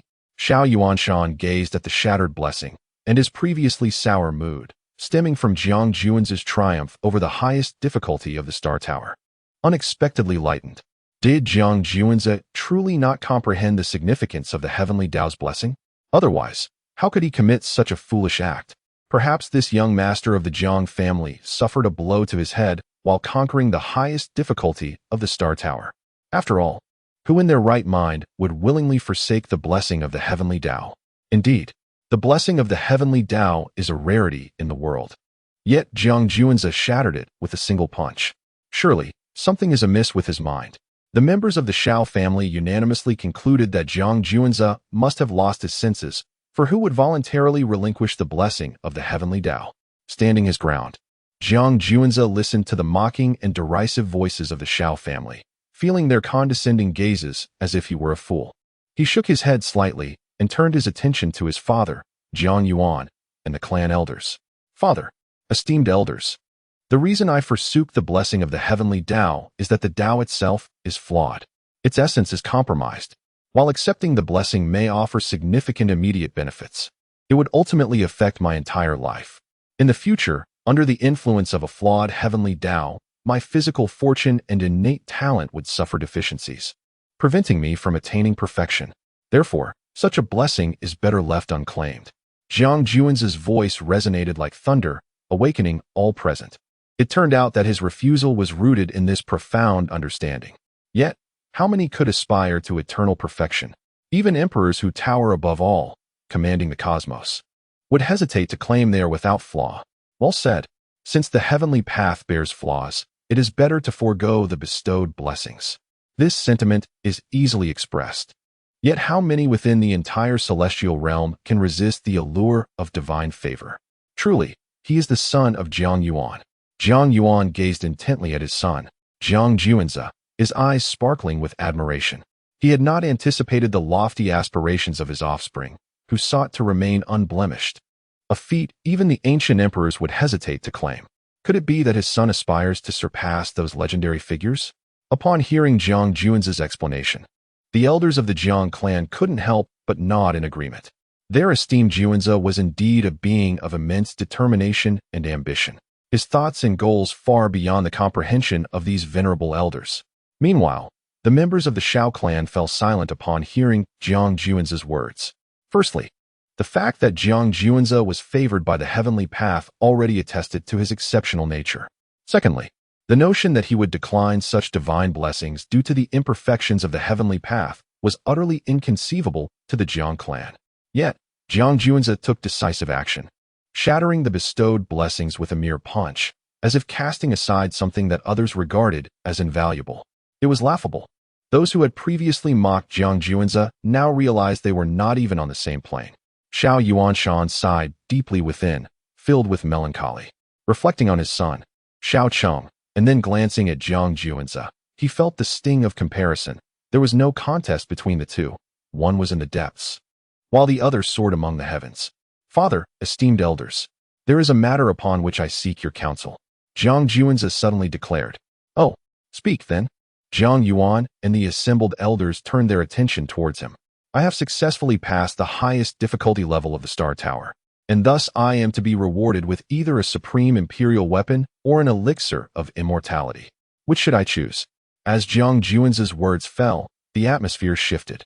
The mention of a supreme imperial weapon or an elixir of immortality made Jiang Yuan and the elders draw in sharp breaths.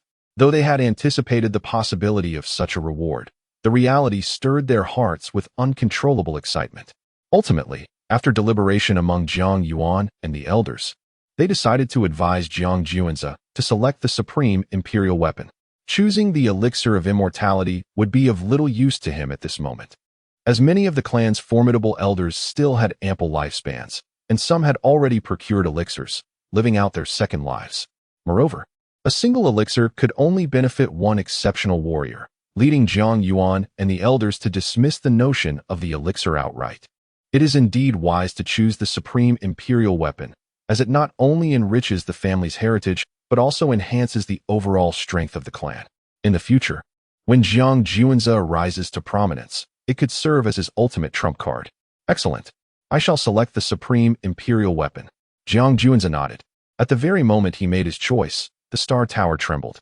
Suddenly, the void was violently torn apart, and a long sword radiating the might of the supreme imperial weapon slowly descended into Jiang Juanze's grasp. Upon witnessing this spectacle, Xiao Yuanshan and the members of the Shao family felt their eyes turn crimson, their hearts swelling with insatiable greed, and an overwhelming sense of imbalance took hold of them. This was indeed a supreme imperial weapon. Even the Shao family possessed only one. They would never reveal it unless faced with imminent destruction. Yet now, they bore witness to the emergence of another supreme imperial weapon, one gained by an outsider who had breached the Shao family's Star Tower. It was no surprise that they struggled to maintain their composure. Chapter 77. The Supreme Imperial Weapon, the Sword of All Living Beings. Enslaving Shao Yener, this is the Supreme Imperial Weapon, quietly resting yet exuding an aura that commands reverence, almost collapsing the surrounding void. It is indeed terrifying. Jiang Juanze gazed at the supreme imperial weapon in his grasp, murmuring softly. The sword of all living beings measures 3 feet and 2 inches in length. Its broad blade a delicate azure hue, adorned with mysterious runes that swirl and emanate strands of sword energy, slicing through the fabric of the void. Furthermore, the moment Jiang Juanze clutched the hilt, an extraordinary phenomenon illuminated the heavens. This sword, rivaling mountains, is thrust diagonally into the vast expanse of the earth, radiating an ancient and weathered aura, as if it had endured the baptism of countless eons. A resplendent golden sun, emitting an overwhelming presence, dazzles the eyes, while a formidable figure stands within it, resembling an exiled celestial being, instilling awe throughout the 9 heavens and beyond. This golden sun is a manifestation of his immense magical power and vitality. Behind him, an assembly of supreme beings, each possessing unparalleled strength, exudes a chilling majesty. Following them are mighty saints and an endless multitude of common folk, filling the land as far as the eye can see. Subsequently, that terrifying figure, brimming with surging power and vitality, led the multitude of supreme beings, the vast array of saints, and the countless common folk in a profound act of reverence towards the colossal sword embedded in the earth. Please save the countless lives of the common people. A grand voice resonated through the heavens, solemn and dignified. The colossal sword seemed to sense this plea, quivering in response, before soaring skyward, its supreme might collapsing the void, domineering over the universe, as countless fallen beings shed blood, rescuing the populace from peril. Thus, the sword of all living beings, an imperial weapon carried by a great emperor of the ancient celestial era, serves as a testament to the legacy of ancient emperors. Even though the ancient emperor has long since perished, he still comes to the aid of the people in their time of need. Every supreme imperial weapon possesses the power to shake the cosmic firmament and sweep through the realms. Those who wield such weapons are akin to nations armed with nuclear arsenals, generally reluctant to employ them lightly. The Jiang family, having once birthed an emperor, undoubtedly possesses a supreme imperial weapon.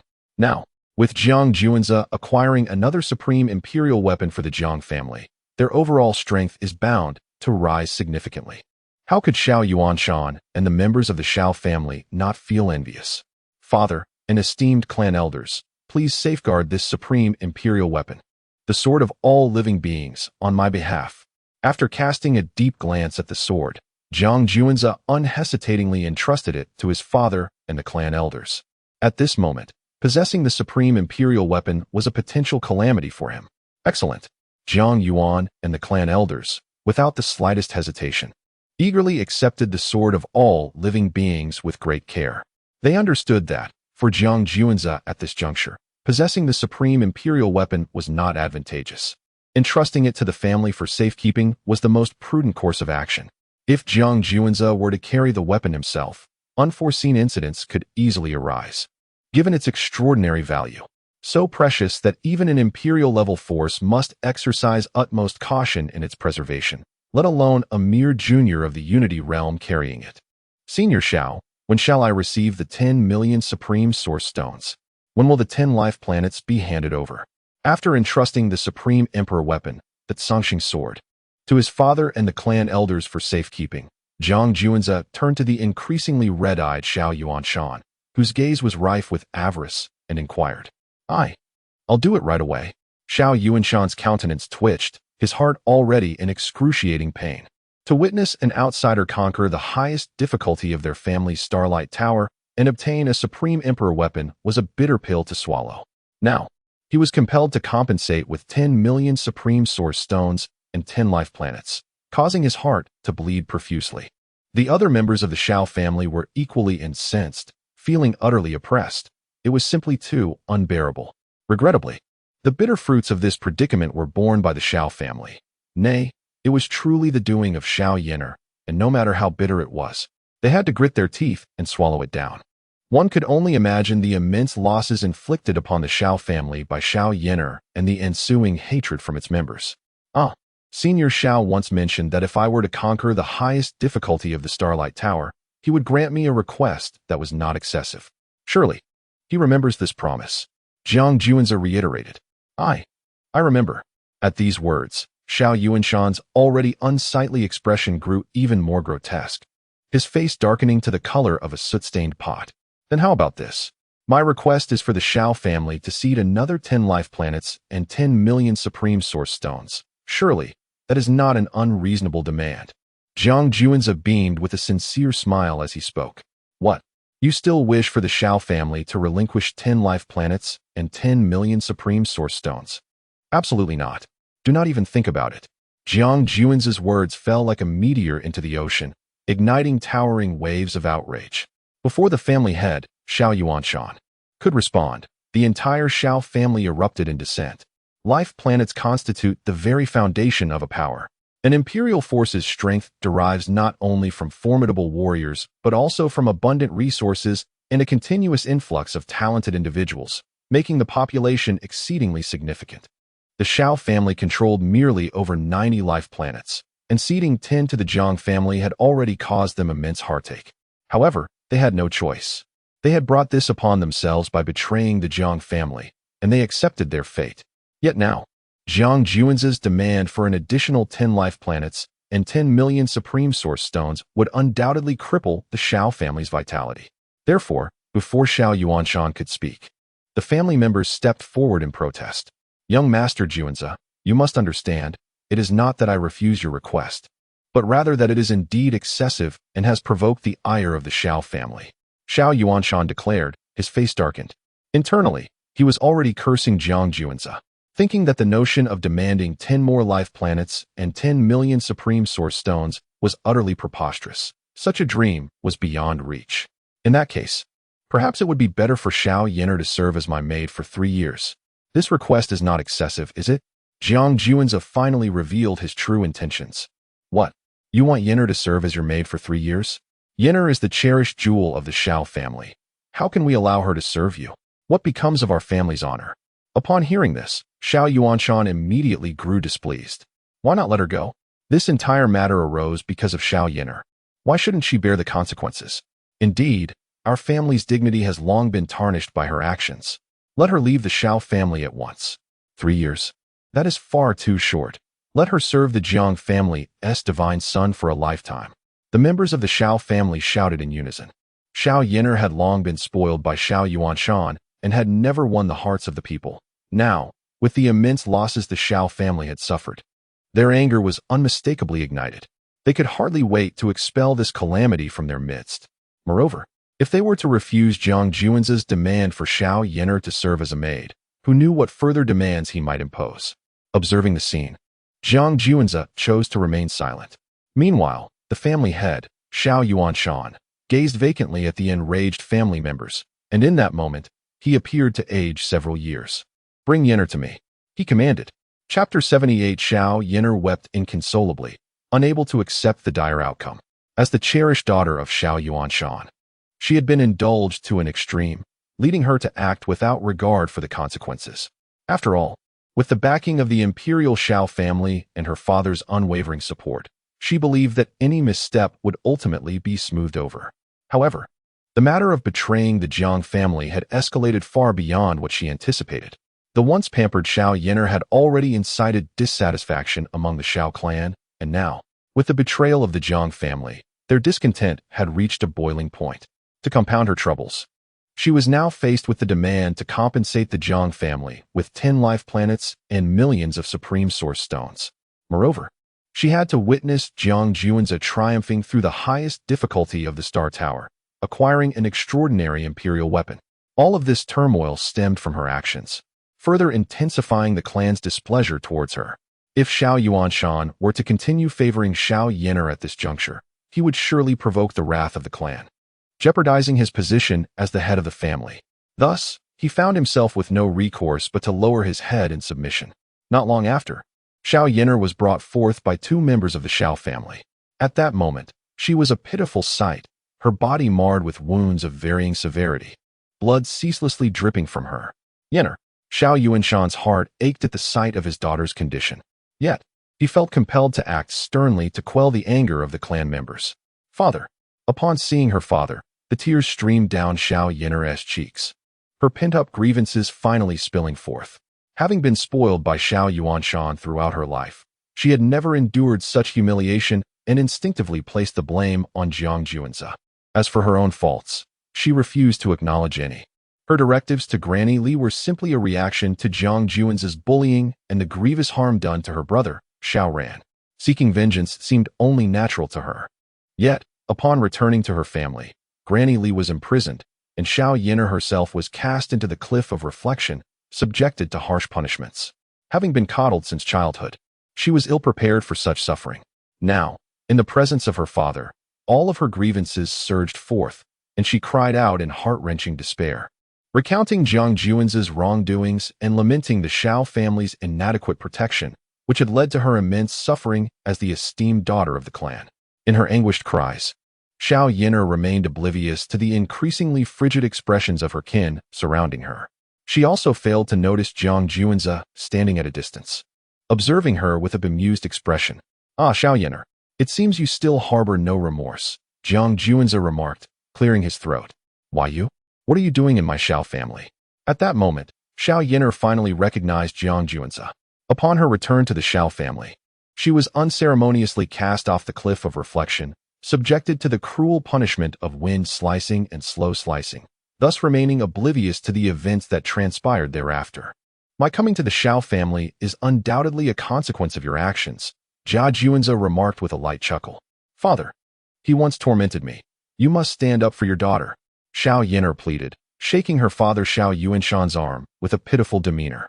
Since she dared to approach the Xiao household, there would be no easy escape. Today, she was determined to avenge her brother Xiao Ran, imparting a thorough lesson to Jia Juanze. He, I fear you shall be disappointed. From this day forth, you shall become my maidservant. Do you comprehend? Jia Juanze replied with a slight smile. The bond between Xiao Yin'er and the fated child Xiao Ran was profound. Otherwise, how could she have recklessly brought such calamity upon herself for his sake? This, indeed, was the very point Jia Juanze sought to exploit, to draw upon the resources of the fated child Xiao Ran. You scoundrel! How dare you? I am the esteemed daughter of the Imperial Xiao family, and you demand that I serve as your maid? This is a blatant insult to my lineage. Xiao Yin'er seethed. Father, apprehend him at once. He should also experience the punishment of wind slicing and slow slicing at the cliff of reflection. Enraged at the thought of being reduced to servitude for Jia Juanze, she could hardly contain her fury. Elder Xiao has already consented to your becoming my maid. Ask your father if you doubt my words. Jia Juanze maintained his calm demeanor. What? At this point, you still dare to deceive me? How could my father possibly agree to my becoming your maidservant? Xiao Yin'er retorted scornfully. Jia Juanze remained silent, his smile unwavering as he regarded her. A sense of foreboding crept into Xiao Yin'er's heart. She slowly turned to her father, Xiao Yuanshan. Father, is what he said true?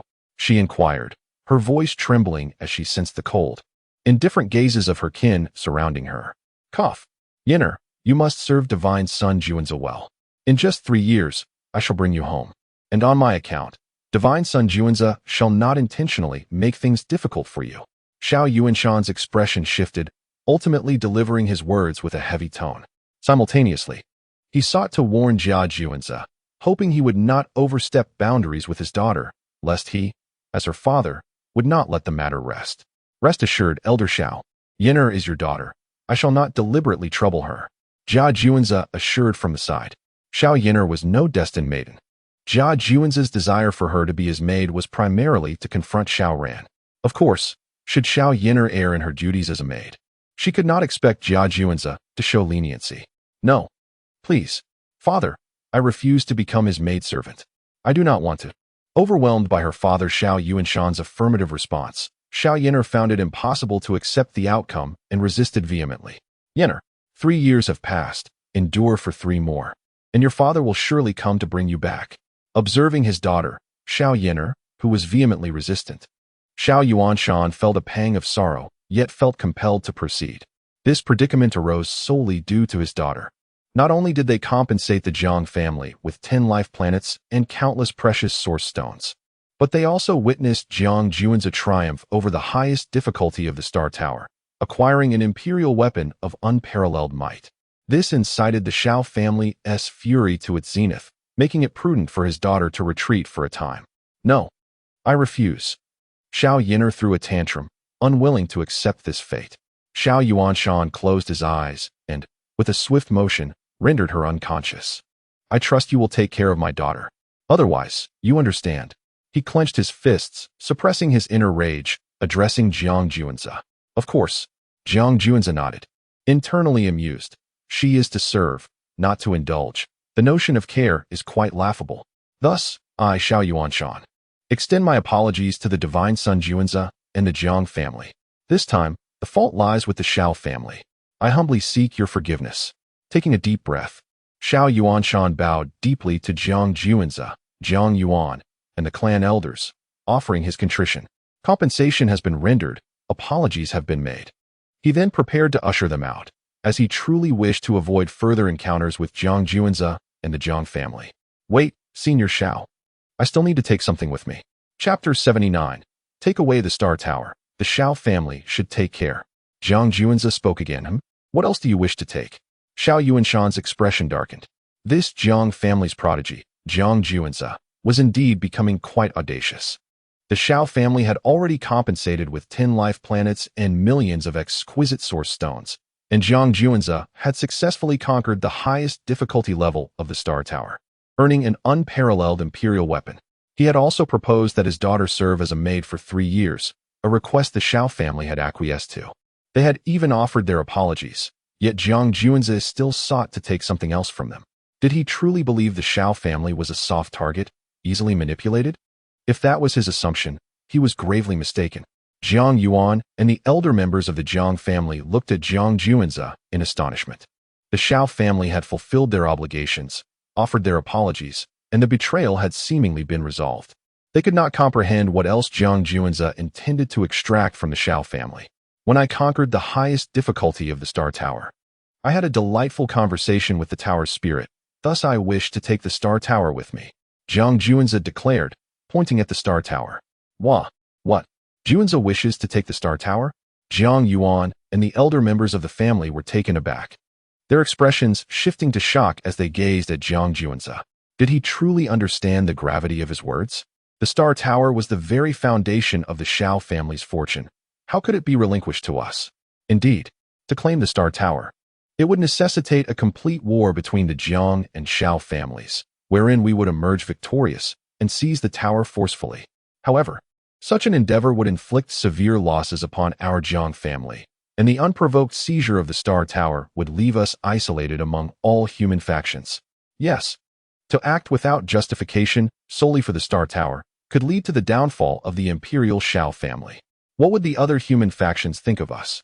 Jiang Yuan and the elder members of the Jiang family would not allow Jiang Juanzi to act recklessly. His words, however, sent shockwaves through the ears of Xiao Yuanshan and the other members of the Shao family. If it were not for the protection of the Jiang family elders, Jiang Juanzi might have faced the wrath of the furious Shao family long ago. They had already offered their compensation and apologies, and even agreed to Jiang Juanzi's outrageous demand regarding Xiao Yener. Yet, to their astonishment, Jiang Juanzi audaciously sought to take away their treasured Star Tower, which was utterly intolerable. Some members of the Shao family began to berate Jiang Juanzi vehemently. Greed knows no bounds. Do you truly believe our Shao family fears your Jiang family? This is sheer arrogance. Enough is enough. I can no longer restrain myself. I yearn to teach Jiang Juanzi a lesson. Indeed, where do you find the audacity to claim the Star Tower? Have you not yet awakened from your slumber? The Shao family has already endured enough. We have shown restraint. Yet you continue to push your luck, which is utterly detestable. The Shao family was stirred with fervor, surging toward Jiang Juanzi. For the demands he had proposed were utterly outrageous, inciting an overwhelming sense of indignation within their hearts.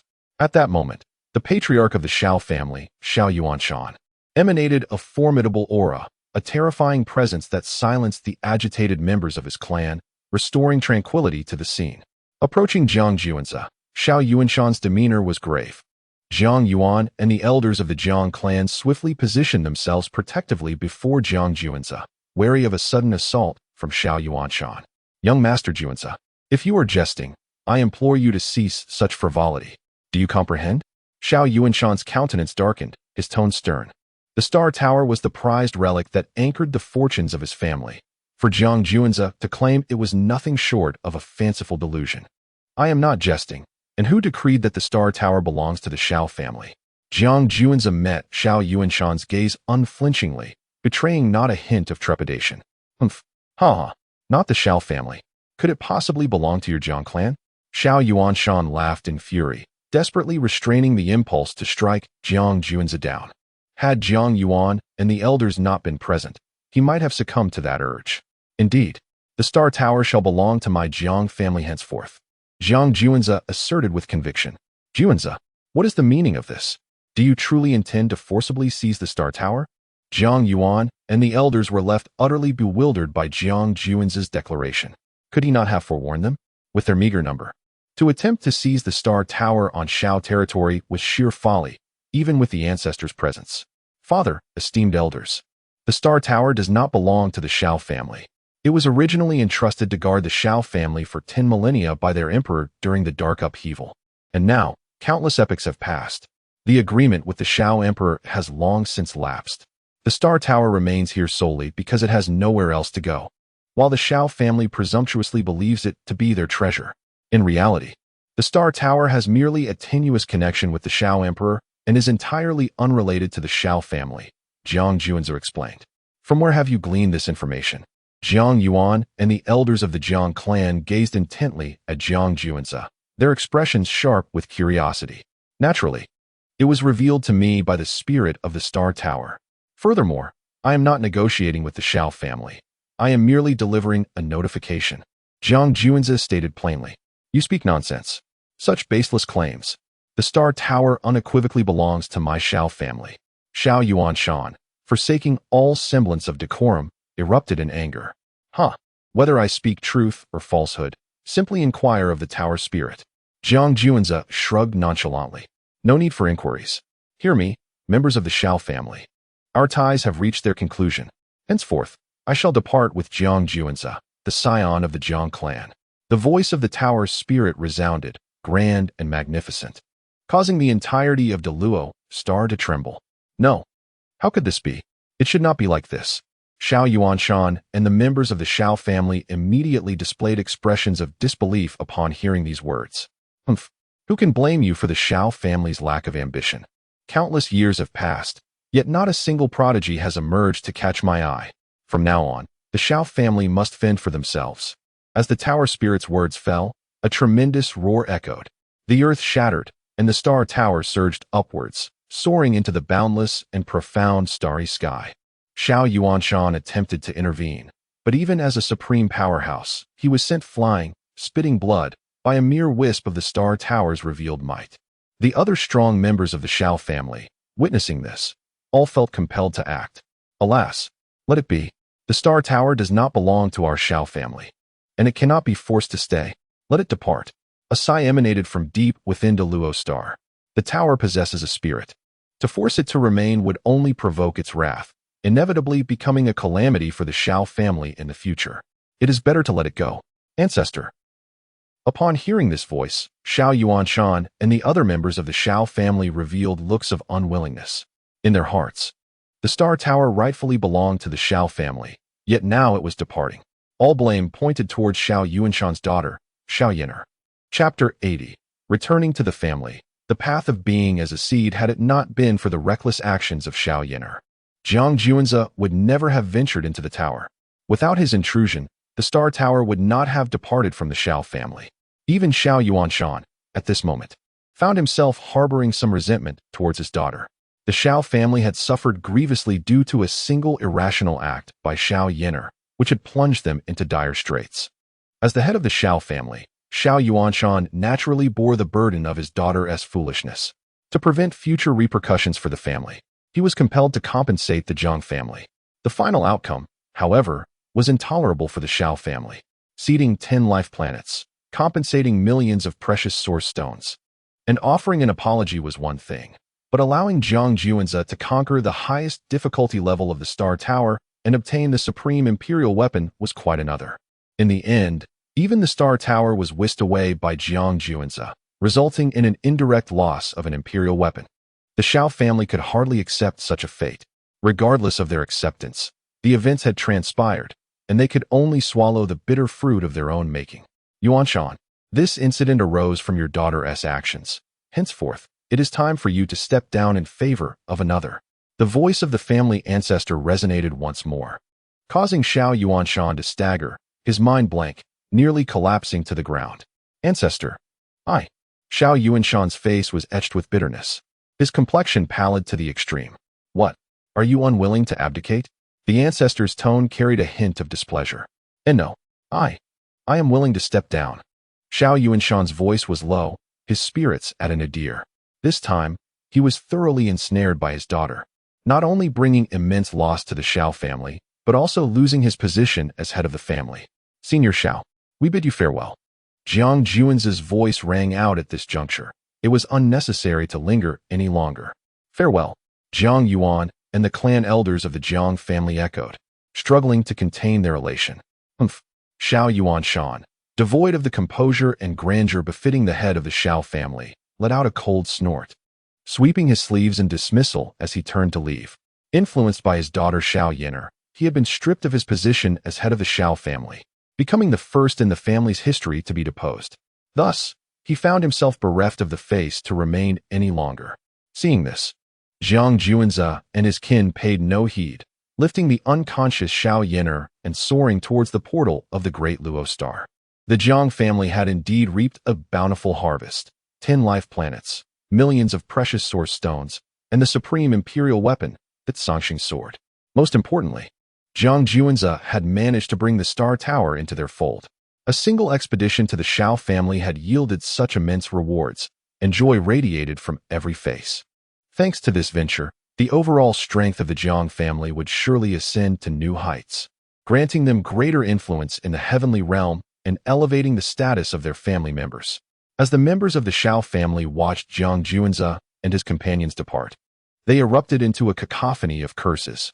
Some vented their ire at Jiang Juanze, blaming him for the grievous losses suffered by the Xiao family. Others directed their anger towards Xiao Yin'er, lamenting her foolish provocation of Jiang Juanze, a behavior likely spoiled by Xiao Yuanshan. With Xiao Yuanshan no longer in power, they hoped the next head of the family would be more sagacious, preventing further calamities for the Xiao clan. Meanwhile, aboard the ancient warship of the Jiang family, a surging aura enveloped the vessel. The ancestral figure, embodying the birth and demise of stars, was quietly caressing the celestial sword of the emperor.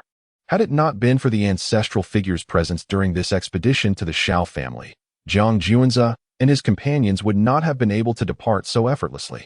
Indeed, Juanze is truly the most outstanding scion of our Jiang family, the ancestral figure proclaimed. Not only has he secured 10 life planets and countless precious source stones for us, but he has also acquired a celestial emperor's weapon and the Star Tower. Speak. What rewards do you desire? With a benevolent gaze and a gentle smile, the ancestral figure regarded Jiang Juanze. Ancestral figure, this is merely my duty. As our family grows stronger, I too shall thrive in its shade. Moreover, I have already attained the privileges of a young patriarch. Various resources are being directed towards me. I am quite content. Jiang Juanze replied. Ah, I see. You have now reached the pinnacle of the unity realm. It will not be long before you achieve the Tao. All practitioners aspire to harmonize with the seeds of the cosmos. The stronger the seed, the greater the combat prowess, especially the celestial seeds, which are paramount. There exists another cultivation method that is not recognized by the heavenly Tao and is exceedingly difficult to master. Despite my millennia of efforts, I have yet to fully decipher it. However, if one succeeds, they can attain perfection, rendering themselves invincible among peers. Do you wish to harmonize with the celestial seed? Or do you prefer to harmonize with your own being? The ancestral figure inquired solemnly. Ancestral figure, I relish challenges. I refuse to be subordinate to others. If I am to do so, I shall strive to be the strongest. I choose to harmonize with my own being. Jiang Juanze declared without hesitation. Very well. Were it anyone else, I would never impart the method of harmonizing with one's own being, for it would be detrimental to them. But in your case, I possess immense confidence. I believe you can traverse this arduous and brutal path. The more the ancestral figure observed Jiang Juanze, the more satisfied he became. Among the countless prodigies he had encountered, only Jiang Juanze truly captured his attention, for he alone could transform the impossible into reality. Subsequently, the ancestral figure directly imparted the method of harmonizing with one's own being to Jiang Juanze. Thank you, ancestral figure, for bestowing this technique. Jiang Juanze bowed deeply. Now at the pinnacle of the unity realm, he would soon be able to harmonize with his own being, and this knowledge was indeed a timely blessing. Afterward, the ancestral figure began to instruct Jiang Juanze further, guiding him to avoid detours on his path of cultivation while also laying the groundwork for his harmonization with his own being.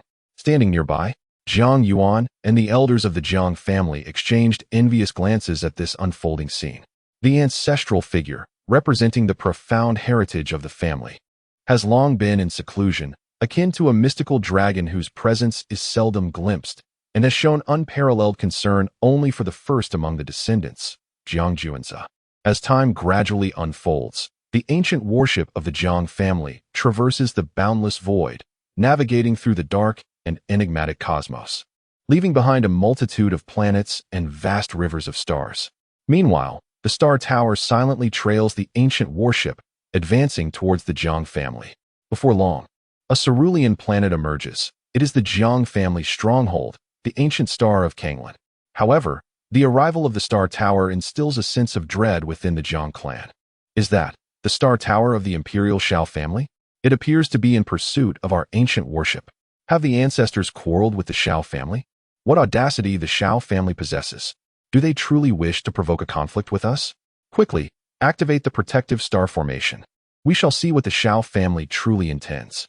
The appearance of the Star Tower, especially while it pursues the family's ancient warship, has instantly put the vigilant Jiang warriors on high alert, preparing for a potential confrontation.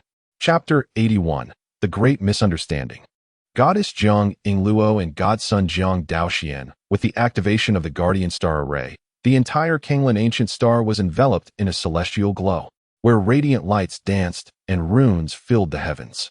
Ancient birds and ferocious beasts took form, all exuding an aura of supremacy. Moreover, a colossal sword soared into the sky, reminiscent of the sword of the heavens, capable of cleaving the universe, its terrifying might sweeping across the cosmos. Upon witnessing this spectacle, Jiang Yuan and the clan elders aboard the ancient warship were momentarily bewildered. What was their clan up to? Even if it was to welcome their return, there was no need to activate the Guardian Star Array. Furthermore, wasn't the array supposed to be engaged only during moments of familial crisis? Hurry, the Eastern Gate is still open for you. Quickly enter. The Shao family displayed audacious boldness by employing the Stellar Tower to pursue them, directly assaulting our Kanglan ancient star. It seems the time has come to settle accounts with the Shao family. Indeed, the Shao family is courting death. We must assemble our forces and make them aware of the might of the Jiang clan. In the past, it was our Jiang clan that bullied others. Who would have thought that this time we would be wronged by the Shao family? We absolutely cannot let them off the hook. They have already backstabbed us once, and now they dare to use the treasured Stellar Tower to launch an assault on our Kanglan ancient star. This time, it will be a fight to the death between the Jiang and Shao clans. A resounding voice echoed from the Kanglan ancient star, the Jiang clan's supreme beings murmuring in anger. No other force, aside from those inciting dark turmoil, had dared to directly attack Kanglan ancient star. The Shao family was the first. In light of this, we shall impart an unforgettable lesson to the Shao family. Wait, misunderstanding. This is a misunderstanding. Hold your fire. Upon hearing these words, Jiang Yuan and the clan elders finally grasped why the family had taken such drastic measures to activate the Guardian Star Array. It turned out to be a colossal blunder. The family believed the Shao family was pursuing them with the Stellar Tower and was preparing for an all-out war against the Jiang clan. Even the ancestors were left speechless. Indeed, this was a grand mishap. After all, the Stellar Tower had stood with the Shao family for countless ages. If it were not for Jiang Juan's traversing of the highest difficulty level of the Stellar Tower and communicating with its spirit, no one would have known that the tower merely maintained a tenuous relationship with the Shao family's emperor, guarding their clan for millennia. Now, after several epochs, the Stellar Tower had long ceased to be associated with the Shao family. It simply had nowhere else to go and remained with the Shao family, leading everyone to believe it was the treasured relic left by the Shao family's emperor. In reality, the Stellar Tower had no ties to the Shao family whatsoever. As Jiang Yuan and the clan elders elucidated the situation, the Jiang family members on Kanglan ancient star felt a wave of incredulity wash over them. It was indeed a monumental misunderstanding. I said, how could the Shao family possess such audacity to declare war against us? It turns out it was all a misunderstanding. Deactivate the Guardian Star Array. After all, it consumes precious source stones. Wait, it seems everyone has missed the crux of the matter. Does this not imply that the Stellar Tower will now belong to our Jiang clan? Hee hee. Ha ha. Indeed. From this day forth, the Star Tower shall belong to the Jiang family. What a tremendous fortune. Who would have anticipated that the divine son, Jiuanzi, would visit the Shao family and bring the Star Tower to us? Ha ha. Not only did he secure the Star Tower, but he also returned with 10 life planets, countless exquisite source stones, and the supreme Imperial weapon, the Sangxing sword. Splendid, splendid. Jiuanzi truly is the lucky star of the Jiang family. We must host a grand celebration in his honor, a 3-day feast. Indeed, a glorious banquet must be arranged. I shall give the orders at once. Welcome back, Juanza, with a magnificent 3-day celebration. Once the misunderstandings were cleared and the complete story was understood, the Jiang clan on the Kanglan Ancient Star erupted in jubilation, all chanting the name of Jiang Juanza. The recent visit to the Shao family had greatly enhanced the reputation of the Jiang family, and the bounty brought back was overwhelming, leaving no room for restraint in their cheers. The stronger the family, the higher the standing of its members in the celestial realm, and the greater their influence. Especially with the Imperial weapon, the Sangxing sword, and the Star Tower, the already prosperous Jiang family ascended to yet another pinnacle, akin to a tiger gaining wings. Jiang Juanza's status and prestige within the family surged tremendously. As the ancient warship descended upon the portal of the Kanglan Ancient Star, countless clan members gathered to greet it.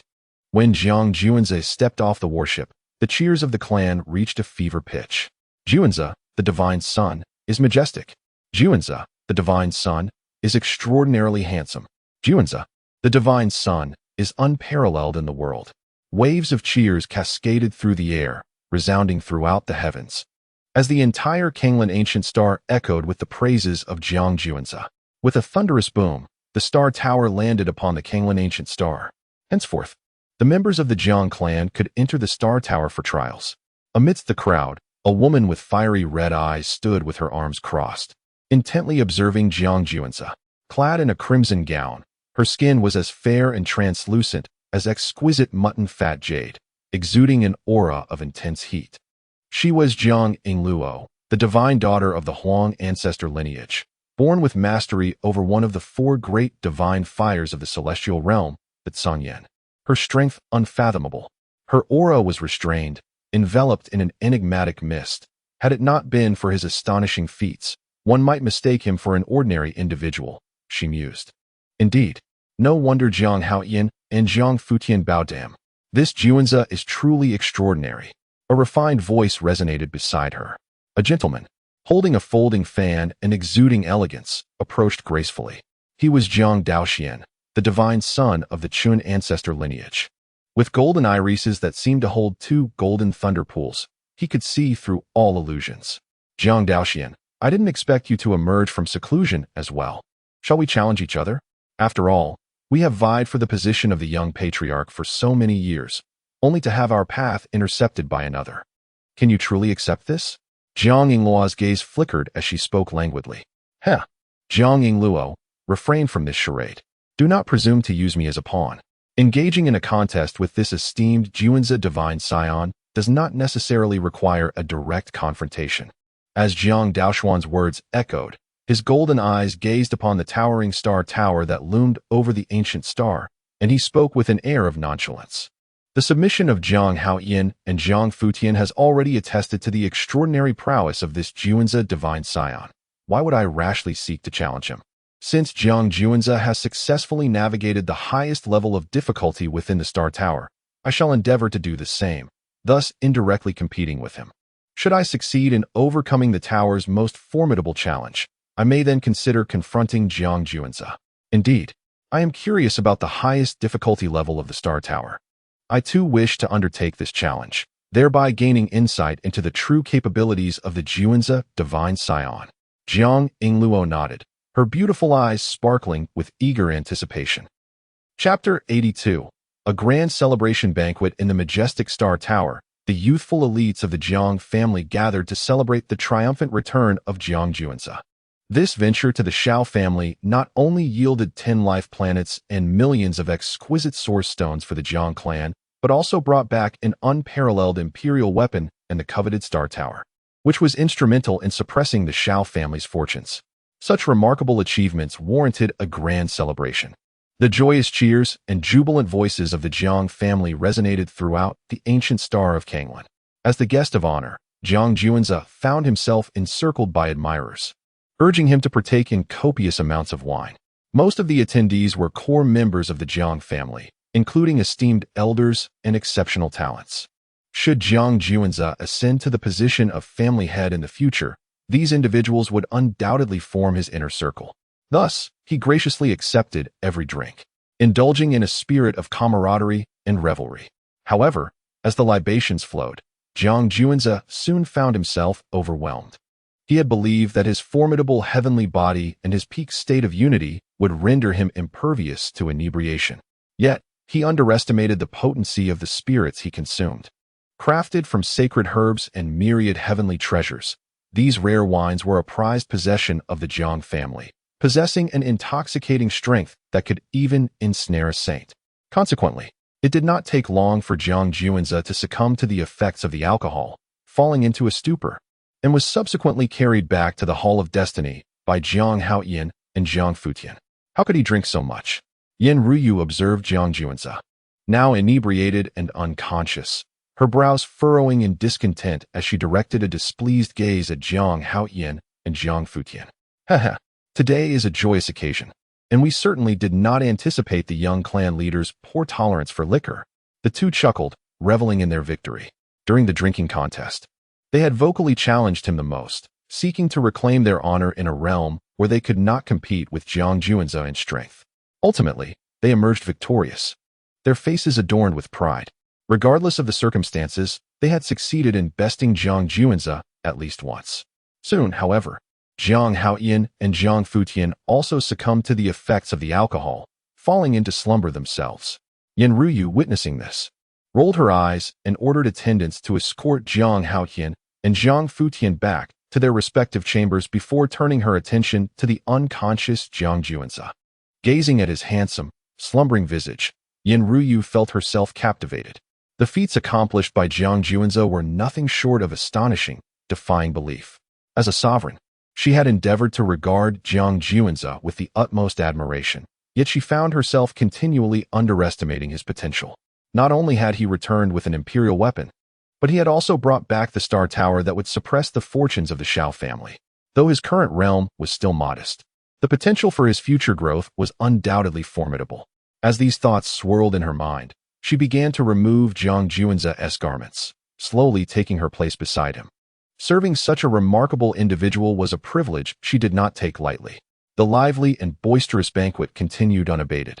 Yet many members of the Jiang family found their minds elsewhere, particularly the family's most exceptional talents, who had gathered at the Starry Tower, filled with curiosity about the nature of its highest difficulty level. Among them, Jiang Yingluo and Jiang Daoxian stood out prominently, surrounded by the younger generation of the Jiang family, like stars orbiting the moon. "Shall I go first, or will you?" Jiang Yingluo inquired. "Allow me to take the first attempt," Jiang Daoxian replied with unwavering resolve as he stepped directly into the Starry Tower. Like Jiang Juanzi, he chose the most challenging level of the Unity Realm. Before long, Jiang Daoxian found himself on an expansive, clear-air grassy plain. As the gentle breeze swept through, the grass bowed low, and a figure clad in black armor appeared before him. A cultivator at the initial stage of the Unity Realm. Formed from the laws of heaven and earth, Jiang Daoxian muttered, dismissing it with ease. For him, an initial stage cultivator was no more than a trivial foe. Just as he prepared to strike, one black-armored figure after another emerged, numbering at least 10,000. Gasp! 10,000 initial stage Unity Realm black-armored warriors. Is this the pinnacle of difficulty at the Starry Tower? Jiang Daoxian inhaled sharply, his previously calm demeanor now betraying a hint of astonishment. He had anticipated that the highest difficulty level would be beyond imagination, but he never expected it to be this daunting. 1 against 10,000 at the same level. Even if they were merely at the initial stage, how many could achieve this in the entire celestial realm? This 10,000 initial stage Unity Realm foes posed an immense challenge for me. Jiang Daoxian took a deep breath. In the next moment, he launched his attack, his golden pupils swirling with lightning. Thunderous roars erupted as his thunder calamity unleashed its power. Everything in its path was reduced to dust. Crackling sounds filled the air as the black-armored warriors were annihilated at an astonishing rate. However, Jiang Daoxian's complexion grew increasingly pale. The strain of fully activating the thunder calamity was tremendous. Fortunately, just as he felt he could no longer sustain his effort, he succeeded in vanquishing all the black-armored figures. What a challenge! To face 10,000 initial stage Unity Realm warriors alone, truly deserving of the highest difficulty level. Jiang Daoxian murmured to himself. Just when he believed he had conquered the highest difficulty level, a new wave of green-armored figures appeared before him, each possessing the strength of the mid-stage Unity realm. My heavens, it cannot be. This time, there are actually 10,000 mid-stage Unity realm green-armored warriors. Is there more to come with late-stage and peak-stage Unity realm warriors? Staring at the 1,000 mid-stage green-armored figures, despair washed over Jiang Daoshuan's face. Though he himself was only at the late stage of the Unity realm, being the scion of the Jiang family and endowed with the Thunder Calamity Eye, his strength far surpassed that of others at the same level. Crushing 10,000 initial stage black-armored warriors had posed no issue. Yet when faced with 10,000 mid-stage Qingjiao warriors, an overwhelming sense of powerlessness engulfed him. Furthermore, should his conjecture prove accurate, it was highly likely that even more formidable adversaries would emerge. Who could possibly prevail against such odds? This was, after all, the highest difficulty level of the Star Tower. How had the prodigious Jiang Juanzi managed to surpass it? As Jiang Daoxian gazed upon the dense throng of Qingjiao warriors, any lingering desire for battle evaporated. At present, he only possessed a late-stage return to Unity realm. He resolved to return once he reached the pinnacle of that realm to undertake the challenge anew. Only then would he discover how far he could truly go. In a hushed whisper, he expressed his thoughts, feeling no inclination to engage in combat any longer. The highest difficulty level had utterly shattered his understanding. He had anticipated the challenges of the Star Tower's utmost difficulty, yet he had never imagined it would be so insurmountable, verging on the impossible for any mere mortal. Jiang Juanzi was undoubtedly a prodigy of extraordinary caliber. Upon exiting the Star Tower, Jiang Daoxian immediately drew the attention of the crowd. So how was it? Was the highest difficulty truly that formidable? Did you succeed in the challenge? Jiang Yingluo was the first to inquire. It was manageable, I suppose. You should try it yourself to find out, Jiang Daoxian replied calmly, refraining from divulging any information about his experience within the Star Tower. Chapter 83. Jiang Yingluo and Jiang Daoshuan's challenge at the pinnacle of the Star Tower. Jiang Yingluo cast a lingering glance at Jiang Daoxian, her exquisite visage breaking into an enchanting smile. If you choose not to speak, then I shall venture forth on my own. With that declaration, she boldly stepped into the Star Tower, eager to discover the true nature of its most formidable challenge. In an instant, the environment morphed around her, and Jiang Yingluo found herself standing amidst a vast expanse of verdant grasslands. The subtle fragrance of fresh grass and the crisp air compelled her to inhale deeply. Soon, a figure clad in black armor began to materialize before her. A challenger at the initial stage of the unification realm? Is this truly the highest difficulty of the Star Tower? It seems rather simplistic. As she regarded the armored figure, a frown creased her brow. Both she and Jiang Daoxian were at the late stage of the unification realm. Being the divine daughter of the Jiang family, she had mastered premier techniques and wielded one of the 4 divine flames of the celestial realm, the Azure Flame.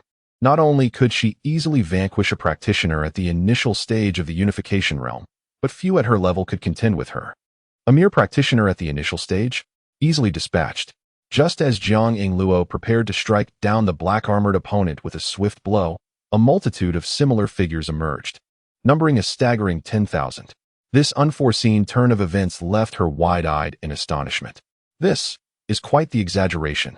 Am I expected to face 10,000 black-armored practitioners alone? Jiang Yingluo was taken aback. Is this truly the pinnacle challenge of the Star Tower? Indeed, it is formidable and daunting.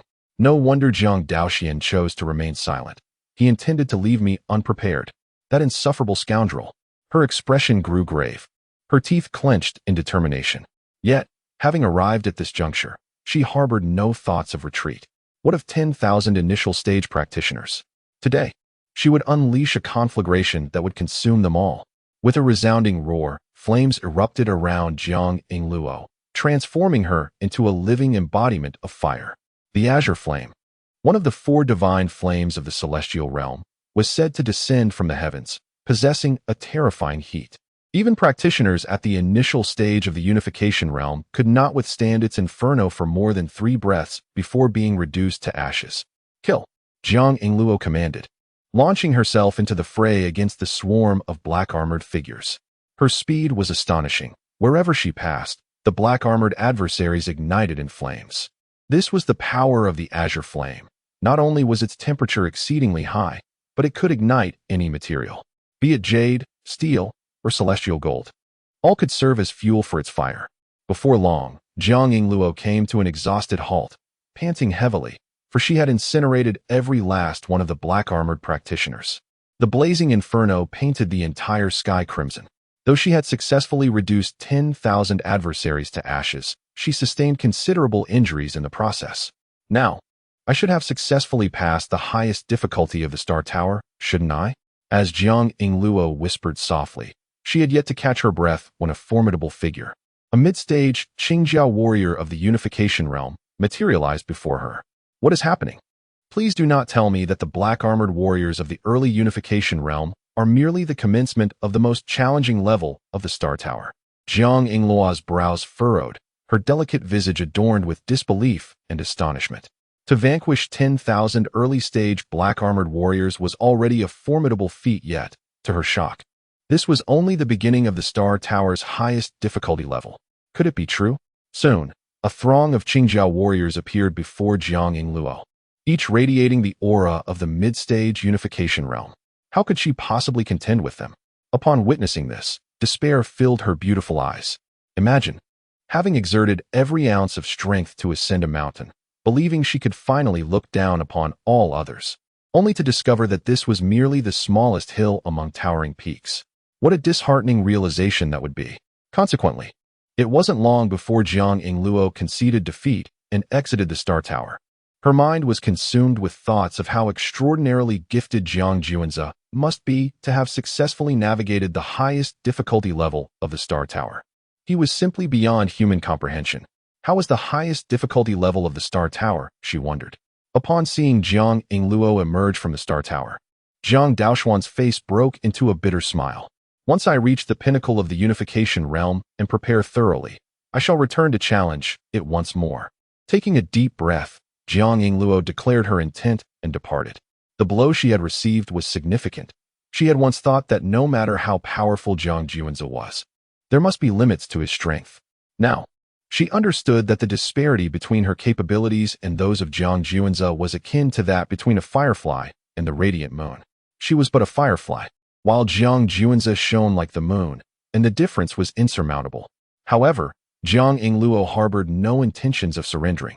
Once she reached the peak of the Unification Realm and prepared thoroughly, she would undoubtedly challenge the highest difficulty level of the Star Tower again. I share the same sentiment. Jiang Daoxian nodded in agreement. After experiencing the challenge of the highest difficulty level of the Star Tower, he truly comprehended the vast chasm that existed between him and the young clan leader, Jiang Juanze. If he did not wish to fall further behind, he must strive with even greater diligence. As for contending for the position of young clan leader, he had lost all desire. The disparity in strength was simply too great to compete. Jiang Yingluo and Jiang Haoyan departed. The surrounding young elites could no longer contain their curiosity and flocked into the Star Tower to confront the highest difficulty level. The outcome was that most could not endure even 3 breaths of time. Goodness! To battle 10,000 warriors of the same realm alone, who could possibly triumph? Indeed, upon entering, I was utterly astonished, and without hesitation, I conceded defeat. There was simply no way to prevail. Engaging in combat against 10,000 black-armored adversaries at the initial stage of the same realm was a sight that instilled a profound sense of despair. Truly, it is a challenge of the utmost difficulty. Hey, surely, you do not presume that the pinnacle of difficulty concludes here, do you? Allow me to elaborate. I recently attempted the most elementary level of difficulty, yet behind the black-armored foes lurked the green-armored ones, and beyond them, the silver-armored adversaries, followed by the golden-armored. I exerted an extraordinary effort to barely succeed. What? Just how formidable is the godson Juanze to have conquered the highest difficulty level? Is he even human? Countless prodigies from the Jiang family widened their eyes in astonishment, exclaiming in disbelief. The more they comprehended the supreme challenges of the Star Tower, the clearer it became to these elite families just how monstrous and extraordinary Jiang Juanze truly was in overcoming such trials. Meanwhile, at this moment, Jiang Juanze slowly opened his eyes from the comfort of his grand bed. Chapter 84. The Rules of Servitude. Truly, it is a fine spirit brewed from sacred herbs and rare treasures of the earth by the family. Awakening from slumber, I felt invigorated. Even my physique has grown stronger. Jiang Juanza, sensing the surge of vitality within him, whispered softly. He then turned to gaze at Yin Ruyu, who nestled in his embrace like a delicate kitten. You are awake. I shall have someone prepare a hangover remedy at once. Yin Ruyu exclaimed, attempting to rise, only to be firmly grasped by Jiang Juanza. No need. I am fully sober now. You should attend to me properly. With that, Jiang Juanza pressed down upon Yin Ruyu, igniting a tempest of passion. After a considerable time, Jiang Juanza finally donned his attire. It must be said, this was his first experience of drunkenness so profound that he lost consciousness. The primary culprits, Jiang Haoyin and Jiang Futian, had been the most boisterous during the drinking, presenting over 800 reasons for him to indulge, coupled with the raucous encouragement from the clan members, leaving him no choice but to drink until he was utterly inebriated. Unable to defeat me, they resort to pouring me drinks. Just wait, you two. Jiang Juanza harbored a desire to give Jiang Haoyin and Jiang Futian a sound thrashing. Uncertain if he had embarrassed himself in his drunken state, he trusted his self-control implicitly. Moreover, this bout of drinking had fostered closer ties within the family, especially among the family elites, who had always regarded the divine scion with reverence. Through this gathering, they discovered that Jiang Juanza was quite down to earth. Their respect for the young clan leader grew, as he possessed strength, prestige, and an approachable demeanor. Truly, none but he was fit for the position. Once Jiang Juanza had groomed himself, he intended to visit his father, Jiang Yuan, to discuss his journey to the lower realms. However, he was abruptly halted by Yin Ruyu's voice. Divine Scion, the young lady Xiao Yin'er, whom you brought back from the Xiao family, is causing quite a stir. Everyone is uncertain of your stance, and, therefore, how to treat her. Yin Ruyu informed him. Since Xiao Yin'er had arrived at the Jiang residence, she had been in constant uproar. From now on, Xiao Yin'er will serve as a maid. If she misbehaves, she shall be reprimanded. Jiang Juanza stated plainly. Where is Xiao Yin'er? I shall see her personally. Please follow me, Divine Scion. Yin Ruyu responded, her eyes sparkling with determination as she led the way for Jiang Juanza. Xiao Yin'er, being the cherished jewel of the Imperial Xiao family, had instigated fear among the others, who dared not offend her without knowing Jiang Juanza's position. With his clear directive now established, Yin Ryu understood how to proceed with Xiao Yin'er henceforth. The Jiang family was not to be trifled with, especially considering the discord that had arisen because of her. With Jiang Juanza's unequivocal stance, it was evident that Xiao Yin'er held no significant standing in his heart. Thus, should she dare to cause further disturbances, she would have no one to blame but herself. Soon, under the guidance of Yin Ryu, Jiang Juanza arrived at a quaint courtyard. Although modest in size, it boasted an array of features such as rockeries, pavilions, and flowing streams. However, at this moment, it lay in a state of disrepair, with incessant sounds of smashing and furious curses emanating from within. You scoundrels! I am the eldest daughter of the Xiao family. My status is terrifyingly high. You had better release me at once. Otherwise, my father will not let you off lightly. The sound of a vase shattering echoed through the air. As Jiang Juanza pushed open the door, another vase flew past him, crashing to the ground in shards. Xiao Yin'er, upon hearing the door creak open, looked up to see a figure that ignited her overwhelming hatred. Jiang Juanza. Unable to contain her fury, she charged at him without a second thought, her mind clouded by rage. Slap! The sharp sound of a slap reverberated. Jiang Juanza showed no mercy toward Xiao Yin'er. He swiftly delivered a powerful blow, sending her sprawling. A vivid red handprint blossomed on her once beautiful face, and blood trickled from the corner of her mouth. I will kill you, Xiao Yin'er screeched. Then, like a frenzied she-tiger, she lunged at Jiang Juanza once more. This time, he seized her by the throat. Do you truly believe that your identity as the eldest daughter of the Xiao family renders me incapable of killing you? Jiang Juanza tightened his grip on Xiao Yin'er's neck, lifting her effortlessly. His voice was frigid, with a glint of menace in his eyes, and an aura of impending doom enveloped the already cramped room, chilling it to the bone. Jiang Juanza, I am the eldest daughter of the Xiao family. I will never be your servant. Release me, and whatever demands you have, my father will surely acquiesce. Feeling the icy intensity of Jiang Juanza's gaze and the palpable threat surrounding him, Xiao Yin'er, who had been consumed by rage, momentarily regained a semblance of reason and struggled to quell her tumultuous emotions, speaking with great effort. I forgot to mention, during your unconsciousness, your father was stripped of his position as head of the family by the Shao family's elder. So now, your father, Xiao Yuanshan, is merely an ordinary member of the Shao clan. In my eyes, he is nothing. Zhang Juanzi chuckled coldly. What? No. That is impossible. You must be lying to me. You are certainly deceiving me, aren't you? I refuse to believe your nonsense. Xiao Yin'er exclaimed, her face a mask of disbelief. Believe it or not, in truth, all of this is thanks to you. Even if your father has been deposed, he will surely be isolated by the Shao family. Moreover, within a large family, competition is fierce, and there are bound to be many who would take advantage of his misfortune. Your father's current predicament likely leaves him too preoccupied to concern himself with you. Do you truly think he can still protect you? Zhang Juanzi continued. No, it cannot be. Let me go? I must see my father. Xiao Yin'er was utterly broken, tears streaming down her face.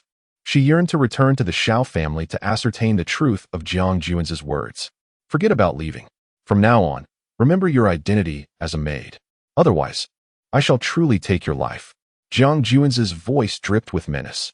Oh, by the way, I have a 3-year agreement with your brother Xiaoran. I hope you live long enough to see him again. With that, Zhang Juanzi cast Xiao Yin'er aside. Her greatest value to him lay in siphoning the fateful destiny from Xiaoran. Beyond that, she was nothing. If she truly angered Zhang Juanzi, her demise was inevitable. What do you mean by a 3-year pact with my brother Xiaoran? Are you seeking to use me against him? You despicable wretch. Xiao Yin'er gasped, her chest heaving as she pointed an accusatory finger at Zhang Juanzi, her voice seething with rage. Yuru, from now on, I entrust Xiao Yin'er to your capable hands. Zhang Juanzi declared, not sparing her another glance as he turned to leave. Yes, divine son. Yin Ruyu bowed slightly, watching Zhang Juanzi depart before turning her gaze to Xiao Yin'er with a broad smile. What do you intend to do? Xiao Yin'er instinctively took 2 steps back, her voice trembling with inquiry. Oh, nothing. I merely wish to teach you the rules of servitude. Yin Ruyu's smile widened further. Chapter 85. The Inheritance of the Dominant Body. Journey to the Dragon Abyss Empire for a feast. Zhang Juanzi departed from the small courtyard, indifferent to whatever transpired within. As long as Xiao Yin'er refrained from reckless actions and could survive until Xiaoran arrived for their 3-year pact, enabling Zhang Juanzi to glean some fateful luck from Xiaoran, this represented Xiao Yin'er's utmost value to him. Before long, Zhang Juanzi sought out his father, Zhang Yuan, expressing his desire to descend to the lower realm. The lower realm is impoverished in resources, with thin spiritual essence. What purpose do you have in venturing there? Zhang Yuan inquired, puzzled. At present, Zhang Yuan, having cultivated the secret art imparted by his son, found his once maimed body showing signs of recovery, thanks to the mysterious techniques. If he continued down this path of cultivation, restoration was not beyond the realm of possibility, which significantly uplifted his spirits. He was grateful for having such a fine son. Otherwise, he could not fathom when he might regain his former self. Thus, Zhang Yuan would never refuse his son's request. Yet, he remained perplexed as to why his son would wish to journey to a resource-depleted lower realm. Father, as you know, I once acquired a luminous orb on a desolate ancient star. Within this orb lies a pair of celestial wings, capable of both offense and defense, as well as swift flight. Additionally, I possess a parchment that details a treasure location in the lower realm. Hence, I wish to descend to seek this treasure. Zhang Juanzi articulated candidly, leaving no room for ambiguity. I see, Zhang Yuan exclaimed, recalling the orb's emergence, which had stirred numerous pathways and incited a multitude of laws. The treasure location inscribed on that parchment must indeed be of great significance. A journey to the lower realm is permissible, yet you must first visit the Dragon Abyss Empire. Zhang Yuan nodded resolutely. What business do we have at the Dragon Abyss Empire? Zhang Juanzi asked, surprised.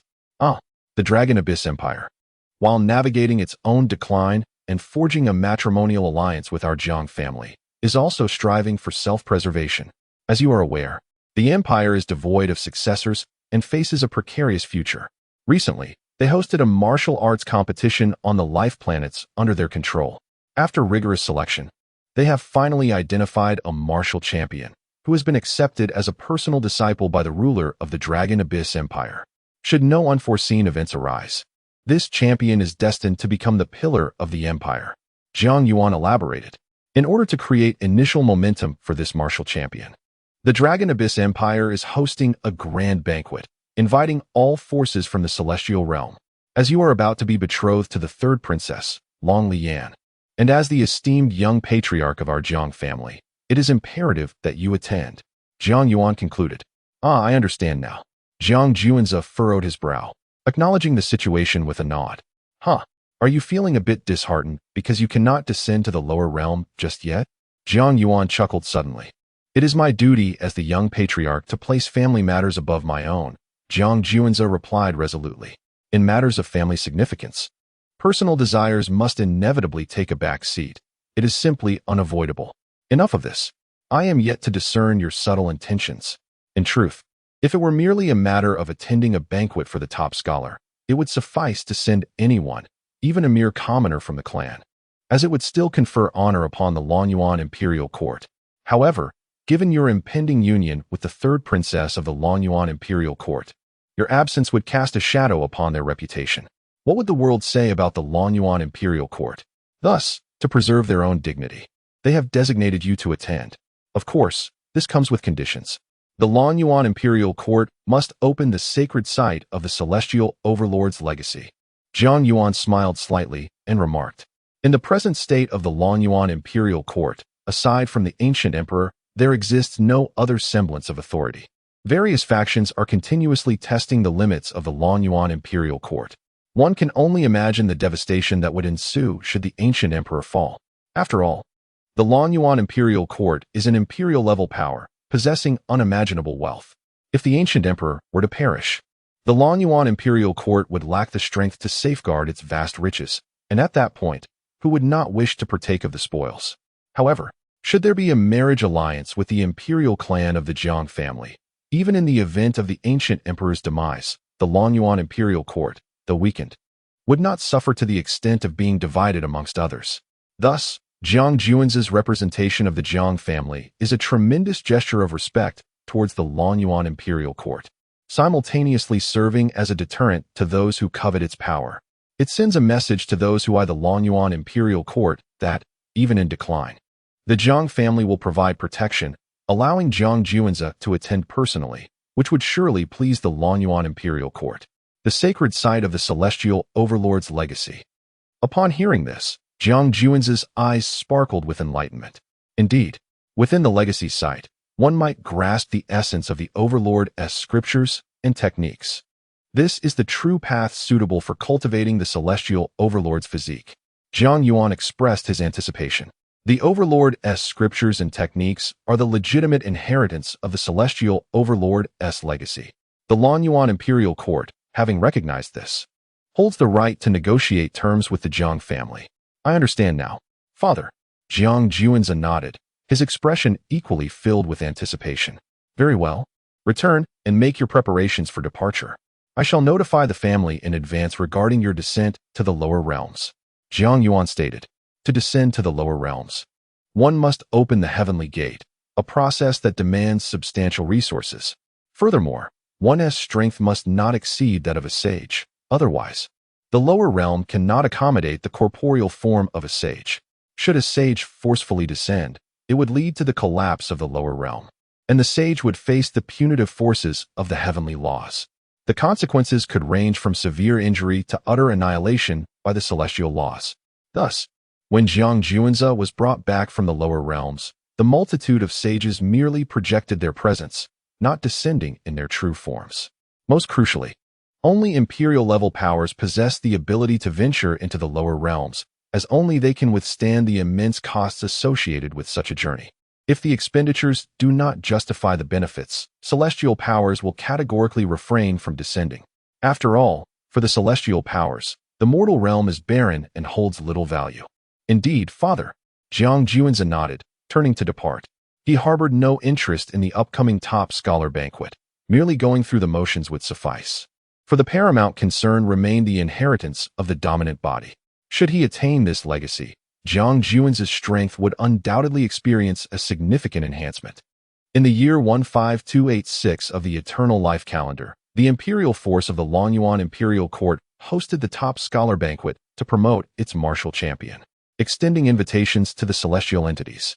Jiang Juanzi, in his journey to the Longyuan Imperial Court for the banquet, was accompanied solely by the graceful and alluring mature woman, Zhao Qianrou, to attend to his daily needs.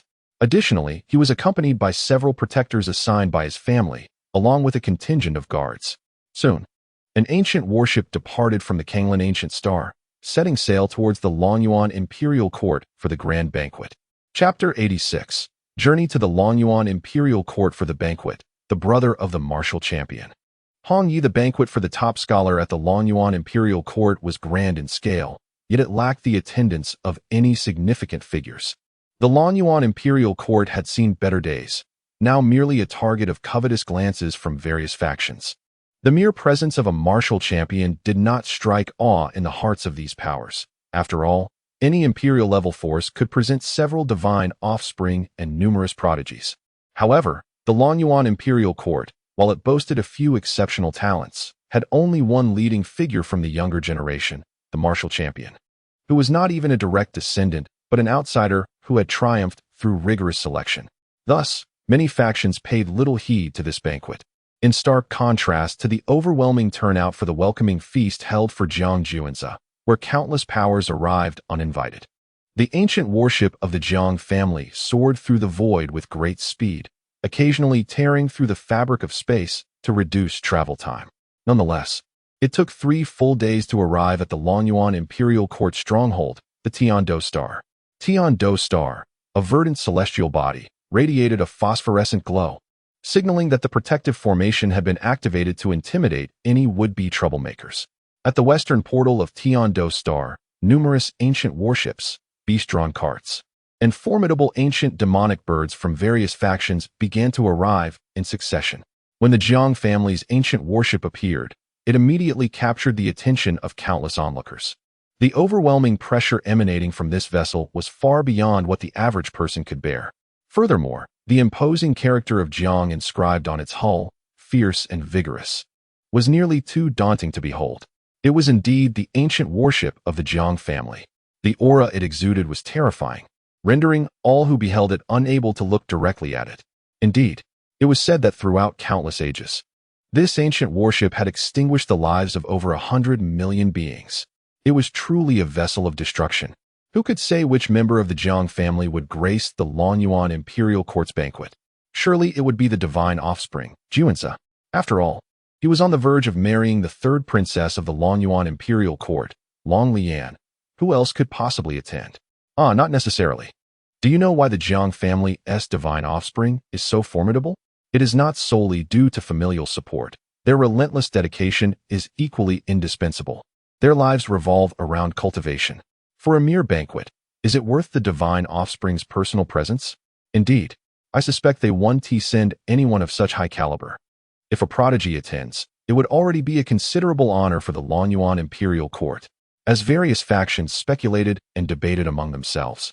The moment Jiang Juanzi descended from the ancient warship, all present were left wide-eyed in astonishment. Gasp!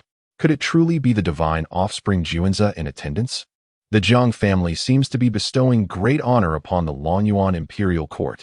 Indeed, is a modest banquet worthy of the presence of the young patriarch of the Jiang family? Look, here comes the 3rd princess of the Longyuan Imperial Court, Long Lian. Indeed, it appears that the arrival of Jiang family's divine son, Jiang Juanzi, is being eagerly anticipated. Following Jiang Juanzi's entrance, the appearance of the 3rd princess of the Longyuan Imperial Court, Long Lian, incited yet another wave of exclamations. Today, Long Lian, in preparation for Jiang Juanzi's arrival, has adorned herself exquisitely. Clad in a flowing white gown adorned with tassels, she perfectly accentuates her alluring figure. Her makeup is delicate, and within her enchanting eyes, a glimmer reminiscent of autumn waters dances, imbued with a hint of seduction. The vivid crimson of her lips further adds a touch of fiery passion to her already captivating presence. Her demeanor is beyond words, reminiscent of a celestial fairy descended from the heavens. Welcome, divine son Juanzi. Long Lian curtsied, a soft smile gracing her lips, rendering her breathtaking. It has been a while. You have grown even more beautiful, Jiang Juanza remarked, appraising his fiancée with a gentle smile in return. Your flattery is too much, divine son. Your accommodations have been arranged. Please, follow me. Long Lian replied, clearly pleased by Jiang Juanza's compliment, finding her meticulous preparation to be worthwhile. Before long, Jiang Juanza followed Long Lian into a grand palace. The palace was vast, exuding a magnificent aura, with even the decorative items being rare treasures difficult to find elsewhere. The ethereal ambience enveloped the space, making it feel almost otherworldly. This palace has been prepared for you. Please rest here, divine son Juanza. The banquet will commence shortly, and I have many matters to attend to. If I fail to host you adequately, I hope you will forgive me. Long Lian concluded her words, exchanging a few more pleasantries with Jiang Juanza before preparing to depart. For some reason, while in Jiang Juanza's presence, Long Lian felt an overwhelming sense of pressure. In terms of influence, the Imperial Jiang family stood at the pinnacle, while her Longyuan imperial court was waning, coveted by numerous factions.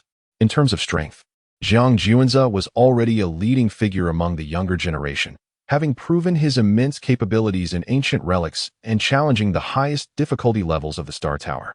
As for appearance and demeanor, Jiang Juanza seemed to be shrouded in layers of enigma, making him extraordinarily mysterious.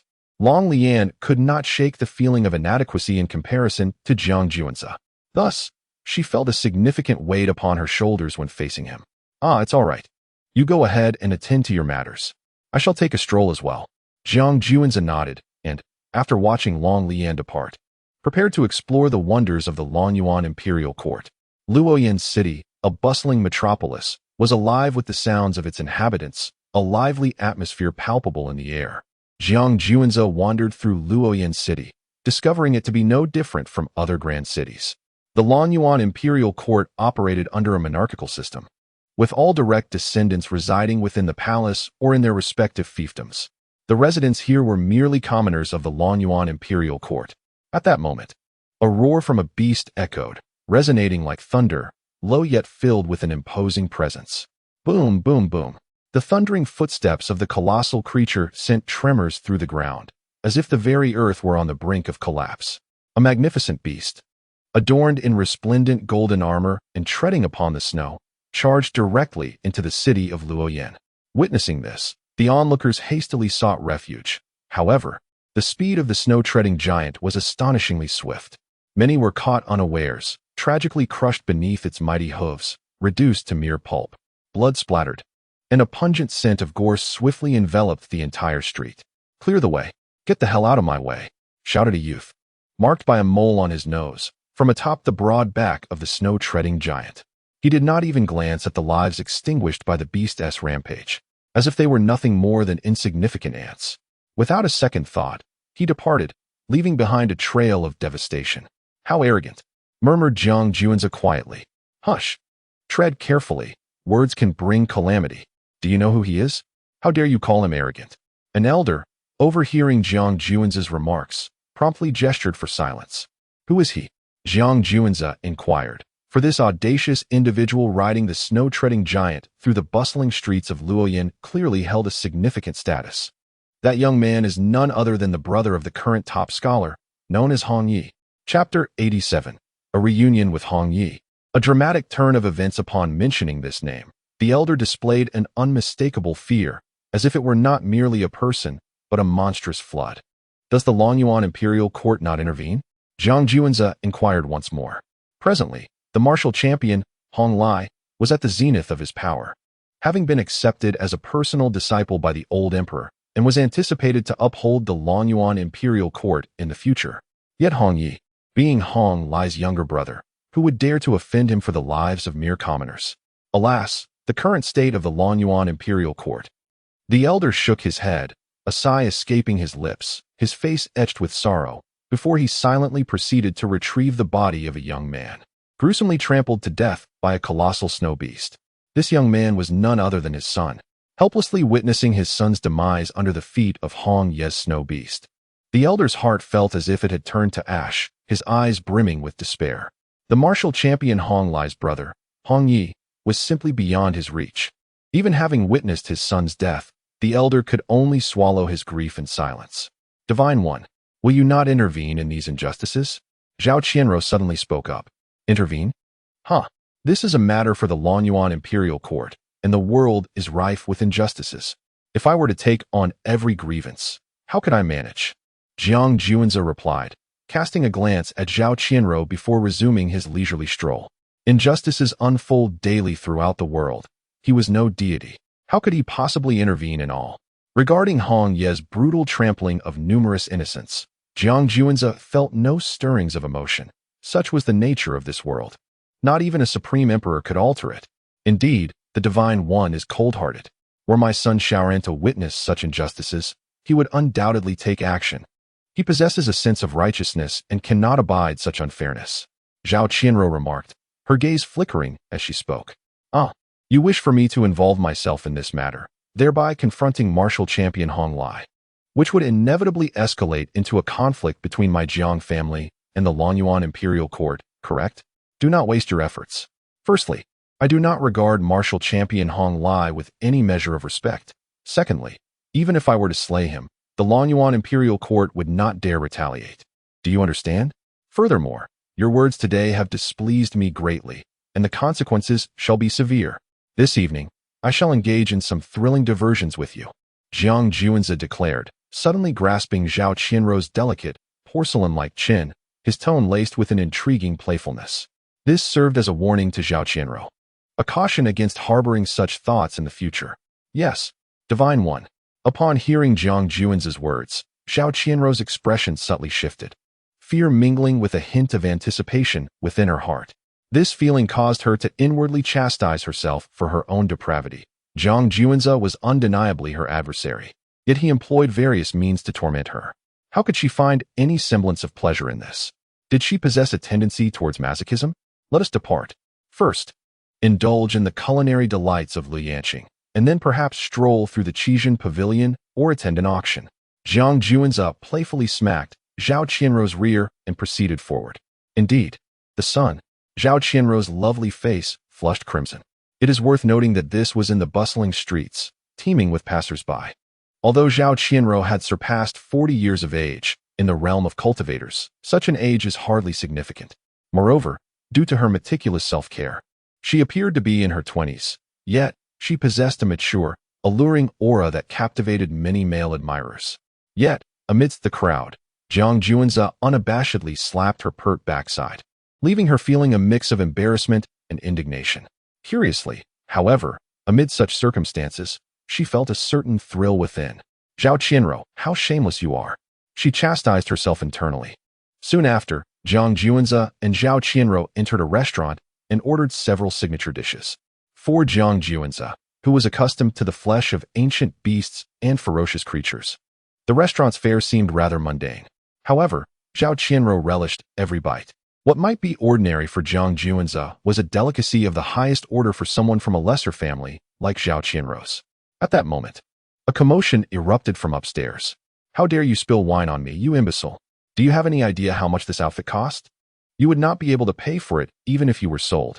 A furious voice bellowed, accompanied by the sound of heavy thumping. Pardon me, please spare me. A feeble voice pleaded repeatedly. The restaurant's manager hastily ascended to the second floor, pleading for the server's life, while simultaneously offering apologies to the irate voice. In the next instant, the manager coughed up blood and plummeted down the staircase, crashing onto the floor below and losing his life instantly.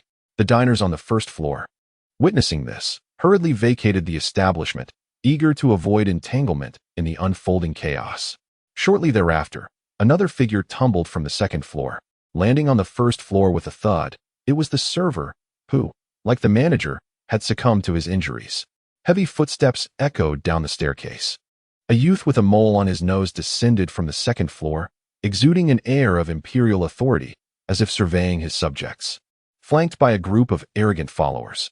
The demise of the manager and the server seemed to weigh little upon them, as if they had merely crushed a few ants. Dirtying my clothes, they deserve their fate.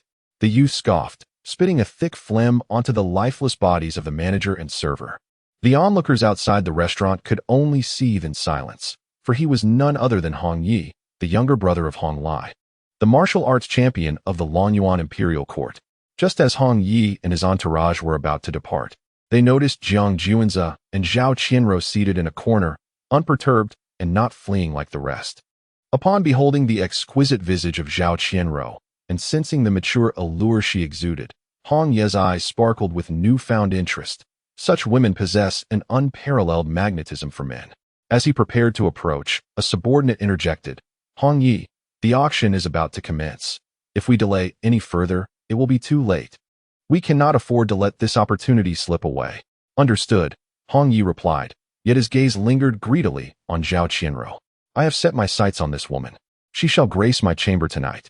With that declaration, he turned away, disregarding Jiang Juanze, who stood beside Zhao Qianruo. "Rest assured, boss. She will undoubtedly appear in your room this evening," the sharp-featured subordinate assured, thumping his chest in a pledge of certainty. "It seems we might be in trouble," Zhao Qianruo murmured softly, her lips pursing slightly. At that moment, the sharp-featured youth had already approached Jiang Juanze and Zhao Qianruo's table with a group of companions. "Ah, this young lady is indeed captivating. I wonder if after Boss Hong Yi has had his fill, we might also partake?" Without a moment's hesitation, the sharp-featured youth commanded his men to seize Zhao Qianruo, casting not a single glance at Jiang Juanze, treating him as though he were mere air. Chapter 88. The strong dragon cannot overpower the local snake. You should flee for your lives upon witnessing the scene. Zhao Qianruo exhibited no inclination to resist, merely observing Jiang Juanze with quietude. Jiang Juanze smiled, his countenance radiant.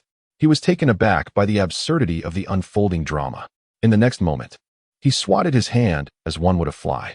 The sharp-featured youth, sensing the impending doom, felt his pupils constrict, acutely aware of the formidable power concealed within that casual strike. He desperately evaded to the side, narrowly escaping death.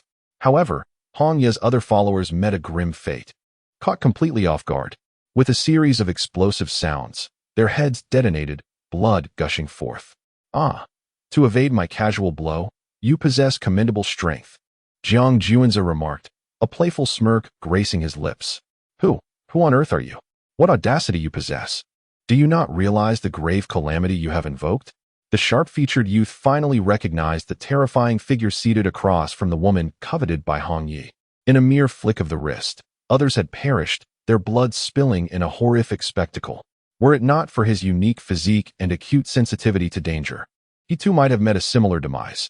Yet, the sharp-featured youth felt no fear, bolstered by his affiliation with Hong Yi, the younger brother of the renowned martial champion.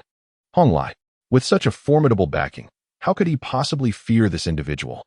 The very act of defiance from Jiang Juanze was tantamount to a death sentence for himself. Onlookers outside the tavern were left in shock, never anticipating that the seemingly unremarkable youth could unleash such terror.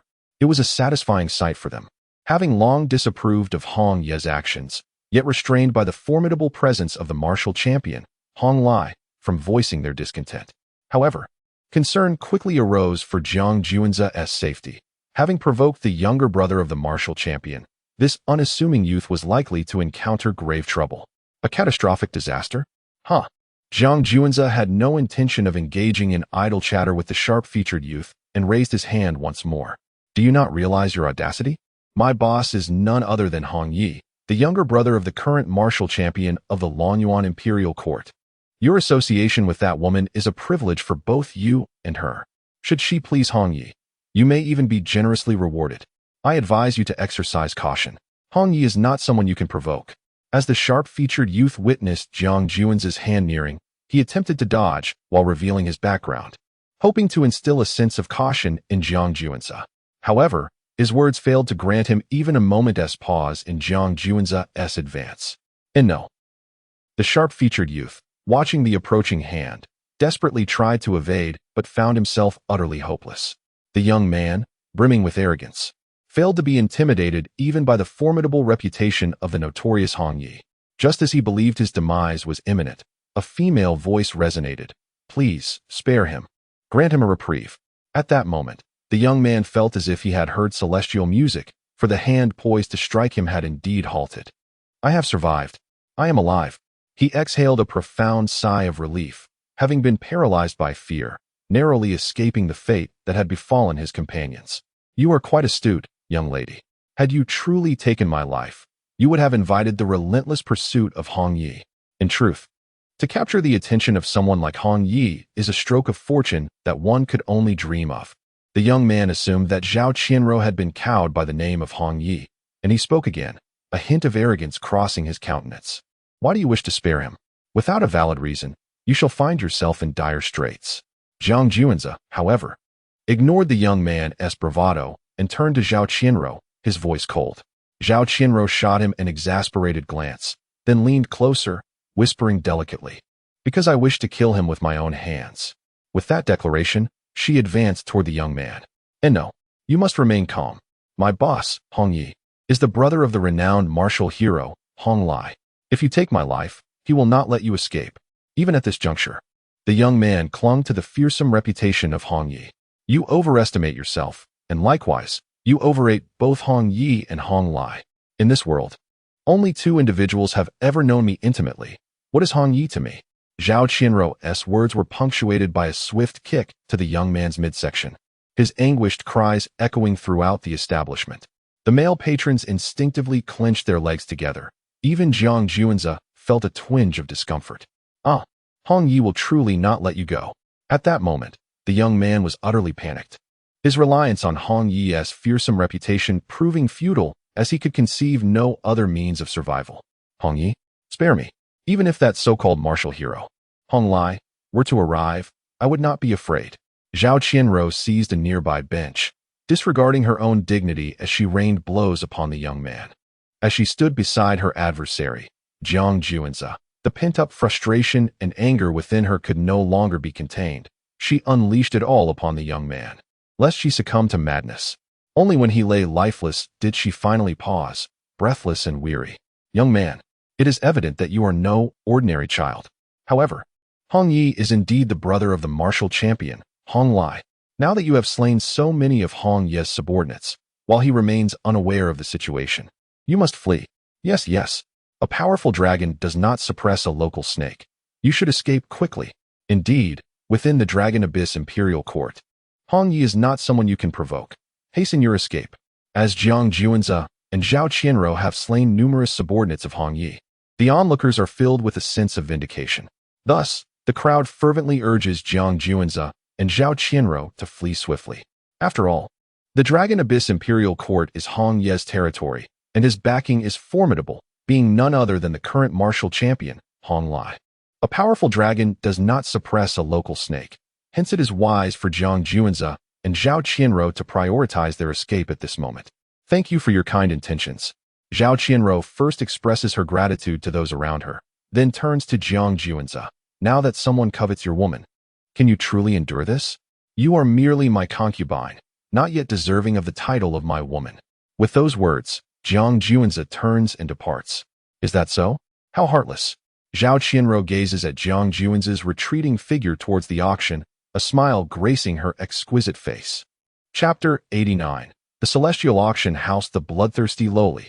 Tang Wan'er was under protection, which easily stirred the tender emotions within. Thus, Zhao Qianruo's smile bore the essence of being cherished, intertwined with a hint of mischief that might trouble Zhang Juanzi. Although Zhang Juanzi did not regard the martial champion, Hong Lai, with any seriousness, he could nonetheless present some inconvenience. "He is my enemy. He is my enemy." Zhao Qianruo repeatedly affirmed this in her heart, fearing that she might lose herself in her interactions with Zhang Juanzi. The onlookers, witnessing Zhang Juanzi not fleeing, but rather approaching the auction house where Hong Yi was headed, chose to follow suit. What was the situation with this young man? After dispatching Hong Yi's subordinates, did he intend to confront Hong Yi himself? To their astonishment, this individual exhibited such audacity. Could it be that beneath his unassuming exterior lay an extraordinary background? Indeed, if he were not merely a reckless youth, he might very well be the scion of a formidable faction. If that were the case, a captivating spectacle was surely in store. How amusing. He appears quite formidable now. Let us see if he remains so in front of Hong Yi. Indeed, a powerful dragon cannot suppress a local snake, no matter how grand his origin. This is the territory of the Longyuan Imperial Court. Here, he must coil like a dragon or lie low like a tiger. He cannot stir up any significant turmoil. Such sentiments resonated among the crowd, who speculated about Jiang Juan's background that emboldened him to directly seek trouble with Hong Yi. The Celestial Auction House belonged to the Celestial Merchant Association, one of the most prominent guilds within the Southern Dipper Star domain, renowned for its formidable strength. It was said that as long as there were sufficient source stones, even immortal elixirs and supreme Imperial weapons could be procured. The Celestial Merchant Association itself was akin to an Imperial force, allied with various other Imperial entities in the Southern Dipper Star domain. The auction items at the Celestial Auction House were all rare treasures of heaven and earth, drawing numerous powerful figures to each event. Upon Jiang Juan's arrival at the auction house, he found a throng gathered at the entrance. Alas, he had arrived too late. The auction had commenced, and entry was barred. What a disappointment. After eagerly awaiting this day, he ultimately missed the opportunity. Enough. I see you all are merely here to bask in the excitement. Entry to the Celestial Auction House necessitates a capital verification. Without a minimum of 10,000 premium source stones, you shall not gain access. How many among you can produce that sum? How laughable. A gathering of individuals with ulterior motives, clearly lacking the financial means, only to emerge when the auction is secured, claiming they arrived late. This charade is merely an attempt to feign strength and deceive others. As such characters are a constant presence at every auction held by the Celestial Auction House. Nonsense. Are you seeking your demise? Cease this slander at once. Before long, a commotion erupted at the entrance of the Celestial Auction House. How outrageous. Dare you cause a ruckus at my Celestial Auction House? Are you courting death? A sharp reprimand echoed as a diminutive maiden emerged from the Tian Auction House, flanked by a cadre of fully armed cultivators, exuding an overwhelming aura of authority. Clad in a flowing emerald green gown, the girl possessed a strikingly delicate and charming visage, her porcelain skin outshining the purest snow. Her large, piercing eyes scanned the crowd with a fierce intensity, enveloping her in an aura of terrifying menace, a stark contrast to her innocent appearance and petite stature. The moment the crowd beheld this petite figure, the clamor subsided into an unsettling silence, particularly among those who had been the loudest, their bodies trembling in fear. For this young girl was none other than Tang Wanner, the daughter of the president of the Tian Merchant Association. It was not merely her lineage that instilled dread, but rather her ruthless and decisive methods. Years prior, during a fierce competition with several prominent merchant guilds, she had ingeniously devised strategies alongside her father, orchestrating the demise of over 100 mighty beings, thereby earning her notorious renown. Since then, countless lives had fallen victim to her hands, and she had acquired a formidable title, the Bloody Lolita. Wherever she appeared, a tempest of bloodshed and carnage was sure to follow. Spare us, divine lady. We shall not dare to offend again. The once uproarious crowd hastily fell to their knees, pleading for mercy. Clear out. Do not obstruct the entrance of my Tian auction house. Tang Wanner furrowed her brow, her voice laced with impatience as she admonished them. Had it not been for the significant figures engaged in bidding within the auction house, she would have swiftly dealt with the ruckus makers. Yes, understood. The troublemakers, sensing a reprieve, wasted no time in fleeing in disarray. Humph. As Tang Wanner observed the chaos retreating, she let out a cold snort, poised to lead her entourage back into the auction house when a voice interrupted her. Wait, I believe one must verify their assets to enter the Tian auction house, correct? Jiang Juanza approached, speaking candidly. Tang Wanner appraised Jiang Juanza, her expression immediately cooling upon realizing he was merely an inconspicuous individual. You have arrived too late. The auction has already commenced, and no further entries are permitted. This is the rule of the Tian auction house. You may leave. With that, Tang Wanner cast a final glance at Jiang Juanza and turned to re-enter the auction house. Could an exception not be made just this once? As Jiang Juanza's words fell, they provoked a chorus of laughter from those nearby. Look there, S.A. fool. What do you think you are? You expect the Tian auction house to make an exception for you? Indeed. Just look at your unremarkable appearance, so utterly ordinary. You must be overestimating yourself. I'm utterly amused. Can you believe someone would utter such nonsense? What gives you the right to demand an exception from the Tian auction house? The surrounding crowd erupted into mocking laughter, their derision ringing out. Under the influence of the concealment technique, they could not perceive the depths of Jiang Juanza's capabilities, dismissing him as an ordinary person. Upon hearing this, Tang Wanner directly approached Jiang Juanza, gazing up at this audacious fellow. a delicate willow leaf dagger poised threateningly against Jiang Juan's neck. Give me a reason to make an exception for you. If I am not satisfied, you shall perish here. Tang Wanner's eyes blazed with murderous intent. She was eager to discover what audacity this seemingly ordinary young man possessed to dare utter such words to the renowned auction house. Huh? Is my status as the young master of the Jiang family not sufficient? Jiang Juanza flicked the willow leaf dagger with his fingers. A surge of tremendous force traveling along the blade, directly impacting Tang Wanner's palm. In an instant, her expression changed, her body jolted as if struck by lightning, rendering her unable to maintain her grip on the dagger. The blade was sent flying by Jiang Juan's flick, embedding itself deeply into the ground. Subsequently, with lightning speed, Jiang Juan's right hand seized Tang Wanner's delicate neck, conveying an ominous sense that with the slightest pressure, he could easily shatter it. Chapter 90. The bloodied Lolita in hand. Rebuking the saintly power, the sudden turn of events instantly silenced the laughter of all present, leaving them in a state of shock as they gazed at the unfolding scene. The life of Tang Wanner, the daughter of the president of the Tongtian Merchant Guild, was effortlessly grasped within someone's palm. Most astonishingly, the one who held her captive boldly proclaimed himself as Jiang Juanza, the young heir of the Jiang family. This revelation struck the crowd like a thunderclap, sending shivers down their spines and causing their minds to whirl. Simultaneously, an internal outcry resonated. How could the young master of the Jiang family appear so ordinary? The situation had taken a turn for the worse. Moments ago, they had mercilessly mocked Jiang Juanza, and now they feared the repercussions of their derision. Thoughts of retribution flooded the minds of those who had just ridiculed him, rendering them visibly shaken and anxious. As for the possibility of Jiang Juanza pretending to be the young heir of the Imperial Jiang clan, no one dared to entertain such a notion. In full view of the crowd, to impersonate the young heir of the Imperial Jiang family was an act of sheer audacity, tantamount to courting death. The consequences would not only seal the fate of the impostor, but also condemn his entire lineage. Moreover, despite his seemingly unremarkable demeanor, Jiang Juanza effortlessly held the formidable Tang Wanner, who was regarded as a goddess of the Tongtian Merchant Guild and had achieved the pinnacle of the returning one realm. Few among the younger generation possessed the prowess to subdue her with such ease. Hold your hand, divine son. My lady is at fault this time. Please forgive her. An elderly woman suddenly emerged, revealing herself as Tang Wanner's protector, tasked with ensuring her safety.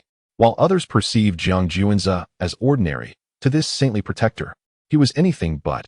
Enveloped in celestial radiance and exuding an aura of unparalleled dominance, Jiang Juanza appeared as a transcendent being descended from the heavens, instilling a sense of awe that rendered onlookers unable to meet his gaze. Silence. You have no place to speak here. Stand aside. Jiang Juanza's icy glare fell upon Tang Wanner's guardian, and his reprimand rang out with authority. At that moment, the saintly protector faltered, her face contorted with indignation as fury surged within her. How could a mere youth dare to chastise her publicly? Yet, the weight of Jiang Juanza's identity quelled her anger, forcing her to retreat and suppress her ire. The thought of confronting him was daunting. A mere gesture could summon formidable Jiang family warriors, resulting in dire consequences. Gasping in astonishment, the surrounding crowd watched in disbelief. The young master of the Jiang family, Jiang Juanza, was indeed terrifying. He had the audacity to rebuke a saintly power to her face, and she dared not retaliate, leaving them all in shock. Meanwhile, those who had previously mocked Jiang Juanza now found themselves weakened, collapsing to the ground in fear, trembling uncontrollably. Ah, the bloodied Lolita, is it? A killer of many, you say? However, you must never place a knife against my neck, do you understand? Jiang Juanza's icy gaze once again fixed upon Tang Wanner. I. Tang Wanner's complexion flushed, her beautiful eyes revealing a hint of defiance. In the past, she had directly deceived and slaughtered hundreds of formidable beings of the sacred realm. That was her most dazzling achievement and her greatest pride. Yet Jiang Juanza merely excelled in combat, masquerading as an innocent to ensnare the unsuspecting. Otherwise, she would never have been so careless as to be easily subdued by him. You seem rather unconvinced. Observing the stubbornness and defiance in Tang Wanner's eyes, Jiang Juanza narrowed his gaze, a dangerous glint flickering within. He truly might kill me. Tang Wanner felt a tremor in her heart, as the menacing aura emanating from Jiang Juanza pierced through her. As the cherished jewel of the Celestial Commerce Association, she had never believed anyone would dare to take her life. Yet now, she sensed a palpable threat from Jiang Juanza, as if he would not hesitate to end her existence at the slightest provocation. Madman, this fellow is nothing but a lunatic, Tang Wanner's mind screamed. She endeavored to quell her inner turmoil. The sensation of having her life precariously held in another's grasp was utterly disconcerting. Regardless, her priority was to preserve her life. I yield.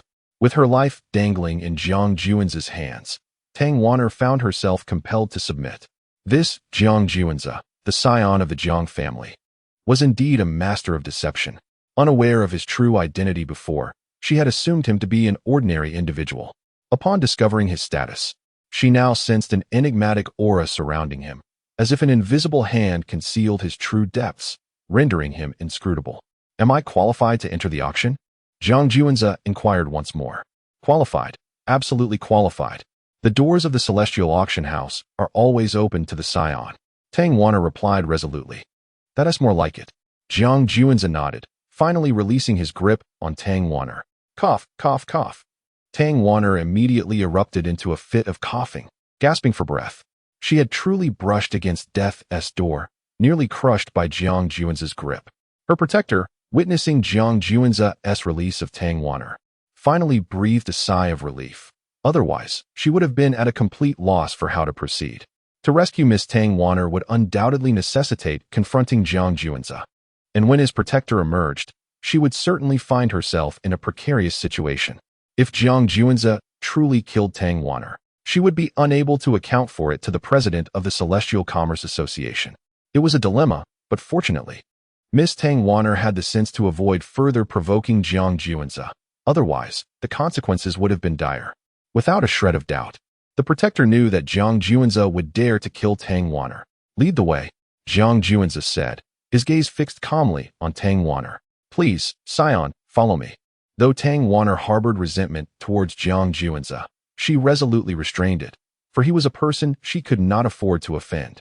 With a creak, the door of the Tongtian auction house closed once more. My heavens, I never imagined that this seemingly ordinary youth was, in fact, the young clan leader of the Imperial Jiang family, Jiang Juanza.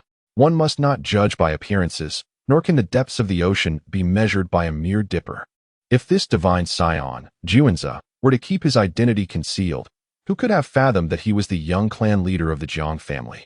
It must be said that this enigmatic figure, Jiang Juanza, is truly inscrutable.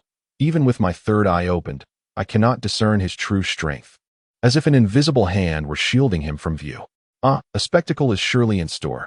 Do you know why Jiang Juanza, the scion of the Jiang family, has come to the auction? Why, you ask?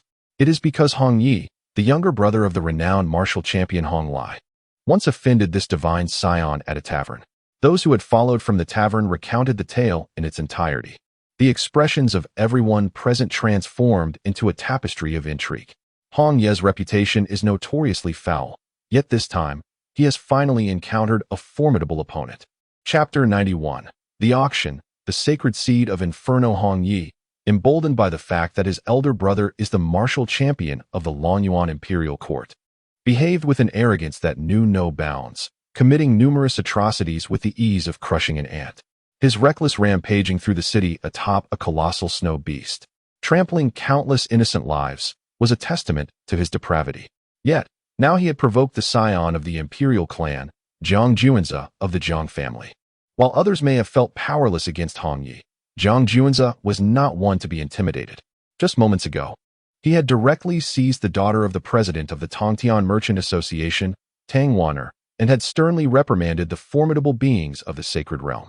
Had it been anyone else, they would have likely met a grim fate, their ashes scattered to the winds. Despite Hong Ye's brazen demeanor, he dared not lay a finger on Tang Wanner, nor did he have the audacity to scold the powerful beings of the sacred realm. However, Jiang Juanza did, and notably, both Tang Wanner and the formidable beings of the sacred realm refrained from uttering a word in protest, personally ushering Jiang Juanza into the Tongtian auction house. The so-called rule that prohibited entry once the auction commenced was rendered a mere jest at that moment. Inside the Tongtian auction house, Opulence and elegance adorned the vast space. With every seat occupied, a sea of heads filling the hall. At the center of the auction, upon a raised platform, stood an elderly man with a grizzled beard, introducing item after item. Clad in a blue robe, he bore a kind visage, exuding an ethereal charm that commanded respect. Every item that passed through his hands fetched an exorbitant price. Once a rare treasure was auctioned, a striking young woman in a qipao would present the next item on stage. As the auction commenced, over 10 items had already been sold, each fetching a high price and satisfying the bidders. Soon, Tang Wanner escorted Jiang Juanze to a private box. This box afforded a clear view of the stage, accompanied by a maidservant in attendance. "Your Excellency, if there is nothing further, I shall take my leave," Tang Wanner said, taking a deep breath. The weight of knowing Jiang Juanze was the young clan leader of the Jiang family pressed heavily upon her heart. He was a ruthless individual who would not hesitate to disregard her status, capable of ending her life without a second thought. "Wait," Jiang Juanze interjected. "What further instructions do you have, Your Excellency?" Tang Wanner inquired. "Assist me in locating someone. Hong Yi, the younger brother of Hong Lai from the Longyuan Imperial Court." "Where is he?" Jiang Juanze stated plainly. "Please wait a moment, Your Excellency." Tang Wanner nodded, signaling one of her subordinates.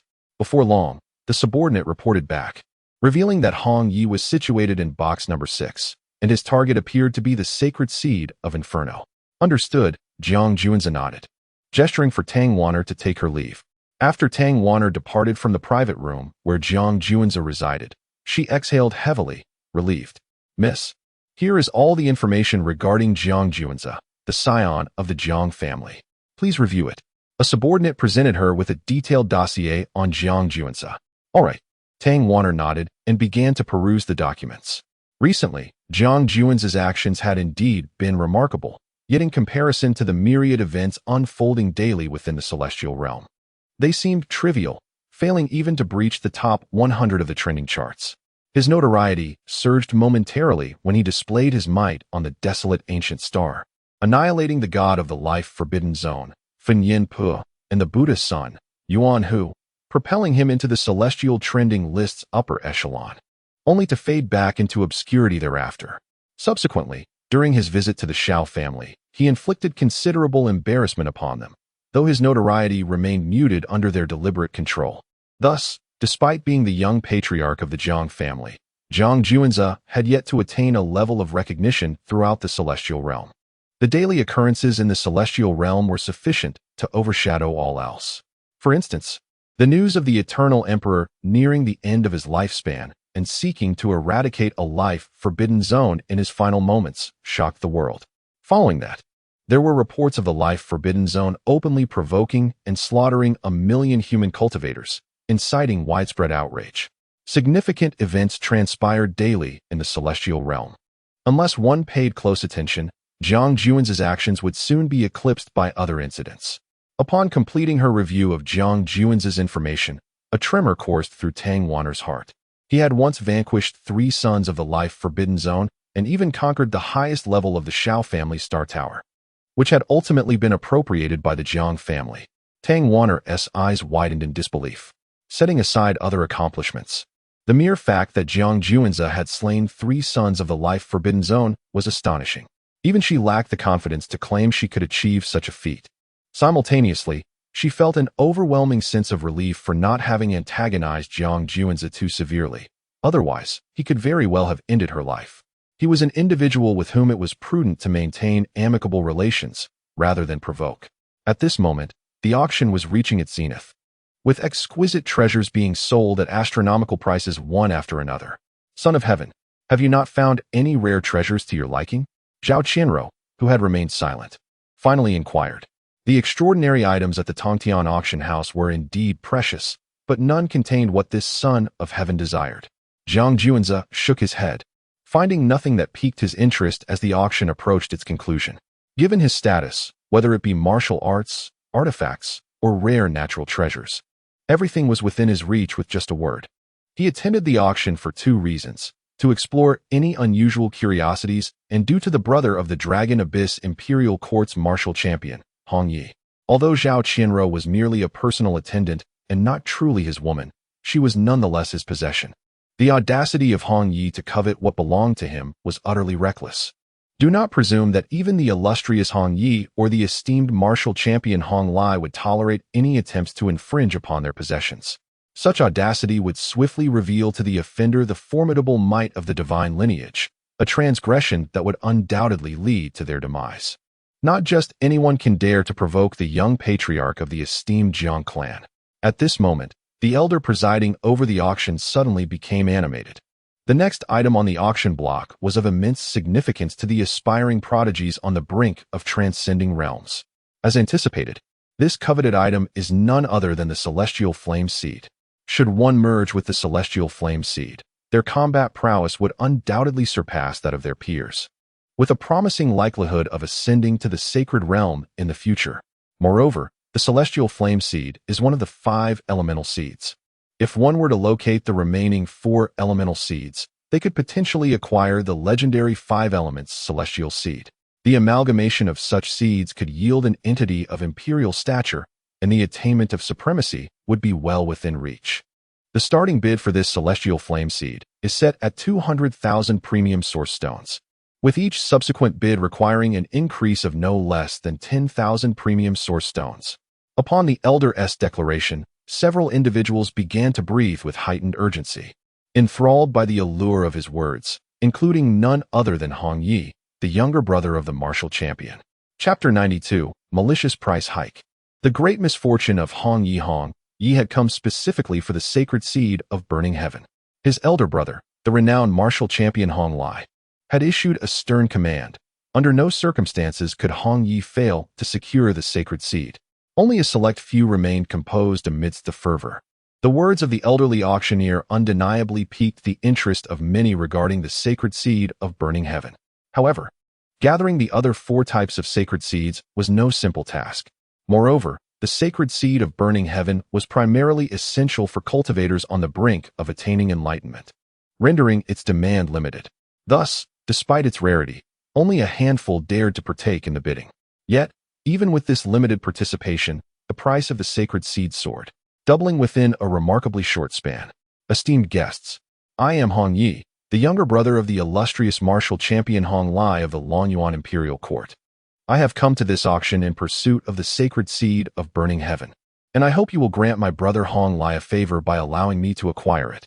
Hong Ye's voice resonated from the 6th private booth. Given his temperament, had the auction been hosted by a lesser establishment, he would have seized the sacred seed outright, without a second thought to payment. To be taken by him would indeed be a privilege for any auction house. The fact that his brother Hong Lai valued the sacred seed was a stroke of fortune one could only dream of. Yet, he found himself humbly requesting a concession for his brother's sake. However, the Tongtian auction house was different, supported by the Tongtian commerce. It stood on equal footing with the Longyuan Imperial Court, a status he could not afford to provoke. As expected, upon Hong Yi's declaration, the atmosphere in the auction hall fell silent. Martial champion Hong Lai was undoubtedly the foremost figure among the younger generation of the Longyuan Imperial Court, his reputation on the rise. This venue, being the territory of the Longyuan Imperial Court, adhered to the saying that a strong dragon does not oppress a local snake. With his brother's voice echoing, granting him a favor seemed reasonable. Moreover, the bidding for the sacred seed had already reached a staggering price. Any further increase would clearly be unwarranted. Thus, doing a favor in such a circumstance seemed harmless. Nonetheless, Hong Ye's intervention displeased the Tongtian auction house, particularly Tang Wanner, the daughter of the president of Tongtian Commerce, who frowned at the situation. As merchants, their pursuit was naturally profit maximization, and it was evident that the price of the sacred seed had not yet peaked. However, due to Hong Ye's influence, the prospect of granting a favor to his brother Hong Lai led to a halt in the bidding, which would undoubtedly be a loss for the Tongtian auction house. Yet, the Tongtian auction house refrained from voicing their discontent. As merchants operating within the domain of the Longyuan Imperial Court, they could not afford to clash too harshly with them. This loss was one they would have to swallow. Thank you. Hong Yi, seeing no one else willing to bid against him for the sacred seed of burning heaven, could not help but puff out his chest, his face alight with pride and satisfaction. Indeed, his brother's name held great weight. As long as he invoked the name of Hong Lai, no one would dare to contest him. Had he known earlier, he would have already proclaimed his brother Hong Lai's name, which would undoubtedly have saved him a substantial sum of precious source stones, granting him the opportunity to fill his own pockets. 410,000 precious source stones at once. 410,000 precious source stones on 2 occasions. 410,000 precious source stones. Just as the elder presiding over the auction was about to drop the gavel and declare the transaction complete, a voice emerged from Box 1. 500,000 precious source stones. The moment the words fell, all present turned their astonished gazes towards Box 1. It was presumed that the burning heaven sacred seed would soon be secured by Hong Yi, but unexpectedly, a contender had emerged, boldly announcing a staggering bid of 500,000 precious source stones, exuding an air of inevitability. Curiosity piqued. Everyone wondered who the illustrious figure in Box 1 could be. Friend, you have gone too far. Did you not hear my earlier words? My brother Hong Lai is the martial champion of the Longyuan Imperial Court. Your blatant disrespect could lead to dire consequences. Hearing Jiang Juan's bid, Hong Yi from Box 6 sprang to his feet, his expression darkened to the extreme. He could hardly believe that anyone would dare to disregard his brother Hong Lai's reputation on his own territory. Ridiculous. Your brother is nothing but a joke, a mere sycophant. If you desire the burning heaven's sacred seed, let the price speak for itself. If you cannot afford it, do not embarrass yourself here. Jiang Juan's voice resonated once more from Box 1, igniting a frenzy throughout the auction hall. What audacity! Who on earth was seated in Box 1? To belittle the martial champion Hong Lai and call Hong Yi a sycophant? To utter such bold words on the territory of the Longyuan Imperial Court? One must either be a fool or possess extraordinary origins. The crowd buzzed with speculation regarding the identity of the enigmatic figure in Box 1, wondering if they truly had the strength to challenge the martial champion's brother, Hong Yi. Jiang Juan's remarks had enraged Hong Yi to the core. He never anticipated that someone would dare to speak to him so insolently on the grounds of the Longyuan Imperial Court, let alone dismiss his brother so brazenly. How could he endure this? Gasping for breath, Hong Ye's face flushed crimson with fury. He longed to storm into Box 1 and crush the audacious individual who dared to utter such insolence. Yet, this was the Tongtian auction house, and for the sake of his brother Hong Lai's significant affair, it was paramount to secure the burning heaven sacred seed. I bid 600,000 precious source stones. Hong Yi exclaimed, his voice booming with determination. 700,000. Jiang Juan's calm voice echoed once again from Box 1, as if the sum of 700,000 precious source stones were merely a trivial figure to him. You, scoundrel. Upon hearing Jiang Juan's raise the bid by another 100,000 precious source stones, Hong Ye's rage reached its zenith, and he slammed his palm down, shattering the table before him, his eyes fixed with murderous intent on Box 1, wishing he could consume its occupant whole. Yet today, he arrived clutching the death order issued by his brother, Hong Lai, determined to seize the sacred seed of burning heaven at any cost, even if the price far exceeded its intrinsic value. 80,000. Hong Yi was utterly incensed by Jiang Juan's provocation, resembling a deranged gambler as he bellowed with fervor. However, a sense of trepidation gnawed at him, for his supply of source stones was dwindling. Should the opponent raise the bid by another 100,000 premium source stones, the sacred seed of burning heaven would slip from his grasp forever. This time, however, Jiang Juan's refrained from increasing his bid. With 3 resounding strikes of the gavel, the sacred seed of burning heaven fell into Hong Ye's possession for the exorbitant price of 80,000 premium source stones. At that moment, the gazes of all present bore down on Hong Yi as though he were a great fool. The price of 80,000 premium source stones had far surpassed the true worth of the sacred seed. Scoundrel! He did this on purpose. Only then did Hong Yi realize that the individual in Box 1 had deliberately inflated the price, compelling him to acquire the sacred seed at an outrageous cost, thus rendering him a complete fool. The sound of his fingers cracking echoed ominously. Originally, he needed only to spend 40,000 premium source stones to claim the sacred seed. Now, under Jiang Juan's malicious price hike, he had expended a staggering 80,000 premium source stones to secure it. The sensation of being outwitted in such a manner was profoundly unpleasant, and the ramifications were indeed grave. Chapter 93. He is causing a commotion at the auction house. Are you not going to intervene? At this moment, Tang Wanner was exceedingly delighted, even beaming with joy. Previously, During the auction, Hong Yi had insisted that people give his brother, Hong Lai, some face, which resulted in the price of the burning heaven sacred seed falling short of their expectations. However, now with Jiang Juanzi driving up the bids, the price of the burning heaven sacred seed far exceeded their anticipations. This also served to alleviate some of the grievances for their Tontian auction house. Even the elderly auctioneer could not help but smile. With each item sold, he earned a commission. The higher the auction price, the greater his earnings. The burning heaven sacred seed had indeed proven to be a lucrative venture for him. The auction continued. Meanwhile, Hong Yi, feeling utterly frustrated, could no longer remain seated. He forcefully kicked open the door to the private room and stormed to the entrance of room 1. I will count to 3. You had better come out immediately. Although Hong Yi had successfully acquired the burning heaven sacred seed, his anger only intensified. Since his brother, Hong Lai, had become the martial champion of the Longyuan Imperial Court, he had never endured such indignity. If he did not teach the person in room 1 a lesson, his fury would remain unresolved. Young Master Hong, this is Tontian Auction House. Please refrain from causing a disturbance. Tang Wanner emerged with her entourage, casting a disdainful glance at Hong Yi as she coldly warned him. In truth, she held Hong Yi in contempt, despising him for leveraging his brother Hong Lai's status as the martial champion of the Longyuan Imperial Court to act with impunity. Disregarding human life, it was difficult for anyone to harbor any fondness for him. Who is causing a disturbance?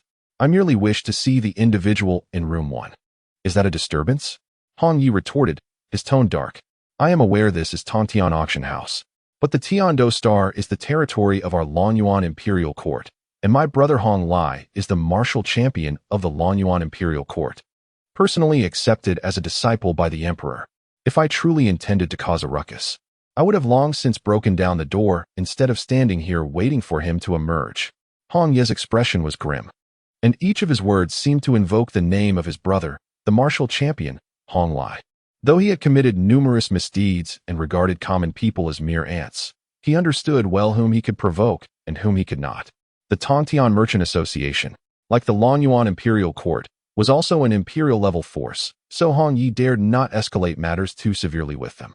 Just as Tang Wanner was about to respond, the door to room 1 creaked open, and Jiang Juanzi stepped out.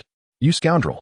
You insult my brother Hong Lai and have driven up the price of the burning heaven sacred seed to such heights. Do you wish to die? Upon seeing Jiang Juanzi, Hong Yi's rage ignited fiercely, wishing nothing more than to strike down Jiang Juanzi. Simultaneously, he was perplexed, as he could not recall having offended Jiang Juanzi. Why was this individual targeting him specifically? It was not until Zhao Qianruo followed Jiang Juanzi out that Hong Yi's expression shifted to one of realization. Earlier at the tavern, his attention had been entirely captivated by Zhao Qianruo, leaving him oblivious to Jiang Juanzi, who was seated opposite her. Upon encountering Jiang Juanzi, a sense of doubt arose within him, pondering where he might have offended him. Now, clarity enveloped his mind. However, Hong Yi was soon confronted with a grave dilemma. Zhao Qianruo was the woman he coveted, and he had commanded several subordinates to ensure her presence in his chamber that very night.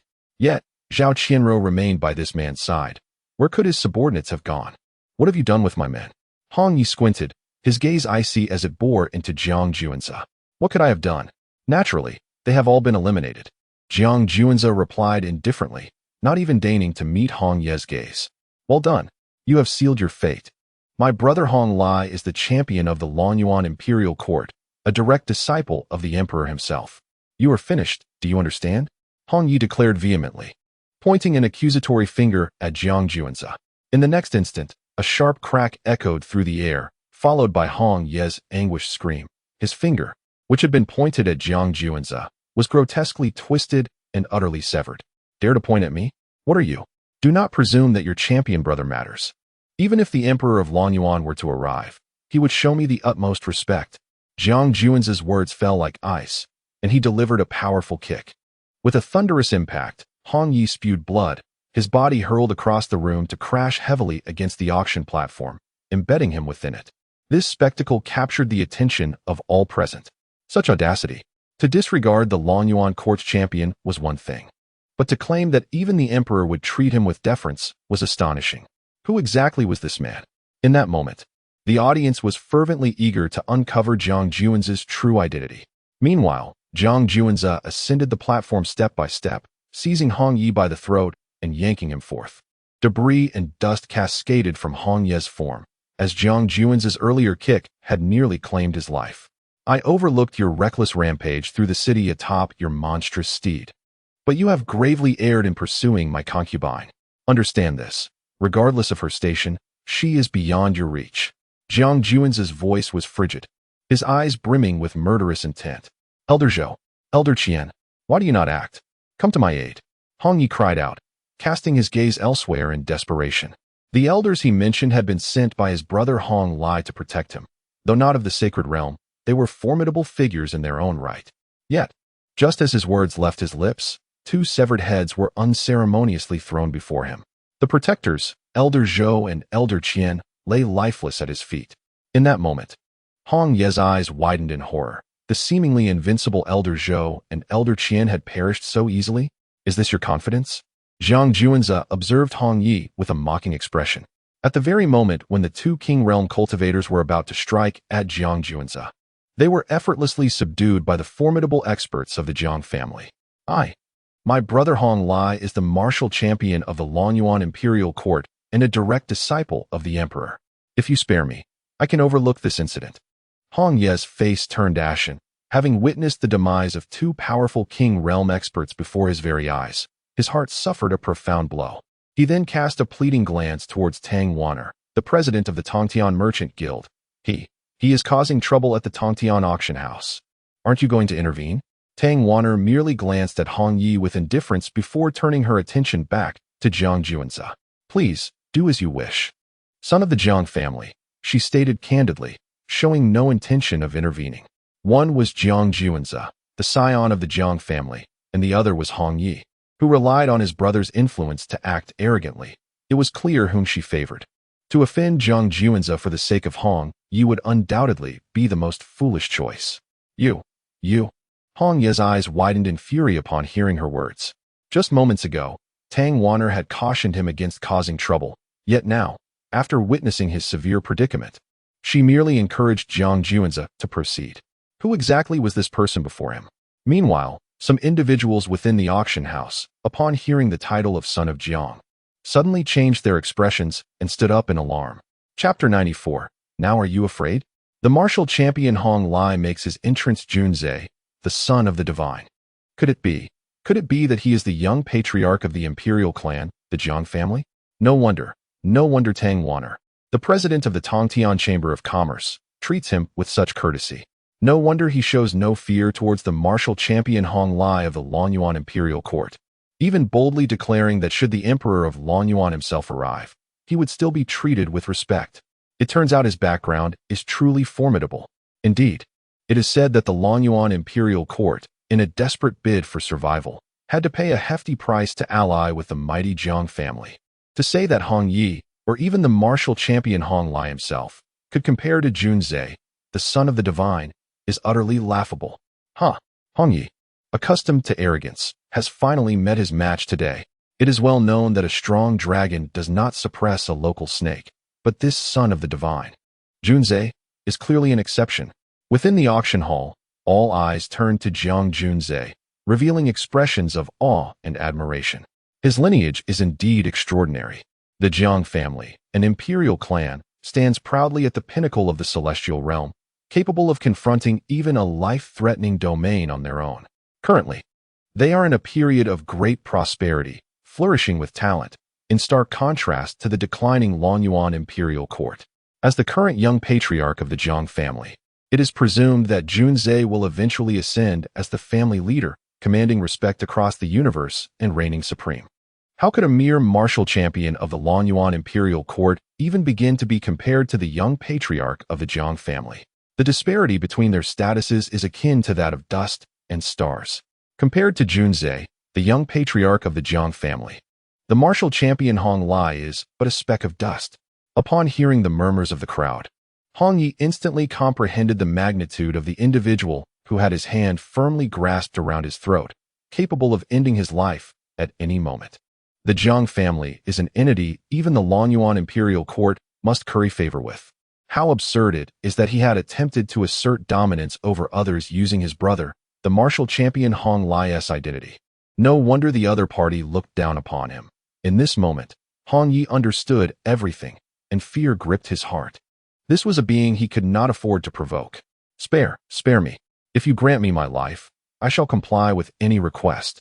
You are aware, my brother Hong Lie is the martial champion of the Longyuan Imperial Court and a direct disciple of the Emperor. Just let me go, and I shall give you anything you desire. Hong Ye's voice trembled, desperation seeping through as he pleaded for his life. Now you know fear, don't you? Just a moment ago, you were so mighty, Junzhe replied with a mocking expression. Earlier, Hong Yi had acted as if he were the supreme ruler, arrogant and overbearing. Now, however, he resembled a pitiful dog, wagging its tail in a desperate plea. How utterly ridiculous. With a resounding crash, Junzhe forcefully slammed Hong Yi to the ground, creating a large crater upon impact. Every bone in Hong Ye's body shattered under the force, immense power tearing through his flesh, leaving him bloodied and staining the ground crimson. Miss Tangwaner, could you assist me with a matter? Jiang Junzhe scarcely cast a glance at Hong Yi, turning instead to inquire of Tangwaner. Esteemed son of Junzi, what command do you have? Tangwaner glanced at the nearly lifeless Hong Yi on the ground and asked. A chill crept into her heart. Had she refused to bow before this scion of the Jiang family, her fate would likely not have been much better than Hong Ye's. Please summon the martial champion Hong Lie of the Longyuan Imperial Court. I am most curious about the martial champion this fellow constantly speaks of, Jiang Junzi said in a calm voice. Please wait, son of Junzi. I shall dispatch someone immediately.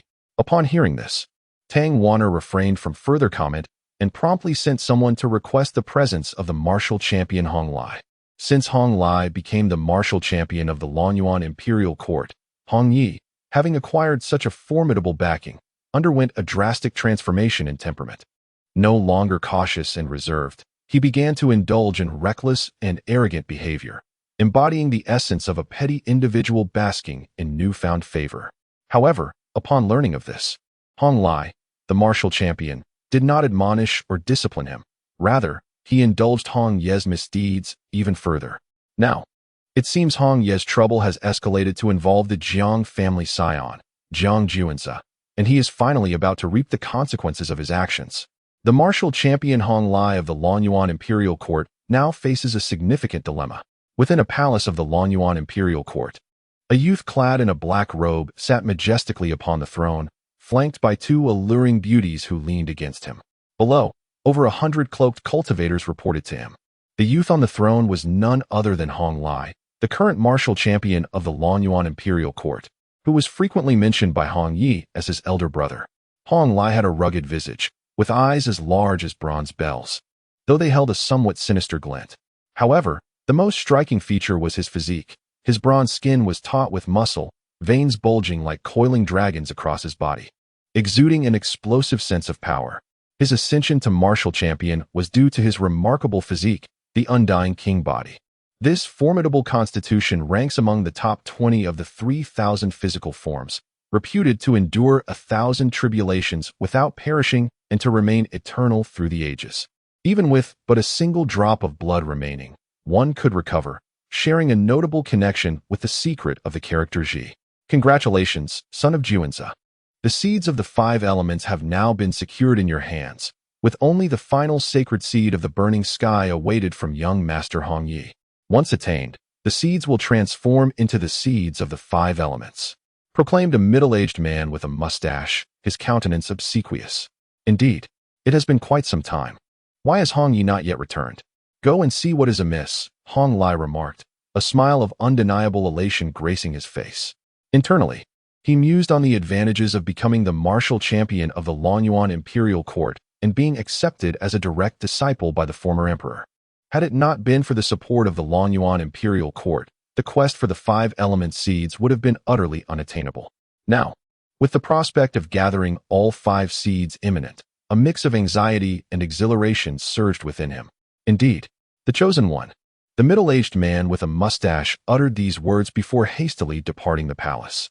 However, it was not long before he rushed back, his countenance a portrait of despair and trepidation, exclaiming urgently, "O chosen one, trouble looms. A grave matter has arisen. Why the flurry? Speak plainly." Admonished, his brow furrowing with concern. Just moments ago, someone from the Tongtian auction house arrived, stating that young Master Hong Yi has offended the young patriarch of the esteemed Jiang clan, Jiang Juanza. His fate remains uncertain, and furthermore, that very young patriarch insists that you pay him a personal visit.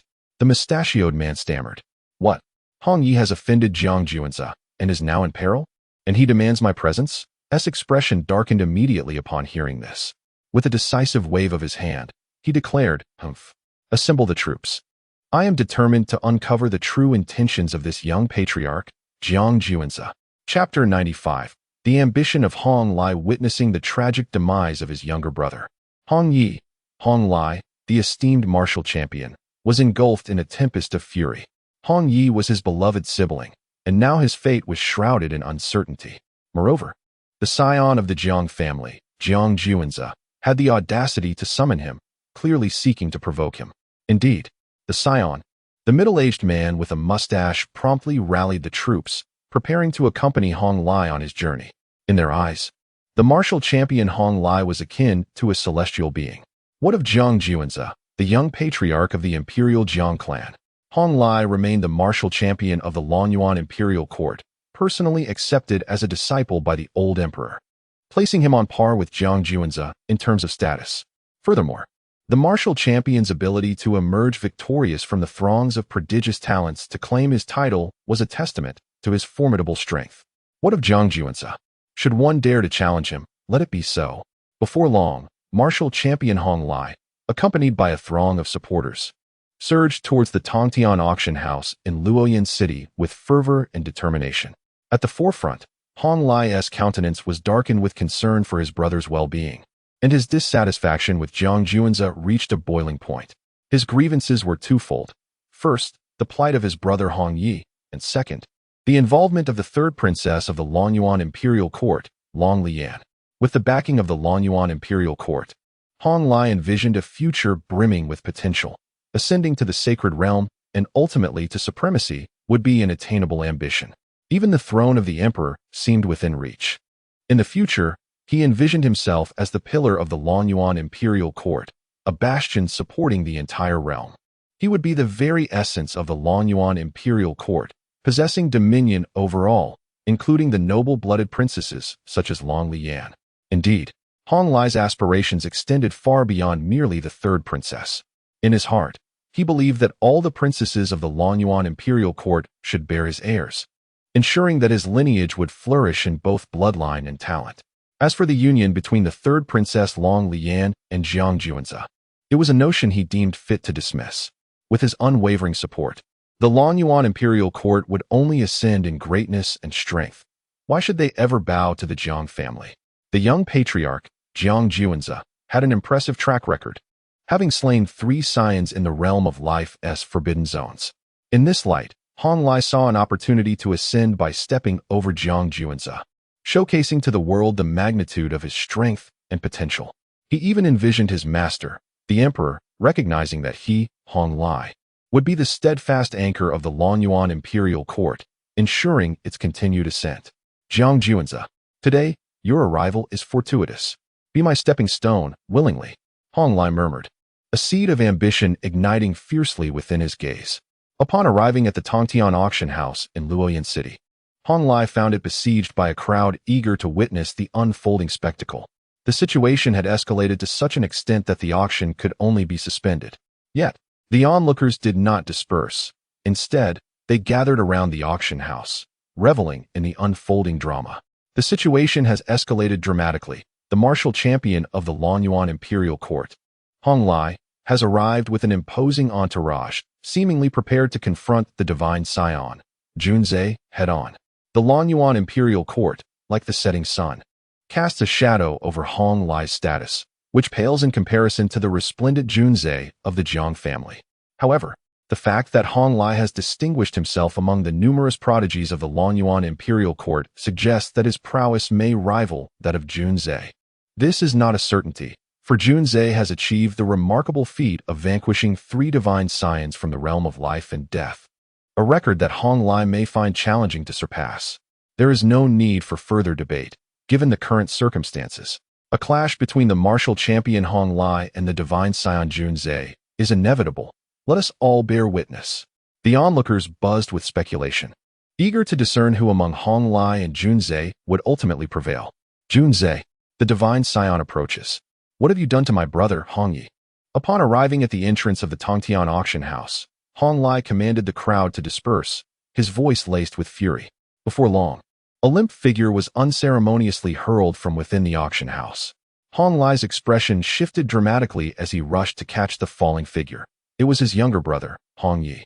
At that moment, Hong Ye's condition was nothing short of horrific. His body was soaked in blood, bones shattered, and he appeared to be on the brink of death, as if he had one foot in the realm of the deceased.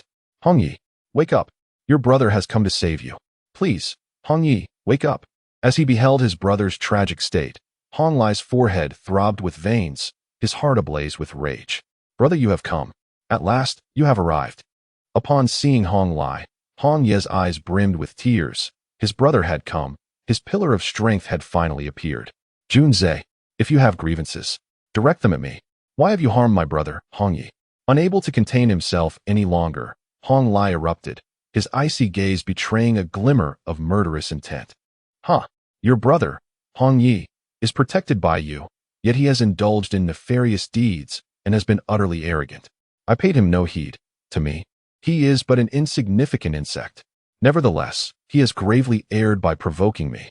Junzai emerged from the Tongtian auction house. His tone was soft, yet it resonated in the ears of all present. Is this how you have reduced my brother, Hong Yi, to such a state? Hong Lai's expression darkened as he chastised Junzai once more. Reduced him to this? No, I believe you have misunderstood. I cast him out of the Tongtian auction house so that you two brothers might share a final farewell. Junzai shook his head, explaining. What do you mean by that? Upon hearing this, an ominous premonition surged within Hong Lai. Brother, I do not wish to die. I do not want to die. Suddenly, Hong Ye's face flushed with agony, his hands clenching Hong Lai's garments tightly, his expression rife with the terror of impending death. He had just encountered his brother, Hong Lai, and initially believed that hope for salvation had finally arrived. Yet, despair descended upon him with alarming swiftness. He wished he could strike himself across the face, for in his final moments, he deeply regretted offending Jiang Juanza. In the next instant, a thunderous explosion erupted. Hong Ye's entire being was obliterated, blood splattering everywhere, and entrails littering the ground, a scene too harrowing to behold.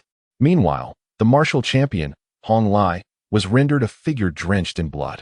Having provoked the divine progeny, he saw no reason to continue living. Jiang Juanza's voice echoed once more. Before casting Hong Yi out of the Tongtian auction house, Jiang Juanza had bestowed upon him a body explosion pill, which, once ingested, would lead to a violent demise within the span of half a stick of incense. Jiang Juanza, how dare you murder my brother?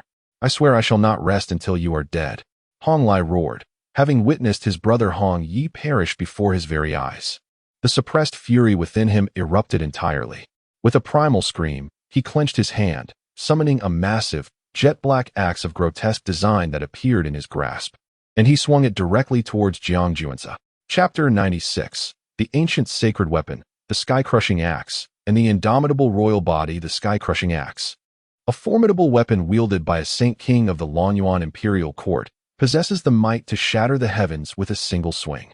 In the hands of the Saint King, this axe has achieved remarkable feats, aiding him in cleaving through the life-restricting domains of two powerful Saint Kings and annihilating hundreds of thousands of fallen beings, its terror reverberating across the realms. Now, with the Saint King of the Lonyuan Imperial Court having perished, the sky-crushing axe has fallen into the possession of Hong Lai. As the martial champion Hong Lai brings the axe down, the void warps, and a powerful force threatens to rend the very fabric of space. The onlookers are left in awe. Indeed, he is the martial champion who has emerged victorious among countless prodigies, unmatched in strength within his rank. With the gift of the sky-crushing axe from the ancient emperor of the Lonyuan Imperial Court, he possesses the power to look down upon his peers. Armed with the ancient sacred weapon, the sky-crushing axe, and endowed with the indomitable characteristics of the royal body, which renders him impervious to death in battle, he has the means to dominate his contemporaries. Just as the sky-crushing axe is about to strike Jiang Juanza, a pair of wings, glimmering with a metallic sheen, swiftly unfurls from Jiang Juan's back. These wings, half black and half white, appear otherworldly and are the fallen wings he acquired from a desolate ancient star. With a resounding roar, the sky-crushing axe crashes into the fallen wings. In that instant, a tempest of ferocity engulfs the surroundings, the thunderous noise causing some onlookers to cover their ears in pain. The ground itself is scarred by the collision, creating a vast crater. Dust and debris swirling into the air. What will be the outcome of this clash? All eyes widen, straining to see through the dissipating dust. Drip, drip. The sound of blood falling to the ground, though faint, does not escape the ears of the practitioners present. Someone is injured, blood continuously dripping. Who could it be? As the dust begins to clear, the scion of the Imperial Jiang family, Jiang Juanza, stands firm with his arms crossed, unyielding. His pristine white wings have successfully blocked the assault of the sky-crushing axe, while the black wings have pierced through the chest of the martial champion Hong Lai, blood gushing forth. How can this be? Has the martial champion Hong Lai truly been bested so easily? Indeed, the scion of the Imperial Jiang family has not only withstood such a terrifying blow, but has also directly impaled Hong Lai's chest. It appears that the martial champion is no match for Jiang Juanza. What are you outsiders saying? It is merely a chest wound. For martial champion Hong Lai, it is but a trivial injury. A chest wound is a trivial injury? Are you jesting? Such naivety. Martial champion Hong Lai possesses the indomitable royal body, ranked among the top 20 of 3,000 bodies. Regardless of the severity of his injuries, he can recover swiftly. Thus, a chest wound is merely a minor inconvenience for him. Indeed, the battle between the martial champion Hong Lai and the scion of the Jiang family has only just commenced. In the astonished gazes of onlookers, Hong Lai forcefully broke free from the black wings, blood gushing forth like a fountain, yet he did not even flinch. Jiang Juanza, you pierced through my chest with a single strike. Are you not pleased? Do you think you have triumphed over me? Hong Lai's expression bore a cold smile as his bodily wounds began to mend rapidly. He was eager to witness the astonishment and disbelief on Jiang Juanza's face. However, that did not occur. Instead, Jiang Juanza wore a foolish grin, unable to suppress his laughter. What are you laughing at? Observing Jiang Juanza's seemingly mocking and disdainful smile, Hong Lai felt a surge of anger. I laugh at your inflated self-esteem. Defeating you is simply a matter of course for me. What is there to be joyous about? Jiang Juanza calmly retorted. Very well, Jiang Juanza. I once thought myself to be quite audacious, yet in comparison to you, I find myself humbled. Today, I shall witness the true extent of your power. Hong Lai, both furious and amused, declared, and with those words, he swung his thunderous axe once more, charging at Jiang Juanza.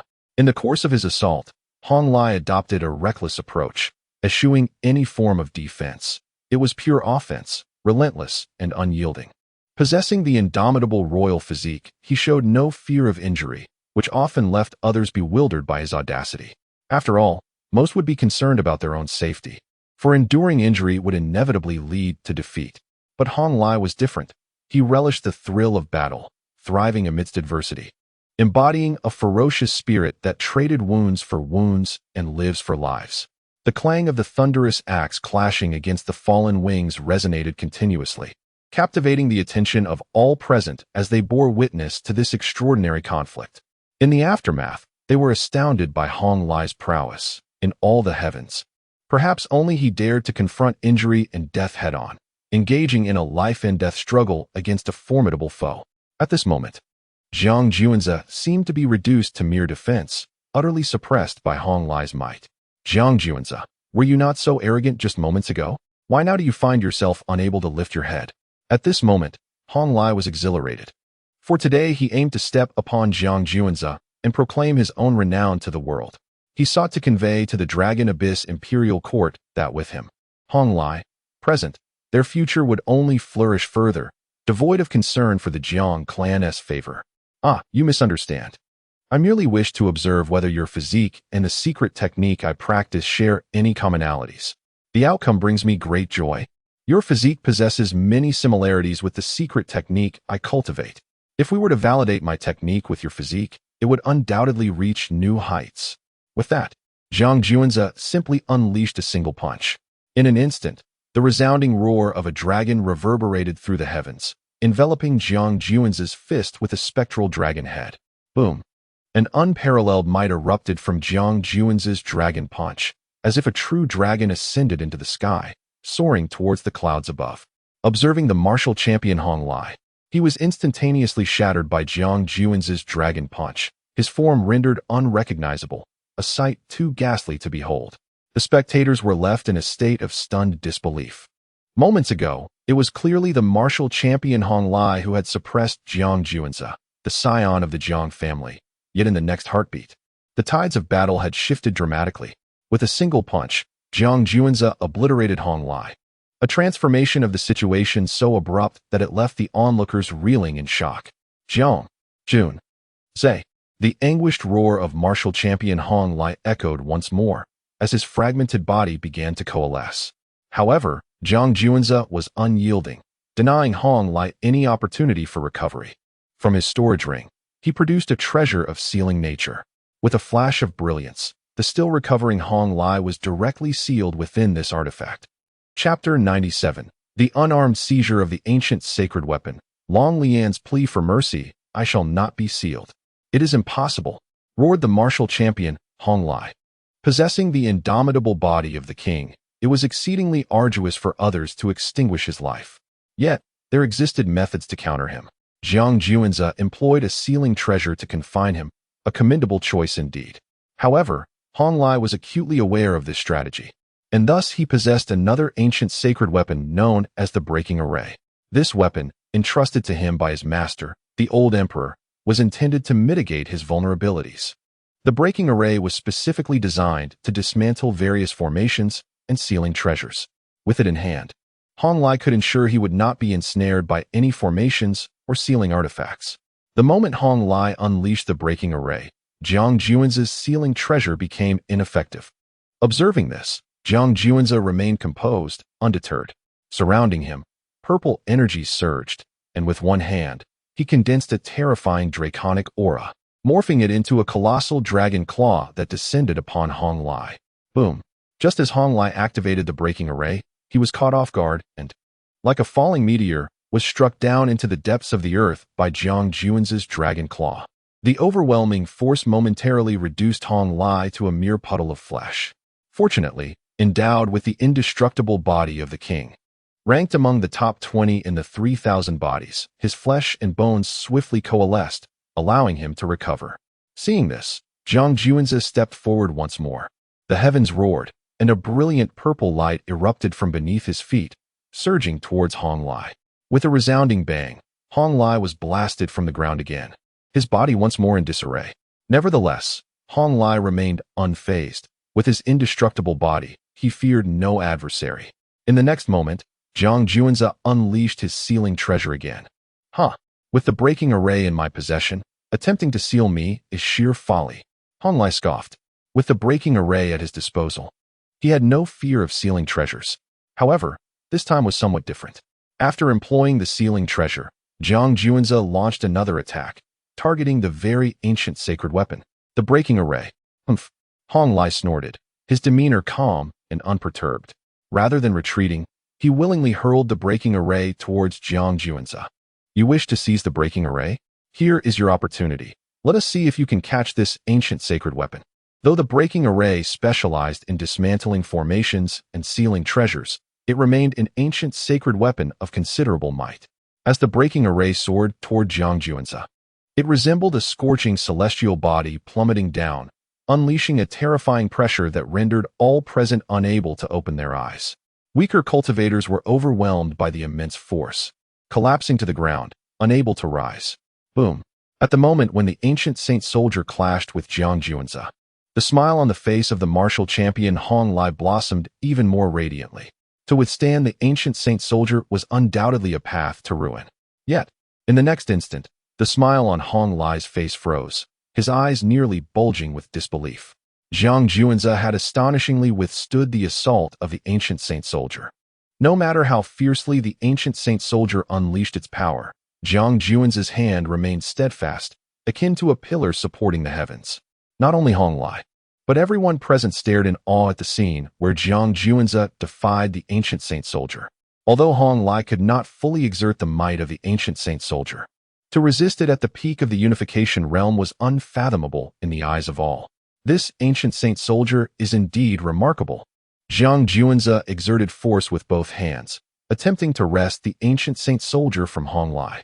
Seeing this, Hong Lai was unwilling to relinquish it, and the two became locked in a fierce stalemate. However, as time slipped away, Hong Lai's complexion grew increasingly pale. Seizing the opportunity, Jiang Juanzi suddenly intensified his grip, and the ancient saint soldier swiftly broke free from Hong Lai's control. With a mere thought, Jiang Juanzi eradicated Hong Lai's spiritual mark from the ancient saint soldier, claiming it entirely as his own. No! Hong Lai shouted in fury, his eyes filled with rage, attempting to charge forward to reclaim the ancient saint soldier. Yet, he was sent flying by a kick from Jiang Juanzi, blood spurting from his mouth. You possess the undying royal body. You are a most excellent subject for research. With you, my father Jiang Yuan's injuries may heal more swiftly, Jiang Juanzi murmured, as a sealing treasure enveloped Hong Lai completely. This time, having lost the ancient saint soldier, no amount of roaring or struggling could avail Hong Lai. He was ultimately subdued by Jiang Juanzi. A collective gasp echoed through the crowd. Incredible! Jiang Juanzi of the Jiang family was truly formidable. He utterly overwhelmed the martial champion Hong Lai. Indeed, today has opened my eyes. Who among the unification realm and the heavens can confront the ancient saint soldier barehanded? I had previously thought that Jiang Juanzi would engage in a fierce battle with Hong Lai of the Longyuan Imperial Court, yet it concluded so swiftly. The Jiang family's scion is undeniably powerful. Hee. I wonder what expression the sovereign of the Longyuan Imperial Court will wear after learning of this battle? Indeed, Hong Lai broke through the siege from the many life planets controlled by the Longyuan Imperial Court, yet he was easily defeated by the scion of the Jiang family. The Longyuan Imperial Court is likely filled with despair. After expending countless efforts, believing they had finally nurtured a scion capable of upholding the future of the Longyuan Imperial Court, only to have him fall so effortlessly to Jiang Juanzi. It seems their endeavors have ultimately been in vain. The crowd buzzed with discussion. At that moment, a beast carriage sped towards the celestial auction house. This royal beast carriage belonged to the Longyuan Imperial Court, reserved exclusively for princes and princesses. Soon, a woman emerged from the carriage, her breathtaking beauty leaving the gathered crowd in awe. "Third princess, save me," cried the martial champion Hong Lai, trapped within a sealing artifact by Jiang Juanzi. "What on earth is happening?" Long Lian inquired. Surveying the chaotic scene and glancing at the desperate calls for help from Hong Lai, her brows furrowed in concern. Upon hearing of the conflict between Jiang Juanzi and Hong Lai, Long Lian sensed a grave situation and hastily abandoned her previous engagements, rushing to the scene without delay. "It's nothing, just a minor misunderstanding. The misunderstanding has now been resolved," Jiang Juanzi replied with a calm smile. "Since the misunderstanding is resolved, could you please release our martial champion Hong Lai?" Long Lian pointed towards Hong Lai and requested. "Of course not. That fellow is of great use to me. Therefore, I cannot release him just yet." Jiang Juanzi immediately shook his head in refusal. Chapter 98. Long Lian's Dilemma. The Emperor speaks Junzai, the Son of God. Hong Lai is the valiant champion nurtured by our Longyuan Imperial Court with immense resources, and he is also the centerpiece of this champion banquet. How can you create such chaos and expect our Longyuan Imperial Court to gracefully resolve this? Long Lian inhaled deeply, her voice steady as she questioned. "Create chaos? Huh. You ought to first comprehend the true nature of the events that have transpired. This entire predicament stems from the misdeeds of Hong Lai's younger brother. That Hong Yi, a notorious scoundrel, is one thing. I wouldn't even spare a glance at such a lowly insect. However, he has committed the grievous error of laying his sights upon my concubine. Furthermore, he had the audacity to provoke me before the assembly at the auction. Do you believe this Hong Yi deserves to live?" Jiang Juanzi advanced towards Long Lian, his fingers gently gripping her porcelain chin, his piercing gaze brimming with an overwhelming aura of authority. "But he is ultimately a member of our Longyuan Imperial Court. You could very well leave his fate in our hands." Long Lian stammered, overwhelmed by the intensity of Jiang Juanzi's stare, a sensation of subservience washing over her. leaving her utterly astonished. And how do you intend to handle him? This Hong Yi has been brazenly committing atrocities for far too long. Yet I have seen no action taken by your Longyuan Imperial Court. Is it merely because his brother, Hong Lai, is the champion? Will you dare to eliminate Hong Yi when the moment arises? Long Lian. Today, let it be known that if I, Jiang Juanze, desire to eliminate someone, I shall not be deterred by their affiliations. Should they dare to provoke me, they must be prepared to face the consequences. Do you understand? This champion, Hong Lai, shall serve as compensation from your Longyuan Imperial Court. After all, he just attempted to take my life, inflicting severe psychological trauma upon me. Consider this an indemnity for my mental distress, Jiang Juanze stated calmly. The indomitable physique of champion Hong Lai bears significant similarities to the secret arts of the Nine Mysteries. Thus, he could serve as an exceptional subject for research, potentially aiding my father, Jiang Yuan, in his swift recovery. Regardless of the circumstances, champion Hong Lai must be taken away. You. Long Lian clenched her teeth in anger at Jiang Juanze's domineering declarations.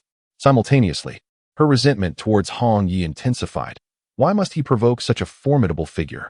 His actions have now ensnared champion Hong Lai and placed the Longyuan Imperial Court in a precarious position. The Longyuan Imperial Court was well aware of Hong Yi's transgressions. Yet due to the fatalities being predominantly among commoners, coupled with the fact that champion Hong Lai was his elder brother, they had opted to overlook his behavior. Little did they foresee the calamity that would ensue. Had they known, they ought to have eliminated Hong Yi at the outset. Jiang Juanze, you are shameless. I am a direct disciple of the Emperor and the focal point of this champion banquet. To forcibly seize me is to disregard both the Longyuan Imperial Court and my master, the Emperor. The champion thundered in protest. If Jiang Juanze forcibly takes him away, the consequences will undoubtedly be dire. Thus, at this moment, he must rely on the imposing authority of the Longyuan Imperial Court and the might of his master, the Emperor. You overestimate yourself. Indeed, you are the martial champion of the Longyuan Imperial Court and the Emperor's direct disciple. However, our Jiang family is on the verge of an alliance with the Longyuan Imperial Court, and soon I shall be the Emperor's esteemed son-in-law. Tell me, do you think the Emperor will favor me, his son-in-law, or you, his direct disciple? Lian, my fiancé, why don't you enlighten this martial champion Hong Lai? Jiang Juanze's tone dripped with amusement.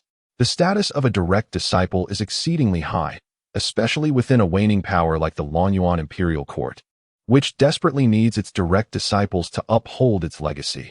It is not an exaggeration to say they are treated like biological sons. However, Jiang Juanze is soon to become the son-in-law of the Longyuan Imperial Court, and as the saying goes, a son-in-law is akin to half a son. Moreover, a talent that has yet to flourish is merely a talent. Even if you possess unparalleled gifts and extraordinary strength, the possibility of a premature demise looms. For you are contending against equally gifted and formidable talents. Furthermore, the Longyuan Imperial Court, in its decline, urgently requires the prestige of the Imperial Jiang family to temporarily stabilize its faltering position. Should they offend the Jiang family, it would be a calamity.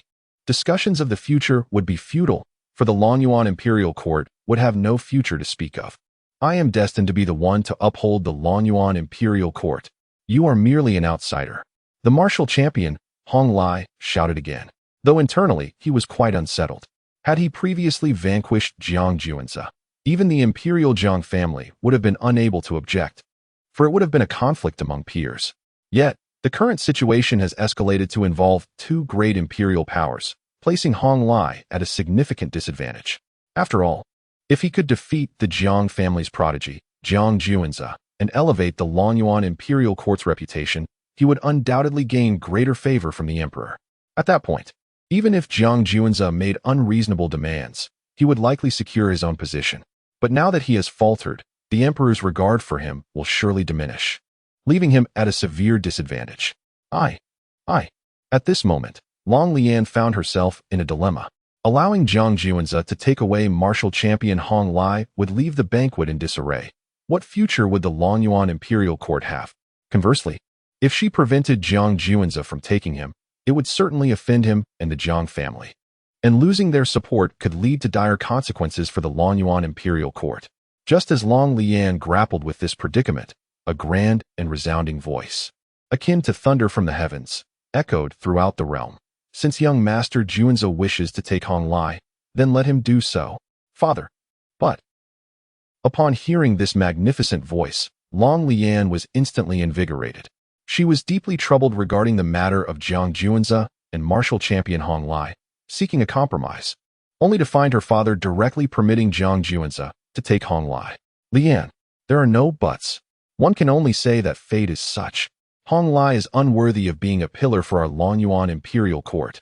Moreover, you must understand that while there can be many champions of martial arts, there exists but one imperial clan, the Jiang family. Currently, our Longyuan Imperial Court still requires the Jiang family's influence. Otherwise, we face a bleak future. Therefore, you must contemplate the pros and cons, the light and heavy aspects of the matter. Furthermore, a son-in-law is akin to a half-son. Jiang Juanza is truly a prodigy of exceptional talent. It would not be unwise to have him watch over our Longyuan Imperial Court in the future. The voice of the emperor resonated directly in Long Lian's mind. This discourse instantly relieved her of her indecision. Her father was indeed correct. There can be numerous champions of martial arts, but there is only one Jiang family. Additionally, Jiang Juanza's potential is extraordinary. Having him oversee the Longyuan Imperial Court in the future is certainly not without merit. As for the upcoming Champions Banquet, we can simply allow the second place to take the lead. After all, who is deemed the champion is merely a matter of our Longyuan Imperial Court's decree. Chapter 99. Despair of Hong Lai, Gathering of the Five Elements Seeds Master. I, Hong Lai, am a martial champion of unparalleled talent. You cannot allow him to take me away. Upon hearing the grand and resounding voice, the martial champion Hong Lai instantly cried out in despair, his face a portrait of hopelessness. He never anticipated that he would be so callously abandoned by his master. Thank you, senior. Upon hearing these words, Jiang Juanza's eyes flickered with a hint of surprise. He had not expected that the emperor would personally make an announcement. Nonetheless, it was within his expectations that the martial champion Hong Lai would be taken away. The fact that this martial champion had emerged victorious from a multitude of prodigies signified his exceptional talent. However, until he fully matured, he remained merely a gifted individual, a talent nurtured by the Longyuan Imperial Court. Should the martial champion Hong Lai perish prematurely, the investments made by the Longyuan Imperial Court would be rendered futile. Even in the absence of such a calamity, it would take at least several hundred years to cultivate him to a level capable of supporting the Longyuan Imperial Court. Yet, without the protection of the Jiang Imperial clan, the survival of the Longyuan Imperial Court over the coming centuries remained uncertain. After all, the current emperor was aging and had little time left. Once he fell, the Longyuan Imperial Court would descend from an imperial power to merely a top-tier force. In the absence of absolute strength, this would inevitably invite disaster upon the Longyuan Imperial Court. As the saying goes, a man of humble means is innocent, yet possesses wealth that may be his downfall. How could the Longyuan Imperial Court, now relegated to a top-tier force, safeguard its originally imperial wealth? It was inevitable that they would face an onslaught, resulting in the division and consumption of their vast riches. Should fortune further turn against them, they might even be annihilated by the very forces that rose against them. However, with the Jiang Imperial clan's protection, the scenario differed entirely.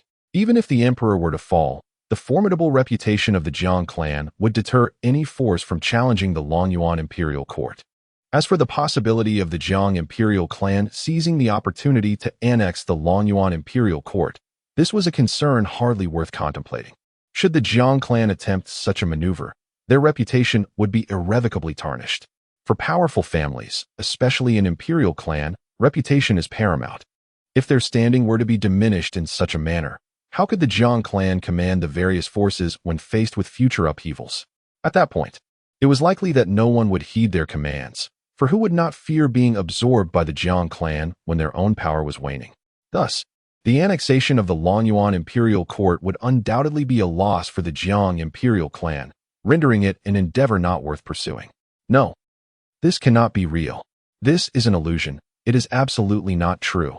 To this moment, the martial champion Hong Lai could not believe that he, a being of extraordinary talent and strength far surpassing his peers, had been so ruthlessly forsaken by his master. Rest assured, this divine child will not end your life. for you still hold great value to me."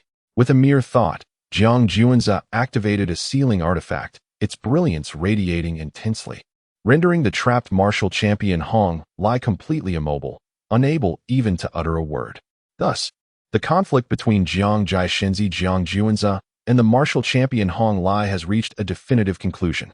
Jiang Juanzi remains the astonishing and awe-inspiring figure of the Jiang family, while Hong Lai is no longer the illustrious martial champion of the Longyuan Imperial Court. Instead, he has become a captive of Jiang Juanzi. Even his esteemed title as martial champion is at risk of being supplanted by the second-ranked scholar. For the second-ranked scholar, this is undoubtedly a monumental surprise, as the positions of champion, runner-up, and second runner-up are typically set in stone.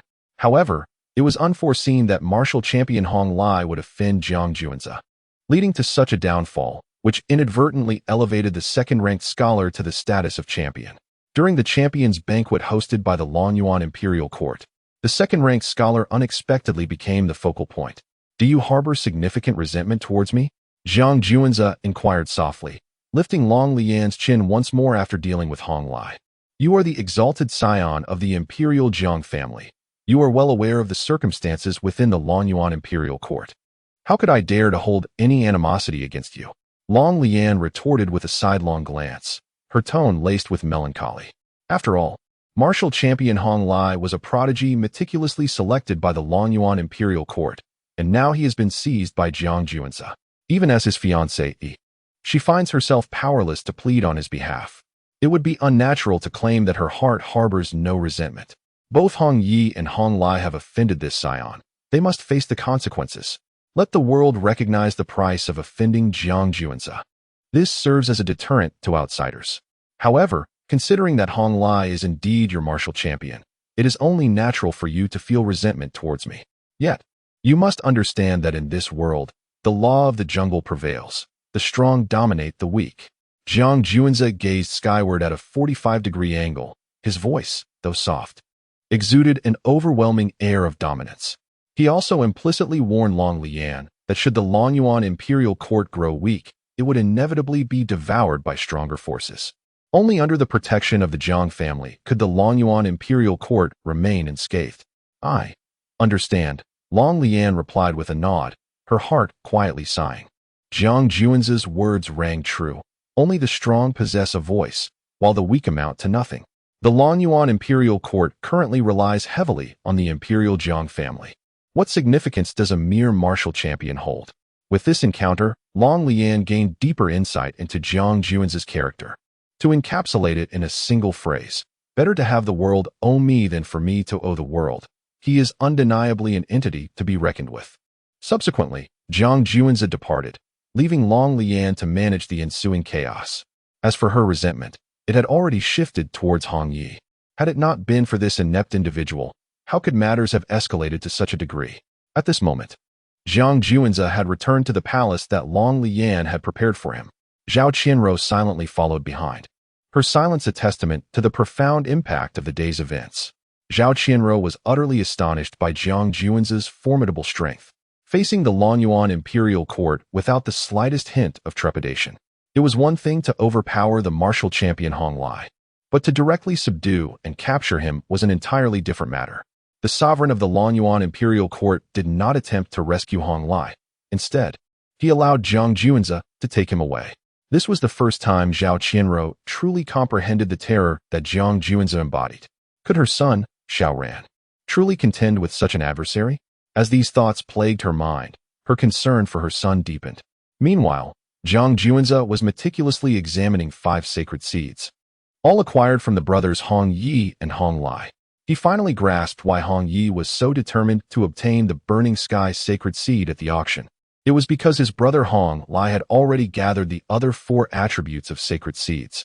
Once the Burning Sky sacred seed was secured, Hong Lai would possess the 5 elements celestial seeds.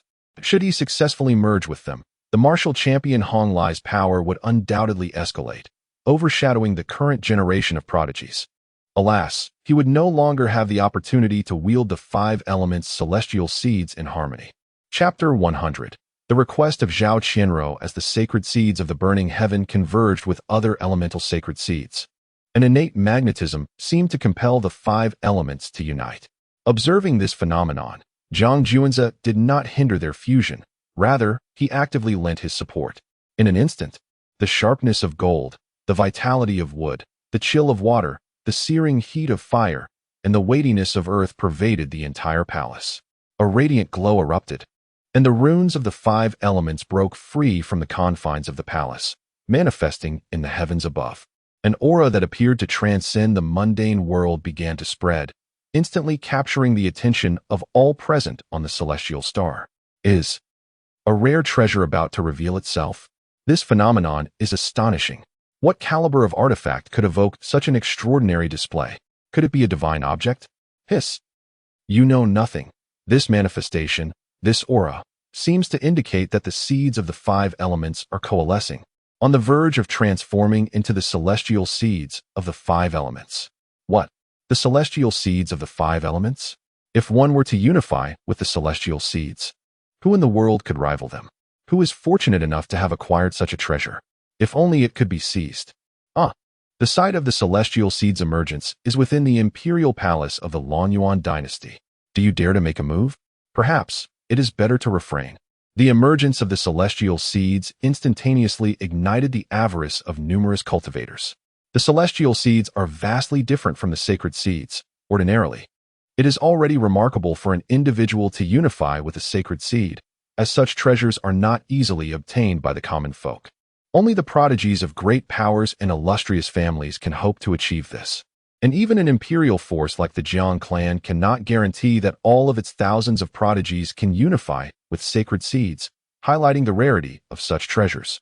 The celestial seeds, on the other hand, are thousands to tens of thousands of times more precious, rendering any comparison between the two utterly futile. The absence of immortals in the celestial realm only serves to emphasize the rarity of the celestial seeds, which bear the word immortal, signifying their extraordinary value that far exceeds imagination. If a cultivator were to unify with a celestial seed, they would be unparalleled within their realm, effortlessly vanquishing those who have unified with sacred seeds. Even the illustrious Jiang clan, basking in the height of its power, would not dare claim that all 8 progenies could unify with celestial seeds. The difficulty faced by cultivators from other factions in achieving union with celestial seeds is beyond comprehension. At the moment when the 5 elemental sacred seeds fuse together, the energies of gold, wood, water, fire, and earth surged like a boundless ocean, gathering above the palace where Zhang Juanze resided. They filled the skies with overwhelming might, causing the very essence of existence to tremble. Such a spectacle, such grandeur, left countless observers on the celestial star in awe. Truly, the manifestation of the celestial seeds is an event that surpasses any other earthly treasures. As time gradually passed, the 5 elemental sacred seeds finally transformed into the celestial seeds of the 5 elements, and only then did the extraordinary phenomenon begin to recede. Indeed, the celestial seeds of the 5 elements are nothing short of remarkable. No wonder there are legends that if one can merge with the celestial seed, they can dominate their peers and be invincible at the same level. Zhang Juanze meticulously examined the 5 elements' celestial seed, marveling at its uniqueness and power. He could not help but express his astonishment. Subsequently, he directly stored the 5 elements' celestial seed in his storage ring. The path Zhang Juanze intends to tread is one of embodying the seed, a path to invincibility. However, this road is fraught with challenges, and it may even lead to a dead end. Yet, guided by the precedents set by his ancestors, and after numerous calculations, Zhang Juanze firmly believes that this path is indeed feasible. To him, the 5 elements celestial seed is merely an unexpected delight. While it may be of utmost value to others, it holds little significance for Zhang Juanze, as he does not require it. In due course, he might consider bestowing it upon his subordinate, Lu Wuchen. After all, he is his trusted confidant. Moreover, under normal circumstances, the prospect of Lu Wuchen obtaining a celestial seed is exceedingly slim. Since Lu Wuchen is his loyal subordinate, his strength must not be too weak, lest it reflect poorly on Zhang Juanze himself. At that moment, Zhao Qianrou's voice suddenly resonated. Congratulations, divine son. May I inquire when you plan to merge with the 5 elements celestial seed? Zhao Qianruo gazed longingly at the 5 elements celestial seed now within Jiang Juan's possession. If her son, Xiao Ran, could merge with the 5 elements celestial seed, he would undoubtedly become the most dazzling star in the heavenly realm. Although the 5 elements celestial seed is precious, I do not regard it highly, let alone merging with it. Jiang Juanzi replied nonchalantly. Could it be that the divine son possesses an even more superior celestial seed? Zhao Qianruo gasped in astonishment, covering her mouth, while simultaneously developing a peculiar sentiment towards the 5 elements celestial seed. Is that a question you should be asking? Jiang Juanzi's tone suddenly turned frigid. I apologize, divine son. I spoke out of turn. Zhao Qianruo quickly lowered her head in contrition upon hearing this. You may leave. Jiang Juanzi gestured dismissively. Yes, divine son. Zhao Qianruo responded, her eyes revealing a hint of reluctance. Just as she was about to exit the palace, she took a deep breath and said, Divine son. Is there anything else? Jiang Juanzi frowned, turning his gaze towards Zhao Qianruo. Divine son, I have an ungracious request. I am uncertain whether it is appropriate to voice it. Zhao Qianruo seemed to have made a momentous decision, biting her lip before speaking. Since you are aware it is an ungracious request, there is no need to mention it. You may leave. Jiang Juanzi replied impatiently. His words caught Zhao Qianruo off guard. How could Jiang Juanzi deviate from the expected? However, leaving was not an option. Divine son, actually, I am about to merge with the Tao, and since you do not require the 5 elements celestial seed, might you bestow it upon me? I shall strive even harder to serve you in the future. Zhao Qianruo finally articulated her ungracious request, her objective being the 5 elements celestial seed. She was acutely aware that this request was extravagant, yet she felt compelled to make the attempt. After all, she had served Jiang Juanzi for such an extended period. Perhaps there was a chance. How amusing. Upon hearing her words, Jiang Juanzi could not help but burst into laughter before striding step by step towards Zhao Qianruo, his gaze void of any emotion, silently scrutinizing her.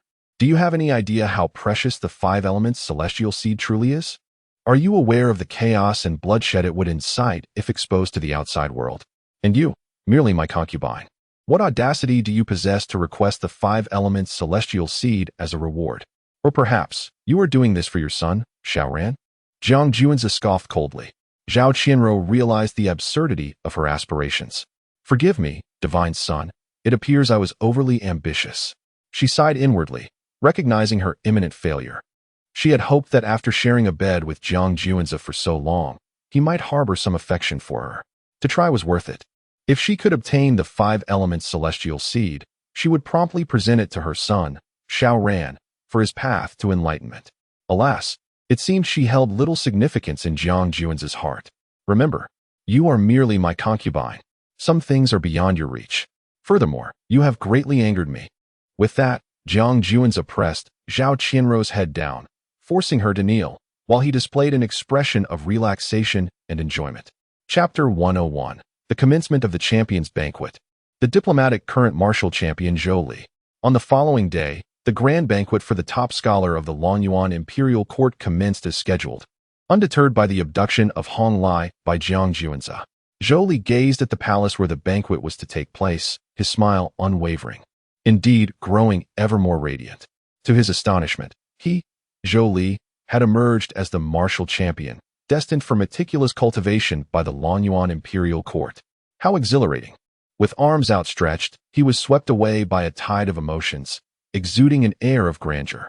Clad in a sleek black attire, his hair gleamed like ink, and his starry brows were elegantly swept back, while his eyes sparkled with joy and excitement. Particularly striking was the vivid golden-winged rock depicted upon his brow, seemingly alive, emanating an astonishing primordial aura. Zhou Li was the second-place scholar of the Longyuan Imperial Court, having narrowly lost in a duel against Hong Lai.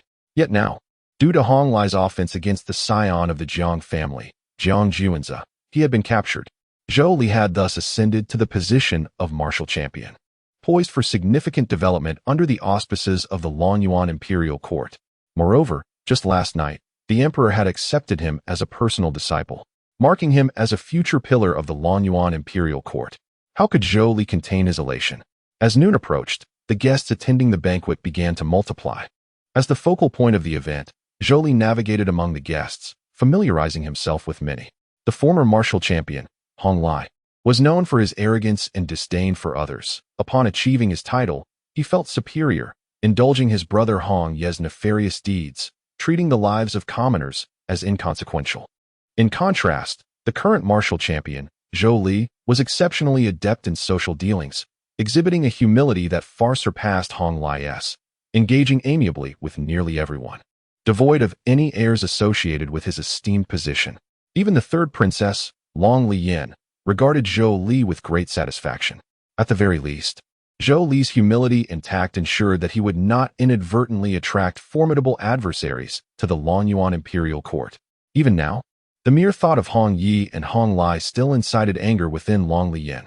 In comparison, while Zhou Li may not quite match Hong Lai in certain aspects, he certainly did not fall far behind. At the very least, Zhou Li exhibited greater maturity and finesse. Given the current circumstances of the Longyuan imperial court, the present martial champion Zhou Li was undoubtedly a more advantageous figure than his predecessor, Hong Lai. Princess, do you believe that the esteemed Jiang Juanze will attend? Zhou Li approached the third princess, Long Liyan, inquiring respectfully. The scion of the Jiang family was undoubtedly the most significant guest at the banquet. Thus, Zhou Li was eager to ascertain Jiang Juanze's attendance. Yes, he shall come.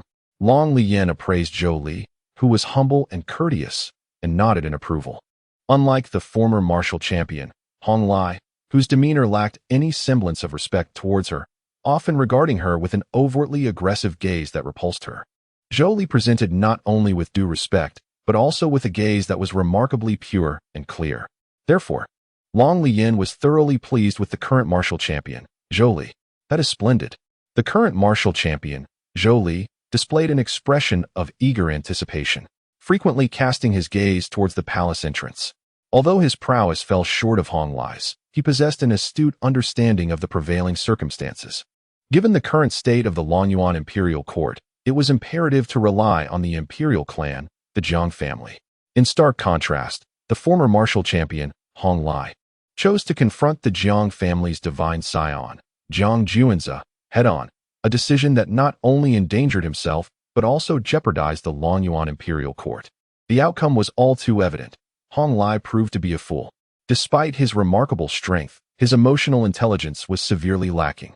It was one thing to indulge his brother, Hong Yi, allowing him to bask in the power of others. It was another to engage in a direct confrontation with Jiang Juanze on his behalf. Were he in Zhou Li's position, he would have deemed such a troublesome, arrogant brother expendable, prioritizing his own safety and that of the Longyuan imperial court, a worthy trait indeed. Congratulations on becoming the champion, Zhou Li. A voice resonated, as two exceptionally poised and handsome young men, their faces etched with envy, fixed their gazes upon him. Ha! Purely luck. Please, have a seat. Zhou Li exclaimed with a hearty laugh upon recognizing them. These two were none other than the current second and third place contestants, who secretly felt elated due to Hong Lai's downfall at the hands of Jiang Juanze, which elevated their own standings. Nevertheless, seeing Zhou Li ascend to the position of champion left them feeling somewhat discontented, for the privileges of the champion were far beyond what the second and third place could ever attain. Yet, with matters as they were, they could voice no objections but to extend their congratulations to Zhou Li. At that moment, the voice of the palace guard echoed throughout the hall. The scion of the Jiang family, Jiang Juanze, presents 10 sacred herbs, 1 million premium source stones, and an ancient holy weapon. Previously, during the welcome banquet for Jiang Juanze organized by the Jiang family, the Longyuan imperial court had endeavored to curry favor by offering 10 sacred herbs and 1 million premium source stones. Now, it was merely a matter of reciprocity, especially since the ancient holy weapon, the Thunder Axe, rightfully belonged to the Longyuan imperial court, thus making this gesture a fitting act of goodwill. At this juncture, all eyes turned towards the palace entrance, eager to behold Jiang Juanze's demeanor. Here he comes. The third princess, Long Liyan, Zhou Li, and the current second and third place contestants rose to their feet. The Jiang family scion, Jiang Juanze, appears rather unremarkable. The second and third place contestants whispered to one another. Indeed, Jiang Juanze seems quite ordinary, yet he managed to overpower Hong Lai effortlessly, Zhou Li remarked thoughtfully. Moreover, Our inability to fully comprehend him only underscores the depth of Jiang Juan's capabilities. Absolutely. The fact that he has ascended to the position of the Jiang family's young patriarch and can easily dominate the former martial champion speaks volumes about his formidable strength. To mistake him for an ordinary individual would be sheer folly. The second and third place contestants felt a chill run through them upon hearing these words. The moment I laid eyes on Jiang Juanza, an uncanny force seemed to envelop the air, leading them to perceive the scion of the Jiang family as merely ordinary. Had it not been for the current martial champion, Zhou Li, offering a timely reminder, they might have remained oblivious to the truth. The more they contemplated this, the more dread settled within their hearts. Should they truly underestimate Jiang Juanza and engage in reckless actions, such as challenging him, the repercussions would be dire. The scion of the Jiang family, Jiang Juanza, was indeed a figure of formidable prowess. The second and third place contenders exchanged glances, each recognizing the fear and trepidation reflected in the other's eyes. At that moment, the third princess, Long Lian, alongside the current martial champion, Zhou Li, took the initiative to approach Jiang Juanza. Long Lian effortlessly looped her arm through Jiang Juanza's, a gesture that spoke volumes, especially with the news of the impending union between the Imperial Jiang family and the Longyuan Imperial court having spread far and wide. Her actions served as a clear message to the world. The Longyuan Imperial court, under the aegis of the Imperial Jiang family, was not to be trifled with. I am Zhou Li, the scion of the Jiang family. It is truly an honor for you to grace my champion's banquet with your presence, illuminating this event with your brilliance. Zhou Li, unfazed by the gazes of others, displayed a hint of sycophancy towards Jiang Juanza, as if he were the most devoted of followers. Chapter 102. Enchanting Beauty. Watching Jiang Juanza scrutinized the current martial champion, Zhou Li, and, upon observing his demeanor and speech, gleaned a general understanding of his character. He was the antithesis of his predecessor, Hong Lai, humble and adept in handling affairs. Yet a fleeting glimmer of ambition in his gaze did not escape Jiang Juan's keen perception. His diplomatic nature and humility could spare the Longyuan Imperial court much trouble while maintaining amiable relations with various factions. However, his ambitious spirit indicated that Zhou Li was not one to settle for mediocrity. Given the present circumstances of the Longyuan Imperial court, it was evident that Zhou Li was more suitable than Hong Lai. Please, take a seat, Jiang Juanza said softly. Yes, esteemed Juanza, I shall sit here. Zhou Li, the current martial champion, lowered his stance considerably in the presence of Jiang Juanza. Among the attendees of the champion's banquet, some displayed disdain while others expressed admiration. Normally, the Jiang family and the Longyuan Imperial court belonged to the ranks of imperial powers. As the martial champion cultivated by the Longyuan Imperial court, Zhou Li's status should be on par with Jiang Juanza. Although the Longyuan Imperial court was waning and increasingly reliant on the Imperial Jiang family, there was no need for him to act as a sycophant, akin to a subordinate. One might mistakenly assume that Zhou Li, the martial champion of the Longyuan Imperial court, was merely a lackey of the Jiang family scion. Observers, witnessing Zhou Li's subservient demeanor, felt a sense of disdain, as it seemed he was overly obsequious. Forgetting that he was the face of the Longyuan Imperial court, such behavior undoubtedly tarnished the court's reputation. However, some held a sense of respect for Zhou Li. While his status ostensibly paralleled that of Jiang Juanza, the Longyuan Imperial court was currently in a weakened state, necessitating dependence on the Jiang family. Consequently, his standing was certainly inferior to that of Jiang Juanza. Yet, Zhou Li exhibited remarkable humility, flattering and appeasing Jiang Juanza, enduring what others could not. This trait marked him as a formidable individual. His current restraint would lay the groundwork for his future ascent, and he was destined to become a prominent figure. This is peculiar. As the vibrant banquet progressed, Princess Long Lian furrowed her brow slightly, wondering why her father had yet to make an appearance. Typically, her father should have arrived by now, yet the gathering had already reached its midpoint without his presence. Perhaps Master is preoccupied with pressing matters, Zhou Li suggested. Indeed, perhaps the esteemed emperor has been delayed. Jiang Juan's voice turned icy, and a sharp glint flashed in his eyes. Long Lian and Zhou Li exchanged puzzled glances with Jiang Juanza. He has arrived, Jiang Juanza murmured. What do you mean, he has arrived? Has my father come? Long Lian and Zhou Li all turned their gaze towards the entrance of the palace. At the entrance of the palace, a figure indeed made her entrance. Yet she was not the sovereign of the Lonyuan Imperial court, but a woman of exquisite beauty, whose radiance could eclipse the moon and shy the flowers. This young lady, appearing to be in her early 20s, possessed a delicate, oval face that was strikingly beautiful. Her eyes sparkled with clarity and depth, and her smile revealed charming dimples, embodying a breathtaking elegance. Particularly remarkable was her flawless, fair skin, which bore a subtle rosy hue, reminiscent of fine white jade, a true masterpiece sculpted by the heavens.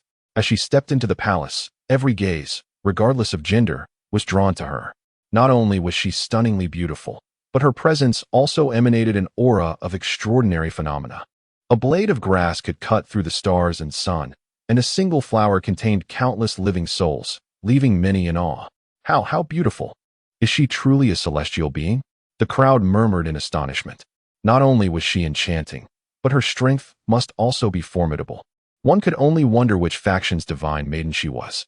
In the midst of the banquet, countless voices erupted in admiration. Even the third princess, Long Lian, felt a pang of inferiority upon seeing her. If only I could possess her beauty. The current martial champion, Zhou Li, stood mesmerized, his wine cup falling from his grasp without him noticing, completely captivated by the stunning woman before him.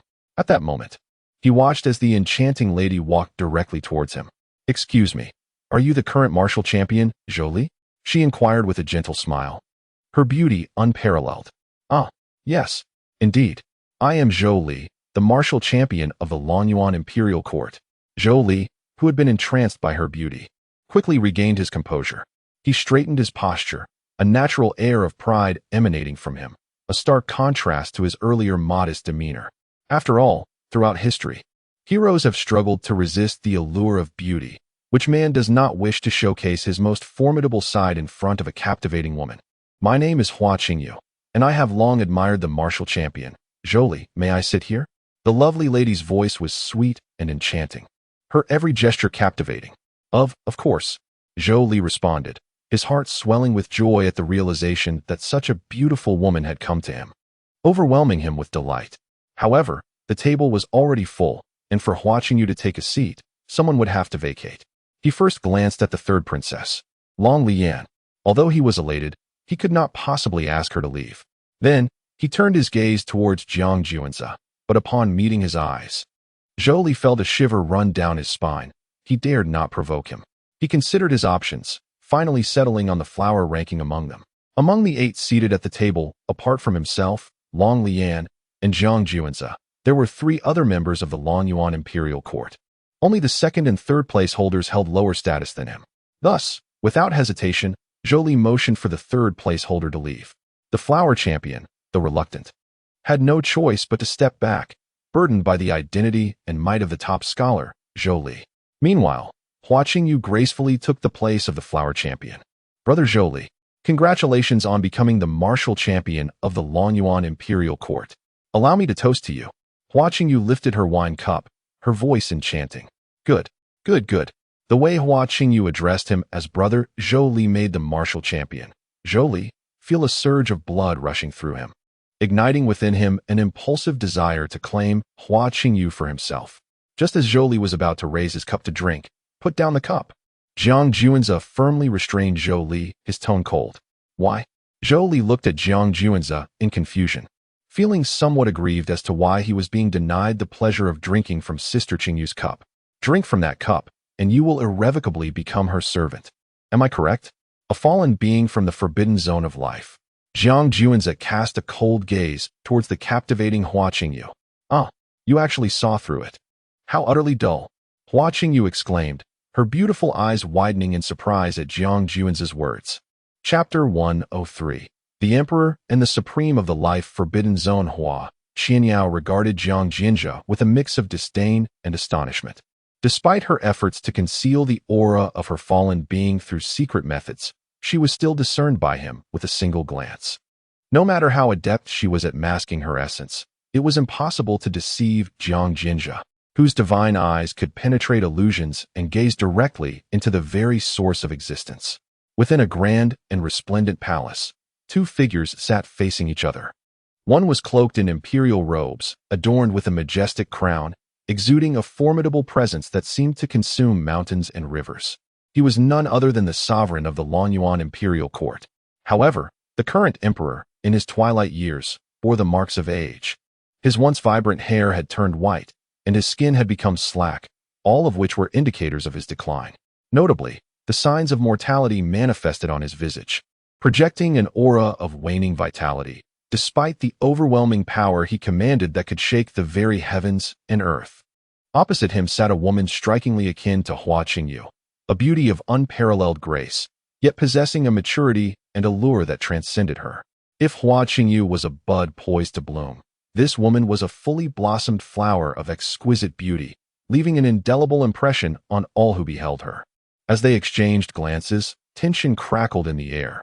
The void around them twisted, space fracturing and reconstructing as though an invisible celestial millstone was grinding down reality itself. Should a living being stand in their midst, they would undoubtedly be reduced to mere dust. Even a sage would meet their end here. Indeed, Jiang Jinja was no ordinary individual. The beautiful woman's enchanting eyes sparkled, for even from a considerable distance and behind various obstructions, she could perceive the unfolding events at the scholars' banquet. Hua Qianyao, she declared, I have already stated that with Jiang Jinja of the Jiang family present, your junior cannot lay a finger on the martial scholar of the Longyuan imperial court. Or perhaps, you wish to test this Jiang Jinja? The emperor of the Longyuan imperial court observed with growing concern as Hua Qingyu from the Life Forbidden Zone made her move against the martial scholar Zhou Li. Initially anxious, he furrowed his brow deeply upon witnessing Zhou Li fall into Hua Qingyu's trap. Just as Zhou Li teetered on the brink of becoming her servant, Jiang Jinja intervened, preserving Zhou Li's status and allowing the emperor a moment of profound relief. It was one thing for the former martial scholar Hong Lai to be taken by Jiang Jinja, but should the current martial scholar Zhou Li also fall into Hua Qingyu's grasp, the Longyuan imperial court would undoubtedly become a source of ridicule. To move against this Jiang Jinja, Hua Qianyao murmured, her thoughts racing. Indeed, she yearned to confront this young master of the Jiang family, a prodigy who had slain 2 scions from the Tianyuan Life Forbidden Zone and a disciple of the Ling Mountain Life Forbidden Zone. Having effortlessly pierced through her junior, Hua Qingyu's disguise and rescued the current martial scholar Zhou Li, she was determined to eliminate him. As soon as the thought crossed her mind, she felt a pair of emotionless eyes coldly fixated on her, which instantly extinguished her intentions of confronting Jiang Jinja. The emperor, of course, also sensed the icy gaze directed at Hua Qianyao. It belonged to a supreme being of the esteemed Jiang family. Thus, a radiant smile bloomed across his aged face. Should a conflict arise between the two, he would have a formidable ally to bolster his position. Your smile is rather dazzling, Hua Qianyao remarked, though her mood was anything but cheerful. Hua Qianyao, your most prudent choice now is to withdraw immediately. Today, within my Longyuan imperial court, you shall gain no advantage. The old emperor's voice was low and grave. Alas, very well. Hua Qianyao sighed, yet she had no intention of departing, remaining resolutely seated. The old emperor furrowed his brow and glanced toward the lively and boisterous examination banquet. When the attendees of the banquet learned that Hua Qingyu was a fallen being from the Life Forbidden Zone, their expressions shifted dramatically. What? She is actually a fallen being from the Life Forbidden Zone? The current martial champion, Zhou Li, and representatives from various factions present at the banquet exhibited disbelief. They could hardly accept that such a breathtakingly beautiful woman was among those they despised the most. You can discern my methods and identity at a glance. And you share a table with the princes and princesses of Longyuan imperial court. Your identity must be remarkable as well. Could it be? You are the enigmatic scion of the Jiang family, Jiang Jinja? Hua Qingyu scrutinized Jiang Jinja with keen interest. Moments ago, she had utilized her secret technique to place a spore into a wine cup. Should the current martial champion Zhou Li consume it, the spore would rapidly proliferate within him, ultimately seizing control of his body. At that point, Zhou Li would become Hua Qingyu's servant. However, she had not anticipated that this seemingly ordinary individual would unravel her scheme. Moreover, as the princes and princesses gazed upon him, their eyes reflected awe and trepidation. Thus, Hua Qingyu surmised that this individual was likely the Jiang family's scion, Jiang Jinja, who was to be wed to the third princess of the Longyuan Imperial court. Indeed, I am Jiang Juanzi. This place is not one where you fallen beings should tread. With that, Jiang Juanzi reached out towards Hua Qingyu. Her laughter rang out, clear and melodious. As Jiang Juanzi's swift grasp merely caught her afterimage, as if she had foreseen his attack. Suddenly, a sharp sound pierced the air as an ancient sacred weapon pierced through Jiang Juanzi's heart, blood gushing forth in torrents. Intriguing. Unbeknownst to me, I have fallen victim to your illusion. Truly remarkable, Jiang Juanzi murmured, gazing at the ancient sacred weapon protruding from his heart. Earlier, almost unknowingly, Hua Qingyu had scattered a copious amount of colorless and odorless pollen throughout the palace. This pollen possesses a remarkably potent hallucinogenic effect, one that even the unsuspecting Jiang Juanzi fell victim to. The preparations are complete. This palace shall serve as the dominion of this goddess. I am genuinely curious about what prowess you, the scion of the Jiang family, possess that enables you to consecutively slay the three progenitors of the life forbidden zone, Lei Yunting, Fan Yanba, and Yuan Hu. Hua Qingyu's voice resonated once more, and simultaneously, a fresh wound appeared on Jiang Juanzi's body. Although Jiang Juanzi could discern the illusion with his divine eyes, his body lay rigid, rendered immobile. The pollen secreted by this goddess not only induces powerful hallucinations, but also paralyzes an individual's nerves and muscles. As the scion of the Jiang family, having vanquished three progenitors of my life forbidden zone, you have already ascended to my list of essential targets. Should I eliminate you, an immense trove of cultivation resources will be mine.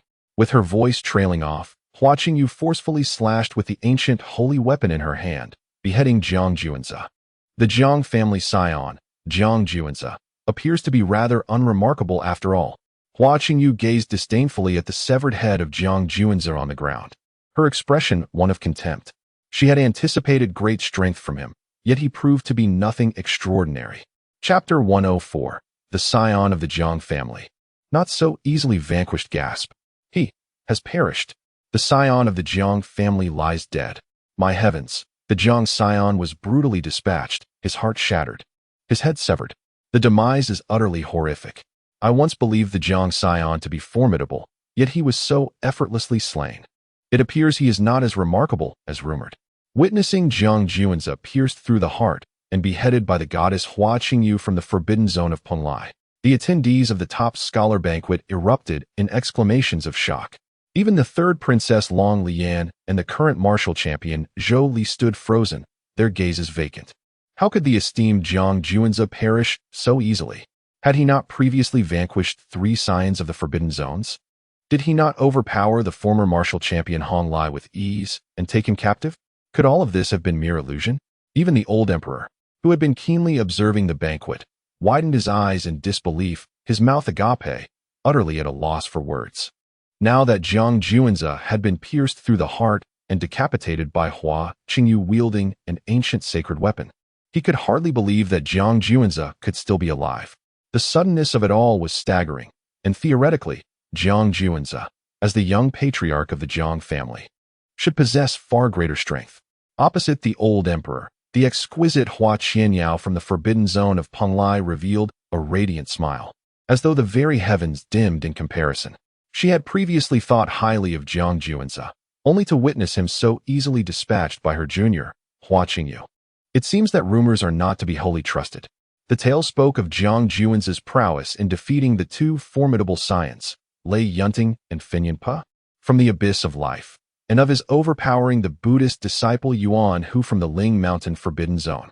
I had anticipated a grand display of strength, yet it appears he is rather unremarkable, Hua Qianyao murmured, seemingly addressing the old emperor of the Longyuan Imperial court, while also speaking to others present.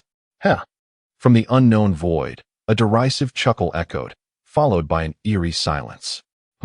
Your young patriarch, Jiang Juanzi, has been pierced through the heart and beheaded by my junior. And you remain unmoved? Hua Qianyao frowned, her expression perplexed as she gazed into the unknown void, speaking slowly. Our Jiang family scion is not so easily slain. The voice from the unknown void resonated once more, exuding a sense of confidence in Jiang Juanzi. Upon hearing this, Hua Qianyao furrowed her brow even deeper, her gaze returning to the top scholar banquet, a reflection of the old emperor's own expression. At the banquet, the goddess watching you from the forbidden zone of Punlai maintained a haughty demeanor, resembling a celestial being surveying the world, looking down upon all as if they were mere grass dogs. Everyone was astonished that the Jiang family scion Jiang Juanza had indeed been slain by Hua Qingyu. No. How could this be? This cannot be true. The third princess Long Lian wore a sorrowful expression. The Dragon Abyss Imperial Court, situated at the sunset of its glory, has been afforded the opportunity to enter into a union with the illustrious Jiang clan, primarily due to its possession of the celestial dominance lineage's legacy and the precise coordinates of the ancestor star of the dominance body. Currently, with Jiang Juanza having been slain by the goddess Hua Qingyu of the forbidden zone of Punlai, should Long Lian fail to ally with Jiang Juanza, the Dragon Abyss Imperial Court would be stripped of the Jiang clan's protection.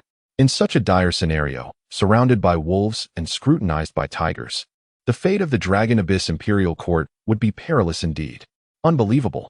The son of God, Juanza, effortlessly crushed the former martial champion, Hong Lai, and took him captive, allowing me, the runner-up, to ascend as the new martial champion. How could the prowess of Juanza be so feeble as to fall to such an easy defeat? The current martial champion, Zhou Li, widened his eyes, his expression betraying disbelief. At that moment, the voice of Hua Qingyu resonated once more. Zhou Li, martial champion of the Dragon Abyss Imperial Court, you shall accompany Jiang Juanza. As her words fell, the ancient sacred weapon, the 100 flowers breaking cloud sword, stained with Jiang Juanza's blood, swung once more towards the martial champion. What? Zhou Li's pupils constricted at the sight, his magical energy surging as he attempted to counter Hua Qingyu's assault, only to find his body rigid as stone, utterly immobile despite his struggles. The palace had become enveloped in the pollen emitted by Hua Qingyu, transforming it entirely into her domain. Just as martial champion Zhou Li was on the brink of annihilation at the hands of Hua Qingyu, a deep, deathly voice whispered in her ear, "Where do you wish to take Zhou Li?" Upon hearing this, Hua Qingyu's pupils shrank to pinpricks, and she hastily sought refuge to the side, yet a fierce gust suddenly struck her face, with a resounding slap that echoed throughout the palace. The force behind it was terrifying, akin to a roaring river or collapsing mountains, sending Hua Qingyu hurtling away. With a thud, after shattering a multitude of tables and chairs, she was embedded into the iron-hard palace wall. Her beautiful visage rapidly swelled, 5 crimson handprints starkly visible, with blood trickling from the corner of her mouth. However, upon recognizing the figure that had attacked her, disbelief washed over her features. No, it cannot be. How are you still alive? I distinctly shattered your heart and severed your head. How can you possibly still exist? Hua Qingyu's eyes widened in astonishment. You wish to kill me? You are not worthy. Yet, the pollen you secrete is indeed troublesome, paralyzing the nerves, inducing hallucinations, and rendering muscles rigid and immobile. Most importantly, your pollen is colorless and odorless, making it nearly impossible to guard against.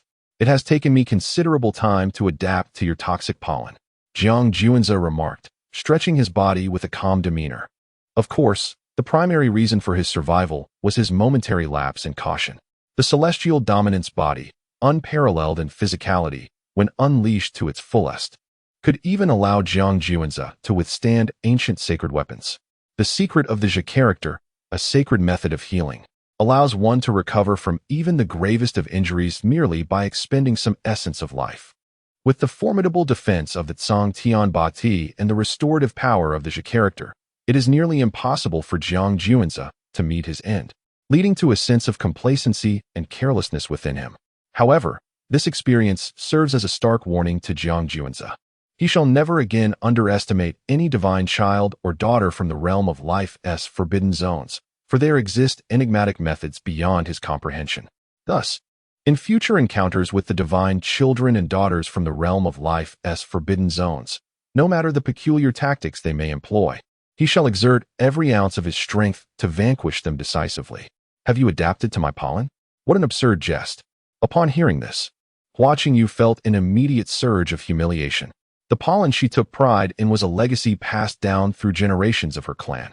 With each succession, the pollen had mutated and strengthened, and by her generation, its potency rendered her unrivaled among her peers. At this moment, Jiang Juanza's assertion of having adjusted to the pollen, which her lineage held in such high esteem, was nothing short of a blatant insult. Chapter 105.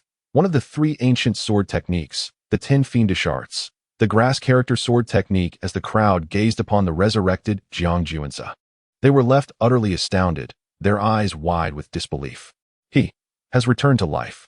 The scion of the Jiang family, Jiang Juanza, has come back. Could this be an illusion? Just moments ago, the Jiang family scion had his heart crushed and his head severed. How could he possibly live again? This young master of the Jiang family must possess an unimaginable and formidable healing technique.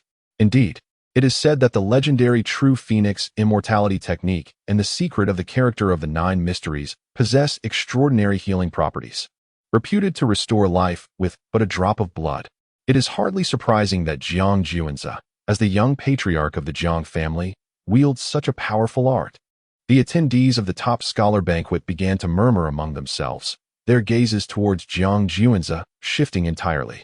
This Jiang family scion, with a remarkable record and formidable strength, now armed with the True Phoenix immortality technique or the secret of the character, who among his peers could possibly rival him? Even the old emperor, who had been closely observing the banquet, displayed a look of dawning comprehension. No wonder the esteemed protector of Jiang Juanza had asserted that the Jiang family scion was not so easily slain. Now it all made sense. As for the esteemed Hua Qianyao of the life-forbidden zone of Penglai, her once beautiful visage had darkened considerably. She had not anticipated that this Jiang family scion would possess such a formidable restorative technique. However, upon recalling the 2 powerful offensive arts held by her disciple, Hua Qingyu, her expression softened slightly. Today, let the life-forbidden zones of Tianyuan and Lingshan witness the demise of the young patriarch of the Jiang family, who would surely perish at the hands of the goddess Hua Qingyu from the life-forbidden zone of Penglai. This would be an exceptional opportunity for Hua Qingyu to make her name in the celestial realm. At the banquet, after Jiang Juanza sent the goddess Hua Qingyu of the life-forbidden zone of Penglai flying with a single slap, he refused to show mercy, unleashing another devastating punch. The roar of a dragon resounded, as the illusion of a true dragon enveloped Jiang Juanza's fist, channeling boundless power towards Hua Qingyu. Embedded in the palace walls, Hua Qingyu realized that Jiang Juanza was indeed unaffected by the flower pollen, moving freely and launching such a powerful strike. A wave of distress washed over her, as if her very faith had crumbled. It is known that the ability to secrete this flower pollen has been passed down through generations of her lineage, with only one individual per generation able to master it. In the past, this pollen had proven to be an invincible weapon against formidable foes. Yet Hua Qingyu could hardly fathom that the pollen inherited by her clan would prove ineffective against Jiang Juanza. Subsequently, the flames of her fury ignited within her, burning fiercely as boundless sword energy surged forth. Particularly, an extraordinary manifestation, a blade capable of cleaving through the sun, moon, and stars, now appeared almost as a tangible force. The sword intent boiling over. Grass character sword technique. Hua Qingyu whispered to herself, her magical powers surging mightily as she wielded the ancient holy weapon. The 100 flowers breaking cloud sword, infusing it with endless sword intent as she launched it towards Jiang Juanza's approaching dragon fist. Boom. At the moment when the dragon fist collided with the grass character sword technique, a divine radiance erupted, and a surging wave of violent energy swept across the 8 realms. The entire palace was immediately thrown into chaos, accompanied by numerous cries of anguish, as some were inadvertently injured by the shockwave. This was the clash of 2 supreme treasures. The true dragon technique, with its astonishing might, could shatter mountains and rivers with a single punch, shaking the heavens. The grass character sword technique, sharp and unparalleled, could sever mighty rivers and cleave through the cosmos with a single stroke. Those present felt the overwhelming power of these 2 formidable techniques, leaving them with a tingling sensation on their scalps and a chill running down their spines. It was truly terrifying. In the next moment, Jiang Juanza's dragon fist surged forward, exuding an unmatched dominance that even the grass character sword technique could not withstand. It charged straight in, delivering a brutal blow to Hua Qingyu. With a resounding crash, Hua Qingyu coughed up blood and was sent flying, a massive fist imprint branded upon her chest. while her bones emitted a series of cracking sounds. The might of the dragon fist was indeed formidable, propelling Hua Qingyu away and shattering more than half of her bones. One bone even pierced through her body. A gruesome sight drenched in blood. In the clash between the grass character sword technique and the dragon fist, Hua Qingyu was defeated. However, although Jiang Juanzi gained the upper hand in this confrontation, his fist and entire arm were also severely lacerated by the sharpness of the grass character sword technique. Blood flowing ceaselessly. Fortunately, with the presence of the character secret, this injury was but a minor wound compared to the grievous injuries he had previously sustained from Hua Qingyu's assault, which had shattered his heart and severed his head. Yet, a surprising development unfolded for Jiang Juanzi.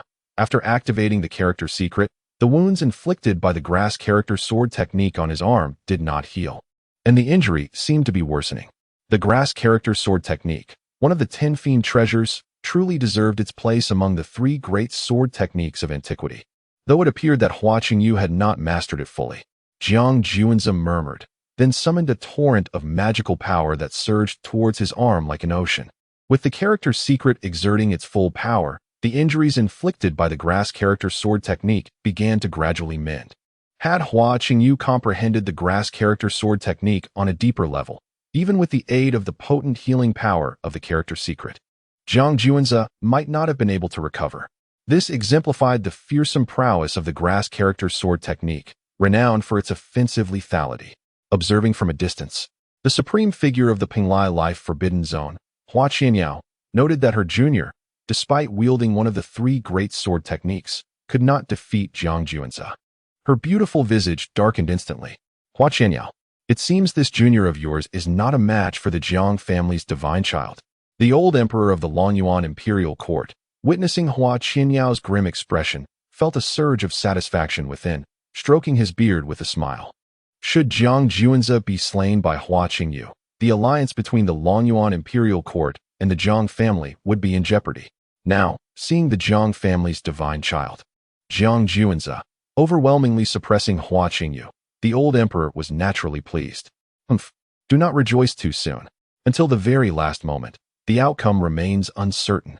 A cold snort escaped from the lips of the supreme being, Hua Qingshu, of the Penglai Life Forbidden Zone.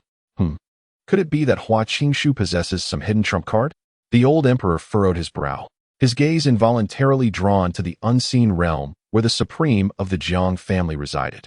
The Jiang family supreme remained composed, his expression unperturbed, seemingly harboring immense confidence in Jiang Juanzi.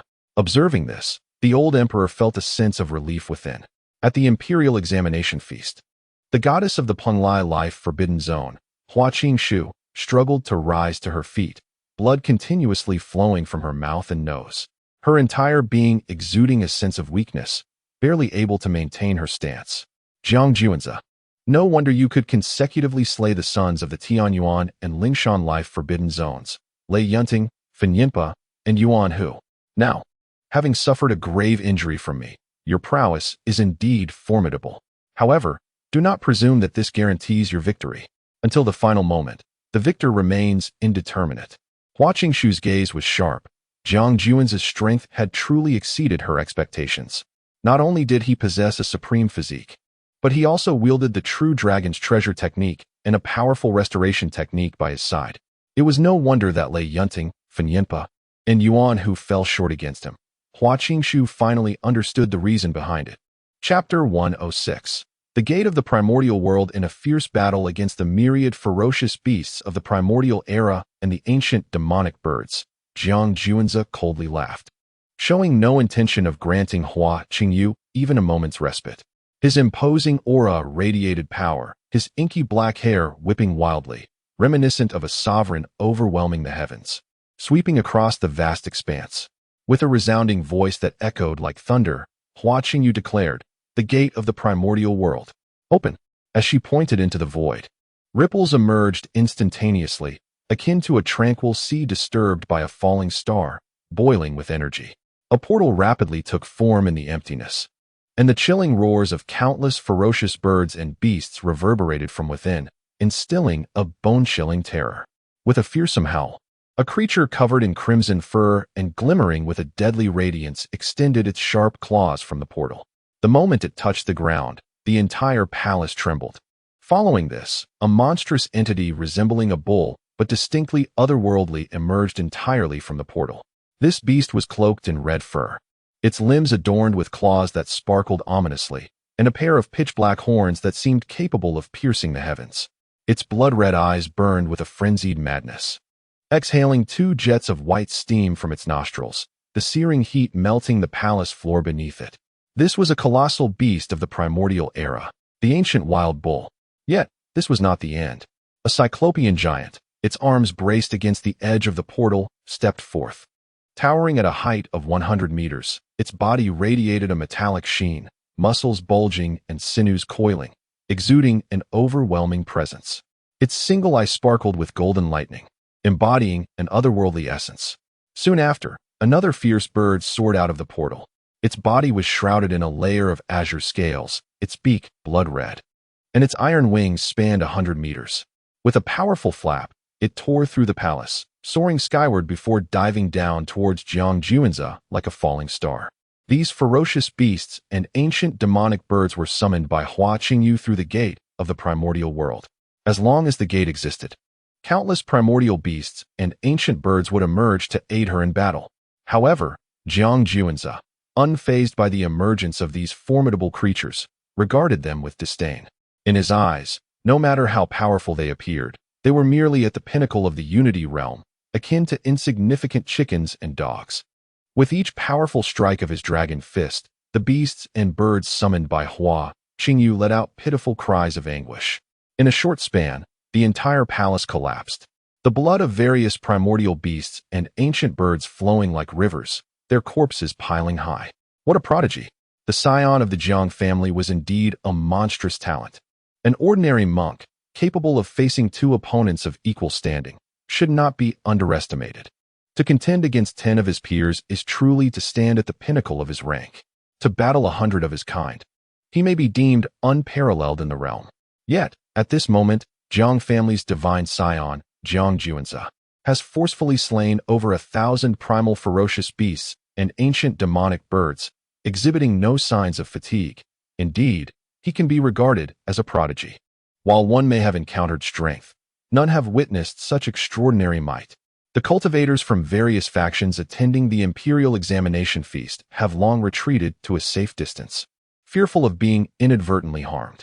Fortunately, during the clash with Hua Qingyu, the tempestuous shockwaves unleashed by Jiang Juanza dispersed the pollen secreted by her, allowing the other factions some degree of freedom to maneuver. Otherwise, they would have found it impossible to act, let alone escape to safety. Little do they know that Jiang Juanza has previously conquered the most challenging levels of the Star Tower, defeating 10,000 golden-armored adversaries of his rank, and has engaged in a breathtaking battle against the young emperor and the 10 fearsome progeny, ultimately subduing them all.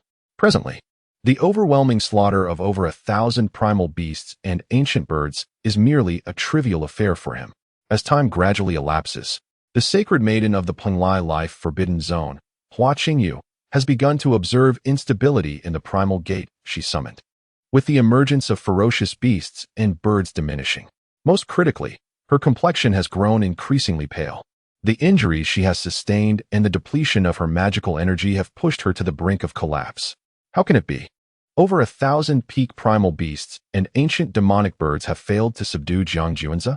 Hua Qingyu's expression is grave, her beautiful eyes filled with shock and dread. She never anticipated that Jiang Juanza would possess such formidable strength, especially now, as her magical energy nears exhaustion and the primal gate is destined to vanish. What could she possibly wield to withstand Jiang Juanza's impending assault? Hua Qianyao. It appears that the divine maiden of the Penglai Life Forbidden Zone is struggling. The lord of the Lonyuan Imperial Court, observing Jiang Juanza's magnificent feats of slaying primal beasts and tearing apart ancient birds, wears an unbroken smile upon his aged visage. Humph. The supreme Hua Qianyao of the Penglai Life Forbidden Zone emits a cold snort, her gaze fixated intently upon Jiang Juanza. She could hardly fathom that the Jiang family scion, Jiang Juanza, possessed such overwhelming power. The fact that over 1,000 peak primal beasts and ancient birds could not best him is alarming. Should he grow stronger, the ramifications would be dire. and a murderous intent began to swirl in her eyes. Just as she was unable to contain her desire to act against Jiang Juanzi, a chilling gaze from an unknown, mysterious source turned toward her once more. With the protection of the Jiang family's supremacy, it would be a formidable challenge to slay him. Taking a deep breath, Hua Qianyao suppressed her murderous intent toward Jiang Juanzi. Her purpose in coming to Longyuan Imperial Court was to deliberately test and provoke him. Alas, the strength of Jiang Juanzi had far exceeded her expectations, rendering this endeavor a failure. As the delicate Hua Qingyu found herself unable to maintain the primordial gate, on the brink of defeat at the hands of Jiang Juanzi, the esteemed supreme of the life forbidden zone, Hua Qianyao, was poised to summon her junior, Hua Qingyu. Suddenly, a pair of iron wings, one black and one white, unfurled behind Jiang Juanzi, sweeping aside the multitude of formidable beasts and ancient demonic birds that dared to obstruct his path, and in an instant, pierced through Hua Qingyu's body.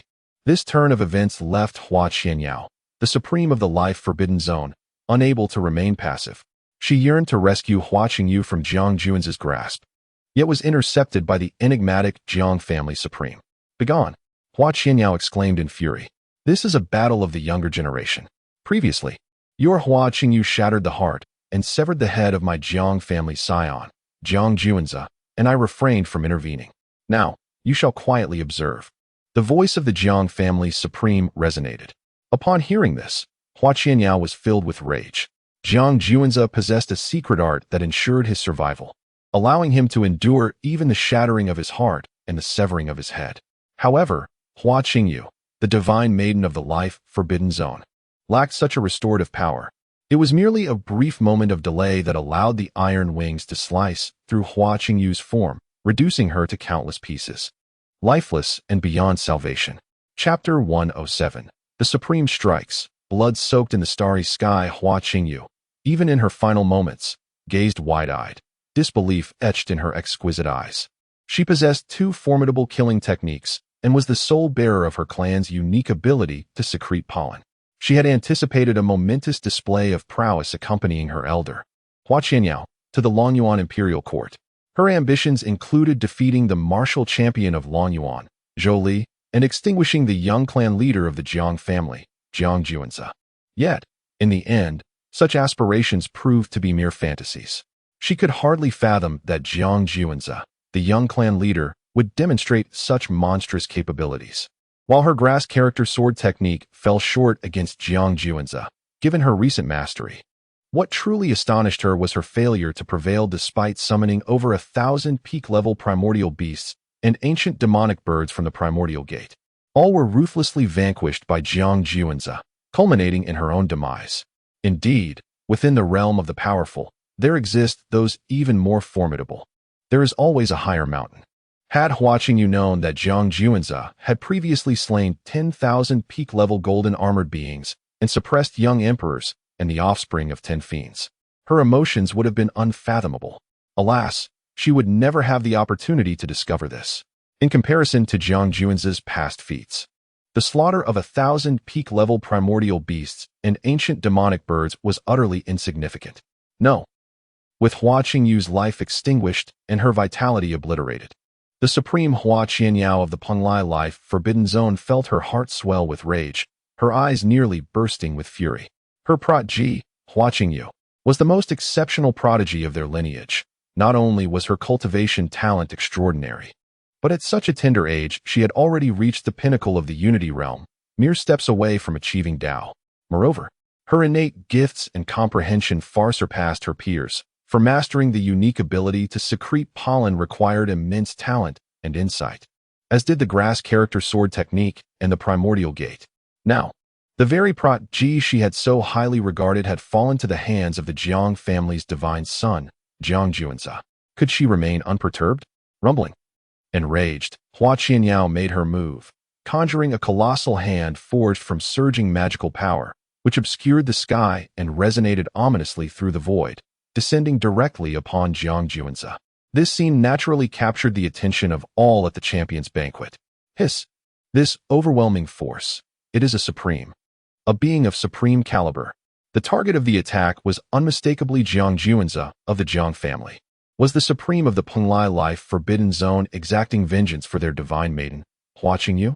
It appeared that after Jiang Juanzi had slain the divine maiden Hua Qingyu, he had roused the wrath of the supreme, leading to this confrontation. What fate awaited the Jiang family's divine son, Jiang Juanzi? As the spectators beheld the sky-darkening hand and felt the overwhelming pressure of the supreme's might, a shiver ran through their hearts. Their eyes were fixed intently on Jiang Juanzi, eager to witness his outcome. To seek the death of my Jiang family's divine son is to court disaster. In that instant, as Hua Qianyao of the Penglai life forbidden zone unleashed her attack on Jiang Juanzi, a cold snort reverberated through the heavens. A blazing sword light erupted, seemingly severing the heavens and annihilating the fabric of time and space. With astonishing swiftness, it cleaved through the formidable magical hand of Hua Qianyao, instilling terror across the cosmos. At that moment, the old emperor also made his move, igniting a cataclysmic battle among the three supreme beings. Moreover, the protective formation of the Tiando star was awakening, its divine radiance illuminating the skies, while the overwhelming power caused tremors throughout this realm of existence. Very well, I, Hua Qianyao, shall remember this grievance. The supreme Hua Qianyao of the forbidden zone of Penglai wore a countenance of utmost distress. She yearned to avenge her junior, Hua Qingyu, yet given the current circumstances, she realized the urgency of her escape. Otherwise, she too might meet her demise here. Thinking of fleeing? It shall not be so simple. The cold voice of the supreme from the Jiang family resonated, as the dazzling sword light once again illuminated the expanse of the heavens, burning fiercely like a star. With a swift stroke, the sword light passed through Hua Qianyao's form, and the blood of a supreme rained down upon the starry sky, each drop capable of crushing a mountain. The Jiang family supreme sought to pursue, but was halted by the old emperor. Do not pursue a desperate foe. If she dares to set foot on Tiando Star, she must have prepared some contingency. We must avoid falling into her ambush. The old emperor gazed at the severely injured Hua Qianyao and shook his head at the Jiang family supreme. Consider it fortunate that she escaped swiftly. The Jiang family supreme watched as Hua Qianyao fled, her wounds evident, yet a murderous intent lingered in his eyes. However, slaying a supreme was no trivial matter. Furthermore, the old emperor was right. One should not pursue a cornered enemy, for falling into an ambush would be detrimental. Thus, he refrained from further pursuit, as his primary duty remained the protection of Jiang Juanzi's safety. At the already ruined top scholar banquet, after slaying the goddess Hua Qingyu from the Penglai forbidden zone, Jiang Juanzi anticipated that a supreme would likely retaliate against him. Yet, he remained undaunted. Did Hua Qingyu possess a supreme protector while he did not? Thus, Jiang Juanzi decisively struck against Hua Qingyu, and indeed, as he had foreseen, the supreme from the Penglai forbidden zone unleashed their wrath upon him. Though he had anticipated such a reaction, the might of the supreme's attack still startled Jiang Juanzi. Fortunately, the family supreme intervened in time, severing Hua Qianyao's magical hand with a spectacular sword light, rescuing Jiang Juanzi. My strength is still too feeble. Jiang Juanzi clenched his fists. Though he was invincible among his peers, he was but a mere speck compared to those who stood atop the celestial realm. The talents emerging from the heavenly domain numbered in the billions, yet those who could survive to attain the status of supreme were exceedingly rare. However, this was not a matter to be rushed. Cultivation must proceed step by step. Only by laying a solid foundation could one aspire to greater heights in the future. Zhou, my sincerest apologies for the destruction of your top scholar banquet. Jiang Juanzi turned to the martial scholar Zhou Li and spoke. Your words are unwarranted, divine son. Were it not for your timely intervention today, I, Zhou Li, might have perished at the hands of that woman. Please allow me to bow in gratitude for your life-saving grace. Zhou Li responded hastily. Deep within, a profound sense of dread enveloped him. Although he had attained the esteemed title of martial champion of the Lonyuan Imperial Court, the chasm between his abilities and those of formidable figures like Jiang Juanzi and Hua Qingyu was insurmountable. Had it not been for Jiang Juanzi's presence, it was likely that Zhou Li would have already fallen victim to Hua Qingyu's prowess.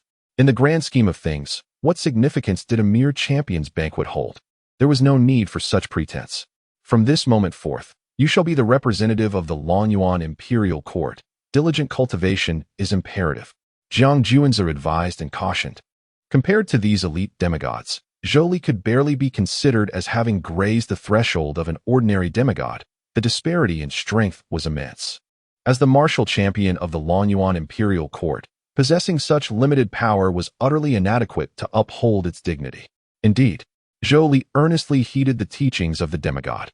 At this moment, he humbled himself greatly.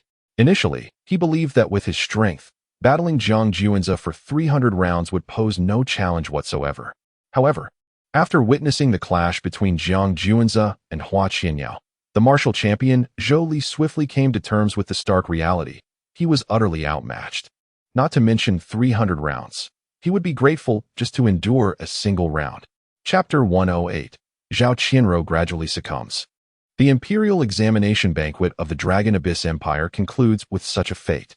Had it not been for the interference of the Supreme Being and the Divine Maiden from the Forbidden Zone of Penglai, this Imperial examination banquet of the Dragon Abyss Empire would have unfolded flawlessly. Alas, a splendid banquet was irreparably marred. However, for the Dragon Abyss Empire, this was hardly a concern, for as long as Zhang Juanzi graced the event, it would signify the backing of the Imperial clan, the Zhang family. This would serve as a stern warning to those who harbored ambitions against the Dragon Abyss Empire. The clash between Zhang Juanzi and the Divine Maiden Hua Qingyu from the Forbidden Zone of Penglai left the onlookers in awe. Truly, as the young patriarch of the Zhang family, his prowess eclipsed that of his peers, evoking profound admiration. Indeed, though I also stand at the pinnacle of the unification realm, the prospect of battling him fills me with dread. I doubt I could withstand even a single exchange. Today has been an eye-opener. The true dragon treasure technique and the grass character sword technique are legendary arts of unparalleled might. The mere thought of the primordial gate summoning thousands of ferocious beasts and ancient demonic birds is astonishing. Most astonishing of all, the Zhang family scion single-handedly overpowered thousands of these formidable creatures. I never imagined that someone could possess such extraordinary strength. Various factions gazed upon Zhang Juanzi with eyes filled with reverence and astonishment. His strength truly transcended their wildest expectations. Having witnessed formidable figures, they had never encountered one so powerful. How many geniuses in the entire celestial realm could vanquish thousands of ferocious beasts and ancient demonic birds of equal rank? The battle between Zhang Juanzi and the Divine Maiden Hua Qingyu will undoubtedly be etched into the annals of history. This is my future husband. The third princess of the Dragon Abyss Empire, Long Lian, gazed at Zhang Juanzi with an infatuated expression. He was undoubtedly the most extraordinary individual she had ever encountered. Indeed, the third princess even experienced a fleeting sense of inferiority, questioning whether she was truly worthy of him. Zhang Juanzi's performance was nothing short of breathtaking, stirring the hearts of countless onlookers. Meanwhile, Zhao Qianrou, who had been silently attending to Zhang Juanzi, found herself in a state of despondency, sighing repeatedly. Before meeting Zhang Juanzi, her son, Xiao Ran, was the most talented individual she had ever known. His innate gifts were astounding, and he mastered any skill with remarkable swiftness. Moreover, Xiao Ran was a person of great fortune, consistently encountering opportunities during his journeys, ultimately becoming the saint son of the Xianxiao Holy Land. With his strength soaring above his peers, he had become a source of pride for her. Yet, as she spent more time around Zhang Juanzi, her confidence in her son Xiao Ran began to wane. When the 3-year deadline arrives, will Xiao Ran truly be able to triumph over Zhang Juanzi? As this thought arose within Zhao Qianrou, it signified her dwindling faith in her son. Furthermore, after having followed Zhang Juanzi for such a duration, she increasingly felt that her son Xiao Ran was a burden to the entire Xiao family. Why provoke Zhang Juanzi for no apparent reason? To sacrifice an entire family for the sake of a woman. How delightful it would be to continue living in tranquility. Zhao Qianrou's gaze towards Zhang Juanzi softened significantly, particularly when she recalled the shameful postures she had adopted while serving him. A flush crept across her cheeks. Those disgraceful positions were entirely foreign to her. Oh, Zhao Qianrou, have you succumbed to degradation? How can you entertain such thoughts? She pinched her thigh, chastising herself for her lack of resolve. Yet, despite this internal conflict, she could not harbor any resentment towards Zhang Juanzi. Her previous life in the Xiao family had been far from pleasant. Despite holding the title of the matriarch, she was often subjected to the whims and bullying of her in-laws, and Xiao Ran's biological father had taken numerous concubines, leaving her in neglect for extended periods. To the Shao family, she was but an outsider, devoid of any emotional ties. In her existence there was far less fulfilling than her time in the Imperial Jiang family. Thus, the downfall of the Shao family stirred little turmoil within her. Yet, constrained by societal norms, she felt compelled to despise Jiang Juanzi. However, as she spent more time with him, her animosity faded, and she gradually embraced her current circumstances. Alas, am I to be conquered by this diminutive man? Zhao Qianrou gazed at Jiang Juanzi's imposing figure, exuding an aura of dominance, and sighed, her heart increasingly tumultuous as she found herself at a loss. At that moment, an elderly figure clad in imperial robes and adorned with a crown approached Jiang Juanzi. Father Emperor, the third princess, Long Lian, knelt upon seeing the newcomer. Your Majesty, the martial champion Zhou Li and others from the Longyuan Imperial Court quickly followed suit. Elder Imperial Lord, Jiang Juanzi, however, merely offered a gesture of respect befitting a junior. No need for formalities. Rise. The voice of the Imperial Lord was deep and resonant, inherently imposing. Thank you, Father Emperor. Thank you, Your Majesty. Everyone stood. The prowess of the son of Juanzi is remarkable, surpassing even my own in my youth by 100-fold. The Imperial Lord regarded Jiang Juanzi with satisfaction. You flatter me. Elder Imperial Lord, Jiang Juanzi, in turn, assessed the old Imperial Lord. Though the old ruler maintained an air of authority, reminiscent of a supreme being ruling over the heavens, he emanated a faint aura of mortality, a sign of impending demise. It seemed the old Imperial Lord had little time left. Enough. You are to be my son-in-law in the Longyuan Imperial Court. Let us dispense with pleasantries. Follow me. With a wave of his hand, a formidable surge of magical power enveloped Jiang Juanzi. The two ascended into the sky, transforming into a shooting star, swiftly vanishing from sight. The remaining individuals, including Long Lian and the other princes and princesses, as well as martial champion Zhou Li, were left to tidy up the remnants of the imperial banquet. Meanwhile, Jiang Juanzi had been taken by the old Imperial Lord to the highest peak of the Tiando Star. This majestic peak reaches towards the heavens and connects with the earth, resembling a pillar that supports the celestial dome, standing tall and imposing, a breathtaking spectacle. Atop this mountain lies a stone platform spanning 100 square feet, shrouded in a mystical formation, with several saints standing guard around it. This stone platform appears to be of utmost significance. Predecessor Emperor, Jiang Juanzi exclaimed upon catching sight of the platform, an immediate sense of elation coursing through his very cells, sparking a series of conjectures within his heart. This is indeed the site of the Overlord's inheritance. It was here that the Overlord of our Dragon Abyss Imperial Court attained enlightenment, overwhelming all adversaries and asserting dominance across the universe. The old emperor spoke solemnly, and although he was the sovereign of the Dragon Abyss Imperial Court, a profound reverence flickered in his eyes as he beheld the stone platform. Indeed, upon hearing these words, Jiang Juanzi's eyes ignited with brilliance and fervor. I shall unlock the formation for you. Proceed within. The old emperor produced a purple token, waving it before the formation. Instantly, an opening sufficient for one to enter was revealed. Chapter 109. The Sovereign Body Achiever, the Enigmatic Scorpion, the Supreme Emperor's Might. Thank you, esteemed Emperor. Without hesitation, Jiang Juanzi stepped through the breach in the array and ascended the stone platform. His purpose for attending the banquet at the Dragon Abyss Imperial Court was solely to seek the legacy of the sovereign body. I hope you gained something significant here, murmured the old emperor as he watched Jiang Juanzi ascend the stone platform. The legacy of the sovereign body was no trivial matter. Thus, it was not something just anyone could obtain. Furthermore, even among those who possessed the celestial sovereign body, strengths and insights varied. To acquire the legacy, one must earn the recognition of the sovereign body achiever. Although the old emperor was aware of Jiang Juanzi's extraordinary potential and strength, the acknowledgement from the sovereign body achiever was still required.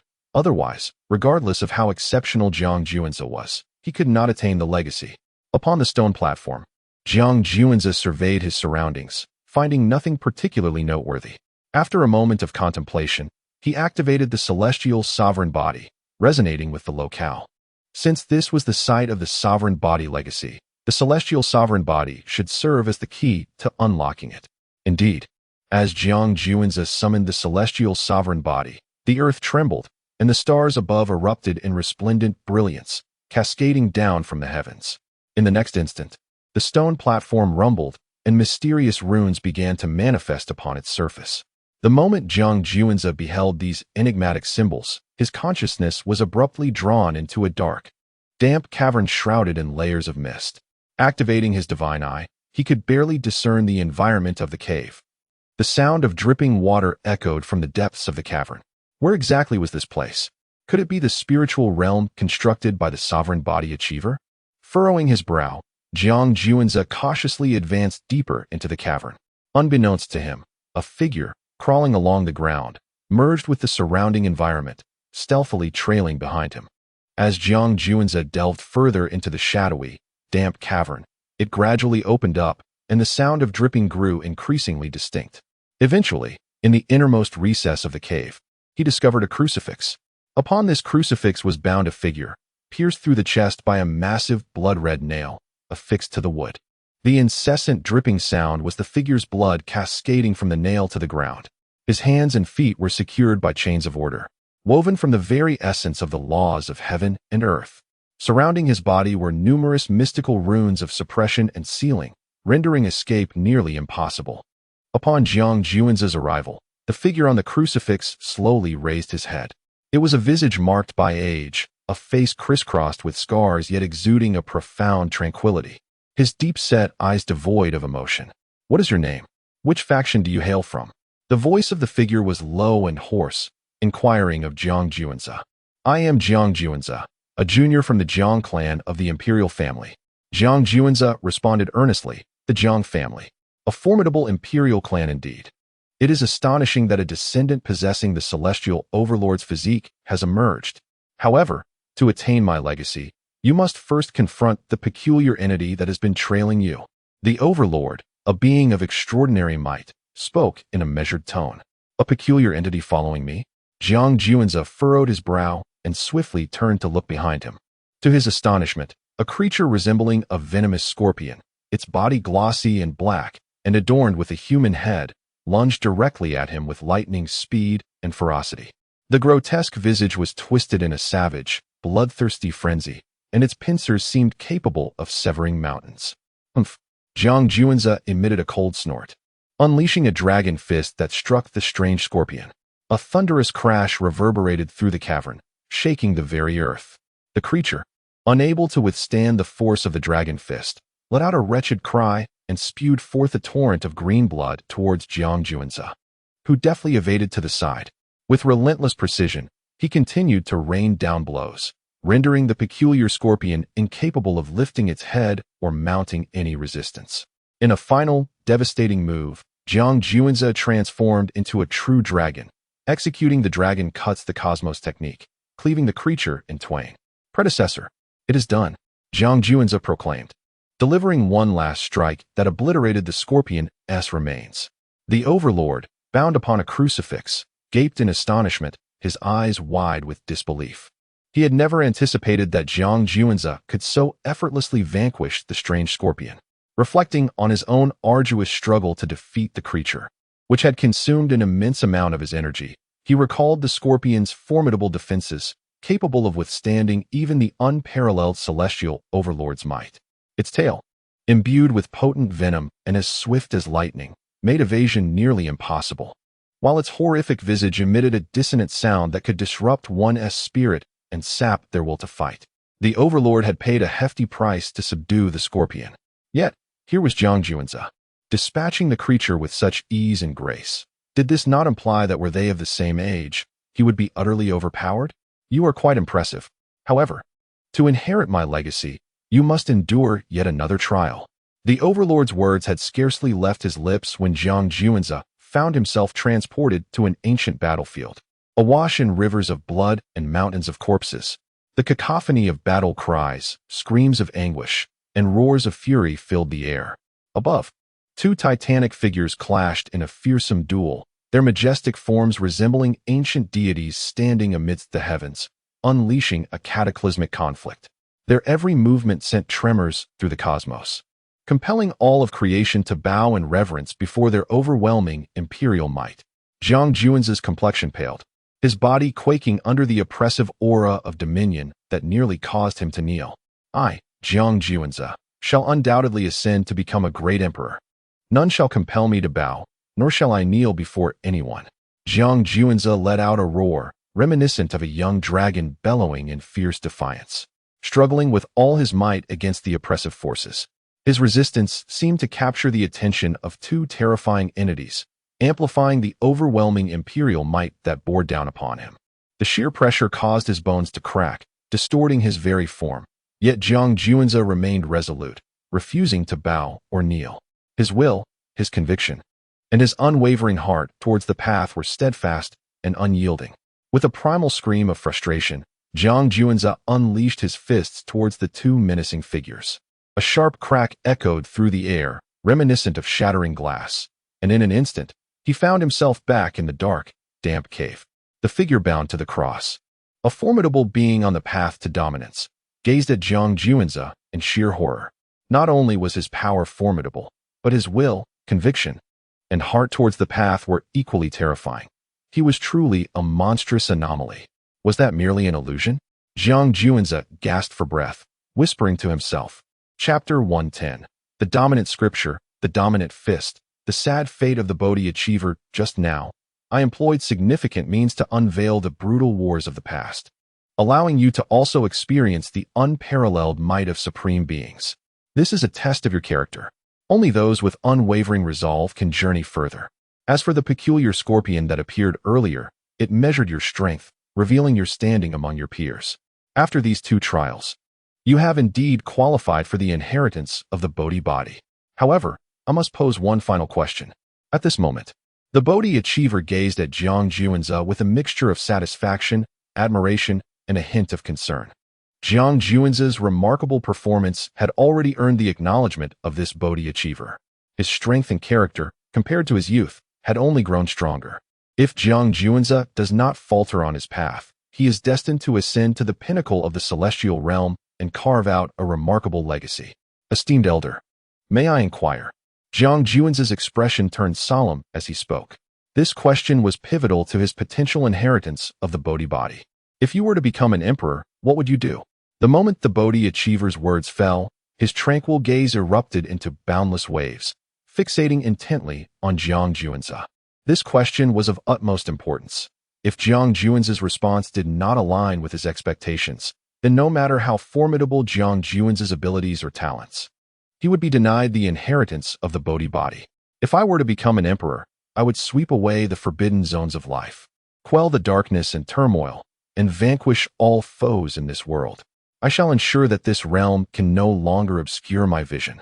I will lead the entire Jiang clan to transcendence and share in eternal life.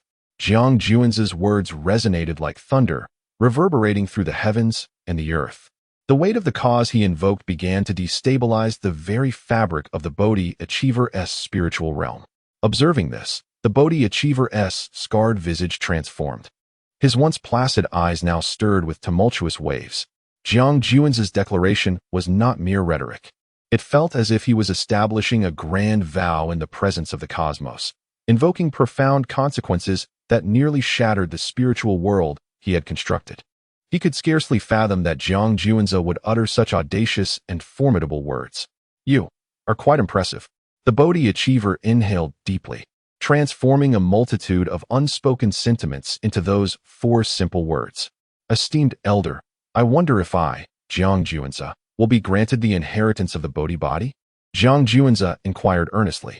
If you cannot receive the inheritance, who in the entire celestial realm could possibly attain it? Thus, the trials set forth by the Bodhi Achiever reached their conclusion, and Jiang Juanza was deemed worthy of the Bodhi body inheritance. In the next moment, a surge of unfamiliar memories flooded Jiang Juanza's mind. The environment around him shifted once again, revealing a figure meditating high above, surrounded by the sun, moon, and stars, exuding an aura of dominance that seemed to swallow the heavens and command the world. As if he were the very center of this realm, all things revolved around him. With a single intake of breath, he absorbed the essence of heaven and earth and the splendor of myriad beings, all of which were mere sustenance for his formidable presence. In that moment, the divine form of the Kunpeng manifested, the true dragon descended, and the majestic bell-like Tao body loomed above the 9 heavens. While other divine forms continued to emerge, it is said that when the 9 divine embodiments of the sovereign body of the heavens appeared together, they possessed the power to slay saints and vanquish immortals. This represents the Beijing, the authentic lineage of the sovereign body of the heavens. Subsequently, this figure rose. Though his visage remained indistinct, he stood tall and imposing, reminiscent of a pillar supporting the heavens, instilling a sense of reverence in all who beheld him. His fingers clenched tightly as he slowly unleashed a punch. Thunderous roars echoed through the cosmos, the void shattered, and the myriad stars erupted into fragments. This singular punch seemed to sever the river of time, rendering the celestial expanse utterly still. An overwhelming might radiated forth in this moment. He was the sovereign of the cosmos, exuding an unparalleled aura of dominance. This was the Beifist, an invincible martial technique of utmost resilience and vigor, renowned alongside the 6 paths of reincarnation fist of the ancient saints, with immeasurable power and boundless ferocity. The Beijing and the Beifist together constitute the legacy of the sovereign body of the heavens. Time became indeterminate as this grand figure persistently practiced the methods of the Beijing and Beifist until Jiang Juanzi comprehended the essence of their cultivation, and his consciousness returned to the dark, damp cavern. Thank you, esteemed predecessor, for your guidance.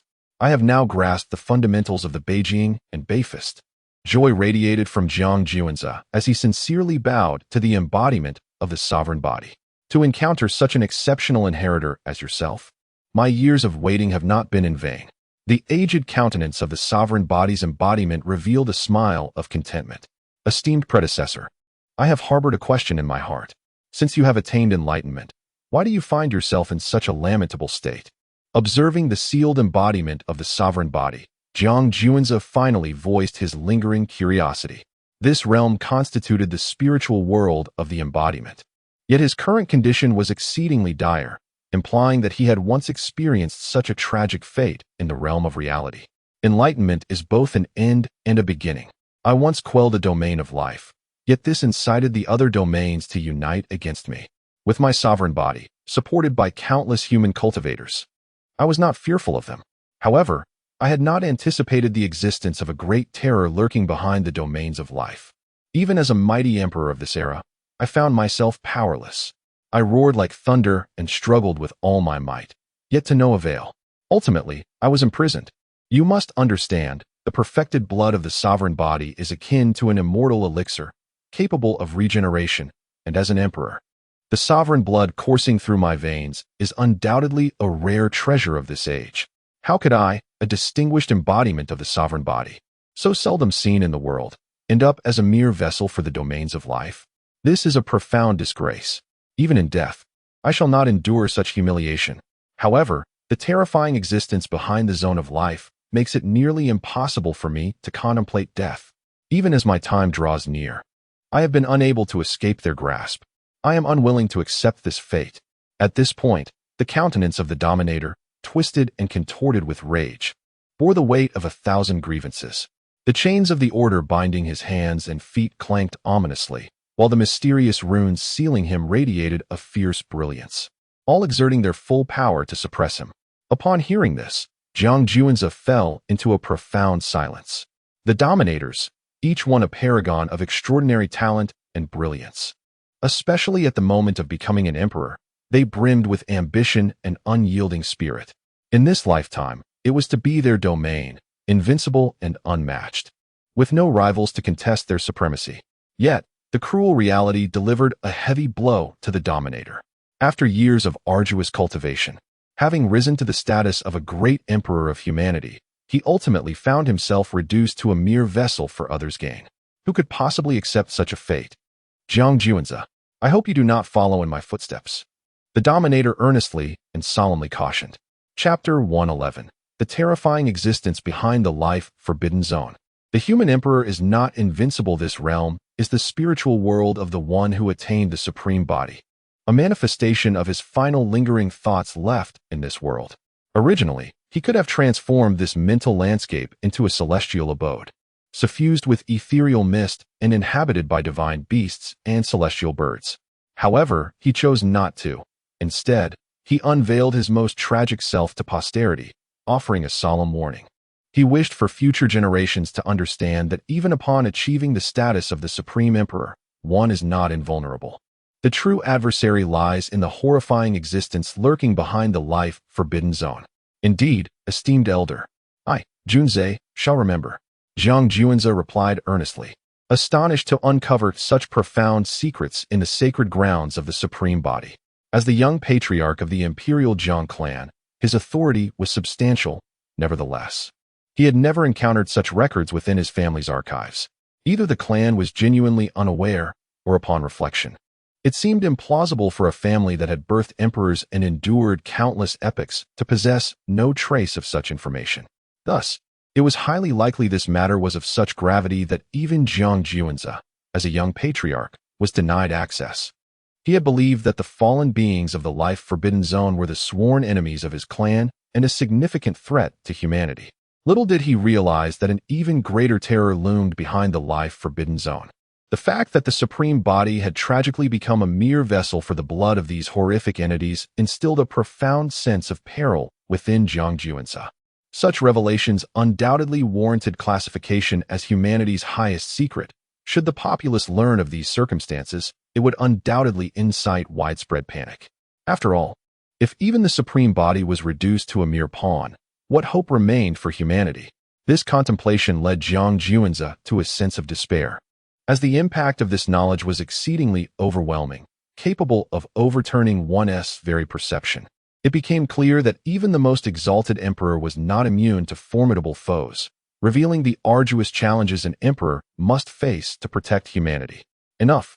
Do not succumb to despair. Should the terrifying existence behind the life-forbidden zone wish to strike, it is not as simple as it may seem. I merely encountered the misfortune of living through the darkest of times, the Supreme Body lamented. The life-forbidden zone was already a source of great terror. However, the existence behind it was even more dreadful. Common folk, upon hearing such news, would likely succumb to utter despair. Even though Zhang Juanzi possessed a steadfast spirit, this revelation inevitably caused a slight tremor in his resolve. The Supreme Body's words were meant to offer Zhang Juanzi a glimmer of hope. Ultimately, whether Zhang Juanzi would emerge as a dragon or remain a mere insect depended upon his own character. A true warrior must withstand countless pressures. Esteemed elder, I comprehend. Zhang Juanzi's eyes glistened with unshed tears as he nodded solemnly, reflecting inwardly on the immense burdens the human emperors must bear to safeguard their people. In the eyes of the ordinary, the human emperor stands unparalleled, a being of extraordinary brilliance who commands awe throughout the universe. Yet, who truly understands the immense sacrifices made by the Supreme Emperor to safeguard humanity?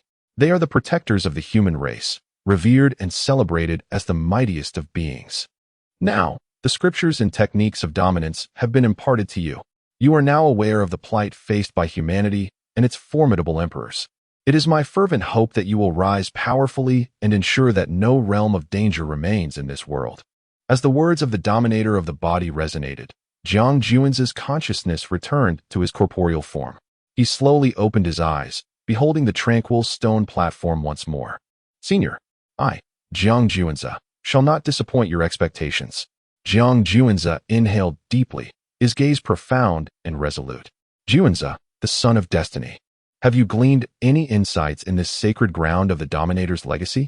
The voice of the old emperor of the Longyuan dynasty echoed in Zhang Juanzi's ears. Esteemed emperor, Juanzi has indeed made progress. Zhang Juanzi replied, calming his inner emotions and speaking with respect. Without this sacred ground, he would never have attained the scriptures and techniques, nor would he have comprehended the precarious state of humanity and the burdens borne by the Supreme Emperor. This realization only intensified Zhang Juanzi's desire to grow stronger. That is excellent. You have comprehended the path in this sacred ground for over a month. Now, return to the palace with me and take some time to rest, the old emperor declared.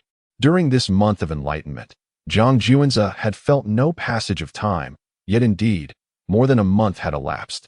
Truly, in the realm of cultivation, time becomes imperceptible. Thank you for your kindness, esteemed emperor. However, Juanza has urgent matters to attend to, so I shall not impose any longer. Having completed the scholar's banquet and gained the scriptures and techniques from the sacred ground, Zhang Juanza was eager to descend to the lower realms. He was fervently determined to enhance his own strength. Since you have pressing business, I shall not detain you. Observing Zhang Juanza's anxious demeanor, the old emperor refrained from keeping him longer. After exchanging a few pleasantries, he escorted Zhang Juanza to the ancient warship of the Zhang family. As the ancient warship soared into the sky, it transformed into a streak of light, vanishing into the dark expanse of the cosmic void. The old emperor then made his way to the innermost part of the palace. Once surrounded by solitude, the old emperor suddenly collapsed to his knees in agony. His forehead beaded with fine droplets of sweat, and the aura of death around him grew denser. His lifespan was waning, and the internal injuries accumulated over the years were becoming increasingly unmanageable. How much longer can I endure? The old emperor sat cross-legged, seeking to recuperate. He could not afford to perish just yet. He must persist, if only to cultivate a successor for the Longyuan dynasty. He also needed to wait for the emergence of the martial scholar, Zhou Li. Despite the protection of the Imperial Zhang family, the Longyuan dynasty could not afford to falter. The ancient warship of the Zhang family traversed the vast and boundless cosmos, occasionally tearing through the void to embark on its journey. Before long, Zhang Juanza had returned to his family and promptly sought out his father, Zhang Yuan. Ha ha ha. My son, how was your trip to the Longyuan imperial court? Did you manage to acquire the dominant body inheritance? Zhang Yuan exclaimed with joy upon seeing his son. The excellence of his offspring filled him with pride. Moreover, having practiced the secret scriptures of the cultivators, Zhang Yuan's physical injuries had stabilized and recovery seemed within reach, which had contributed to his buoyant spirits. However, upon observing the expression on Zhang Juan's face, Zhang Yuan's laughter abruptly ceased, and his brow furrowed in concern. My son, what on earth has transpired? Why does your countenance bear such gravity? Is it possible that the Longyuan imperial court has broken its promises? Zhang Yuan inquired in a grave tone. Father, I have indeed obtained the dominant body inheritance.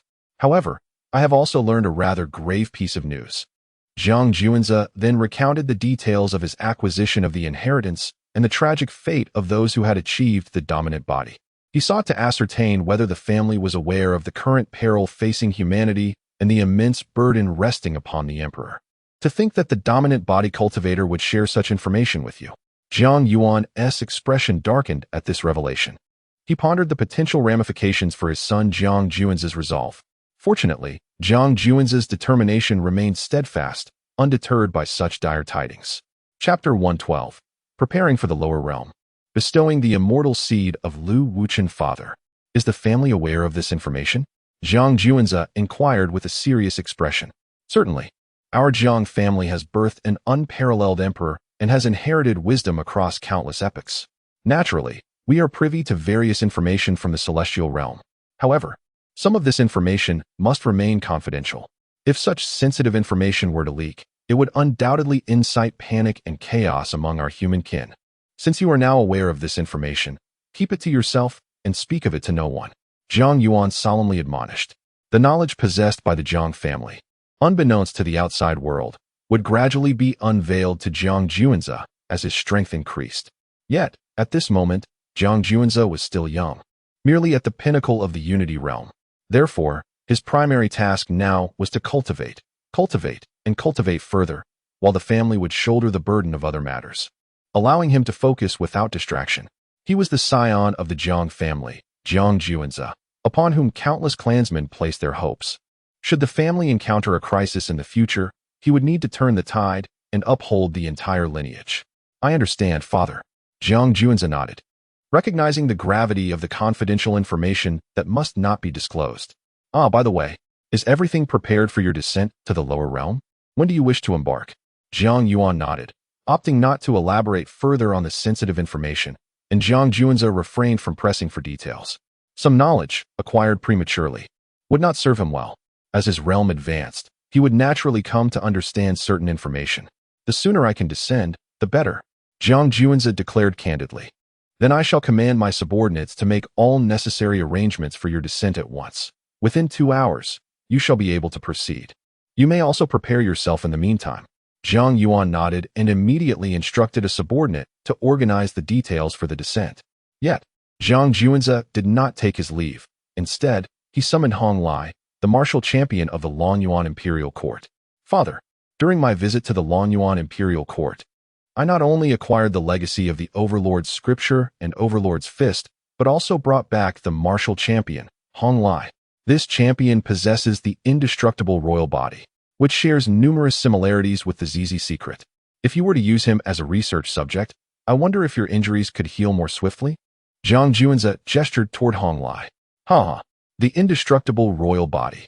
How splendid. My son has put forth great effort.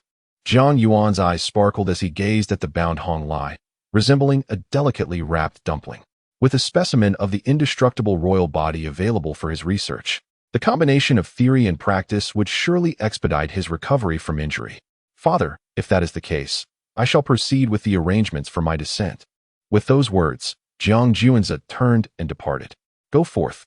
Go forth. Zhang Yuan waved his hand, his expression brimming with excitement as he gazed at Hong Lai, as if beholding an exquisite gem.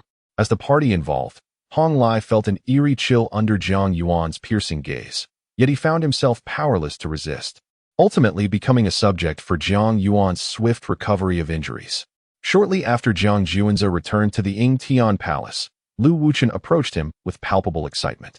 Divine Son, is it finally time to descend to the mortal realm? Lu Wuchen rubbed his hands together, unable to conceal his joy. Upon Zhang Juanze's return to the Zhang family, Lu Wuchen had prepared to pay his respects. En route, he had heard the news of the Divine Son's impending journey to the lower realm, which ignited a surge of exhilaration within him. He had long been aware of Zhang Juanze's intentions to venture downwards and had eagerly awaited this day. Having become a follower of Zhang Juanze, Lu Wuchen benefited from the abundant resources of the Imperial Zhang family, his cultivation level soaring to the mid-stage of the Unity realm. Thus, he knew it was time to prepare for the harmonization realm. To achieve this, one required the seeds of heaven and earth. Celestial seeds were elusive and rare. Even the Imperial Zhang family could not guarantee that all 8 divine heirs could attain the harmonization with such seeds. In his 9 reincarnations, Lu Wuchen had never obtained a single celestial seed, leaving him to pursue the harmonization with a holy seed instead. However, acquiring a holy seed was no simple feat, often bordering on a life-and-death struggle. In one of his past lives, Lu Wuchen had perished while vying for a holy seed.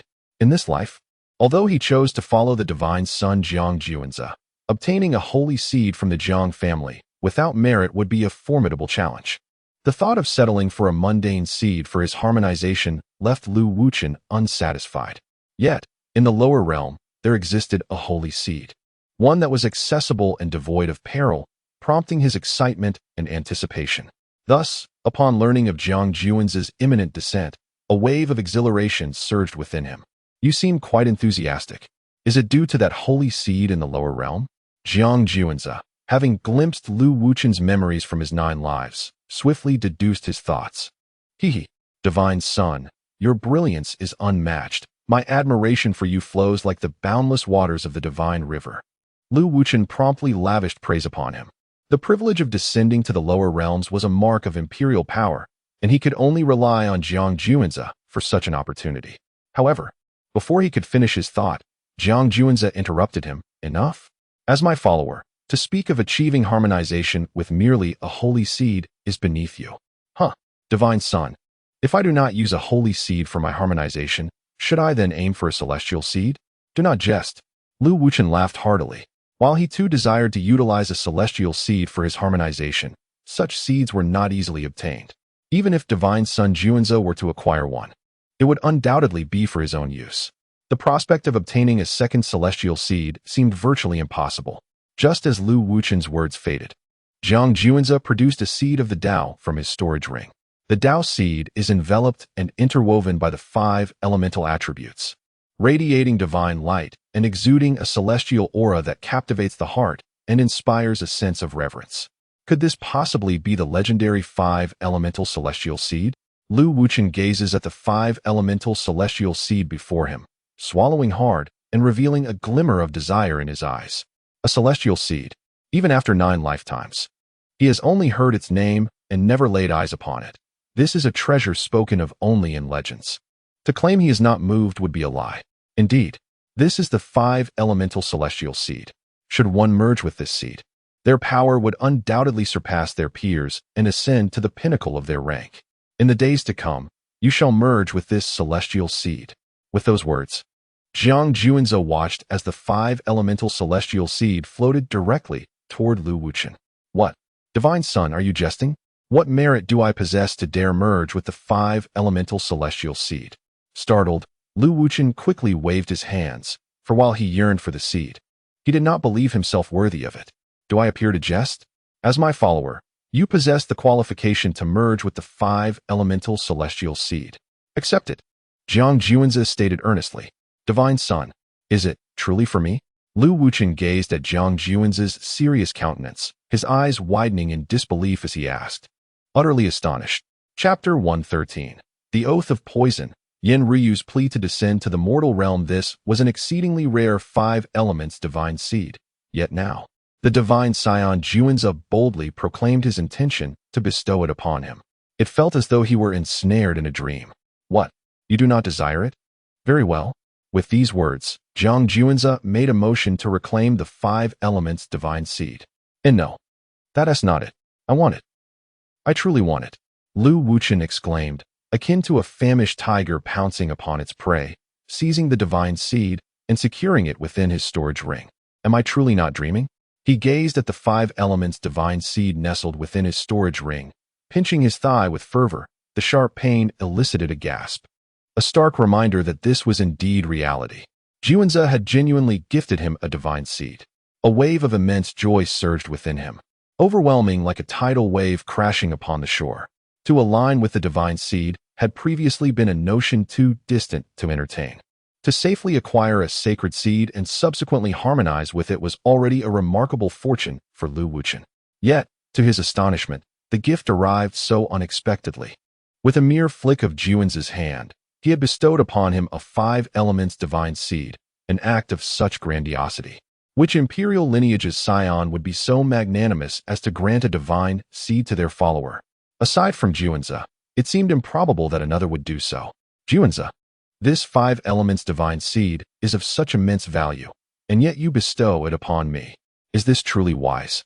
Though elated and invigorated by the gift, Lu Wuchen retained a keen awareness of the gravity of the situation. A divine seed, so rare in the world, was now entrusted to him. Would the Jiang family not harbor objections? After all, even for the Jiang clan, a divine seed was an extraordinary treasure.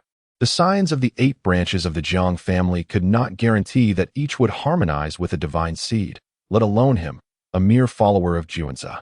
Should the family come to learn of this, it might cast a shadow upon Juanze's reputation. First, you are my follower and my confidant. Rest assured. This 5-elements divine seed is yours to keep. Second, as the young patriarch of the Jiang family, favored by the ancestors, my position is unassailable and cannot be swayed by a single divine seed. My worth transcends the mere value of one seed. Third, it is merely a divine seed. Having obtained the first, I shall assuredly acquire the second. This time, I shall ensure that all 8 branch scions harmonize with divine seeds. Jiang Juanze's voice resonated with authority, reminiscent of a sovereign gazing down upon the world, commanding and unparalleled. One divine seed could not possibly destabilize his standing within the Jiang family. Moreover, within Lu Wuchen's memories of 9 lifetimes, he recalled the emergence of numerous divine seeds that incited fierce contention among countless factions. Alas, Lu Wuchen, lacking both personal and familial strength, found himself unable to contend for the divine seeds. Forced to witness as they fell into the hands of imperial powers and the scions of life's forbidden zones. Scion, in this life and the next, I, Lu Wuchen, am yours in life and your ghost in death. Should I betray this vow, may my family face utter annihilation and suffer a most dreadful fate. With a resounding thud, Lu Wuchen knelt, solemnly swearing a toxic oath. An inexplicable force enveloped him, the very essence of the vow he had made. Should he ever violate this promise, the repercussions would be dire, resulting in the annihilation of his lineage and leaving him without a resting place in death. Previously, the divine son Juanze had bestowed upon him the supreme bone, and now he granted him the 5 elements immortal seed, an act of generosity surpassing that of his own father. Which power's divine offspring would extend such kindness to a mere follower? Initially, when he became a disciple of Jiang Juanzi, Lu Wuchen harbored some reservations. After all, he too was an esteemed prodigy, revered by countless admirers. The thought of bowing to another was more painful than death itself. Had it not been for the desire to safeguard his family amidst the encroaching darkness, he would never have sought refuge in Jiang Juanzi, nor would he have bent the knee to his peers. Yet now, he found himself wholeheartedly devoted, even lamenting why he had not pledged his loyalty sooner. Had he known of Juanzi's generosity and kindness towards his followers, along with his humble demeanor, Lu Wuchen would have eagerly aligned himself from the very beginning. Rise, Jiang Juanzi commanded, pleased with Lu Wuchen's sworn allegiance. The sentiment that those who live are his, and those who die are his ghosts further illustrated Lu Wuchen's unwavering loyalty. However, this phrase made Jiang Juanzi somewhat uncomfortable, as it was traditionally uttered by women, often culminating in a romantic commitment. Hearing it from Lu Wuchen, a man, felt rather awkward. At that moment, Yin Ryu, now a favored maid of Jiang Juanzi, entered the hall of response. Divine Son, I too wish to descend to the lower realms. Her eyes shimmered with longing, exuding an enchanting allure as she spoke candidly. And why do you wish to venture below? Jiang Juanzi inquired, puzzled. He had not intended to take Yin Ryu with him on this journey. Once, I ascended from the lower realms to the heavenly realm, she replied. Her expression tinged with melancholy. It has been several millennia since. Therefore, I yearn to return home and see if my family still exists.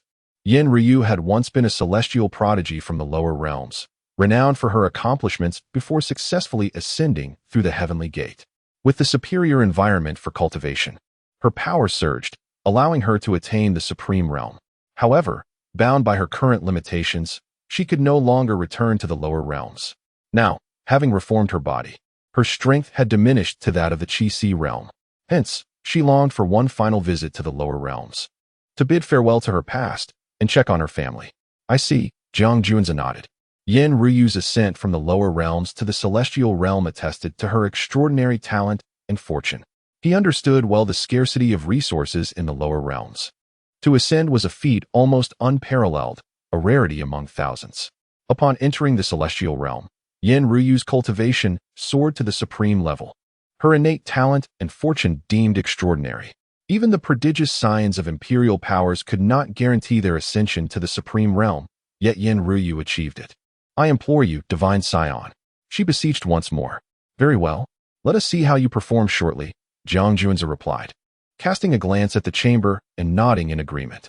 I shall attend to you diligently, ensuring your every need is met. Yin Ryu instantly grasped Jiang Juanzi's implication, her allure becoming even more enchanting. Divine scion, I shall take my leave for now. Noticing this, Lu Wuchen tactfully exited the Yingtian palace. Clutching his storage ring as if it were a precious treasure, he returned to his abode. Even the briefest glances from others made Lu Wuchen acutely aware of their covetousness towards his 5 elements celestial seed. It was inevitable. The 5 elements celestial seed was exceedingly rare, and even now, Lu Wuchen believed he was ensnared in a dream, fearful of awakening to an abrupt end to his delightful reverie. Chapter 114, The Return to the Lower Realm, The Refreshing of the Sign-In Location. The 10,000 great mountains 2 hours slipped by swiftly as Jiang Juanzi, attended by Yin Ryu, donned his attire. The pair then set forth towards the eastern portal of Kanglin Ancient Star. Along the way, Yin Ryu moved gracefully, her pair of snow-white, elongated legs trembling slightly. Since she became Jiang Juanzi's personal maid, Yin Ryu had begun to cultivate a certain technique, initially believing she could completely tire Jiang Juanzi out. However, she underestimated the formidable might of the Tsang Tian Ba Ti and soon found herself bested. Meanwhile, Jiang Juanzi appeared invigorated. The interplay of Yin Ryu's technique during their union greatly benefited him. Naturally, Yin Ryu also reaped significant rewards, as each encounter with Jiang Juanzi accelerated her strength far more than her solitary cultivation ever could. In no time, Jiang Juanzi accompanied Yin Ryu to the eastern portal of Kanglin Ancient Star, where a flying vessel had already been prepared for their descent to the lower realm. Your Highness, Lu Wuchen stood beside the vessel, greeting Jiang Juanzi with a respectful bow, an unwavering smile gracing his face. For a cultivator to obtain an immortal seed was akin to an ordinary person discovering a mountain of gold. It was hardly a cause for displeasure. Although Lu Wuchen had already acquired his own immortal seed, he still wished to accompany Jiang Juanze to the lower realm. Adhering to the principle of not letting opportunities slip away, he aimed to seize the readily available sacred seed in the lower realm, waiting patiently at this spot. Even if he had no use for the sacred seed himself, he could bestow it upon a dear relative to assist in their cultivation. After all, sacred seeds were not as common as cabbages found by the roadside. They were rare treasures of the world, coveted by countless individuals, and acquiring one posed almost no difficulty. Indeed, Jiang Juanze nodded. As the young patriarch of the esteemed Jiang clan, every move he made attracted the attention of numerous forces. To avoid drawing undue attention from other factions during this descent, Jiang Juanze decided to travel light, bringing only Yan Ruyu and Lu Wuchen, along with 10 royal realm cultivators arranged by his family. Due to the constraints imposed by the rules of the lower realm, mighty beings from the sacred realm could not venture there.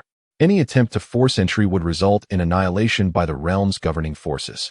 Consequently, when Jiang Juanze was welcomed back to his clan, the sacred realm experts merely projected their presence into the lower realm without physically entering it.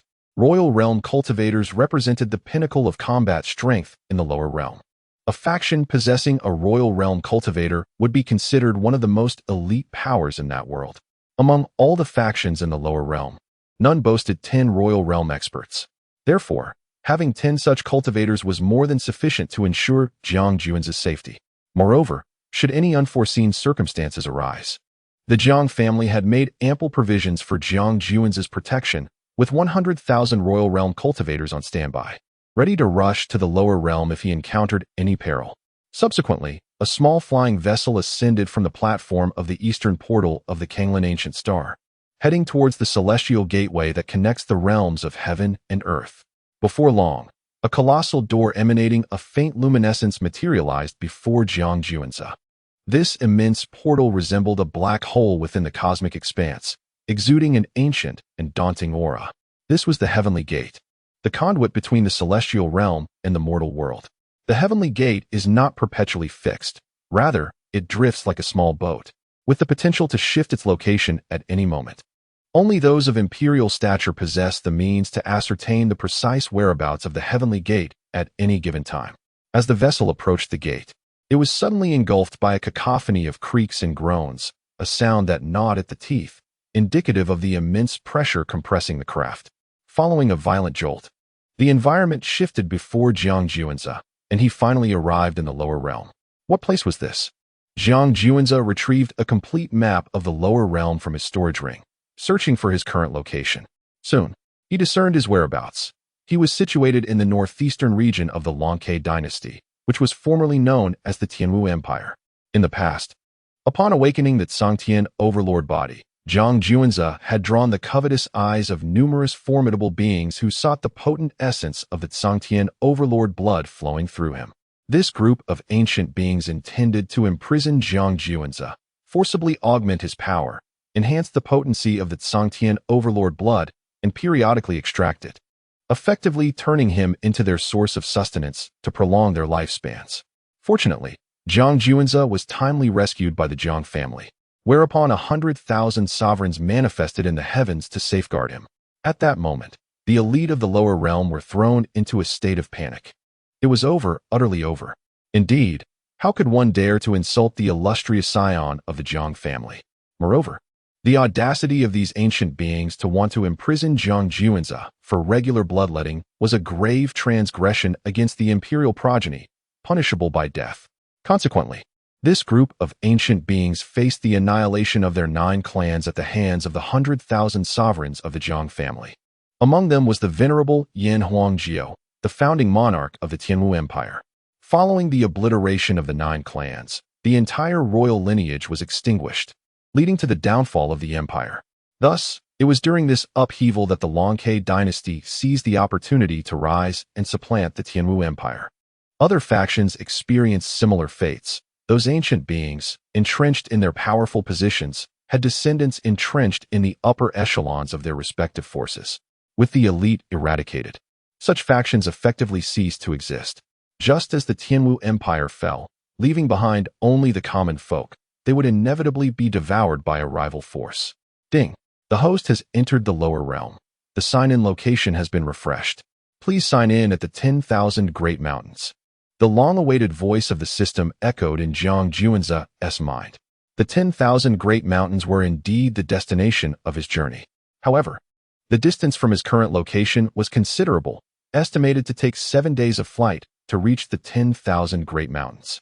Although the lower realm is not as vast and boundless as the celestial realm, it is by no means insignificant. An ordinary person, if walking normally, would never traverse beyond the confines of a single state in their lifetime. Son of God, my family resides along the route to the 10,000 Great Mountains. Yin Ruyu gazed at the map in Jiang Juan's hand and swiftly located her family's position. Her lineage lay in the Yin prefecture of the Longke dynasty, specifically in the Fuping County, which they would conveniently pass on their journey to the 10,000 Great Mountains. Well, in that case, let us first allow you to visit your family and fulfill your wish. Jiang Juan nodded. Had Yin Ruyu's family been in the opposite direction or too far afield from their destination, they would have naturally proceeded to the 10,000 Great Mountains first. However, now that it was along their path, he decided to grant Yin Ryu the opportunity to see her family in the lower realm. Thank you, Son of God. Yin Ruyu's face brightened, her beautiful eyes sparkling with anticipation and nostalgia. Thousands of years had elapsed. Would her family still exist? As the flying vessel set forth once more, an unexpected nervousness surged within Yin Ryu. After such a long absence, she felt an intense longing for home. The day passed slowly, and at last, the flying vessel reached the borders of Yin Prefecture, with just another hour remaining until they arrived at Fuping County. Meanwhile, Yin Ruyu's heart grew increasingly anxious. Chapter 115. 30 years in the East, 30 years in the West. Do not underrate the youth and poverty in the bustling city of Pingping. The overall strength of the lower realm, though inferior to that of the heavenly realm, rivals that of some cities in the celestial domain in terms of liveliness. As Lu Wuchen listened to the lively cries of vendors and the animated quarrels of the townsfolk, accompanied by the laughter of children, he couldn't help but express his admiration. Born in the heavenly realm, he was quite curious about the lower realm. Have you heard? The prominent Zhou family of Pingping County has some excitement to share. Could it be a sequel to the recent engagement cancellation incident? Indeed, it's about that very engagement cancellation. Come on, let us go take a look. As several passers-by discussed animatedly, they hurried forward, eager not to miss any of the unfolding drama. Engagement cancellation? Could there be another child of destiny involved? Jiang Juanze instantly associated the term with the fabled figure. Meanwhile, Yin Ryu furrowed her brow slightly, for the Zhou family of Pingping County was her lineage. Let us go. We must see for ourselves, Jiang Juanze declared, and Yin Ryu readily agreed, curious to uncover the truth of the matter. Soon, Jiang Juanze and his companions arrived at the grand entrance of an imposing mansion. However, the area was already teeming with onlookers, all craning their necks to peer inside. 30 years in the East, 30 years in the West. Do not underestimate the youth and poverty. Zhou Shui. Today, I, Liao Yin, have arrived. A young man with wild hair, striking features, and an air of elegance stood before the Zhou residence, his sword planted firmly in the ground, his demeanor proud and composed. The Zhou family, as the foremost clan of Pingping County, wielded formidable power. Yet, he, merely a scion of a minor family, stood resolute before such a colossal entity, brimming with martial spirit instead of fear. How intriguing! Jiang Juanze, recognizing the familiar phrase, felt a spark of excitement, convinced this was indeed the child of destiny. However, as he used his subtle force to part the crowd and step to the forefront, he soon discovered that Liao Yin was not the child of destiny after all. Oh, so it is not. What a letdown. Jiang Juanze shook his head slightly, disappointment flickering across his features. He had initially believed Liao Yin to be a child of destiny, an opportunity to seize fortune and destiny, only to realize, ultimately, he was not. Yet, upon reflection, it made sense. A child of destiny, ordained by the heavens, could not appear in succession.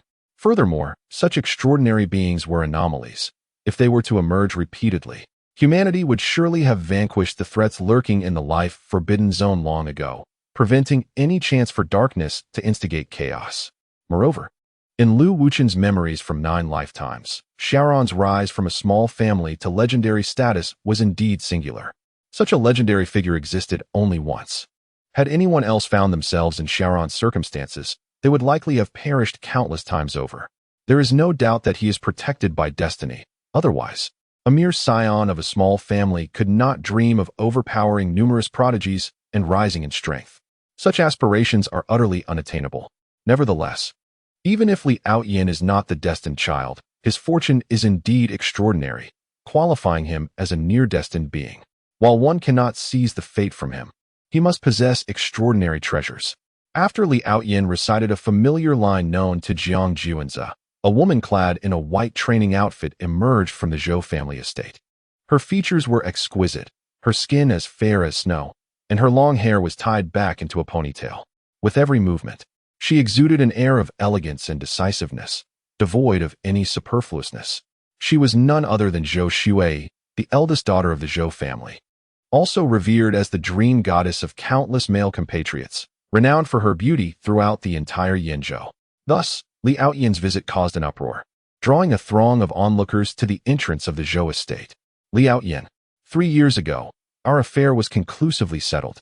Why do you persist in clinging to my Zhou family? Zhou Shui's brow furrowed, her beautiful eyes filled with disdain and aversion towards Li Aoyan. Concluded? You wish to end it, but have you considered whether I agree? Li Aoyan declared, Zhou Shui. Today I shall reveal to you that your indifference then will render you unable to reach me now. With his words, he unleashed his aura, a wave of energy emanating from the 9th level of the soul realm, enveloping the surroundings. This only intensified his arrogance, his gaze brimming with pride. Li Aoyan, your strength has actually reached the 9th level of the soul realm. Zhou Shui gasped, her pupils narrowing in shock and disbelief.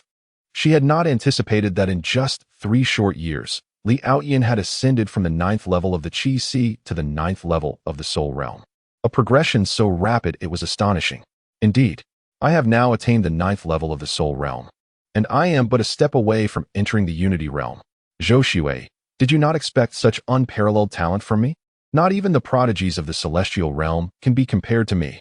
Gazing at the astonishment in Zhou Shui's beautiful eyes, Li Aoyan felt a surge of satisfaction. He had toiled through hardships to reach the 9th level of the soul realm, and witnessing her shock brought him immense joy. His years of effort had not been in vain. Today marked his moment of triumph. How audacious! Such boastful words, claiming to surpass the prodigies of the celestial realm. I shall put an end to him. Lu Wuchen, standing beside Jiang Juanze, was incensed upon hearing this. How could the prodigies of the celestial realm even be compared to a fellow like Li Aoyan? By stating such, was Li Aoyan not implying that both Lu Wuchen and Juanze were inferior to him? Let us observe, Jiang Juanze remarked, casting a glance at Lu Wuchen with a calm tone. Indeed, my lord, as Juanze Shensi has spoken, Lu Wuchen could only suppress the fury boiling within him and continue to observe the unfolding drama. Li Aoyan, are you truly ready to sever all ties today? Zhou Shui remarked coldly. Spare me the theatrics. The moment you proposed the annulment to my family, the faade between us was irrevocably shattered. I have devoted 3 arduous years to ensure that you are brought low beneath my feet. I wonder if you now regret your decision to withdraw from our engagement? Li Aoyan retorted with a mocking smile, his demeanor increasingly arrogant. Li Aoyan, you are utterly shameless. You know very well why I advocated for the annulment. I have no regrets about our separation. Zhou Shui's expression grew frostier still. Zhou Shui, is it not because you rely on your family's status, looking down upon the Li family? And your ambiguous relationship with that pretty boy is precisely why you sought to end our engagement. Now you dare to blame me. Li Aoyan proclaimed defiantly. Li Aoyan, you are indeed the epitome of shamelessness. Zhou Shui exclaimed, her face flushed with indignation. The root cause of her decision to annul the engagement 3 years ago lay entirely with Li Aoyan. Chapter 116, A Face Without Shame. Invincible in the world enough. Zhou Shui, I have no desire to engage in further pointless discourse with you. Li Aoyan impatiently waved his hand, admonishing her. You wish to avoid idle conversation with me? Do you think I long for it? Li Aoyan, since you have chosen to appear today, I must elucidate the reasons behind my decision to annul our engagement. 3 years ago, your Li family saved my father's life. My Zhou family expressed our gratitude with generous gifts. Yet, that was not sufficient for you. You sought to leverage this favor to forge a union between our families. However, you are well aware that the disparity in strength between the Zhou and Li families is vast, and my Zhou family may not acquiesce to your desires. Thus, your Li family commenced a campaign, attempting to manipulate public opinion to coerce my Zhou family into submission. Indeed, though my father was reluctant, he ultimately consented, influenced by the fact that you were his savior, compounded by your relentless media manipulation. I harbored no objections and agreed to the arrangement, for I recognized the debt owed for my father's life. However, due to an unforeseen circumstance, my Zhou family uncovered that your Li family had a hand in the assassination attempt against my father, masquerading as benefactors. Your desire for a union was premeditated, aimed at gradually undermining my Zhou family. Given the disparity in our family strengths, who would believe that the Li family possessed the audacity to covet our wealth? Had it not been for that accident, my Zhou family would remain oblivious to your Li family's alliance with another formidable force. Should the union succeed, that power would undoubtedly aid you in seizing my Zhou family's assets. Am I mistaken in my assertions? Given this alone, what justification exists for maintaining the engagement? Furthermore, the one I would be bound to is none other than you, Liao Yan, a veritable scoundrel among scoundrels, a disgrace among the dishonorable. On the surface, you present yourself as a refined and charming young gentleman, adored by countless young maidens. Yet, in truth, you exploit your handsome facade to deceive Navi girls, only to toy with their affections and bodies before selling them to brothels. Moreover, you conspire with bandits and thieves, drenched in the blood of your victims. Half of your family's fortune is stained by such nefarious deeds. Now, tell me, should I not annul this engagement?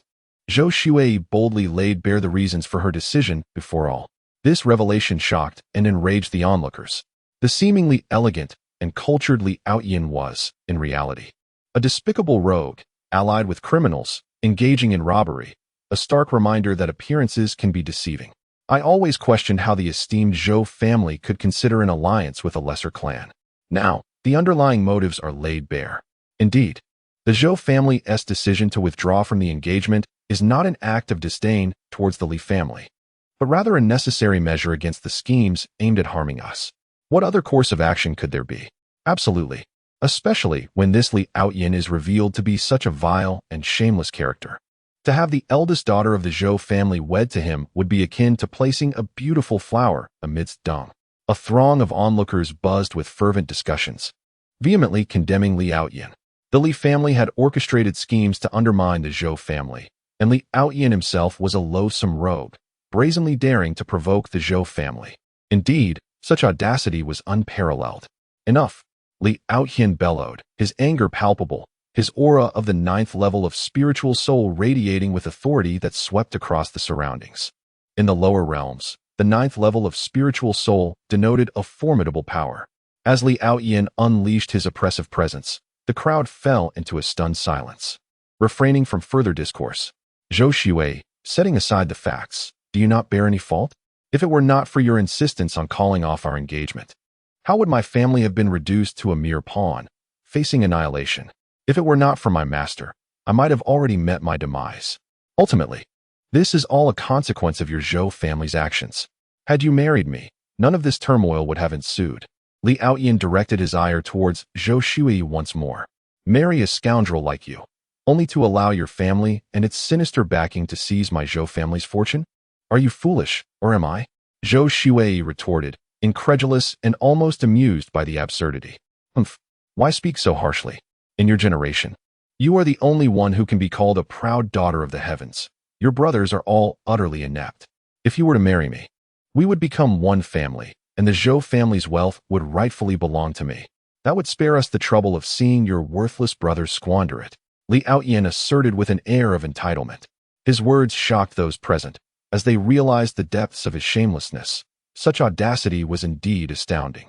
Divine Son, allow me to eliminate him. This is utterly intolerable, Lu Wuchen exclaimed, seething with indignation, while Yen Ruyu shared his outrage. Had her strength not diminished upon her rebirth, she would have long since struck Li Outyin down. Today, I have witnessed the true essence of shamelessness. Jiang Juanze was inclined to agree, when a figure clad in white, strikingly handsome, emerged from the Zhou residence. Clutching a white paper fan, he strode with poise, exuding an ethereal grace, a true paragon of beauty. Liao Yin, you have crossed the line. 30 years in the East, 30 years in the West. Do not underestimate the youth and poverty. How ludicrous. It is your Li family that has plotted against mine, yet you act as if you are the one wronged. Do you seek a contest? Then allow me to engage you. The handsome youth's expression was icy, his aura resonating with the late stage of the Unity realm. Pretty boy, what is it? Do you feel the need to assert yourself because your beloved Zhou Shui lacks the same prowess as you? Upon seeing the beautiful youth, Li Aoyin's face twisted with envy and resentment. Though Li Aoyin possessed striking features, enabling him to deceive numerous naive maidens and toy with their affections, he paled in comparison to the youth before him, whose allure was simply unparalleled. Simultaneously, Li Aoyin was taken aback, as the individual he regarded as a mere pretty boy surprisingly possessed the prowess of a late-stage unification realm practitioner. However, he remained unfazed. After all, if this person dared to approach the Zhou family, he must have come prepared. Impertinence. I am Zhou Bowen, the sixth uncle of Shui. You shall not leave my Zhou family unscathed after causing such a disturbance today. The elegant young master, Zhou Bowen, declared coldly. He was no ordinary pretty boy, but rather the youngest sixth uncle of Zhou Shui. Sixth uncle, I care not for your titles. Since I have the audacity to come to your Zhou family today, do you believe I am unprepared? Brothers and sisters, please reveal yourselves.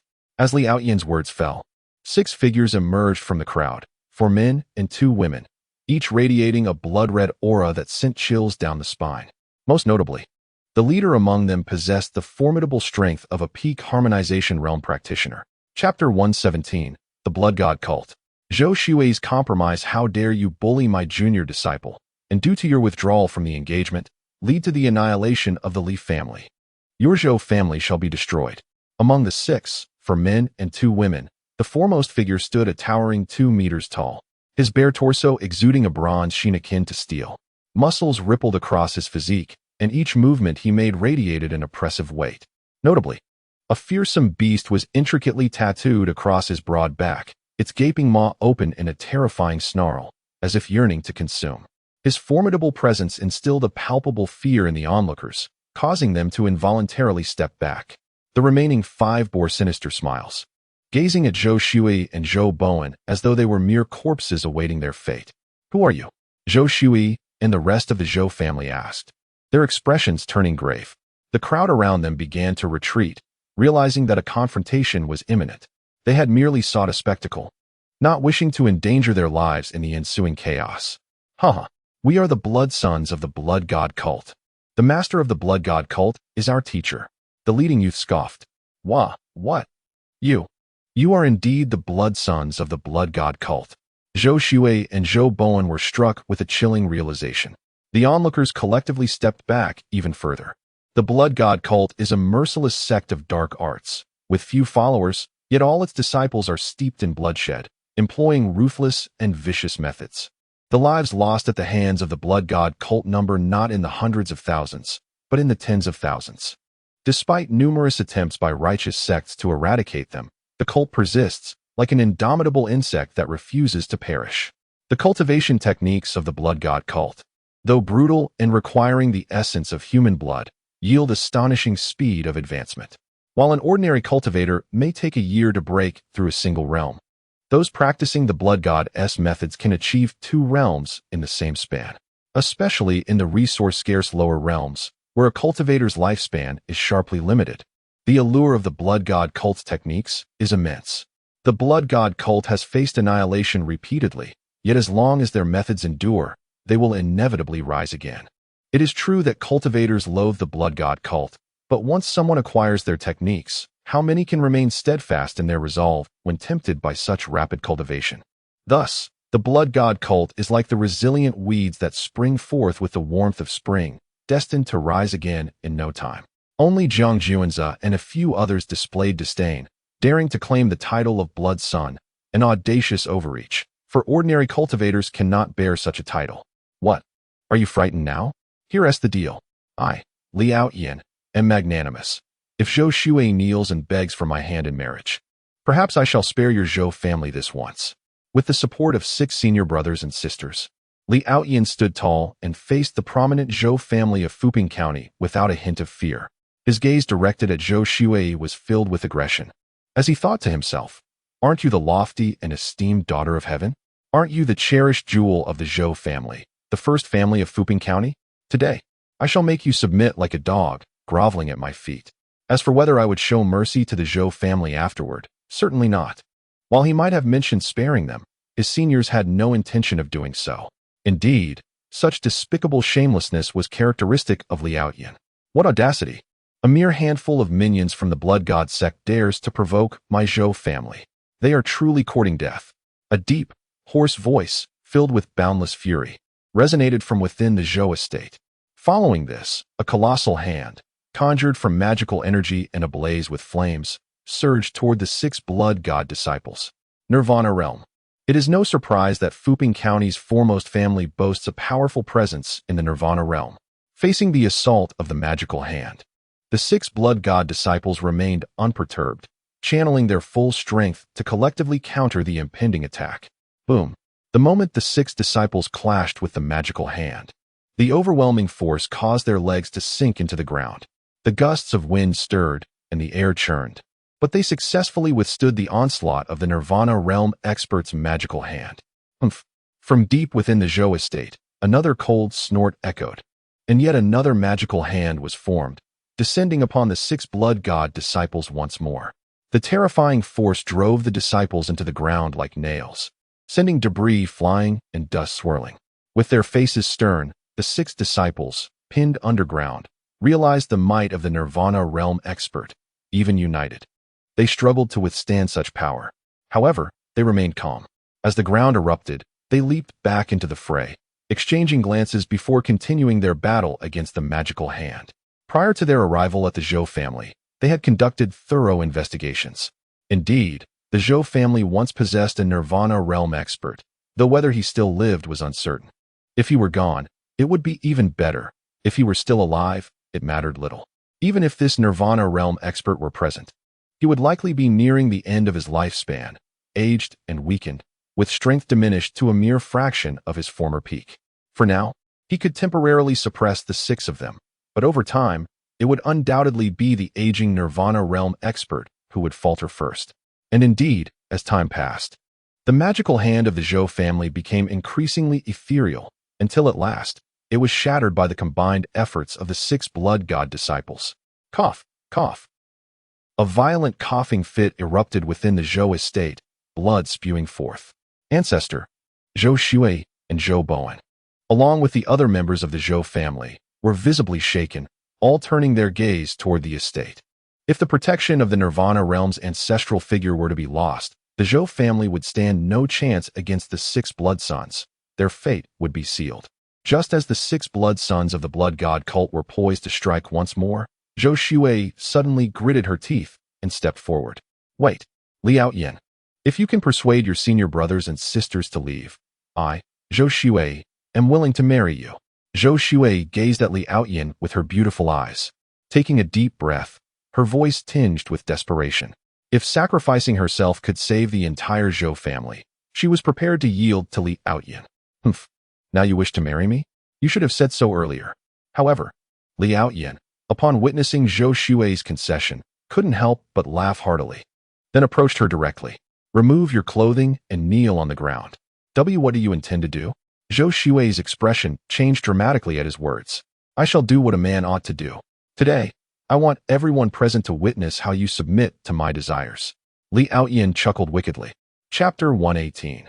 The farce must end. Zhou Shuai could hardly believe that Li Outyin would make such a demand at this moment. "You shameless scoundrel. My family will not yield to you. We will never allow our young lady to endure such humiliation. Indeed, we would rather lose our heads and shed blood than hide behind a woman. The men of the Zhou family will not cower. Kill, kill, kill. Do not underestimate the valor of the men of the Zhou family." Li Outyin's words incited the fury of the entire Zhou clan, especially Zhou Shuai's father, whose face burned with anger. Ever since he fell victim to Li's scheming, his hidden injuries had not healed, and despite reaching the pinnacle of the harmonious realm, he could hardly muster any of his strength. Moreover, the 6 blood sons of the blood god sect all possessed harmonious realm power, with their leader at the peak of that realm, rendering the Zhou family utterly incapable of resistance. However, sacrificing his daughter, Zhou Shui, to protect the family was something he had never considered. He would fight to the end. So resolute. If that is the case, do not blame us for being ruthless. The elder brothers and sisters of the sect were roused. What are we waiting for? Let us take action. The Zhou family's stance only further enraged Liao Yin, who thought to himself, "You show such bravado and spirit. Then I shall eradicate you all, wipe your family from existence. Let us see what your so-called bravery and spirit can achieve." Wait. Zhou Shui interjected once more, turning to her family members. There stood her father, uncles, and siblings. With a bittersweet smile, she implored, "Dear uncles and relatives, please hear me. As long as the mountains endure, one need not fear the loss of firewood. If sacrificing my life can ensure the safety of the Zhou family, I am willing to do so. Do not act impulsively." Recalling the times when she had been bullied, protected by her family's elders who stood up for her, Zhou Shui smiled with happiness. Her family had shielded her time and again. Now it was her turn to make a sacrifice. She could not bear to watch her beloved elders perish, nor see her kin slaughtered. Only by surviving could there be hope for the future. Thus, Zhou Shui slowly began to shed her outer garments. This scene ignited the fury of the Zhou family. Fists clenched in rage, nearly driving them to madness. Meanwhile, onlookers stared wide-eyed, some audacious enough to draw closer. Clearly, they were eager to witness the live confrontation between the renowned beauty Zhou Shui and Liao Yin. Liao Yin erupted in laughter. The humiliation he felt when Zhou Shui had called off their engagement was now repaid in full. He then communicated with his 6 fellow disciples, brothers and sisters. "After I am done with her, let us eliminate the Zhou family entirely." Indeed, even with Zhou Shui's willingness to sacrifice herself, Liao Yin had no intention of sparing the Zhou clan. The 6 blood sons of the blood god sect expressed their agreement. As for the Zhou family, they find themselves with no retreat. Their strength pales in comparison to the 6 blood gods of the blood god cult. Regardless of the circumstances, they can only passively accept their fate. Just as Zhou Shui was about to shed another layer of clothing. Enough. This farce must come to an end. Jiang Juan's voice resonated through the crowd. He could have intervened much earlier, but he wished to observe the Zhou family's response to such dire straits. Yen Ruyu harbored similar intentions, eager to witness the actions of her descendants. The outcome was commendable. The Zhou men displayed courage and tenacity, refusing to yield an inch, even at the cost of their entire clan, to protect Zhou Shui from indignity. Zhou Shui, in her devotion to her family, was willing to sacrifice herself. The performance of Yen Ruyu's descendants had already passed Jiang Juan's scrutiny, influencing his attitude towards the Zhou family. Should the Zhou family falter and fail to meet his expectations, he might, out of respect for Yen Ruyu, lend them a hand this time, but he would not intervene again if the blood god cult sought vengeance afterward. Presently, the Zhou family's display was commendable, pleasing Jiang Juanza, thus he was inclined to assist them. With a mere thought, he could elevate the Zhou family to become the most formidable force in the lower realms in no time. Although Jiang Juan's voice was soft, it resonated clearly in the ears of everyone present, instantly drawing all gazes toward him. The onlookers, eager for the spectacle, wore expressions of displeasure. Just as they anticipated the goddess's humiliation, a voice suddenly interrupted the moment, inciting their ire. The Zhou family remained expressionless, uncertain of the intentions of this seemingly ordinary youth. "Who are you?" Liao Yin and the 6 blood gods narrowed their eyes, fixing a murderous gaze upon Jiang Juanza. If this ordinary fellow did not clarify his purpose, his demise was inevitable. "I am Jiang Juanza. I will protect the Zhou family." Jiang Juanza stepped forward from the crowd, declaring boldly. He had no intention of directly eliminating Liao Yin, for that would be too lenient. However, at that moment, everyone present was taken aback. "Do you truly understand the gravity of your words? To claim you will safeguard the Zhou family from the 6 blood gods is nothing short of arrogance." The crowd's astonishment was palpable as they scrutinized Jiang Juanza, marveling at his youth and finding it incredulous that he dared to speak so boldly. "Young hero, on behalf of the Zhou family, I thank you, but this matter does not concern you. It would be wise for you to leave quickly to avoid attracting trouble." Zhou Shui initially held some hope for the voice's owner, believing that someone brave enough to speak such words before the crowd must possess considerable strength, perhaps capable of aiding the Zhou family in their plight. Yet, upon seeing Jiang Juanza's visage, her expectations dwindled. Jiang Juanza practiced the concealment technique, appearing utterly unremarkable in the eyes of beings below the sacred realm. Zhou Shui, throughout the entire Fuping County, radiated with a brilliance akin to that of a top-tier celebrity from a past life, adored by many. She believed that Jiang Juanza was merely an admirer, which prompted her to speak at this moment. The presence of such a devoted admirer, who would stand up for her in times of peril, deeply moved Zhou Shui. However, the 6 gods of the Blood God sect were notorious for their merciless brutality. Zhou Shui could only wish for Jiang Juanza to depart swiftly, lest he be embroiled in the ensuing chaos. I wondered who it might be, only to find a presumptuous fool. You think you can protect the Zhou family? How laughable. Li Aoyan sneered, relishing the opportunity to use Jiang Juanza as an example to instill fear in others, demonstrating the dire consequences of aiding the Zhou family. In the next instant, Li Aoyan's figure surged forward like lightning, delivering a fierce and unyielding punch aimed directly at Jiang Juanza's head. No! Zhou Shui cried out in alarm, overwhelmed with guilt. She truly did not wish to implicate this admirer. A few members of the Zhou family also sought to rescue the brave youth who dared to speak up at such a critical moment. But Li Aoyan's speed was too formidable. It was already too late. Chapter 119. With my foot on Li Aoyan.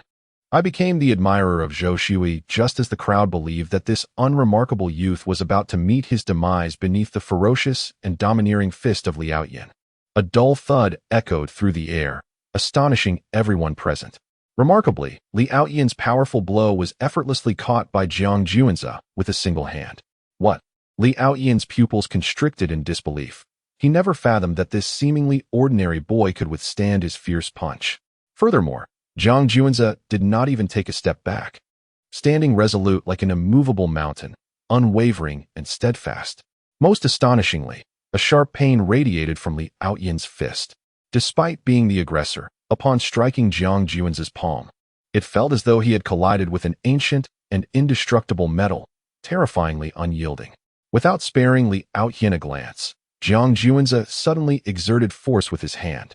A resounding crack reverberated through the air as the sound of shattering bone coincided with Li Aoyan's anguished scream. Thud! Li Aoyan collapsed to the ground. His expression twisted in agony, his cries echoing incessantly. Amidst the cacophony, Jiang Juanza, listening to Li Aoyan's wails, furrowed his brow and placed a foot upon Li Aoyan's face.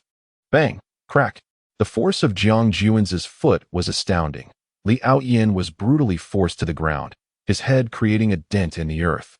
His nasal bone shattered, and several teeth crushed beneath Jiang Juanza's heel, blood staining his visage a deep crimson. A gentle breeze swept through, causing all present to widen their eyes in disbelief. They had anticipated that this ordinary youth, representing the Zhou family, would soon succumb to Li Aoyan's might. Yet the outcome was entirely contrary to their expectations. The unassuming boy had effortlessly subdued Li Aoyan beneath his foot. What was most startling was that Jiang Juanza's displayed prowess was that of the pinnacle of the Unity realm. At such a tender age, he had already ascended to this remarkable level, leaving everyone utterly astonished and deeply shaken. After a brief silence, the onlookers erupted in astonishment. Who exactly is he? Judging by his appearance, he could hardly be 20. How could he have reached the zenith of the Unity realm? This defies belief. Zhou Shui parted her delicate lips, her beautiful eyes fixated on Jiang Juanza, reflecting an expression of incredulity. Typically, prodigies from the lower realms achieving the spirit realm by the age of 20 are already deemed extraordinary, celebrated as renowned talents. Yet Jiang Juanza, having reached the pinnacle of the Unity realm before 20, was an explosive presence in the lower realms. Thus, the reason for everyone's astonishment was clear. At such a young age, standing at the summit of the Unity realm, just one step away from unification, was simply unfathomable. How could one possess such rapid cultivation speed? The 6 blood sons of the blood god cult twitched their faces, their expressions reflecting the utmost dismay. If one were to assert that Jiang Juanza achieved the pinnacle of the Unity realm solely through his personal cultivation, they would be met with incredulity.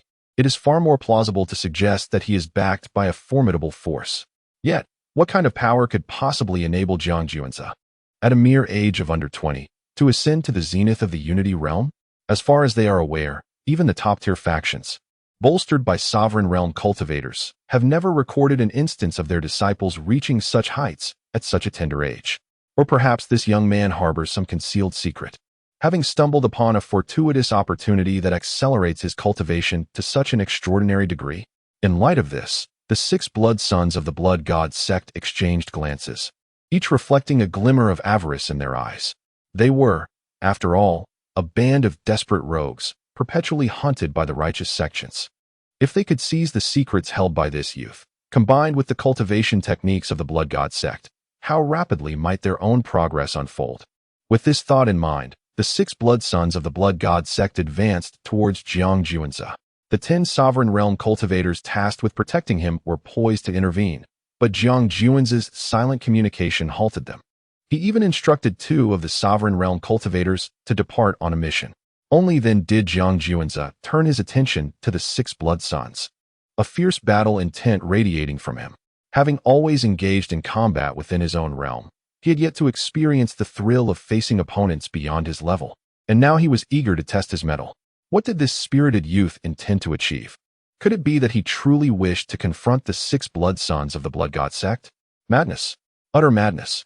He possessed the strength of only the Unity realm's pinnacle, while the 6 blood sons were bona fide cultivators of the Harmony realm, a considerable gap in power. And there were 6 of them. What could this youth possibly leverage in such a confrontation? Indeed, this young man had ascended to the pinnacle of the Unity realm at such a young age, exhibiting a terrifying pace of cultivation. If he were to continue honing his skills for a few more years, it is conceivable that even the 6 blood sons of the blood god sect might not stand against him. But at present, alas, it is said that even heroes struggle against the allure of beauty. The illustrious Zhou Shuai of the Zhou family is the paragon of beauty in our Fuping County. This young man, having reached the pinnacle of the Unity realm at such an early age, could hardly avoid feeling a sense of pride. His youth is a double-edged sword. With his prodigious cultivation speed, countless fair maidens would likely seek him out in the future. Why then does he choose to entangle himself with the likes of Zhou Shuai? Indeed, if he could establish himself at the pinnacle of the lower realms, what woman would be beyond his reach? Alas, what a pity. He remains impetuous in his youth. Meanwhile, the onlookers, intrigued by the unfolding drama, sighed in regard to Jiang Juanzi. His achievements at such a young age heralded an extraordinary future. Yet now, he was compelled to step forth on behalf of the Zhou family, enacting a tale of heroism and rescue.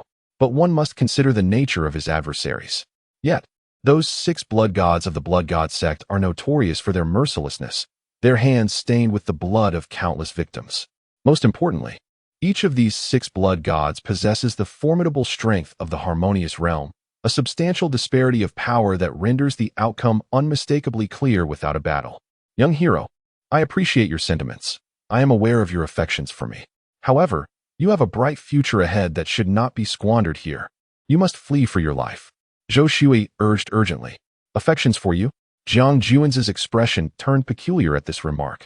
Indeed, Zhou Shuai's beauty and grace are remarkable, yet he has encountered far more exquisite women in the celestial realm. Without delving too far, Yen Ruyu surpasses Zhou Shuai by several levels of allure. Had it not been for Yen Ruyu's decision to veil her face upon entering the tranquil city to avoid unnecessary complications, her beauty and figure would have undoubtedly stirred a sensation throughout the entire city. To think that he could escape from our grasp is nothing short of delusional. The 6 blood gods wore expressions filled with sinister laughter and avarice. Setting aside Jiang Juanzi's origins, the mere secret behind his astonishingly rapid cultivation speed is enough to entice them. Thus, regardless of the circumstances, acquiring the secret behind Jiang Juanzi's swift progress in cultivation becomes their foremost priority. Chapter 120. The vast disparity between mortal and celestial practitioners. The first to strike was a towering figure among the 6 blood sons, adorned with tattoos of ancient beasts. With a mere gesture, he summoned a heavy hammer radiating a mesmerizing purple glow into his grasp. The purple gold hammer, measuring approximately 3 meters in length with a hammerhead the size of a football, hinted at a staggering weight. evident from the way the giant's movements created craters in the ground with each step he took. As he swung the purple gold hammer towards Jiang Juanzi, a fierce gale erupted, and an overwhelming pressure descended upon Jiang Juanzi, compressing the air around him as if he were bearing the weight of a mountain. For any other practitioner, the mere approach of this hammer could have reduced their flesh to pulp under the suffocating force. Yet, for Jiang Juanzi, who possessed the celestial dominance body, this pressure was trivial. Only at the peak of the Unity realm, you dare to exhibit such lofty fighting spirit in the face of us. It seems you truly do not know the meaning of death. The Blood Sun's leader sneered, his purple gold hammer causing ripples in the void, a testament to its terrifying might. Boom! The shock wave erupted, winds howled, and debris flew like bullets in every direction, a thick cloud of dust rising, prompting the onlookers to turn away. It was undeniable that Jiang Juanzi was exceptionally gifted, yet he was merely at the peak of the Unity realm, while the imposing Blood Sun had already reached the pinnacle of the Harmonious realm, a full realm above Jiang Juanzi. The force of the hammer's strike was akin to a falling star, its terrifying power far beyond what a Unity realm practitioner could endure. At this moment, Jiang Juanzi would likely have been reduced to mere mush. The potential demise of such a prodigy elicited sighs of lament from the gathered crowd. Why won't you flee? The jewel of the Zhou family, Zhou Shuai, felt her eyes redden. Though she did not know Jiang Juanzi personally, his willingness to risk his life for her stirred deep emotions within her. Now, as she feared he might have been crushed to oblivion by the Blood Sun, sorrow overwhelmed her heart. However, the giant suddenly furrowed his brow. What is happening? My purple gold hammer seems to be stuck. Standing amidst the swirling dust, the Blood Sun strained with all his might, his muscles bulging, yet the hammer remained immobile, as if ensnared by the very earth beneath him. No matter how he exerted himself, the hammer did not budge. What could be the reason for this? This was supposed to be the strength of the pinnacle of the Harmonious realm. How disappointing. A voice, laced with disappointment and mockery, suddenly pierced the air, capturing the attention of all present. As the swirling dust gradually dispersed, there stood Jiang Juanzi with an air of defiance, one foot firmly planted upon the golden purple heavy hammer, rendering the brawny blood god disciple incapable of dislodging it, no matter how much strength he exerted. In the next moment, Jiang Juanzi shifted his foot and delivered a punch to the abdomen of the blood god disciple. A resounding thud echoed. A wave of excruciating pain surged through the disciple, causing his insides to churn violently. He doubled over like a shrimp, spewing blood from his mouth, his eyes rolling back in agony, nearly succumbing to unconsciousness. How is this even possible? The blood god disciple's face was etched with disbelief as he struggled to lift his gaze. Beneath the blinding sunlight, he could scarcely discern Jiang Juanzi's features. Who on earth is this youth? At such a tender age, he has reached the pinnacle of the unification realm, and his strength is astoundingly formidable. With just one punch, he has rendered this peak Tao harmonization cultivator powerless. What manner of prodigy is he? I have underestimated you. Jiang Juanzi shook his head, his once soaring fighting spirit waning, for this blood god disciple was hardly worthy of being his opponent. He then formed his fingers into a fist and struck the disciple's face once more. Crack! The visage of the blood god disciple morphed grotesquely, blood gushing from his mouth, and not a single tooth remained intact. He was sent sprawling across the ground for dozens of meters, finally coming to a halt against a wall. With a convulsive shudder, the blood god disciple fell into a deep unconsciousness, his vitality utterly extinguished. Indeed, there exists a vast chasm between the cultivators of the lower realms and those of the celestial realms.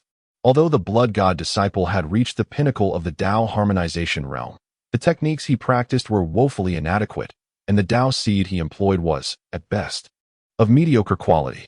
In stark contrast stood Jiang Juanzi, who possessed the celestial body of the heavens and practiced the supreme emperor scripture alongside numerous formidable techniques. Even if Jiang Juanzi were merely at the peak of the unification realm, he could effortlessly overpower the blood god disciple. All present were left speechless, their eyes wide with astonishment as they beheld the scene unfolding before them. It appeared surreal. What is happening? What on earth is occurring? I am on the verge of madness. Wasn't he the blood god disciple supposed to possess peak Tao harmonization strength? How could he be bested by this youth of the unification realm? This was entirely contrary to my expectations. It must be a dream, a youth at the pinnacle of the unification realm utterly dominating a peak Tao harmonization cultivator? This is utterly fantastical. Indeed, today has completely shattered my understanding. When did the peak of the unification realm become capable of effortlessly overpowering the peak of the Tao harmonization realm? My goodness. This. Everyone present frantically rubbed their eyes, their exclamations ringing out incessantly, as they felt as though they were caught in a dream. It has long been an immutable truth that the peak of the Tao harmonization realm is undeniably superior to that of the unification realm. Yet today, a youth shattered the long-held perceptions of mankind, demonstrating unparalleled prowess at the pinnacle of the unity realm, effortlessly overpowering those at the zenith of the harmonization realm. This unprecedented display left many in a state of incredulity. Among the spectators, some had witnessed numerous prodigies, but none could compare to this extraordinary individual. Indeed, doubts began to surface regarding whether Jiang Juanze was even human. How could one transcend an entire realm and so easily dominate the formidable blood god warrior? Was such a feat truly within the realm of human capability? Who is he truly? Zhou Shui covered her mouth, her beautiful eyes filled with astonishment. How could there exist such a terrifying figure in the world? Initially, she believed that Jiang Juanze would undoubtedly perish in his battle against the 6 blood god warriors. Yet the unpredictable nature of fate revealed that he was, in fact, a being of horror and monstrosity, effortlessly crushing the mightiest of the 6. It seemed he was beyond human comprehension. As she suppressed her shock and regained her composure, a realization dawned upon her. Could it be that the Zhou family was saved? The other members of the Zhou clan exchanged glances, their faces lighting up with joy. The young hero is magnificent and imposing, unrivaled in the world. In that moment, all the Zhou clan members saw hope in Jiang Juanze. Their family was indeed saved. The young hero had previously proclaimed his commitment to their cause, and it was not mere bravado, but an undeniable truth. Regrettably, due to the disparity in realms at that time, no one had been willing to believe him. Now, in retrospect, the Zhou clan members wished fervently to slap themselves for ever doubting this unparalleled young hero. Senior brother. The remaining 5 blood god warriors gazed at the unconscious giant, their eyes flashing with a mix of fury and astonishment. Chapter 121.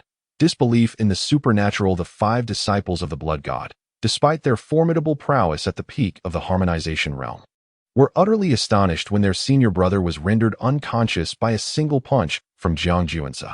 This was simply beyond belief. How could I accept that he possesses such extraordinary strength? Surely, my senior brother must have underestimated him. Otherwise, how could a mere peak of the unification realm manage to knock him out with one blow? Indeed, there exists a vast disparity in their realms. How could a peak harmonization expert falter against someone of the unification realm? This defies reason, logic, and all conceivable reality. Let us strike with precision. As long as we do not mirror our senior brother's carelessness, we shall surely subdue him. The remaining 5 disciples of the blood god still clung to their disbelief. The notion that their senior brother could be overpowered by a youth from the unification realm was simply implausible. They remained steadfast in their belief that their senior had let his guard down, providing Jiang Juanze with an opportunity. To think otherwise would shatter their understanding of the world, wherein the higher realm consistently dominates the lower. Even those few prodigies capable of battling above their ranks typically only manage to surpass one minor realm. Yet Jiang Juanze had transcended an entire major realm, along with several minor ones. How could this be possible? No one could accept such a notion, and even when faced with the undeniable reality, they obstinately held on to the belief that their senior brother had merely been careless, granting Jiang Juanze an opening. In the next moment, the 5 blood god disciples, determined to ensure victory, lunged at Jiang Juanze in unison, intent on using overwhelming force to eliminate him and avenge their senior brother and fellow disciple, Liao Yin. Meanwhile, Zhou Shui and the other members of the Zhou family grew anxious once more. Though none of the 5 blood god disciples had reached the pinnacle of the harmonization realm, their combined strength would undoubtedly surpass that of their senior brother. Thus, concern for Jiang Juanze's safety resurfaced. Even after witnessing Jiang Juanze's formidable power, the outcome remained uncertain, and the tension hung heavily in the air. Confronted by the 5 blood god disciples, Jiang Juanze merely smiled coldly, dismissing them entirely. They were nothing more than a typical group of harmonization realm practitioners. Their notoriety stemmed from their brutal methods, relying on the blood and souls of others for their cultivation. But in truth, they were rather mediocre. Jiang Juanzi, with his dominant body and dual pupils, had cultivated the Imperial scriptures and mastered powerful techniques. Having once battled against 10,000 peak unification realm golden-armored warriors, along with young emperors and 10 fierce offspring, there was simply no comparison between the 5 blood god disciples and Jiang Juanzi. As the disciples launched their assault, Jiang Juanzi remained composed and unperturbed. With a single punch, one disciple was sent flying, blood erupting from his mouth, his chest caved in, ribs protruding grotesquely from his flesh, a gruesome sight. With a swift kick, another disciple was propelled backward, his spine broken, collapsing like a rag doll onto the ground, blood pouring from his mouth and nose as he writhed in agony. Subsequently, Jiang Juanzi unleashed another strike, and a tempest arose, sending the 2 blood gods flying as if they were mere leaves in a storm. The immense force rendered them utterly defenseless, their bones seemingly shattered upon impact with the ground, reducing them to lifeless heaps. Onlookers were left in a state of utter astonishment. This young man at the pinnacle of the Unity realm seemed to have surpassed all limits. How could 5 cultivators of the harmonious path fail against him alone? Each time a blood god crashed to the ground, it sent tremors through the hearts of the spectators. They had witnessed strength before, but nothing like this. 5 harmonious path practitioners could confidently traverse the entirety of Fuping County, and even in Yinzhou, few would dare to provoke them. Yet now, these 5 blood gods had been decisively subdued by a single youth with nothing more than a punch, a kick, and a palm strike. Only one blood god remained, marked by a mole at the corner of his mouth, trembling in the gentle breeze. They had truly met their match this time. No one had anticipated that they, once invincible, would fall to the hands of such an extraordinary youth. The absurdity of 5 harmonious path cultivators being unable to contend with a single peak Unity realm warrior was almost surreal, akin to a dream. How could such an outrageous event occur? Meanwhile, the members of the Zhou family, including Zhou Shuai, were collectively engulfed in shock. If Jiang Juanzi's earlier triumph over a peak harmonious path blood god could be dismissed as mere luck, what could be said now? Jiang Juanzi had once again demonstrated his prowess by overwhelming 4 blood gods of the harmonious path, leaving only one trembling in disarray. Who would dare claim luck now? Who was this youth named Jiang Juanzi, and from whence did he hail to possess such terrifying abilities? Indeed, it seemed implausible that a peak Unity realm individual could so effortlessly dominate blood gods of the harmonious path. What manner of being was he? Was it conceivable that such formidable figures could exist in the lower realms? Wait, if they do not exist in the lower realms, could they perhaps originate from the celestial realm? As the members of the Zhou family contemplated this, their gazes towards Jiang Juanzi shifted entirely, their hearts exclaiming in astonishment. Could he be from the celestial realm? The last remaining blood god, marked by the mole, felt his expression change drastically as Jiang Juanzi approached with deliberate steps. His previous fury had long since faded, leaving only trepidation and anxiety in its wake. He wished to flee, yet Jiang Juanzi loomed before him like a true dragon offspring, an overwhelming presence enveloping him entirely. Though he yearned to escape, his body betrayed him. His legs trembled uncontrollably, rendering him powerless. A cultivator of the harmonious path brought to such fear by a mere youth of the Unity realm was an unprecedented sight. Despite his superior cultivation, the current Jiang Juanzi bore the fearsome aura of one who had just crushed 5 blood gods of the harmonious path, resembling an ancient demon lord descending upon him. To claim he felt no fear would be a lie. Do not come any closer. Please, do not approach. Our master is the leader of the blood god sect, possessing unparalleled strength. Should you dare to harm us, our master will undoubtedly seek retribution. The young blood god disciple, marked by a mole at the corner of his mouth, appeared terrified, his voice trembling, almost on the verge of tears. It would indeed be the greatest jest in the lower realms if a mere youth of the Unity realm could frighten a disciple of the harmonization realm to tears. Fear not, your master will arrive shortly. Jiang Juanzi's tone was laced with amusement. The once arrogantly Out Yin and his 6 blood god disciples, who had entered with such bravado, now found themselves in a pitiful and desperate state. Particularly the last disciple, as Jiang Juanzi advanced toward him. was genuinely frightened to the point of tears, with an unpleasant odor emanating from the ground. Upon witnessing this, Jiang Juanza furrowed his brow, expressing disdain and revulsion. At that moment, two figures, riding on beams of light, swiftly approached and unceremoniously tossed a bewildered elder, bound hand and foot, onto the ground. Chapter 122. The Master-Disciple Split. A beauty's fate often wanes. He truly came for me. Why have you captured me? What have I done to offend you? The elderly man, bound with ropes, donned a white robe, his hair and beard as white as snow, exuding an air of ethereal grace. Yet, at this moment, his countenance was marred by fear and confusion. Previously, he had been in his secluded abode, preparing to engage in a profound exchange with his two female disciples. To his astonishment, he was suddenly met with the terrified cries of the blood god sect's disciples outside his dwelling. As the sect leader furrowed his brow and emerged from his lair, he was confronted by a sight that left him utterly astounded. A colossal hand, reminiscent of an ancient deity, parted the clouds, descending towards the gates of the blood god sect. The sheer terror of its presence extinguished any courage to resist within him. Boom! The titanic hand struck the earth, causing the ground to tremble and mountains to roar. In that instant, the gates of the blood god sect vanished, and the terrified screams of countless disciples were silenced. All that remained was an enormous palm print on the ground, as if the wrath of an ancient god had unleashed divine retribution. Soon after, two figures materialized beside the sect leader. King's Sealing Realm. Two of them. The sect leader was gripped by fear. The King's Sealing Realm represented the pinnacle of power in the lower realms, with each individual elusive and rarely seen. To encounter two simultaneously was beyond his wildest apprehensions, chilling him to the core. Just as he resigned himself to his fate, he realized that these two formidable beings had no intention of taking his life. Instead, he found himself bound by the two King's Sealing Realm practitioners. To this day, he remained oblivious to any transgressions he may have committed against such powerful figures. Originally, the Blood God sect leader was an ordinary citizen who, by chance, acquired the sect's powerful techniques and embarked on a path of cultivation at the age of 60. Through the remarkable efficacy of the Blood God sect's methods, he ascended to the King's Sealing Realm within a few decades, subsequently revitalizing the sect and amassing a group of disciples, claiming a position of authority.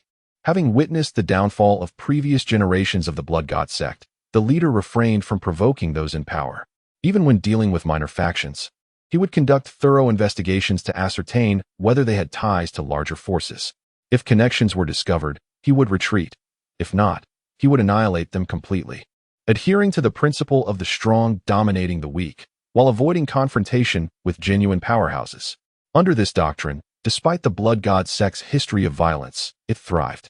The repeated annihilation of the sect in the past stemmed from the rapid cultivation of its leaders, who became increasingly arrogant and reckless, infringing upon the interests of many.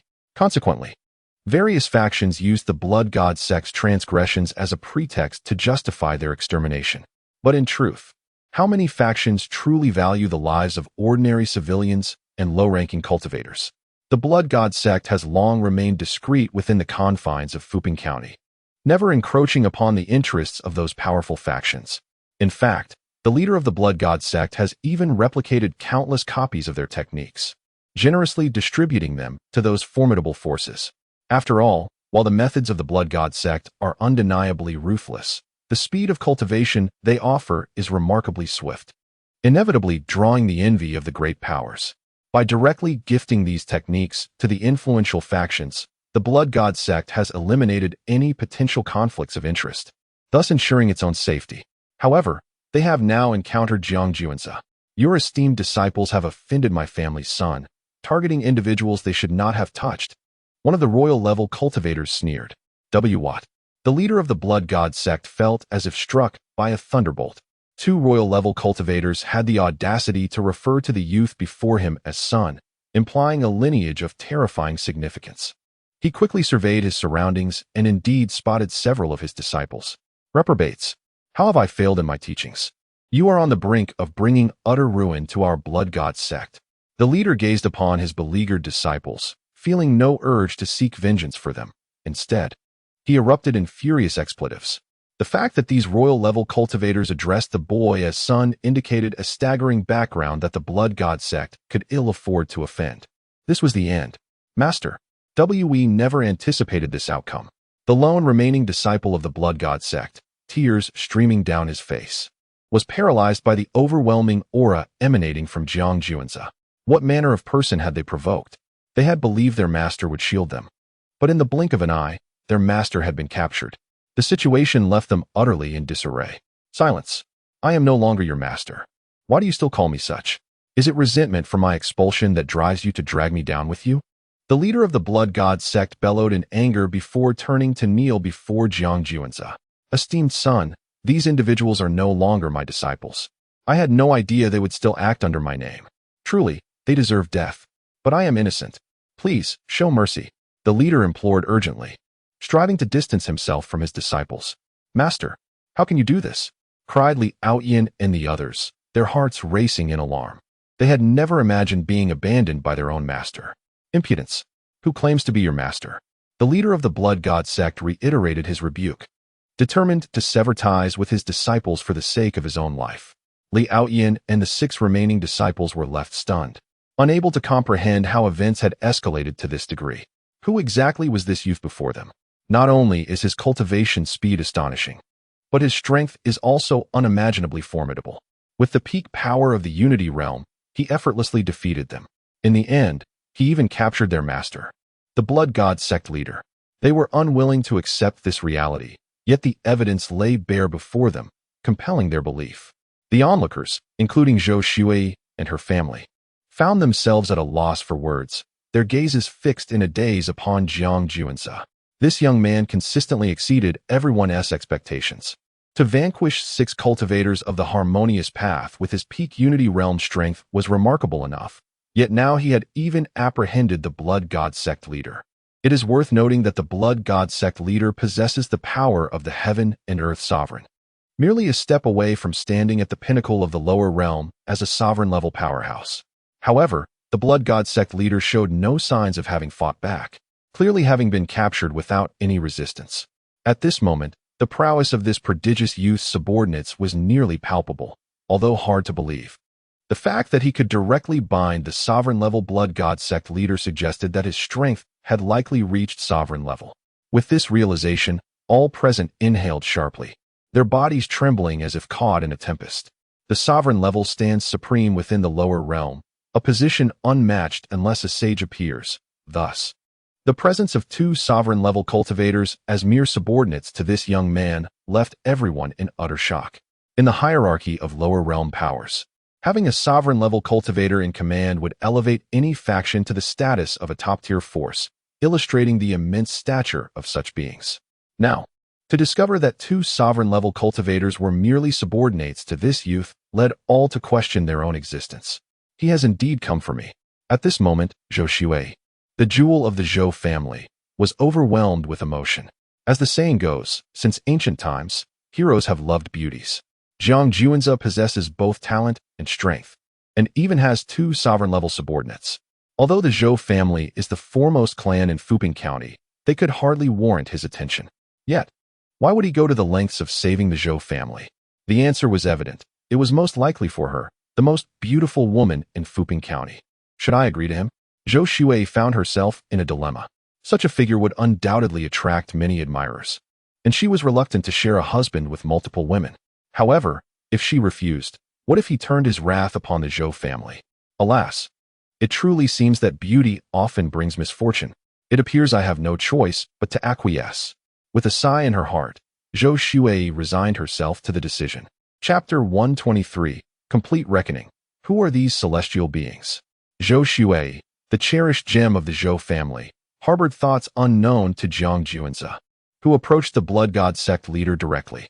Spare me, O divine son. I am unacquainted with these individuals.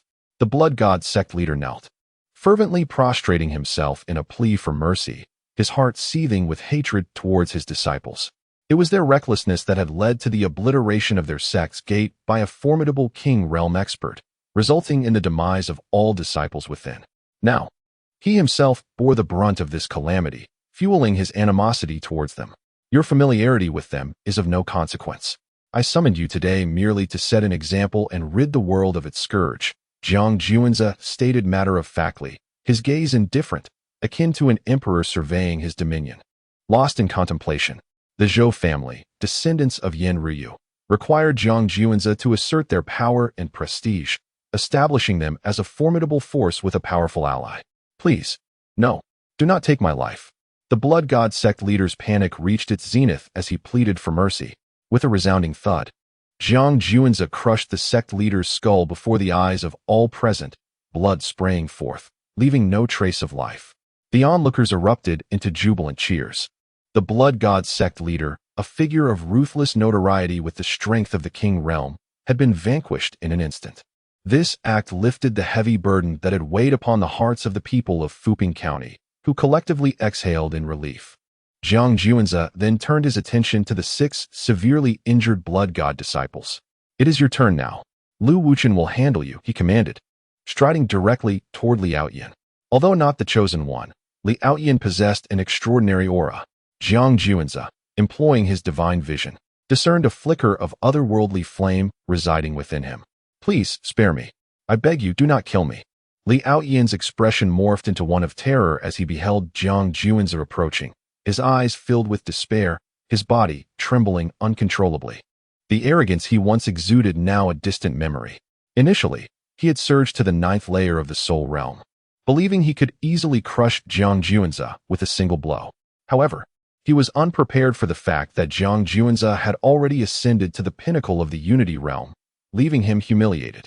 In a moment of desperation, he had relied on the backing of 6 fellow disciples, convinced they could eliminate Jiang Juanzi. Yet again, they had miscalculated. Jiang Juanzi's power was terrifying, wreaking havoc upon the 6 disciples of the Blood God sect. But he consoled himself with the thought of his even more formidable master, the Blood God sect leader, whose strength rivaled the King realm. Alas, it was not long before 2 King realm experts seized his master as if he were a mere chick. In the realm of the King's domain, a powerful being stands as the pinnacle of the lower realms. In a world devoid of saints, the King's domain represents the ultimate strength. At this moment, Li Aoyan felt an icy chill enveloping him. It was over, utterly finished. This despair deepened when Jiang Juanzi, like an emperor extinguishing a mere insect, obliterated the head of his master, the Blood God sect leader, and approached him. Li Aoyan, overwhelmed, collapsed to the ground in utter helplessness. Escape? With only the strength of a 9th-level spirit, how could he possibly hope to flee under the watchful eyes of a King's domain expert? Such a notion was sheer folly. I was wrong. Can you spare my life? He implored, gazing up at Jiang Juanzi, his heart shattered by the specter of death. Of course, not. Jiang Juanzi shook his head, poised to end Li Aoyan's life, and seize the flame dwelling within him when suddenly, a resounding roar erupted, and powerful waves of energy swept across the surroundings. We are merely gravely injured, not devoid of combat capability. Since our demise is inevitable today, let us take a few others down with us. Indeed, though we cannot defeat that freak, can we not contend with you? Kill him. The 6 Blood God disciples, aware of their impending doom, resolved to fight back fiercely. Despite their grievous wounds, they had not entirely lost their ability to battle. They intended to show Jiang Juanzi that not every lowly creature could easily extinguish their lives. Thus, as they prepared to confront Lu Wuchen beneath the very gaze of the King's domain experts, they aimed to make him their scapegoat, delivering their final, defiant performance. However, the 6 disciples were perplexed. As they engaged Lu Wuchen, the 2 King's domain experts appeared to ignore the fray entirely, showing no inclination to intervene. Were they truly unconcerned about the potential demise of Lu Wuchen? Once the 6 Blood God disciples clashed with Lu Wuchen, the reason for the inaction of the 2 King's domain experts became clear. Lu Wuchen was, indeed, another anomaly. Despite being merely at the mid-stage of the unification realm, he dominated the 6 disciples, who were all at the harmonization realm. Why? How could this be? It was one thing to be overpowered by a peak unification realm expert, but how could they be bested by one at the mid-stage? What on earth was happening? The 6 disciples cried out in despair, even in their severely weakened state. They were harmonization realm cultivators, while Lu Wuchen was only a mid-stage unification realm practitioner, allegedly a subordinate of Jiang Juanzi. Surely he possessed some capability, but there must be limits. How could a mere subordinate so thoroughly dominate them? This was an unbearable reality for them to confront. Not only could the 6 disciples not accept this, but everyone present also found it incredulous. The emergence of a freak like Jiang Juanzi was already a rarity, yet now another anomaly appeared. Though this new entity was of a lower realm than Jiang Juanzi, his power was not to be underestimated, as he too vanquished the 6 blood god disciples with ease. What on earth was happening today? Were they haunted by spirits? Did such geniuses truly exist in the lower realms? My heavens, if I am not mistaken, that technique just now must be the holy law. Indeed. How astonishing. However, if that is the case, does it not render the peculiar individual known as Jiang Juanzi even more terrifying? He faced 6 peak blood gods without employing any form of magic. Who on earth are they? Are they truly beings from our lower realm? The bizarre display of Lu Wuchen once again elicited gasps of astonishment from all present. No. Who are you truly? How can you possess such formidable strength? I cannot accept this. One of the blood gods roared in fury, his heart utterly shattered. And in that moment, Lu Wuchen seized the opportunity, leading to the loss of his life. He was the first blood god to perish, yet far from the last. As the battle raged on, one by one, the blood gods fell beside Lu Wuchen until none remained. Senior brother, senior sister, Li Outyin cried out in despair, witnessing all his allies perish before his eyes. Aware of his impending doom, he cast a fierce glance toward Jiang Juanzi, his eyes gleaming with resolve. I shall perish alongside you. In the next moment, Li Outyin summoned the flickering flame within him, charging recklessly toward Jiang Juanzi. Chapter 124. The second on the and the misunderstanding of the Zhou family. A thunderous roar erupted as searing flames surged forth, scorching the very fabric of the void. Strangely, Li Outyin bore no visible marks of the inferno. He appeared untouched and intangible. Could this be the elusive, ranked second on the? Jiang Juanzi's eyes sparkled with intrigue as he whispered softly. An extraordinary flame birthed from the formless void, eludes all grasp, and possesses the power to consume all in its path. Most importantly, it serves as a seed for the path of harmony. Let us perish together, Li Outyin declared, a sinister grin spreading across his face. It represented his ultimate trump card. With unwavering resolve, he channeled his very essence to amplify its power, determined to elevate its might to unprecedented heights. Even if he were to meet his demise, he intended to drag down a prodigy like Jiang Juanzi with him. You seem to overestimate yourself if you think you can perish alongside me. Jiang Juanzi disregarded the searing heat and formidable power of, effortlessly gripping Li Outyin's neck with a single hand. How is this possible? Li Outyin's eyes widened in disbelief, his pupils constricting. They, fueled by his very life force, was meant to be a force capable of incinerating even his senior brothers and sisters at the. This was his final card, yet now, it failed to even graze Jiang Juanzi. To think that this fledgling would dare to contend with me. How utterly laughable. Jiang Juanzi shook his head, exerting pressure as he swiftly snapped Li Outyin's neck. Until his last breath, Li Outyin's eyes remained wide with unwillingness, unable to comprehend that his desperate gamble, which hinged on the, could not even earn him the right to injure Jiang Juanzi. Li Outyin had greatly overestimated the prowess of the nascent. Had it matured to the point of devouring all, Jiang Juanzi would surely have retreated, for his current strength would be insufficient to withstand such a force. However, the within Li Outyin was merely a fledgling flame. Despite being nurtured for a time, how many rare treasures could Li Outyin provide for it to consume? Furthermore, in comparison to the celestial realm, the lower realm is barren, offering little in the way of precious resources for the to absorb. At this moment, it was akin to a mediocre mortal seed, far from extraordinary. Yet, with its innate ability to devour all, its potential remained immense.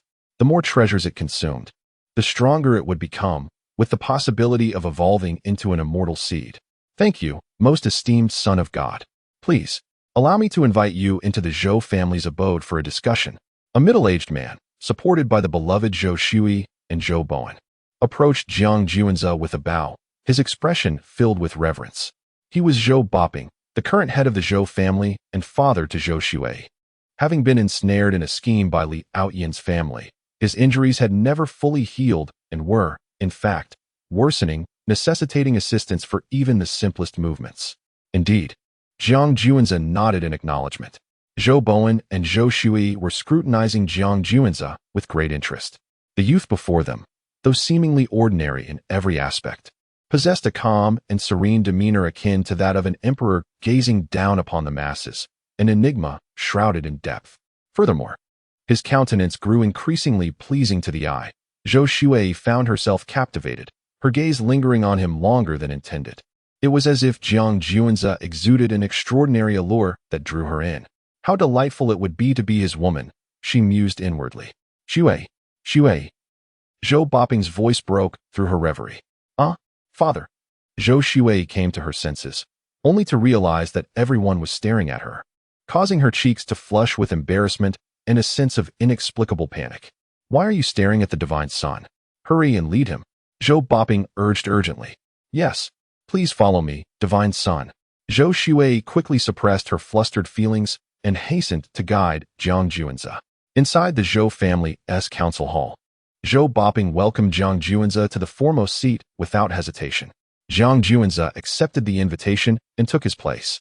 Divine son Juanze, as the head of the Zhou family, I once again express my profound gratitude for saving over 1,000 lives of my kin. Without your intervention, the Zhou family would have faced utter ruin, Zhou Boping declared, kneeling before Jiang Juanze. He then turned to his daughter, Zhou Shui. Shui, the divine son has come to our aid for your sake. Do not delay in offering him tea to express our thanks. Yes, father, Zhou Shui replied, her cheeks reddening once more as she hurriedly prepared tea for Jiang Juanze. Jiang Juanze was endowed with talent, strength, and a formidable background. The Zhou family, apart from the exquisite Zhou Shui, had little else that could capture the attention of such a distinguished individual. Thus, both Zhou Shui and the other members of the Zhou family believed that Jiang Juanze had rescued them to win Zhou Shui's favor. Nevertheless, no one within the family dared to oppose this notion.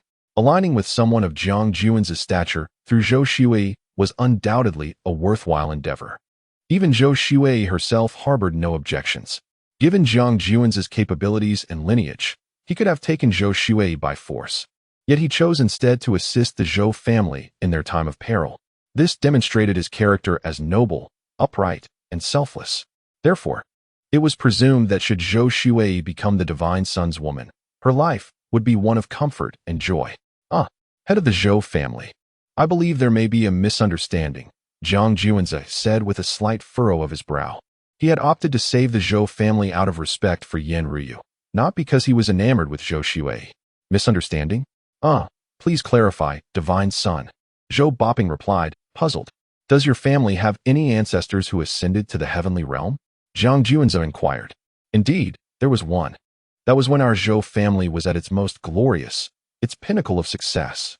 According to the records of our ancestral history, that illustrious forebear was a prodigy, exhibiting remarkable talent for cultivation from a tender age. In a mere span of over 80 years, he stood proudly at the pinnacle of the mortal realm, ascending to the status of a sovereign king. Throughout the lower realms, none could rival him. Our Zhou family emerged as a formidable force, comparable to the once mighty Tianwu Empire of the past. As another 20 years elapsed, that revered ancestor opened the celestial gates with a single stroke of his sword and ascended to the heavenly realm, leaving behind countless legends and a cherished legacy. He became the aspiration of many within our Zhou clan. Alas, the descendants of the Zhou family proved inept. Since the ascension of that ancestor to the celestial realm, we have been on a downward trajectory. Now, we stand on the brink of annihilation. What prompts the divine son to inquire thus? Zhou Boping's gaze flickered as he posed the question again, his heart already harboring a few suspicions. It is because your esteemed ancestor shares a bond with me. I hope to provide some assistance to the Zhou family during my descent to the mortal realm, spoke Jiang Juanze in a calm tone. Thus, it became evident. The divine son indeed hails from the heavenly realm. Zhou Boping could not help but exclaim in astonishment. Previously, during the confrontation between Jiang Juanze and the blood divine son, he had entertained some suspicions, for such an extraordinary being had never graced the lower realm. Moreover, commanding sovereign king cultivators as subordinates, no other force in the lower realms could boast such audacity. Simultaneously, a tinge of disappointment welled within Zhou Boping. It dawned on him that the divine son was not present for the sake of his daughter. Chapter 125. The Rejected Zhou Shui. preparing to forge the Zhou family into a supreme power in the lower realms subsequently. The head of the Zhou family, Zhou Boping, adjusted his mindset. The fact that the Zhou family had not been annihilated by the six blood gods was already a stroke of fortune. Had it not been for the ancestral bond with the celestial Prince Juanza, perhaps the Zhou family would have long been extinguished by the six blood gods, leaving no opportunity for lamentation. Was it merely a misunderstanding? At this moment, Zhou Shuai, the prize jewel of the Zhou family, found it difficult to accept this reality. She had prepared herself to embrace the affections of Prince Juanza, only to discover, in the end, that it was all a misconception. The reason Prince Juanza had come to the Zhou family's aid was due to an ancestral connection. In this instant, Zhou Shuai wished she could vanish into the earth, overwhelmed by embarrassment, while simultaneously, a flicker of unwillingness surged within her. As the most beautiful woman in Fuping County, she possessed an exceedingly proud heart. She refused to believe that Prince Juanza harbored no feelings for her. Moreover, seeing the disappointment in her father's eyes, which indicated that Juanza was not drawn to her, Zhou Shuai mustered her courage and approached Juanza. "Prince, might it be possible for Shuai to follow you?" Her beautiful eyes shimmered like autumn waters. As the saying goes, a man pursues a woman, separated by mountains. A woman pursues a man, separated by a veil. If it were any other man, Zhou Shuai's enchanting glance would have ensnared him instantly. However, Prince Juanza was the young patriarch of the Imperial Zhang family. What kind of women had he not encountered? Even Xiao Rant's mother, Zhao Qianrou, surpassed Zhou Shuai in allure, embodying the essence of a mature beauty. No, Juanza offered no superfluous words, rejecting her outright. For not just anyone could easily walk beside him. To follow Prince Juanza, one must first possess sufficient worth.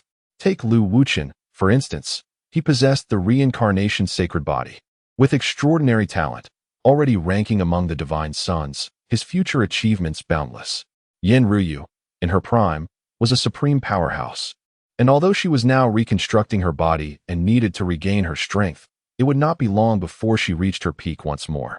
Zhao Qianrou, though average in many respects aside from her appearance, had a son, Xiao Ran, who was a destined child.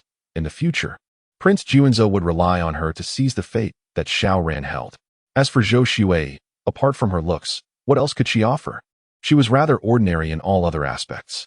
Moreover, her beauty paled in comparison to the women Prince Juanza had encountered. Not just anyone could follow him. Rejected. And the rejection was delivered with such decisiveness. Zhou Shuai's complexion turned ashen. The feeling of being rejected was indeed excruciating. "Prince Juanza, even if I cannot be your follower, I would be honored to serve as your maid." Zhou Shuai bit her lip and insisted once more. Having lowered herself to such a degree, she believed Prince Juanza would acquiesce. "I am not in need of a maid. Moreover, given your appearance and physique, you do not meet the criteria to serve as my attendant." Zhang Juanza once again declined without hesitation. Upon hearing this, Zhou Shuai's body froze in place. Despite having humbled herself to such an extent, she was still rejected. The esteemed Juanza had deemed her beauty and form unworthy of serving him. It is worth noting that for Zhou Shuai, the cherished jewel of the Zhou family, her appearance and physique had always been her pride. Yet now, they were being questioned. What kind of beauty and figure would qualify to be your attendant, Juanza? A flicker of indignation ignited within Zhou Shuai, tinged with skepticism. Though she was immensely grateful to this Juanza for rescuing the Zhou family, the dismissal of her most cherished attributes was intolerable. "How dare you, Shuai? How can you speak to the Juanza in such a manner? Leave at once." Before Zhang Juanza could utter a word, Zhou Boping had already reprimanded her. Zhou Shuai, still young and inexperienced, needed to understand that the Juanza had saved their family. Regardless of the circumstances, one must not lose their temper with a benefactor. "I." Zhou Shuai's eyes glistened with unshed tears as she prepared to depart. "No matter. If you wish to see, then behold the kind of woman who can become my attendant. Yin Ruyu, cast aside your guise." Zhang Juanza gestured with his hand, signaling Yin Ruyu to reveal her true self. "Yes, my lord." Yin Ruyu responded with a melodious voice.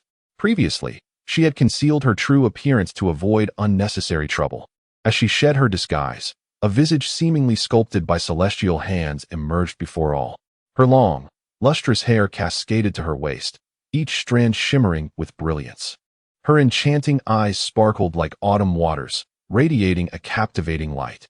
Her skin was as smooth and delicate as a freshly shelled egg, and the prominent features of her form were unforgettable. Furthermore, a celestial glow enveloped her entire being, dazzling and radiant, as if she were bathed in divine light. How beautiful! Could she be a celestial being descended to the mortal realm? So perfect, so exquisite. The pearl of the Zhou family, Zhou Shui, gazed at the unveiled Yan Ruyu, her eyes momentarily glazed, her lips parted in astonishment, utterly speechless. Could such perfection truly exist? Not only Zhou Shui, but the other members of the Zhou family were equally enthralled. They vowed they had never encountered such a stunning and flawless woman. At that moment, Yan Ruyu appeared as a celestial fairy descended from the heavens, witnessed by mere mortals. That single glance would be etched in their memories forever. Her name is Yan Ruyu, and she is my favorite attendant. How do you feel in comparison to her? Zhang Juanzi inquired of Zhou Shui. I. At this moment, Zhou Shui found herself utterly at a loss for words.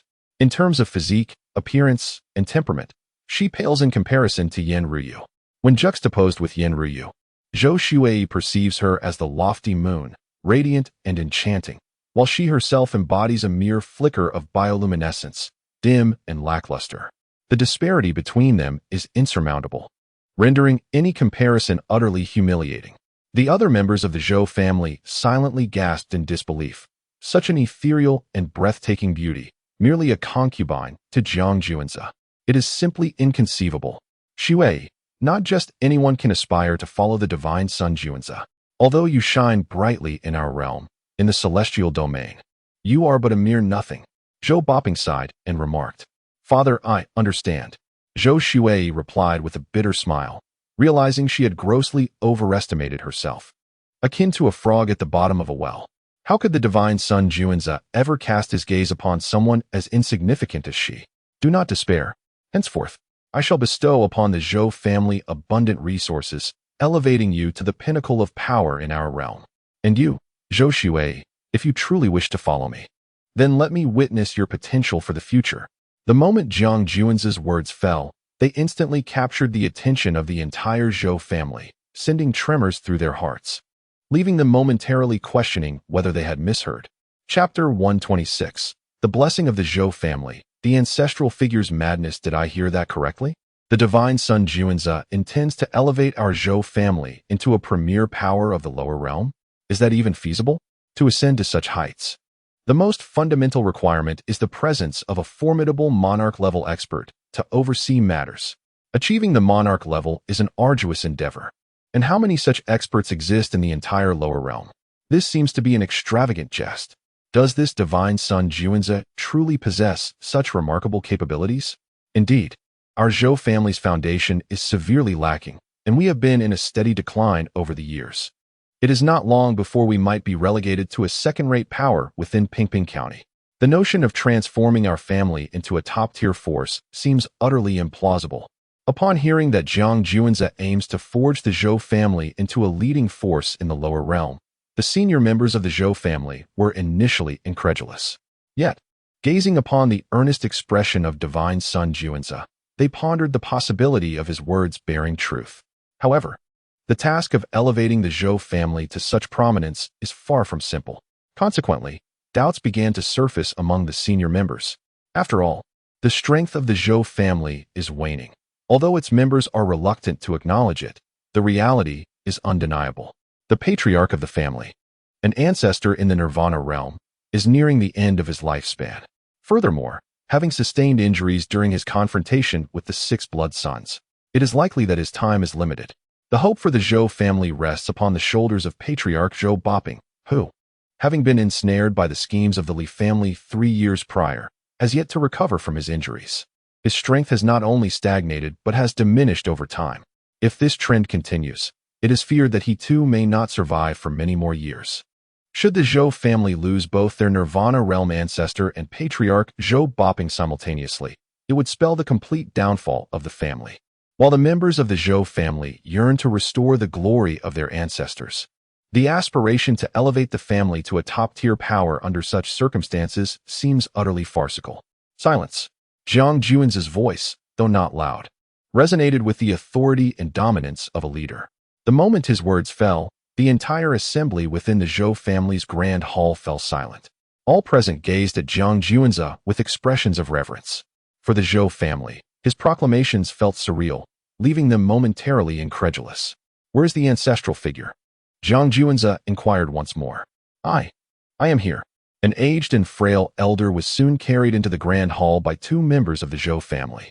The elder had reached an extreme state of decrepitude, his body emaciated, skin sagging, and in some areas, signs of decomposition were evident, entwined with a pervading aura of decay and death. Moreover, his already fragile health had been further compromised by previous battles against the 6 blood sons in defense of the Zhou family. Given the current state of the ancestral figure, it is likely that his days are numbered. Witnessing their elder in such a condition, many Zhou family members felt their eyes welling with tears. Their family's guardian was on the brink of collapse. It is lamentable that no outstanding successor has emerged to uphold the legacy of the elder and sustain the Zhou family. Now, I bestow upon you a sacred herb, 100 precious pills, 1,000 exquisite source stones, and numerous other rare treasures. Take them." Jiang Juanze directly enveloped the storage ring with his magical power and placed it in the hands of the elder of the Zhou family. Upon hearing this, the elder's once murky eyes widened in astonishment as he hastily probed the storage ring with his spiritual sense. Upon discovering the sacred herb, precious pills, exquisite source stones, and a plethora of rare treasures within, he leaped up from the stretcher, completely revitalized, shedding the frail demeanor he had moments before. The sacred herb is a rarity that may not be seen in the lower realms for tens of thousands of years. Its emergence would undoubtedly incite a storm of bloodshed, leading to the downfall of many a king-level expert. The precious pills, all elusive in the lower realms, are beyond the capabilities of even the most adept alchemists to concoct. Exquisite source stones are similarly scarce, as the essence of heaven and earth in the lower realms cannot nurture such stones. The abundance of rare treasures, all of which are unseen in the lower realms, further emphasizes their value. "Divine Son, is this truly a gift for me?" The elder of the Zhou family, eyes wide with disbelief, stammered, feeling as though he were lost in a dream. "What? Do you not desire it?" Jiang Juanze inquired softly. To him, the items were but a trifle, insignificant in the grand scheme. Yet for the elder, they represented unimaginable wealth. "Of course not. I am deeply grateful, Divine Son. I thank you profusely." The elder clasped the storage ring tightly in his palm, bowing fervently to Jiang Juanze, his aged face radiating vitality as if he had shed hundreds of years. He could confidently assert that with the bestowed sacred herb, precious pills, exquisite source stones, and abundant rare treasures, not only could he extend his lifespan, but his strength could also soar. Achieving a breakthrough to the king level was not beyond the realm of possibility. After all, cultivation is an endeavor that defies the heavens. Without sufficient resources, even those of remarkable talent cannot progress far. Consider the great powers of the celestial realm. Even disciples with modest gifts can be forged into divine beings through ample resources. Take, for instance, Lu Wuchen, who possesses the reincarnation body and vast experience from multiple lifetimes, yet his family's inability to provide sufficient cultivation resources has hindered his progress, placing him a step behind someone like Jiang Juanze. Only those like Jiang Juanze, endowed with extraordinary talent and bolstered by a family that can supply adequate resources, can truly stand at the pinnacle of the celestial realm. This comparison vividly illustrates the importance of cultivation resources. Enough. You should retreat and tend to your injuries. Jiang Juanze waved his hand dismissively. Yes, Divine Son, I shall take my leave. With the storage ring in hand, the elder of the Zhou family wore a smile that did not leave his face. At this moment, he felt no fatigue in his waist nor pain in his legs. As if he had never been injured at all, he bounded away with an air of exuberance, appearing utterly comical, rendering any need for a stretcher obsolete. However, the members of the Zhou family wore solemn expressions, their eyes fixed intently on Jiang Juanze. The demeanor and actions of the elder revealed that this esteemed son had indeed bestowed upon them sacred elixirs, precious pills, exquisite source stones, along with a plethora of heavenly treasures. It was evident that the elder would soon soar to great heights, with the realm of kings within grasp.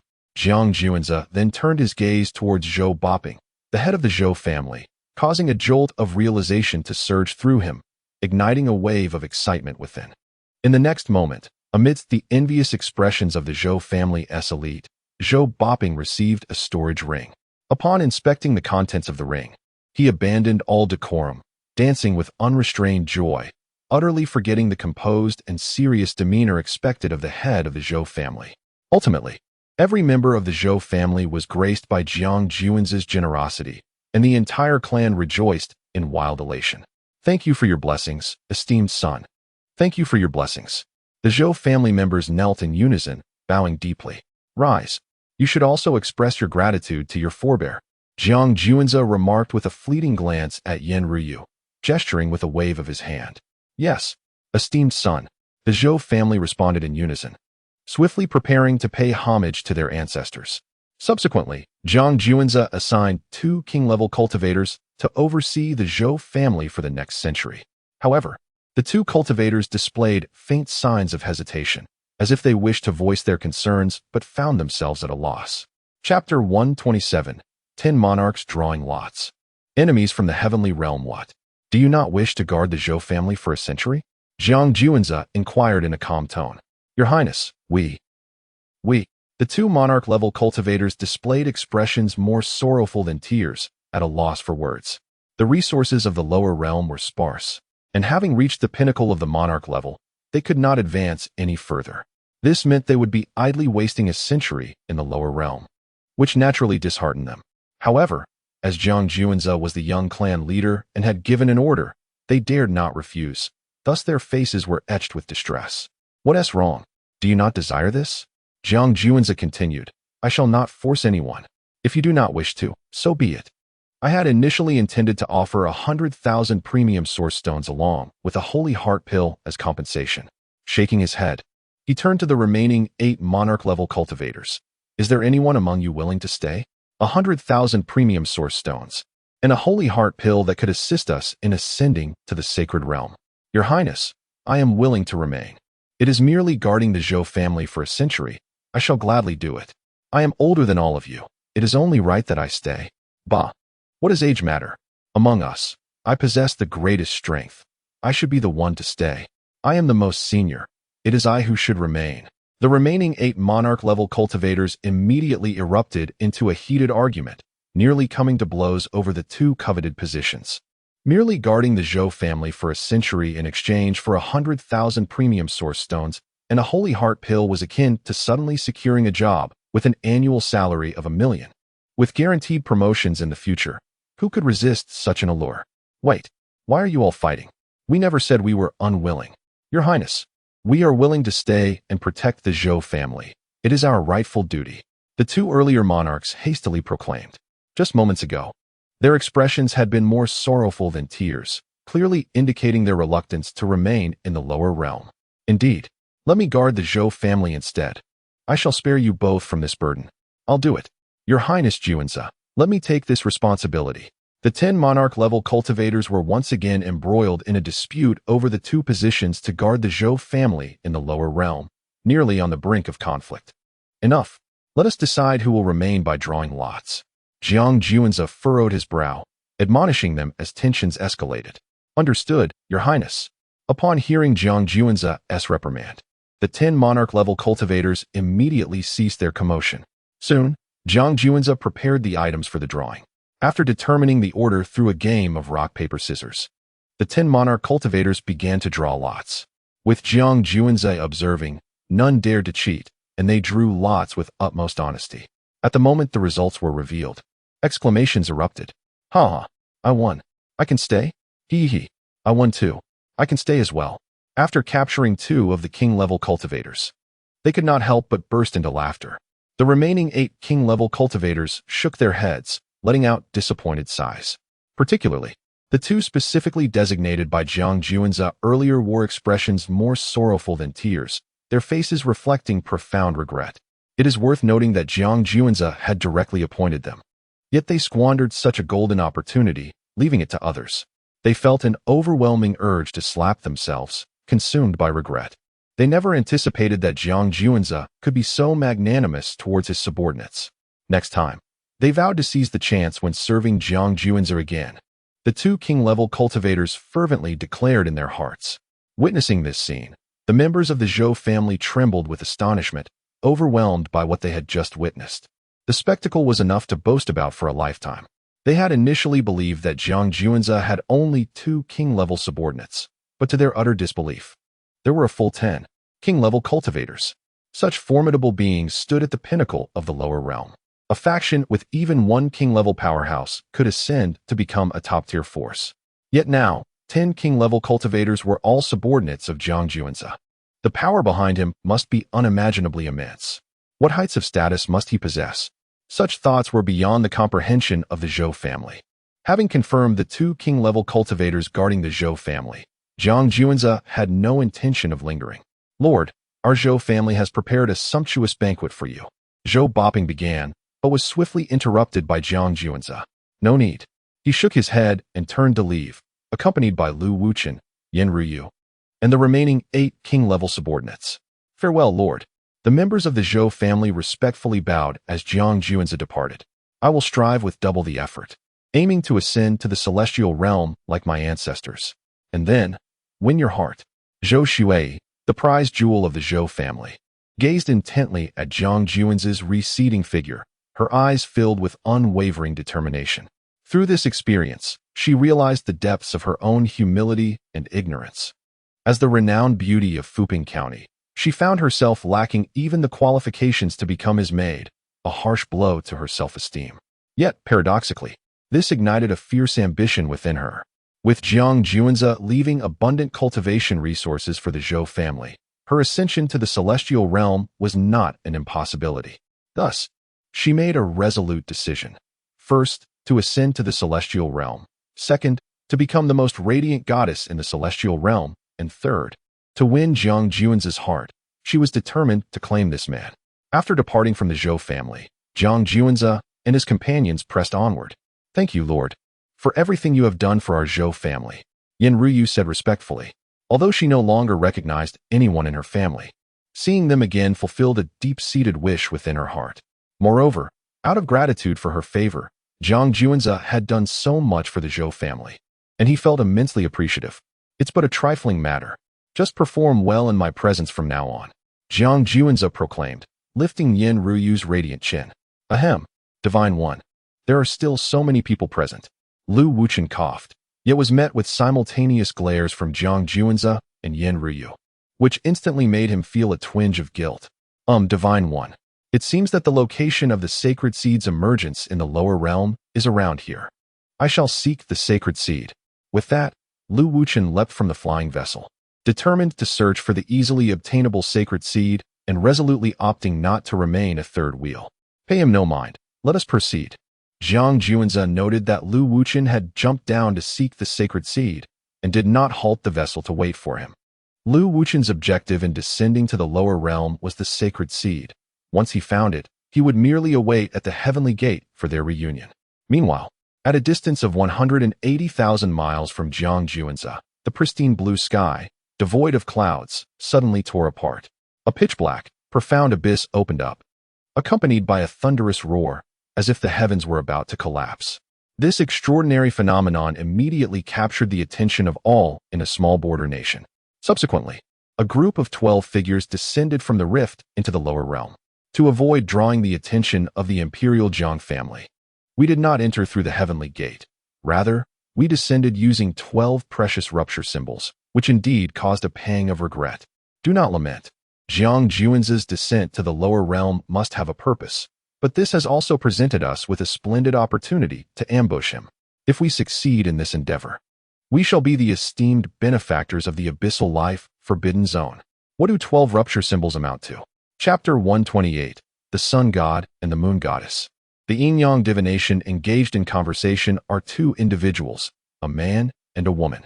The man is adorned in a flowing white robe, his back emblazoned with a grand sun motif.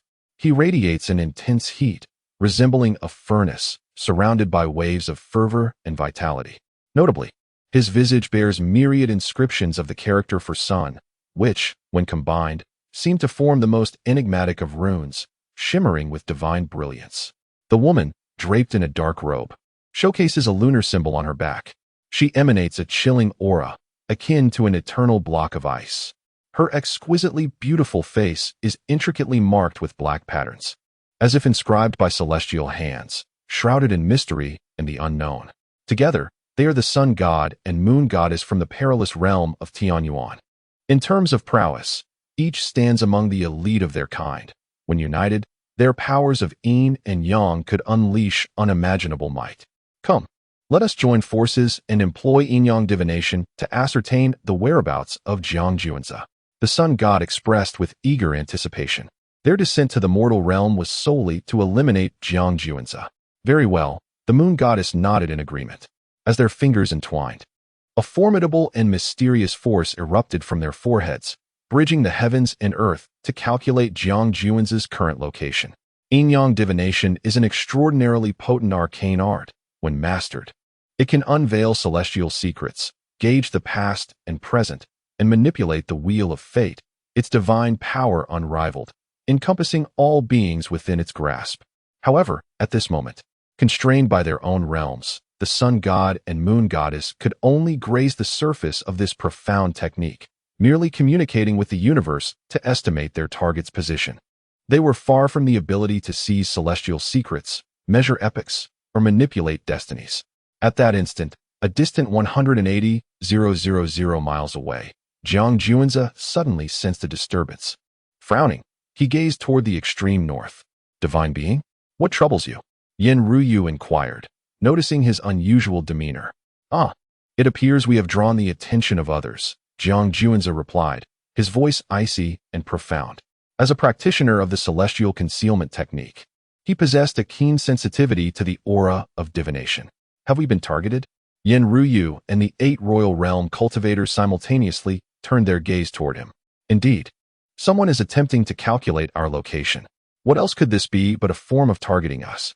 Jiang Juanzi declared, simultaneously employing the celestial concealment technique to shroud the presence of all individuals connected to him in the mortal realm.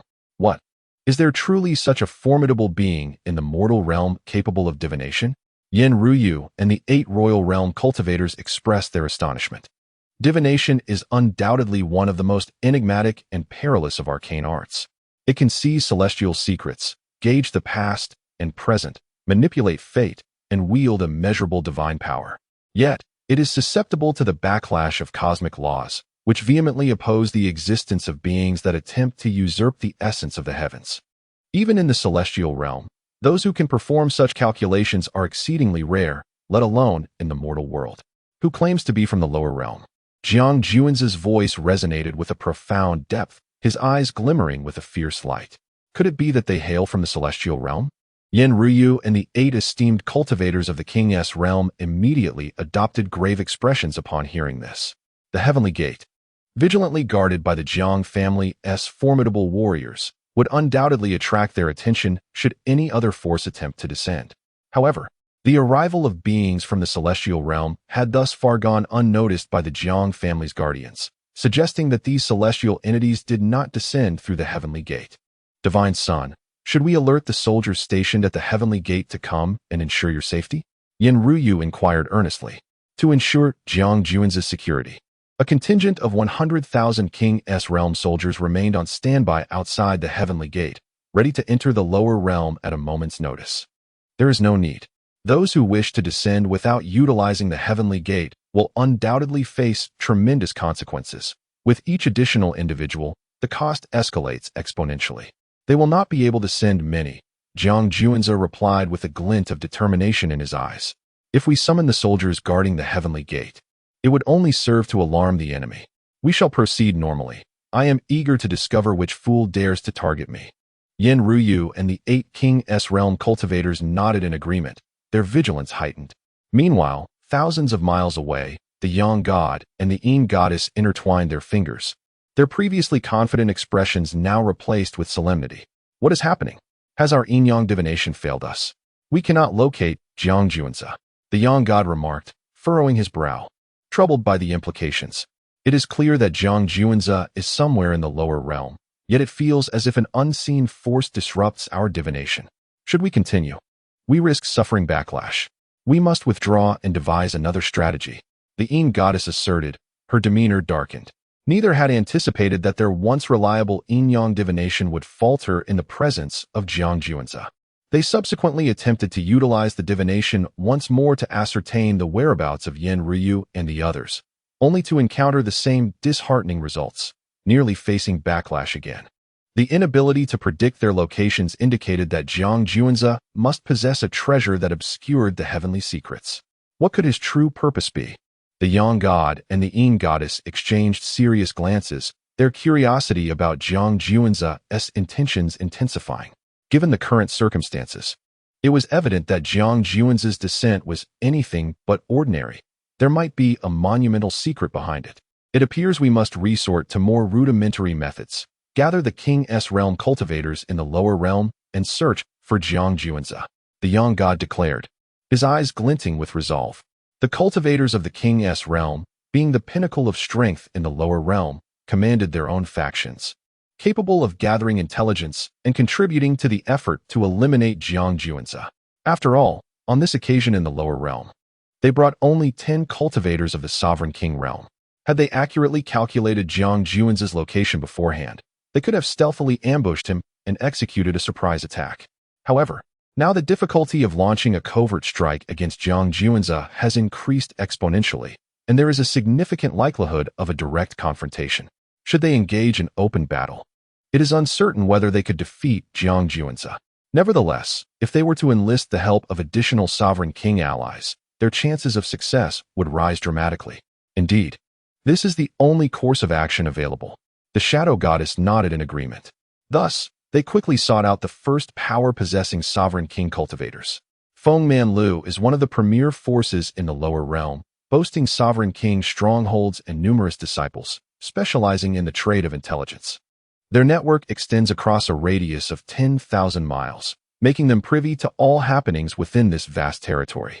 Upon the arrival of the Sun God and the Shadow Goddess at Feng Man Lu, they directly requested an audience with the establishment's master. Our master is exceedingly busy with pressing matters, so we kindly ask for your understanding, said a steward of Feng Man Lu with a smile. While internally thinking, many have sought to meet our master. Who do you think you are? Let me inform you. If you do not see our master within the time it takes to burn an incense stick, then Feng Man Lu will no longer have reason to exist. The Sun God retorted coldly. This guest certainly speaks with arrogance. Do they wish to extinguish Feng Man Lu? How utterly laughable.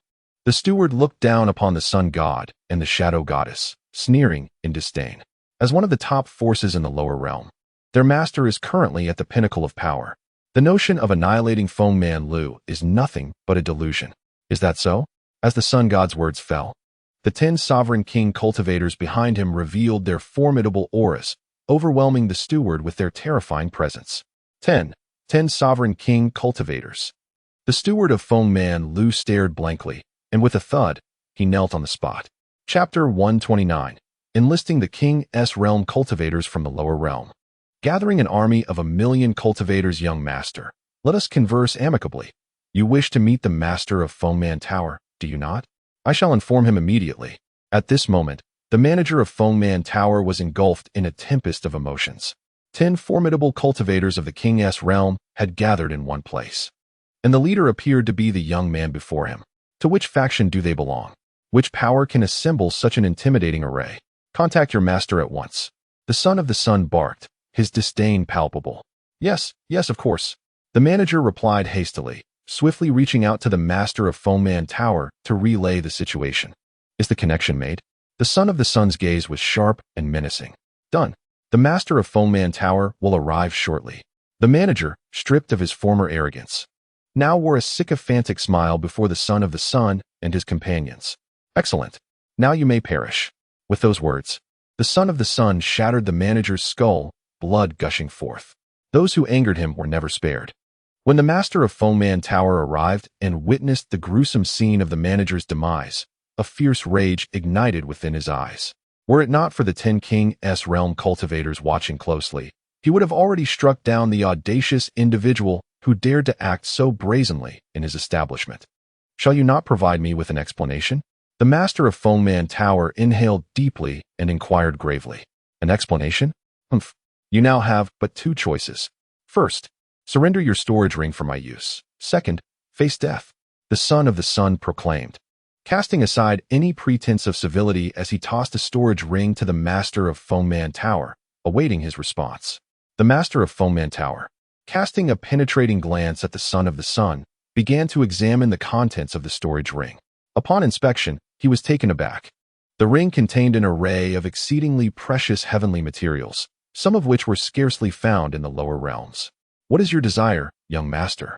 The master of Foamman Tower's expression shifted, his mind racing to a conclusion as he clutched the storage ring tightly.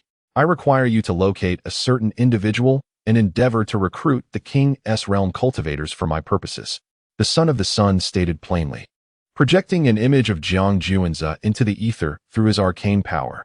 Rest assured, young master, I shall expedite the search for him and gather numerous King's Realm cultivators for your service. The master of Foamman Tower nodded in agreement after committing Jiang Juanzi's visage to memory. As the master of Foamman Tower, he surmised that this young man was very likely a visitor from the celestial realm. With 10 King's Realm guardians and the extraordinary materials in the storage ring meant to entice him, which were rare and perhaps even unseen in the lower realms. It was evident that the young master hailed from the celestial realm. As for the deceased manager, his demise was a trivial matter. It was inconceivable to offend this individual from the celestial realm for the sake of one insignificant life. As Jiang Juanzi and his companions ventured towards the Shawandishan, the entire lower realm was engulfed in a tempestuous upheaval due to the arrival of the sun god and the moon goddess. Under the relentless onslaught of celestial treasures wielded by the sun god and moon goddess, numerous formidable warriors of the King's Realm were eager to serve their interests, diligently searching for Jiang Juanzi's whereabouts within their sphere of influence. 2 days later, as the number of allied King's Realm cultivators increased, the sun god and moon goddess finally gleaned some information regarding Jiang Juanzi. A flying vessel traversed the skies, and one of its occupants bore a striking resemblance to the individual sought by the sun god. Moreover, the vessel was of exceptional quality, seemingly not of the lower realm. A King's Realm cultivator approached to report. After receiving substantial rewards from the sun god, these cultivators discreetly commenced their search for Jiang Juanzi. This was primarily because the sun god wished to keep their presence hidden from Jiang Juanzi, believing that only then could they catch him off guard. However, unbeknownst to the sun god and moon goddess, their use of the yin-yang divination had already been detected by Jiang Juanzi. I understand. Do not alarm the prey. Follow him covertly. Furthermore, summon all gathered King's Realm cultivators. The sun god swiftly issued a series of commands, while the moon goddess rose, her graceful form exuding an aura of fierce determination. The time to confront Jiang Juanzi had finally arrived. This time, they were resolute in their intent to eliminate him, not only to avenge the fallen Lei Yunting and Fun Yinpa, but also to elevate the reputation of the Tianyuan Life Forbidden Zone. The demise of Lei Yunting and Fun Yinpa had significantly impacted the Tianyuan Life Forbidden Zone, for they had been cherished by it, with countless resources invested in their cultivation. Now, with Jiang Juanzi having slain these 2 divine scions, it had not only severed the roots of the Tianyuan Life Forbidden Zone, but had also tarnished its reputation, leading to a decline in morale among the younger generation within the Forbidden Zone. In their confrontations with the human prodigies, they often found themselves at a disadvantage. Thus, it was imperative to reverse this situation and restore the grandeur of the Tianyuan Life Forbidden Zone. Eliminating Jiang Juanzi presented itself as the most prudent course of action. Yes, Divine Scion. After this King's Realm cultivator withdrew, he promptly issued a summons. Aside from those covertly tracking Jiang Juanzi, all other cultivators converged towards the sun god. Thus, the sun god and moon goddess advanced towards Jiang Juanzi while amassing a considerable number of King's Realm cultivators. When they were merely 8,000 miles away from Jiang Juanzi, alongside their retainers from the celestial realm, they had gathered a total of 28 King's Realm cultivators from the lower realm. This constituted nearly 1/3 of the King's Realm cultivators in the lower realm. It is worth noting that although the lower realm is not as exalted as the celestial realm, it is equally vast, teeming with billions of beings. Yet, amid this immense population, the number of King's Realm cultivators barely exceeds 100, underscoring their rarity. the sun god and the moon goddess have remarkably managed to gather 28 sovereign realm cultivators in such a brief span of time. Presently, the total number of sovereign realm cultivators under their command has reached an impressive 38. Furthermore, these sovereign realm practitioners also possess numerous subordinates. When all are assembled, an overwhelming aura erupts, soaring into the heavens. A glance reveals over 1,000 marquee realm cultivators, more than 10,000 nirvana realm cultivators, and no less than 300,000 harmonization realm cultivators, with even more below the harmonization realm. Such a formidable force, if unleashed in the lower realms, would be nothing short of invincible. My lord, may I inquire if you are satisfied? The master of the wind pavilion, gazing upon this vast assembly of cultivators, voiced his inquiry. Even he felt an immense pressure in the presence of this multitude of warriors. It is truly perplexing what extraordinary qualities the individual known as Jiang Juanzi possesses, compelling the sun god and the moon goddess to exercise such caution. Chapter 130. Has the sun god's son become overly cautious? The 10,000 great mountains, a realm of formidable beasts. It is acceptable. Though I wish there were more of the kingly realm, the sun god's son remarked solemnly. To him, those below the kingly realm were mere cannon fodder, expendable resources to deplete the strength of Jiang Juanzi's kingly realm practitioners, thereby enhancing the odds of vanquishing Jiang Juanzi. Is this merely acceptable? How terrifying must this Jiang Juanzi truly be? Can this army of 1,000,000 cultivators not subdue him? Listening to the sun god's son's response, Wind Full Tower could hardly contain his astonishment.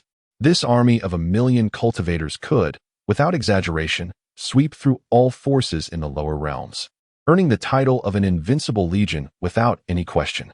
Even he, as a kingly realm practitioner, felt an overwhelming sense of trepidation upon witnessing this 1,000,000-strong army.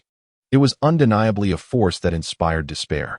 Yet, despite wielding such a seemingly insurmountable power, the sun god's son still lacked absolute confidence in capturing the individual known as Jiang Juanzi, prompting deeper contemplation of the extraordinary nature of his opponent. Not only Wind Full Tower, but the 28 kingly realm experts from the lower realms began to deliberate on this matter. What were the intentions of this sun god's son who descended from the heavenly realm? Was the summoning of 1,000,000 troops merely for the purpose of confronting Jiang Juanzi? Surely, the sun god's son must harbor ulterior motives. To gather such a colossal army solely to target Jiang Juanzi is nothing short of madness. Indeed, just look at the composition of our 1,000,000-strong army. 28 kingly realm practitioners, over 1,000 of the marquee realm, more than 10,000 in the nirvana realm, and over 300,000 in the harmonization realm, along with around 700,000 cultivators below the harmonization realm. With such strength, we would be invincible throughout the lower realms. Let us not underestimate the situation. To be a rival of the sun god's son is no trivial matter. Jiang Juanzi must be extraordinary even in the heavenly realm. While this is true, we possess 1,000,000 cultivators. Who in the lower realms could withstand such might? Indeed, no matter how strong Jiang Juanzi may be, could he possibly withstand our 1,000,000 cultivators? It is simply absurd. To be honest, if I commanded such a 1,000,000-strong army, the entire lower realm would bow to me as their emperor. Our thoughts align. With such a formidable army, who would we fear in the lower realms? The sun god's son is indeed overly cautious. As the many kingly realm practitioners in the lower realm debated, they all felt that the sun god's son had become excessively wary. With control over such 1,000,000 cultivators, who in the lower realms could rival him? At the very moment the sun god's son's 1,000,000 cultivators were assembled, Jiang Juanzi had already arrived at his destination in the lower realm, the 10,000 Great Mountains. The term 10,000 Great Mountains is merely a metaphor, for there are far more than 10,000 mountains here. Standing atop a flying vessel, one gazes down upon the endless expanse of lush, towering mountains, stretching endlessly as far as the eye can see. Jiang Juanzi retrieved a parchment scroll from within his storage ring, acquired from the decrepit ancient star. In an instant, the scroll radiated a brilliant light, its divine glow dazzling, seemingly guiding Jiang Juanzi into the depths of the 10,000 mountains. Let us proceed. With his words, the flying vessel set forth once more, delving deeper into the formidable 10,000 mountains. Upon truly entering this daunting expanse, a cacophony of chilling beast roars echoed, sending shivers down the spine. while colossal ferocious birds soared overhead. The 10,000 mountains were no benign territory in the lower realm. Rather, they were a profoundly perilous domain. This place served as a habitat for countless predatory creatures, a veritable nest of danger where a moment's carelessness could lead to death. As the flying vessel ventured further into the 10,000 mountains, innumerable fierce birds launched assaults upon it.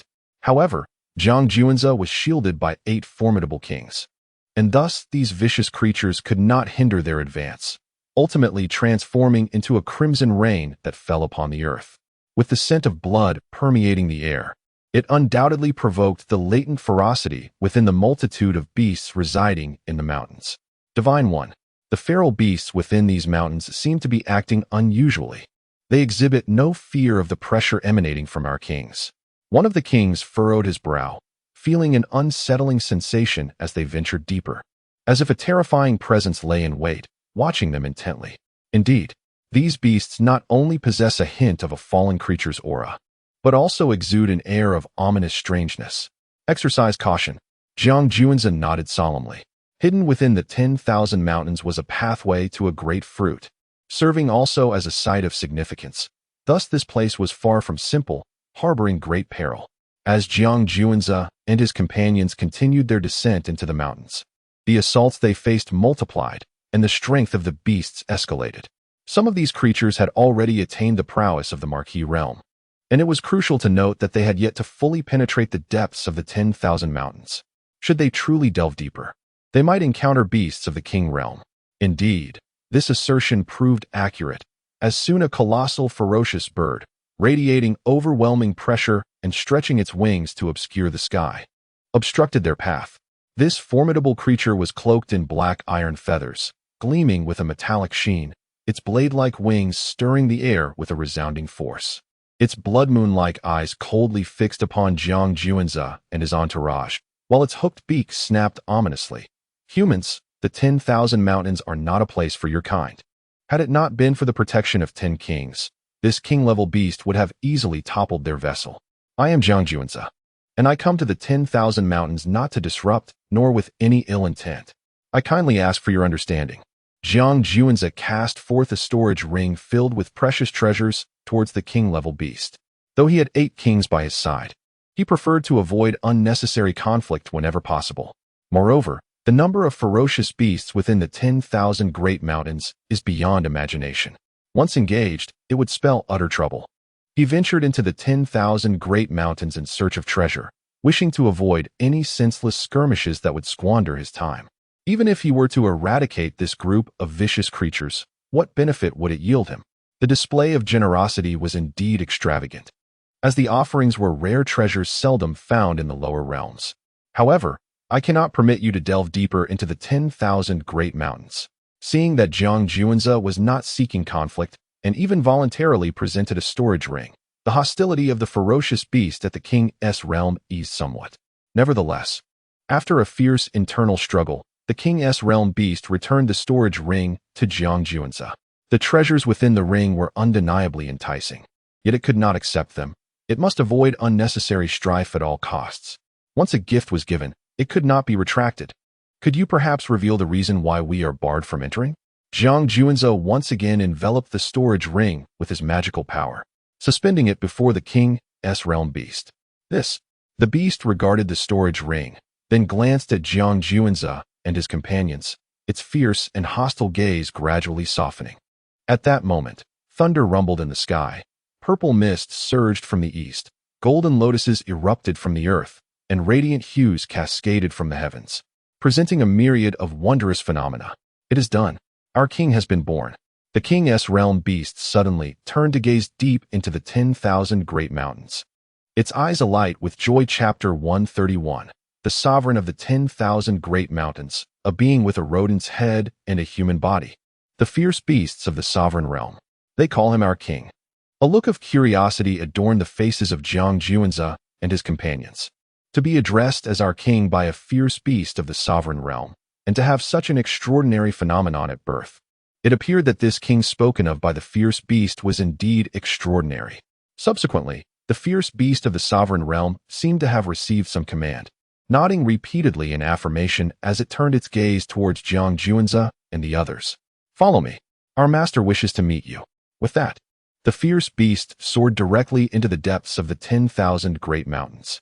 Without hesitation, Jiang Juanze followed closely behind. Before long, the fierce beast flew into the highest mountain within the range. The defenses here were exceptionally formidable, with numerous beasts of Nirvana and sovereign realms patrolling the area. Jiang Juanze even sensed the presence of no less than 10 sovereign realm auras. This was a clear display of power and a warning, indicating to Jiang Juanze that while he had 8 sovereign realm protectors, this place was equally fortified, if not more so. However, Jiang Juanze remained unfazed, regardless of the forces in the lower realm, who would not be on guard when suddenly confronted by 8 sovereign realm beings. Of course, there existed a significant disparity in combat strength between the sovereign realm of the lower realm and that of the celestial realm. Despite the presence of more than 10 fierce beasts of the sovereign realm in the 10,000 great mountains, should a confrontation arise, they would stand no chance against Jiang Juanze's 8 sovereign realm cultivators. Thus, this was the source of Jiang Juanze's confidence in venturing deeper into the mountains. As they progressed further into the mountains, the fierce beast of the sovereign realm halted before a cave. "Our master is within the cave. You may enter, but they cannot."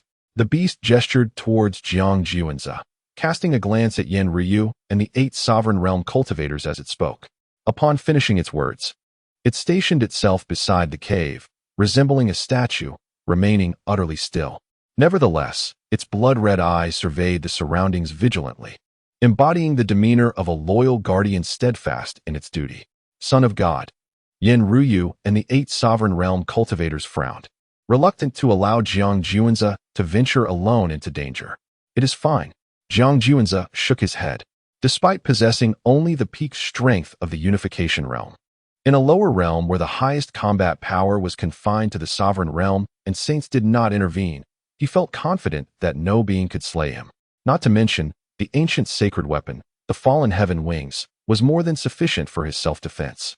For any sovereign realm cultivator in the lower realm lacking special means, to breach the defenses of the fallen heaven wings would be nothing short of a delusion. As Jiang Juanze pushed open the stone door of the cave, a sight filled with lush vegetation and blooming flowers unfolded before his eyes. Within the cave, the flora flourished, fragrant blossoms wafted through the air, and a spiritual spring flowed gently. At the innermost part of the cave, a figure of exquisite beauty, draped in sheer silk, lay languidly upon a stone bed, the gauzy curtains partially concealing her form, evoking a myriad of thoughts. However, when Jiang Juanze finally discerned the true visage of this enchanting figure, his eyelids twitched uncontrollably. The enchanting figure, grotesquely adorned with the head of a rodent, displayed limbs bearing stitches, claws replacing hands, and goat-like legs, while a tiger's tail languidly swayed behind. Its form appeared to be a jarring amalgamation of various animal parts.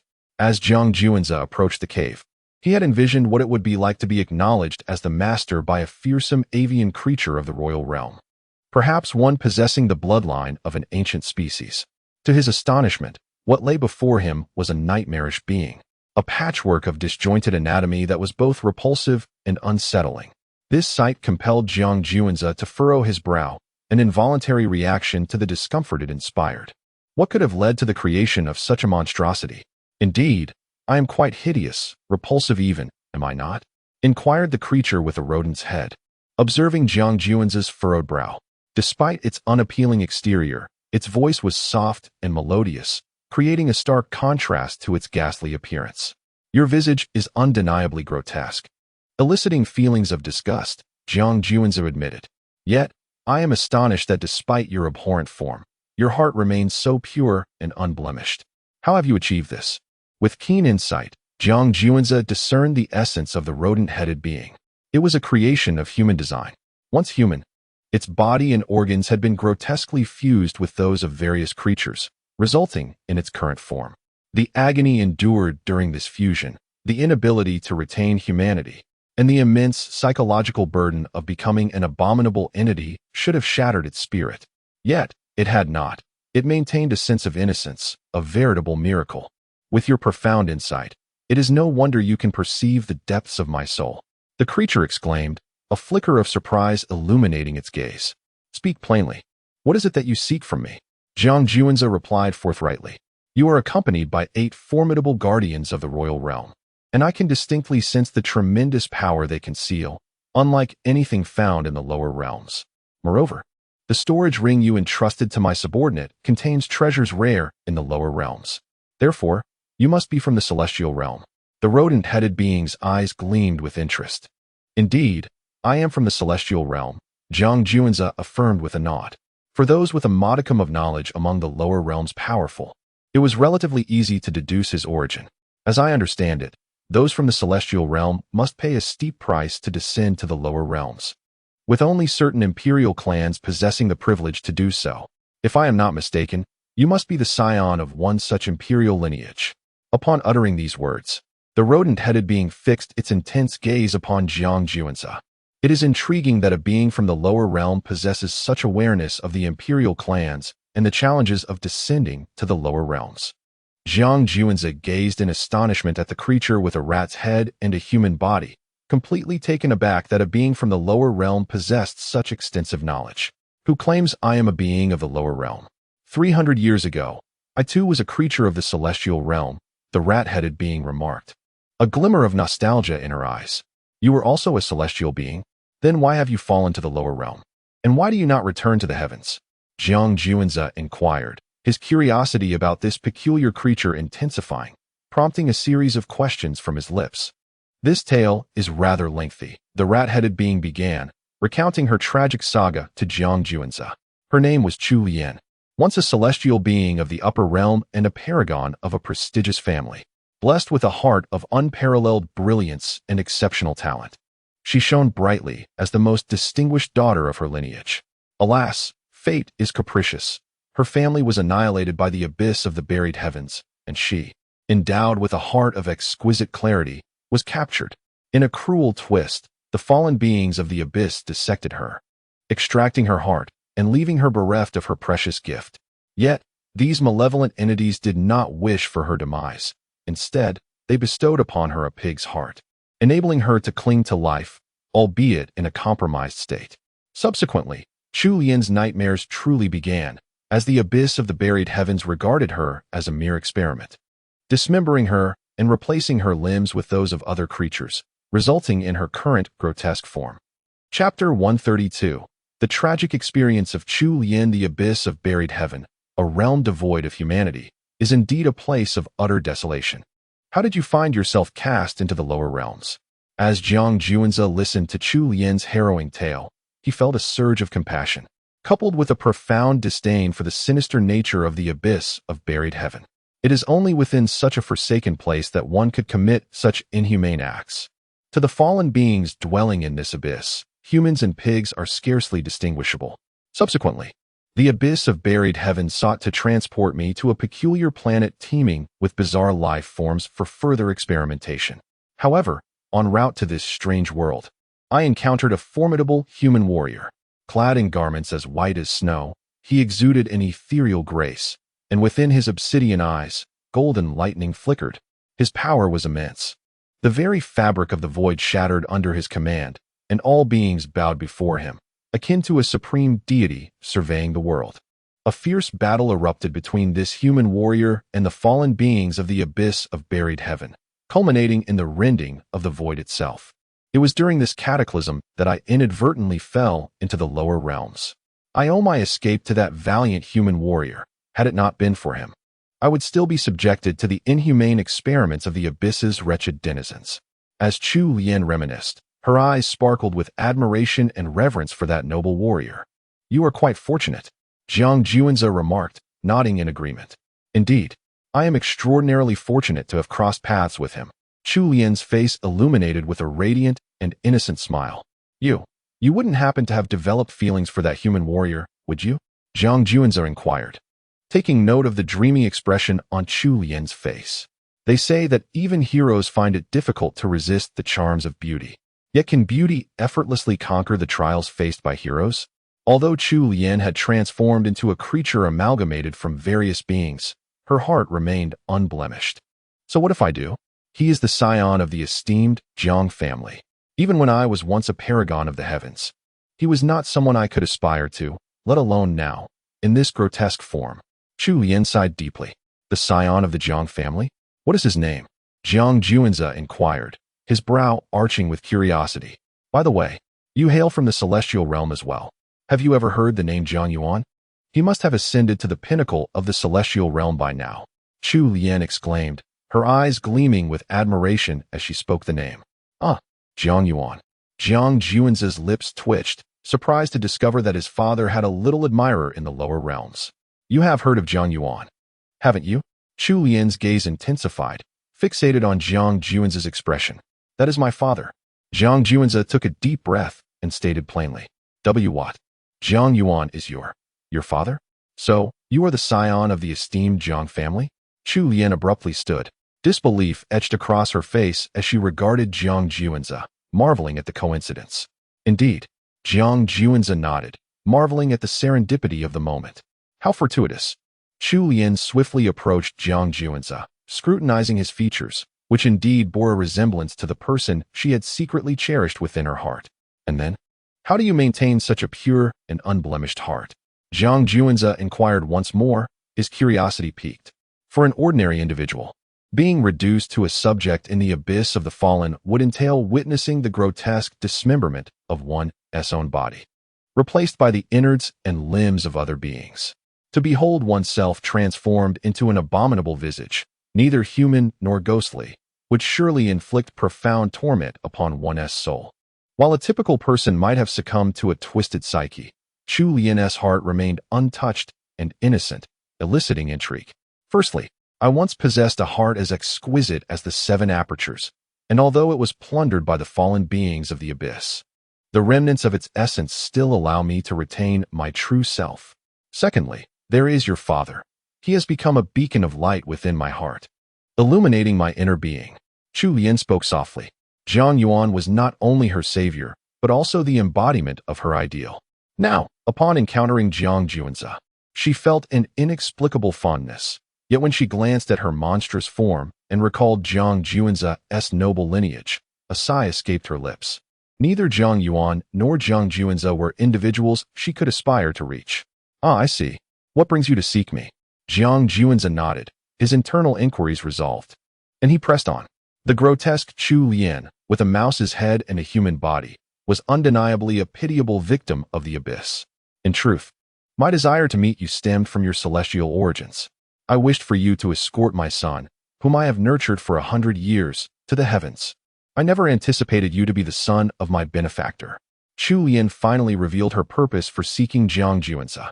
Was the recent celestial phenomenon triggered by the birth of your son? Jiang Juanza queried. Indeed, after a century of arduous effort, I have finally brought my son into existence. As Chu Lian spoke, she turned to a corner, calling out, Chu Jiang, why do you not come forth to pay your respects to the Son of Heaven? In an instant, a being with the head of a tiger, the body of a man, and the wings of an eagle, adorned with golden scales, approached Jiang Juanza. However, unlike Chu Lian, who was a patchwork of various biological parts, Chu Jiang appeared to be born in such a form. Most astonishingly, having just been born, he bypassed the stages of physical refinement, energy C, and divine soul, commencing his journey at the initial stage of the unification realm. Chu Jiang bowed, his voice resonant. This. Jiang Juanza gazed at the towering figure before him, a child scarcely born, yet resembling a grotesque amalgamation. The pure-hearted Chu Lian should not have been capable of conducting such heinous and inhumane experiments. I never claimed that Chu Jiang was conceived within my womb. Chu Lian seemed to perceive Jiang Juanza's bewilderment, and thus began to recount the tale of how Chu Jiang came into being. After she found herself cast into the mortal realm, her body had sustained grievous injuries, from which she was rescued by a young herbalist. This young lad, undeterred by her plight, brought her food and medicine daily, enabling her gradual recovery. In time, as they shared their days together, their bond deepened, leading her to adopt him as her foster son and instruct him in the arts of cultivation. Those moments were perhaps the most joyous of her life. However, the herbalist, in his fervent desire to restore Chu Lian to her former self, devoted himself to research in that vein. Regrettably, his efforts were ultimately in vain, and he was discovered, branded a malevolent figure by society, and met with a tragic demise.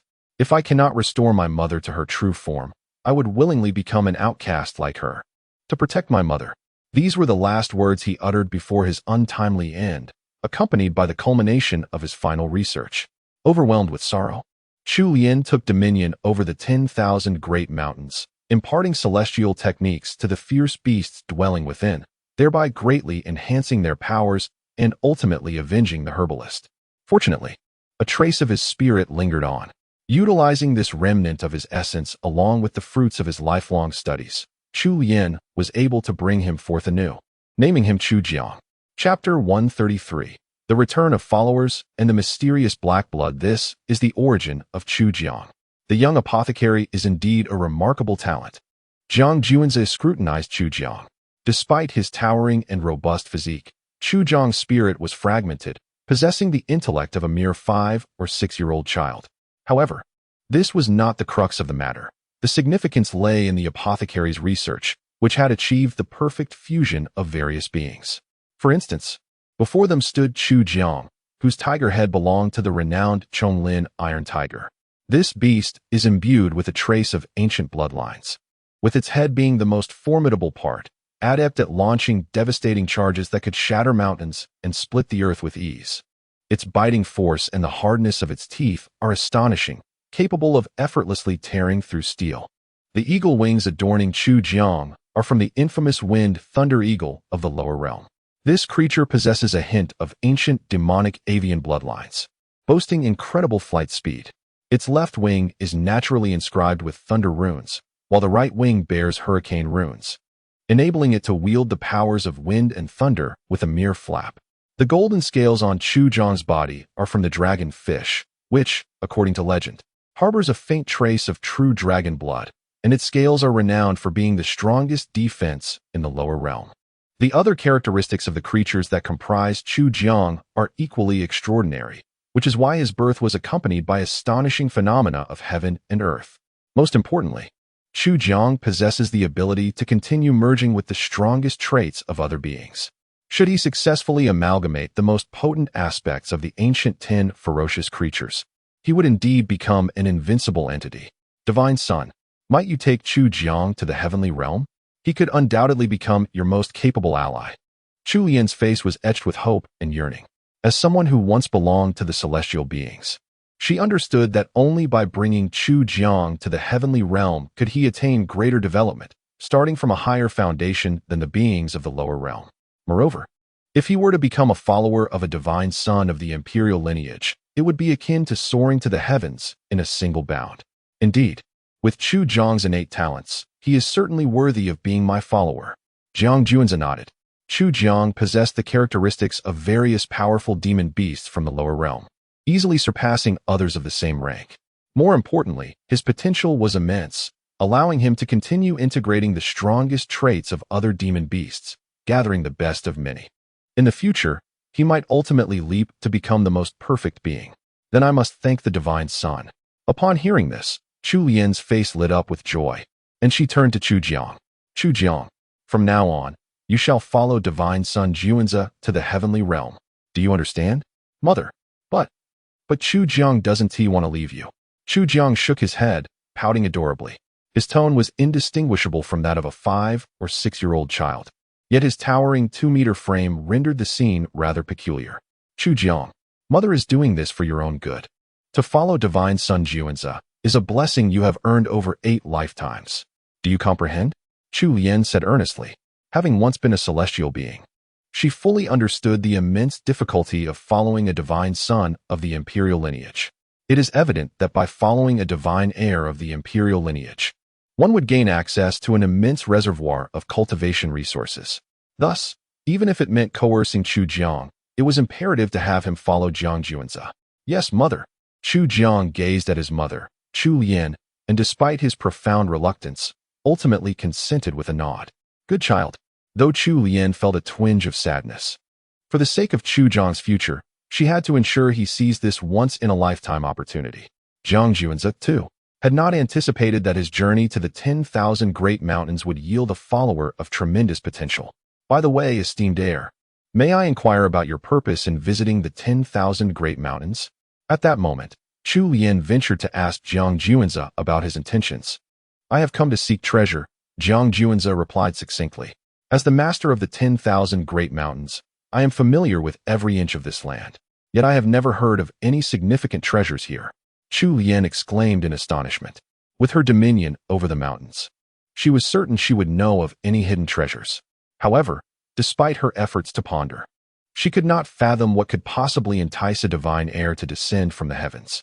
It is quite understandable that you do not know. To find that treasure, a key is required, Jiang Juanzi stated before stepping out of the cave where Chu Lian resided, continuing onward in the direction indicated by the parchment scroll. Esteemed heir, please wait. Chu Lian's countenance shifted as she observed Jiang Juanzi's path. What is it? Jiang Juanzi inquired, noticing her serious expression.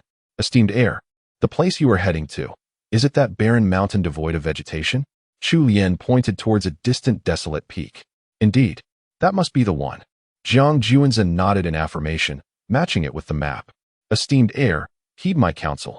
That place is fraught with peril. You must not go there. Chu Lian implored earnestly. Even with her command over the 10,000 great mountains, she regarded that barren mountain with trepidation. What is wrong with that mountain? Jiang Juanzi asked. Observing the grave demeanor of Chu Lian and sensing the ominous aura surrounding her, he began to suspect. That mountain is alive, and it curses any beings that approach. She revealed. This curse can significantly enhance a being's power, yet once cursed, that being is forever bound to the confines of the 10,000 great mountains. It is as if they become slaves to that barren peak. Fear flickered in Chu Lian's eyes as she spoke of the strange mountain. I see, Jiang Juanzi replied, activating his divine eyes to gaze upon the barren mountain. In an instant, his eyes shimmered with divine light, akin to the gaze of an ancient deity, piercing through illusions and perceiving the very essence. Suddenly, a torrent of dark mist erupted from the mountain, surging skyward as it sought to thwart Jiang Juanzi's scrutiny. All creatures within the realm of the 10,000 great mountains were seized by a palpable dread, sensing that death was drawing near. Humph! With a cold snort, Jiang Juanzi summoned forth a surge of purple spiritual energy that converged within his. The billowing black mist emanating from the desolate mountains transformed into a colossal hand, descending upon him with formidable force. The 8 guardians of the, witnessing this, swiftly moved to confront the looming giant hand formed from the black mist. A thunderous clash ensued as the titanic hand collided with the 8 protectors, producing a cacophony of thunderous roars that reverberated through the air. In the next moment, the expressions of the 8 guardians shifted dramatically. They were cast backward, spewing forth copious amounts of blood, their faces paling to a ghostly hue. Yet, the colossal hand was ultimately vanquished by their combined might. Seizing this opportunity, Jiang Juanzi finally glimpsed the enigmatic source within the desolate mountains. It was a drop of black blood, exuding an aura of strangeness and terror. Surrounding the black blood, the void collapsed, and the oppressive black mist surged. As if countless wretched souls were lamenting in agony, the heavens themselves seemed incapable of bearing its presence. This single drop of black blood was indeed on par with the Emperor's blood that I had fused with, albeit restrained by the laws of the lower realms, preventing it from unleashing its full divine might. A flicker of horror flashed through Jiang Juanzi's eyes. This implied that the master of this drop of black blood was a terrifying existence comparable to an emperor. Chapter 134. The collision of black blood and imperial blood, the 7-star rewards, and the primordial sword embryo. At this moment, a thunderous roar resonated within Jiang Juanzi's body. As surging, tumultuous blood energy transformed into a colossal crimson dragon, coalescing around him, brimming with a fierce battle intent, seemingly yearning for a final confrontation with the black blood. Did my ancestor, the primordial emperor, ever engage in combat with the master of this drop of black blood? Feeling the immense animosity between the black blood and the imperial blood, Jiang Juanzi murmured softly. His ancestor, the primordial emperor, seemingly had once clashed with the master of the black blood in an epic battle. The spirit of that conflict etched into every drop of blood, every single cell. Even 2 drops of blood yearned for an ultimate clash. If that is the case, what is there for me to fear in the face of that black blood? Initially, the sight of this drop of black blood truly astonished Jiang Juanzi, as he never anticipated that this black blood would be of equal rank to the imperial blood. Subsequently, Upon sensing the profound enmity between the Imperial blood and the Black blood, Jiang Juanzi comprehended that his ancestor, the primordial emperor, and the master of the Black blood were indeed fated adversaries. Thus, let there be war, a cataclysmic battle. Boom! Jiang Juanzi's entire being radiated with dazzling light, a misty celestial glow enveloping him, obscuring his visage, as the surging violet magical power rumbled. And the dragon formed of Imperial blood let out a resounding roar towards the heavens. As Jiang Juanzi gradually approached the desolate mountain, the surrounding black mist thickened, and the Black blood within the mountain seemed to sense a tremendous crisis, quivering slightly. A massive black serpent, as thick as a mountain, coalesced, coiling atop the desolate mountain. Its cold serpentine eyes fixed upon Jiang Juanzi, suddenly launching an assault. With its cavernous maw agape, it sought to devour Jiang Juanzi whole. In the next instant, the blood energy dragon surged into action, intertwining and battling fiercely with the black serpent. Boom, boom, boom. The clash of these two titanic entities shook the entire mountainous region, causing fierce beasts and predatory birds to scatter in terror, fleeing from the tumult. Even from 1,000 miles away, one could feel the ground tremble violently. With each collision between the blood energy dragon and the black serpent, several mountains were swiftly leveled, rocks flying and dust billowing into the air. As time passed, the black serpent gradually began to falter, its form becoming increasingly ethereal, while the blood energy dragon, fueled by Jiang Juanzi's energy, grew ever more tenacious in battle. Ultimately, it seized the black serpent by its vital point, tearing it asunder. The black blood within the desolate mountain quivered, yearning to unleash even greater power, yet the laws of this realm simply would not permit it. As Jiang Juanzi neared the desolate mountain, the black blood appeared anxious, yet powerless.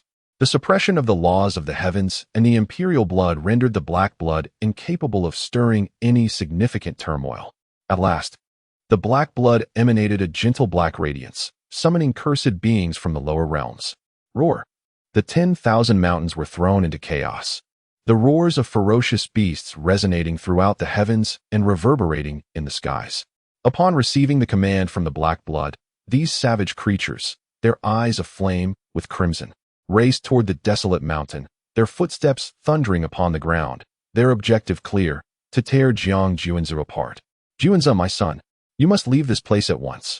Countless frenzied beasts of prey are surging towards us, intent on tearing you to shreds. Chu Lian, in agony, leans against the ground, enveloped in dark energy, struggling to alert Jiang Juanzi. Having once been cursed with black blood, her power has increased significantly, yet it has also shackled her as its slave. Were it not for her pure and unsullied heart, she might have succumbed to the control of the black blood long ago. Nevertheless, even with her strength, she cannot endure much longer.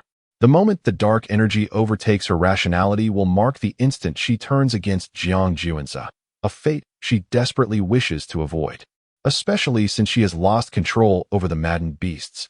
If Jiang Juanzi remains here, his life may be in grave danger. Even the 8 royal guardians are visibly shaken. Although they had united to shatter the colossal hand that obscured the sky, they have all sustained severe injuries. Barely catching their breath, they now face the multitude of savage beasts within the 10,000 mountains. These creatures, driven into a frenzy, exhibit reckless ferocity and have significantly enhanced strength, led by 10 formidable beasts of royal rank. In their prime, they would have faced them without fear, but now they must escort the Divine Son to safety, or risk falling in battle. Divine Son, we must leave this place at once. The 8 royal guardians shout in unison, realizing they still have a chance to break free. If they delay any longer, the number of ferocious beasts will only swell, and it will be too late to escape. Divine Son, it is imperative that you depart quickly. Yen Ruyu's expression is grave. Despite her past as a supreme being, she finds herself powerless in this moment. It is best to retreat now, otherwise, they may very well lose their lives here. Leave. Jiang Juanzi gazes at the desolate mountains nearby, his brow furrowed. This battle is, in truth, the fateful clash between the primordial emperor and the Lord of Black Blood. To withdraw now would imply that the primordial emperor fears the Lord of Black Blood. Yet, remaining means Jiang Juanzi's situation will become exceedingly perilous. Just as he is consumed by this dilemma, The voice of the system echoes in his mind. Ding. Would the host like to check in at the 10,000 mountains? Check in. Jiang Juanza responds without the slightest hesitation. Ding. Check-in successful. Congratulations, host. You have received a 7-star reward, the primordial sword embryo. As the system's voice fades, a sword embryo resembling a firewood stick materializes in Jiang Juanza's hand. This is an incomplete sword embryo, appearing rather ordinary, even somewhat unsightly, yet it possesses the potential to rival ancient sacred weapons. Endowed with the ability to vanquish the most bizarre of foes. The moment Jiang Juanza grasps the primordial sword embryo, his divine eyes shine brilliantly, allowing him to discern the intricate web of black threads extending from the black blood. At the other end of these threads lie the numerous bloodthirsty, frenzied beasts. The black blood wields control over the savage creatures of the 10,000 mountains through these dark strands. Sever. Jiang Juanza utters a low command, unleashing the primordial sword embryo. A resplendent crescent-shaped sword light surged forth, severing countless black threads in its wake, instantly restoring clarity to the frenzied and bloodthirsty beasts. It has vanished. The eerie aura that clung to me like a parasite has dissipated. Chu Lian, sensing the transformation within her body, nearly wept with joy. She had been ensnared in the treacherous mountains for a century, living in constant fear, with the black blood as a lingering affliction. Now, unexpectedly, Jiang Juanza had severed the connection between her and the black blood with a single stroke. At this moment, Chu Lian was finally free. The sensation of being under someone else's control was indeed unbearable. The other ferocious beasts shared in her jubilation, rejoicing in their newfound liberation. Yet, the black blood was far from pleased. Thunderous roars erupted. The black blood went berserk, dark energy surging forth, and in an instant, it lunged directly at Jiang Juanza. He attempted to defend himself with the ancient sacred weapon, the fallen wings, but to no avail. The black blood pierced through the defenses without hesitation. Humph! Jiang Juanza let out a cold snort, his body enveloped in a surging violet aura, the celestial tyrant's divine radiance illuminating the surroundings, as he desperately summoned the blood of the emperor to counter the black blood. Alas, the speed and might of the black blood surpassed all expectations, and in the blink of an eye, it had entered Jiang Juanza's body. Chapter 135, Embracing the Black Blood, Becoming the Seed of the Divine Sun. Whether it was Yin Ruyu, Chu Lian, or the 8 esteemed guardians of the King Realm, their expressions shifted dramatically upon witnessing the moment the black blood seeped into Jiang Juanza's body. This drop of black blood was no ordinary substance. It was a sinister and ominous essence, its formidable power evident to all present. Were it not for the imperial blood within Jiang Juanza, none would have been able to withstand the onslaught of the black blood. Even the ferocious beasts of the vast mountains would fall victim to the curse of the black blood, becoming its slaves upon approaching the desolate hills. Yet now, this drop of black blood had fully entered Jiang Juanza's being. It was over, completely over. We are the sinners of the Jiang family. The 8 guardians wore mournful expressions. As the elite among the King Realm cultivators, they had excelled among countless others to protect the divine son Jiang Juanza in his descent. Yet now, they found themselves powerless. As the son of the Jiang family was invaded by a drop of black blood capable of contending with the imperial essence. In their eyes, Jiang Juanza was doomed, and they too would bear the mark of guilt for the Jiang family. Though Jiang Juanza was shielded by imperial blood, the black blood was no mere foe. When the imperial essence clashed with the black blood within him, even with his formidable celestial body, he would be unable to endure such a struggle. It will be all right. You must be safe. Yin Ruyu's expression was grave, her beautiful eyes reflecting deep concern. The Jiang family had granted her a rebirth, a profound grace. Through her time with Jiang Juanza, she had come to realize the immense potential he possessed. He was destined to stand at the pinnacle of the celestial realm. Such an extraordinary being could not perish here so easily. You are the divine son of an imperial lineage. You must possess many hidden cards for survival. Nothing must happen to you. Chu Lian's face darkened. Jiang Juanza was not only the son of her savior, Zhang Yuan, but also the divine son whom her son, Chu Jiang, followed. Only if Jiang Juanza survived could her son accompany him to the celestial realm, finding the fabled burial ground of the heavens to avenge her grievances. As the black blood invaded his body, Jiang Juan's visage contorted in excruciating agony. He exerted all his might, thunderous sounds reverberating within him, as his violet mana surged like a stampede of wild horses, striving to expel the black blood. Yet, the black blood seemed to take root within him, impervious to his efforts, rapidly corrupting his form instead. This defiance inevitably provoked the Imperial blood within Jiang Juanza, which began its own fierce campaign to eradicate the black blood, igniting a tumultuous battle within him. The most tormenting pain belonged to Jiang Juanza, as his body was torn apart in the clash between the black blood and the Imperial essence. His bones shattered, and his organs were reduced to a gruesome pulp. The intense agony forcing him to howl towards the heavens, his face contorted in unimaginable anguish. Yin Ruyu, Chu Lian, and the 8 guardians watched in distress. Yet they found themselves utterly powerless. In that fleeting moment, during the span of a single incense stick, Jiang Juan's body had undergone reconstitution over 100 times. Were it not for the presence of the secret script, he would have undoubtedly perished beneath the clash of Imperial blood and dark essence. This could not continue. Enduring excruciating agony was one thing, but if this persisted until his vital essence was entirely depleted, his demise would be inevitable. Thus, in a moment of desperation, Jiang Juan's countenance contorted, his teeth ground to dust, and he resolved to fight back. Unable to expel the dark essence from his body, he would instead, like the Imperial blood, absorb and refine it. At this critical juncture of life and death, there was no room for hesitation. In the next instant, the radiance enveloping Jiang Juanza faded, the ethereal glow dissipated, and he became shrouded in a bizarre and ominous black mist. There he sat suspended in the void, eyes firmly closed, as he first suppressed the dark essence with Imperial blood and spellcraft, attempting to gradually refine it, merging it into his being. This, of course, provoked the utmost fury of the dark essence, for how could a mere peak practitioner of the unification realm hope to refine and absorb it? The very idea was laughable. With a thunderous roar, the dark essence erupted once more. Jiang Juan's skin cracked, flesh and blood turned inside out, as though he were being torn asunder, blood sprang forth. The immense pain caused him to sway, yet he gritted his teeth and persevered, as he refined and integrated this drop of dark essence. It was as if he bore witness to a series of earth-shattering battles through its depths. Countless ancestors of the human race spilled their blood, their bones forming mountains, as rivers of crimson flowed. With their bloodied bodies and anguished roars, they composed a mournful war song. They forged an impenetrable barrier of flesh and blood to protect the myriad beings of the celestial realm. Had these scenes truly transpired? A tear slipped from the corner of Jiang Juan's eye, a tribute to the countless ancestors of humanity. Simultaneously, as he gradually refined and integrated the dark essence, he began to comprehend its purpose in the lower realm. It served as a marker, a coordinate, when the time was ripe.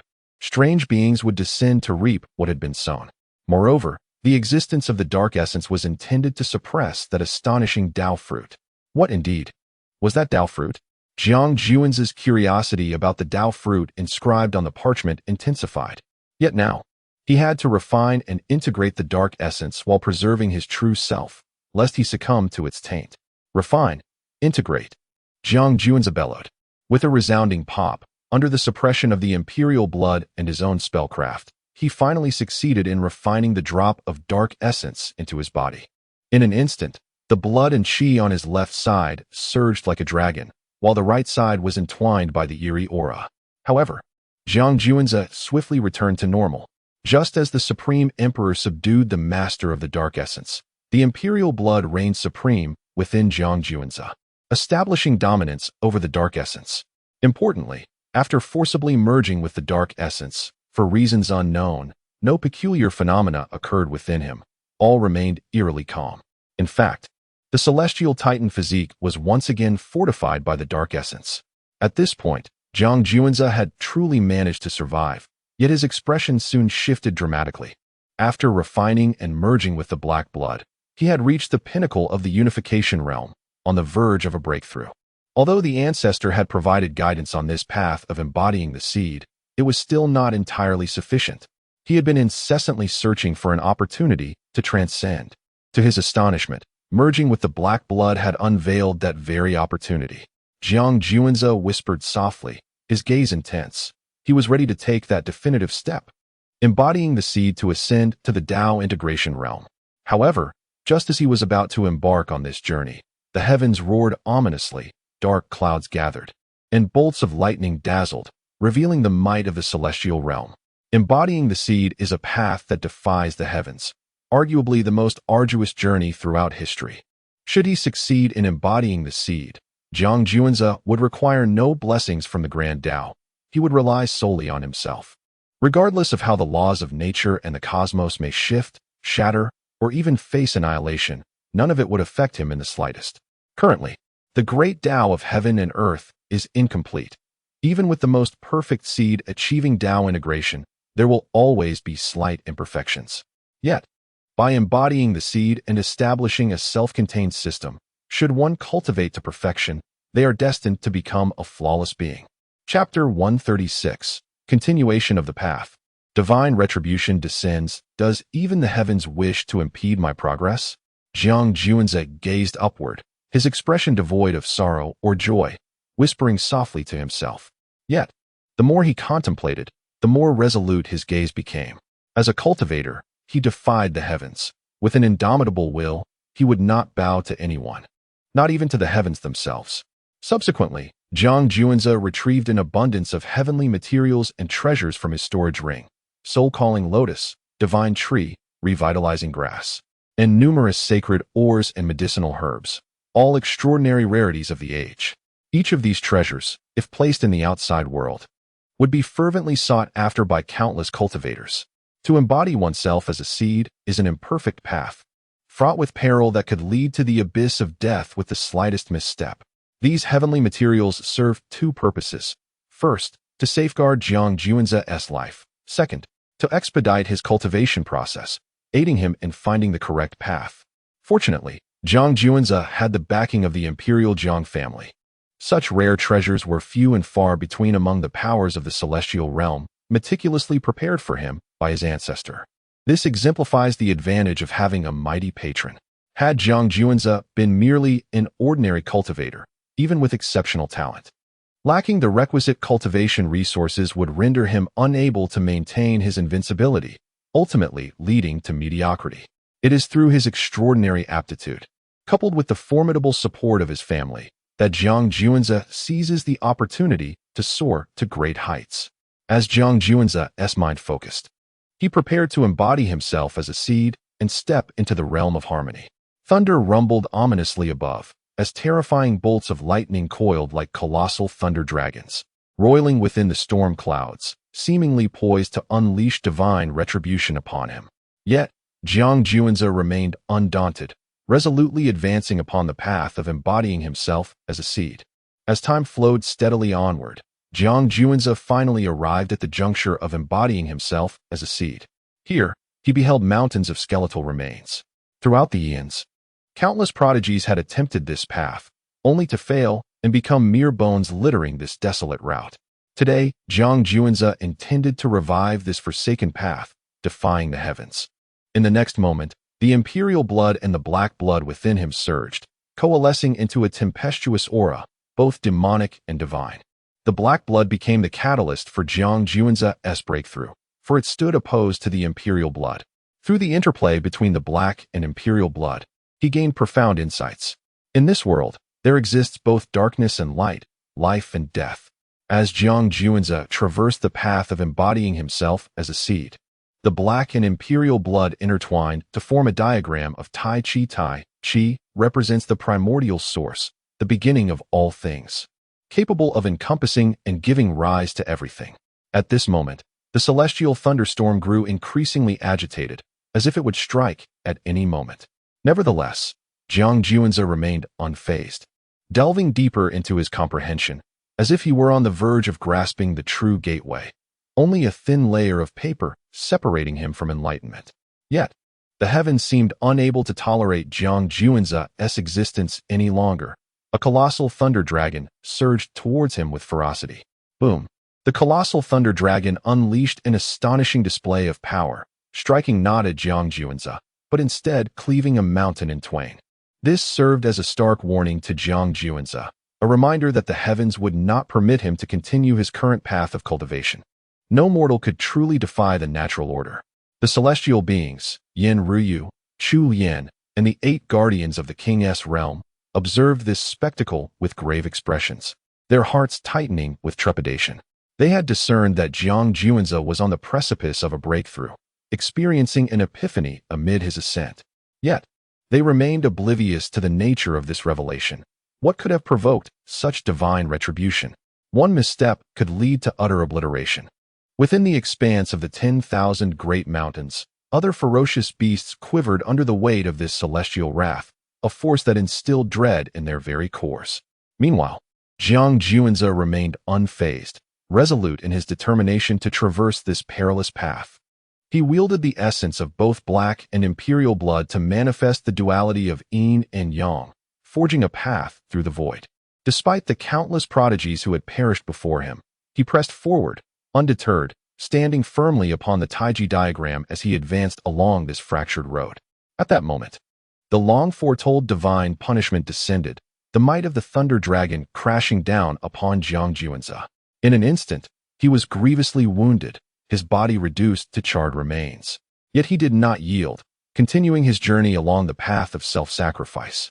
The divine retribution persisted, as the thunder dragon roared in the heavens, illuminating the cosmos as if it were midday, intent on erasing Jiang Juanzi from existence.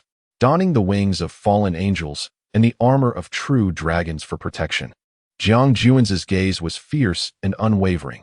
He would not relent. The thunderous cacophony of the storm surged forth, descending directly upon him.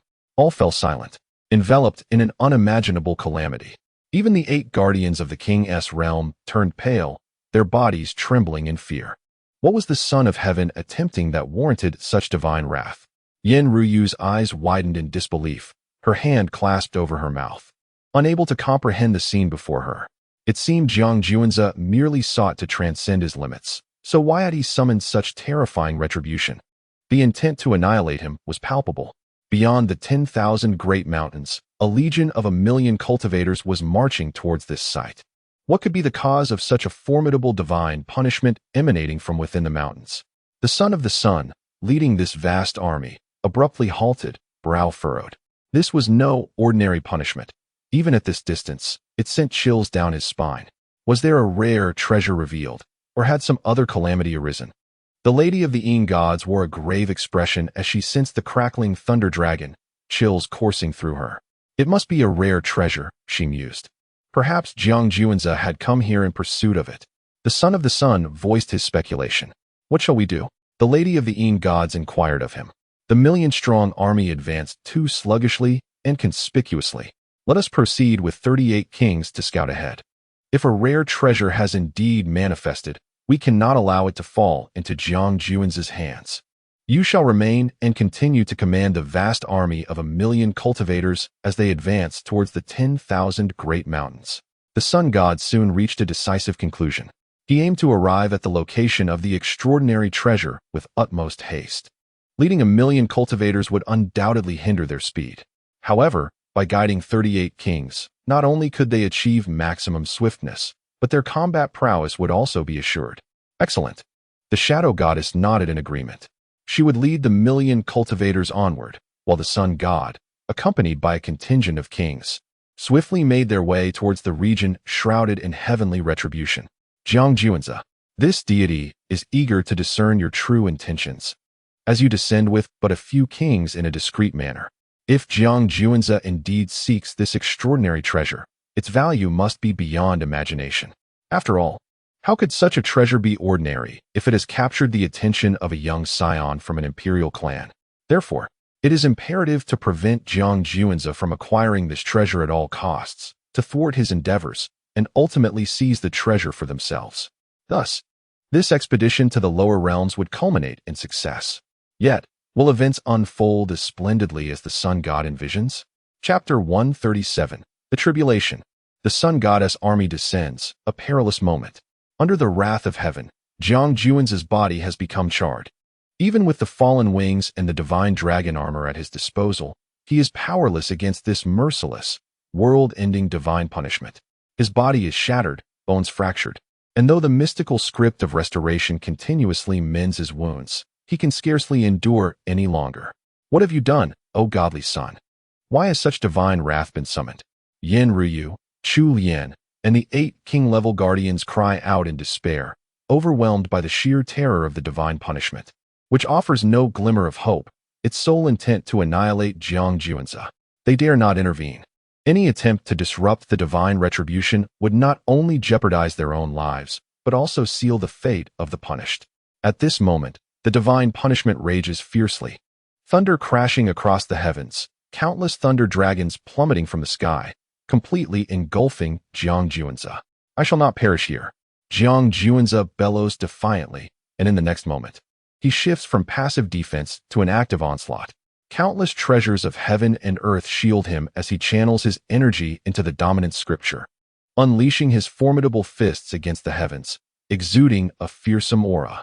Yet, in the face of such divine punishment, even with his dominant fist unleashed, Jiang Juanzi feels as insignificant as a mayfly attempting to shake a tree, unable to stir a ripple. Nevertheless, he does not surrender. He is determined to defy fate and battle against the heavens. The agony inflicted by the divine punishment threatens to overwhelm him at times. With a crack, a thunder dragon rends Jiang Juanzi's body, and before blood can even flow, it is instantaneously evaporated by the thunder. His mangled form resembles a candle flickering in the wind, poised to extinguish at any moment. Meanwhile, the sun god and the assembly of king-level cultivators arrive at the scene, their eyes wide with astonishment, rendered speechless. They had anticipated the emergence of a rare treasure, but never expected someone to invoke divine punishment. It is Jiang Juanzi. This divine punishment has endured for half a stick of incense, and he is yet to perish? What audacious act has he committed to warrant such retribution? The sun god gasps in disbelief. He had assumed the appearance of a rare treasure, yet what he witnesses is far more astonishing. A peak Unity Realm practitioner can withstand such terrifying divine punishment for half an hour without succumbing. If it were he, could he endure? Certainly not. Even with all his might, he could scarcely last for half that time. Yet Jiang Juanzi endures for a full half hour. This alone suffices to illustrate Jiang Juanzi's terrifying prowess. What? The punished is indeed Jiang Juanzi? Such fearsome thunder, could we withstand it? No wonder. No wonder the sun god places such importance on Jiang Juanzi, even mustering an army of 1,000,000 cultivators, feeling the need for such caution. It appears he is indeed an extraordinary being. Today, my eyes have been opened. This is the true definition of an unparalleled genius. The 28 king-level cultivators of the lower realm exchanged glances, each reflecting the shock in their eyes. Even the 10 king-level beings from the celestial realm exhibited expressions of disbelief. He must not succeed in transcending the tribulation. Absolutely not. We must kill. First, eliminate Jiang Juanzi's protectors at the king level. The sun god's gaze was fierce as he made a swift decision. He would not allow Jiang Juanzi to successfully transcend. He would first eliminate Jiang Juanzi's king-level guardians and then disrupt his ascension. The 38 king-level cultivators nodded in agreement. After stealthily advancing a distance, they suddenly launched their attack, aiming to catch Jiang Juanzi's 8 king-level protectors off guard. Everyone be cautious. A formidable enemy approaches. Jiang Juanzi's protectors, ever vigilant against potential disruptions to their master's tribulation, remained alert from all directions. Thus, when the sun god led 38 king-level cultivators toward them, they swiftly implemented defensive measures. However, upon seeing the 38 king-level cultivators, they were still taken aback. How few king-level beings existed in the entire lower realm, yet here they were, gathered in such numbers, with 10 of them being elite cultivators, posing a significant challenge. You possess great audacity to dare interfere with the tribulation of a descendant of the Imperial lineage. Do you not fear the annihilation of your entire clan? The protectors of Jiang Juanzi rebuked. They had previously suffered significant injuries from the Black Blood's manifestation, and their condition was not at its peak. Recklessly confronting 38 king-level cultivators would be perilous. Their demise was inconsequential. But they must not allow anyone to disrupt Jiang Juanzi's tribulation. Upon hearing the rebuke from Jiang Juanzi's protectors, the 28 king-level cultivators of the lower realm were struck with trepidation. They were well aware of how the Tianwu Empire, the Divine Sword sect, and the Desire God sect had met their demise. The catalyst was the ancient beings who sought to imprison a youth possessing the celestial tyrant blood to prolong their own lives, only to discover that this youth was, in fact, a scion of an imperial lineage fallen to the lower realm. Those who had coveted the celestial tyrant blood had faced annihilation, leaving the lower realm in a state of widespread awareness.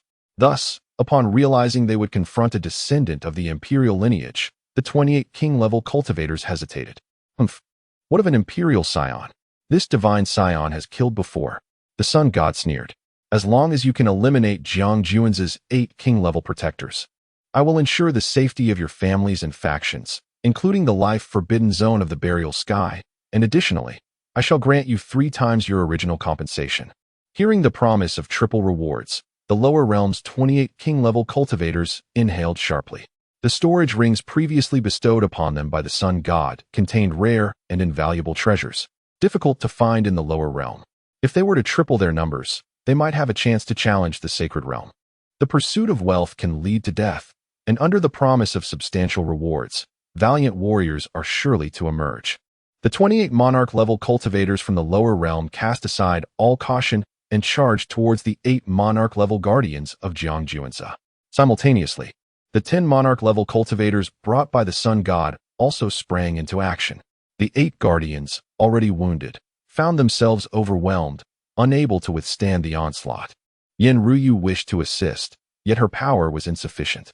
However, Chu Lian reacted swiftly, summoning all the fierce beasts and birds of prey at the monarch level within the 10,000 Great Mountains to aid Jiang Juan's guardians in battle.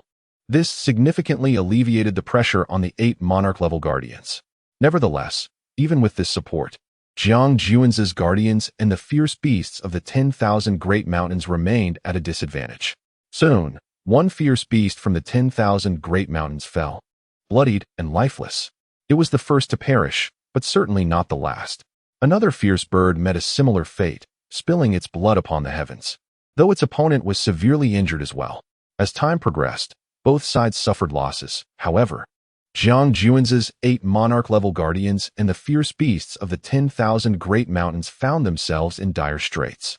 2 of Jiang Juan's guardians were slain, leaving 6 gravely wounded. Among the fierce beasts, 5 had perished, while the remaining 8 were all injured. The situation for Jiang Juan's guardians and the fierce beasts was becoming increasingly precarious. Kill, kill, kill. The sun god, completely dominating the battlefield, erupted into maniacal laughter. Chapter 138, The 9 Nether Killing Array, Thunderous Body Tempering, Ultimate Transformation, Breaking Shackles. The sun god never anticipated that today would be a fortuitous turn of events for him. Jiang Juanza faced tribulation, his body in tatters, teetering on the brink of death. The 8 king-level guardians at his side appeared to be in a weakened state, each bearing injuries, their peak condition nowhere to be found. Conversely, his own king-level cultivators were in prime form, bolstered by an army of 1,000,000 cultivators at his back.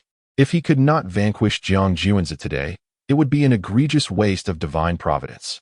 As the sun god pondered the annihilation of Jiang Juanza and his 8 king-level guardians, along with the ferocious beasts of the 10,000 mountains, the 9 Nether Killing Array began to activate. Hidden in the shadows, gathering strength, Chu Lian suddenly unleashed her fury, forming intricate hand seals as a grand array gradually took shape. What a grotesque and repugnant creature. How can you still dare to exist in this world? She scoffed, her disdain palpable. And this formation of yours is hardly impressive, full of flaws. Upon seeing Chu Lian, with her rat-headed, human-bodied, goat-legged form adorned with stitched scars, the sun god's face twisted in revulsion. He held her attempt at crafting the array in contempt, believing it futile to alter the tide of battle. Chu Lian retorted coldly, sparing no further words as she deftly manipulated the 9 Nether Killing Array to aid her side. As she unleashed seal after seal, the array erupted in ghostly light, manifesting a multitude of weapons, blades, spears, swords, halberds, axes, and hooks, raining death upon the sun god's king-level cultivators. While this could not completely reverse the course of the battle, it granted a moment's respite to her 6 severely injured king-level allies and the ferocious beasts of the 10,000 mountains. At that moment, the sun god retrieved a jade plate from his storage ring and infused it with spiritual energy. In no time, He discerned the focal point of the 9 nether-killing array. Destroying this focal point would render the array utterly useless. Interesting. There are actually more than a dozen focal points. He mused. Destroying them one by one would not keep pace with their automatic restoration. Only by simultaneously obliterating several focal points could the 9 nether-killing array be rendered completely ineffective. The array was fraught with significant flaws, with so many focal points. Identifying one would provide insight into the other's locations. However, at present, his king-level subordinates were all ensnared by the enemy's forces and the 9 nether-killing array, leaving him unable to dismantle multiple focal points on his own. Yet, it mattered not. His army of 1,000,000 cultivators was already advancing. The sun god gazed upon the approaching legion, akin to a formidable sword piercing the heavens, unstoppable by the fierce beasts of the 10,000 mountains. His spirit sword today marked Jiang Juan's demise. After vanquishing Jiang Juan's 6 king-level guardians and the beasts of the 10,000 mountains, it would be time to extinguish Jiang Juan himself. By that time, the sun god would have achieved a remarkable feat, acquiring the coveted treasure he had long desired. Alas, a formidable army of cultivators was approaching.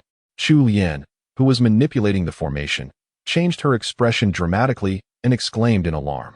Led by the Yin goddess, the 1,000,000-strong army of cultivators had already pierced through the fierce beasts of the 10,000 mountains like a thunderous sword, now less than 100 miles away. Poised to strike, what could they use to defend themselves? The sun god, Yin Ruyu, and the remaining 6 king realm protectors wore expressions of extreme distress as they turned to gaze at Jiang Juanza, who was still undergoing tribulation. Their hearts filled with anxiety. If Juanza completed his tribulation now, there might still be a chance for them to escape under their desperate protection. Yet, at that moment, there were no signs of success in Juanza's tribulation. If they delayed any longer, surrounded by the 1,000,000 cultivators, their demise was inevitable. They had initially thought their descent to the lower realm posed little danger, only to be ambushed by the sun god of the burial heaven's life, forbidden zone, and the Yin goddess. Yin goddess, command several individuals to attack the core of this formation simultaneously with me. The sun god issued a direct order, marking all the cores of the 9 nether-killing formation. Very well. Without hesitation, the Yin goddess nodded in agreement, swiftly mobilizing over a dozen king realm cultivators to coordinate with the sun god in a simultaneous assault on the formation's cores. Boom! The cores of the 9 nether-killing formation were struck at once, the resounding explosions echoing across the heavens, the weapons forged from condensed killing intent, swords, spears, axes, and halberds, nearly dissipated, their attacking power significantly diminished. Once more, the sun god called out again, leading the over a dozen king realm cultivators in another assault on the formation's cores. Boom! Crackle! Crackle! The grating sounds that pierced the ears heralded the imminent shattering of the 9 nether-killing formation. It was over. This time, they were truly facing insurmountable peril. Yin Ruyu and the 6 king realm protectors bore heavy expressions. The king realm cultivators on the sun god's side, invigorated by battle, despite the threat of the 9 nether-killing formation, managed to slay another protector of Jiang Juanza. Now, only 5 king realm protectors remained for Jiang Juanza, and the fierce beasts of the 10,000 mountains were on the brink of collapse.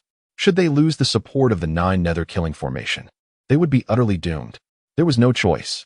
Life or death, I can only do my utmost.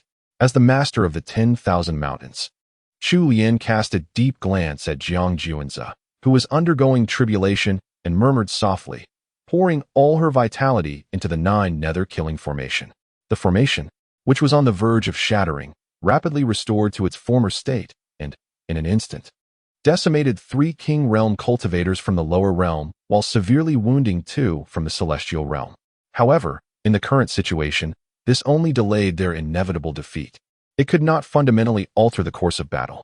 At that moment, Jiang Juanza, steadfast in his will and unwavering in his belief, broke through the thin veil of tribulation, finally piercing through the fragile barrier that had held him back. Although he was struck by lightning, the damage inflicted upon him had significantly diminished, for he was actively channeling the thunderbolts through the Tai Chi diagram, reconnecting the severed path. The brilliance of the lightning illuminated the surroundings, accompanied by a cacophony of thunderous roars, as Jiang Juanza pressed forward along this re-established route. He was determined to embody the essence of his being, on the brink of success. Excitement sparkled in Jiang Juan's eyes. However, the thunderous forces above intensified, seemingly unwilling to permit his triumph. Yet, at this juncture, not even the heavens could thwart Jiang Juan's ascent. Come forth. Let the thunder strike with greater ferocity. The lightning tempered his body, facilitating a profound metamorphosis, shattering all constraints. Jiang Juan's hair danced wildly, resembling a tempestuous spirit. He neither flinched nor recoiled before the thunder, allowing it to envelop him as though he were being forged through relentless trials, invigorating every cell within his being. When the relentless tempest of thunder failed to extinguish Jiang Juan's, he divided his focus, noting that 3 of his King Realm guardians had perished, and the ferocious beasts of the 10,000 mountains had suffered grievous losses. Moreover, Chu Lian, the sovereign of the 10,000 mountains, was now but a whisper of life, clinging to the last vestiges of breath. The architects of this devastation were the sun god and the moon goddess of the forbidden zone of the buried heavens. You seek death. A murderous intent surged within Jiang Juan's gaze as he bathed in the lightning, the formidable thunder dragons coiling around him. And he boldly stepped forward, the divine retribution shifting in tandem with his stride. Chapter 139. Success in harmonizing the Tao, summoning 100,000 sovereign warriors in this moment. Jiang Juan's stood resolute, unperturbed even in the face of a 1,000,000-strong army of cultivators. Yin Ruyu, you and the others retreat at once. His voice resonated with authority, each word ringing with conviction. Yes, divine son. Yin Ruyu, along with the remaining 5 sovereign guardians and the 10,000 fierce beasts of Mount Da, quickly distanced themselves from their adversaries. The sovereign cultivators on the side of the sun divine son were reluctant to disengage, but Jiang Juan's acted swiftly, enveloped in a tempest of lightning, intercepting them with fierce determination. Jiang Juan's, I never anticipated your life to be as tenacious as that of a cockroach. Such a terrifying divine retribution could not claim your existence. Moreover, it appears you have derived immense benefits from it, achieving a breakthrough into the harmonizing Tao realm. Yet, despite this, you cannot alter the inevitable outcome of your demise today. The sun divine son's voice dripped with fury. Jiang Juan's ascension beyond him into the harmonizing Tao realm filled him with discontent, and the consequences were dire. Even if Jiang Juan's had indeed reached the harmonizing Tao realm, what did it matter? He was still but one against 1,000,000 cultivators. How could he possibly contend? A light chuckle escaped Jiang Juan's lips, imbued with both mockery and disdain for the sun divine son. With a swift motion, he surged into the throngs of the 1,000,000 cultivators. Shrouded in a magnificent storm of thunder. Scatter. Quickly disperse. The expressions of the sun divine son and the shadow divine daughter shifted dramatically. In the next instant, anguished cries erupted, echoing through the air as countless cultivators were reduced to charred remains beneath the divine retribution, extinguished beyond revival. This scene ignited an inferno of rage within the sun divine son and the shadow divine daughter, their spirits seething with discontent. Kill. First, eliminate Jiang Juan's. The sun divine son commanded his sovereign cultivators while simultaneously dragging the shadow divine daughter away in a bid to escape. Should they become ensnared in the lightning that enveloped Jiang Juan's, their demise would be assured. It was prudent to avoid confrontation for the moment. While the sovereign cultivators brought down from the celestial realm by the sun and shadow divine were indeed formidable, their attacks against Jiang Juan's found themselves entirely thwarted by the descending lightning. At that moment, the divine retribution had transformed into both a weapon of attack and an impenetrable shield for Jiang Juan's. Even the assaults of sovereign cultivators from the celestial realm could not penetrate the boundless storm of lightning to harm Jiang Juan's. How could this be? The sun divine son and the shadow divine daughter were incredulous, questioning how the Imperial Jiang family had birthed such a prodigy. Jiang Juan's, bathed in thunder, had become an invincible presence in the lower realm. The sheer might of the lightning was insurmountable. Any attempt to strike him was met with failure, as the lightning absorbed all assaults. And then, a comical turn of events unfolded. The 1,000,000 cultivators had come with the singular purpose of slaying Jiang Juan's. At this moment, Jiang Juan's, bathed in thunder and bearing the wrath of heaven, recklessly pursued an army of 1,000,000 cultivators. Even those at the king's realm dared not confront his might directly. In a brief span, tens of thousands of cultivators had perished, while the wounded remained remarkably few. For any cultivator that encountered the thunder, resistance was futile. They were instantaneously reduced to cinders, dead beyond revival. The injured ones had merely sustained their wounds during the chaotic flight. In summary, aside from Jiang Juanzi, no one could withstand the heavenly punishment.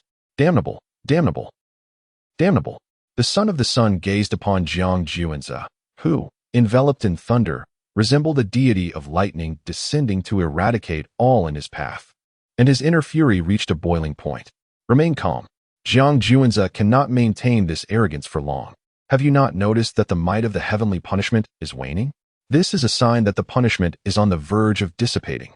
Although Jiang Juanzi has greatly enhanced his power by enduring the punishment, without its protection, he is nothing before our multitude of cultivators. The voice of the goddess of shadows was low and cautionary. Indeed, the power of the heavenly punishment is diminishing. Without its safeguarding, Jiang Juanzi, no matter how formidable, is merely at the initial stage of the harmonization realm. Against our army of hundreds of thousands, what can he possibly use to defend himself? Following the goddess of shadows' reminder, the son of the sun suddenly grasped the reality. At this moment, Jiang Juanzi was merely relying on the intimidation of the heavenly punishment. Once it fades, the early harmonization realm Jiang Juanzi will be unable to stir any tempest. As predicted, after the time of an incense stick, the heavenly punishment gradually weakened, and Jiang Juanzi successfully transcended it. Now, Jiang Juanzi radiated with light, surrounded by strands of auspicious brilliance, emanating an abundance of life force. Having undergone the refinement of heavenly punishment, his bones and blood shone with golden luminescence, and his flesh glimmered with violet light, signifying the culmination of a transformative breakthrough beyond the confines of his corporeal form. As the heavenly punishment vanished, Jiang Juanzi clenched his fist, unleashing a resounding sonic boom. He calmly thrust a punch forward, and in an instant, the air erupted with the sounds of wind and thunder. As a great mountain was obliterated by the residual force of his strike. As a seed of his own, he established an independent system. Regardless of how the laws of heaven and earth or the universe might shift, shatter, or even perish, he would remain untouched. This arduous and defiant path, fraught with challenges, had finally been traversed by Jiang Juanzi. The heavenly punishment had dissipated. Annihilate him. The son of the sun and the goddess of shadows gazed at Jiang Juanzi, who appeared in a state reminiscent of an immortal descending to the mortal realm, and they were consumed with profound jealousy. This was the perfect state that every cultivator aspired to achieve, yet throughout history, amongst countless prodigies, how many could attain such perfection? So flawless that he seemed to transcend even the beings of the celestial realm, as if the very essence of life had undergone a metamorphosis. Thus, following the disappearance of the heavenly punishment, the son of the sun and the goddess of shadows issued orders to eliminate Jiang Juanzi. At their command, the remaining army of cultivators moved in unison. Do you wish to kill me? Do you think yourselves worthy? Jiang Juanzi sneered, casually retrieving a token from his storage ring. The moment he infused it with spiritual energy and activated it, the coordinates were established, and the void was instantaneously rent asunder. 100,000 figures suddenly emerged, representing an equal number of warriors at the sovereign king level. We pay homage to the divine sun. The 100,000 sovereign king warriors knelt on one knee, their voices resonating like thunder, reverberating through the heavens. An unparalleled, surging might ascended toward the skies. Arise. Jiang Juanzi spoke in a calm tone. Yes. The 100,000 sovereign king warriors stood in unison, their movements synchronized, swiftly directing their weapons towards the divine son of the sun and the divine daughter of the moon, who led hundreds of thousands of cultivators. An overwhelming aura swept across the surroundings. Wah! What is happening? The divine son of the sun and the divine daughter of the moon's pupils constricted, their faces paling. Meanwhile, the remaining hundreds of thousands of cultivators from the lower realm trembled, their bodies chilled, eyes wide with disbelief at the scene before them. Initially, they had heard that the Imperial clan deployed 100,000 sovereign king warriors to welcome back their divine son and thought it was an exaggeration. Now, witnessing the reality, they realized it was indeed true. 100,000 sovereign king warriors represented a force formidable enough to annihilate the entire lower realm. Is it not the divine son and divine daughter of the sun and moon from the abyss of life's forbidden zone? I did not intend to draw too much attention during my descent to the lower realm, yet you sought me out. Therefore, let death be your fate. And as for this group of lower realm cultivators, they shall all be eradicated. None shall remain. Jiang Juanzi issued his command directly, his voice icy and ruthless. At your command, the 100,000 sovereign king warriors brandished their weapons, roaring in unison, their battle cries shaking the heavens, a tempest of murderous intent soaring skyward. Chapter 140. A temporary measure to annihilate the Ain goddess. The very fabric of this realm trembled, ripples of distortion manifesting in the space around them. How infuriating! The instability of the surroundings rendered their escape talismans utterly useless. The sun god, after retrieving a pale blue talisman from his storage ring, hesitated, ultimately refraining from its use. In such turbulent spatial conditions, activating a teleportation talisman could lead to being torn apart by the forces of space. Do not panic. The Ain goddess maintained her composure, issuing orders to the hundreds of thousands of cultivators in the lower realm. No one is to flee. Continue the fight. They have 100,000 king-level warriors. Do we not possess the same? Just hold on for half an instant Styx time. If you endure for that duration, reinforcements of 100,000 king-level warriors will arrive from the abyssal life forbidden zone. Her words echoed across the battlefield, igniting a monumental wave of fervor. What? When did we gain 100,000 king-level reinforcements? The sun god's expression turned to one of astonishment. Had the Ain goddess orchestrated this in advance? Where, indeed, could they possibly have 100,000 king-level reinforcements? It was merely a desperate tactic. The Ain goddess shot a knowing glance at the sun god, acknowledging the situation. So that is the case. The sun god finally understood, realizing the necessity of stabilizing morale first. As the lower realm's cultivators absorbed her declaration, a renewed sense of hope surged within them. Faced with the formidable army of the Jiang family's 100,000 king-level warriors, even fleeing had seemed a distant dream. Yet, the sudden mention of their own impending reinforcements invigorated their spirits and rekindled their fighting resolve. Do not flee. Exposing our backs to the enemy will only hasten our demise. Now is the time for desperate resistance. Indeed, to flee before king-level warriors is tantamount to seeking death. Fortunately, we have king-level reinforcements on the way. Once they arrive, we will survive. Yes, let us fight with all our might. If we can drag a king-level warrior down with us, it will be worth our lives. The lower realm's cultivators roared with determination. As for the truth of the Ain goddess's claims, they chose not to dwell on it. In their dire straits, any glimmer of hope was preferable to despair. Meanwhile, the sun god and the Ain goddess, under the cover of the lower realm's cultivators, quietly retreated. All of this was keenly observed by Jiang Juanzi. The heavenly gate was firmly guarded by the Jiang family's powerful figures. Even if the abyssal life forbidden zone wished to deploy troops to the lower realm, they would first have to surpass the formidable defenses posed by the Imperial Jiang family. In half an instant's Styx time, any attempt by the abyssal life forbidden zone to breach the heavenly gate, secured by the Jiang family, was nothing more than a fool's errand. Therefore, once the Ain goddess proclaimed their own 100,000 king-level reinforcements, Jiang Juanzi discerned her and the sun god's intentions. Their aim was clear: to stabilize the troops' morale, incite a desperate resistance against the Jiang family's king-level warriors, and then seize the chaos to make their escape. Indeed, as anticipated, the cultivators of the lower realm, filled with hope, fought valiantly, while the sun god and the Ain goddess slipped away unnoticed. Now, Jiang Juanzi has unraveled the scheme of the sun god and the moon goddess, and would he easily let these two assassins escape? Just as the sun god and the moon goddess were about to vacate the battlefield, a voice suddenly resonated. Where do you intend to go, esteemed ones? Jiang Juanzi gazed at them with a playful expression, inquiring. Jiang Juanzi, the sun god and the moon goddess were taken aback, their hairs standing on end, as they abruptly turned to face Jiang Juanzi, who had intercepted their path. What? After failing to assassinate me, do you wish to depart so effortlessly? Jiang Juanzi scrutinized the sun god and the moon goddess. Having thoroughly researched these beings from the forbidden zones during his time in the Jiang family, he possessed a modicum of knowledge regarding their appearance and prowess. Jiang Juanzi, do not presume that your advancement to the harmonious realm renders you formidable. Within a year, I shall achieve the harmonious Tao with the immortal seed. If you possess the courage, let us duel a year hence. The sun god proclaimed vociferously. Currently, he was at the pinnacle of the unification realm, while Jiang Juanzi had already stepped into the early stage of the harmonious realm. Both were prodigious youths of their generation.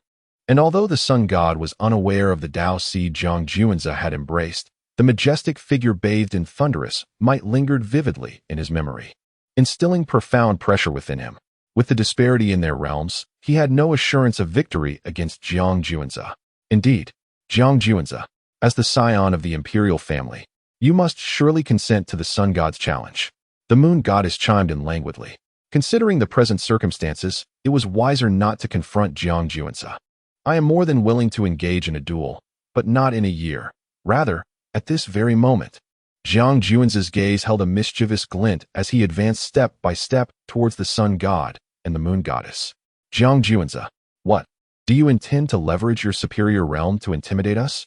As a distinguished scion of the imperial lineage, are you not concerned about being ridiculed?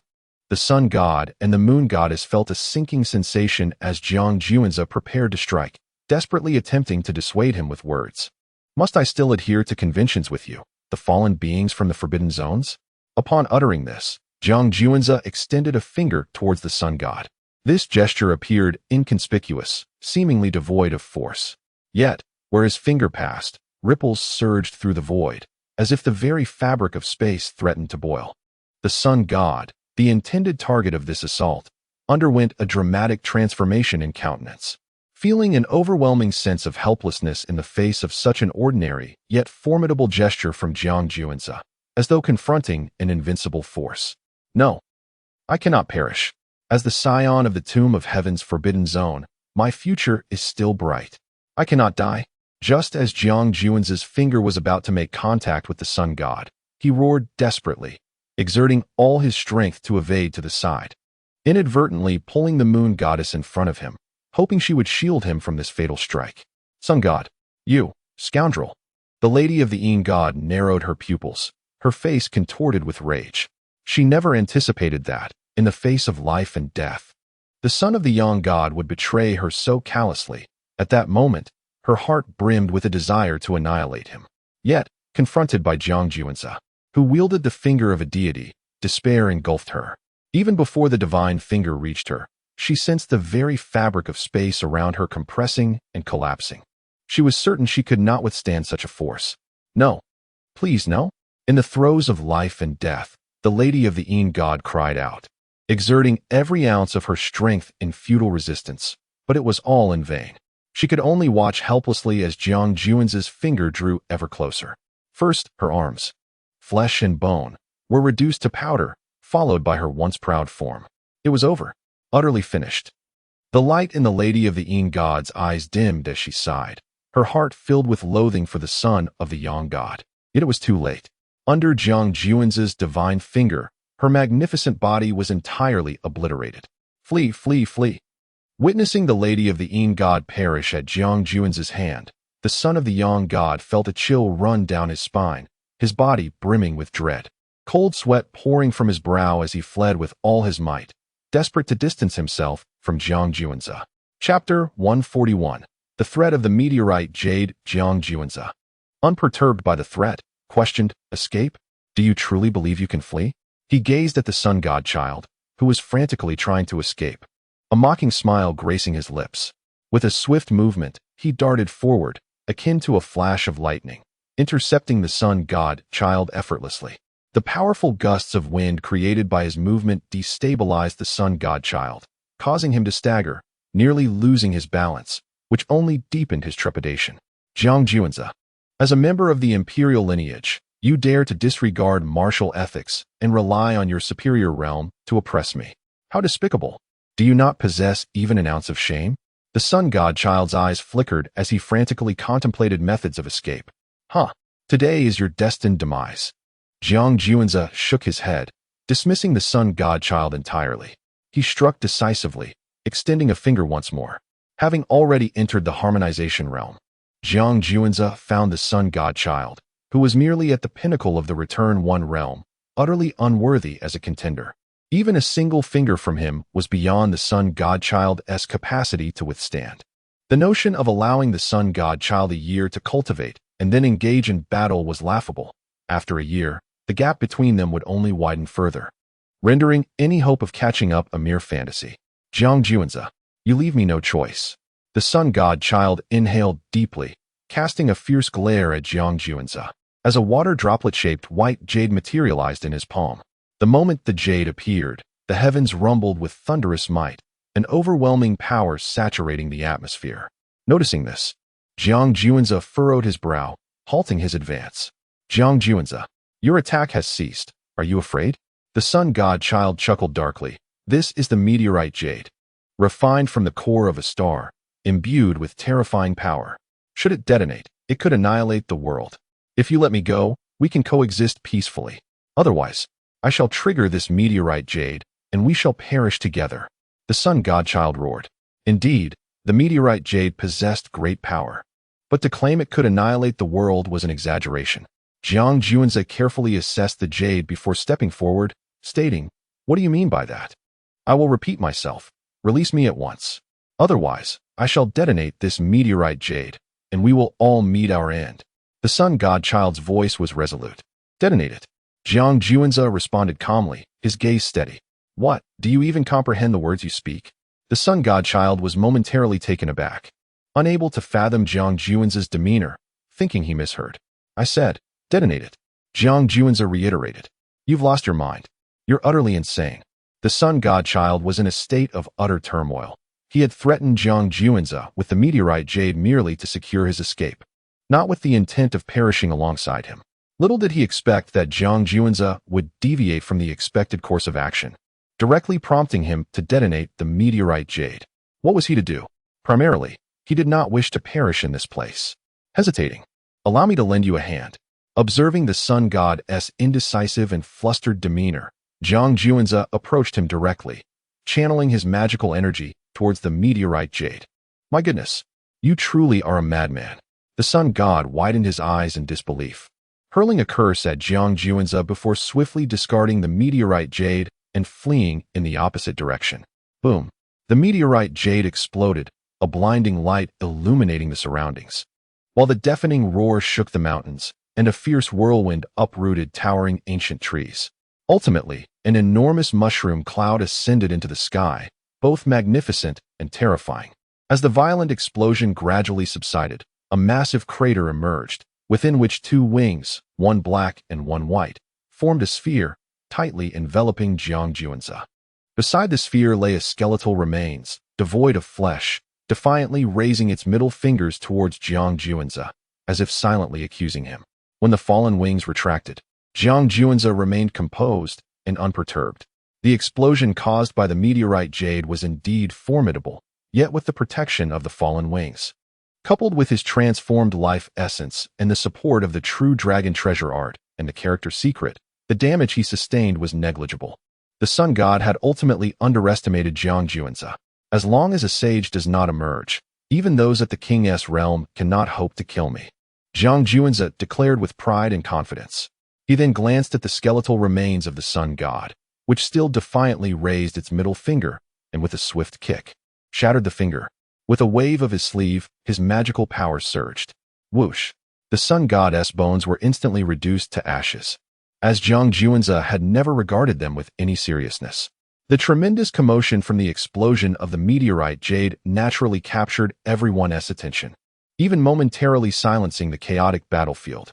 With both the sun god and the lady of the Yin god deceased, there would be no reinforcements from the life-forbidden zone of Tianyuan, obliterating this group of lower realm cultivators entirely. Jiang Juanzi's voice thundered, resonating throughout the entire battlefield. What? The sun god and the lady of the Yin god are dead, and there are no reinforcements from the life-forbidden zone of Tianyuan? What shall we do? The lower realm cultivators momentarily found themselves at a loss.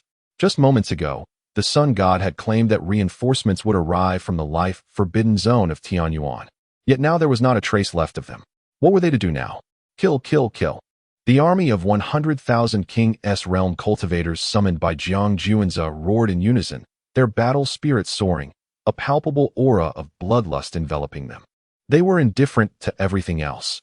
Their singular purpose was to heed the command of Juanza, the god's son, and eradicate this group of lower realm cultivators. No, please, I don't want to die. I surrender. Yes, we were all coerced. I surrender too. Please, spare me, divine son. I do not wish to perish. The army of cultivators from the lower realm, realizing their imminent defeat, fervently pleaded for mercy. Execute them, commanded Jiang Juanza, his voice resolute and icy. Without a hint of hesitation. At this moment, he summoned an army of 100,000 formidable warriors, securing an absolute advantage.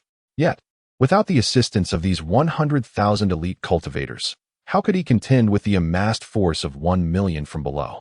Since this group of lower realm cultivators made a grave error in judgment, they must bear the consequences of their choices. A divine son of the Imperial lineage is not to be trifled with by mere mortals. Thus, amidst a cacophony of wails, screams, and curses, the million cultivators from the lower realm fell before the onslaught of the 10,000. The ground was littered with corpses, and the flowing blood formed a small river, the pungent scent of iron lingering in the air. In this manner, the armies led by the Sun Divine Son and the Moon Divine Daughter met their tragic end. At this juncture, Jiang Juanza swiftly approached Chu Lian, the sovereign of the 10,000 mountains. However, gazing upon Chu Lian, who appeared frail and nearly decayed, shrouded in an aura of death, Jiang Juanza knitted his brows in deep concern. Chapter 142. The last words of Chu Lian, the forbidden path at last. A sigh escaped Jiang Juanza's lips. Chu Lian, the sovereign of the 10,000 great mountains, now lay devoid of life, beyond redemption. Not even the most potent sacred herb could restore her vitality. Do you have any final words? Despite the inevitability of her fate, Jiang Juanza nonetheless retrieved a sacred herb and administered it to Chu Lian, allowing her a fleeting moment of lucidity. In the critical moment of Jiang Juanza's tribulation, it was Chu Lian who sacrificed her own life force to sustain the 9 nether murder formation, buying him precious time. Thus, even at the cost of a sacred herb, Jiang Juanza felt no remorse. Divine Son, in truth, bearing this grotesque form, I have long ceased to wish for life. Chu Lian initially offered a self-deprecating smile before continuing. However, for the sake of my son, Chu Jiang, I must endure. Now that my son has come into the world, I harbor no further attachments to this realm. I only hope that the Divine Son will care for my son, Chu Jiang. At this moment, her voice was exceedingly frail. Once, she was the epitome of grace within the celestial realm, destined for a splendid life. Yet, fate had cast her into the abyss of the deadly life zone, transforming her into this hideous monstrosity. Did she suffer? Certainly. There had been countless occasions when she contemplated ending her own life. Yet, her spirit remained unyielding, not only for the sake of her unborn son, but also out of a desire for vengeance against the abyss of the deadly life zone that had marred her existence. She longed for retribution, but she recognized it as a mere fantasy, until Jiang Juanza's arrival sparked a glimmer of hope within her. For eons, the Imperial forces had stood as the bulwark of humanity against the encroaching life zone. Thus, she yearned for her son, Chu Jiang, to follow in Jiang Juanza's footsteps.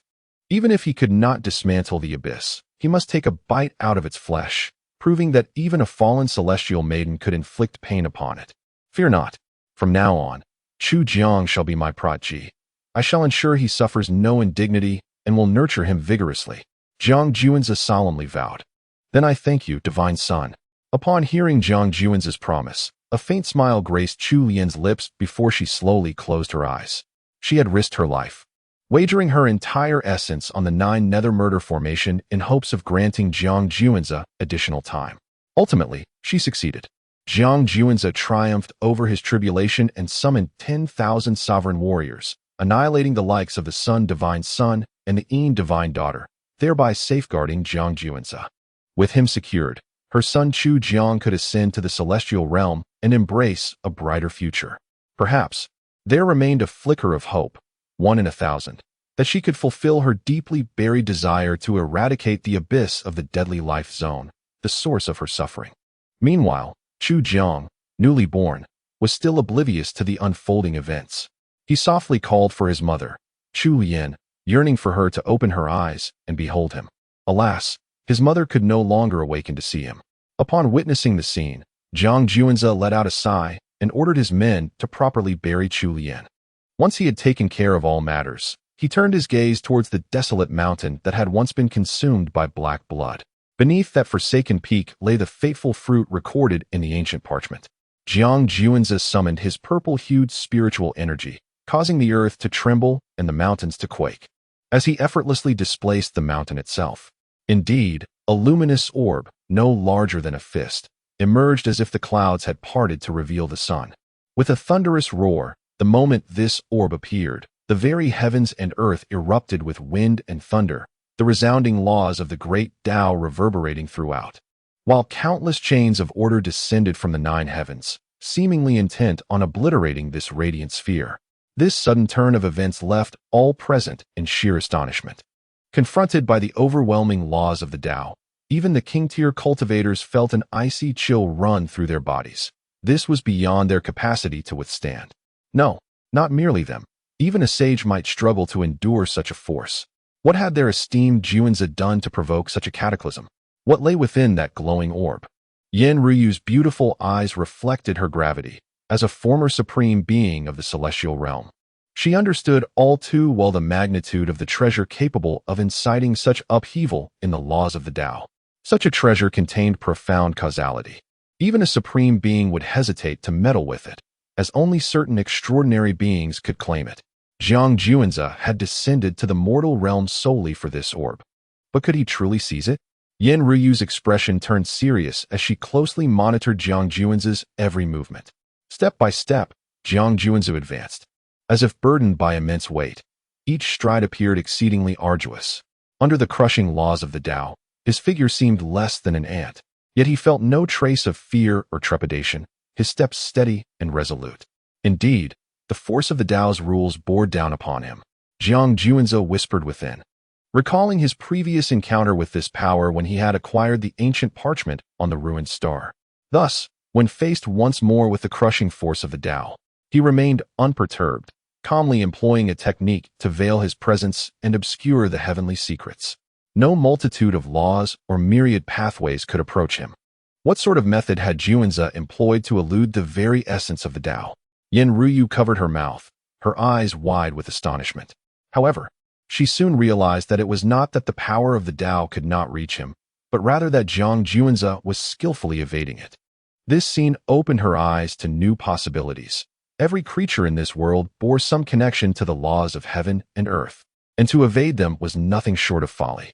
Even during her time as a supreme being, she had never heard of anyone successfully eluding the power of the Tao.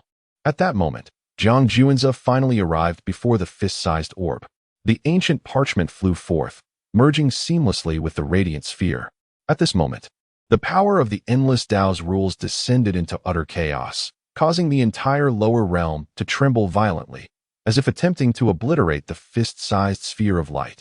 However, under the influence of the celestial shielding technique, the power of the endless Tao was utterly incapable of pinpointing the exact location of the orb and could only fume in frustration. Let me see what manner of extraordinary object can provoke such upheaval in the laws of heaven and earth. Jiang Juanzi murmured softly as he reached for the fist-sized sphere of light. As the radiance dissipated, the map on the parchment completely vanished, replaced instead by a depiction of a flower and a leaf. A flower and a leaf? Jiang Juanzi furrowed his brow, scrutinizing the image of the flower and the leaf intently. Boom! One flower, one world, one leaf, one enlightenment. A grand and resounding voice echoed through Jiang Juanzi's mind, shaking his very soul. This was a technique, a method powerful enough to defy the heavens. Yet, the conditions for mastering this technique were exceedingly arduous. This technique. After perusing the cultivation process of this method, Jiang Juanzi inhaled sharply. The fact that the laws of heaven and earth sought to eradicate this technique only underscored its extraordinary nature. Yet, Jiang Juanzi had previously underestimated the sheer magnitude of this heavenly defying art. Chapter 143, A Flower, a World, a Leaf, a Bodhi, Departing from the White Deer Academy. This method, due to its exceedingly defiant nature, cannot be tolerated by heaven and earth. The fundamental requirement for mastering this technique is to become a seed oneself, while simultaneously possessing a means to veil the celestial mechanisms and conceal one's essence. At that moment, one can deceive the heavens, separating oneself from this cosmic expanse and creating a personal universe within the human form. Now, Jiang Juanzi had already become a seed, and with the ability to obscure the heavenly mechanisms, he was fully capable of cultivating this method, as if it were predestined by fate. A flower, a world, a leaf, a Bodhi. If each cell of the human body could transform into a universe, how formidable would the power at my disposal become? Jiang Juanzi took a deep breath. After perusing this technique, his body trembled slightly, overwhelmed by its audacity. Although he had established the foundational requirements for practicing this method, he would still need a plethora of celestial materials to enrich his universe as he continued his cultivation. In other words, he must siphon energy from the universe he inhabited to nourish his own, thereby expanding it continuously. No wonder this technique caused turmoil within the grand rules of this universe upon its emergence. To cultivate, or not to cultivate? This thought flickered through Jiang Juanzi's mind, and he resolved to proceed with the practice. A method so audacious should not be left for others to seize. As soon as Jiang Juanzi's consciousness brushed against the flowers and leaves depicted on the parchment, his awareness was instantly transported to a realm of utter darkness and void.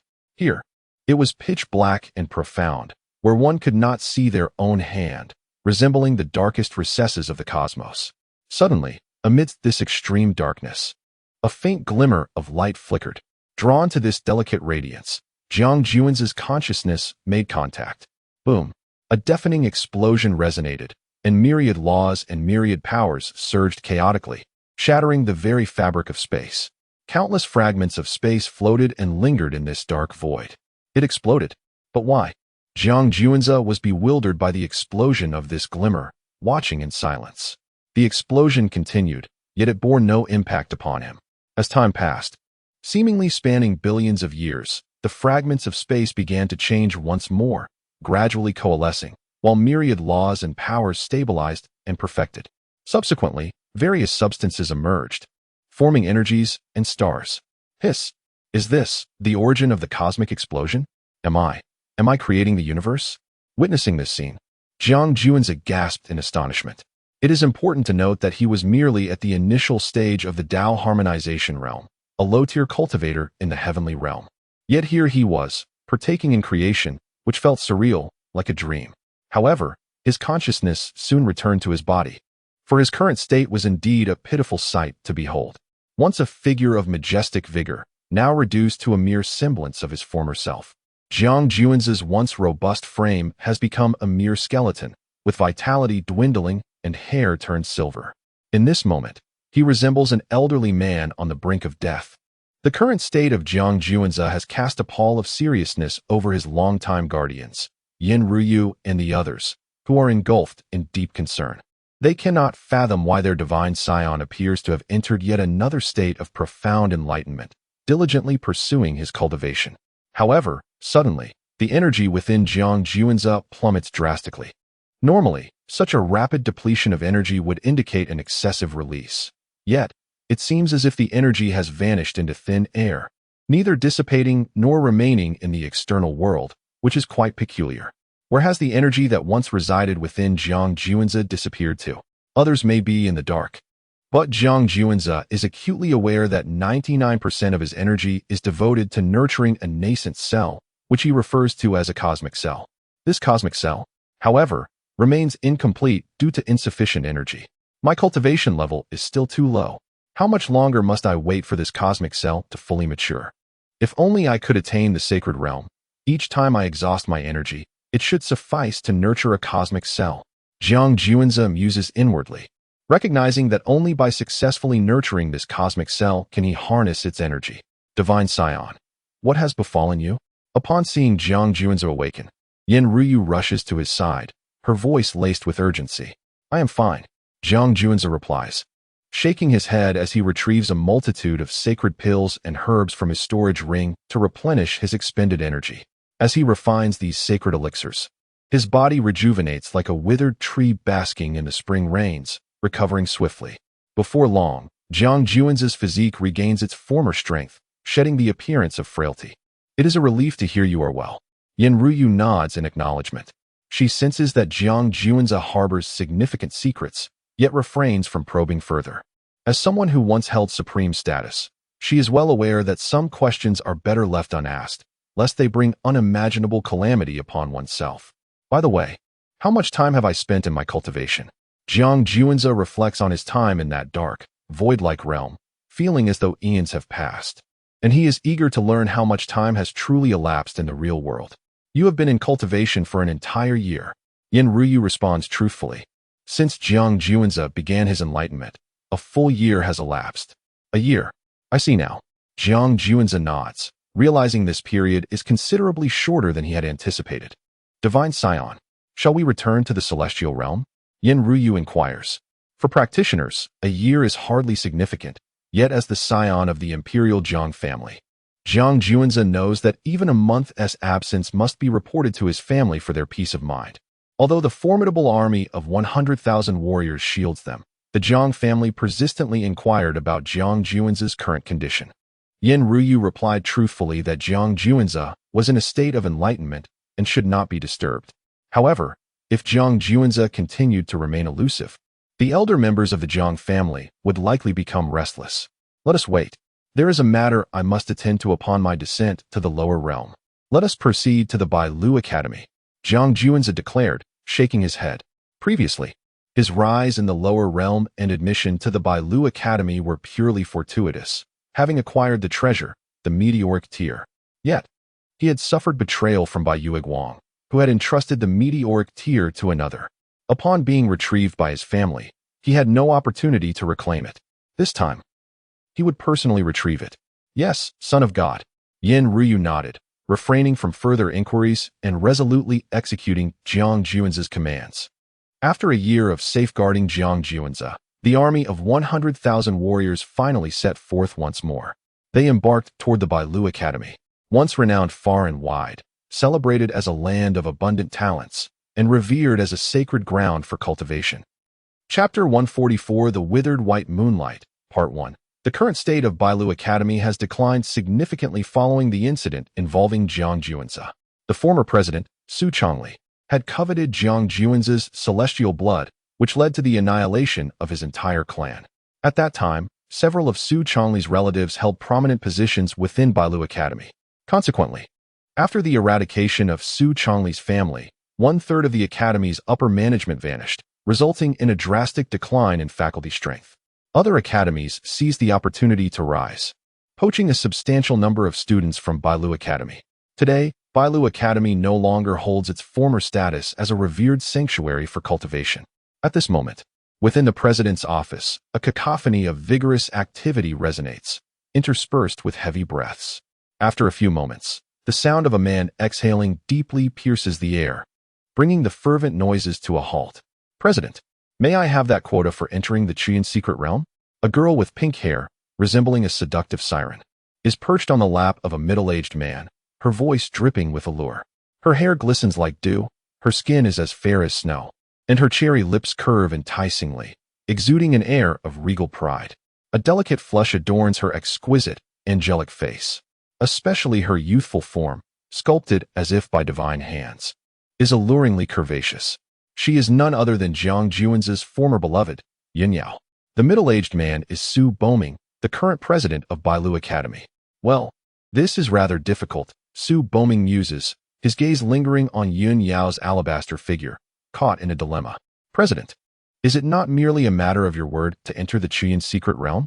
Please allow me to go. I promise to serve you well in the future. Yin Yao feigns a sweet tone, yet internally harbors profound disdain for the president. Her previous ascension to the status of the Academy's saintess was not solely due to offering the meteor tears to Su Boming. She had also surrendered her body to him. In the past, Su Boming doted on her immensely, and she could generally sway him with her words. However, since Su Boming ascended to the presidency, Yin Yao felt her standing in his heart had diminished. Her requests were met with continual postponements. As for this quota to enter the Qian secret realm, it should have been a simple matter for Su Boming, but he consistently found excuses to defer. Yin Yao, haven't I taken good care of you on ordinary days? You receive at least double the cultivation resources compared to other students. Su Boming shook his head, displaying a troubled expression. The quota for this Chuyin secret realm is truly full. It is not that I am unwilling to assist you. But, Yin Yao was about to protest further, but she noticed Su Boming's expression darken. Enough. If you cannot enter the Chuyin secret realm this time, I shall strive for you next time. Su Boming replied, visibly displeased. Then, will I have to wait 3 more years? Yin Yao's heart brimmed with grievance. As long as she can enter the initial cloud secret realm this time, she can transcend her current boundaries, perhaps even acquire other opportunities to enhance her strength and wealth, thereby maintaining her esteemed position as the saintess of the White Deer Academy. However, Su Boming has asked her to wait another 3 years. This is not merely 3 days. She cannot afford to wait. I truly comprehend your eagerness to enter the initial cloud secret realm, yet the slots have already been allocated, and I find myself in a rather difficult position. Unless... Su Boming furrowed his brow, a look of dilemma crossing his face. Unless what? Yin Yao, sensing a glimmer of hope, inquired eagerly.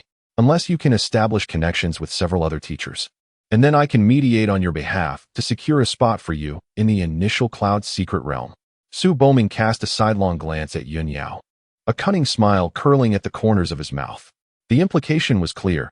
He wanted her to offer her body. Upon hearing this, Yin Yao's expression shifted dramatically. Since she had formed a connection with Su Boming through meteor tears, she had always considered herself as woman. However, given the current circumstances, it was evident that Su Boming did not regard her as such. In his eyes, she seemed more like a mere plaything, to be discarded once he grew weary of her and handed off to another to solidify his network. You said this yourself. I have said nothing. Whether you wish to enter the initial cloud secret realm is entirely up to your own volition, Su Boming remarked nonchalantly. At this moment, Yin Yao felt an overwhelming urge to weep. The visage of Jiang Juanzi flashed through her mind, igniting a deeper fury within her. Jiang Juanzi, I merely made the mistake that every woman might make. Why can you not forgive me? You have become the divine son of the Imperial clan, reveling in the heavens. And what of me? For the sake of some cultivation resources, I have been serving this aged man. This is all your fault. I will never forgive you. Yin Yao felt utterly aggrieved. Since you wish to disregard it, so be it. Dress and leave. Su Boming stated bluntly. Dean, I will go. Yin Yao's expression shifted, yet she ultimately chose to acquiesce, once again channeling her grievances towards Jiang Juanzi. Very well. You may enter. Su Boming nodded, finally revealing a smile, and then called out to those waiting outside the dean's office. Dean, we are coming in.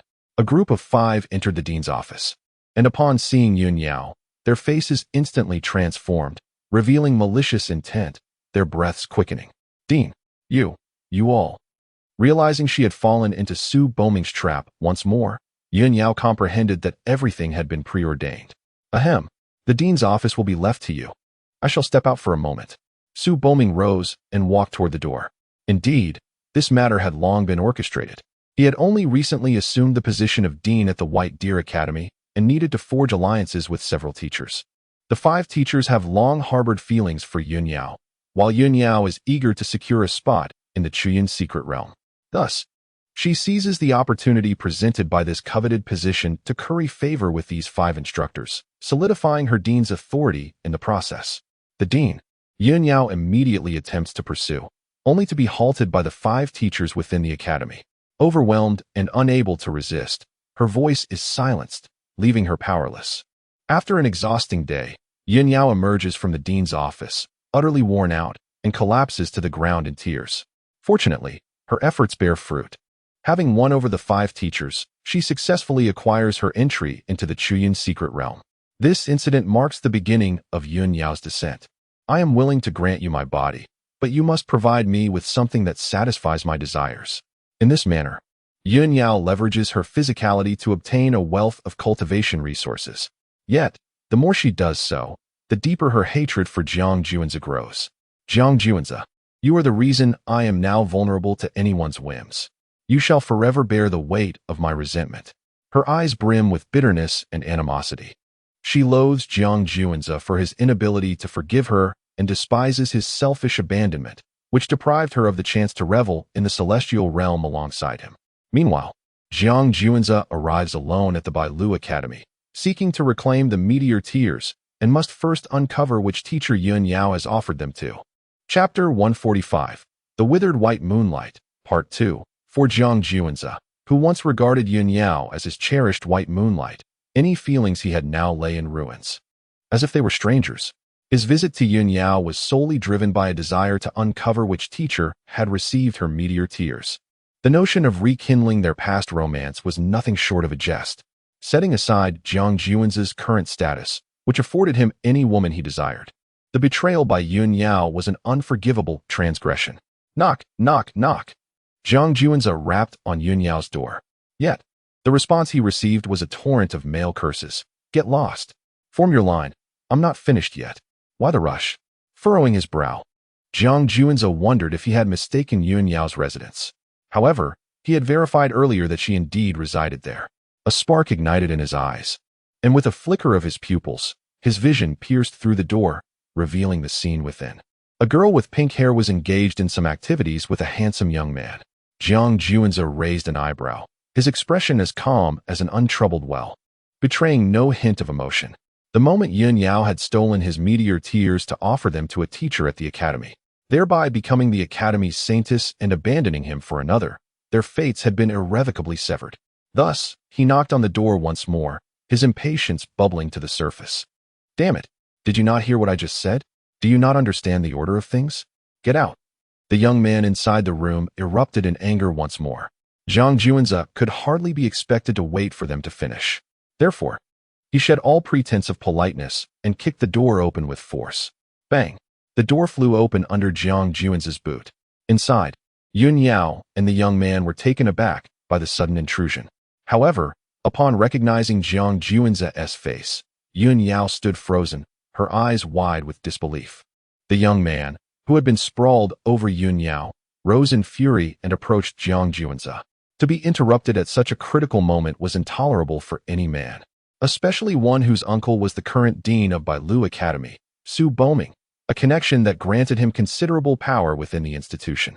Consequently, the disruption caused by Jiang Juanzi filled him with rage, and the repercussions would be severe.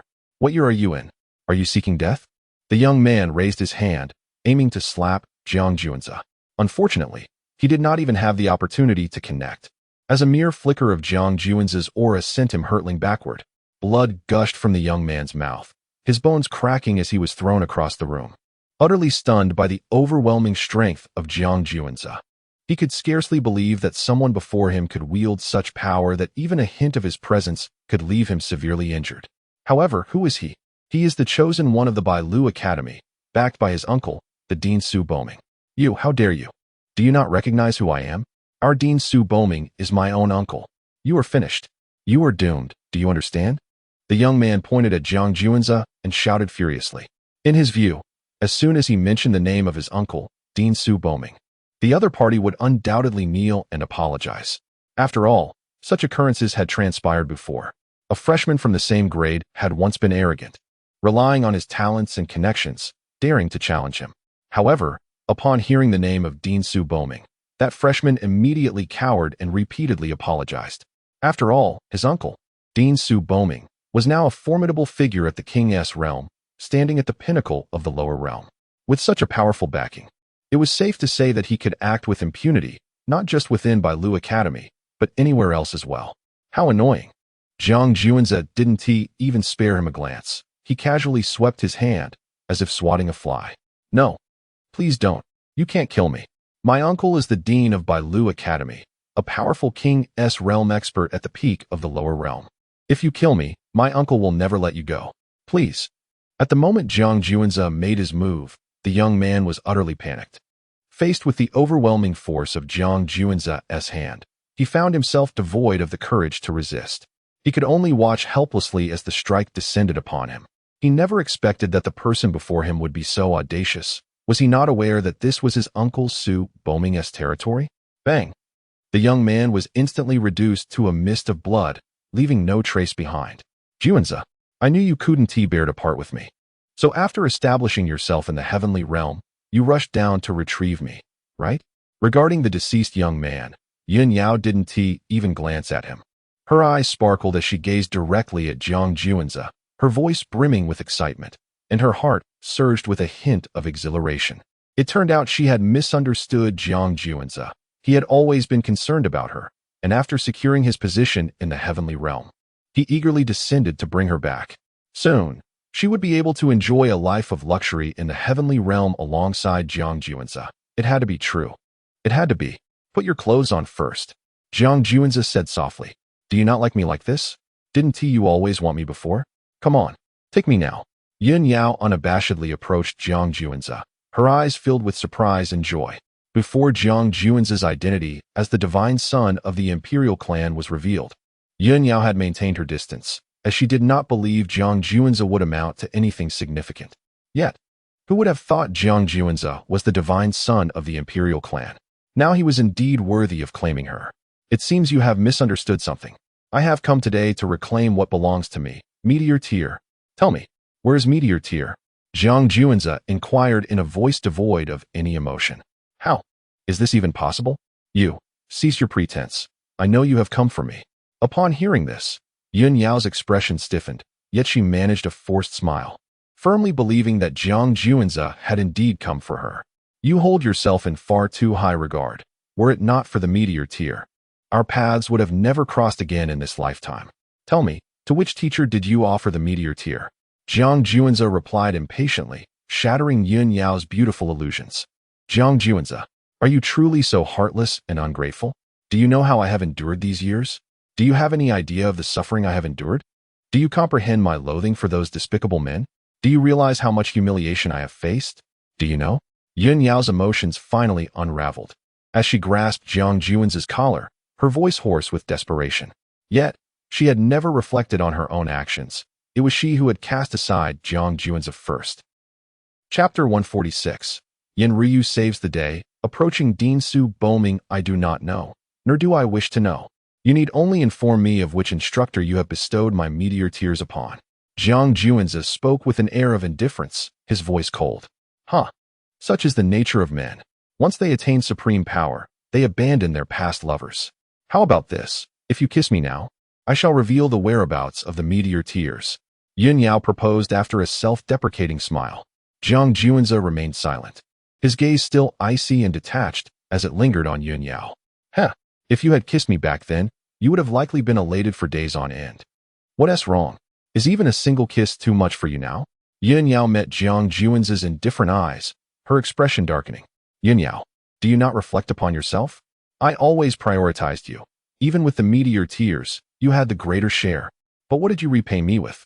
You offered the Meteor Tears to the Academy's instructors, secured the title of Saintess, and then proceeded to ingratiate yourself with those saints' sons. How could you dare to treat me with disdain? Jiang Juanzi scoffed. I did it for our future. Once I befriend those saints' sons, I will be able to assist you. But what about you? After becoming a member of the Imperial clan, you cast me aside. Yin Yao's voice grew increasingly pitiful, tears streaming down her cheeks. Enough. We are already strangers. If you choose not to reveal the whereabouts of the Meteor Tears, it matters not. There are but a few instructors capable of elevating you to the position of Saintess. Even if you remain silent, I shall uncover the truth. Jiang Juanzi, weary of further entanglement, turned to leave. No. Please. Juanzi, I was wrong. I truly realize my mistakes now. Take me with you, will you? I promise to listen to you from now on and serve you well. As Jiang Juanzi attempted to depart, Yin Yao grasped his sleeve, her expression one of desperate pleading. At that moment, a woman's voice resonated from outside. Look at you now. Do you truly believe you are worthy of serving a saint's son? A breathtakingly beautiful woman, with alluring curves, entered the room, her cold laughter echoing as she was none other than Yin Ryu. What brings you here? Jiang Juanzi inquired, astonished by Yin Ryu's sudden appearance. I am quite curious as to what kind of extraordinary woman would abandon a saint's son. Yin Ryu effortlessly linked her arm with Jiang Juanzi's, a slight smile gracing her lips, her eyes filled with disdain for Yin Yao.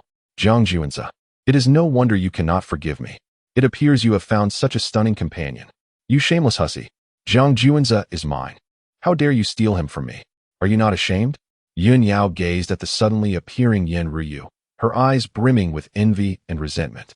In both beauty and form, Yin Ryu surpassed Yin Yao by countless degrees, her aura ethereal and transcendent, as though she were a celestial being gracing the mortal realm. Most importantly, Yin Ruyu is able to stay by Jiang Juan's side, which causes a profound discomfort in Yun Yao's heart. Huh? Competing for a man with you? Do you think you are worthy? You just shared a bed with another man, and now you expect Juanza to forgive you and take you away. How can you even utter such words? I truly wonder who the shameless one is. Yin Ruyu taunted without reservation. Jiang Juanza, given our past affections, how can you allow this wretched woman to humiliate me so? Yun Yao, incensed by Yin Ruyu's words, redirected her fury towards Jiang Juanza. Divine One, leave this to me. You go seek the meteor tears. Yin Ruyu smiled as she pushed Jiang Juanza out the door. Do not leave. Jiang Juanza, you must not go. Yin Yao, resembling a scorned woman, pursued him with a face twisted in rage and resentment. However, she was struck away by Yin Ruyu's slap, blood streaming from her mouth. I shall go seek the meteor tears first. Jiang Juanza nodded, casting a cold glance at Yun Yao before departing. No, do not go. Jiang Juanza, do not leave. Yun Yao scrambled to rise and chase after him, only to be stopped once more by Yin Ruyu. In the eyes of the two women, an irreconcilable tension simmered. After leaving Yun Yao's room, Jiang Juanza began to inquire about which influential teacher was particularly close to her. To his dismay, his inquiries revealed that Yun Yao's private life was exceedingly chaotic, seemingly entangled with many teachers. However, the teacher who was closest to Yun Yao was named Su Boming, the principal of the White Deer Academy, and also the uncle of the young man he had previously killed in Yun Yao's room. Su Boming, trapped at the Duke level for over 50 years, coupled with a decline in vitality, he had lost all hope of breakthrough. Yet, half a year ago, against all odds, Su Boming managed to ascend to the king level and successfully ran for the position of principal at the White Deer Academy. Jiang Juanza murmured to himself.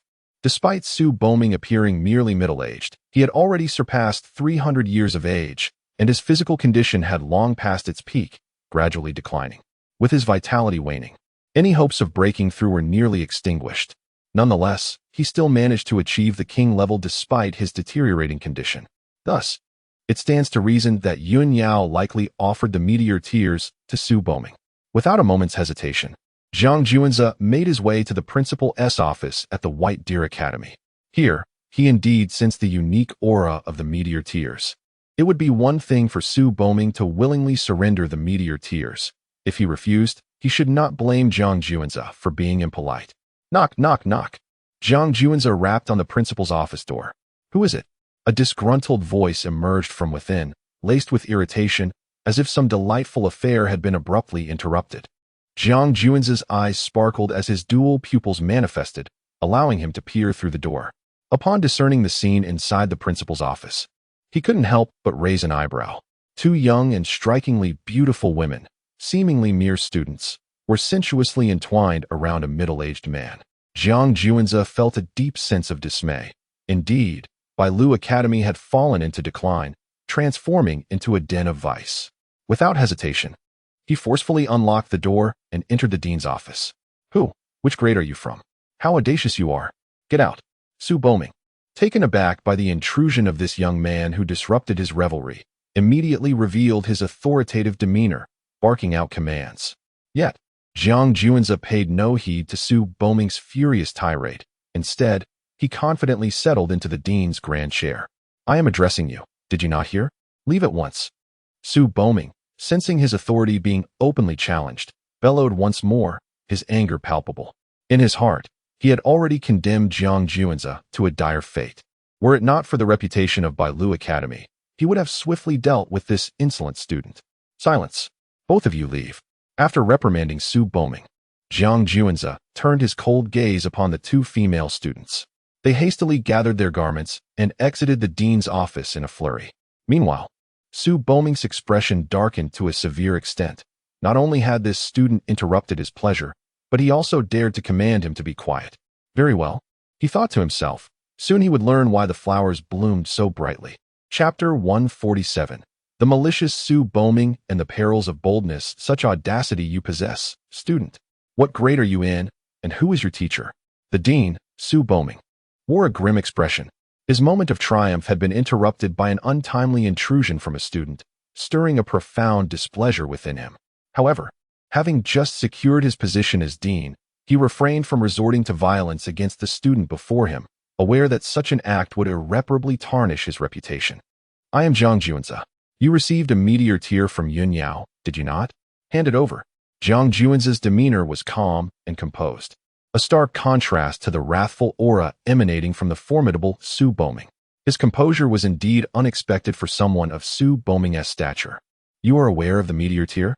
Su Boming's eyes flared with murderous intent. Initially, when Yun Yao had presented him with the meteor tear, he had dismissed it, viewing her merely as an insignificant and impoverished student without any noteworthy treasures to offer. Yet, upon witnessing the meteor tear, he recognized its potential value. After thorough examination, his excitement nearly drove him to madness. It was an unparalleled artifact that could elevate his power. For over 50 years, Su Boming had been trapped in the Marquis realm, his physical condition waning past its peak, with vitality gradually diminishing. The prospect of further advancement seemed bleak. However, the emergence of the meteor tear revitalized him, restoring his vigor and propelling him to the King realm, thereby making him the new dean of Bailu Academy. Moreover, under the unique energies of the meteor tear, he felt the tantalizing possibility of ascending to the fabled saint realm and transcending to the celestial realm. Thus, the meteor tear was of utmost significance to Su Boming. Now, a mere student had unearthed its secret and absurdly dared to demand it. This audacity rendered Zhang Juanzi a target in Su Boming's eyes. The name Zhang Juanzi resonated vaguely in his memory, as if he had heard it before. Irrelevant. To protect the secret of the meteor tear, he resolved to eliminate him without hesitation. In light of the stakes surrounding the meteor tear, Su Boming cast aside any concern for his reputation as dean and launched a lethal strike at Zhang Juanzi. With a single palm strike, a deafening roar of wind and thunder erupted, a cataclysmic force converging upon his hand, distorting the very air with its terrifying might. Any ordinary cultivator would find themselves utterly crushed beneath such overwhelming power, unable to endure even the fierce gusts it generated. Should they be struck directly, they would be reduced to mere remnants. In stark contrast, Zhang Juanzi remained unperturbed in the face of Su Boming's cataclysmic assault. His expression remained unwavering, embodying an air of serenity as he unleashed a punch of his own. Boom! The brawny body, the brawny sutra, the brawny fist, an overwhelming force radiated from Zhang Juanzi, exuding an aura of dominion. The collision between his fist and Su Boming's earth-shattering palm resulted in a violent clash.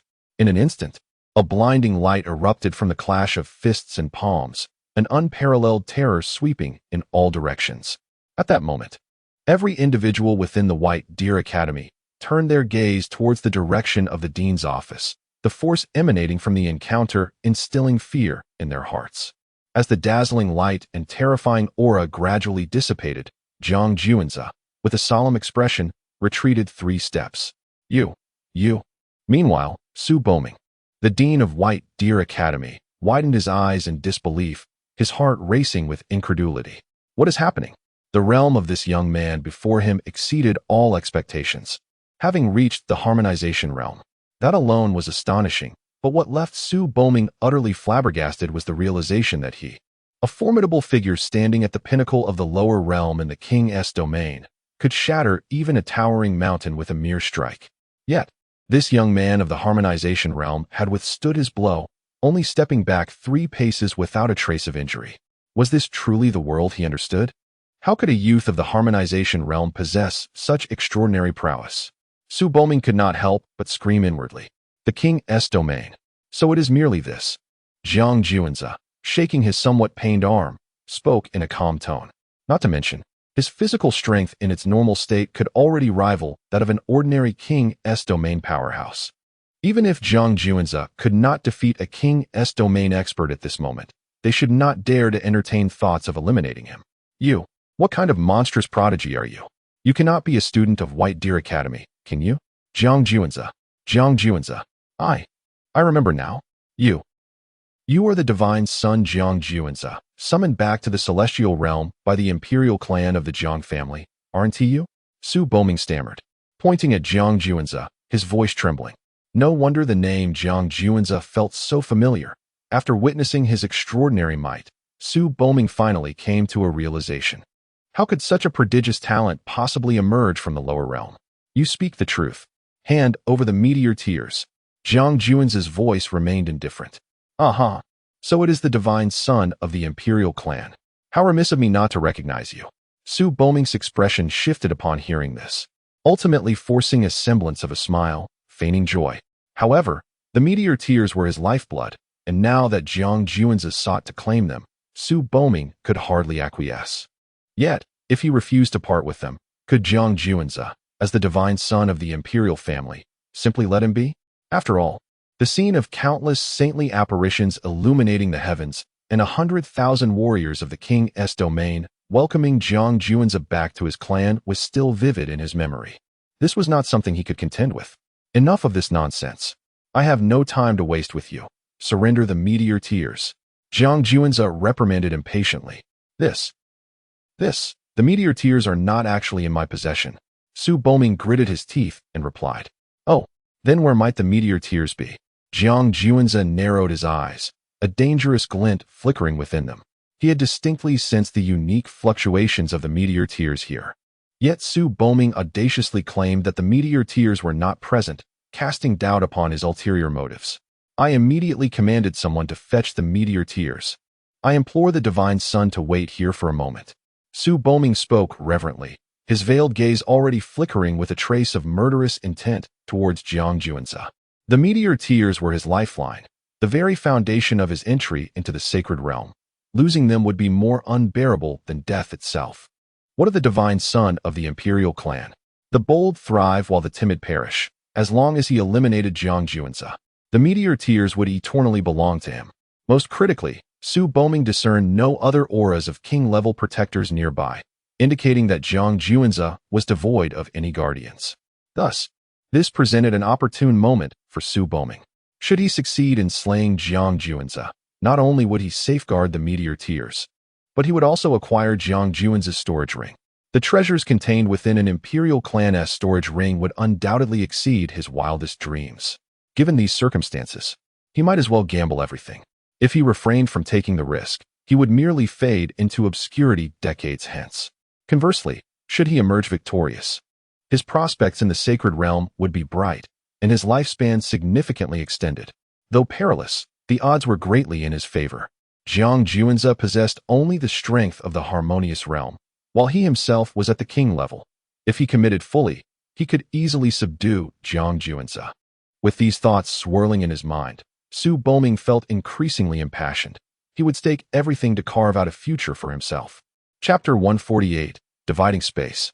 The butcher and the lamb having made his choice, Su Boming steeled himself, moving decisively without hesitation. However, he refrained from attacking Jiang Juan's immediately. Having witnessed Jiang Juan's formidable strength, he understood that it would be challenging to subdue him swiftly. Therefore, Su Boming cast aside a spatial array plate and activated it with his magical energy. As the air shimmered with distortion, an invisible barrier enveloped the director's office entirely. This array plate possessed the capability to divide space. Once activated, it could temporarily sever the covered area from the outside world. At this moment, the space within the director's office was no longer part of the lower realm, but had become an independent entity. Su Boming's intention in activating the array first was to isolate Jiang Juan's from the outside world, preventing any potential countermeasures. Consequently, as Su Boming successfully activated the spatial array, a triumphant smile spread across his face, suggesting that he had everything under control. His gaze towards Jiang Juan's was akin to that of a butcher eyeing a lamb destined for slaughter. Director Su, what do you mean by this? Jiang Juan's expression remained calm and composed, devoid of any sign of panic. Jiang Juan's, the meteoric tear is my lifeblood and the key to my ascension to the sacred realm. To claim the meteoric tear is to seek my life. What does it matter that you are the scion of an Imperial clan? I have severed this space from the lower realm. You can no longer contact the outside world, cutting off all your contingencies. In this moment, you are merely a lamb awaiting slaughter. Su Boming's cold laughter echoed, erasing any trace of the fear he had felt upon learning Jiang Juan's true identity as an Imperial scion. Within this isolated space, confronting Jiang Juan's felt like a butcher facing a lamb ready for sacrifice. Su Boming was the butcher, and Jiang Juan's was the lamb. If he could eliminate Jiang Juanzi here, he would do so without drawing any suspicion, thus preserving his precious meteoric tier. Moreover, all the treasures of an Imperial scion would become his, surely including many rare artifacts difficult to find in the lower realm. Additionally, the celestial tyrant blood coursing through Jiang Juanzi's veins was a remarkable elixir, one that even the former director Su Chongli and the founding monarch of the Tianwu Empire, Emperor Yan, had never tasted. Now, he would become the first to savor the celestial tyrant blood. In the next moment, Su Boming launched his attack against Jiang Juanzi, unleashing a lethal strike. A black longsword appeared in his hand in an instant. Blade of Desolation, Su Boming muttered inwardly. Having witnessed Jiang Juanzi's prowess, he realized that unless he exerted his full strength, it would be difficult to take Jiang Juanzi down swiftly. The Blade of Desolation was the most potent technique he had mastered. He intended to employ a thunderous approach to subdue Jiang Juanzi in the briefest time possible, lest complications arise. As a radiant sword light erupted, an unparalleled sword aura instantaneously filled the space, threatening to tear it asunder. This particular sword light was imbued with an overwhelming power, seemingly capable of splitting the earth and rending the heavens. Moreover, a thick, ominous aura coiled around the sword, capable of eroding the vitality of living beings. Witnessing this, Jiang Juanzi's expression grew grave as he summoned his fallen heaven wings to counter this formidable sword light. A deafening clash of metal resonated through the air, accompanied by a shower of sparks. However, the fallen heaven wings could not fully withstand Su Boming's strike. It merely mitigated a fraction of its might. The true dragon armor. Jiang Juanzi silently cursed within, as his entire body became enveloped in a layer of fine dragon scales, shimmering like resplendent ancient gold, exuding an impenetrable hardness. Yet, against a strike from the initial king realm, the true dragon armor was still rent asunder. The disparity in cultivation levels between Jiang Juanzi and Su Boming was insurmountable. Currently, Jiang Juanzi was merely at the initial stage of the Dao integration realm, whereas Su Boming had already stepped into the initial king realm. They were separated by two major realms, the Nirvana realm and the Marquis realm. In essence, there existed an 11-fold gap in minor realms between them. Such a vast difference rendered even Jiang Juanzi's extraordinary talents powerless against Su Boming. With a sickening sound, Jiang Juanzi's body was swiftly cleaved in two by Su Boming's sword. Humph! No matter how strong you are but in the Dao integration realm. Su Boming scoffed, his eyes alight with exhilaration. He had preserved the meteor tears and was on the verge of claiming the entirety of an Imperial clan scion's possessions, as well as being the first to savor the taste of the divine elixir, the celestial blood. However, after cleaving Jiang Juanzi in twain, Su Boming remained uneasy. He unleashed several more strikes, reducing Jiang Juanzi's remains to countless pieces. Only then did Su Boming breathe a sigh of relief, finally at ease. What treasures might lie within the storage ring of a scion from an Imperial clan? His gaze fixated greedily on the storage ring adorning Jiang Juanzi's finger. Just as he bent down, his hand poised to touch the ring, an unexpected turn of events transpired. With a sudden thrust, an ugly longsword resembling a burning stick pierced Su Boming's chest. Blood gushed from his mouth as shock and disbelief filled his eyes. Meanwhile, the dismembered Jiang Juanzi, amidst a halo of ethereal radiance, began to rapidly heal. You, how can you possibly still be alive? How can you recover from this? Su Boming gazed in disbelief at the fully restored Jiang Juanzi, unable to fathom how someone whose body had been torn into pieces could return to life. What kind of extraordinary technique could achieve such a feat? Jiang Juanzi remained silent, gripping the primordial sword embryo as his violet essence surged, intent on cleaving Su Boming in two. You shall not escape. Su Boming's expression twisted in a grotesque snarl. How could a formidable being at the pinnacle of the sovereign king realm perish so easily at the hands of a mere Dao integration practitioner? With unwavering resolve, he channeled all his magical energy, causing the muscles of his chest to constrict fiercely around the primordial sword embryo, rendering it incapable of inflicting further harm upon him. Seizing the moment, Su Boming unleashed a powerful palm strike towards Jiang Juanzi. The impact echoed like thunder, sending Jiang Juanzi reeling, blood erupting from his mouth.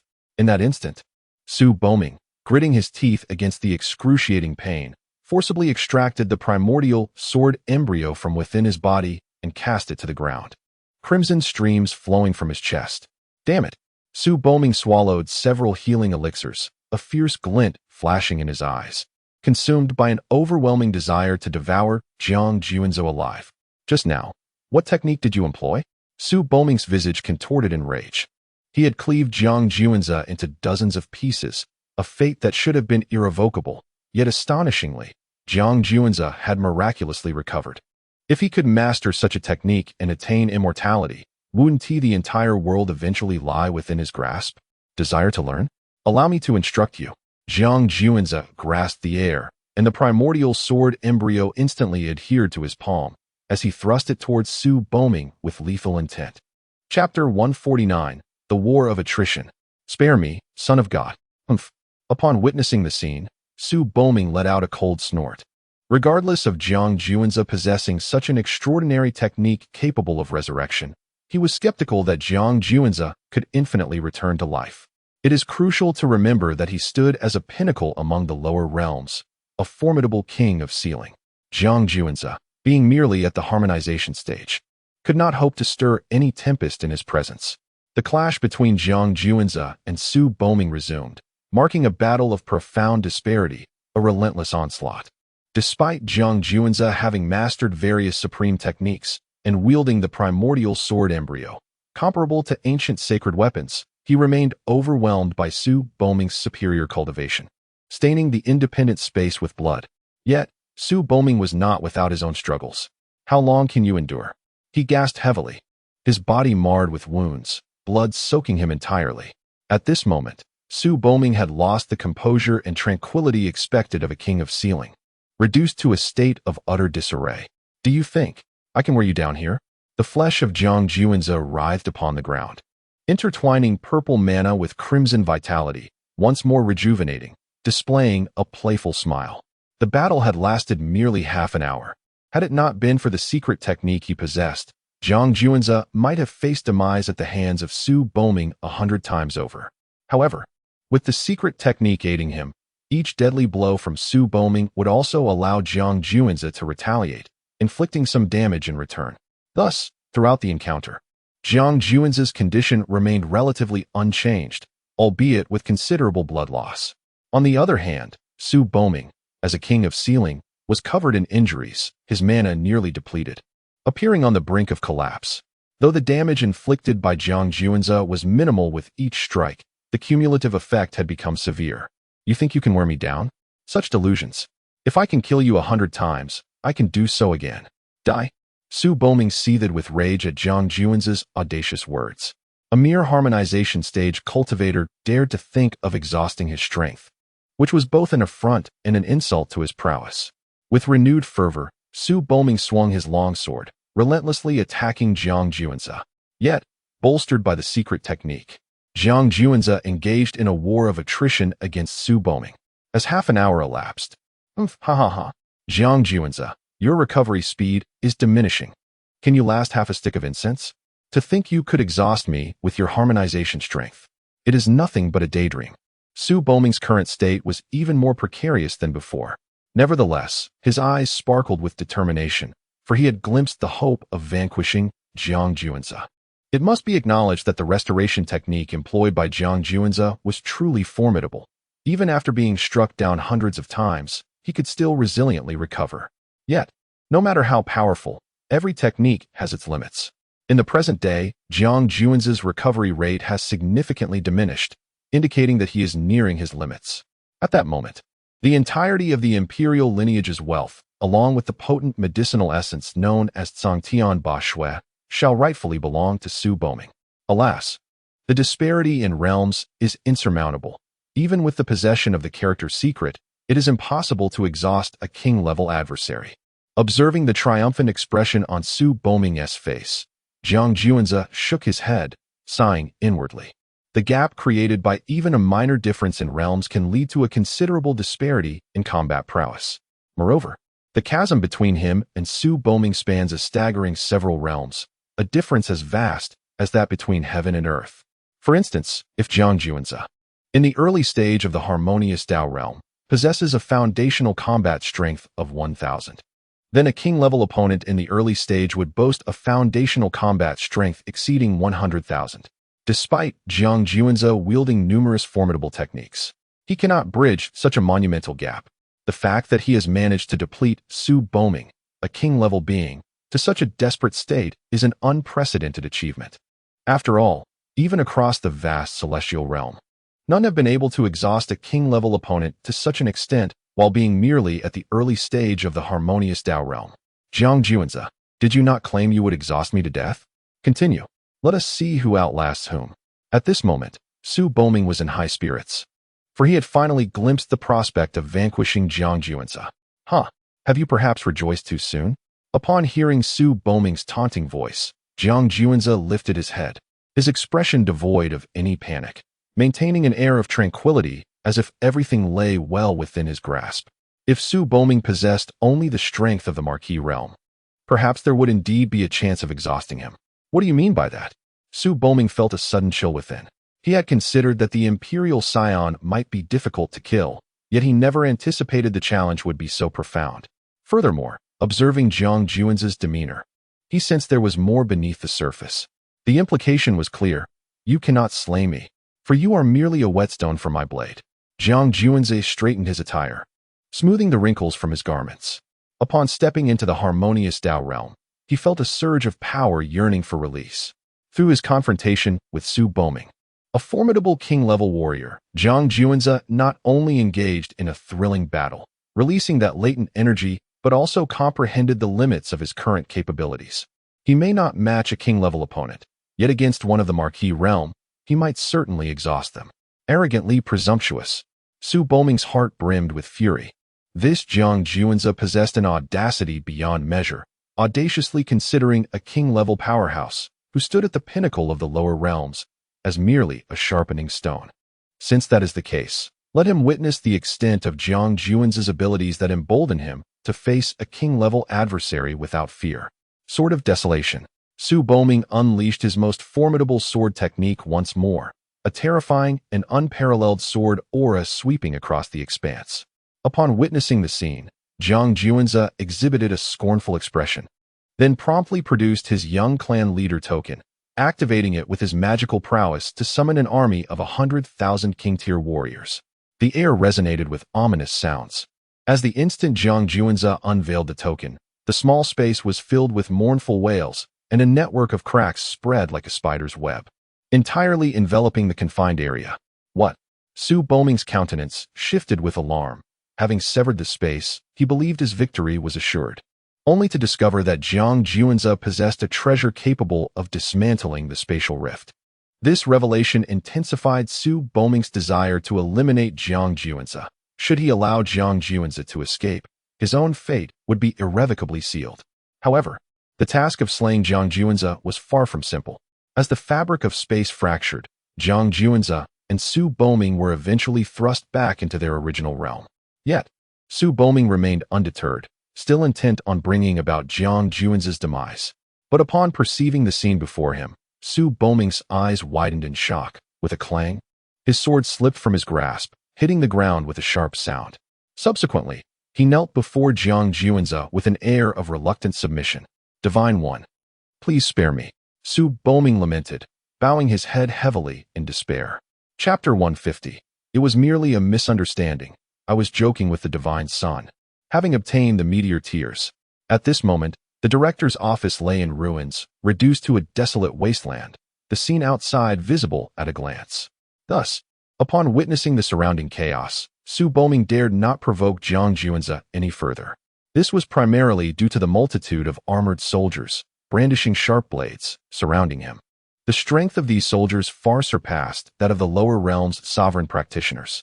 Each one exuded a fierce vitality, their imposing presence overwhelming. Particularly their piercing eyes, fierce and domineering, instilled a profound fear within Su Boming. Although he stood as a pinnacle sovereign in the lower realm, faced with such a host of vigilant warriors, he could not muster even an ounce of defiance. Su Boming was acutely aware that any further movement on his part would invite a torrent of wrath upon him. Consequently, he succumbed, utterly and completely. It was akin to an ordinary person standing before an army of 100,000 formidable warriors. Resistance was simply inconceivable. Weren't you just adamant about killing me? Why are you now kneeling? Jiang Juanzi feigned surprise, seemingly perplexed. Previously, Su Boming had exhibited an air of arrogance and dominance in his presence. Divine Son, it was merely a misunderstanding. I was just joking with you. Su Boming, now fully aware of the gravity of his situation, donned a sycophantic smile and repeatedly insisted. Oh, so it was a jest. Then where? Pray tell, is my meteor tears? Jiang Juanzi nodded, appearing to acquiesce to Su Boming's explanation. Ah, how forgetful of me, it is right here, Su Boming exclaimed, slapping his forehead as if feigning memory loss. He hastily retrieved a thumb-sized ice blue crystal resembling a teardrop from his storage ring and presented it before Jiang Juanzi with both hands. This was indeed the meteor tears, emanating a flow of profound essence, its radiant light shimmering with a mysterious aura, suggesting it was no mere object from the lower realm. As Su Boming gazed at the meteor tears he had personally presented to Jiang Juanzi, an overwhelming sense of reluctance filled his heart, intermingled with an insatiable resentment towards Jiang Juanzi. This meteor tears was not only his support in ascending to the sacred realm, but also his lifeline. He never imagined it would be seized by this brigand. Yet, given the current circumstances, he found himself utterly powerless to resist, forced to watch Jiang Juanzi lay claim to his cherished treasure. Indeed, this is undoubtedly my meteor tears, Jiang Juanzi proclaimed, scrutinizing the object closely, a wave of joy surging within him at its recovery. In his previous sojourn in the lower realm, where his talents remained hidden and he had yet to awaken the celestial titan body, it was with the aid of the meteor tears that he managed to survive among the formidable, ultimately gaining admission to the prestigious cultivation sanctum, the Bailu Academy. One could argue that without the support of the meteor tears, Jiang Juanzi might never have awaited his family's return for him, perishing in the lower realm instead. Mine. It is undeniably my meteor tears. You brigand. At this moment, Su Boming's heart was filled with an intense loathing for Jiang Juanzi. The meteor tear, which rightfully belonged to him, had been seized by Jiang Juanzi, who audaciously proclaimed it as his own. This infuriated Su Boming to no end. However, he dared not voice his sentiments and instead hypocritically congratulated. Congratulations to the Divine Son for reclaiming the meteor tear. Jiang Juanzi nodded, his satisfaction with the meteor tear evident as a radiant smile graced his face. Observing Jiang Juanzi's elevated mood, Su Boming's eyes darted, Divine Son, might I take my leave? Upon uttering these words, a wave of anxiety washed over him. His fate now hinged on this moment. Of course you may leave. What are you still doing here? Jiang Juanzi responded, a look of surprise crossing his features. Thank you, Divine Son. Thank you, Su Boming exclaimed, his heart racing with exhilaration. He had survived. In that instant, he turned and fled, fearful that Jiang Juanzi might suddenly change his mind. Someone, escort Director Su out. Jiang Juanzi continued, but if Director Su travels alone, he may find it a bit lonely. Let us send him off with his entire clan, to ensure a lively farewell and spare them loneliness on the road. At this, the 10,000 king-tier cultivators instantly comprehended Jiang Juanzi's intent, their faces contorting into cruel smiles. Offending the Divine Son of the Imperial Jiang family meant escape was possible, yet the path led straight to hell. Jiang Juanzi, what do you mean by this? I have already stated that this is merely a misunderstanding. Besides, you have taken my meteor tear, so we are even. Why then do you remain so vicious? Not only do you want to kill me, but you also wish to annihilate my entire clan? Su Boming retorted, his voice tinged with icy dread as anger surged within him. Because I desire it so, you and your clan must perish, do you understand? Jiang Juanzi replied, his words devoid of unnecessary embellishment, delivered with an air of authority. To speak of other matters, merely the fact that Su Boming sought to end Jiang Juanzi's life constituted a capital offense. The Divine Son of the Imperial family is not to be trifled with. Those who dare to challenge him are destined for death, and not just for Su Boming alone. His entire clan would face obliteration. Just as before, when the former head of the White Deer Academy, Su Chongli, and the founding sovereign of the Tianwu Empire, Emperor Yan, plotted to capture Jiang Juanzi for his celestial blood, they too met a fate that resulted in the annihilation of their entire clans. With such precedents, It was laughable that Su Boming would dare to attempt Jiang Juan's demise. Such individuals are not worthy of pity. No. Please. One must bear the consequences of their own actions. You cannot destroy my clan. By what right do you condemn my lineage? Su Boming's spirit crumbled entirely. An overwhelming regret surging within him as he shouted in desperation. By virtue of my strength. Jiang Juan's gaze remained indifferent, akin to a sovereign surveying the world. His voice resonant and resolute. He then turned to the 10,000 king-tier warriors. What are you waiting for? Let us send Dean Su and his entire lineage on their final journey. Indeed, the voices of the 100,000 soldiers of the Jiang clan resonated like thunder, shaking the very heavens. An overwhelming aura of bloodlust emanated from these formidable warriors, casting a pall over the skies.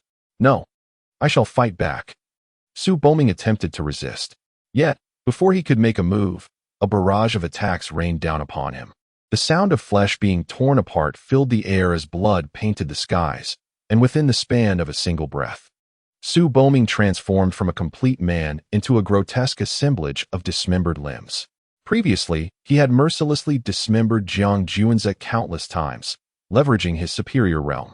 However, Jiang Juan's, blessed with the secret of resurrection, quickly restored himself from those brutalities. In contrast, after being torn to shreds, Su Boming's vitality was extinguished. He was irrevocably dead. As for Su Boming's 9 clans, they would soon join him in death. Now, with the meteor tears in his possession and having dealt with Su Boming and his kin, Jiang Juan's felt no lingering attachments and deemed it time to return to his family. Son of Heaven, do you not wish to know how I dealt with Yin Yao? On the return vessel to his family, Yin Ryu gazed at Jiang Juan's profile and inquired. Chapter 151. The Granting of the Illustrious Yu, the Void-Devouring Flame. Lu Wuchen mysteriously disappears. Do as you see fit. To me, she is merely an inconsequential individual. Jiang Juan's shook his head. He had no desire to know how Yin Yao would handle Yu. It mattered little to him. Is that so? Very well then. Yu chose not to elaborate further. In truth, Yin Yao had already met her demise at her hands. The motive behind this act was not merely that she had abandoned the son of Juan's, but rather that she had tarnished his esteemed reputation. Much like an emperor's consort who finds herself in a brothel, many would flock to experience the allure of such a woman. Although Jiang Juan's was not an emperor, he was nonetheless a scion of the Imperial lineage. A woman once pursued by a son of the Imperial family would undoubtedly attract countless admirers. After all, to have been with Yin Yao would be a source of immense pride, as she was sought after by a figure of such high standing. Consequently, Yin Yao perished, and all the men who had previously been entangled with her met the same fate, their entire clans obliterated.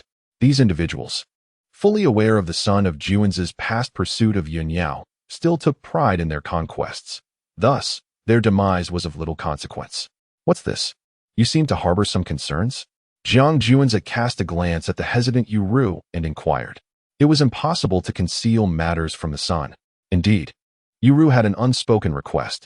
She smiled subtly, a beauty that could captivate nations, yet her demeanor bore a hint of shyness. Speak your mind, Jiang Juan's urged. Son, please do not hold it against me. I truly must say. Yu glanced nervously at Jiang Juan's once more. Go on, Jiang Juan's responded, curiosity piqued by her anxious demeanor. Yu is aware of her lack of merit, and that there remains a considerable distance before she reaches the harmonious realm.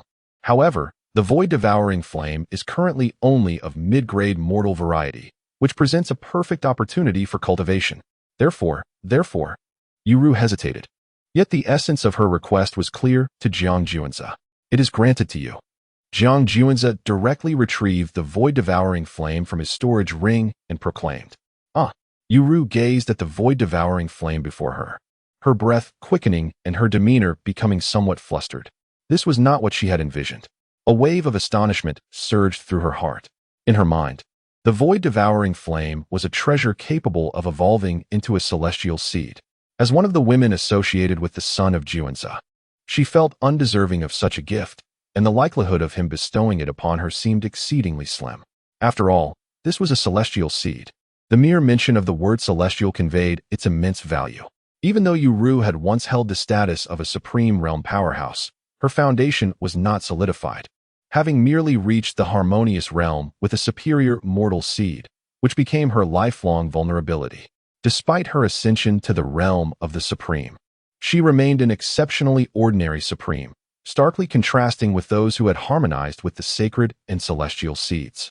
Presently, a rare opportunity lay before her, a chance to acquire the void-devouring flame, which held a significant likelihood of evolving into a celestial seed. Even if it meant incurring the ire of Prince Juanza, she yearned to test whether he would bestow the flame upon her. To her astonishment, the moment she uttered this audacious request, Prince Juanza unhesitatingly granted her the void-devouring flame. In that instant, her heart raced with excitement. The prince. Yenryu pinched her thigh fiercely, feeling the sharp pain confirming this was no dream. Her countenance could scarcely conceal her exhilaration, and she embraced Jiang Juanza, showering him with fervent kisses. Fortunately, they were alone on the flying vessel. Otherwise, the few king-level guardians would have been left in utter embarrassment. After an intense exchange with Jiang Juanza, Yenryu finally obtained the coveted void-devouring flame. When you are on the brink of harmonizing, should the void-devouring flame not yet ascend to the celestial seed, you may, in my name, claim the heavenly materials to aid its evolution, Jiang Juanza said, holding the petite Yenryu, who curled up in his embrace. Thank you, Prince. I truly adore you, Yenryu exclaimed. As Jiang Juanza's woman, her access to resources within the Jiang family was limited. Even with additional rewards and resources from various channels, it would be arduous to elevate the void-devouring flame, which was of only mid-grade mortal quality, to that of a celestial seed. Yet, with Jiang Juanza's assurance, she felt a sense of security. Even if the flame did not reach celestial quality by the time she was set to harmonize, his words ensured that the mid-grade mortal quality flame would undoubtedly evolve into a celestial seed. At that moment, when Yenryu harmonized with the celestial seed, she would solidify her foundation and, upon returning to the realm of the Supreme, she would no longer be an ordinary Supreme, but rather a top-tier Supreme capable of looking down upon her peers. As time flowed gently by, Jiang Juanza and Yenryu arrived at the location of the Heavenly Gate aboard their vessel. They could enter the gate and return to the celestial realm at their whim. Strangely, Jiang Juanza had previously mentioned to Lu Wuqing that he would await him at the Heavenly Gate after obtaining the sacred seed. Was a year not sufficient for Lu Wuqing to acquire it? Or could it be that he had encountered an unforeseen incident? Yenryu furrowed her brow in confusion. Jiang Juanza had instructed Lu Wuqing to wait at the Heavenly Gate after securing the sacred seed, and Lu Wuqing would likely not dare to defy his command, suggesting that he might indeed be in some trouble. Observing her concern, Jiang Juanza promptly produced a communication talisman and activated it with his spiritual energy to reach out to Lu Wuqing. Unfortunately, he received no response. It seemed that Lu Wuqing might truly be in peril. Jiang Juanza's expression darkened immediately. Prince, what shall we do? Yenryu's beautiful eyes glimmered with a dangerous light. We must find him. Alive or dead, we must uncover the truth. Jiang Juanza's voice was frigid. As his loyal follower, Lu Wuqing, if anyone dared to harm him, it would be one thing to survive, but should Lu Wuqing fall, the consequence would be the annihilation of his entire lineage. Swiftly, after eliminating the royal warriors of the Su family and others deserving of punishment, a command was issued simultaneously to seek out clues regarding Lu Wuqing. With 100,000 royal warriors mobilized, news about Lu Wuqing's departure from the flying vessel began to stream in one after another through the communication talismans. Reaching Jiang Juanza's ears, Lu Wuqing had mysteriously vanished in Jingming County. Perhaps he had inadvertently entered another realm? The final piece of news elucidated the reason behind Lu Wuqing's sudden disappearance, simultaneously granting Jiang Juanza a sigh of relief. Lu Wuqing's abrupt absence at least indicated that no one had plotted against him, and there remained a possibility for his survival. Let us proceed to Jingming County. Without hesitation, Jiang Juanza activated the flying vessel, soaring towards the location of Lu Wuqing's disappearance. Chapter 152, Jingming County, The Fate of Lu Wuqing. The heritage of the sacred village in Jingming County, 2/3 of the territory, is enveloped by vast, boundless forests. This has resulted in frequent attacks by ferocious birds and beasts on human settlements. However, due to the relatively weaker strength of these creatures, this place has become a paradise for hunters. Deep within this ancient, towering forest lies a small village known as the Sacred Village. 3 days prior, in a spacious area of the Sacred Village, 10 young men and women were seated cross-legged, absorbing the essence of heaven and earth. They were enveloped in a layer of radiant light, reminiscent of celestial beings gracing the mortal realm, pure and divine. Among them was Lu Wuchen. Grandfather, they have been meditating for an entire year. Who do you think will inherit the legacy of our sacred village? Asked a charming little girl with 2 horn-like braids, her bright eyes sparkling with curiosity. Among the 10, Yu Weiyun and Lu Wuchen possess the best talents. They are the most likely candidates to inherit our sacred village's legacy, replied an elderly man with a head of white hair, lean in stature, leaning on a redwood cane. His gaze was filled with satisfaction as he looked at Yu Weiyun and Lu Wuchen, stroking his beard with a smile. He was the village chief, Li Huaqin. The name Sacred Village itself implies that this settlement is extraordinary, with a legacy that can be traced back to ancient times. At its zenith, it boasted the remarkable feat of 10 great beings ascending to the heavenly realm simultaneously, astonishing the world. However, in recent times, turmoil in the lower realms has led to the loss of the Sacred Village's heritage, causing it to gradually decline and resort to a life of seclusion. The reason Lu Wuchen found himself in the Sacred Village was, of course, due to the Sacred Seed. The Sacred Seed resided within the village's ancestral hall, and with Lu Wuchen's mid-stage unification realm strength, he was fully capable of retrieving the Sacred Seed from the waning village. Unfortunately, his plans were thwarted by a group of 9, led by Yu Yunwei. Yu Yunwei, fair-skinned and beautiful, with a tall and curvaceous figure, was a direct disciple of a top-tier sect in the lower realms. At just over 30 years of age, she had already reached the unification realm, making her a rare prodigy. However, as a mid-stage unification realm practitioner, she too faced the formidable challenge of the harmonization stage. Originally, she intended to use a supreme mundane seed from her sect to attain harmonization, but during an unexpected incident while perusing an ancient tome, she learned of the sacred village and the potential existence of a sacred seed within. Seizing the opportunity for training, she brought her fellow disciples to the sacred village, hoping to acquire the sacred seed, only to encounter Lu Wuchen. In their pursuit of the sacred seed, a confrontation ensued between the two. Yu Yunwei initially underestimated Lu Wuchen, viewing him as merely a youth in his 20s, questioning how powerful he could truly be. However, after engaging in battle with Lu Wuchen, she realized her grave misjudgment. The individual in their 20s, surprisingly, now shares the same realm as her. Moreover, their formidable strength entirely eclipses her own, stirring a tempest of emotions within Yu Yunwei. Whence did this prodigious anomaly emerge?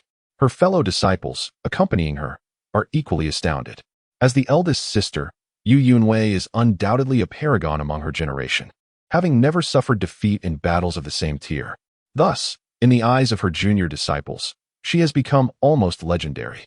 Yet, who could have foreseen that the undefeated, seemingly invincible Yu Yunwei would be so thoroughly dominated by an unknown youth? Such a revelation is nothing short of shocking. Nevertheless, the confrontation between Lu Wuchen and Yu Yunwei did not endure for long, as their clash attracted the attention of the village chief and the villagers of the holy village. The villagers, however, were far from welcoming toward the sudden appearance of Lu Wuchen and Yu Yunwei. Their presence near the ancestral hall inevitably suggested intentions of pilfering the sacred seeds, leading to an altercation over the coveted treasure. Yet, the village chief, Li Huaqin, bore no ill will towards Lu Wuchen and Yu Yunwei. Rather, his murky eyes sparkled with a bright light. These individuals are a cadre of gifted talents, precisely the kind that the holy village requires. Should Lu Wuchen and Yu Yunwei secure the village's legacy, they might restore its former glory. Thus, at Li Huaqin's suggestion, Lu Wuchen and Yu Yunwei ceased their conflict and engaged in fundamental assessments. They were eager to discern the nature of the ancient holy village's heritage. As they continued their evaluations and inquiries, Lu Wuchen and Yu Yunwei grew increasingly astonished. It became evident that obtaining the holy village's legacy could allow one to ascend to the sacred realm in a remarkably short span of time, a grand avenue directly leading to the sacred realm. However, the path to acquiring this legacy is fraught with challenges. Otherwise, the holy village would not have fallen into decline. Despite the obstacles, Lu Wuchen and Yu Yunwei were resolute in their desire to attempt this endeavor. It is worth noting that, with the passage of time. The legacy of the Holy Village has become less complete. Nevertheless, it still possesses the potential to enable practitioners to reach the sacred realms swiftly. One cannot help but wonder what heights might be attained if the legacy were to be fully intact. This is undoubtedly a fortuitous opportunity. As Lu Wuqing and Yu Yunwei became engrossed in the Holy Village's legacy, time swiftly slipped by, and a year had elapsed. The identity of the individual who would inherit the Holy Village's legacy was about to be revealed. Under the watchful gaze of the village chief, Li Huaqin, among the 10 individuals who are absorbing the essence of heaven and earth, Lu Wuqing suddenly opened his eyes. Vital energy surged within him, and his aura ascended steadily. Ultimately, he successfully advanced from the mid-stage of the Unity realm to the late stage. Simultaneously, Yu Yunwei and the others also opened their eyes, but their expressions bore disappointment. They had failed to inherit the Holy Village's legacy. Their gazes toward Lu Wuqing were filled with a complex mixture of envy and admiration. It is truly disheartening to witness the disparity among individuals. Lu Wuqing, at such a tender age, has already ascended to the late stage of the unification realm, while among them, even the most gifted, Sister Yu Yunwei, has only reached the mid-stage of the same realm. Thus, in the eyes of Yu Yunwei and the others, Lu Wuqing is nothing short of an extraordinary anomaly, arousing their curiosity about his origins and the formidable force that could nurture such a prodigy. Village Chief, my deepest gratitude. Lu Wuqing bowed profoundly to the village chief of Sheng Village. No need for such formality. This opportunity belongs to you, and I hope that in the future, you can carry forth and elevate the legacy of Sheng Village. Moreover, do take the sacred seeds from the ancestral hall with you. Village Chief Li Huaqin chuckled as he stroked his beard, recognizing that Lu Wuqing would henceforth be the successor of Sheng Village. Then I shall not be modest. Lu Wuqing replied respectfully. Wait, I do not consent. At that moment, Yu Yunwei stepped forward. Chapter 153, The Sealing of Titles, A Clash with Lu Wuqing. Striking the village chief of the Holy Village with ferocity, indeed. We too dissent. The legacy of the Holy Village has already been bestowed upon this fellow. Why should the Holy Seed be granted to him? Since he has acquired the heritage of the Holy Village, it is only fitting that the Holy Seed be entrusted to our esteemed senior sister, Yu Yunwei. Well spoken. It should indeed be so. The junior disciples of Yu Yunwei expressed their indignation, echoing their sentiments fervently. Meanwhile, Yu Yunwei nodded discreetly, with Lu Wuqing having attained the legacy of the Holy Village. The Holy Seed rightfully belonged to her. Now that Wuqing has received the heritage of our Holy Village, he is naturally our Holy Son, and thus the Holy Seed must be relinquished to him. The village chief of the Holy Village, Li Huaqin, scoffed at their words. Did Yu Yunwei's disciples consider the Holy Village to be mere lambs for slaughter? How audacious to attempt to claim the resources of the Holy Village in his presence. Since Lu Wuqing has already acquired the legacy of the Holy Village, he is one of their own. The Holy Seed, being the most precious resource of the Holy Village, would not be given to outsiders, surely. Yu Yunwei, you and your lot seem to have not had enough of a beating, do you? Lu Wuqing cracked his knuckles and advanced step by step towards Yu Yunwei and her companions, an aura of dominance and strength enveloping him. Under the oppressive atmosphere exuded by Lu Wuqing, not only Yu Yunwei, but also her fellow disciples turned pale, their gazes toward him tinged with a hint of fear. After all, they had witnessed the earlier confrontation between Lu Wuqing and their senior sister. It was clear that Yu Yunwei was no match for him. Moreover, Lu Wuqing had now progressed from the mid-phase to the late phase of the unification realm, and his strength was undoubtedly even more formidable. Lu Wuqing, do not be overly arrogant. Having acquired the heritage of the Holy Village, you should not contest the Holy Seed with me. You must understand, one cannot have both fish and bear's paw. Taking a deep breath in the face of Lu Wuqing's overwhelming presence, Yu Yunwei spoke with conviction. What a farce. It is an utter absurdity. Having obtained the legacy of the Holy Village, I am thus the Holy Son of the Holy Village. The Holy Seed is one of our resources. Therefore, why should I relinquish the Holy Seed to an outsider like you? Lu Wuqing scoffed coldly. Lu Wuqing, do not speak so confidently. If you yield the Holy Seed to me today, we can coexist peacefully. If not, the consequences will be dire. Yu Yunwei's words were laden with veiled threats. Ha! You amuse me greatly. I never expected to be threatened. Lu Wuchen burst into laughter upon hearing Yu Yunwei's menacing words. As a follower of the divine prince of the celestial realm, a scion of a top-tier power, to be threatened in the lower realms was nothing short of ludicrous. And he found the situation laughable in its utter disdain. Lu Wuchen, laugh while you can. Soon enough, you shall find no reason to smile. As Yu Yunwei gazed at the raucous laughter of Lu Wuchen, a profound sense of humiliation washed over her. She swiftly turned her attention toward a certain direction. Uncle Yunwei, please stand up for Yunwei. The moment her words fell, a towering figure, a middle-aged man standing nearly 2 meters tall, strode into the sacred village. His upper body was bare, showcasing a robust physique adorned with scars from blades and swords, and his bronze skin gleamed with a metallic sheen. His rugged visage resembled that of a barbarian, particularly accentuated by his eyes, which radiated fury and madness, enveloped in a terrifying aura of bloodlust. In the presence of such a figure, it felt as though one were not confronting a mere man, but rather a humanoid beast of prey. Upon laying eyes on him, Yu Yunwei rushed into his embrace like a fledgling returning to its nest, her large eyes brimming with a sense of grievance that evoked immediate compassion. A peak in the Marquis realm. The moment Lu Wuchen beheld the middle-aged man, his brow furrowed in alarm. Evenly watching, the village chief of the sacred village wore a frown. Fear not, your uncle shall advocate for you, boomed the muscular Li Yunwei, patting Yu Yunwei's back in a gesture of comfort, his fierce gaze locking onto Lu Wuchen, a contemptuous smirk curling his lips. With a sudden movement, he charged at Lu Wuchen like an ancient rampaging bull. Lu Wuchen, sensing the impending danger, narrowed his pupils and crossed his arms defensively across his chest. Bang! A deafening sound reverberated, accompanied by the sickening crack of bones. Lu Wuchen's complexion paled as he was sent hurtling away like a cannonball, blood streaming from his mouth and nose, his arms shattered, the broken bones piercing through flesh and emerging grotesquely from his body, drenched in crimson.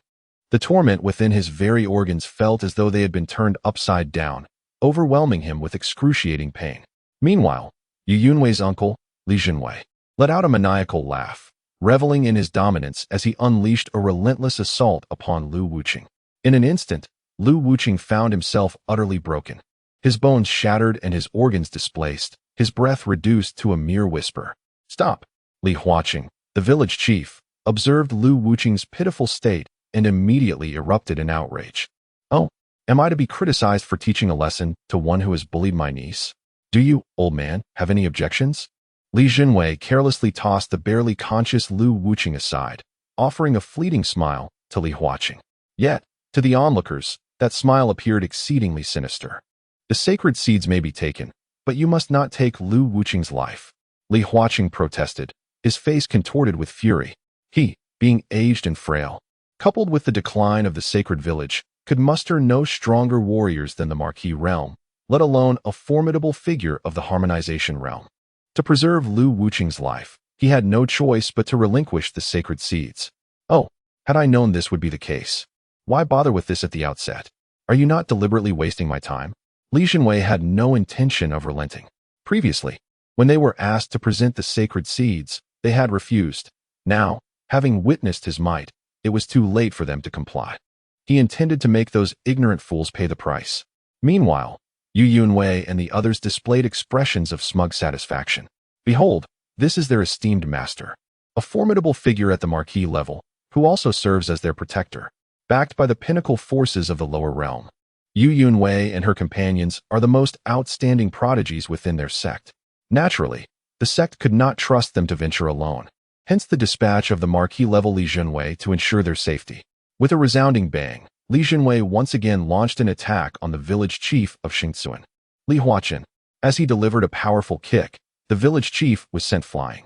Grandpa, a little girl with 2 braided horns, upon witnessing the scene, was so frightened that she burst into tears and rushed towards her grandfather. Yet, Li Yunwei maintained a sinister grin, intent on crushing the child beneath his foot. Scoundrel, stop! Lu Wuchen, filled with rage, summoned every ounce of strength to rise to his feet. The villagers of Xingtsuan were equally furious, yet dared not voice their anger. Oh, I didn't expect you could still stand. Don't worry, once I crush her, you will be next. Li Yunwei cast a disdainful glance at Lu Wuchen, slowly raising his foot. At that moment, The ground suddenly trembled violently, and the space surrounding Shengtsuan began to warp and distort, as if being severed from the lower realm. Chapter 154. The Mist, Unknown Monsters, and the Exposure of the Five Elements Celestial Seeds. What is happening? The expressions of all the villagers in the sacred village were grave, perplexed by the unfolding events. As the space of the sacred village was severed, a dense white mist gradually spread, engulfing the village to the point of obscuring all visibility, suppressing everyone's senses. Even Li Zhenwei, possessing the strength of the Marquis realm, could only perceive a radius of 10 meters around him. Furrowing his brow, Li Zhenwei attempted to disperse the vast mist with his formidable powers, but despite his efforts, the mist proved impervious to his attempts, deepening his sense of foreboding. In the lower realms, the Marquis realm signifies unparalleled strength. Yet, even Li Zhenwei found his senses stifled and his attempts to clear the mist futile, underscoring the peculiar nature of this fog. Suddenly, a chilling and fear-laden scream pierced the air, startling everyone ensnared within the mist, sending shivers down their spines. It was evident that an unknown entity lurked within this fog. Quickly, to the ancestral hall. The frail voice of Li Huaqin, the village chief, resonated. Advanced in years and physically weakened, he had nearly been struck down by a kick from Li Zhenwei. He took a moment to regain his composure, though he remained gravely injured. This way, this way. Li Huaqin guided the others through the mist with his voice. Yet, amid the fog, the echoes of terror-filled screams and horrifying sounds of something being dragged away persisted, instilling a bone-chilling fear in all. The ancestral hall, dedicated to the spirits of the village's ancestors, was safeguarded by an invisible barrier, empowered by the sacred seeds as its core, preventing the encroaching mist from engulfing it. Upon reaching the ancestral hall, following the voice of Chief Li Huaqin, the survivors were few, each bearing an expression of lingering dread. The journey through the mist had been fraught with relentless screams, the sounds of objects being pulled, and the unnerving sounds of gnawing. What on earth is this mist? Li Zhenwei demanded, gripping the collar of Chief Li Huaqin with intensity. I have no idea what is happening, Chief Li Huaqin replied, his face pale as he shook his head. Although he held the title of village chief, he was utterly mystified by the current crisis. Observing the genuine fear etched on the chief's face and noting the numerous villagers who had perished within the mist, Li Zhenwei concluded that Chief Li Huaqin was not the orchestrator of this malevolence. Master, there is something in the mist, Yu Yunwei exclaimed, her countenance filled with terror as she pointed toward the fog swirling at the entrance of the ancestral hall. All eyes turned toward her, and indeed, within the mist at the entrance, several dark figures flickered, accompanied by a series of spine-chilling, grotesque laughter. Humph, pretending to be specters. I shall uncover what manner of monsters you truly are. Li Zhenwei, relying on his formidable strength at the duke level, boldly plunged into the swirling mists, only to be met with a cacophony of fierce combat. The fog writhed ominously, filled with unknown howls, the sickening sound of blades piercing flesh, and the painful groans of Li Zhenwei echoing in the ears of those gathered in the ancestral hall. In mere moments, he returned to the hall, though one might more accurately describe it as a hasty retreat. His body was a canvas of wounds, blood streaming down, with several areas bearing the marks of savage bites. Most notably, the flesh of his calf had entirely vanished, as if devoured by some monstrous entity, revealing a ghastly sight of exposed, bloodied bone. Master, how are you? Yu Yunwei inquired, her voice trembling with fear. In her heart, Li Zhenwei was the preeminent figure beneath the duke level, an embodiment of immense power. If even he could not contend with the horrors lurking in the mist, what hope remained for them? Those monsters were terrifying, impervious to pain and undaunted by death, and their numbers were overwhelming, likely having completely surrounded the ancestral hall by now. Cold sweat streamed down Li Zhenwei's forehead, with the agony of his injuries rendering him nearly incapacitated. The wounds inflicted by the creatures within the fog had begun to darken, oozing black blood, a harbinger of potent venom. He hastily retrieved restorative and detoxifying elixirs from his storage ring, swallowing them down to alleviate his pallor, albeit slightly. And no, this is dire. The fog is encroaching into the ancestral hall. Yu Yunwei gasped, her eyes darting to the entrance, only to be startled by the sight before her. The ethereal barrier protecting the hall seemed to falter, as the fog had, unbeknownst to them, seeped inside. Eerie footsteps and sinister laughter reverberated throughout the hall, casting a pall of dread over all present. Each face displayed a profound terror, the air thick with an intangible gloom that weighed heavily on their hearts. If the fog infiltrated the hall, and even Li Junwei could not withstand the creatures, their demise was all but certain. What shall we do? Yu Yunwei's face was a mask of panic and fear, the looming specter of death proving unbearable. Ancestors, grant us your protection. Ancestors, grant us your protection. The village chief, Li Huaqin, prostrated himself before the ancestral tablets. Yet, the sacred essence within the tablets dimmed increasingly. As the sacred essence faded into oblivion, so too would their lives. Alas, the sacred essence can no longer endure. We are all likely to perish here. The village chief, with a bitter smile, embraced his granddaughter, whose hair was styled into two horned braids, sighing heavily. No, we do not wish to die here. The individuals huddled within the ancestral hall cried out in anguish, some weeping openly, others roaring in defiance to vent their fear and despair. What if we were to replace the sacred essence with the immortal essence? Lu Wuchen's voice resonated from the shadows. After being gravely wounded by Li Junwei, he half-walked, half-crawled to the ancestral hall. After a period of rest, he could barely manage to speak.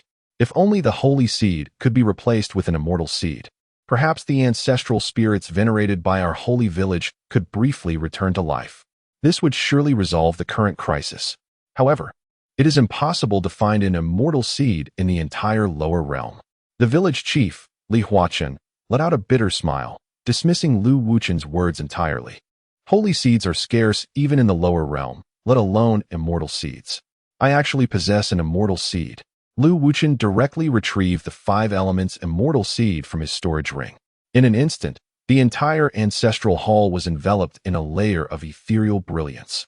As the essence of the 5 elements permeated the air, making it feel as though one had entered a celestial realm. What? The moment Lu Wuchen's words fell, everyone in the ancestral hall displayed expressions of disbelief, their gazes fixed intently on the 5 elements immortal seed in his hand. It truly is an immortal seed. Yu Yunwei covered her mouth, her eyes ablaze with fervor and astonishment. An immortal seed. This belongs to me.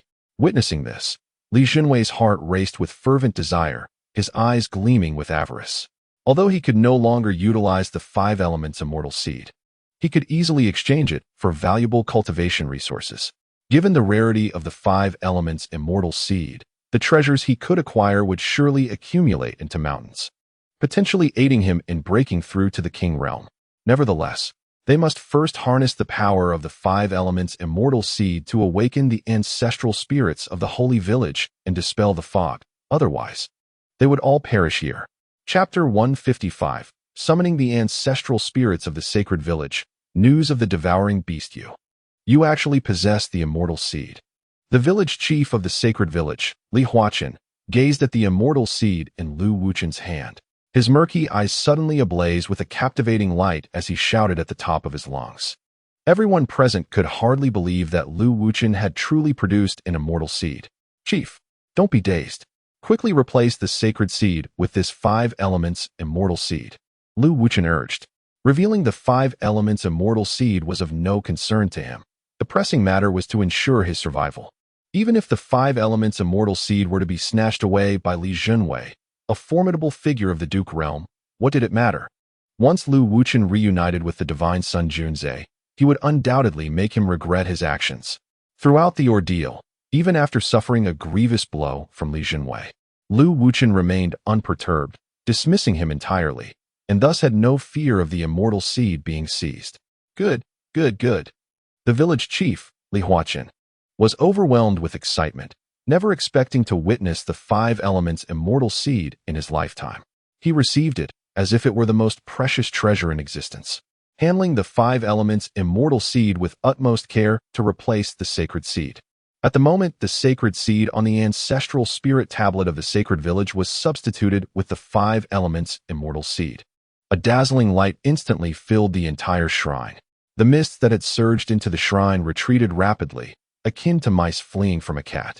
Moreover, empowered by the 5 elements immortal seed, the ancestral spirit tablets of the sacred village trembled, and human-shaped phantoms began to coalesce. These phantoms radiated golden brilliance, appearing sacred and flawless, reminiscent of ancient deities descending upon the earthly realm. With each movement, they distorted the void, causing the space around them to emit mournful cries, as if it could hardly bear their immense power. These manifested phantoms were all once formidable beings of the sacred realm.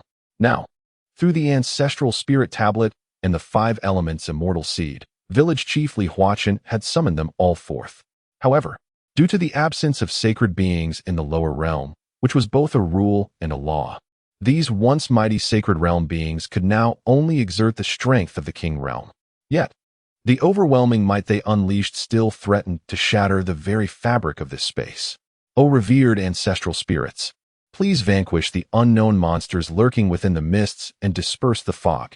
Protect the sacred village. Upon witnessing the manifestation of the ancestors, village chief Li Huaqin and the fortunate villagers who had survived immediately knelt down, their voices filled with reverence and sincerity.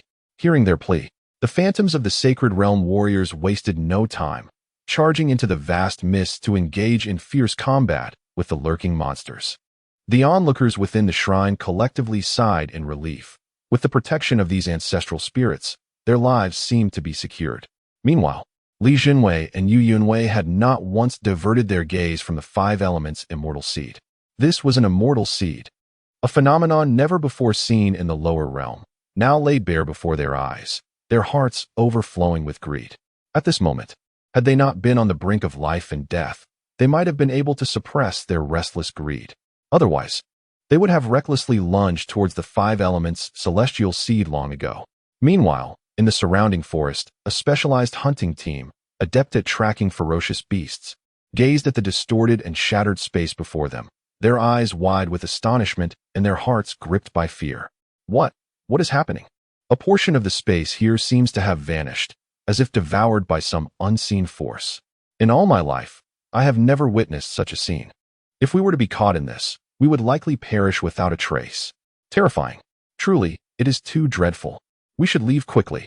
The expressions of this hunting team were filled with trepidation as they swallowed hard. The atmosphere was overwhelmingly sinister. Even the slightest ripple could obliterate them entirely. This horrific spatial power was far beyond what mere mortals like them could withstand. At that moment, a streak of light shot down from the heavens towards their location, instantly capturing the attention of the hunters. As the light drew closer, they realized it was a beautifully crafted flying vessel. Shortly thereafter, a man and a woman emerged from the craft. The man appeared unremarkable, blending seamlessly into any crowd, while the woman, however, left the hunters utterly mesmerized. How breathtaking! Is she a celestial being?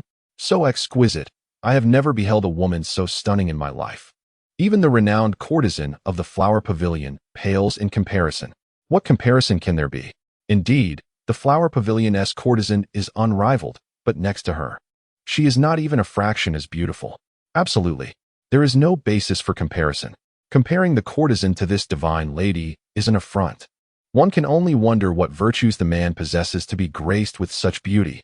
Gentlemen, shall we seize her? As the hunting team beheld the enchanting figure and captivating beauty, their admiration was soon tainted with sinister thoughts. The woman's beauty was so striking it stirred their desires like a cat's claws against their hearts. Just as the hunting team was poised to act on their nefarious intentions, they witnessed Jiang Juanza produce a token. Upon activation, the void around them was instantly torn apart, and 100,000 King's realm warriors materialized in an instant. In that moment, an overwhelming and terrifying pressure surged upwards, shaking the mountains and dispersing the clouds. The King's realm. The hunting team stood frozen in place, their bodies stiff as statues, staring at the multitude of suddenly appearing King's realm experts. The natural aura emanating from the 100,000 warriors sent shivers down their spines, leaving their minds blank and their thoughts in disarray. Did we just see a ghost? Or has our sanity unraveled? Why are there so many appearing? Goodness, this is truly terrifying. The combined strength of all the experts in the lower realm pales in comparison. What on earth is happening? Who is that young man? As the members of this hunting team exchanged glances, their hearts were in turmoil. The congregation of 100,000 experts exuded an overwhelming aura. Even though they were not directly targeting this hunting team, The sheer presence rendered its members weak and hesitant, fearful of attracting the attention of these formidable beings. Ironically, they had just entertained the foolish notion of approaching that celestial maiden, akin to a long-lived deity hanging by a thread, an invitation to their own demise. Fortunately, they had not acted upon their reckless intent. Otherwise, their demise would have been most tragic. Yet, what could possibly draw such a multitude of powerful beings to this location? Could it be related to this distorted and shattered space? Divine Sun. This space appears to have been consumed by the Devourer of Realms. Yen Ruyu's enchanting eyes sparkled with insight as she spoke. The Devourer of Realms. No wonder Lu Wuchen vanished without a trace. It turns out that the space he occupied was devoured by the Devourer. Jiang Juanza nodded, finally grasping the reason behind Lu Wuchen's sudden disappearance. Simultaneously, Jiang Juanza's gaze shone brightly, for the Devourer of Realms is an exceedingly rare and precious creature. One that even the Imperial clan of the Jiang family has never managed to capture. Chapter 156. Capturing the Devourer of Realms. With the Hunter Squad's divine assistance, the Devourer of Realms feasts upon the essence of space, inherently wielding the power of spatial manipulation. Artifacts and abilities related to space, such as the Boundary-Breaking Talisman and the Teleportation Talisman, are predominantly connected to the Devourer.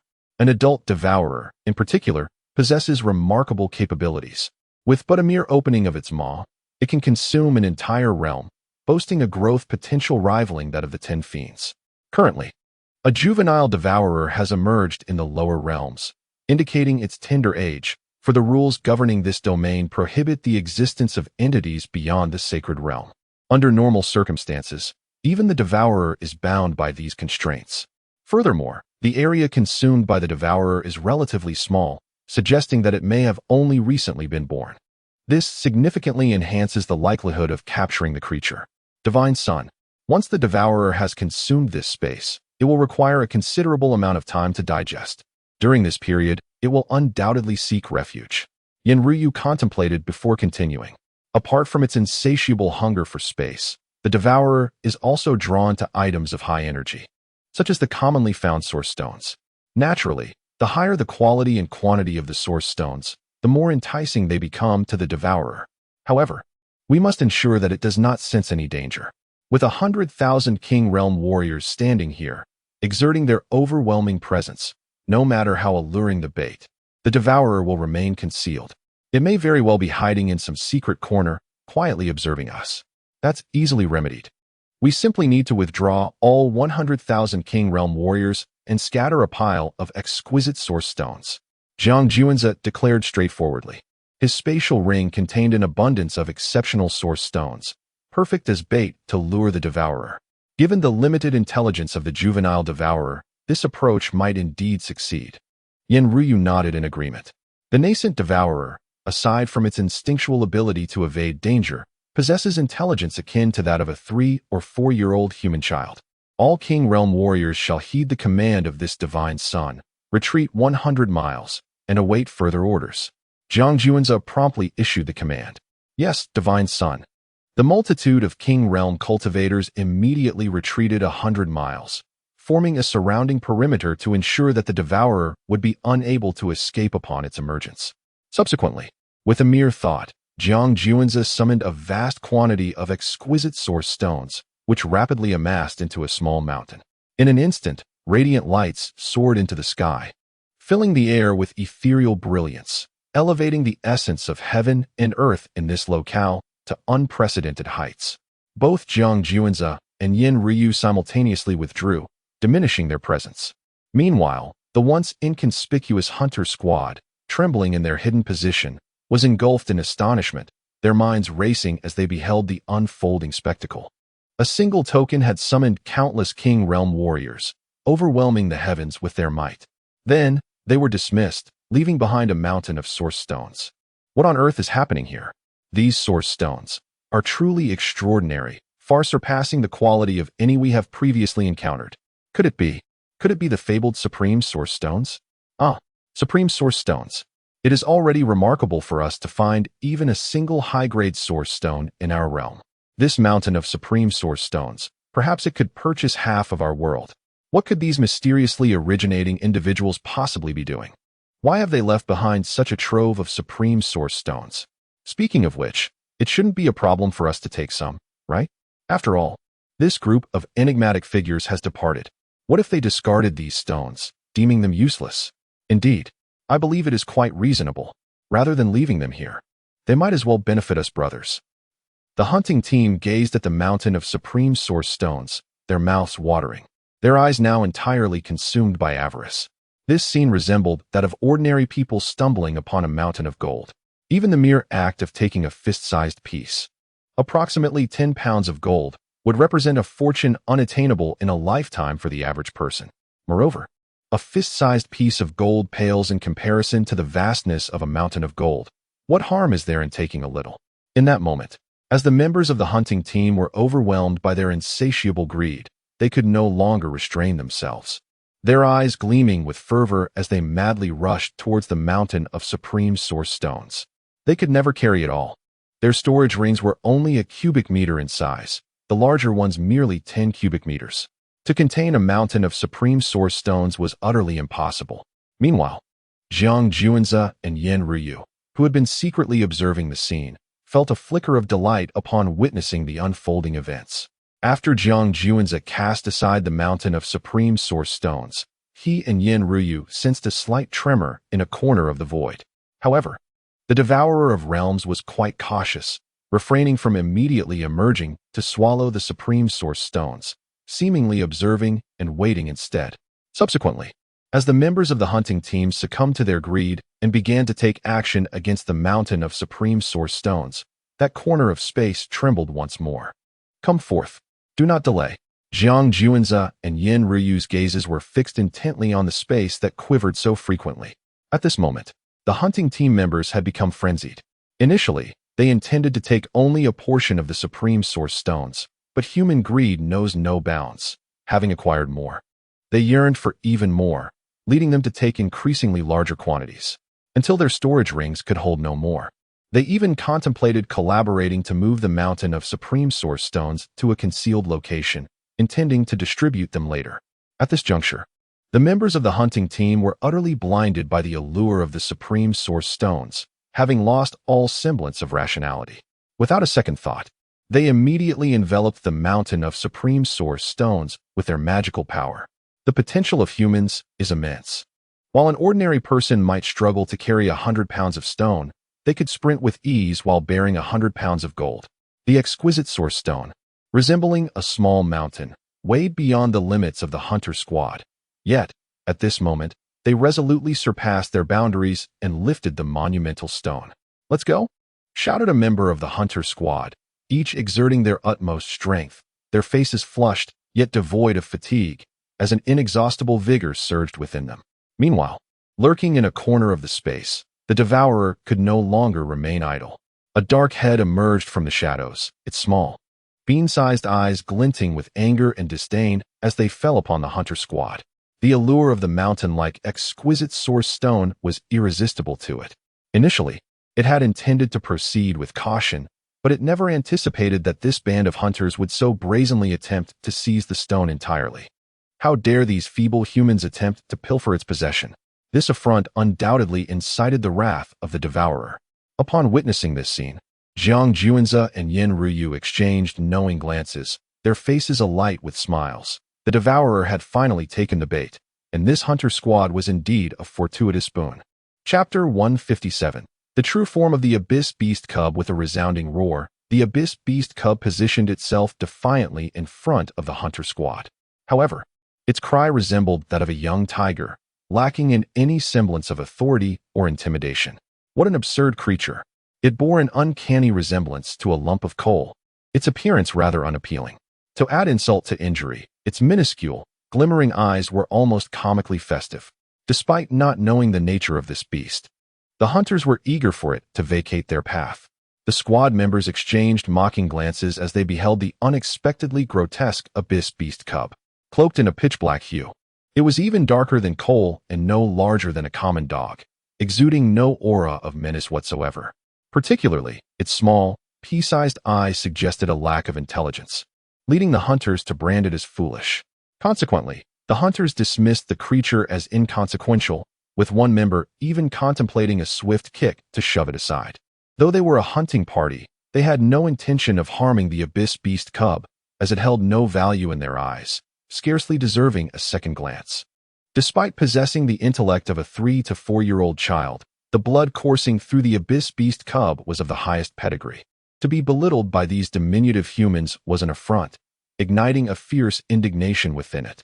The situation escalated when one of the hunters attempted to kick it away, prompting an even greater fury from the cub. It opened its mouth, distorting the very air around it, as if glass were shattering within its maw. With a chilling crack, the hunter who dared to assault the cub found his body splintered, shattered into a myriad of pieces. The remaining members of the hunting party were struck with shock. This seemingly hideous creature was evidently extraordinary. Nevertheless, their disdain for the abyss beast cub persisted, fueling an inner rage. They had intended to swiftly transport the massive source stone and conceal it, but now found themselves obstructed by this wretched beast. Incensed, the hunters drew their weapons, ready to strike at the abyss beast cub. Even at this moment, they remained oblivious to the true nature of the grotesque creature before them. Meanwhile, concealed in the shadows, Zhang Juanzi chose not to intervene at this juncture.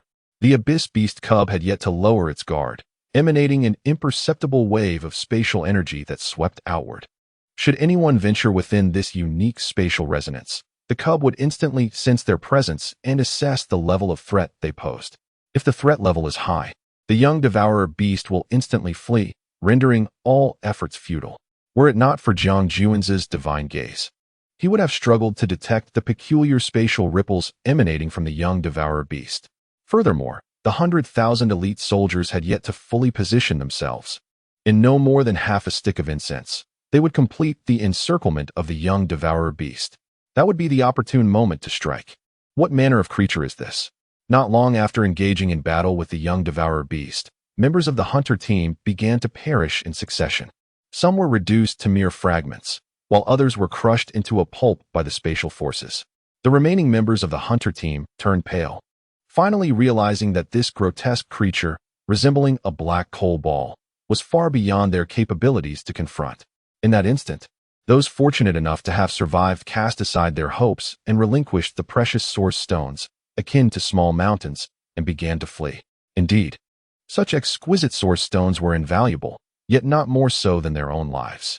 Moreover, if they did not escape now, they would surely be trapped here forever. However, against a devourer beast, even a mere cub, fleeing was an impossibility. In the blink of an eye, the young devourer beast appeared beside a member of the hunter team, opened its maw, and with a distortion of space, that member was instantly annihilated. Thereafter, the young devourer beast employed the same method, effortlessly pursuing any fleeing hunter. Thus, the entire hunter team was obliterated. Even in death, they remained oblivious to the fact that they had been mere pawns in Zhang Juanzi's scheme. However, even had they known, it would have made no difference, for none could resist the allure of the precious source stones, nor dare to defy Zhang Juanzi. The moment the 100,000 elite soldiers revealed themselves had thoroughly terrified the hunter team. Even if they had realized they were being used, they would not have dared to resist. After the young devourer beast had dispatched the last of the hunter team, it swiftly approached the precious source stones. Sensing the abundant energy radiating from the stones, the young devourer beast inhaled deeply, its expression one of pure ecstasy. It then opened its mouth, voraciously consuming the surrounding space. Each time it opened its mouth, the fabric of space shattered, and before long, the area around the precious source stones was completely excavated and devoured. The space that housed the source stones seemed to have detached itself from the lower realms. Subsequently, the young devourer beast inhaled again, compressing the independent space of the precious source stones until it shrank to the size of a glass bead, which it swallowed whole. Truly remarkable was the young devourer beast. Witnessing it consume an entire space left Zhang Juanzi in awe. Divine Son, the young devourer beast intends to flee after devouring the precious source stones. Yen Ruyu urgently alerted. It can no longer escape. While the diminutive devouring beast was preoccupied with consuming the exquisite source stones, 100,000 warriors at the King's realm had successfully encircled it, establishing an inescapable net within this spatial domain. Zhang Juanzi chuckled softly. The term net is not merely metaphorical. It represents a formidable military formation crafted by these 100,000 King S realm soldiers. Once the net is fully formed, even a mighty sage would find it exceedingly difficult to evade capture. Reel it in, Jiang Juanzi commanded decisively. The formation of the net immediately began to constrict. The diminutive devouring beast sensed the impending danger and attempted to slip into the void. However, this particular space had been sealed off by the order chains, forged through the collective magical prowess of the 100,000 warriors. The beast's repeated attempts to escape into the void were thwarted, heightening its anxiety while leaving it utterly helpless. Haha, little creature, cease your struggles. It would be wise for you to accompany me willingly. Jiang Juanzi laughed heartily, conjuring a colossal magical hand that swiftly ensnared the diminutive devouring beast. Chapter 158. Naming Little Black and seizing the 5 elements immortal seed. The little devouring beast struggled incessantly in Jiang Juanzi's grasp, attempting to use its spatial powers to crush him. However, ensnared by the formidable net woven by 100,000 king-level warriors, its efforts were in vain. Yet, the little devouring beast was undeterred. It resolved to contend against Jiang Juanzi with its ancient lineage and formidable physical prowess. Nevertheless, Jiang Juanzi, possessing the formidable body of the celestial tyrant, was equally resilient and formidable, rivaling even the ancient beings of legend. Moreover, he practiced both the primordial emperor's scripture and the tyrant's scripture, endowing him with an unparalleled depth of power that surpassed his peers.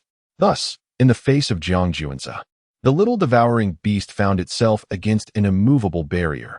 No matter how fiercely it exerted itself, it could never match Jiang Juanzi's strength. Be reasonable. With a sharp slap, Jiang Juanzi struck the little devouring beast on the head, leaving it dazed and in excruciating pain, nearly on the brink of unconsciousness. This, in turn, ignited a furious rage within the creature, yet it found itself powerless to retaliate, feeling deeply wronged. How could a mere offspring of the devouring beast, destined to rival the 10 fiends upon maturity, be so bested? Setting aside its spatial talents, its physical might and magical prowess should have placed it at the pinnacle of its rank. Yet here, before Jiang Juanzi, it faced continual defeat, leading the young devouring beast to question its very existence. It even pondered whether Jiang Juanzi was, in fact, an ancient being disguised in human form. Divine One, this little devouring beast is truly unsightly. Perhaps we should call it ugly. Yenryu scrutinized the little devouring beast with keen interest. Though she had once been a supreme powerhouse, she had never encountered such a creature and was thus filled with curiosity. Upon hearing this, the little devouring beast was enraged. How could a proud devouring beast be subjected to such a name? It writhed in Jiang Juanzi's grip, baring its teeth and glaring at Yenryu with its small, bead-sized eyes. I think Little Black would suffice, Jiang Juanzi remarked, observing the coal-black little devouring beast. This, undoubtedly, further incensed the creature. Little Black and Big Yellow sounded like names for dogs. The proud devouring beast would never yield. Indeed, Little Black has a nice ring to it. Yenryu nodded in agreement. The little devouring beast, upon hearing this, was engulfed by a wave of despair, feeling that its entire existence had dimmed. Unable to resist Jiang Juanzi's hold, it now faced the indignity of being named after a dog, a fate most lamentable. In a hasty decision, Jiang Juanzi determined the creature's name and turned his gaze upon it. His eyes filled with a menacing intent. Spit out the space you previously consumed immediately, he commanded, gesturing towards the location of the former sacred village. To his surprise, the little devouring beast arrogantly snorted and turned its head aside. Not going to comply? Well, it makes sense. You have only just been born and are unaware of the world's perils. Jiang Juanzi smiled slightly, revealing a set of pearly white teeth. Upon encountering the diminutive devourer beast, an icy chill enveloped its body. Subsequently, the anguished cries of the creature reverberated through the heavens, yet the devourer beast, steadfast in its resolve, refused to yield despite its grievous wounds. Observing this, Jiang Juanzi remained serene, a subtle smile gracing his lips as he administered a sacred pill to aid the creature's recovery, prompting its cries to resound once more. After several attempts, the devourer beast's defiance waned, its gaze towards Jiang Juanzi now tinged with trepidation, marking the first instance of fear it had ever experienced towards another being. To swallow or not to swallow? Jiang Juanza brandished the primordial sword embryo, seemingly intent on probing the creature's belly to unveil how it had consumed an entire spatial realm. Faced with this, the devourer beast no longer dared to defy Jiang Juanza's commands. It opened its mouth, and a space the size of a glass orb emerged. This was the sacred village's realm that the creature had devoured. Within the sacred village, the village chief, Li Huachan, harnessed the 5 elements celestial seed as an energy core to summon the ancestral spirits of the village, engaging in fierce combat against the monstrous entities shrouded in mist. In a brief span, the sinister laughter and chilling sounds of gnashing teeth faded into silence, while the fog gradually receded. The mist is dissipating. How splendid! As they beheld the retreating haze, astonishment illuminated the faces of all present in the ancestral hall. Had it not been for Lu Wuchen's offering of the celestial seed, they would likely have perished here. Yet, in a sudden crack, one of the ancestral spirit tablets shattered into dust. This was not the first, as if igniting a chain reaction. The tablets of the ancestral spirits within the hall burst one after another. Once the mist had entirely vanished, all ancestral spirit tablets in the sacred village's hall exploded. The spirits summoned by Li Huachan lost their medium and transformed into a cascade of luminous motes, vanishing into the ether. We bid farewell to our ancestral spirits. We are eternally grateful for your salvation. Led by Li Huachan, the villagers knelt in profound gratitude, tears streaming down their faces. Although they had survived, they realized that no one would shield the sacred village henceforth. At that moment, 2 figures dashed towards the 5 elements celestial seed, Li Junwei and Yu Yunwei. However, how could the Unity Realm Yu Yunwei hope to contend with the Marquis Realm Li Junwei? In the blink of an eye, the 5 elements celestial seed fell into the grasp of Li Junwei. Hee hee. Ha ha. Li Junwei erupted in maniacal laughter, already envisioning the prospect of exchanging the celestial seed for a trove of rare treasures, propelling himself into the King Realm. Master Uncle, thank you for securing the 5 elements celestial seed for Yunwei. Please hand it over to her. Once Yunwei merges with the seed, our sect shall surely flourish. Yu Yunwei remarked with delight, gazing at her jubilant uncle, Li Junwei. Hand it over to you? Li Junwei scoffed derisively. The 5 elements celestial seed, a rarity unfindable in the lower realms, is of immeasurable value. How could he possibly allow Yu Yunwei to claim it? It is utterly ridiculous, lacking even a hint of self-awareness. Master Uncle, what do you mean by that? Yu Yunwei gazed at Master Uncle Li Junwei's countenance, her expression shifting subtly. It means nothing. This 5 elements celestial seed shall be kept by me for now. Li Junwei promptly stored the celestial seed within his spatial ring. Master Uncle, but Yunwei is about to attain her Tao. Yu Yunwei exclaimed anxiously. Upon returning to the sect, I shall request a top-tier mundane seed for you. As for this 5 elements celestial seed, do not even think about it. Giving it to you for your Tao attainment would be a waste. Li Junwei replied with palpable impatience, his tone brusque. Bestowing the 5 elements celestial seed upon Yu Yunwei pales in comparison to exchanging it for other heavenly treasures, which would ensure my ascension to the King's realm. Master Uncle. Yu Yunwei's complexion turned ashen, her eyes ablaze with fury. This 5 elements celestial seed belongs to Lu Wuchen, the holy son of our sacred village. Furthermore, it was I who summoned the ancestral spirit of our village to rescue you. How can you be so shameless? The village chief, Li Huachan, rebuked vehemently. Did I ask for your help? You brought this upon yourselves by insisting on rescuing me. Li Junwei retorted, gripping the village chief Li Huachan's collar with disdain. Village chief, let him take it. Lu Wuchen interjected from the side. The current situation is more compelling than mere possessions. Let us focus on preserving our lives first. You are quite perceptive. However, given that you possess a celestial seed, there may be other treasures on you. With that, Li Junwei released Li Huachan and seized Lu Wuchen's spatial ring. Upon inspecting its contents, he was instantly astounded, his body freezing in place. Chapter 159. Li Junwei's relentless pursuit. In a state of disbelief, Li Junwei, a figure of the pinnacle of the Fenghe realm, gasped as he beheld the treasures contained within Lu Wuchen's storage ring. The items within were predominantly rare heavenly materials and earthly treasures, nearly impossible to find in the lower realms. Each singular piece would incite fierce competition among countless cultivators. With a clatter, Lu Wuchen's storage ring fell to the ground. Li Junwei, now rigid with astonishment, turned to gaze at Lu Wuchen with profound trepidation. Among the contents was a celestial seed, an acquisition that could be deemed fortuitous for Lu Wuchen. Yet, the sheer volume of rare treasures within his storage ring left Li Junwei utterly unsettled. It was no wonder that Lu Wuchen had ascended to the Gi realm at such a tender age of merely 20-something. Coupled with the abundance of heavenly materials, Li Junwei instantly deduced that Lu Wuchen must have originated from the celestial realm, and his descent into the lower realms undoubtedly hinted at an impressive lineage. Now, having brazenly seized Lu Wuchen's 5 elements celestial seed and storage ring, Li Junwei realized he had irrevocably offended an individual of immense significance. If he were to escape this predicament, would he still have a favorable outcome? Yu Yunwei, observing her uncle's uncharacteristic disarray, was engulfed by curiosity. What could possibly lie within Lu Wuchen's storage ring? Upon retrieving the fallen ring and inspecting its contents, her mouth fell agape in astonishment, her eyes wide with disbelief, and her breath quickened in chaos. This was a treasure trove beyond imagination. Such a plethora of heavenly materials could surely facilitate her journey to the Fengwang realm. Clutching Lu Wuchen's storage ring tightly in her hand, she found herself unwilling to relinquish her hold. You still aspire to advance to the Fengwang realm? Have you not grasped the gravity of the situation?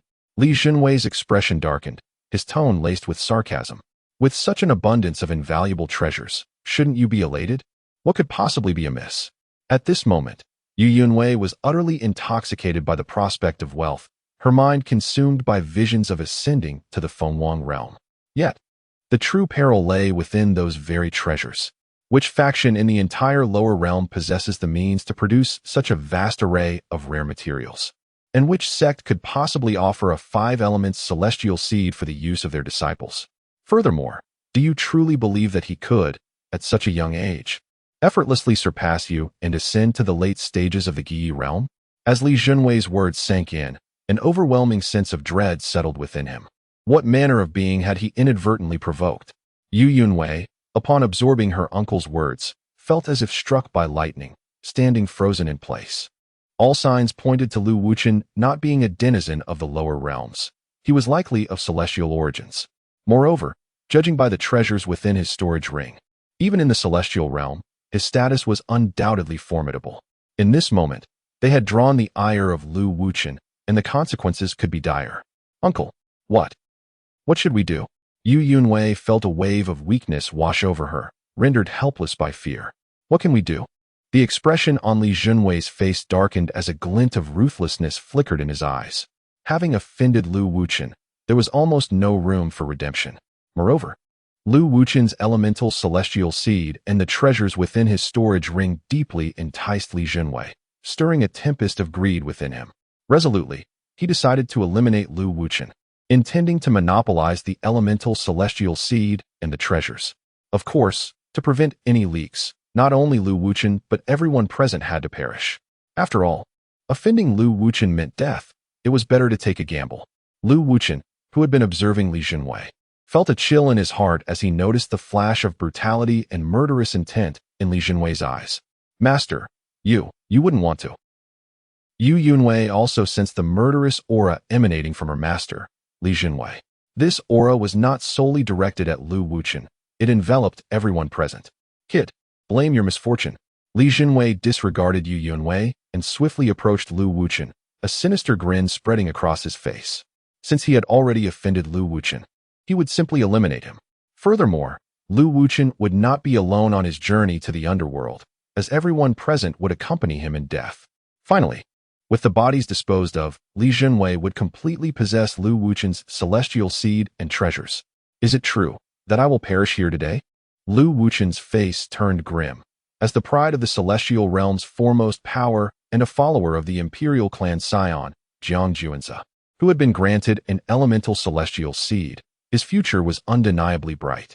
Yet now, he faced death in the lower realm. How could he accept such a fate? Die? Li Junwei shouted as he hurled a punch towards Lu Wuchen's head. If this blow connected, Lu Wuchen's skull would likely shatter like a watermelon, leading to certain death. At that moment, the ground of the sacred village trembled, and the mist dissipated entirely. The space of the sacred village, previously consumed by the minor beast, returned to its original state. Li Junwei's full-force punch aimed at Lu Wuchen was firmly caught by a hand. What? Li Junwei's pupils constricted as he quickly turned to see the owner of the hand. The King Realm. Li Junwei's expression changed dramatically. He attempted to retract his fist, but the opposing hand, like a vice, threatened to crush his bones, causing him excruciating pain. Meanwhile, Lu Wuchen, upon seeing the familiar figure, was overwhelmed with joy. The Scion. Ha! I knew the Scion would come to my rescue. Almost having met his demise, Lu Wuchen hurried to Jiang Juan's side, his face filled with grievance. How did it come to this? Who did this? Jiang Juanza gazed at the pitiful sight of Lu Wuchen, grievously wounded and drenched in blood, his brows furrowing as he coldly inquired. As Lu Wuchen was his loyal follower, seeing him in such a state was a blatant affront to Jiang Juanza's dignity. Divine Son, allow me to explain. Lu Wuchen swiftly recounted the events that had transpired, elucidating the circumstances for Jiang Juanza. So it is thus. Jiang Juanza nodded.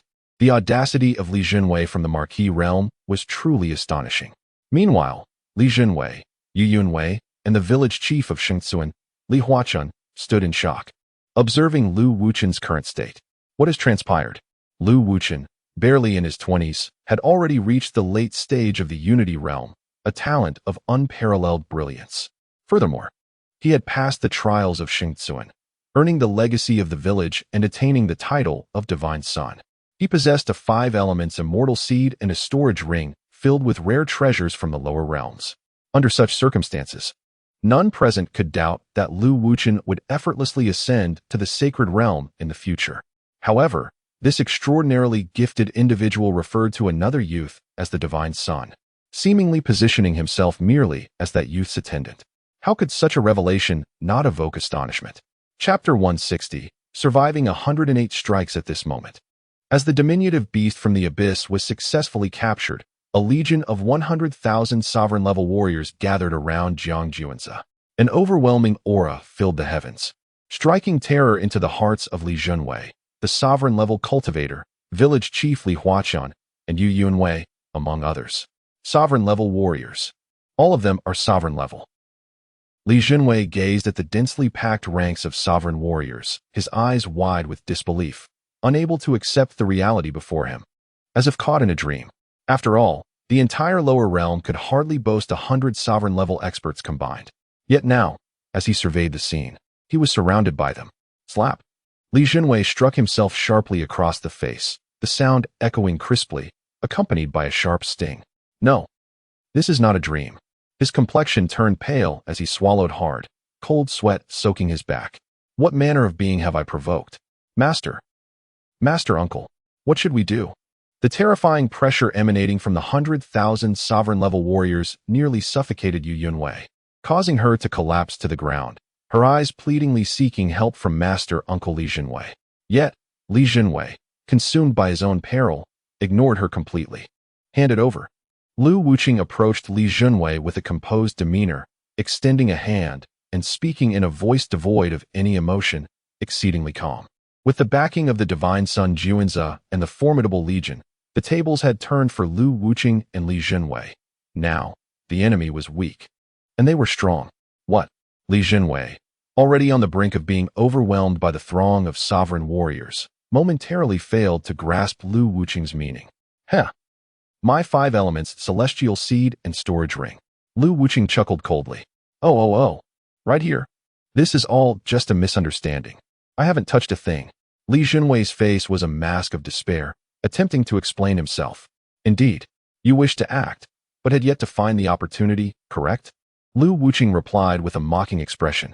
The 5 elements, celestial seed and storage ring, had barely been in Li Junwei's possession for a fleeting moment. Even if he had wanted to act, the chance had eluded him. No, truly, this is merely a misunderstanding. Cold sweat streamed down Li Junwei's brow as he bitterly protested. In truth, even he doubted the veracity of his own words. He had surmised that Lu Wuchen was of considerable importance and had nearly met his demise at his hands. Could this truly be a misunderstanding?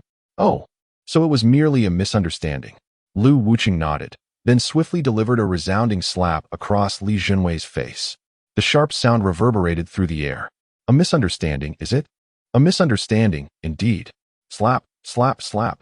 The sound of slapping echoed relentlessly, and soon Li Jinwei's face became grotesquely swollen, his lips stained with blood, having even lost several teeth at the hands of Lu Wuchen. Internally, Li Jinwei seethed with indignation, wishing to eliminate Lu Wuchen outright. After all, the situation had escalated to such an extent that he might as well confront Lu Wuchen head-on, dragging him down in the process. However, feeling the piercing gazes of the formidable king-level warriors surrounding him, Li Jinwei faltered. Attempting to take Lu Wuchen down with him under the watchful eyes of so many king-level experts was nearly impossible. Should he fail, the consequences would be dire. Spare me. Spare me. I realize my mistakes. Thus, in such dire circumstances, Li Jinwei could only bow repeatedly, pleading for mercy, shedding the proud demeanor he once held. Viewing Lu Wuchen as mere vermin. Wasn't he formidable before? Now he begs for mercy? Lu Wuchen had no intention of sparing Li Jinwei. He retrieved a gleaming, sharp dagger from his storage ring. I shall stab you 108 times. If you manage to survive, I will grant you mercy. Do you understand? Lu Wuchen declared, a cold smile gracing his lips as he plunged the dagger into Li Jinwei's body. With a sickening sound, blood gushed forth. I understand. I hope you keep your word. Li Jinwei's face contorted in pain, struggling to endure the agony as he spoke. Of course, my word is my bond, Lu Wuchen replied, driving the dagger into Li Jinwei with relentless fervor. In the span of a brief incense stick's burning time, Li Jinwei's body became riddled with gaping wounds, blood flowing freely, transforming him into a veritable figure of crimson. His will to survive was remarkably strong, bolstered by the formidable vitality of a king-level cultivator, even when pierced in vital areas. He remained alive, truly tenacious, Lu Wuchen remarked, narrowing his eyes. Just one final strike, let us proceed. Li Jinwei, blood streaming from his mouth and nose, spoke, each word a struggle accompanied by a torrent of blood. All right. Lu Wuchen had no intention of allowing Li Jinwei to live. This final blow aimed to sever Li Jinwei's head from his body. Yet, Lu Wuchen underestimated the physical resilience of a king-level cultivator. The strike merely sliced through half of Li Jinwei's neck, blood gushing forth like a fountain. In excruciating pain, Li Jinwei contorted his face, desperately controlling the muscles in his neck to staunch the flow of blood. 108 strikes. I have endured. You must let me go. At this moment, Li Jinwei was utterly weakened, yet he had managed to persevere. Lu Wuchen's expression darkened. He had not anticipated Li Jinwei's survival instinct to be so robust, nor his vitality so formidable, likely a result of a special cultivation method. What? You wouldn't dare go back on your word, would you? That would not bode well for your path, Li Jinwei asserted. Having already promised to release him, not doing so could adversely affect Lu Wuchen's mind, hindering his cultivation. Especially at advanced levels, it might even invoke inner demons, leading to a catastrophic failure in his practice. Just as Lu Wuchen hesitated, the voice of Jiang Juanze suddenly echoed, eliminate him, annihilate his entire clan. His tone bore no trace of emotion, particularly when he uttered the command to execute Li Jinwei, as if he were merely discussing the squashing of an insignificant insect, completely disregarding Li Jinwei's humanity. Yes, divine son, a warrior of the king's realm, moved to act. Nay, Lu Wuchen has already vowed not to kill me, and why must my entire clan be implicated? Li Jinwei exclaimed, his gaze sharply turning towards Jiang Juanze, his expression shifting drastically. The individual referred to as divine son by Lu Wuchen was astonishingly ruthless. Lu Wuchen may have promised you mercy, but I never made such a declaration. As for the reason behind the extermination of your clan, it is quite simple. I find you exceedingly displeasing. That is all, Jiang Juanze stated coolly.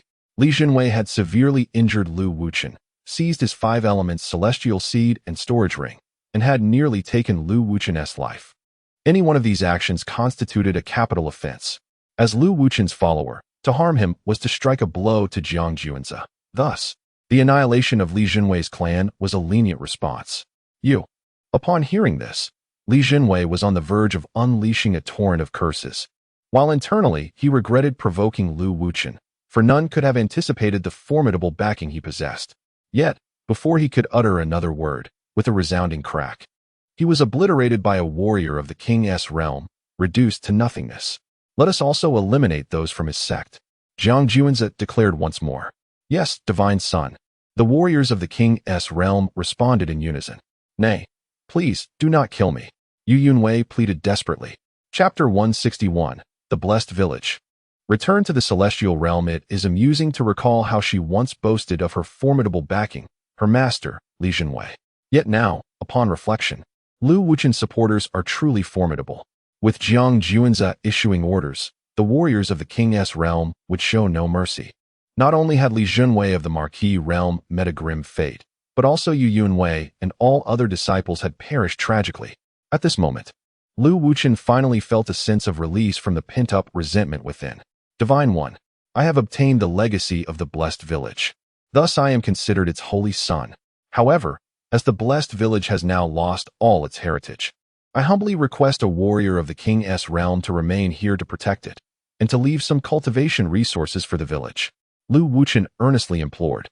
The village chief of the Blessed Village, Li Huachun, had always treated him well, and having inherited the legacy, he did not wish to see the village meet its demise. I once came across information regarding the Blessed Village in an ancient tome of my family. The village was originally named the Holy Hall, meaning the Hall of Saints. At its zenith, 10 mighty beings of the Saint realm ascended to the celestial realm simultaneously. Moreover, the Holy Hall was the most potent force in the lower realms, unmatched by any other. Alas, with the loss of some of its heritage and a lack of successors, it began to decline and was eventually renamed the Blessed Village, adopting a more secluded existence to preserve its legacy. The disappearance of such a force is indeed lamentable. Your request is granted. Jiang Juanza nodded, murmuring softly. Thank you, Divine One. Upon hearing this, Lu Wuchen's expression brightened, astonished by the village's remarkable history. Divine One, to be candid, my grandfather was a saint who emerged from the Blessed Village. If possible, I wish to remain. Suddenly, a warrior of the king's realm, marked by a mole on his nose, stepped forward, speaking in a deep voice. The resources in the lower realms are scarce, which will undoubtedly hinder your cultivation speed. Are you certain you wish to stay? Jiang Juanza inquired of the warrior. To become a warrior of the king's realm in the Imperial Jiang family means, barring death, a future filled with promise. However, remaining in the lower realms implies a significant delay in one's cultivation, and scarcely any celestial being would voluntarily choose to linger in such a place. Even when Jiang Juanza had previously tasked 2 warriors of the king's realm to guard the descendants of Yin Ryu's family for a century, he had provided them with ample resources in advance. Divine One, my grandfather has always longed to return to the Blessed Village, yet he never had the chance in this lifetime. Therefore, allow me to stand in for my grandfather and protect the Blessed Village for a time. The warrior with the mole resolutely stated. Very well. Here is a Sacred Heart pill and 100,000 top-tier source stones. Take them. Jiang Juanza presented a storage ring. Speaking plainly, thank you, Divine One. The warrior with the mole's face lit up with joy as he quickly accepted the storage ring with both hands. He had never anticipated that Juanza, the divine child, would be so generous. With the Sacred Heart pill and 100,000 top-tier source stones, even if he were to linger in the lower realm for a century, it would be worth it. Divine child, I thank you. Lu Wuchen expressed his gratitude to Jiang Juanza. Having acquired the sacred village's inheritance and becoming its holy son, he had even proposed that a king-level expert remain behind. Thus, these gifts ought to have been his responsibility. Yet Juanza had said nothing and simply covered his expenses. You are a follower of this divine child. There is no need for formalities. Jiang Juanza waved his hand dismissively, which deeply moved Lu Wuchen. Then, Jiang Juanza turned to the village chief of the sacred village, Li Huaching, and produced another storage ring. Here are some cultivation resources. You should accept them. This. Chief Li Huaching was utterly astonished by this unexpected blessing. He could hardly believe that Lu Wuchen, the recipient of the sacred village's inheritance, had such a remarkable background. The support behind him was unimaginable. Most importantly, since the ancestral spirit tablet of the sacred village had been destroyed, they had lost their foundation, and their lineage seemed on the verge of being severed. However, to his amazement, the holy son Lu Wuchen had such a formidable backing that a king-level expert would safeguard the sacred village and provide cultivation resources. For Chief Li Huaching, this felt like a dream. Chief, these are the cultivation resources granted by Divine Child Juanza. You must accept them, Lu Wuchen urged, seeing the chief's bewilderment. "I am deeply grateful for the divine child's grace." Chief Li Huaqing trembled as he received the storage ring from Jiang Juanzi. When he glimpsed the cultivation resources within, his eyes widened in shock, and he fainted on the spot. "Chief!" Lu Wuchen rushed to the chief's side, checking for his breath. And the villagers hurried over as well. "It's all right. The chief is fine. He merely fainted." Lu Wuchen reassured the anxious villagers, just as the chief abruptly sat up, clutching the storage ring tightly, unwilling to release it.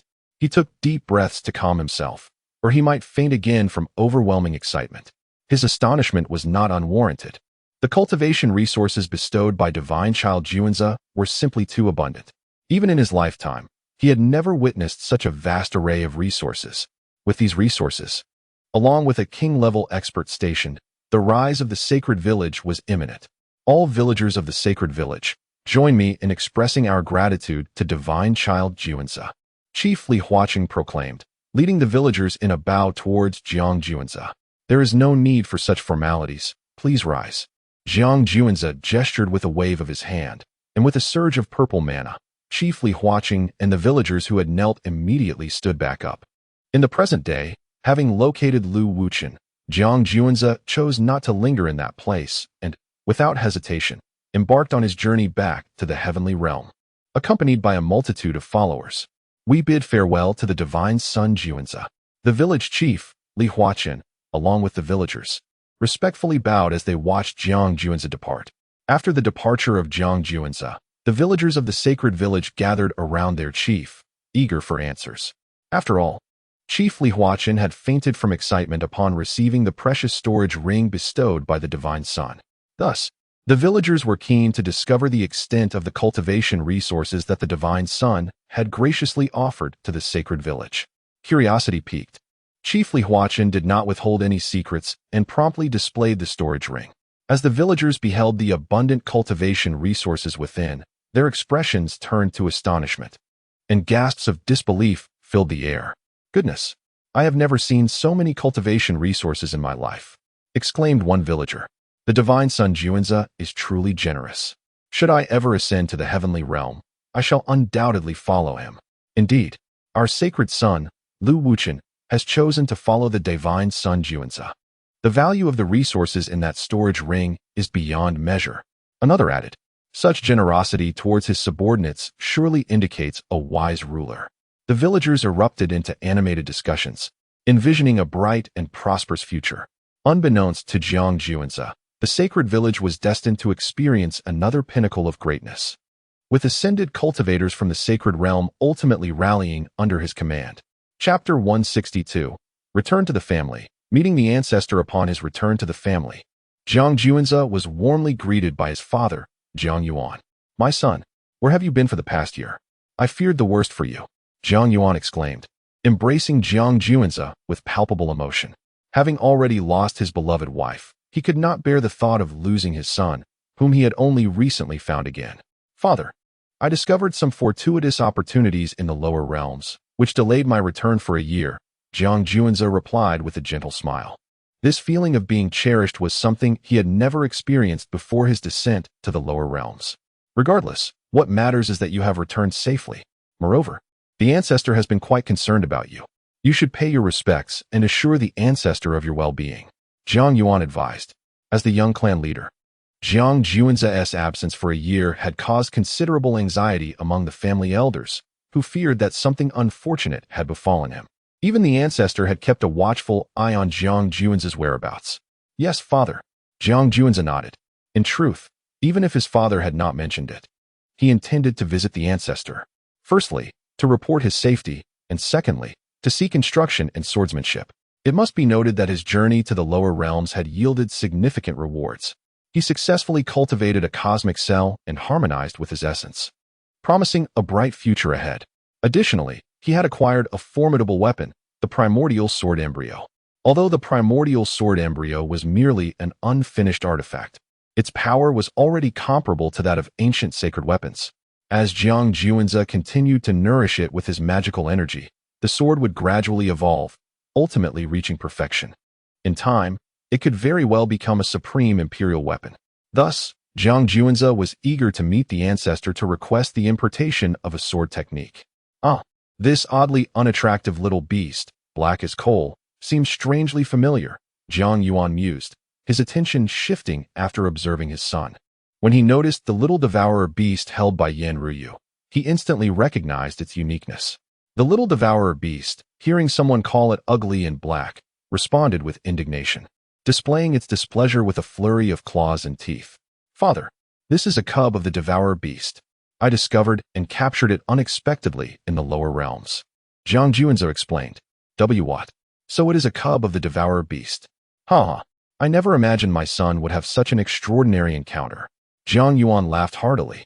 The devourer beast was a creature of exceptional potential, rivaling the 10 fiends, and as the cub matured, it would manifest numerous mysterious runes, closely tied to the power of space. Mastery of these runes would undoubtedly bring immense benefits to the Imperial Jiang family. "Father, and this is Chu Jiang, my newly acquired follower." Subsequently, Jiang Juanze pointed to the tiger-headed, human-bodied Chu Jiang, introducing him to his father, Jiang Yuan. "Oh, this Chu Jiang is truly remarkable." Jiang Yuan observed the tiger-headed, human-bodied Chu Jiang with keen interest, feeling an undeniable aura of danger emanating from him. Indeed extraordinary. When Chu Jiang was born, omens of great significance appeared, and he possesses the ability to devour and evolve. Jiang Juanze elaborated on Chu Jiang's capabilities to his father. "Your descent to this realm has proven quite worthwhile," Jiang Yuan remarked, nodding in approval as he regarded the impressive Chu Jiang. "To become a follower of my son Jiang Juanze, one must possess exceptional talents, and Chu Jiang undoubtedly qualifies. It is indeed worthwhile."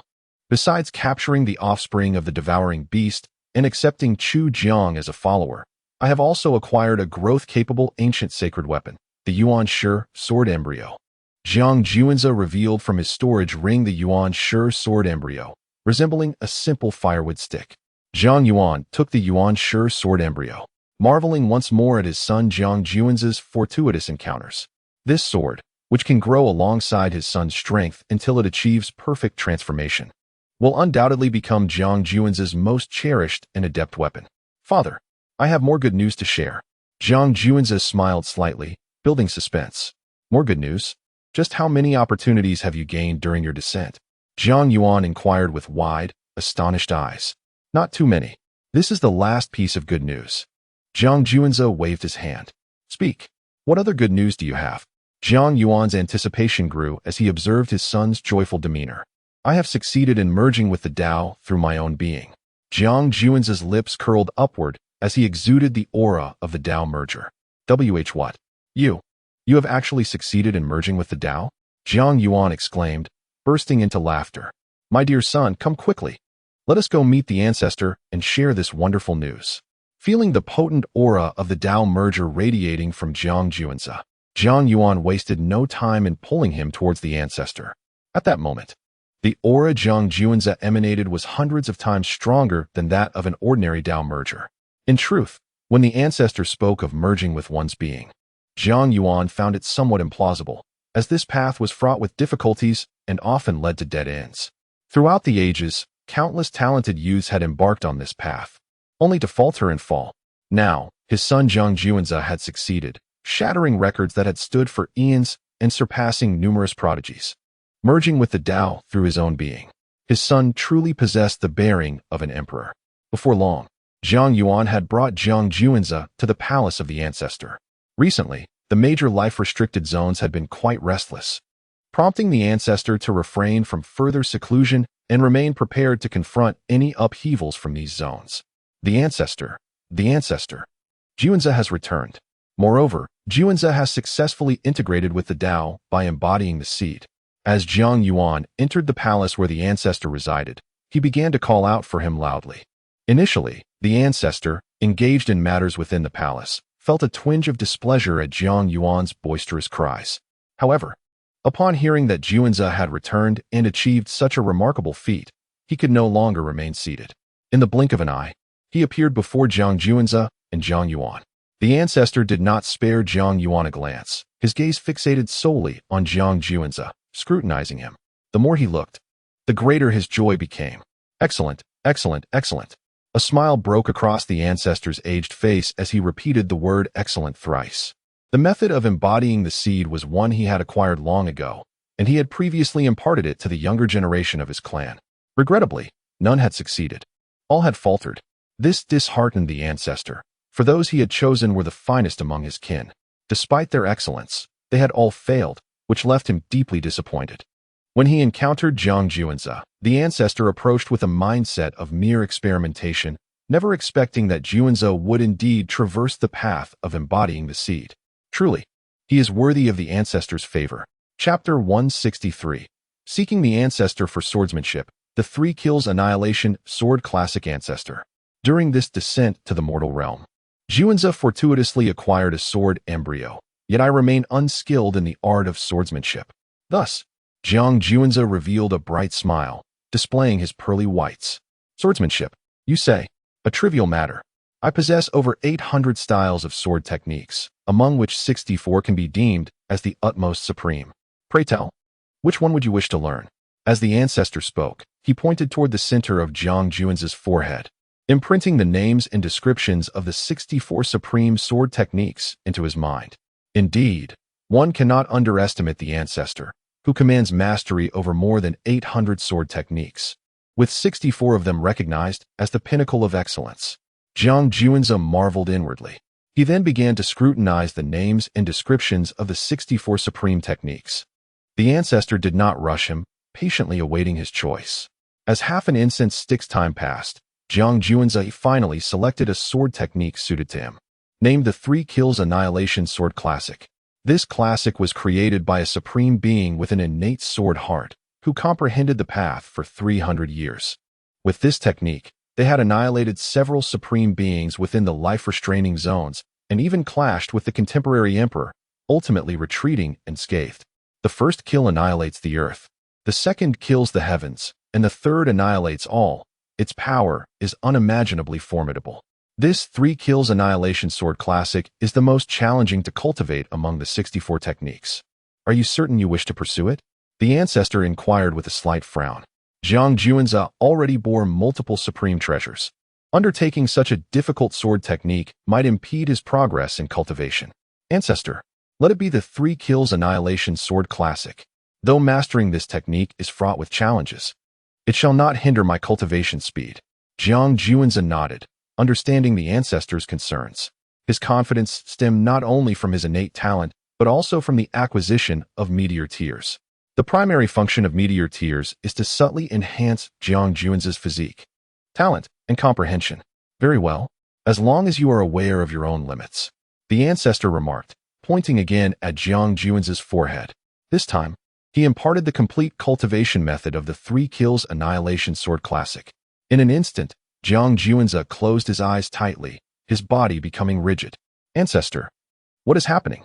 Jiang Yuan observed his son Jiang Juanzi standing motionless and instantly wore a worried expression. Fear not. While imparting the 3 kills annihilation sword classic, I shall also bestow upon him a strand of sword intent. This sword intent will assist him in comprehending the profundities of the classic. The ancestor waved his hand reassuringly. Upon hearing this, Jiang Yuan felt a sense of relief. As the time of an incense stick gradually passed, an intensely sharp sword intent suddenly surged from Jiang Juanzi, as if it could sever rivers and split the heavens. The ancestor, witnessing this, exhibited a hint of surprise in his starry, profound eyes. For Jiang Juanzi was on the verge of mastering the 3 kills annihilation sword classic.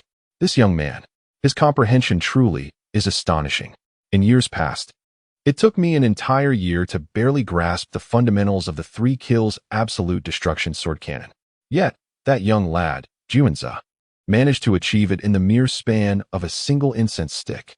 The ancestor murmured to himself, after imparting the 3 kills absolute destruction sword cannon to Jiang Juanzi. He had believed that Juanzi would diligently memorize the cultivation methods. To his astonishment, Juanzi comprehended the essence of the technique directly, leaving even the ancestor utterly amazed.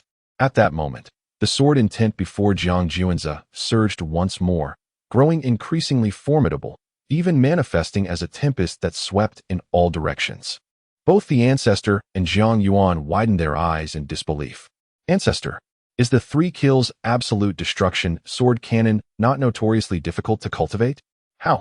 How has Juanza attained such a profound understanding so swiftly? Jiang Yuan questioned the ancestor, pointing at his son, his voice filled with astonishment. Indeed, it appears that Juanza is exceptionally attuned to this sword cannon, coupled with his remarkable comprehension. It is no wonder he has reached such a level in such a short time. The ancestor replied with a slight cough, though he felt a twinge of discouragement within. After all, it had taken him 2 years to reach a similar level of mastery in the same technique. The ancestor pondered that regardless of talent or insight, his own capabilities were far beyond the average individual. Otherwise, he would not have become the foundation of the esteemed Jiang clan. Yet now, Jiang Juanza had achieved in less than 2 incense sticks what had taken the ancestor 2 years. The disparity was staggering. Boom. In the next instant, the sword intent emanating from Jiang Juanza intensified yet again, transforming into a storm that not only swept across the surroundings, but also soared skyward, cleaving the heavens. Ancestor, my son Juanza has reached the zenith of mastery. Is the 3 kills absolute destruction sword cannon truly so difficult to cultivate? Jiang Yuan exclaimed, his eyes wide with shock as he implored the ancestor once more. The ancestor remained silent, gazing at Jiang Juanza as one might observe a peculiar creature, his eyes twitching at the spectacle. In less than an hour, the 3 kills absolute destruction sword cannon had transcended 3 realms. Even after all his years, he had never encountered a descendant with such extraordinary insight. As 2 hours passed, Jiang Juanza, standing still with overwhelming sword intent, finally moved. With his eyes tightly shut and the primordial sword embryo in hand, he slowly swung it forward. In an instant, the void distorted, and a torrent of purple mana surged forth. The overwhelming sword intent converged, coalescing within the primordial sword embryo. With a dazzling flash of sword light, the palace where the ancestor resided was instantly cleaved in 2. The sword light continued unabated, extending for 80 miles, leaving a massive chasm in the ground. This chasm was smooth and even, as if it were wound upon the earth, the terrifying sword intent lingering long after. This. In less than 3 hours of cultivation, Juanza has already reached the pinnacle of the 3 kills absolute destruction sword cannon. The ancestor, is the cultivation of the 3 kills absolute destruction sword cannon truly so challenging? What on earth is happening? Jiang Yuan gazed in awe at the terrifying power unleashed by Jiang Juanza's strike, utterly dumbfounded, hoping for a direct response from the ancestor to his inquiries. Upon witnessing the scene, the ancestor fell silent, clutching his chest, utterly devastated within. Throughout his long life, he had encountered numerous prodigies and remarkable talents. Yet none could rival Jiang Juanza. In the past, the ancestor dedicated a full decade to mastering the 3 killings annihilation sword technique to its pinnacle. Yet now, astonishingly, Jiang Juanza had achieved in less than 3 hours what had taken the ancestor 10 arduous years. Indeed, the disparity between individuals could be infuriating. This 3 killings annihilation sword technique is not particularly difficult to cultivate, Jiang Juanza remarked, regaining his composure as he surveyed the aftermath of his actions.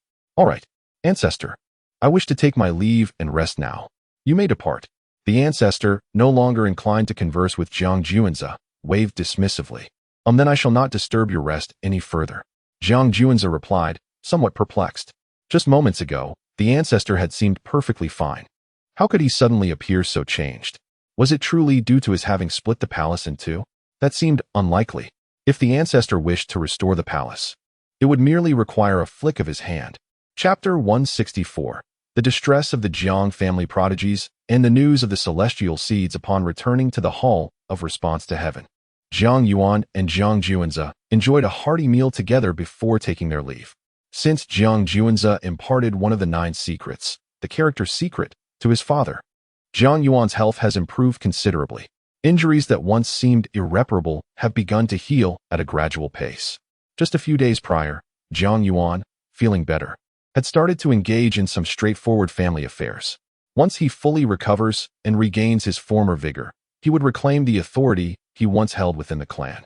After a moment of contemplation, Jiang Juanza said, Yin Ruyu, please summon the 2 prodigies, Jiang Haotian and Jiang Futian. Inform them that there is a matter of utmost importance that requires their immediate presence. Yes, young master. Yen Ryu nodded and promptly went to fetch Jiang Haoyan and Jiang Futian, the esteemed prodigies of the family. Upon receiving the message, Jiang Haoyan and Jiang Futian wasted no time, halting their ongoing tasks to hasten towards the Hall of Response to Heaven. They had completely acknowledged Jiang Juan's status as the young patriarch, and with the urgency of his summons, they dared not delay. Before long, Jiang Haoyan and Jiang Futian, under Yen Ryu's guidance, hurried into the hall. Expecting to confront a significant issue, they were taken aback to find the young patriarch leisurely enjoying a cup of tea. "You summoned us, young master?" Jiang Haoyan and Jiang Futian exchanged puzzled glances, their minds clouded with uncertainty. Despite being told of a matter of great importance, the young patriarch seemed to be in no hurry, sipping his tea with ease. What could he possibly desire? "Come, join me for tea." Jiang Juanza did not address their inquiries, but instead beckoned them to partake in the tea. Though unsure of the young patriarch's intentions, they took their seats beside him. "You two must be nearing your convergence soon. Have you found suitable celestial seeds?" After personally pouring tea for Jiang Haoyan and Jiang Futian, Jiang Juanza inquired casually, as if engaging in small talk. "Indeed, we are close to convergence. However, our family currently possesses only 3 celestial seeds, while our generation boasts 8 prodigies. It is simply insufficient." Jiang Haoyan sighed, a weight settling upon his heart. If they could not achieve convergence with celestial seeds, they would have to resort to using holy seeds. Yet, such a choice would inevitably place them at a lower standing in terms of both power and status compared to those who converged with celestial seeds. This meant that while they currently stood at the forefront of their generation, they would be relegated to the second tier after using holy seeds, a thought that stirred discontent within them. In truth, their family had originally prepared 5 celestial seeds for the 8 prodigies of their lineage. However, 2 of them were seized by other life zones during their return journey, resulting in the loss of 8 saints for their family. A few days ago, Jiang Tiandao from the Hongzhou lineage successfully attained the Dao, thus leaving the family with only 2 immortal seeds. Adding 1 reserved for the young patriarch, the family now possesses but a solitary immortal seed. Jiang Futian spoke solemnly, especially as he recounted the 2 immortal seeds taken by the life forbidden zone. Alongside the loss of 8 saints, his fists clenched tightly, fury igniting in his gaze. "Curse it! How I loathe my own inadequacy. Were it not for my lack of strength, I would certainly storm into the life forbidden zone and reclaim our immortal seeds." Jiang Haoyan, upon hearing of the theft of the 2 immortal seeds and the loss of 8 saints, was immediately consumed by rage. These immortal seeds are not merely vital for their future, they are equally crucial for the family's destiny. In the days to come, they are destined to be the pillars of their clan.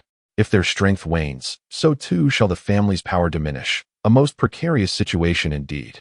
Alas, the family's supreme leader once ventured into the life forbidden zone to reclaim the immortal seeds and avenge the fallen saints, but returned wounded, without the immortal seeds in hand. Although our Jiang family is an imperial lineage, the life forbidden zone is not to be trifled with. Jiang Futian shook his head, exhaling a heavy sigh. "It is truly infuriating. Just wait. While I may not be able to contend with the elders of the life forbidden zone, can I not challenge the younger generation? From this day forth, I shall step onto the front lines, striking fear into the hearts of the young disciples of the life forbidden zone." Jiang Haoyan's spirit surged with battle intent, his hair dancing wildly, his voice low and resolute. "I do not mean to dishearten you. Slaying some ordinary prodigies of the life forbidden zone will not affect them in the slightest. To eliminate the divine sons and daughters of the life forbidden zone, however, may soon become an impossibility. If the divine sons and daughters merge with the immortal seeds while we merely merge with the saint seeds, do you truly believe we can vanquish those who have attained the Tao with the immortal seeds? In that eventuality, it may very well be we who become the hunted." Jiang Futian's expression was one of deep unwillingness. Now, with only 1 immortal seed remaining for allocation, and 5 divine sons of their generation, who will ultimately claim this last precious seed? Jiang Haoyan's countenance fell at these words. Although Jiang Futian's remarks were harsh, they bore the weight of truth. Slaying countless ordinary prodigies means little to the life forbidden zone, for they can produce them abundantly with a mere investment of resources. However, should the core divine sons and daughters of the life forbidden zone merge with the immortal seeds, they would pose an insurmountable challenge, rendering us powerless to contend. There is no need for such despair. I have summoned you today regarding the matter of attaining the Tao. I have already succeeded in my own attainment, and no longer require the family's immortal seeds. Furthermore, I possess knowledge of certain emerging immortal seeds. Jiang Juanzi, observing the troubled expressions of Jiang Futian and Jiang Haoyan, waved his hand and directly emanated a trace of the aura of the Tao attainment realm. What? The young patriarch has indeed stepped into the realm of Tao attainment. Not only has he refrained from utilizing family resources, but he also possesses information regarding the emergence of immortal seeds. Jiang Futian and Jiang Haoyan were enveloped by the harmonious aura emanating from Jiang Juanzi, and in an instant, their spirits were invigorated.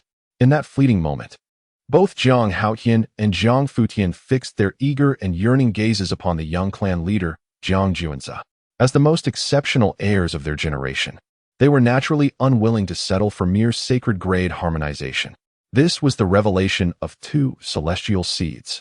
Jiang Juanzi gently placed his fingers upon the foreheads of Jiang Haoyan and Jiang Futian, imparting to them all the information regarding the two celestial seeds and their destined emergence. In truth, within Lu Wuchen's memories of 9 lifetimes, the emergence of these two celestial seeds was foretold to occur in 8 and 21 years, respectively. However, it was indeed possible to hasten their arrival. This. Upon receiving the information about the two celestial seeds, Jiang Haoyan and Jiang Futian exchanged a glance brimming with joy, even contemplating embracing Jiang Juanzi in a fervent display of affection. Yet, Jiang Juanzi, perceptive to their intentions, cast a sharp warning glance, cautioning them against such folly, as the repercussions could be dire. At that moment, Yin Ryu hurriedly approached Jiang Juanzi, her expression grave, exclaiming, "Divine Son, a grave matter has arisen." Chapter 165, Grim Tidings. What calamity has befallen the strongest son of heaven, Yishuehan, in the abyssal life forbidden zone? Jiang Juanzi gazed at the grave expression of Yin Ryu, his heart sinking. Such a demeanor from the once supreme Yin Ryu could only signify dire circumstances. The divine maiden Jiang Yuding of the Ming lineage and the divine son Jiang Qingcong of the Earth lineage have been slain. Yin Ryu spoke solemnly. What? Pray, repeat that. Jiang Juanzi, along with Jiang Haoyan and Jiang Futian, rose abruptly, their imposing auras radiating fury, their expressions stern. Today, the divine maiden Jiang Yuding was set to venture into a secret realm for opportunities, while the divine son Jiang Qingcong intended to pay a visit to an old acquaintance. Both encountered a formidable ambush. Yin Ryu continued. After the divine maiden Jiang Yuding was murdered, her body was subjected to the degrading torment of the fallen beings of the abyssal life forbidden zone, rendering her unable to return to her family. The divine son Jiang Qingcong met a more gruesome fate. His entrails were extracted, his bones shattered, and his remains fashioned into a drum of human skin to instill terror upon our Jiang clan in battle. How outrageous! The abyssal life forbidden zone has gone too far. Jiang Haoyan and Jiang Futian's chests heaved violently, their eyes ablaze with indignation. Jiang Yuding and Jiang Qingcong, having ascended to their esteemed positions, had already proven their exceptional prowess, embodying the pinnacle of excellence.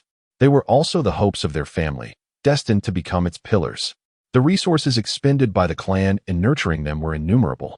The loss of Jiang Yuding and Jiang Qingcong is an irreparable blow to the Jiang family.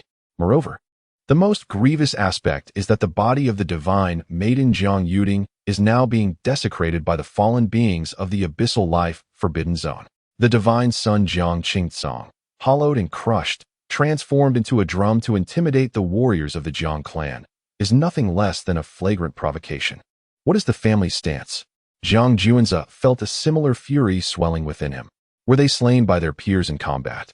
It could be argued that Jiang Yuding and Jiang Qingcong simply fell short in strength, leaving no room for reproach.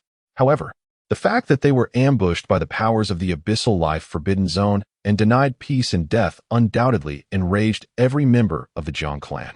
The family has dispatched formidable warriors to negotiate with the abyssal life forbidden zone. Yet the latter has demanded the exchange of Jiang Juanzi for the return of the divine maiden Jiang Yuding and the divine son Jiang Qingcong's remains, a condition the family staunchly rejects.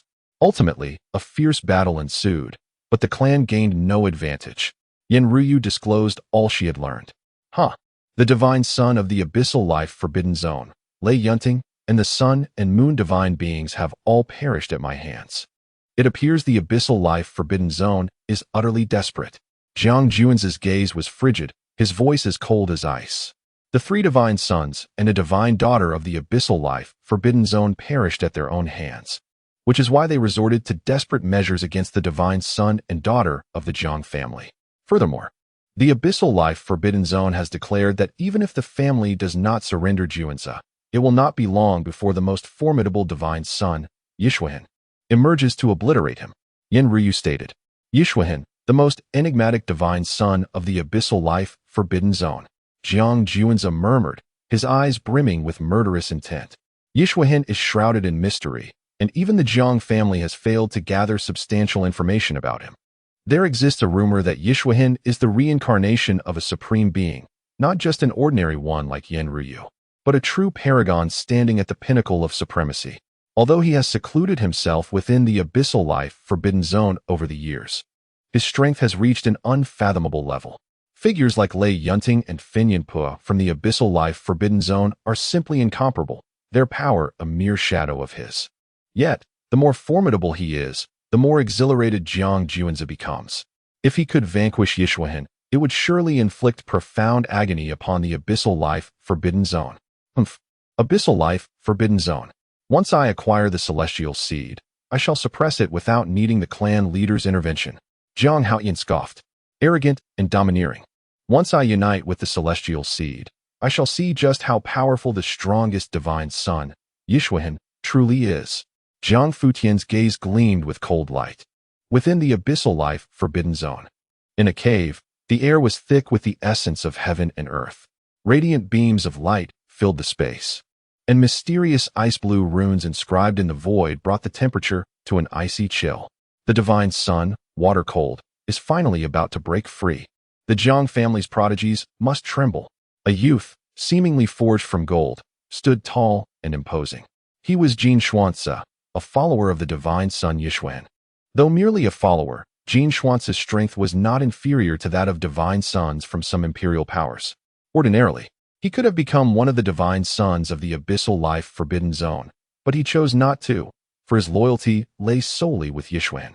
Indeed, he pays no heed to the commands of the abyssal life forbidden zone.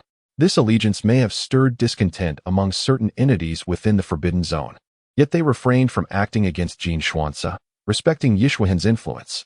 Thus, Jin Xuanzi occupies a rather unique position in the abyssal life forbidden zone. At this moment, Jin Xuanzi gazed eagerly at the cave of the divine son Yishuahan, his heart racing with excitement at the prospect of once again encountering the one he has long revered. After half an hour, the cave's entrance slowly opened, shrouded in mist, with celestial radiance emanating forth. A young man clad in white robes and with long black hair cascading down his shoulders emerged from the cave. His skin shimmered with a radiant luminescence, akin to exquisite mutton fat jade, while his azure eyes, deep and expressive, resembled two stunning sapphires. His visage appeared as though meticulously sculpted by divine hands, strikingly handsome and extraordinary. With every gesture, he exuded the elegance of a refined gentleman, possessing an ethereal charm that captivated all who beheld him. Divine Son, you have finally emerged from your seclusion. How I have longed for this moment. His robust and imposing figure resembled one cast from gold, and upon encountering the released Yishuahan, his tiger-like eyes sparkled with excitement.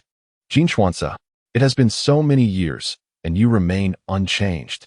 Upon seeing Jin Xuanzi, Yishuahan's demeanor shifted subtly, adopting a hint of softness that rendered his voice notably more delicate. He, Divine Son, we shall reminisce later this evening. The higher echelons of the Tianyuan Life Forbidden Zone have dispatched envoys multiple times, seeking your assistance to confront the Jiang family's divine sons. Jin Xuanzi recounted the events of recent times in their entirety to Yishuahan. The three divine sons and a divine daughter from the Tianyuan Life Forbidden Zone had all perished at the hands of the Jiang family's young patriarch. How intriguing. Upon absorbing this information, a cold smirk crept across Yishuan's lips, an aura of frostiness emanating from him. Chapter 166, A Secret Journey, The Target. The Abyss of Life's Forbidden Zone. The divine maiden Huang Yuya of the Imperial clan, the Jiang family, within the Yingtian Palace, Jiang Haoyan and Jiang Futian, the esteemed scions of the clan, have departed, eager to seek the seeds of immortality in preparation for their future convergence. Meanwhile, Jiang Juanza has dispatched Yin Ryu to gather intelligence regarding the clan and the abyss of life's forbidden zone. The tension between the two factions remains palpable, with formidable warriors congregating, poised for a potential resurgence of conflict, even escalating into an unparalleled bloodbath. Upon receiving Yin Ryu's report, Jiang Juanza's countenance turned grave, and he slowly closed his eyes, seemingly lost in contemplation. After approximately half an incense stick's duration, he abruptly opened his eyes, resolute determination gleaming within. Divine Son. Yin Ryu gazed at Jiang Juanza, who appeared to have made a momentous decision, an inexplicable sense of foreboding stirring within her heart. I must venture out in secret. Do not disclose this to anyone. This matter is known only to you. Should anyone inquire, tell them I am in seclusion, not seeing anyone. Do you understand? Jiang Juanza admonished with a serious demeanor. Divine Son, as the young patriarch of the Jiang family, how can you travel without any escort? Yin Ryu's expression shifted slightly upon hearing this. Indeed, a woman's intuition proved correct, and her unarticulated worries were now manifesting. Jiang Juanza, a figure of significant stature within the Imperial Jiang family, now intended to traverse alone. What if an unforeseen calamity were to befall him? If this towering tree were to fall, where would that leave Yin Ryu? This is an order. You need only to obey. Do you comprehend? Jiang Juanza furrowed his brow, casting a profound gaze at Yin Ryu, his words resonating with authority. But, Yin Ryu hesitated, wanting to voice her concerns. Jiang Juanza arched an eyebrow, his eyes narrowing in displeasure. Yes, Heir understands. I shall not divulge even a hint of the Divine Son's whereabouts. Yin Ryu sighed deeply, ultimately capitulating to Jiang Juanza's overwhelming presence. Subsequently, after dedicating half a day to make necessary preparations, Jiang Juanza disguised himself as an ordinary clan member, boarding an inconspicuous small flying vessel, and quietly departed from the Kanglan Ancient Star alone. His destination was unequivocally the territory controlled by the abyss of life's forbidden zone. Throughout the journey, Jiang Juanza exerted all his efforts in employing the concealment technique, integrating runic marks capable of thwarting prying eyes and obscuring celestial foresight into his very being. The perilous expedition to the abyss of life's forbidden zone demanded thorough preparation. His audacity in braving such dangers alone was driven by a singular objective: to capture a divine son or divine maiden from the abyss of life's forbidden zone. In turn, he would leverage the hostage to exchange for the remains of Jiang Qingsong and Jiang Yuding, allowing them the peace of burial. As for the source of Jiang Juanza's audacity to embark alone to the abyss of life's forbidden zone, firstly, Jiang Juanza, the esteemed young patriarch of the Imperial Jiang clan, surprised everyone by daring to embark on a solitary journey fraught with peril, armed with the art of concealment and a myriad of mystical runes. He possessed the means to effectively disguise and shield himself from prying eyes. Accompanying others would only amplify his visibility, making it exceedingly difficult to infiltrate the life forbidden zone of Tianyuan. Secondly, the tensions between the life forbidden zone of Tianyuan and the Imperial Jiang clan were at an all-time high due to the affairs concerning the divine son Jiang Qingsong and the divine daughter Jiang Yuding. Most of the powerful figures from both sides had gathered, creating an opportune moment for a stealthy incursion into the life forbidden zone to abduct one of the divine beings. This undertaking was fraught with danger. A single misstep could lead to Jiang Juanza's utter ruin. Nevertheless, as the young patriarch of the Imperial Jiang clan, he bore the weight of future leadership, and certain actions were imperative. Should the remains of Jiang Qingsong and Jiang Yuding remain unburied, it would become a lasting source of anguish for the Jiang clan, significantly impacting the morale of its members. Furthermore, if the clan remained locked in a stalemate with the life forbidden zone, incessant conflict would inevitably deplete their strength. What would happen if other life forbidden zones seized the opportunity to strike? Most crucially, if Jiang Juanza aspired to ascend to the role of clan leader, he must continuously elevate his prestige to command respect. Without this, even if he were to claim the position, it would remain precarious.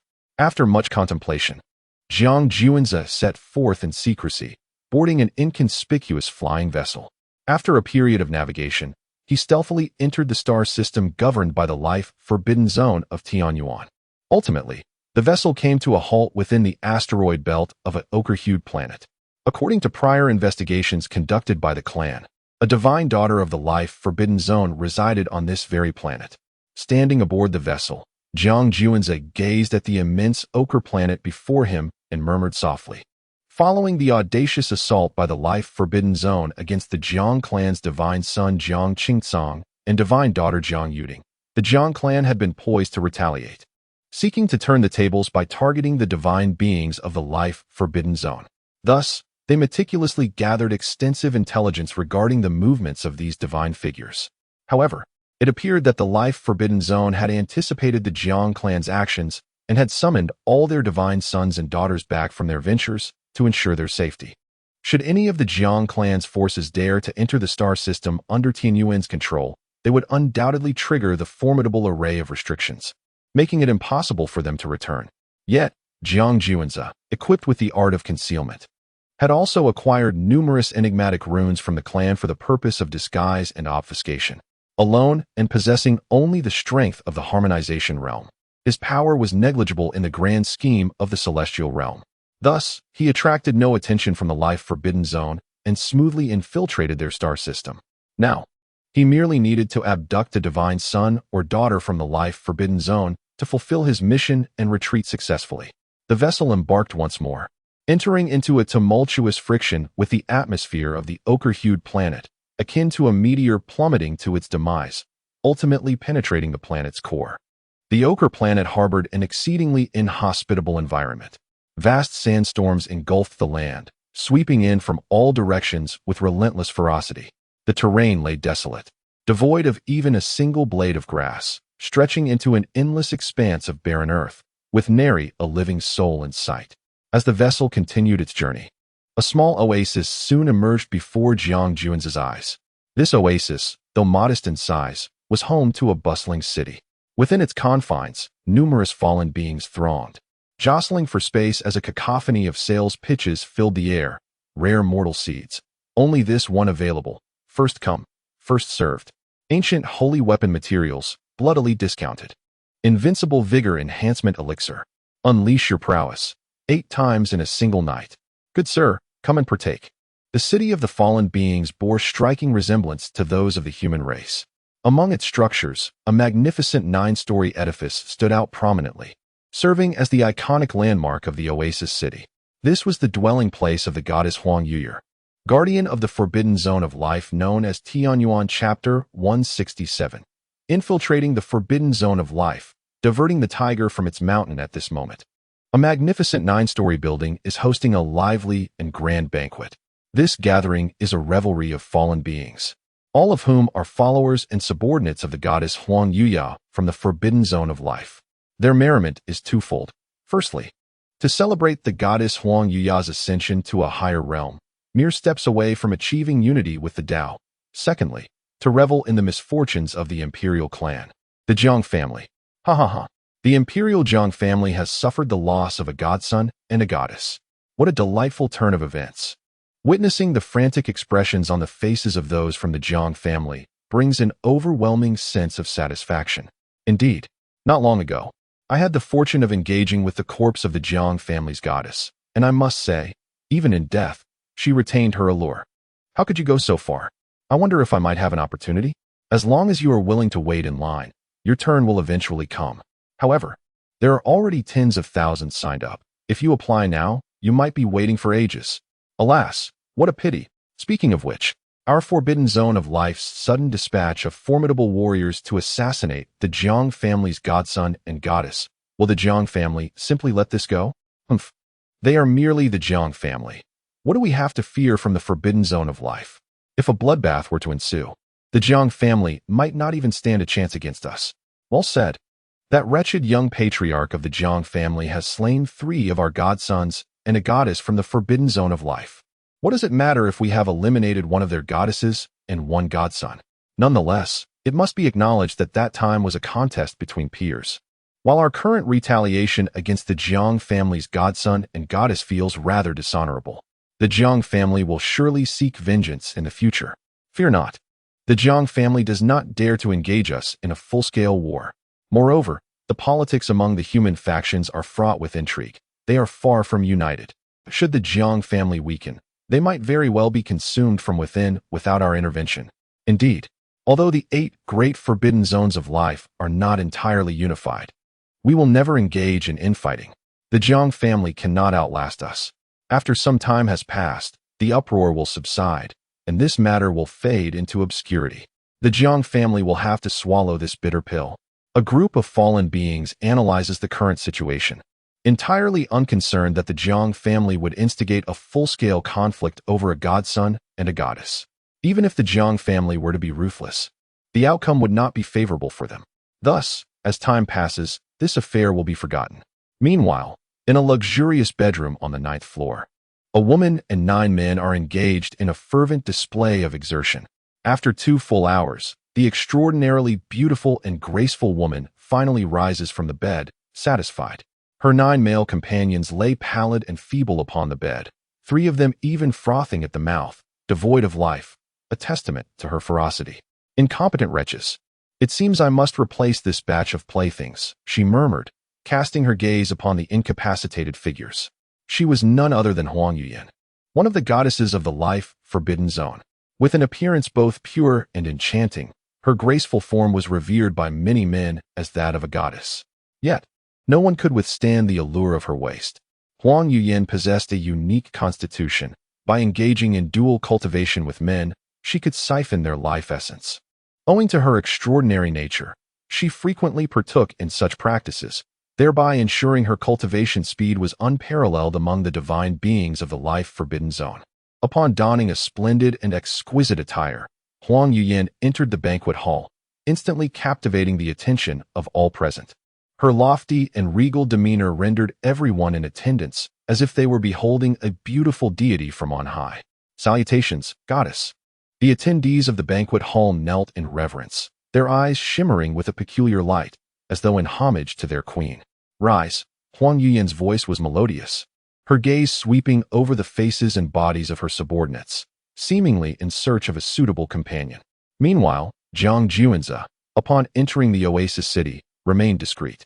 Should his identity as the young patriarch of the Imperial Jiang family be revealed, his demise would be inevitable. Furthermore, as a goddess of the life forbidden zone, Huang Yuyan undoubtedly had a protector of sacred realm strength at her back. Thus, Jiang Juanze aimed to identify the guardian beside Huang Yuyan and execute a diversionary tactic before making his move against her. At this moment, Jiang Juanze had disguised himself as a fallen being through his family's runic insignia, diligently employing concealment techniques to diminish his presence. His flickered with runes, quietly probing the oasis city. 1, 2, 3, 10, 11, 12. There were manifestly 12 sacred realm powers in this oasis city. Who knows how many more lurked in the shadows, beyond my detection. Jiang Juanze's expression grew solemn as he inhaled deeply, feeling a twinge of anxiety. Any one of these sacred beings could effortlessly extinguish his life, thus his apprehension was warranted. Next, he needed to ascertain the location of Huang Yuyan, the goddess of the life forbidden zone. He whispered to himself, arriving before a 9-story edifice, his glowing, revealing the internal scene before him. Soon, he beheld Huang Yuyan indulging herself in merriment with her male companions in a lavish chamber of the inn. They seemed to be enjoying themselves, Jiang Juanze observed with a cold smirk. Now that the situation was clear, it was time to make his move against Huang Yuyan, the goddess of the life forbidden zone. With a flicker of thought, Jiang Juanze retrieved 3 palm-sized puppets from his storage ring, adorned with a talisman and intricately etched with a myriad of golden runes. These puppets were pivotal treasures for luring the tiger from its mountain lair. Subsequently, Jiang Juanze departed from the oasis city, strategically placing the 3 puppets in the eastern, western, and southern directions. He resolutely chose to activate the puppet in the east first. In an instant, the formidable aura of a human sage erupted from the eastern location, shaking the heavens and causing the mountains to tremble with overwhelming force. A human sage. What audacity to trespass into my Tianyuan's forbidden zone of life. Upon sensing the sage's presence, the sages within Oasis City were immediately enveloped in a chilling malice. 5 of the sages from the Tianyuan's life forbidden zone swiftly departed the city, intent on eliminating this unexpected human sage. 5 have left. 7 sages remain. Continue. Jiang Juanzhou whispered to himself, activating the puppet positioned in the west once more. Chapter 168. The Commencement of Action, an Unexpected Turn. Boom. In the western expanse, the aura of a human saint surged forth, soaring into the heavens, causing the very fabric of the earth to tremble. What? Another human saint has arrived? Such audacity. Eliminate him. Ensure he does not return. Within the confines of Oasis City, the saints of the Abyssal Life Forbidden Zone thundered in fury, their voices resonating like thunder, echoing across the sky. This time, for saints from the Abyssal Life Forbidden Zone soared forth from Oasis City, their presence fierce as they advanced towards the western region. Without a moment's hesitation, Jiang Juanzhou activated the puppet situated in the southern area once more. In an instant, the aura of the human saint surged anew, causing the hearts of the saints in the Abyssal Life Forbidden Zone to race. What is happening today? How dare the human saint venture deep into the heart of our Abyssal Life Forbidden Zone? What could their intentions possibly be? Could this be the work of the Imperial clan, the Jiang family? After all, our saints have slain a divine son and a divine daughter from the Jiang family. Perhaps they have come seeking vengeance. Yet, how could these saints from the Jiang family breach the protective formations of our Abyssal Life Forbidden Zone? Indeed, even if the formations do not hinder the Jiang family saints, there should at least be some form of warning. How utterly unfathomable. The saints of the Jiang family have inexplicably appeared in the heart of our Abyssal Life Forbidden Zone, regardless of the details. If we can capture even one human saint alive, all will become clear. Within Oasis City, the remaining 3 saints of the Abyssal Life Forbidden Zone exchanged glances before simultaneously soaring towards the location of the southern human saint. Thus, all 12 saints of the Abyssal Life Forbidden Zone within Oasis City had been lured away. Nevertheless, Jiang Juanzhou's expression remained heavy and solemn.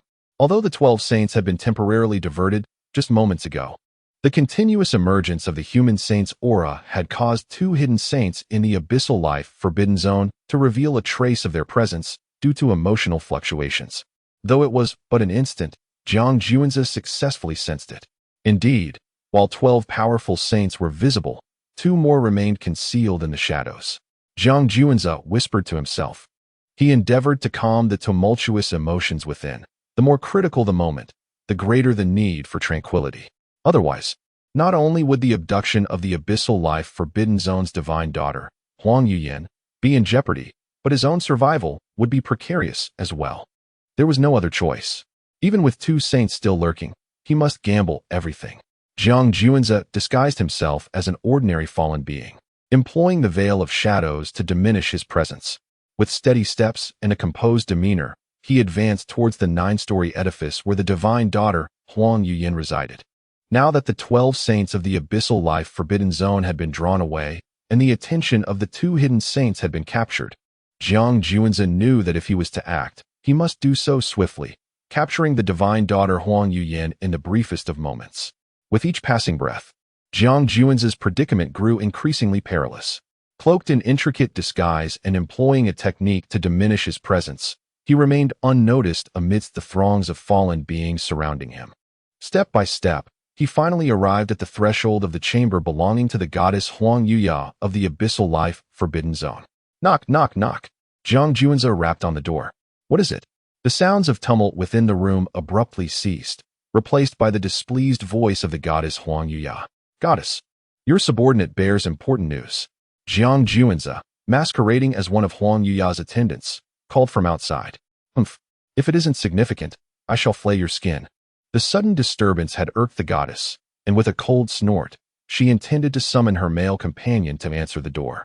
She harbored no suspicion regarding Jiang Juanzhou's identity, believing this to be the heart of the Abyssal Life Forbidden Zone, a place fortified by the presence of 14 saints, thus deemed utterly secure. However, upon noticing the pale and feeble countenance of her male companions, her anger surged, an assembly of utterly useless wretches.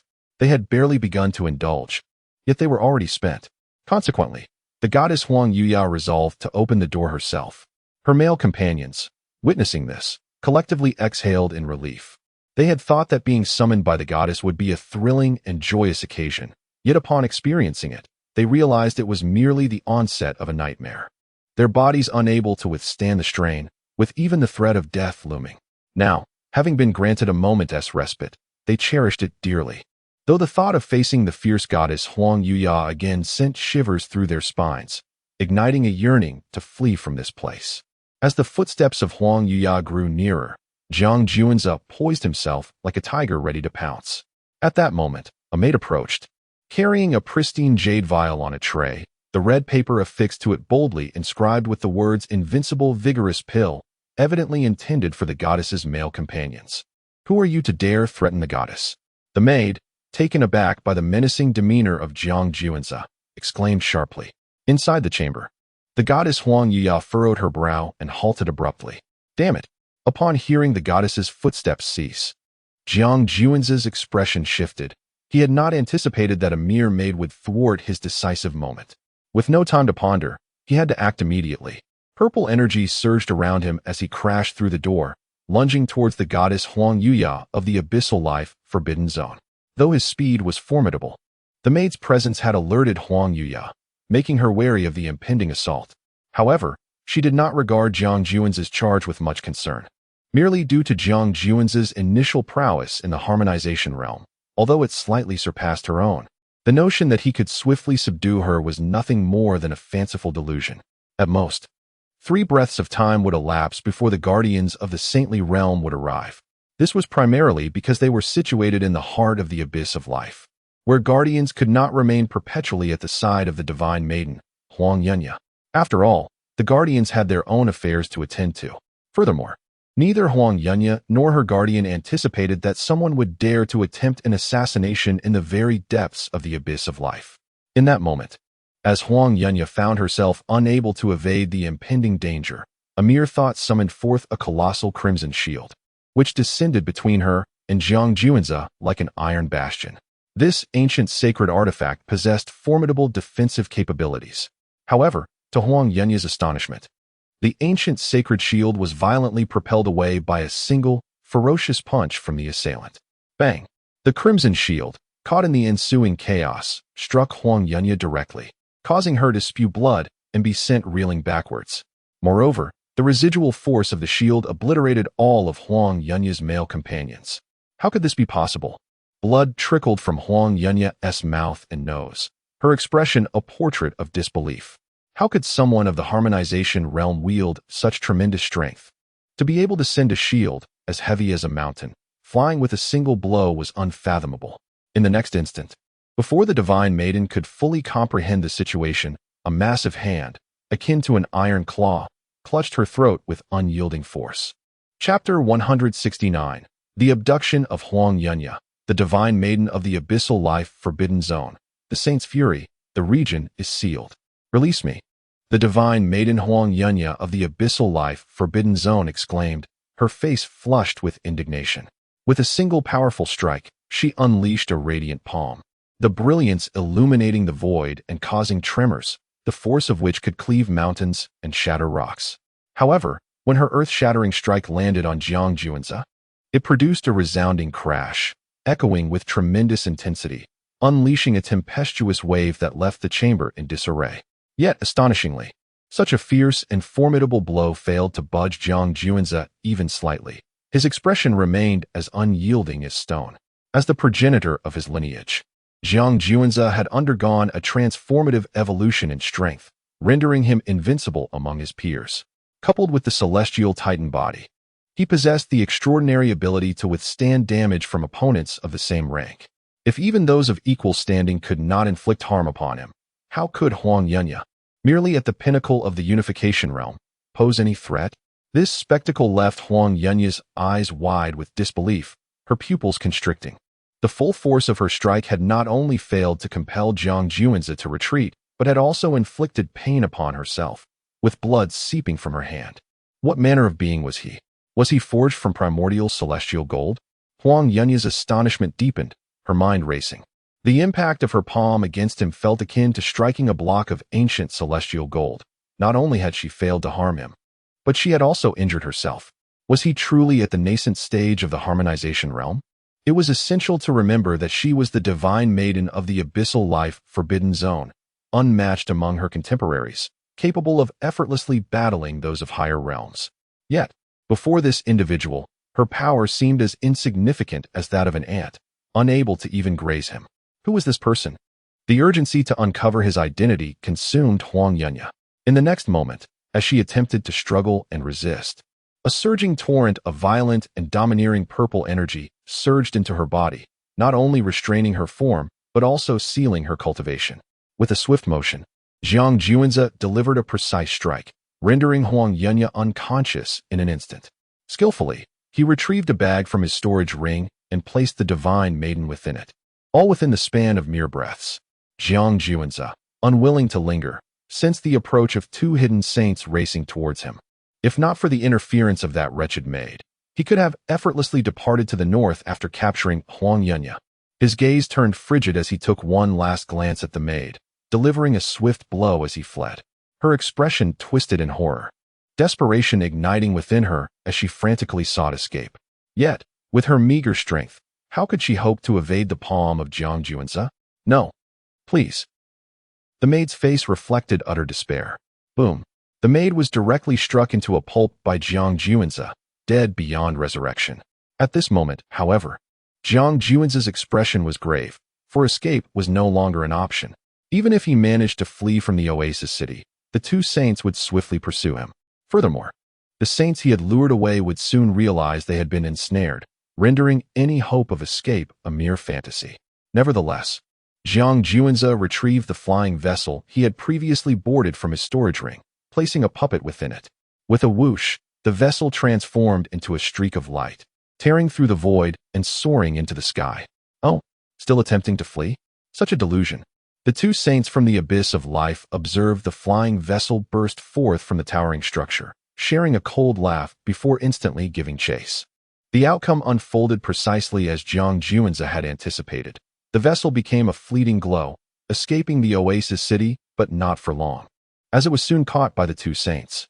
In a swift motion, a colossal hand of magical power materialized, effortlessly grasping the vessel. Let us see who possesses such audacity. The two saints from the abyss of life then crushed the vessel, and a puppet tumbled out. This scene rendered the area utterly silent, as if time itself had come to a halt. The two saints exchanged a glance, their expressions darkening to the utmost degree. They had been deceived. A raging fury ignited within the hearts of the two saints. They had been outwitted. Moreover, the other 12 saints of the abyss of life were equally incensed. They had initially believed the human saints were foolishly offering themselves as sacrifices, only to discover they had fallen into a cunning trap.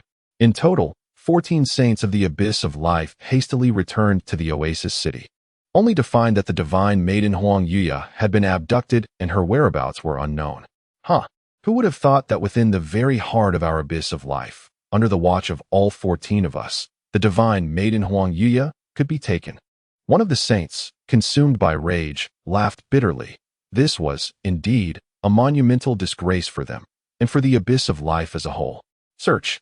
The one who abducted Huang Yunya could not have escaped. They might still be within the city. Precisely. Seal off the entire city. No one is to enter or exit. We must locate this fiend.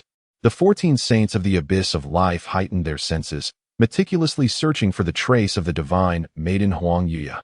Half an hour later, the 14 saints reconvened, their expressions grim, the fury that burned within them even distorting the very fabric of the void. Could it be that they had all come up empty-handed? The 14 saints of the abyss of life exchanged glances, their anger boiling over. Right under their noses, someone had managed to abduct the divine maiden Huang Yunya, and the implications for their reputation were dire. They are utterly incapable of providing an account to the venerable guardians within the penalty zone. Continue the search, broaden the scope, and impose a complete lockdown on our border. We must not allow that wretched individual to escape. The 14 saints of the abyssal life forbidden zone currently harbor a deep-seated animosity towards Jiang Juanzi. Their teeth clenched in fury. They immediately relayed the news of the abduction of the goddess Huang Yunya to the authorities of the forbidden zone. The upper echelon of the abyssal life forbidden zone was incensed. In the heart of the abyssal life forbidden zone, right beneath the watchful eyes of the 14 saints, a goddess had been abducted, her fate unknown. It was nothing short of absurd, yet it had transpired. Consequently, The abyssal life forbidden zone not only sealed off the Ochre planet, but also tightened its borders, rigorously scrutinizing all suspicious individuals. However, all these actions were executed in secrecy, striving to maintain the FAAD for as long as possible. Otherwise, this incident would severely tarnish the reputation of the abyssal life forbidden zone, providing fodder for other factions to mock, and may even cause disquiet among certain prodigious figures within the forbidden zone. Meanwhile, Jiang Juanze remained within the opulent confines of Oasis City, ensconced within the resplendent 9-story edifice. Chapter 170. The puppet Huang Yuya successfully escapes the city in one of the rooms within the towering 9-story building. Jiang Juanze exerted all his energy to deploy the concealment technique. The crimson runes etched upon his skin radiated brilliantly, flowing like molten lava, shrouding his aura and disguising him as a fallen being, thereby diminishing his presence. At this moment, the meteor tears emanated a soft blue glow, significantly enhancing Jiang Juanze's ability to hide and disguise himself. Even now, he had yet to fully comprehend the powers of the meteor tears, only aware that they greatly augmented various attributes and abilities, such as defense, recovery, and offense, rendering them exceptionally versatile. Similarly, Jiang Juanze applied the concealment technique and the rune markings upon the goddess Huang Yuya of the abyssal life forbidden zone. Even when the divine consciousness of a saint swept over, it failed to detect their existence. Thus, they had successfully navigated the first obstacle. However, with the disappearance of the goddess Huang Yuya, the abyssal life forbidden zone would undoubtedly intensify their search efforts and establish checkpoints in crucial areas, making the escape a formidable challenge. Nonetheless, Jiang Juanze had already devised a strategy in his mind. He ventured deep into the heart of the abyssal life forbidden zone, fully prepared and having anticipated the current predicament with a contingency plan. Without a shred of hesitation, Jiang Juanze unceremoniously dumped the goddess Huang Yuya from the sack. With a thud, she landed headfirst onto the floor, the jolt of pain abruptly rousing her from unconsciousness. As she regained her senses, the goddess Huang Yuya instinctively attempted to resist, but her body and cultivation had been sealed by Jiang Juanze's magic, rendering her utterly immobile and unable to fight back. In that fleeting moment, she realized she was still within her 9-story abode and was about to scream for help. However, before her voice could escape, a hand, as firm as an iron claw, grasped her throat, silencing her entirely. At this juncture, Huang Yuya finally discerned the visage of her captor. His face was strikingly ordinary, the kind that would easily blend into a crowd. Most notably, he appeared to be an exceedingly mundane cultivator. Yet this seemingly unremarkable individual possessed the strength of an early-stage harmonization realm practitioner. His body was as resilient as ancient celestial gold. Any attempt to strike him resulted only in her own injury. "Who are you? Why have you kidnapped this goddess?" Huang Yuya glared at Jiang Juanze, forcing the words out through gritted teeth. Jiang Juanze merely cast a dispassionate glance at her, paying her no heed, instead gathering a mysterious rune before his chest. "Do you find this goddess beautiful? Would you like to have me keep you company?" Seeing that Jiang Juanze ignored her, Huang Yuya smiled seductively, secretly employing her charm technique in an attempt to entice him, hoping to secure even the slightest opportunity for escape. If given a chance, she vowed to turn the very man before her into a mere husk. However, the divine maiden Huang Yuya was met with a resounding slap. The sound was crisp and decisive. In that fleeting moment, the divine maiden was left momentarily dazed. She was acutely aware of the potency of her allure. Every man who had succumbed to her charms had fallen at her feet. Even those of the royal realm were not immune to her seductive prowess. Yet, her once proud allure was utterly ineffective against this seemingly ordinary man, resulting instead in a stinging slap that left her in disbelief. Soon, a vivid imprint of a hand appeared on her cheek, which began to swell with redness. At that moment, Jiang Juanze had successfully gathered mysterious runes and delivered a strike that entered Huang Yuya's body. By employing specific secret methods, he could temporarily transform her into a puppet under his control.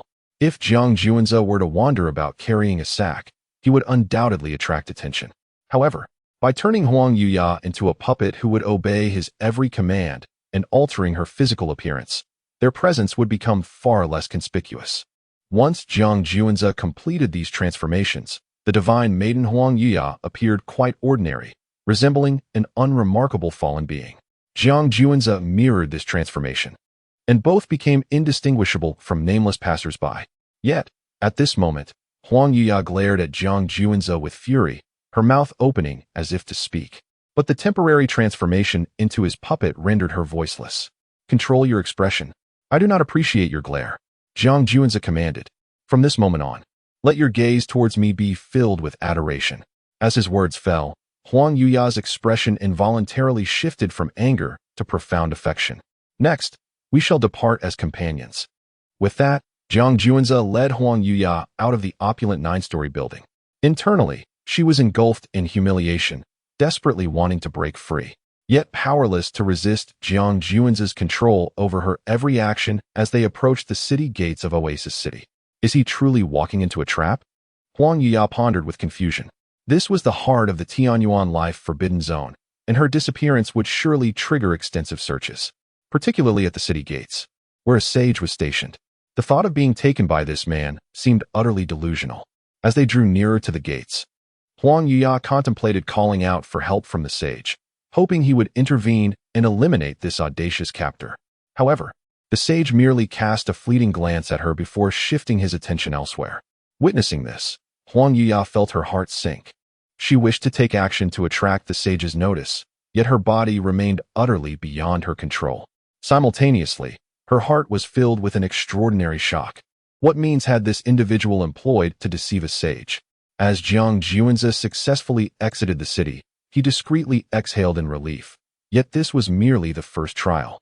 Ahead lay further challenges, departing from the planet, escaping the star system, and navigating the treacherous domain of the Tianyuan life forbidden zone. Meanwhile, Huang Yuya could only watch in disbelief as Jiang Juanza whisked her away from the gaze of a sage, her heart seething with curses. Was this sage merely idle? At such a close distance, could he truly fail to recognize the divine maiden? How could he stand by and witness her abduction? However, as the distance from the city widened, the despair within Huang Yuya deepened, and she realized that their captor was well prepared, managing to obscure the sage's perception, an utterly astonishing feat. Unperturbed by Huang Yuya's tumultuous emotions, Jiang Juanza, after covering a considerable distance from the Oasis City, retrieved a small flying vessel from his storage ring. Without uttering a word, he unceremoniously tossed the divine maiden onto the vessel and steered it skyward. The next challenge awaited them. Chapter 171, Another Challenge. The son of the forbidden zone of life in the abyss, Mu Qin Shan. At this moment, the divine maiden Huang Yunya was abducted and had vanished. The ochre planet had been entirely sealed by formations, leaving only a few portals for passage. Each portal was guarded by 2 saints, who scrutinized all who approached. In truth, the forbidden zone of life in the abyss could have completely sealed the ochre planet, leaving no portals and mercilessly punishing any who fell into their grasp. Initially, such was their intention. However, after extensive searches by numerous saints, both the abductors of the divine maiden Huang Yunya and the maiden herself seemed to have vanished without a trace, as if they had been swallowed by the void. Not even the saints, adept in the arts of divination and the yin-yang balance, could glean any information regarding the whereabouts of Huang Yunya or her captors. It was as though an invisible hand obscured the celestial secrets. They could only conclude that the divine maiden was not in immediate danger. Yet, no one could guarantee her safety indefinitely.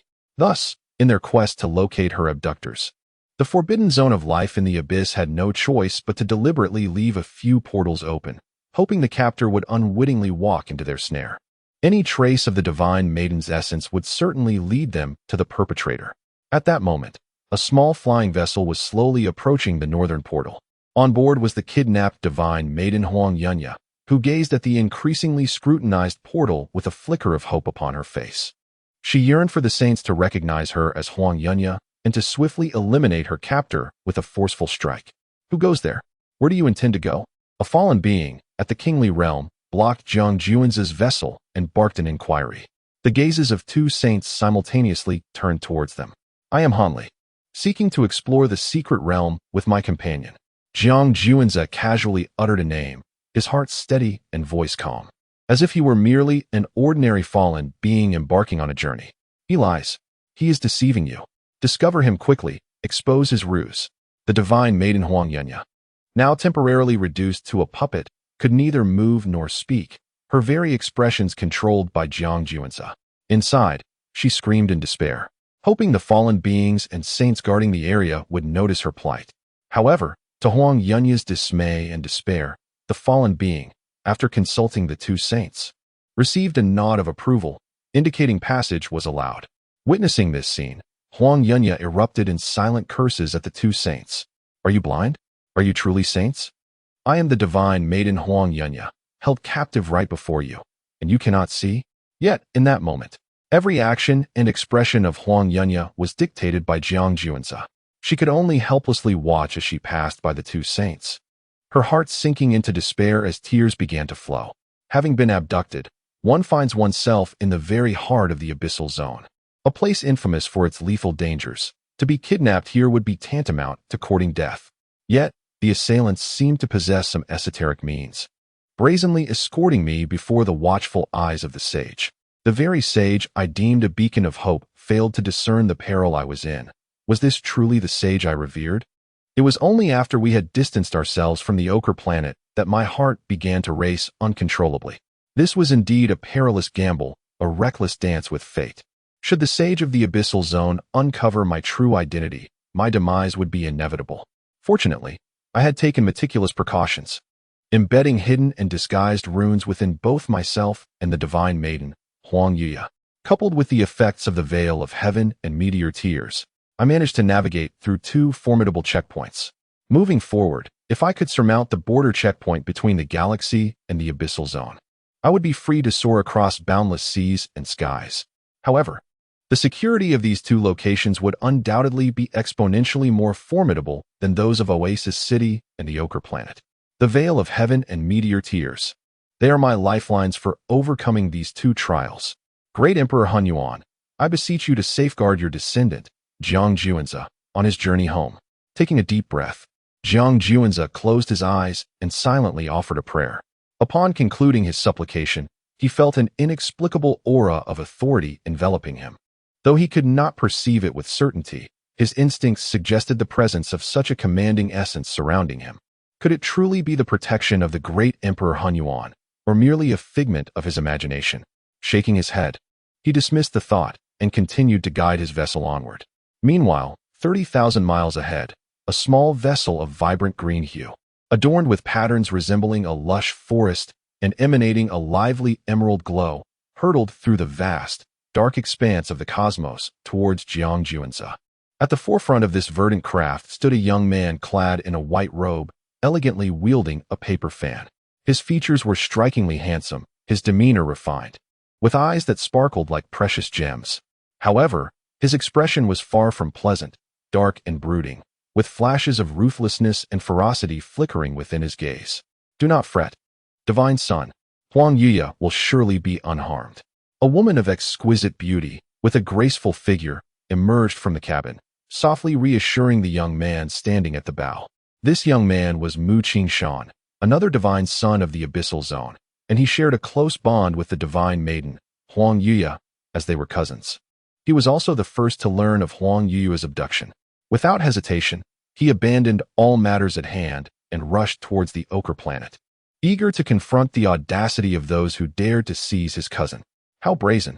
Should anyone dare to harm my cousin Huang Yuya, I shall ensure they meet a fate most grim, bereft of a proper burial. Mu Qingshan emitted a cold snort, his eyes glinting with fierce determination as his desire to reach the Ochre Planet intensified. As moments trickled by, the spacecraft occupied by Jiang Juanza drew closer to Mu Qingshan's vessel. In fact, Jiang Juanza, utilizing his divine vision, caught sight of Mu Qingshan standing proudly at the bow of his ship. Just as the two crafts passed each other, Mu Qingshan abruptly turned his head in that direction. Huang Yuya, possessing a unique constitution, had entrusted her first experience to Mu Qingshan. By harnessing Huang Yuya's primordial yin, Mu Qingshan ascended to the esteemed position of the divine son of the Forbidden Zone. Simultaneously, he acquired the ability to resonate with Huang Yuya's emotions. As the two vessels narrowly brushed past one another, Mu Qingshan unexpectedly sensed a flicker of excitement intertwined with disappointment emanating from the other ship. Could it be that my cousin Huang Yuya, who had been abducted, was aboard that very craft? Yet, the city and planet where she resided had been sealed off. making it implausible for her to be taken here. Mu Qingshan's expression shifted subtly, regardless of the truth. He resolved to intercept that spacecraft without delay. Chapter 172. The Divine Child delivered to the door, one punch to defeat upon encountering her cousin Mu Qingshan's vessel. The celestial maiden Huang Yuya, hailing from the abyssal life forbidden zone, felt a surge of excitement within her. Although her body and actions were entirely under the control of Jiang Juanzi, the intricacies of one's inner emotions remained beyond his grasp. Fortunately, she shared a profound emotional resonance with her cousin Mu Qingshan. However, as their vessels passed each other, despair and disappointment flooded her heart. Who could rescue her now? At that moment, Mu Qingshan's verdant vessel abruptly pivoted, pursuing Jiang Juanzi's craft. Witnessing this, Huang Yuya's heart raced with renewed elation. Her cousin was in pursuit. Surely he had noticed her. This was splendid news. Her heart screamed in fervor, brimming with excitement. Yet, Jiang Juanzi regarded the approaching green vessel with a slight furrow in his brow, which soon relaxed. The newcomer possessed considerable strength, already at the pinnacle of the unification realm, seemingly on the verge of transcending, possibly hindered only by an unfulfilled quest for the right Dao seed. The woman accompanying him, a mid-tier unification realm practitioner, appeared to be his partner and follower. As long as no Saint Realm protector was present, there was little to fear. Stop! Immediately halt! Mu Qingshan's authoritative voice resonated in Jiang Juanzi's ears as the green vessel swiftly closed the distance. Given that they were deep within the abyssal life forbidden zone, Jiang Juanzi refrained from pushing his vessel to its limits, maintaining a calm demeanor to avoid conveying a sense of panic. Upon hearing Mu Qingshan's command, Jiang Juanzi gradually brought his vessel to a halt. Who are you? Where are you headed? Mu Qingshan stood at the bow of the green vessel, exuding an air of superiority as he scrutinized Jiang Juanzi from his elevated position, akin to a monarch surveying his domain. I am Hanli, on my way to explore the secret realms with my companion. Might I inquire why you seek to intercept me? Jiang Juanzi declared, adopting a pseudonym and projecting an air of tranquility, devoid of any hint of anxiety. You dare not recognize this divine child? Mu Qingshan narrowed his eyes, a dangerous glint flickering within them. At this revelation, Jiang Juanzi was taken aback. It turned out that his opponent was indeed a divine child of the abyssal life forbidden zone. Internally, he mused, how fortuitous. I initially aimed to capture a celestial maiden from this domain, and now a divine child has conveniently presented himself. Fortune was indeed on his side. Quickly, Jiang Juanzi feigned a look of trepidation and fear. I beg your pardon, divine child. My strength is lacking, and my status is humble. I have never had the privilege of beholding your illustrious visage. His performance was impeccable, for to many ordinary fallen beings, both the divine child and the divine maiden of the abyssal life forbidden zone were exalted figures, seldom seen, much like how an average person might not recognize their local county magistrate. At this moment, the divine maiden Huang Yuyan felt an overwhelming surge of excitement within her, continuously transmitting her fervent emotions to her cousin Mu Qingshan. Sensing her agitation, Mu Qingshan cast a profound gaze at Jiang Juanzi, fully convinced that his cousin Huang Yuyan was aboard the flying vessel of the man before him.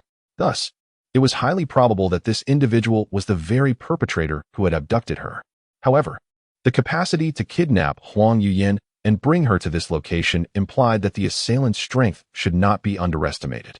Although Jiang Juanzi appeared to be merely an ordinary fallen being on the surface, the fact that he had managed to abduct Huang Yuyan indicated that he was far from ordinary. Just as Mu Qingshan sought a means to stabilize Jiang Juanzi and prepare to alert the powerful beings of the Forbidden Zone, he noticed an enigmatic smile creeping across the face of this seemingly common fallen being. A sense of foreboding washed over Mu Qingshan, yet it was too late.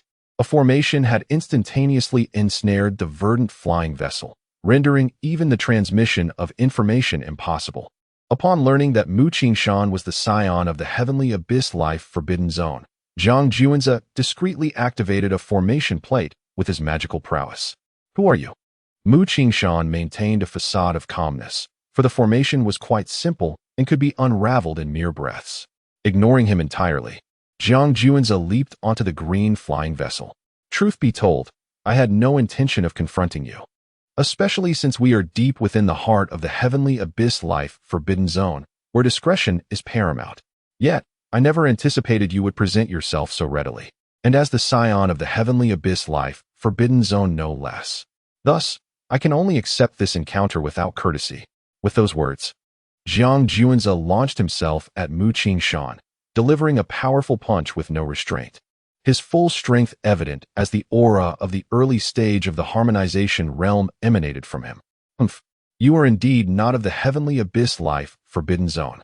Mu Qingshan scoffed, his heart filled with astonishment. He had presumed this individual belonged to a formidable faction, yet he was merely at the early stage of the harmonization realm.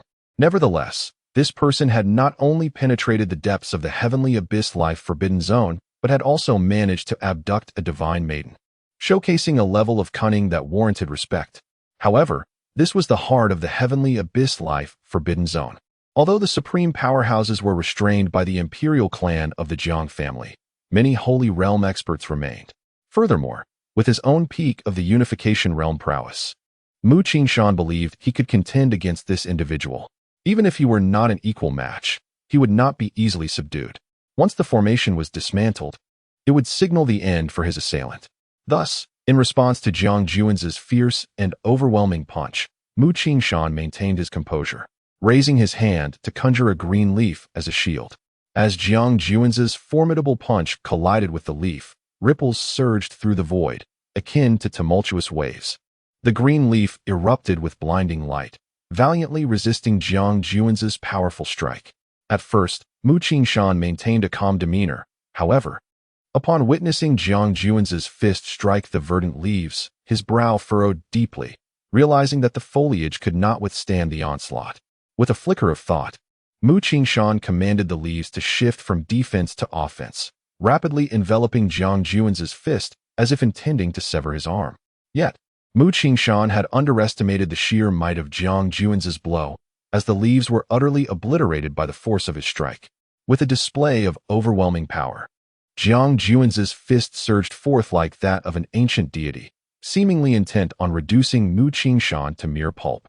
The color drained from Mu Qingshan's face as he hastily crossed his arms in a futile attempt to shield himself. The impact was cataclysmic. When Jiang Juanzi's fist finally connected, Mu Qingshan comprehended the true horror of the force he faced. His arm bones shattered instantaneously, contorting grotesquely, while his chest was caved in by the ferocity of the blow, causing him to spew blood and be flung backward. Who are you?" Mu Qingshan gasped, blood oozing from his mouth and nostrils. His expression one of sheer terror. The assailant had managed to abduct his cousin, Huang Yuyan, and had escaped to this place, indicating that their strength was undeniably formidable. Yet, Mu Qingshan had not anticipated that their power could reach such terrifying heights. With a single punch, he had been gravely injured, and he had no doubt that another strike from this opponent would be his undoing. Suddenly, a glimmer of cold light darted towards Jiang Juanzi's back with blinding speed. The assailant was none other than Mu Qingshan's woman. Chapter 173. The abduction of the divine son Mu Qingshan safely passed in her hand.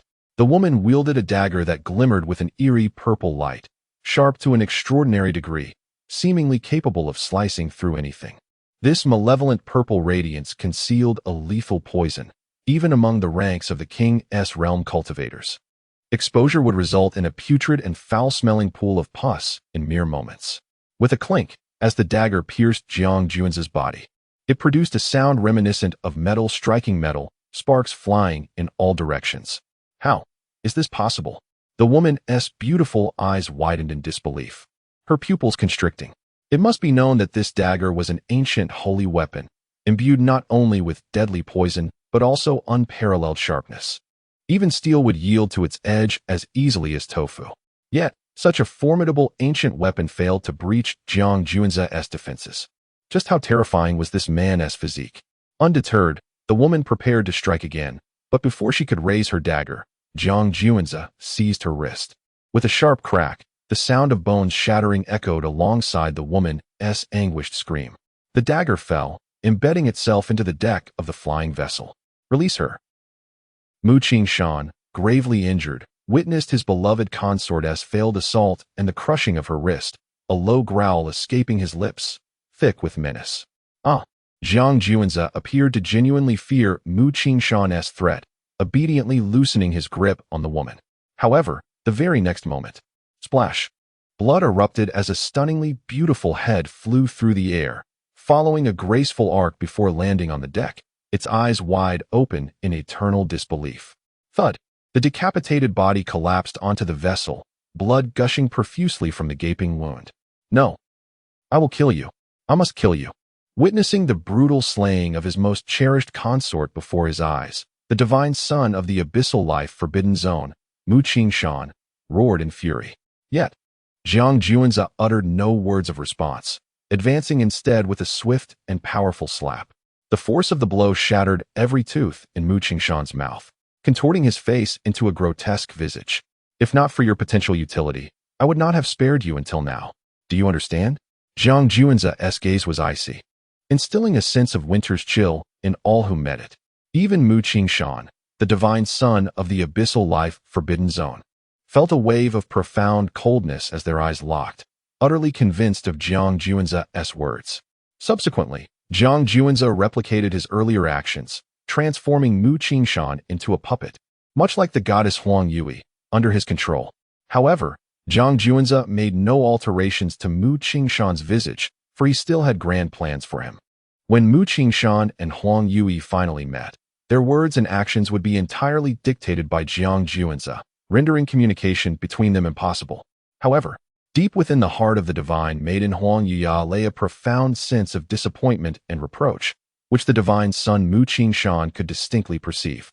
Instantly, Mu Qingshan felt a sense of grievance. After all, he had come to rescue her.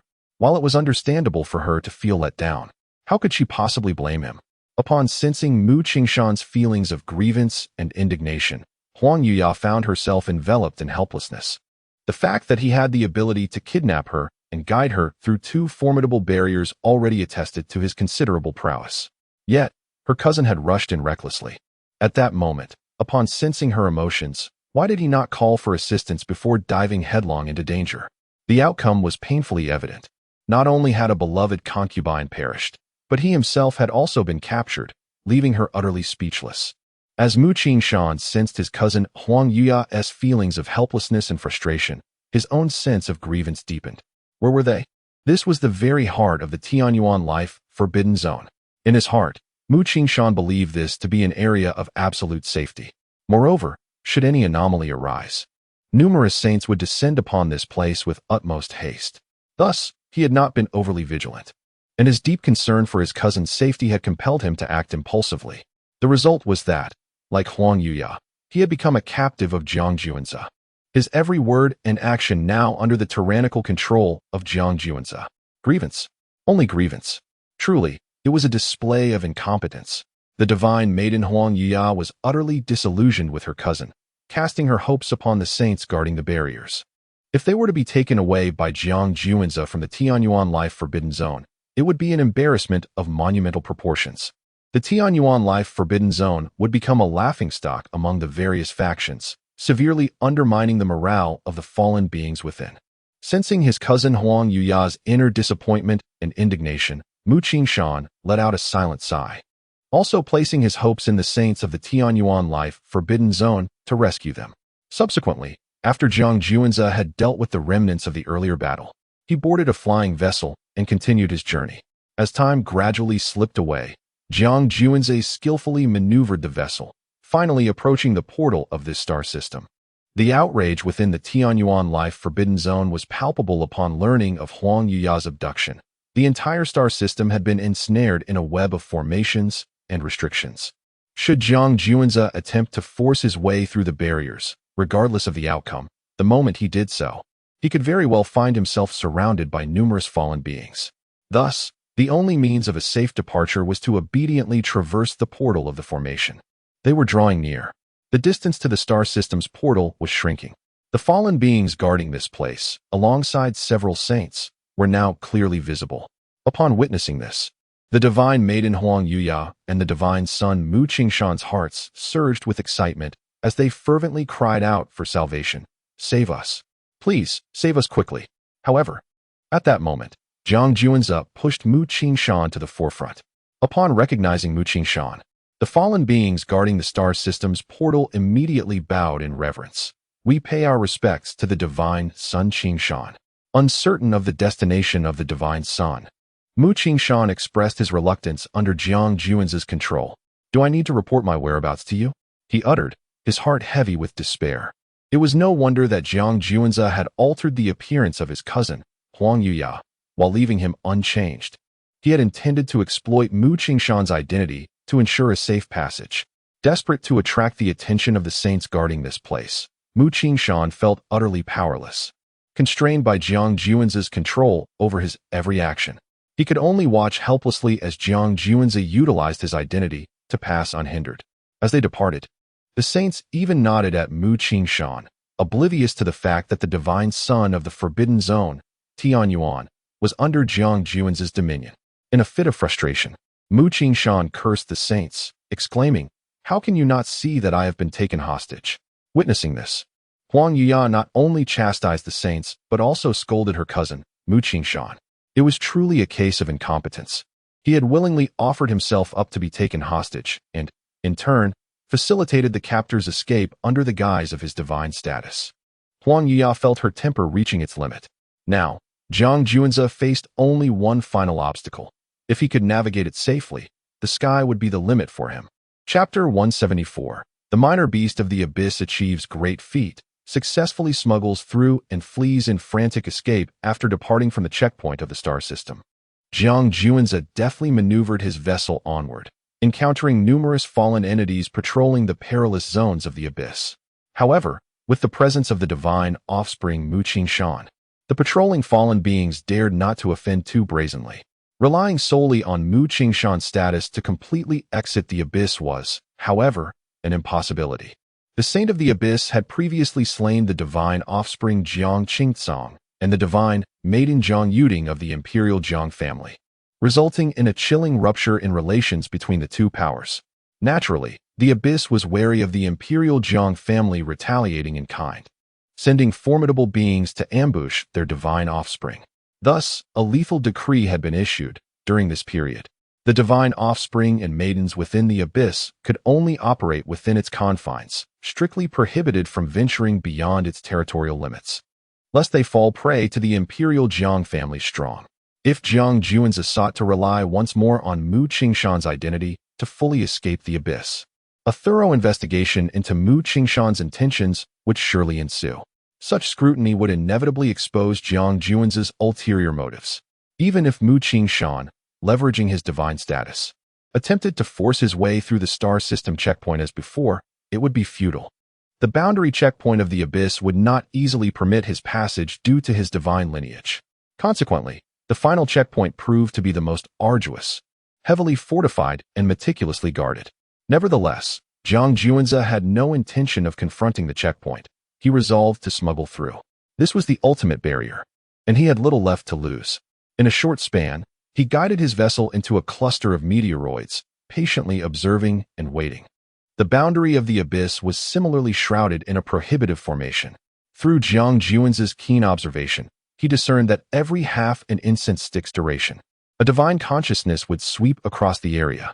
Every full incense stick, a saint would lead a contingent of fallen soldiers on patrol. Once he comprehended the rhythm of the divine consciousness and the timing of the patrols, Jiang Juanza prepared to act. By this moment, half a day had elapsed, and he resembled a patient hunter. As the final moments approached, maintaining his composure became paramount. Faltering now could render all previous efforts futile, risking his very life. When the divine consciousness swept past once more, Jiang Juanza seized the opportunity, swiftly guiding his vessel closer to the boundary of the Abyss.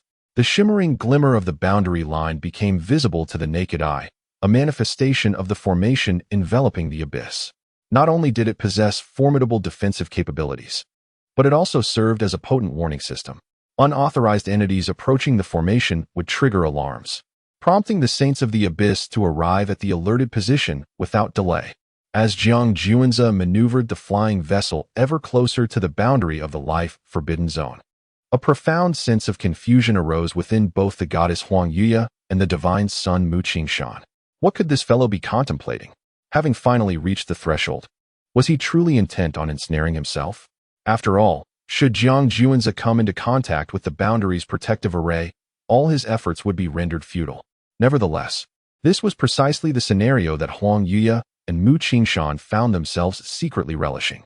Their hearts brimmed with anticipation. Hurry! Hasten to touch the Boundary's array of the life forbidden zone. In doing so, our salvation would be assured. With fervent hopes, Huang Yuya and Mu Qingshan eagerly wished for Jiang Juanzi to act swiftly. They even envisioned a scene where Jiang Juanzi, upon encountering the Boundary's array, would be successfully captured by the powerful beings of the sacred realm.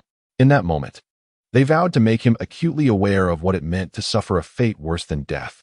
However, while their imaginations soared, reality proved to be exceedingly harsh. Just as the vessel was about to breach the Boundary's array, a drop of blood erupted from Jiang Juanzi's fingertip, causing the space ahead to warp unexpectedly, without triggering any alarm from the Boundary's protective array. No, this cannot be. Huang Yuya and Mu Qingshan gasped in disbelief. The Boundary's array of the life forbidden zone was the pinnacle of protective formations. Within its confines, the laws of space would become utterly ineffective, specifically designed to thwart any attempts at clandestine passage via teleportation talismans or other spatial means. Yet, this kidnapper before them merely flicked a drop of blood, and the space contorted. Did this imply that even the Boundary's array could not suppress his spatial abilities? Unbeknownst to Jiang Juanzi, the shock of Huang Yuya and Mu Qingshan was profound. With a deft flick of his fingers, drop after drop of blood, glistening like rubies, was cast forth, gradually forming a spatial passageway through which the vessel could traverse. Each drop was derived from the formidable spatial talent of the minuscule devourer beast, refined by the Jiang clan's experts, greatly amplifying its potency. Every drop was exceptionally precious. However, the Boundary's array of the life forbidden zone was indeed formidable. Were this any ordinary protective formation, each drop of the minuscule devourer beast's blood would effortlessly construct a spatial passage. Yet, even after Jiang Juanzi had released hundreds of drops, he had yet to succeed in forming such a passage. Remain calm, do not panic. In such a critical moment, maintaining composure was paramount. As he calculated the time, beads of cold sweat began to appear on Jiang Juanzi's brow, and his heartbeat quickened. If the spatial passage could not be opened soon, he would undoubtedly be discovered by the patrolling saints and fallen beings. Hurry, hurry, hurry. Jiang Juanzi's expression grew grave, and blood continued to fountain from his fingertips. At long last, as the patrolling saints and fallen beings approached, a spatial passage took form, constructed from the blood of the diminutive realm-devouring beasts.